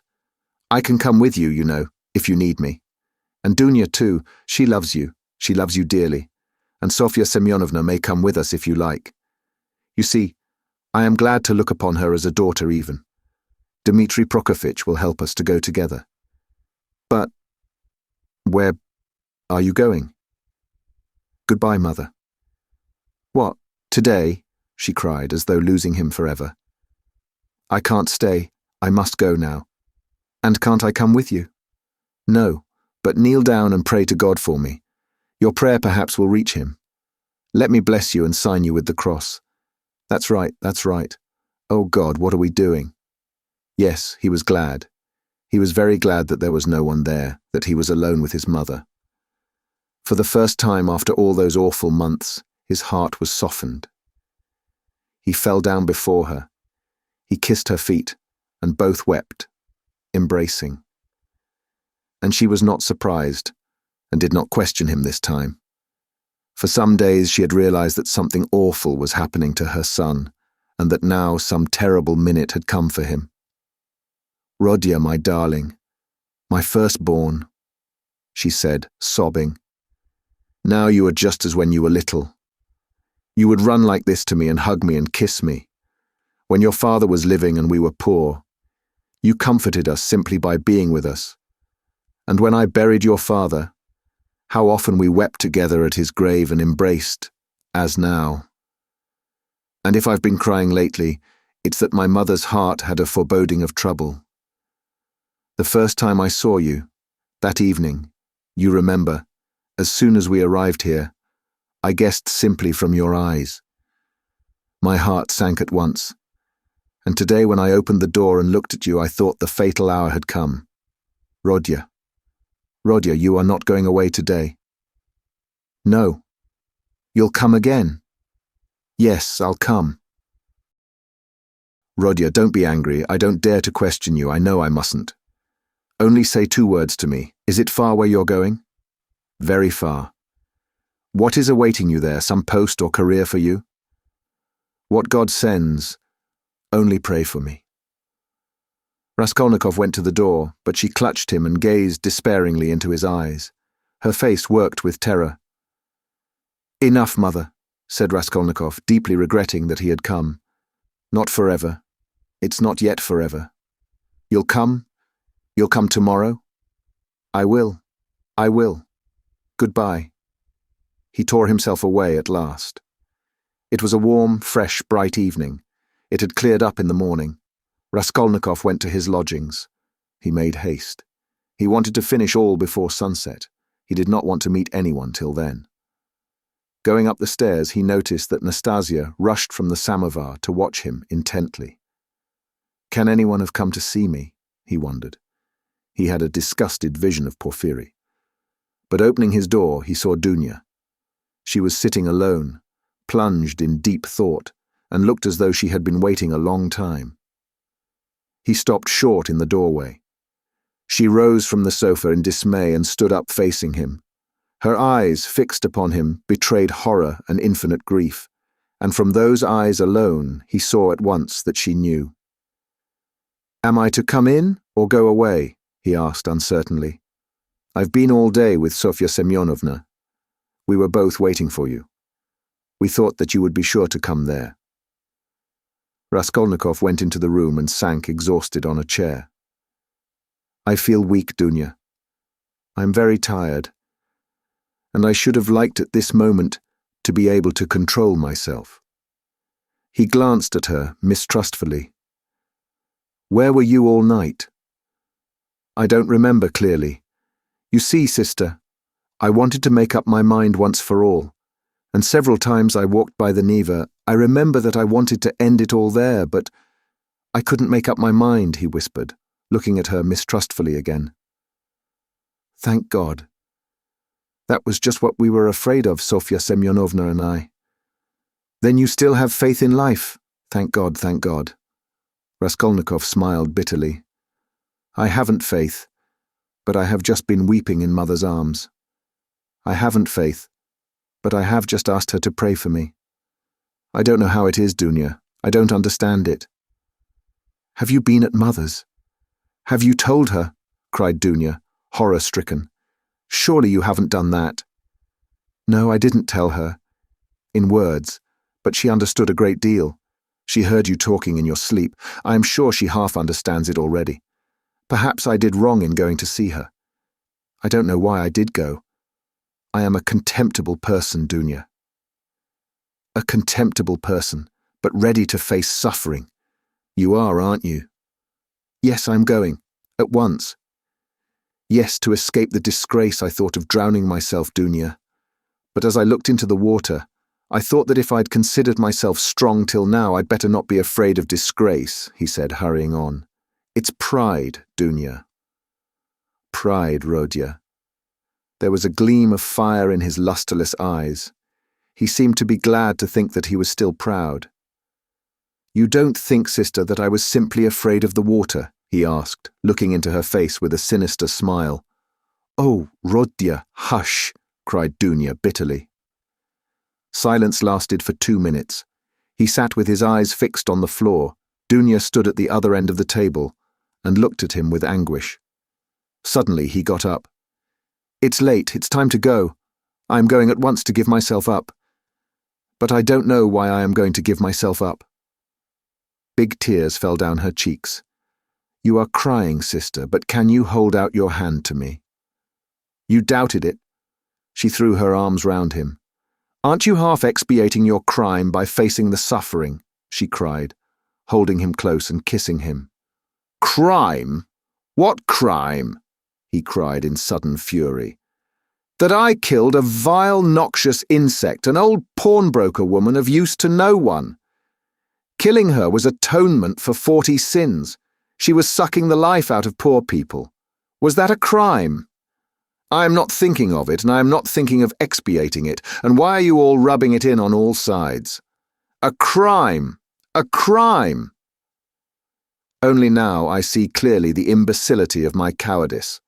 Now that I have decided to face this superfluous disgrace, it's simply because I am contemptible and have nothing in me that I have decided to, perhaps too for my advantage, as that Porfiry suggested."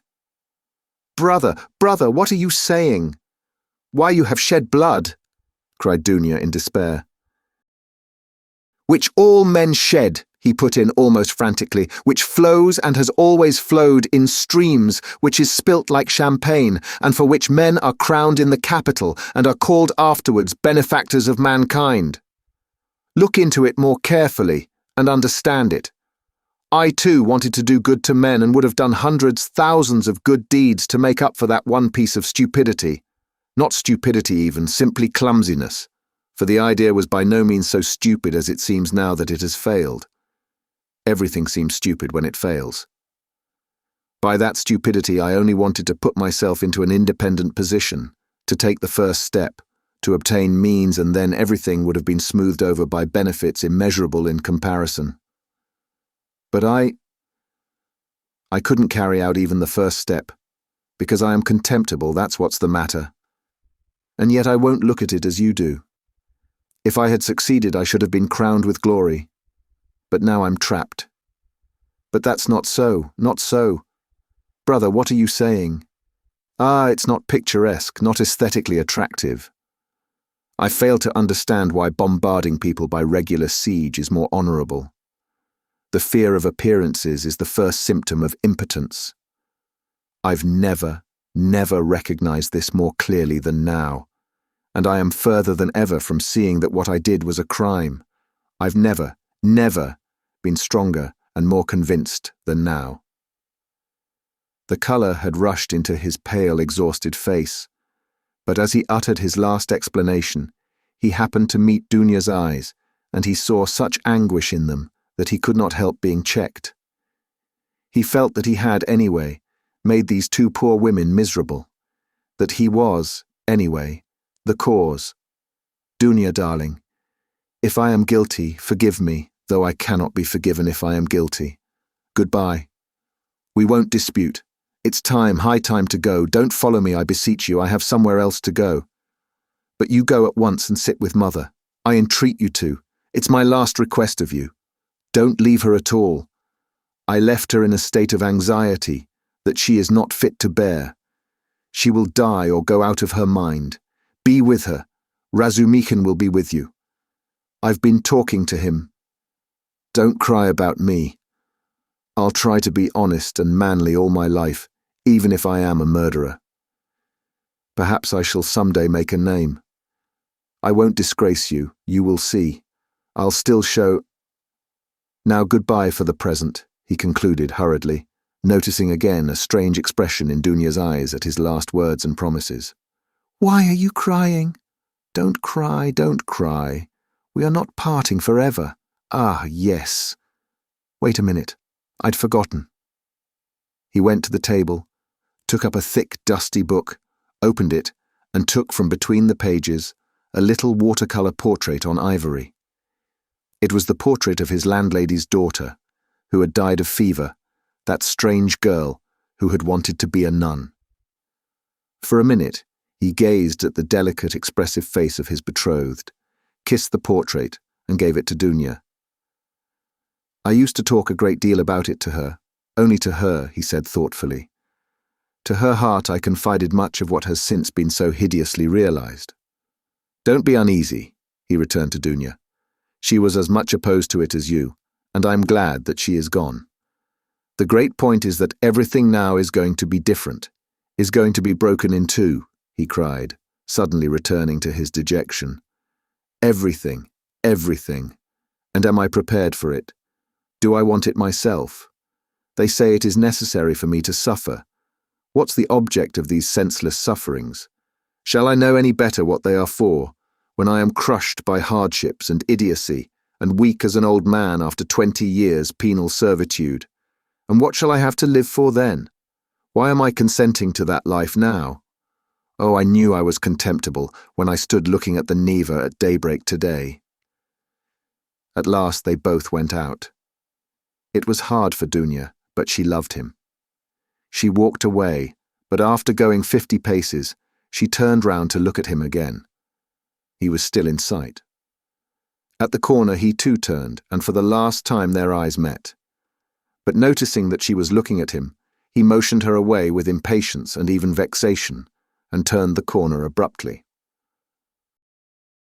I am wicked, I see that, he thought to himself, feeling ashamed a moment later of his angry gesture to Dunya. But why are they so fond of me if I don't deserve it? Oh, if only I were alone, and no one loved me, and I too had never loved anyone. Nothing of all this would have happened. But I wonder, shall I in those 15 or 20 years grow so meek that I shall humble myself before people and whimper at every word that I am a criminal? Yes, that's it, that's what they are sending me there for, that's what they want. Look at them running to and fro about the streets, every one of them a scoundrel and a criminal at heart, and worse still, an idiot. But try to get me off and they'd be wild with righteous indignation. Oh, how I hate them all. He fell to musing by what process it could come to pass, that he could be humbled before all of them, indiscriminately, humbled by conviction. And yet why not? It must be so. Would not 20 years of continual bondage crush him utterly? Water wears out a stone. And why? Why should he live after that? Why should he go now when he knew that it would be so? It was the 100th time, perhaps, that he had asked himself that question since the previous evening, but still he went. Chapter 8. When he went into Sonia's room, it was already getting dark. All day Sonia had been waiting for him in terrible anxiety. Dunya had been waiting with her. She had come to her that morning, remembering Svidrigailov's words that Sonia knew. We will not describe the conversation and tears of the two girls, and how friendly they became. Dunya gained one comfort at least from that interview, that her brother would not be alone. He had gone to her, Sonia, first with his confession. He had gone to her for human fellowship when he needed it. She would go with him wherever fate might send him. Dunya did not ask, but she knew it was so. She looked at Sonia almost with reverence, and at first almost embarrassed her by it. Sonia was almost on the point of tears. She felt herself, on the contrary, hardly worthy to look at Dunya. Dunya's gracious image when she had bowed to her so attentively and respectfully at their first meeting in Raskolnikov's room had remained in her mind as one of the fairest visions of her life. Dunya at last became impatient, and leaving Sonia, went to her brother's room to await him there. She kept thinking that he would come there first. When she had gone, Sonia began to be tortured by the dread of his committing suicide, and Dunya too feared it. But they had spent the day trying to persuade each other that that could not be, and both were less anxious while they were together. As soon as they parted, each thought of nothing else. Sonia remembered how Svidrigailov had said to her the day before that Raskolnikov had two alternatives, Siberia or... Besides, she knew his vanity, his pride, and his lack of faith. Is it possible that he has nothing but cowardice and fear of death to make him live? She thought at last in despair. Meanwhile, the sun was setting. Sonia was standing in dejection, looking intently out of the window, but from it she could see nothing but the unwhitewashed blank wall of the next house. At last, when she began to feel sure of his death, he walked into the room. She gave a cry of joy, but looking carefully into his face, she turned pale. "Yes," said Raskolnikov, smiling. "I have come for your cross, Sonia. It was you told me to go to the crossroads. Why is it you are frightened now it's come to that?" Sonia gazed at him astonished. His tone seemed strange to her. A cold shiver ran over her, but in a moment she guessed that the tone and the words were a mask. He spoke to her looking away, as though to avoid meeting her eyes. "You see, Sonia, I've decided that it will be better so. There is one fact, but it's a long story and there's no need to discuss it. But do you know what angers me? It annoys me that all those stupid, brutish faces will be gaping at me directly, pestering me with their stupid questions, which I shall have to answer. They'll point their fingers at me. Tfu! You know I'm not going to Porfiry. I am sick of him. I'd rather go to my friend, the explosive lieutenant. How I shall surprise him. What a sensation I shall make. But I must be cooler. I've become too irritable of late.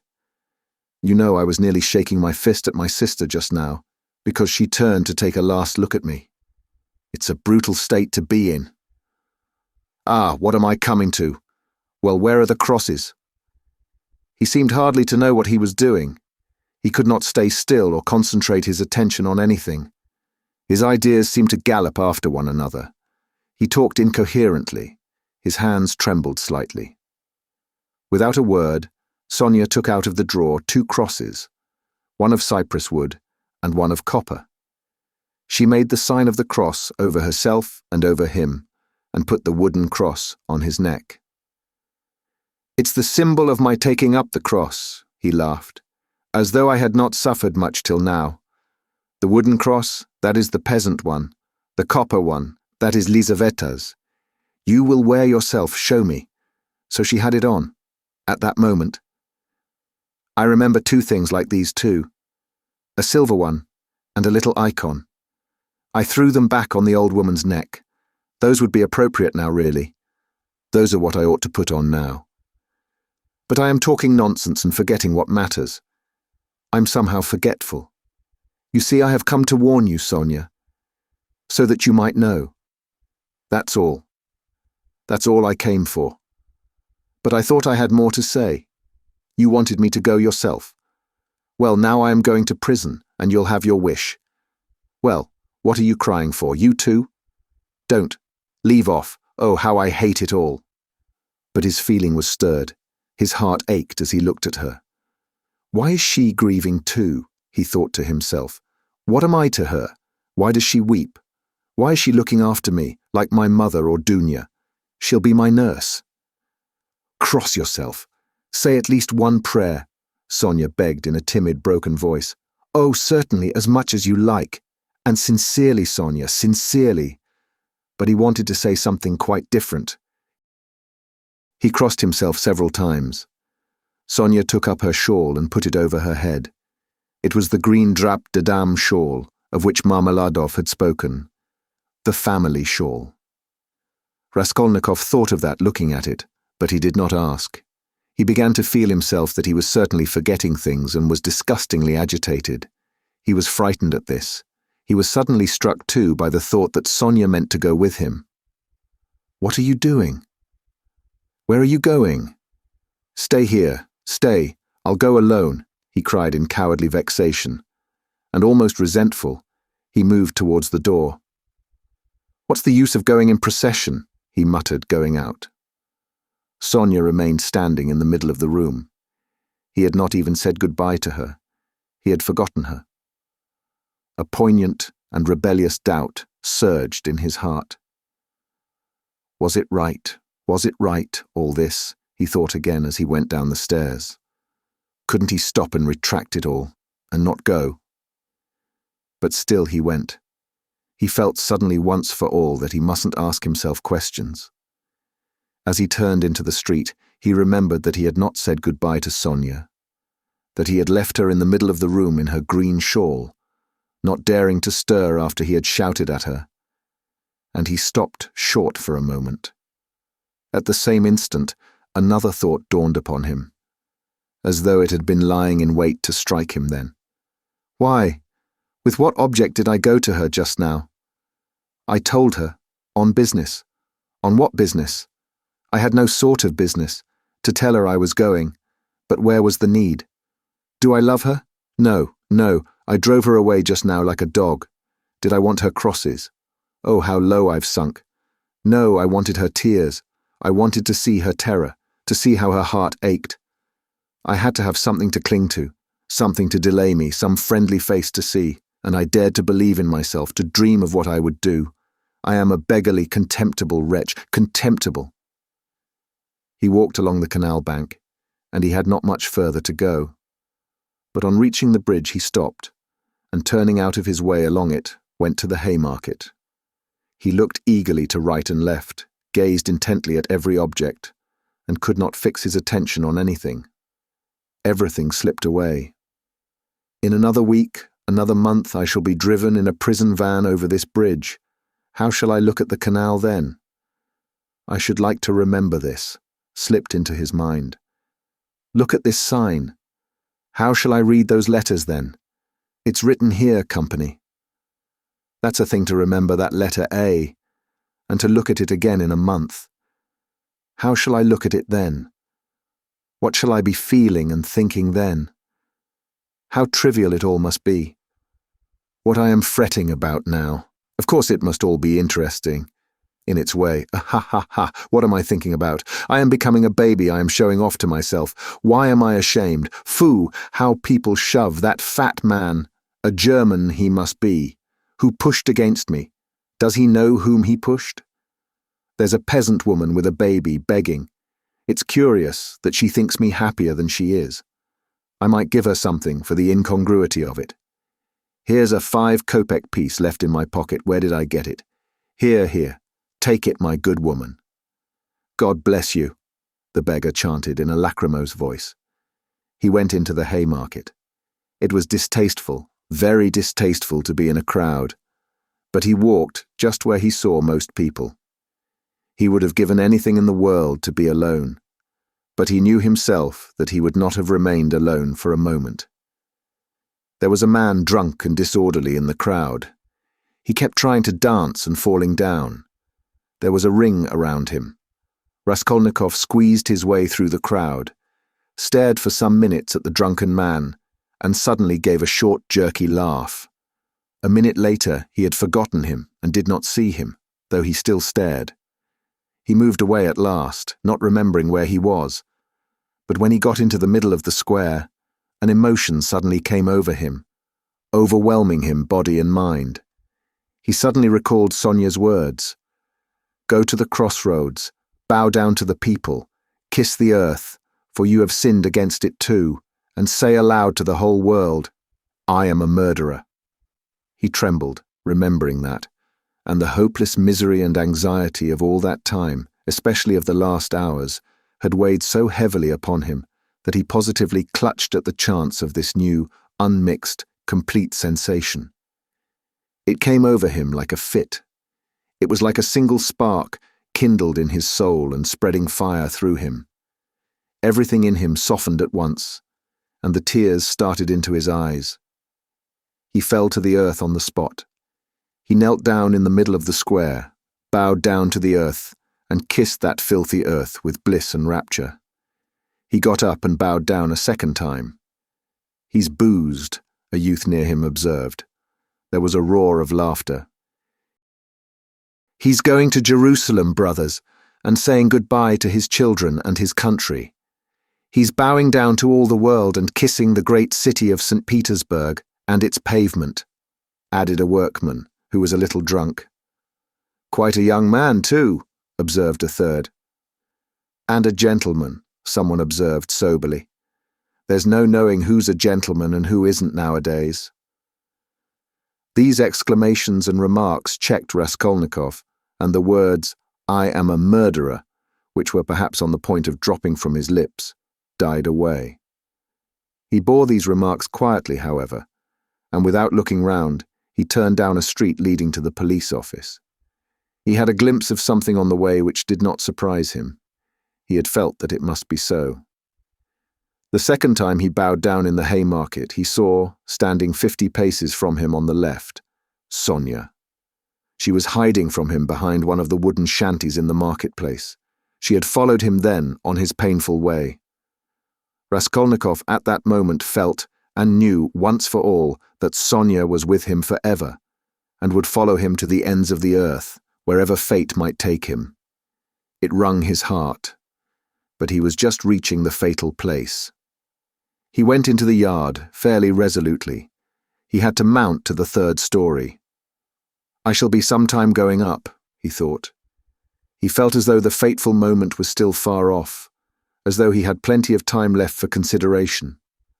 Again the same rubbish, the same eggshells lying about on the spiral stairs, again the open doors of the flats, again the same kitchens and the same fumes and stench coming from them.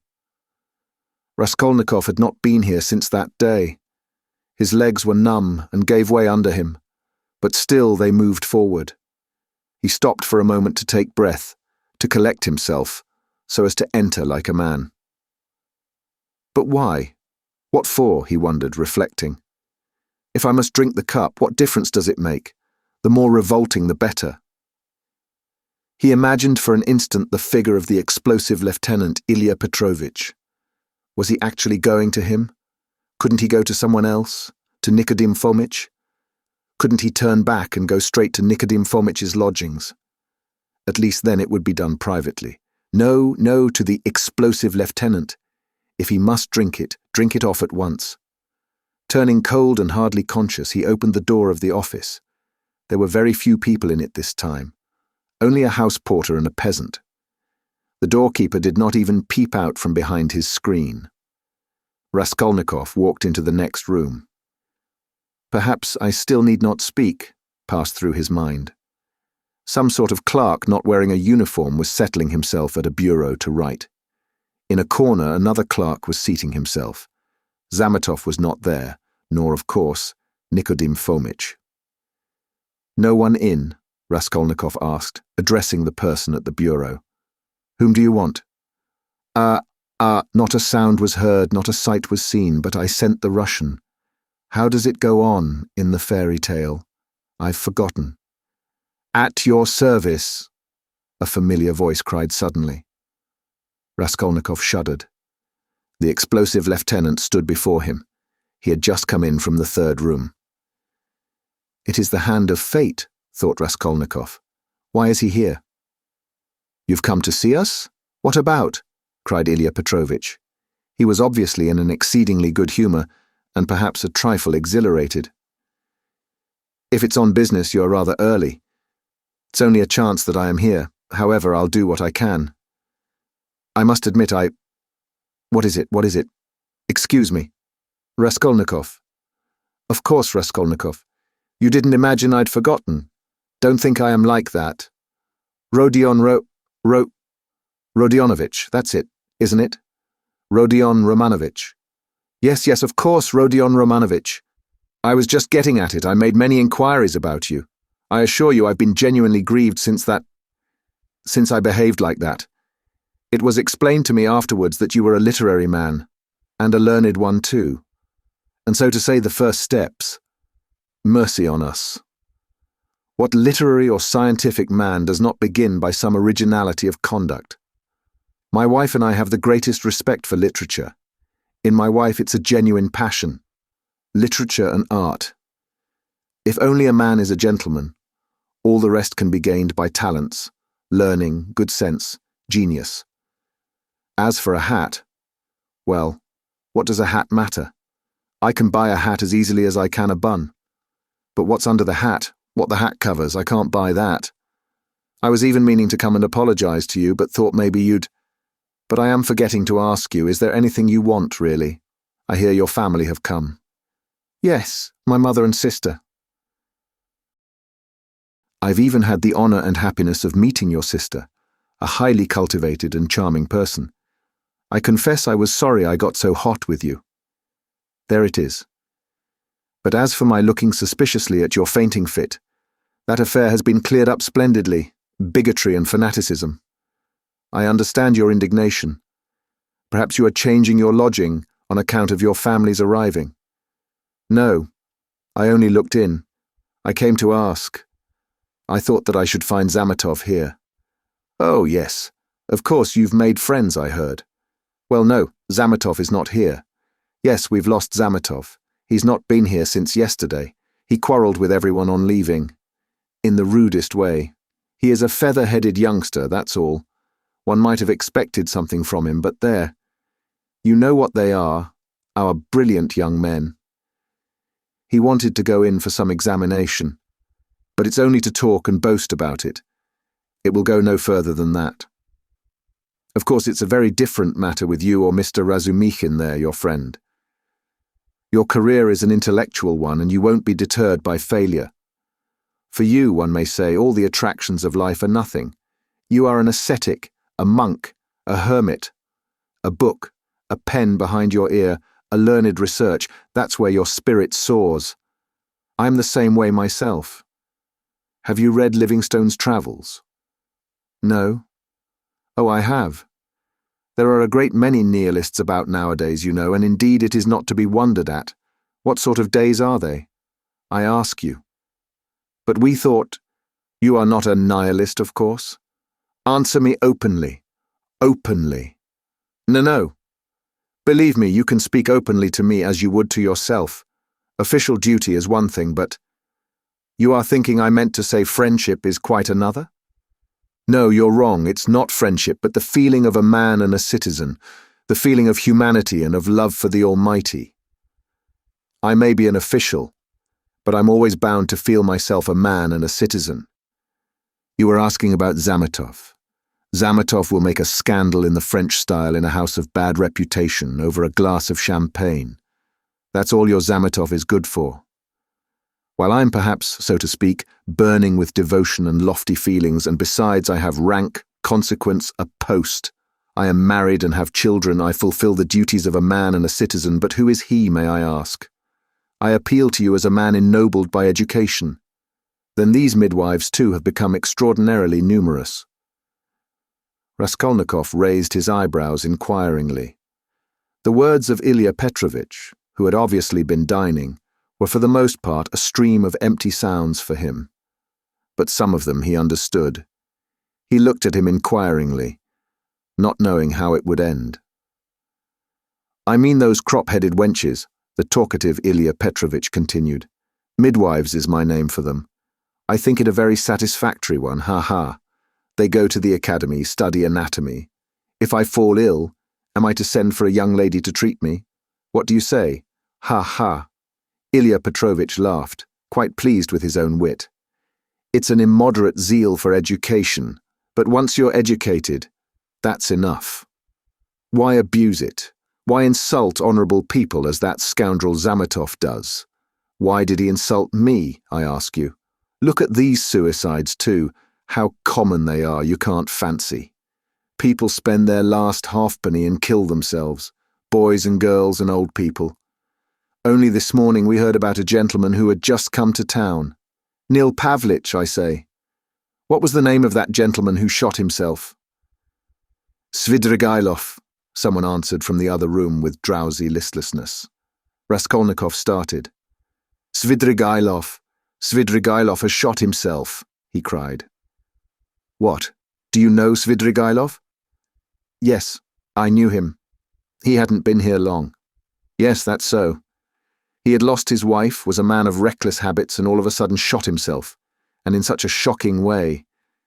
He left in his notebook a few words, that he dies in full possession of his faculties, and that no one is to blame for his death. He had money, they say. How did you come to know him? I was acquainted. My sister was governess in his family. Bah. Then no doubt you can tell us something about him. You had no suspicion? I saw him yesterday. He was drinking wine. I knew nothing. Raskolnikov felt as though something had fallen on him and was stifling him. You've turned pale again. It's so stuffy here. Yes, I must go, muttered Raskolnikov. Excuse my troubling you. Oh, not at all. As often as you like. It's a pleasure to see you, and I am glad to say so. Ilya Petrovitch held out his hand. I came to see Zametov. I understand. And it's a pleasure to see you. I am very glad.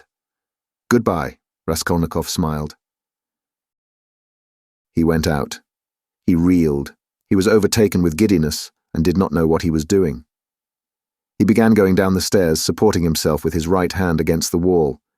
He fancied that a porter pushed past him on his way upstairs to the police office, that a dog in the lower story kept up a shrill barking, and that a woman flung a rolling pin at it and shouted. He went down and out into the yard. There, not far from the entrance, stood Sonia, pale and horror-stricken. She looked wildly at him. He stood still before her. There was a look of poignant agony, of despair in her face. She clasped her hands. His lips worked in an ugly, meaningless smile. He stood still a minute, grinned, and went back to the police office. Ilya Petrovitch had sat down and was rummaging among some papers. Before him stood the same peasant who had pushed by on the stairs. Hello? Back again? Have you left something behind? What's the matter? Raskolnikov, with white lips and staring eyes, came slowly nearer. He walked right to the table, leaned his hand on it, tried to say something, but could not. Only incoherent sounds were audible. "You are feeling ill, a chair. Here, sit down, some water." Raskolnikov dropped onto a chair, but he kept his eyes fixed on the face of Ilya Petrovitch, which expressed unpleasant surprise. Both looked at one another for a minute and waited. Water was brought. "It was I," began Raskolnikov. "Drink some water." Raskolnikov refused the water with his hand, and softly and brokenly, but distinctly said, "It was I killed the old pawnbroker woman and her sister Lizaveta with an axe and robbed them." Ilya Petrovitch opened his mouth. People ran up on all sides. Raskolnikov repeated his statement. Epilogue 1. Siberia. On the banks of a broad solitary river stands a town, one of the administrative centers of Russia. In the town there is a fortress. In the fortress there is a prison. In the prison the second-class convict Rodion Raskolnikov has been confined for 9 months. Almost a year and a half has passed since his crime.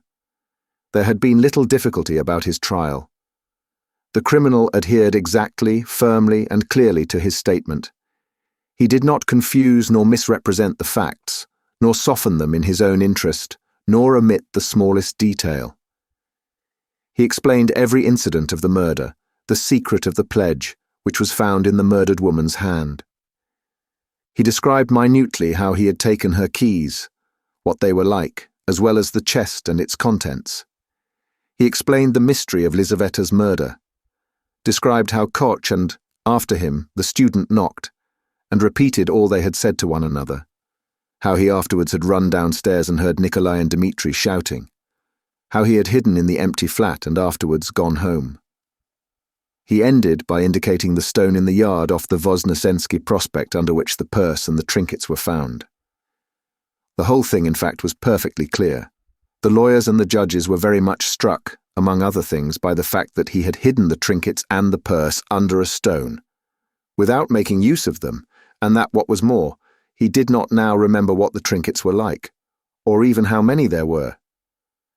The fact that he had never opened the purse, and did not even know how much was in it, seemed incredible. There turned out to be in the purse 317 rubles and 60 kopecks. From being so long under the stone, some of the most valuable notes lying uppermost had suffered from the damp. They were a long while trying to discover why the accused man should tell a lie about this, when about everything else he had made a truthful and straightforward confession. Finally, some of the lawyers more versed in psychology admitted that it was possible he had really not looked into the purse, and so didn't know what was in it when he hid it under the stone. But they immediately drew the deduction that the crime could only have been committed through temporary mental derangement, through homicidal mania, without object or the pursuit of gain. This fell in with the most recent fashionable theory of temporary insanity, so often applied in our days in criminal cases. Moreover, Raskolnikov's hypochondriacal condition was proved by many witnesses, by Dr. Zosimov, his former fellow students, his landlady, and her servant.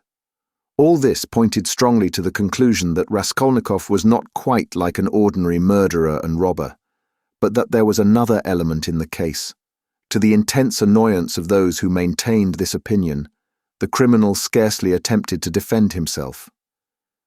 To the decisive question as to what motive impelled him to the murder and the robbery, he answered very clearly with the coarsest frankness that the cause was his miserable position, his poverty and helplessness, and his desire to provide for his first steps in life by the help of the 3,000 rubles he had reckoned on finding. He had been led to the murder through his shallow and cowardly nature, exasperated moreover by privation and failure. To the question what led him to confess, he answered that it was his heartfelt repentance. All this was almost coarse. The sentence, however, was more merciful than could have been expected, perhaps partly because the criminal had not tried to justify himself, but had rather shown a desire to exaggerate his guilt. All the strange and peculiar circumstances of the crime were taken into consideration. There could be no doubt of the abnormal and poverty-stricken condition of the criminal at the time. The fact that he had made no use of what he had stolen was put down partly to the effect of remorse, partly to his abnormal mental condition at the time of the crime. Incidentally, the murder of Lizaveta served indeed to confirm the last hypothesis. A man commits 2 murders and forgets that the door is open. Finally, the confession at the very moment when the case was hopelessly muddled by the false evidence given by Nikolai, through melancholy and fanaticism, and when, moreover, there were no proofs against the real criminal, no suspicions even, Porfiri Petrovitch fully kept his word. All this did much to soften the sentence. Other circumstances, too, in the prisoner's favor came out quite unexpectedly. Razumikin somehow discovered and proved that while Raskolnikov was at the university, he had helped a poor consumptive fellow student and had spent his last penny on supporting him for 6 months. And when this student died, leaving a decrepit old father whom he had maintained almost from his 13th year, Raskolnikov had got the old man into a hospital and paid for his funeral when he died. Raskolnikov's landlady bore witness, too, that when they had lived in another house at 5 Corners, Raskolnikov had rescued 2 little children from a house on fire and was burnt in doing so. This was investigated and fairly well confirmed by many witnesses. These facts made an impression in his favor. And in the end, the criminal was, in consideration of extenuating circumstances, condemned to penal servitude in the 2nd class for a term of 8 years only. At the very beginning of the trial, Raskolnikov's mother fell ill. Dunya and Razumikin found it possible to get her out of Petersburg during the trial. Razumikin chose a town on the railway not far from Petersburg, so as to be able to follow every step of the trial, and at the same time to see Avdotya Romanovna as often as possible. Pulcheria Alexandrovna's illness was a strange nervous one, and was accompanied by a partial derangement of her intellect. When Dunya returned from her last interview with her brother, she had found her mother already ill, in feverish delirium. That evening, Razumikin and she agreed what answers they must make to her mother's questions about Raskolnikov, and made up a complete story for her mother's benefit of his having to go away to a distant part of Russia on a business commission, which would bring him in the end money and reputation. But they were struck by the fact that Pulcheria Alexandrovna never asked them anything on the subject, neither then nor thereafter. On the contrary, she had her own version of her son's sudden departure.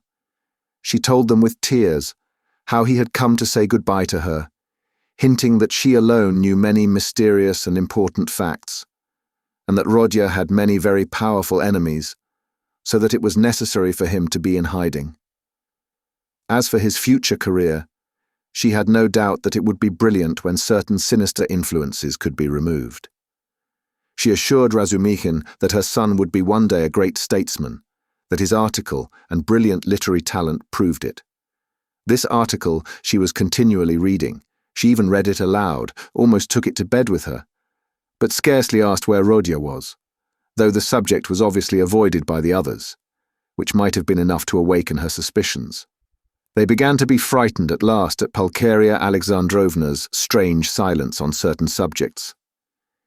She did not, for instance, complain of getting no letters from him, though in previous years she had only lived on the hope of letters from her beloved Rodya. This was the cause of great uneasiness to Dunya. The idea occurred to her that her mother suspected that there was something terrible in her son's fate, and was afraid to ask, for fear of hearing something still more awful. In any case, Dunya saw clearly that her mother was not in full possession of her faculties. It happened once or twice, however, that Pulcheria Alexandrovna gave such a turn to the conversation that it was impossible to answer her without mentioning where Rodya was, and on receiving unsatisfactory and suspicious answers, she became at once gloomy and silent, and this mood lasted for a long time. Dunya saw at last that it was hard to deceive her, and came to the conclusion that it was better to be absolutely silent on certain points. But it became more and more evident that the poor mother suspected something terrible. Dunya remembered her brothers telling her that her mother had overheard her talking in her sleep on the night after her interview with Svidrigailov and before the fatal day of the confession. Had not she made out something from that?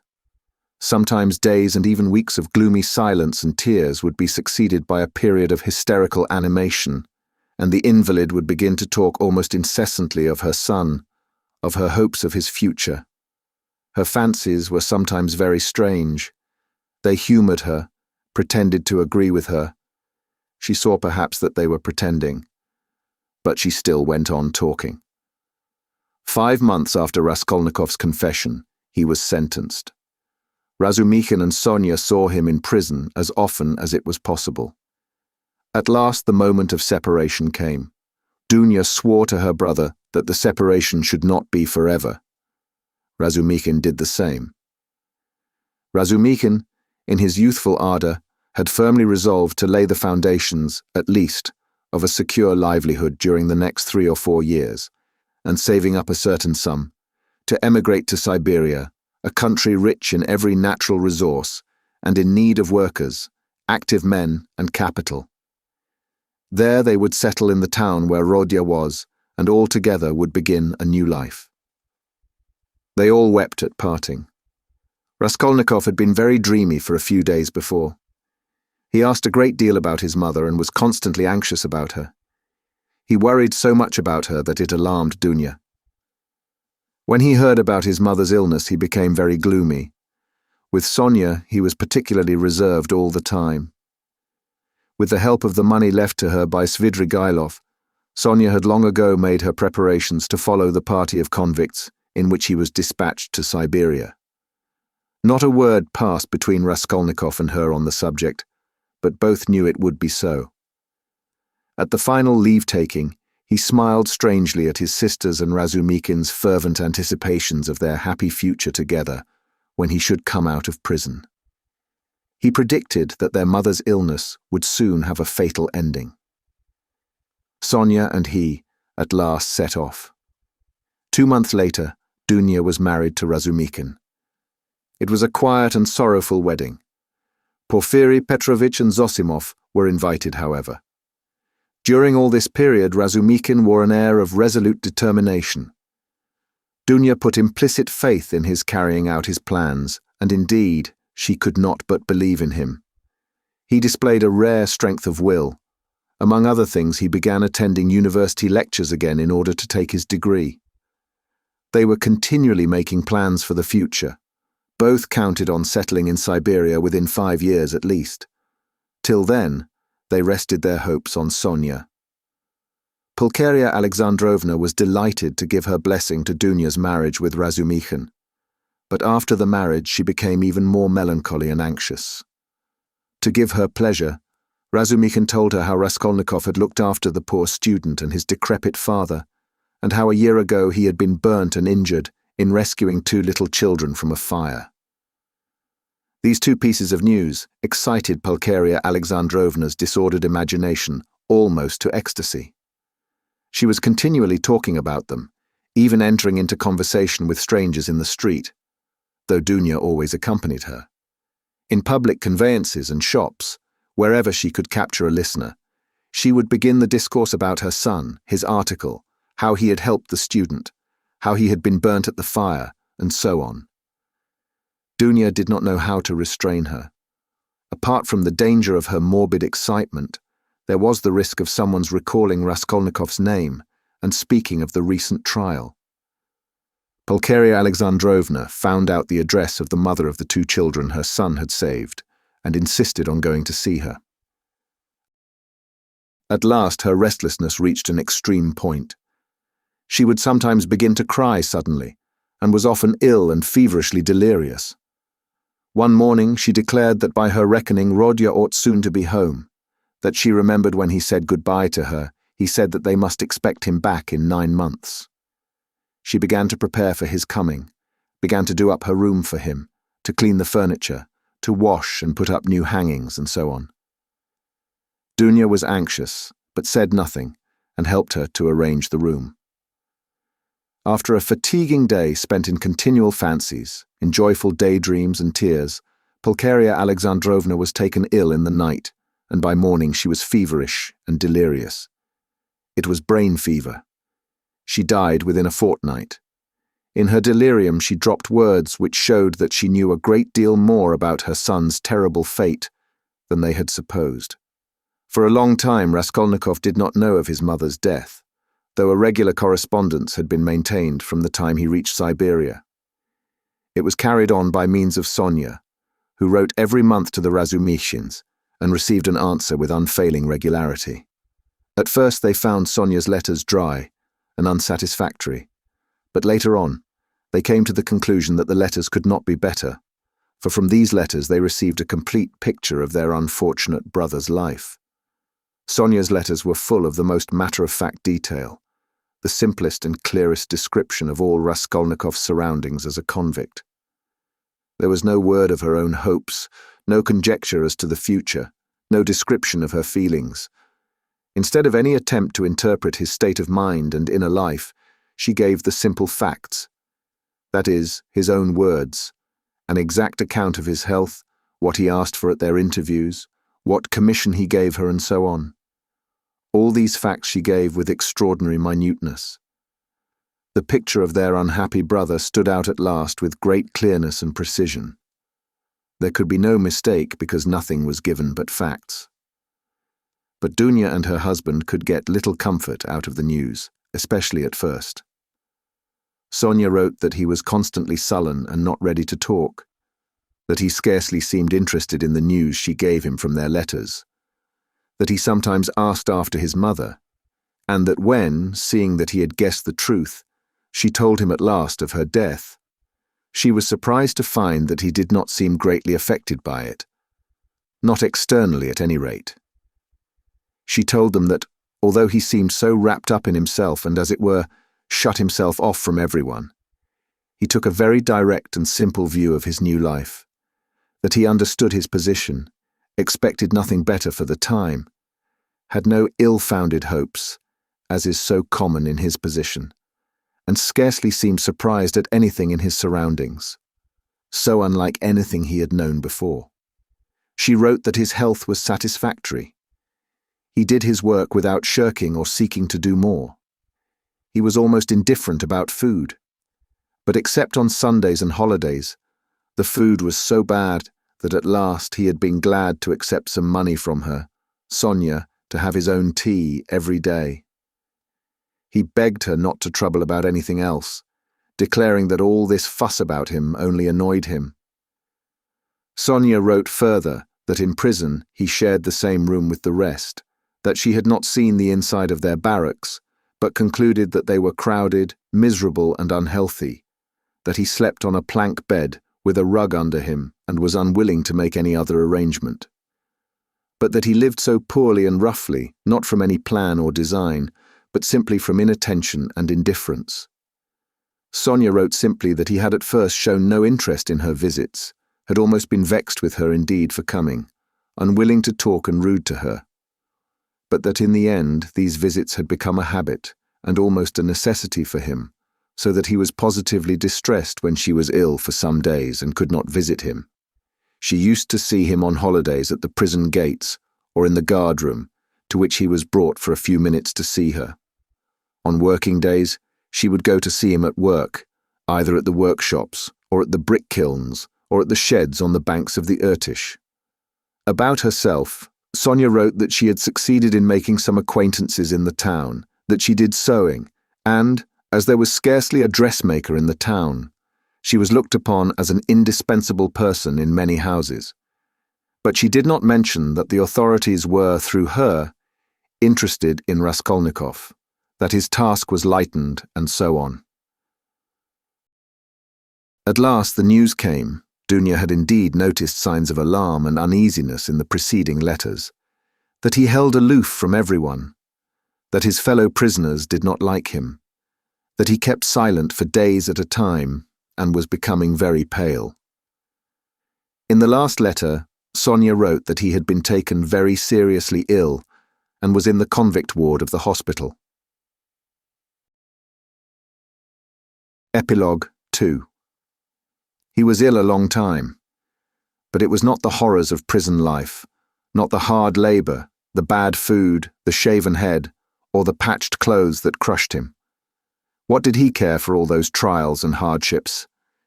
He was even glad of the hard work. Physically exhausted, he could at least reckon on a few hours of quiet sleep. And what was the food to him? The thin cabbage soup with beetles floating in it? In the past, as a student, he had often not had even that. His clothes were warm and suited to his manner of life. He did not even feel the fetters. Was he ashamed of his shaven head and party-coloured coat? Before whom? Before Sonia. Sonia was afraid of him. How could he be ashamed before her? And yet he was ashamed even before Sonia, whom he tortured because of it with his contemptuous, rough manner. But it was not his shaven head and his fetters he was ashamed of. His pride had been stung to the quick. It was wounded pride that made him ill. Oh, how happy he would have been if he could have blamed himself. He could have borne anything then, even shame and disgrace. But he judged himself severely, and his exasperated conscience found no particularly terrible fault in his past, except a simple blunder which might happen to anyone. He was ashamed just because he, Raskolnikov, had so hopelessly, stupidly come to grief through some decree of blind fate, and must humble himself and submit to the idiocy of a sentence, if he were anyhow to be at peace. Vague and objectless anxiety in the present, and in the future, a continual sacrifice leading to nothing. That was all that lay before him. And what comfort was it to him that at the end of 8 years, he would only be 32 and able to begin a new life? What had he to live for? What had he to look forward to? Why should he strive? To live in order to exist. Why? He had been ready 1,000 times before to give up existence for the sake of an idea, for a hope, even for a fancy. Mere existence had always been too little for him. He had always wanted more. Perhaps it was just because of the strength of his desires that he had thought himself a man to whom more was permissible than to others. And if only fate would have sent him repentance, burning repentance that would have torn his heart and robbed him of sleep. That repentance, the awful agony of which brings visions of hanging or drowning. Oh, he would have been glad of it. Tears and agonies would at least have been life. But he did not repent of his crime. At least he might have found relief in raging at his stupidity, as he had raged at the grotesque blunders that had brought him to prison. But now in prison, in freedom, he thought over and criticized all his actions again, and by no means found them so blundering and so grotesque as they had seemed at the fatal time. In what way, he asked himself, was my theory stupider than others that have swarmed and clashed from the beginning of the world? One has only to look at the thing quite independently, broadly, and uninfluenced by commonplace ideas, and my idea will by no means seem so strange. Oh, skeptics and halfpenny philosophers, why do you halt halfway? Why does my action strike them as so horrible? He said to himself. Is it because it was a crime? What is meant by crime?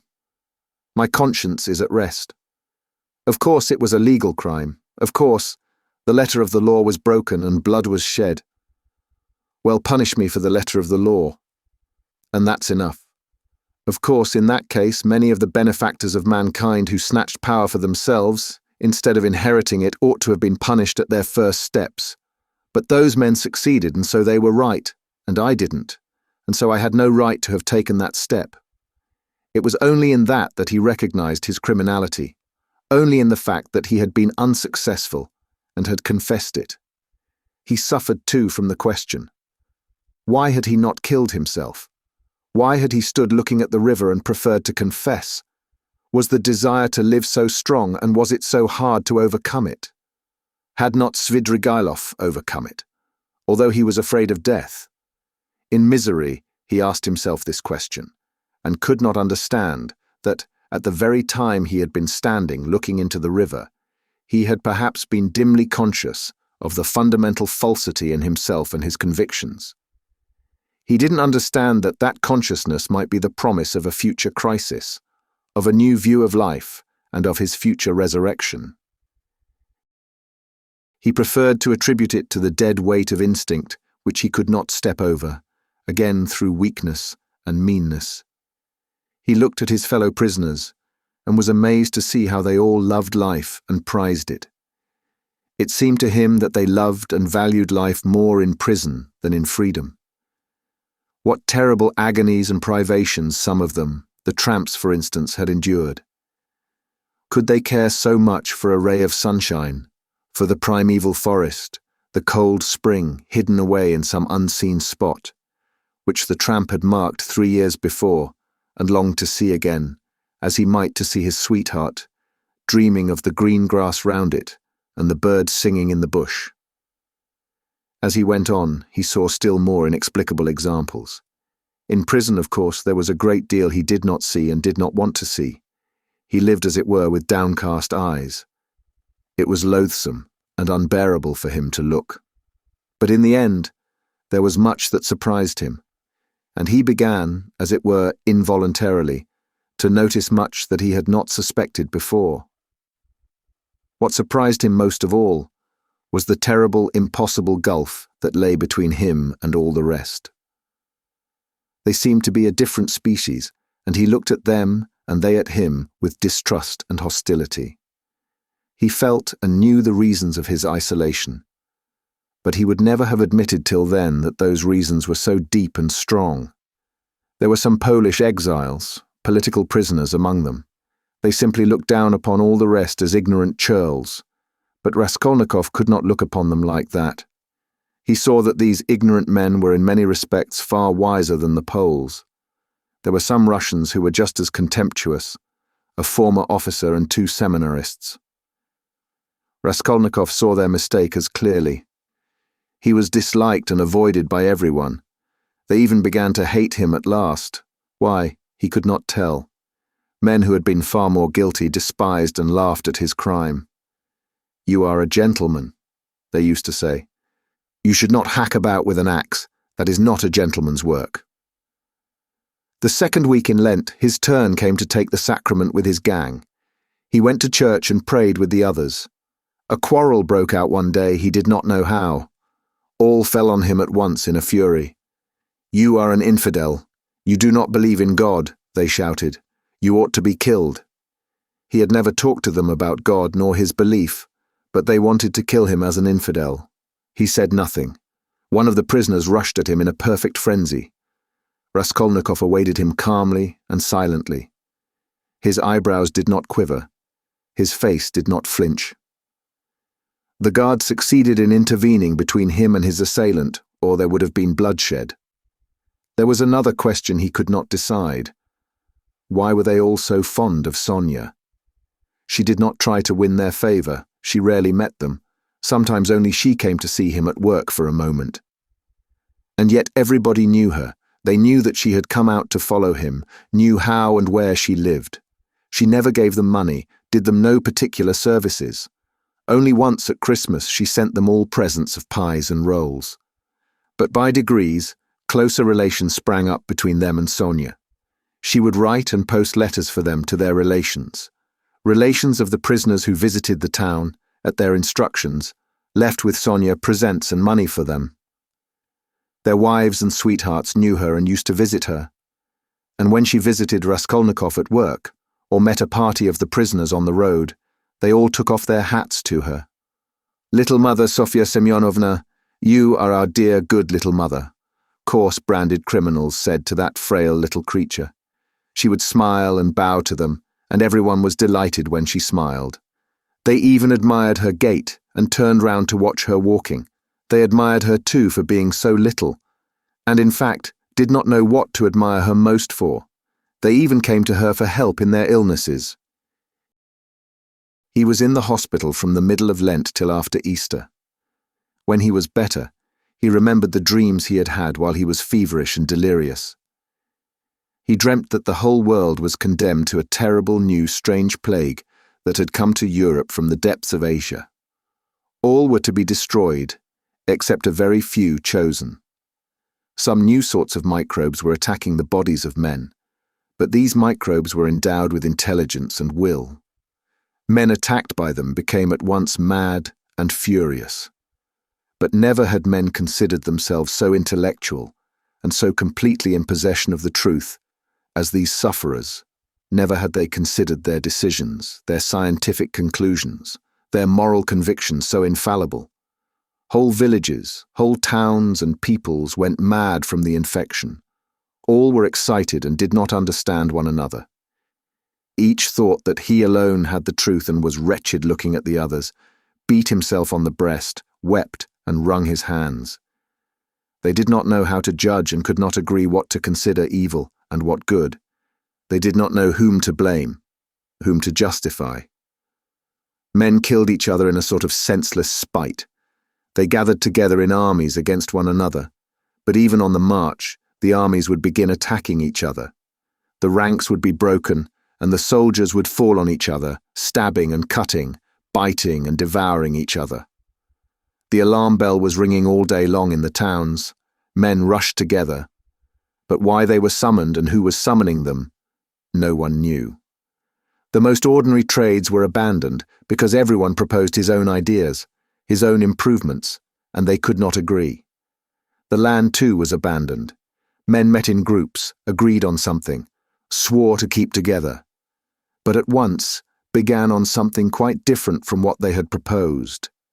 They accused one another, fought and killed each other. There were conflagrations and famine. All men and all things were involved in destruction. The plague spread and moved further and further. Only a few men could be saved in the whole world. They were a pure, chosen people, destined to found a new race and a new life, to renew and purify the earth. But no one had seen these men. No one had heard their words and their voices. Raskolnikov was worried that this senseless dream haunted his memory so miserably. The impression of this feverish delirium persisted so long.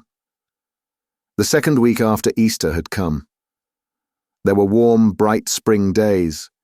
In the prison ward, the grating windows under which the sentinel paced were opened. Sonia had only been able to visit him twice during his illness. Each time she had to obtain permission, and it was difficult. But she often used to come to the hospital yard, especially in the evening, sometimes only to stand a minute and look up at the windows of the ward. One evening, when he was almost well again, Raskolnikov fell asleep. On waking up, he chanced to go to the window, and at once saw Sonia in the distance at the hospital gate. She seemed to be waiting for someone. Something stabbed him to the heart at that minute. He shuddered and moved away from the window. Next day, Sonia did not come, nor the day after. He noticed that he was expecting her uneasily. At last, he was discharged. On reaching the prison, he learned from the convicts that Sofya Semyonovna was lying ill at home and was unable to go out. He was very uneasy and sent to inquire after her. He soon learned that her illness was not dangerous. Hearing that he was anxious about her, Sonia sent him a penciled note telling him that she was much better, that she had a slight cold, and that she would soon, very soon, come and see him at his work. His heart throbbed painfully as he read it. Again it was a warm, bright day. Early in the morning at 6 o'clock, he went off to work on the river bank, where they used to pound alabaster, and where there was a kiln for baking it in a shed. There were only 3 of them sent. One of the convicts went with the guard to the fortress to fetch a tool. The other began getting the wood ready and laying it in the kiln. Raskolnikov came out of the shed onto the river bank, sat down on a heap of logs by the shed, and began gazing at the wide, deserted river. From the high bank, a broad landscape opened before him. The sound of singing floated faintly audible from the other bank. In the vast steppe, bathed in sunshine, he could just see, like black specks, the nomads' tents. There was freedom. There other men were living, utterly unlike those here. There time itself seemed to stand still, as though the age of Abraham and his flocks had not passed. Raskolnikov sat gazing, his thoughts passed into daydreams, into contemplation. He thought of nothing, but a vague restlessness excited and troubled him. Suddenly he found Sonia beside him. She had come up noiselessly and sat down at his side. It was still quite early, the morning chill was still keen. She wore her poor old burnous and the green shawl. Her face still showed signs of illness. It was thinner and paler. She gave him a joyful smile of welcome, but held out her hand with her usual timidity. She was always timid of holding out her hand to him, and sometimes did not offer it at all, as though afraid he would repel it. He always took her hand as though with repugnance, always seemed vexed to meet her, and was sometimes obstinately silent throughout her visit. Sometimes she trembled before him and went away deeply grieved. But now their hands did not part. He stole a rapid glance at her and dropped his eyes on the ground without speaking. They were alone. No one had seen them. The guard had turned away for the time. How it happened, he did not know. But all at once, something seemed to seize him and fling him at her feet. He wept and threw his arms round her knees. For the first instant, she was terribly frightened, and she turned pale. She jumped up and looked at him trembling. But at the same moment she understood, and a light of infinite happiness came into her eyes. She knew and had no doubt that he loved her beyond everything, and that at last the moment had come. They wanted to speak, but could not. Tears stood in their eyes. They were both pale and thin, but those sick, pale faces were bright with the dawn of a new future, of a full resurrection into a new life. They were renewed by love. The heart of each held infinite sources of life for the heart of the other. They resolved to wait and be patient. They had another 7 years to wait. And what terrible suffering, and what infinite happiness before them. But he had risen again, and he knew it, and felt it in all his being, while she only lived in his life. On the evening of the same day, when the barracks were locked, Raskolnikov lay on his plank bed and thought of her. He had even fancied that day that all the convicts who had been his enemies looked at him differently. He had even entered into talk with them, and they answered him in a friendly way. He remembered that now, and thought it was bound to be so. Wasn't everything now bound to be changed? He thought of her. He remembered how continually he had tormented her and wounded her heart. He remembered her pale and thin little face. But these recollections scarcely troubled him now. He knew with what infinite love he would now repay all her sufferings. And what were all the agonies of the past? Everything, even his crime, his sentence and imprisonment, seemed to him now in the first rush of feeling an external, strange fact with which he had no concern. But he could not think for long together of anything that evening, and he could not have analyzed anything consciously. He was simply feeling. Life had stepped into the place of theory, and something quite different would work itself out in his mind. Under his pillow lay the New Testament. He took it up mechanically. The book belonged to Sonia. It was the one from which she had read the raising of Lazarus to him. At first he was afraid that she would worry him about religion, would talk about the gospel and pester him with books. But to his great surprise, she had not once approached the subject and had not even offered him the Testament. He had asked her for it himself not long before his illness, and she brought him the book without a word. Till now he had not opened it. He did not open it now, but one thought passed through his mind. Can her convictions not be mine now? Her feelings, her aspirations at least. She too had been greatly agitated that day, and at night she was taken ill again. But she was so happy, and so unexpectedly happy, that she was almost frightened of her happiness. 7 years, only 7 years. At the beginning of their happiness, at some moments, they were both ready to look on those 7 years as though they were 7 days. He did not know that the new life would not be given him for nothing, that he would have to pay dearly for it, that it would cost him great striving, great suffering. But that is the beginning of a new story, the story of the gradual renewal of a man, the story of his gradual regeneration, of his passing from one world into another, of his initiation into a new unknown life. That might be the subject of a new story, but our present story is ended. Thank you for listening.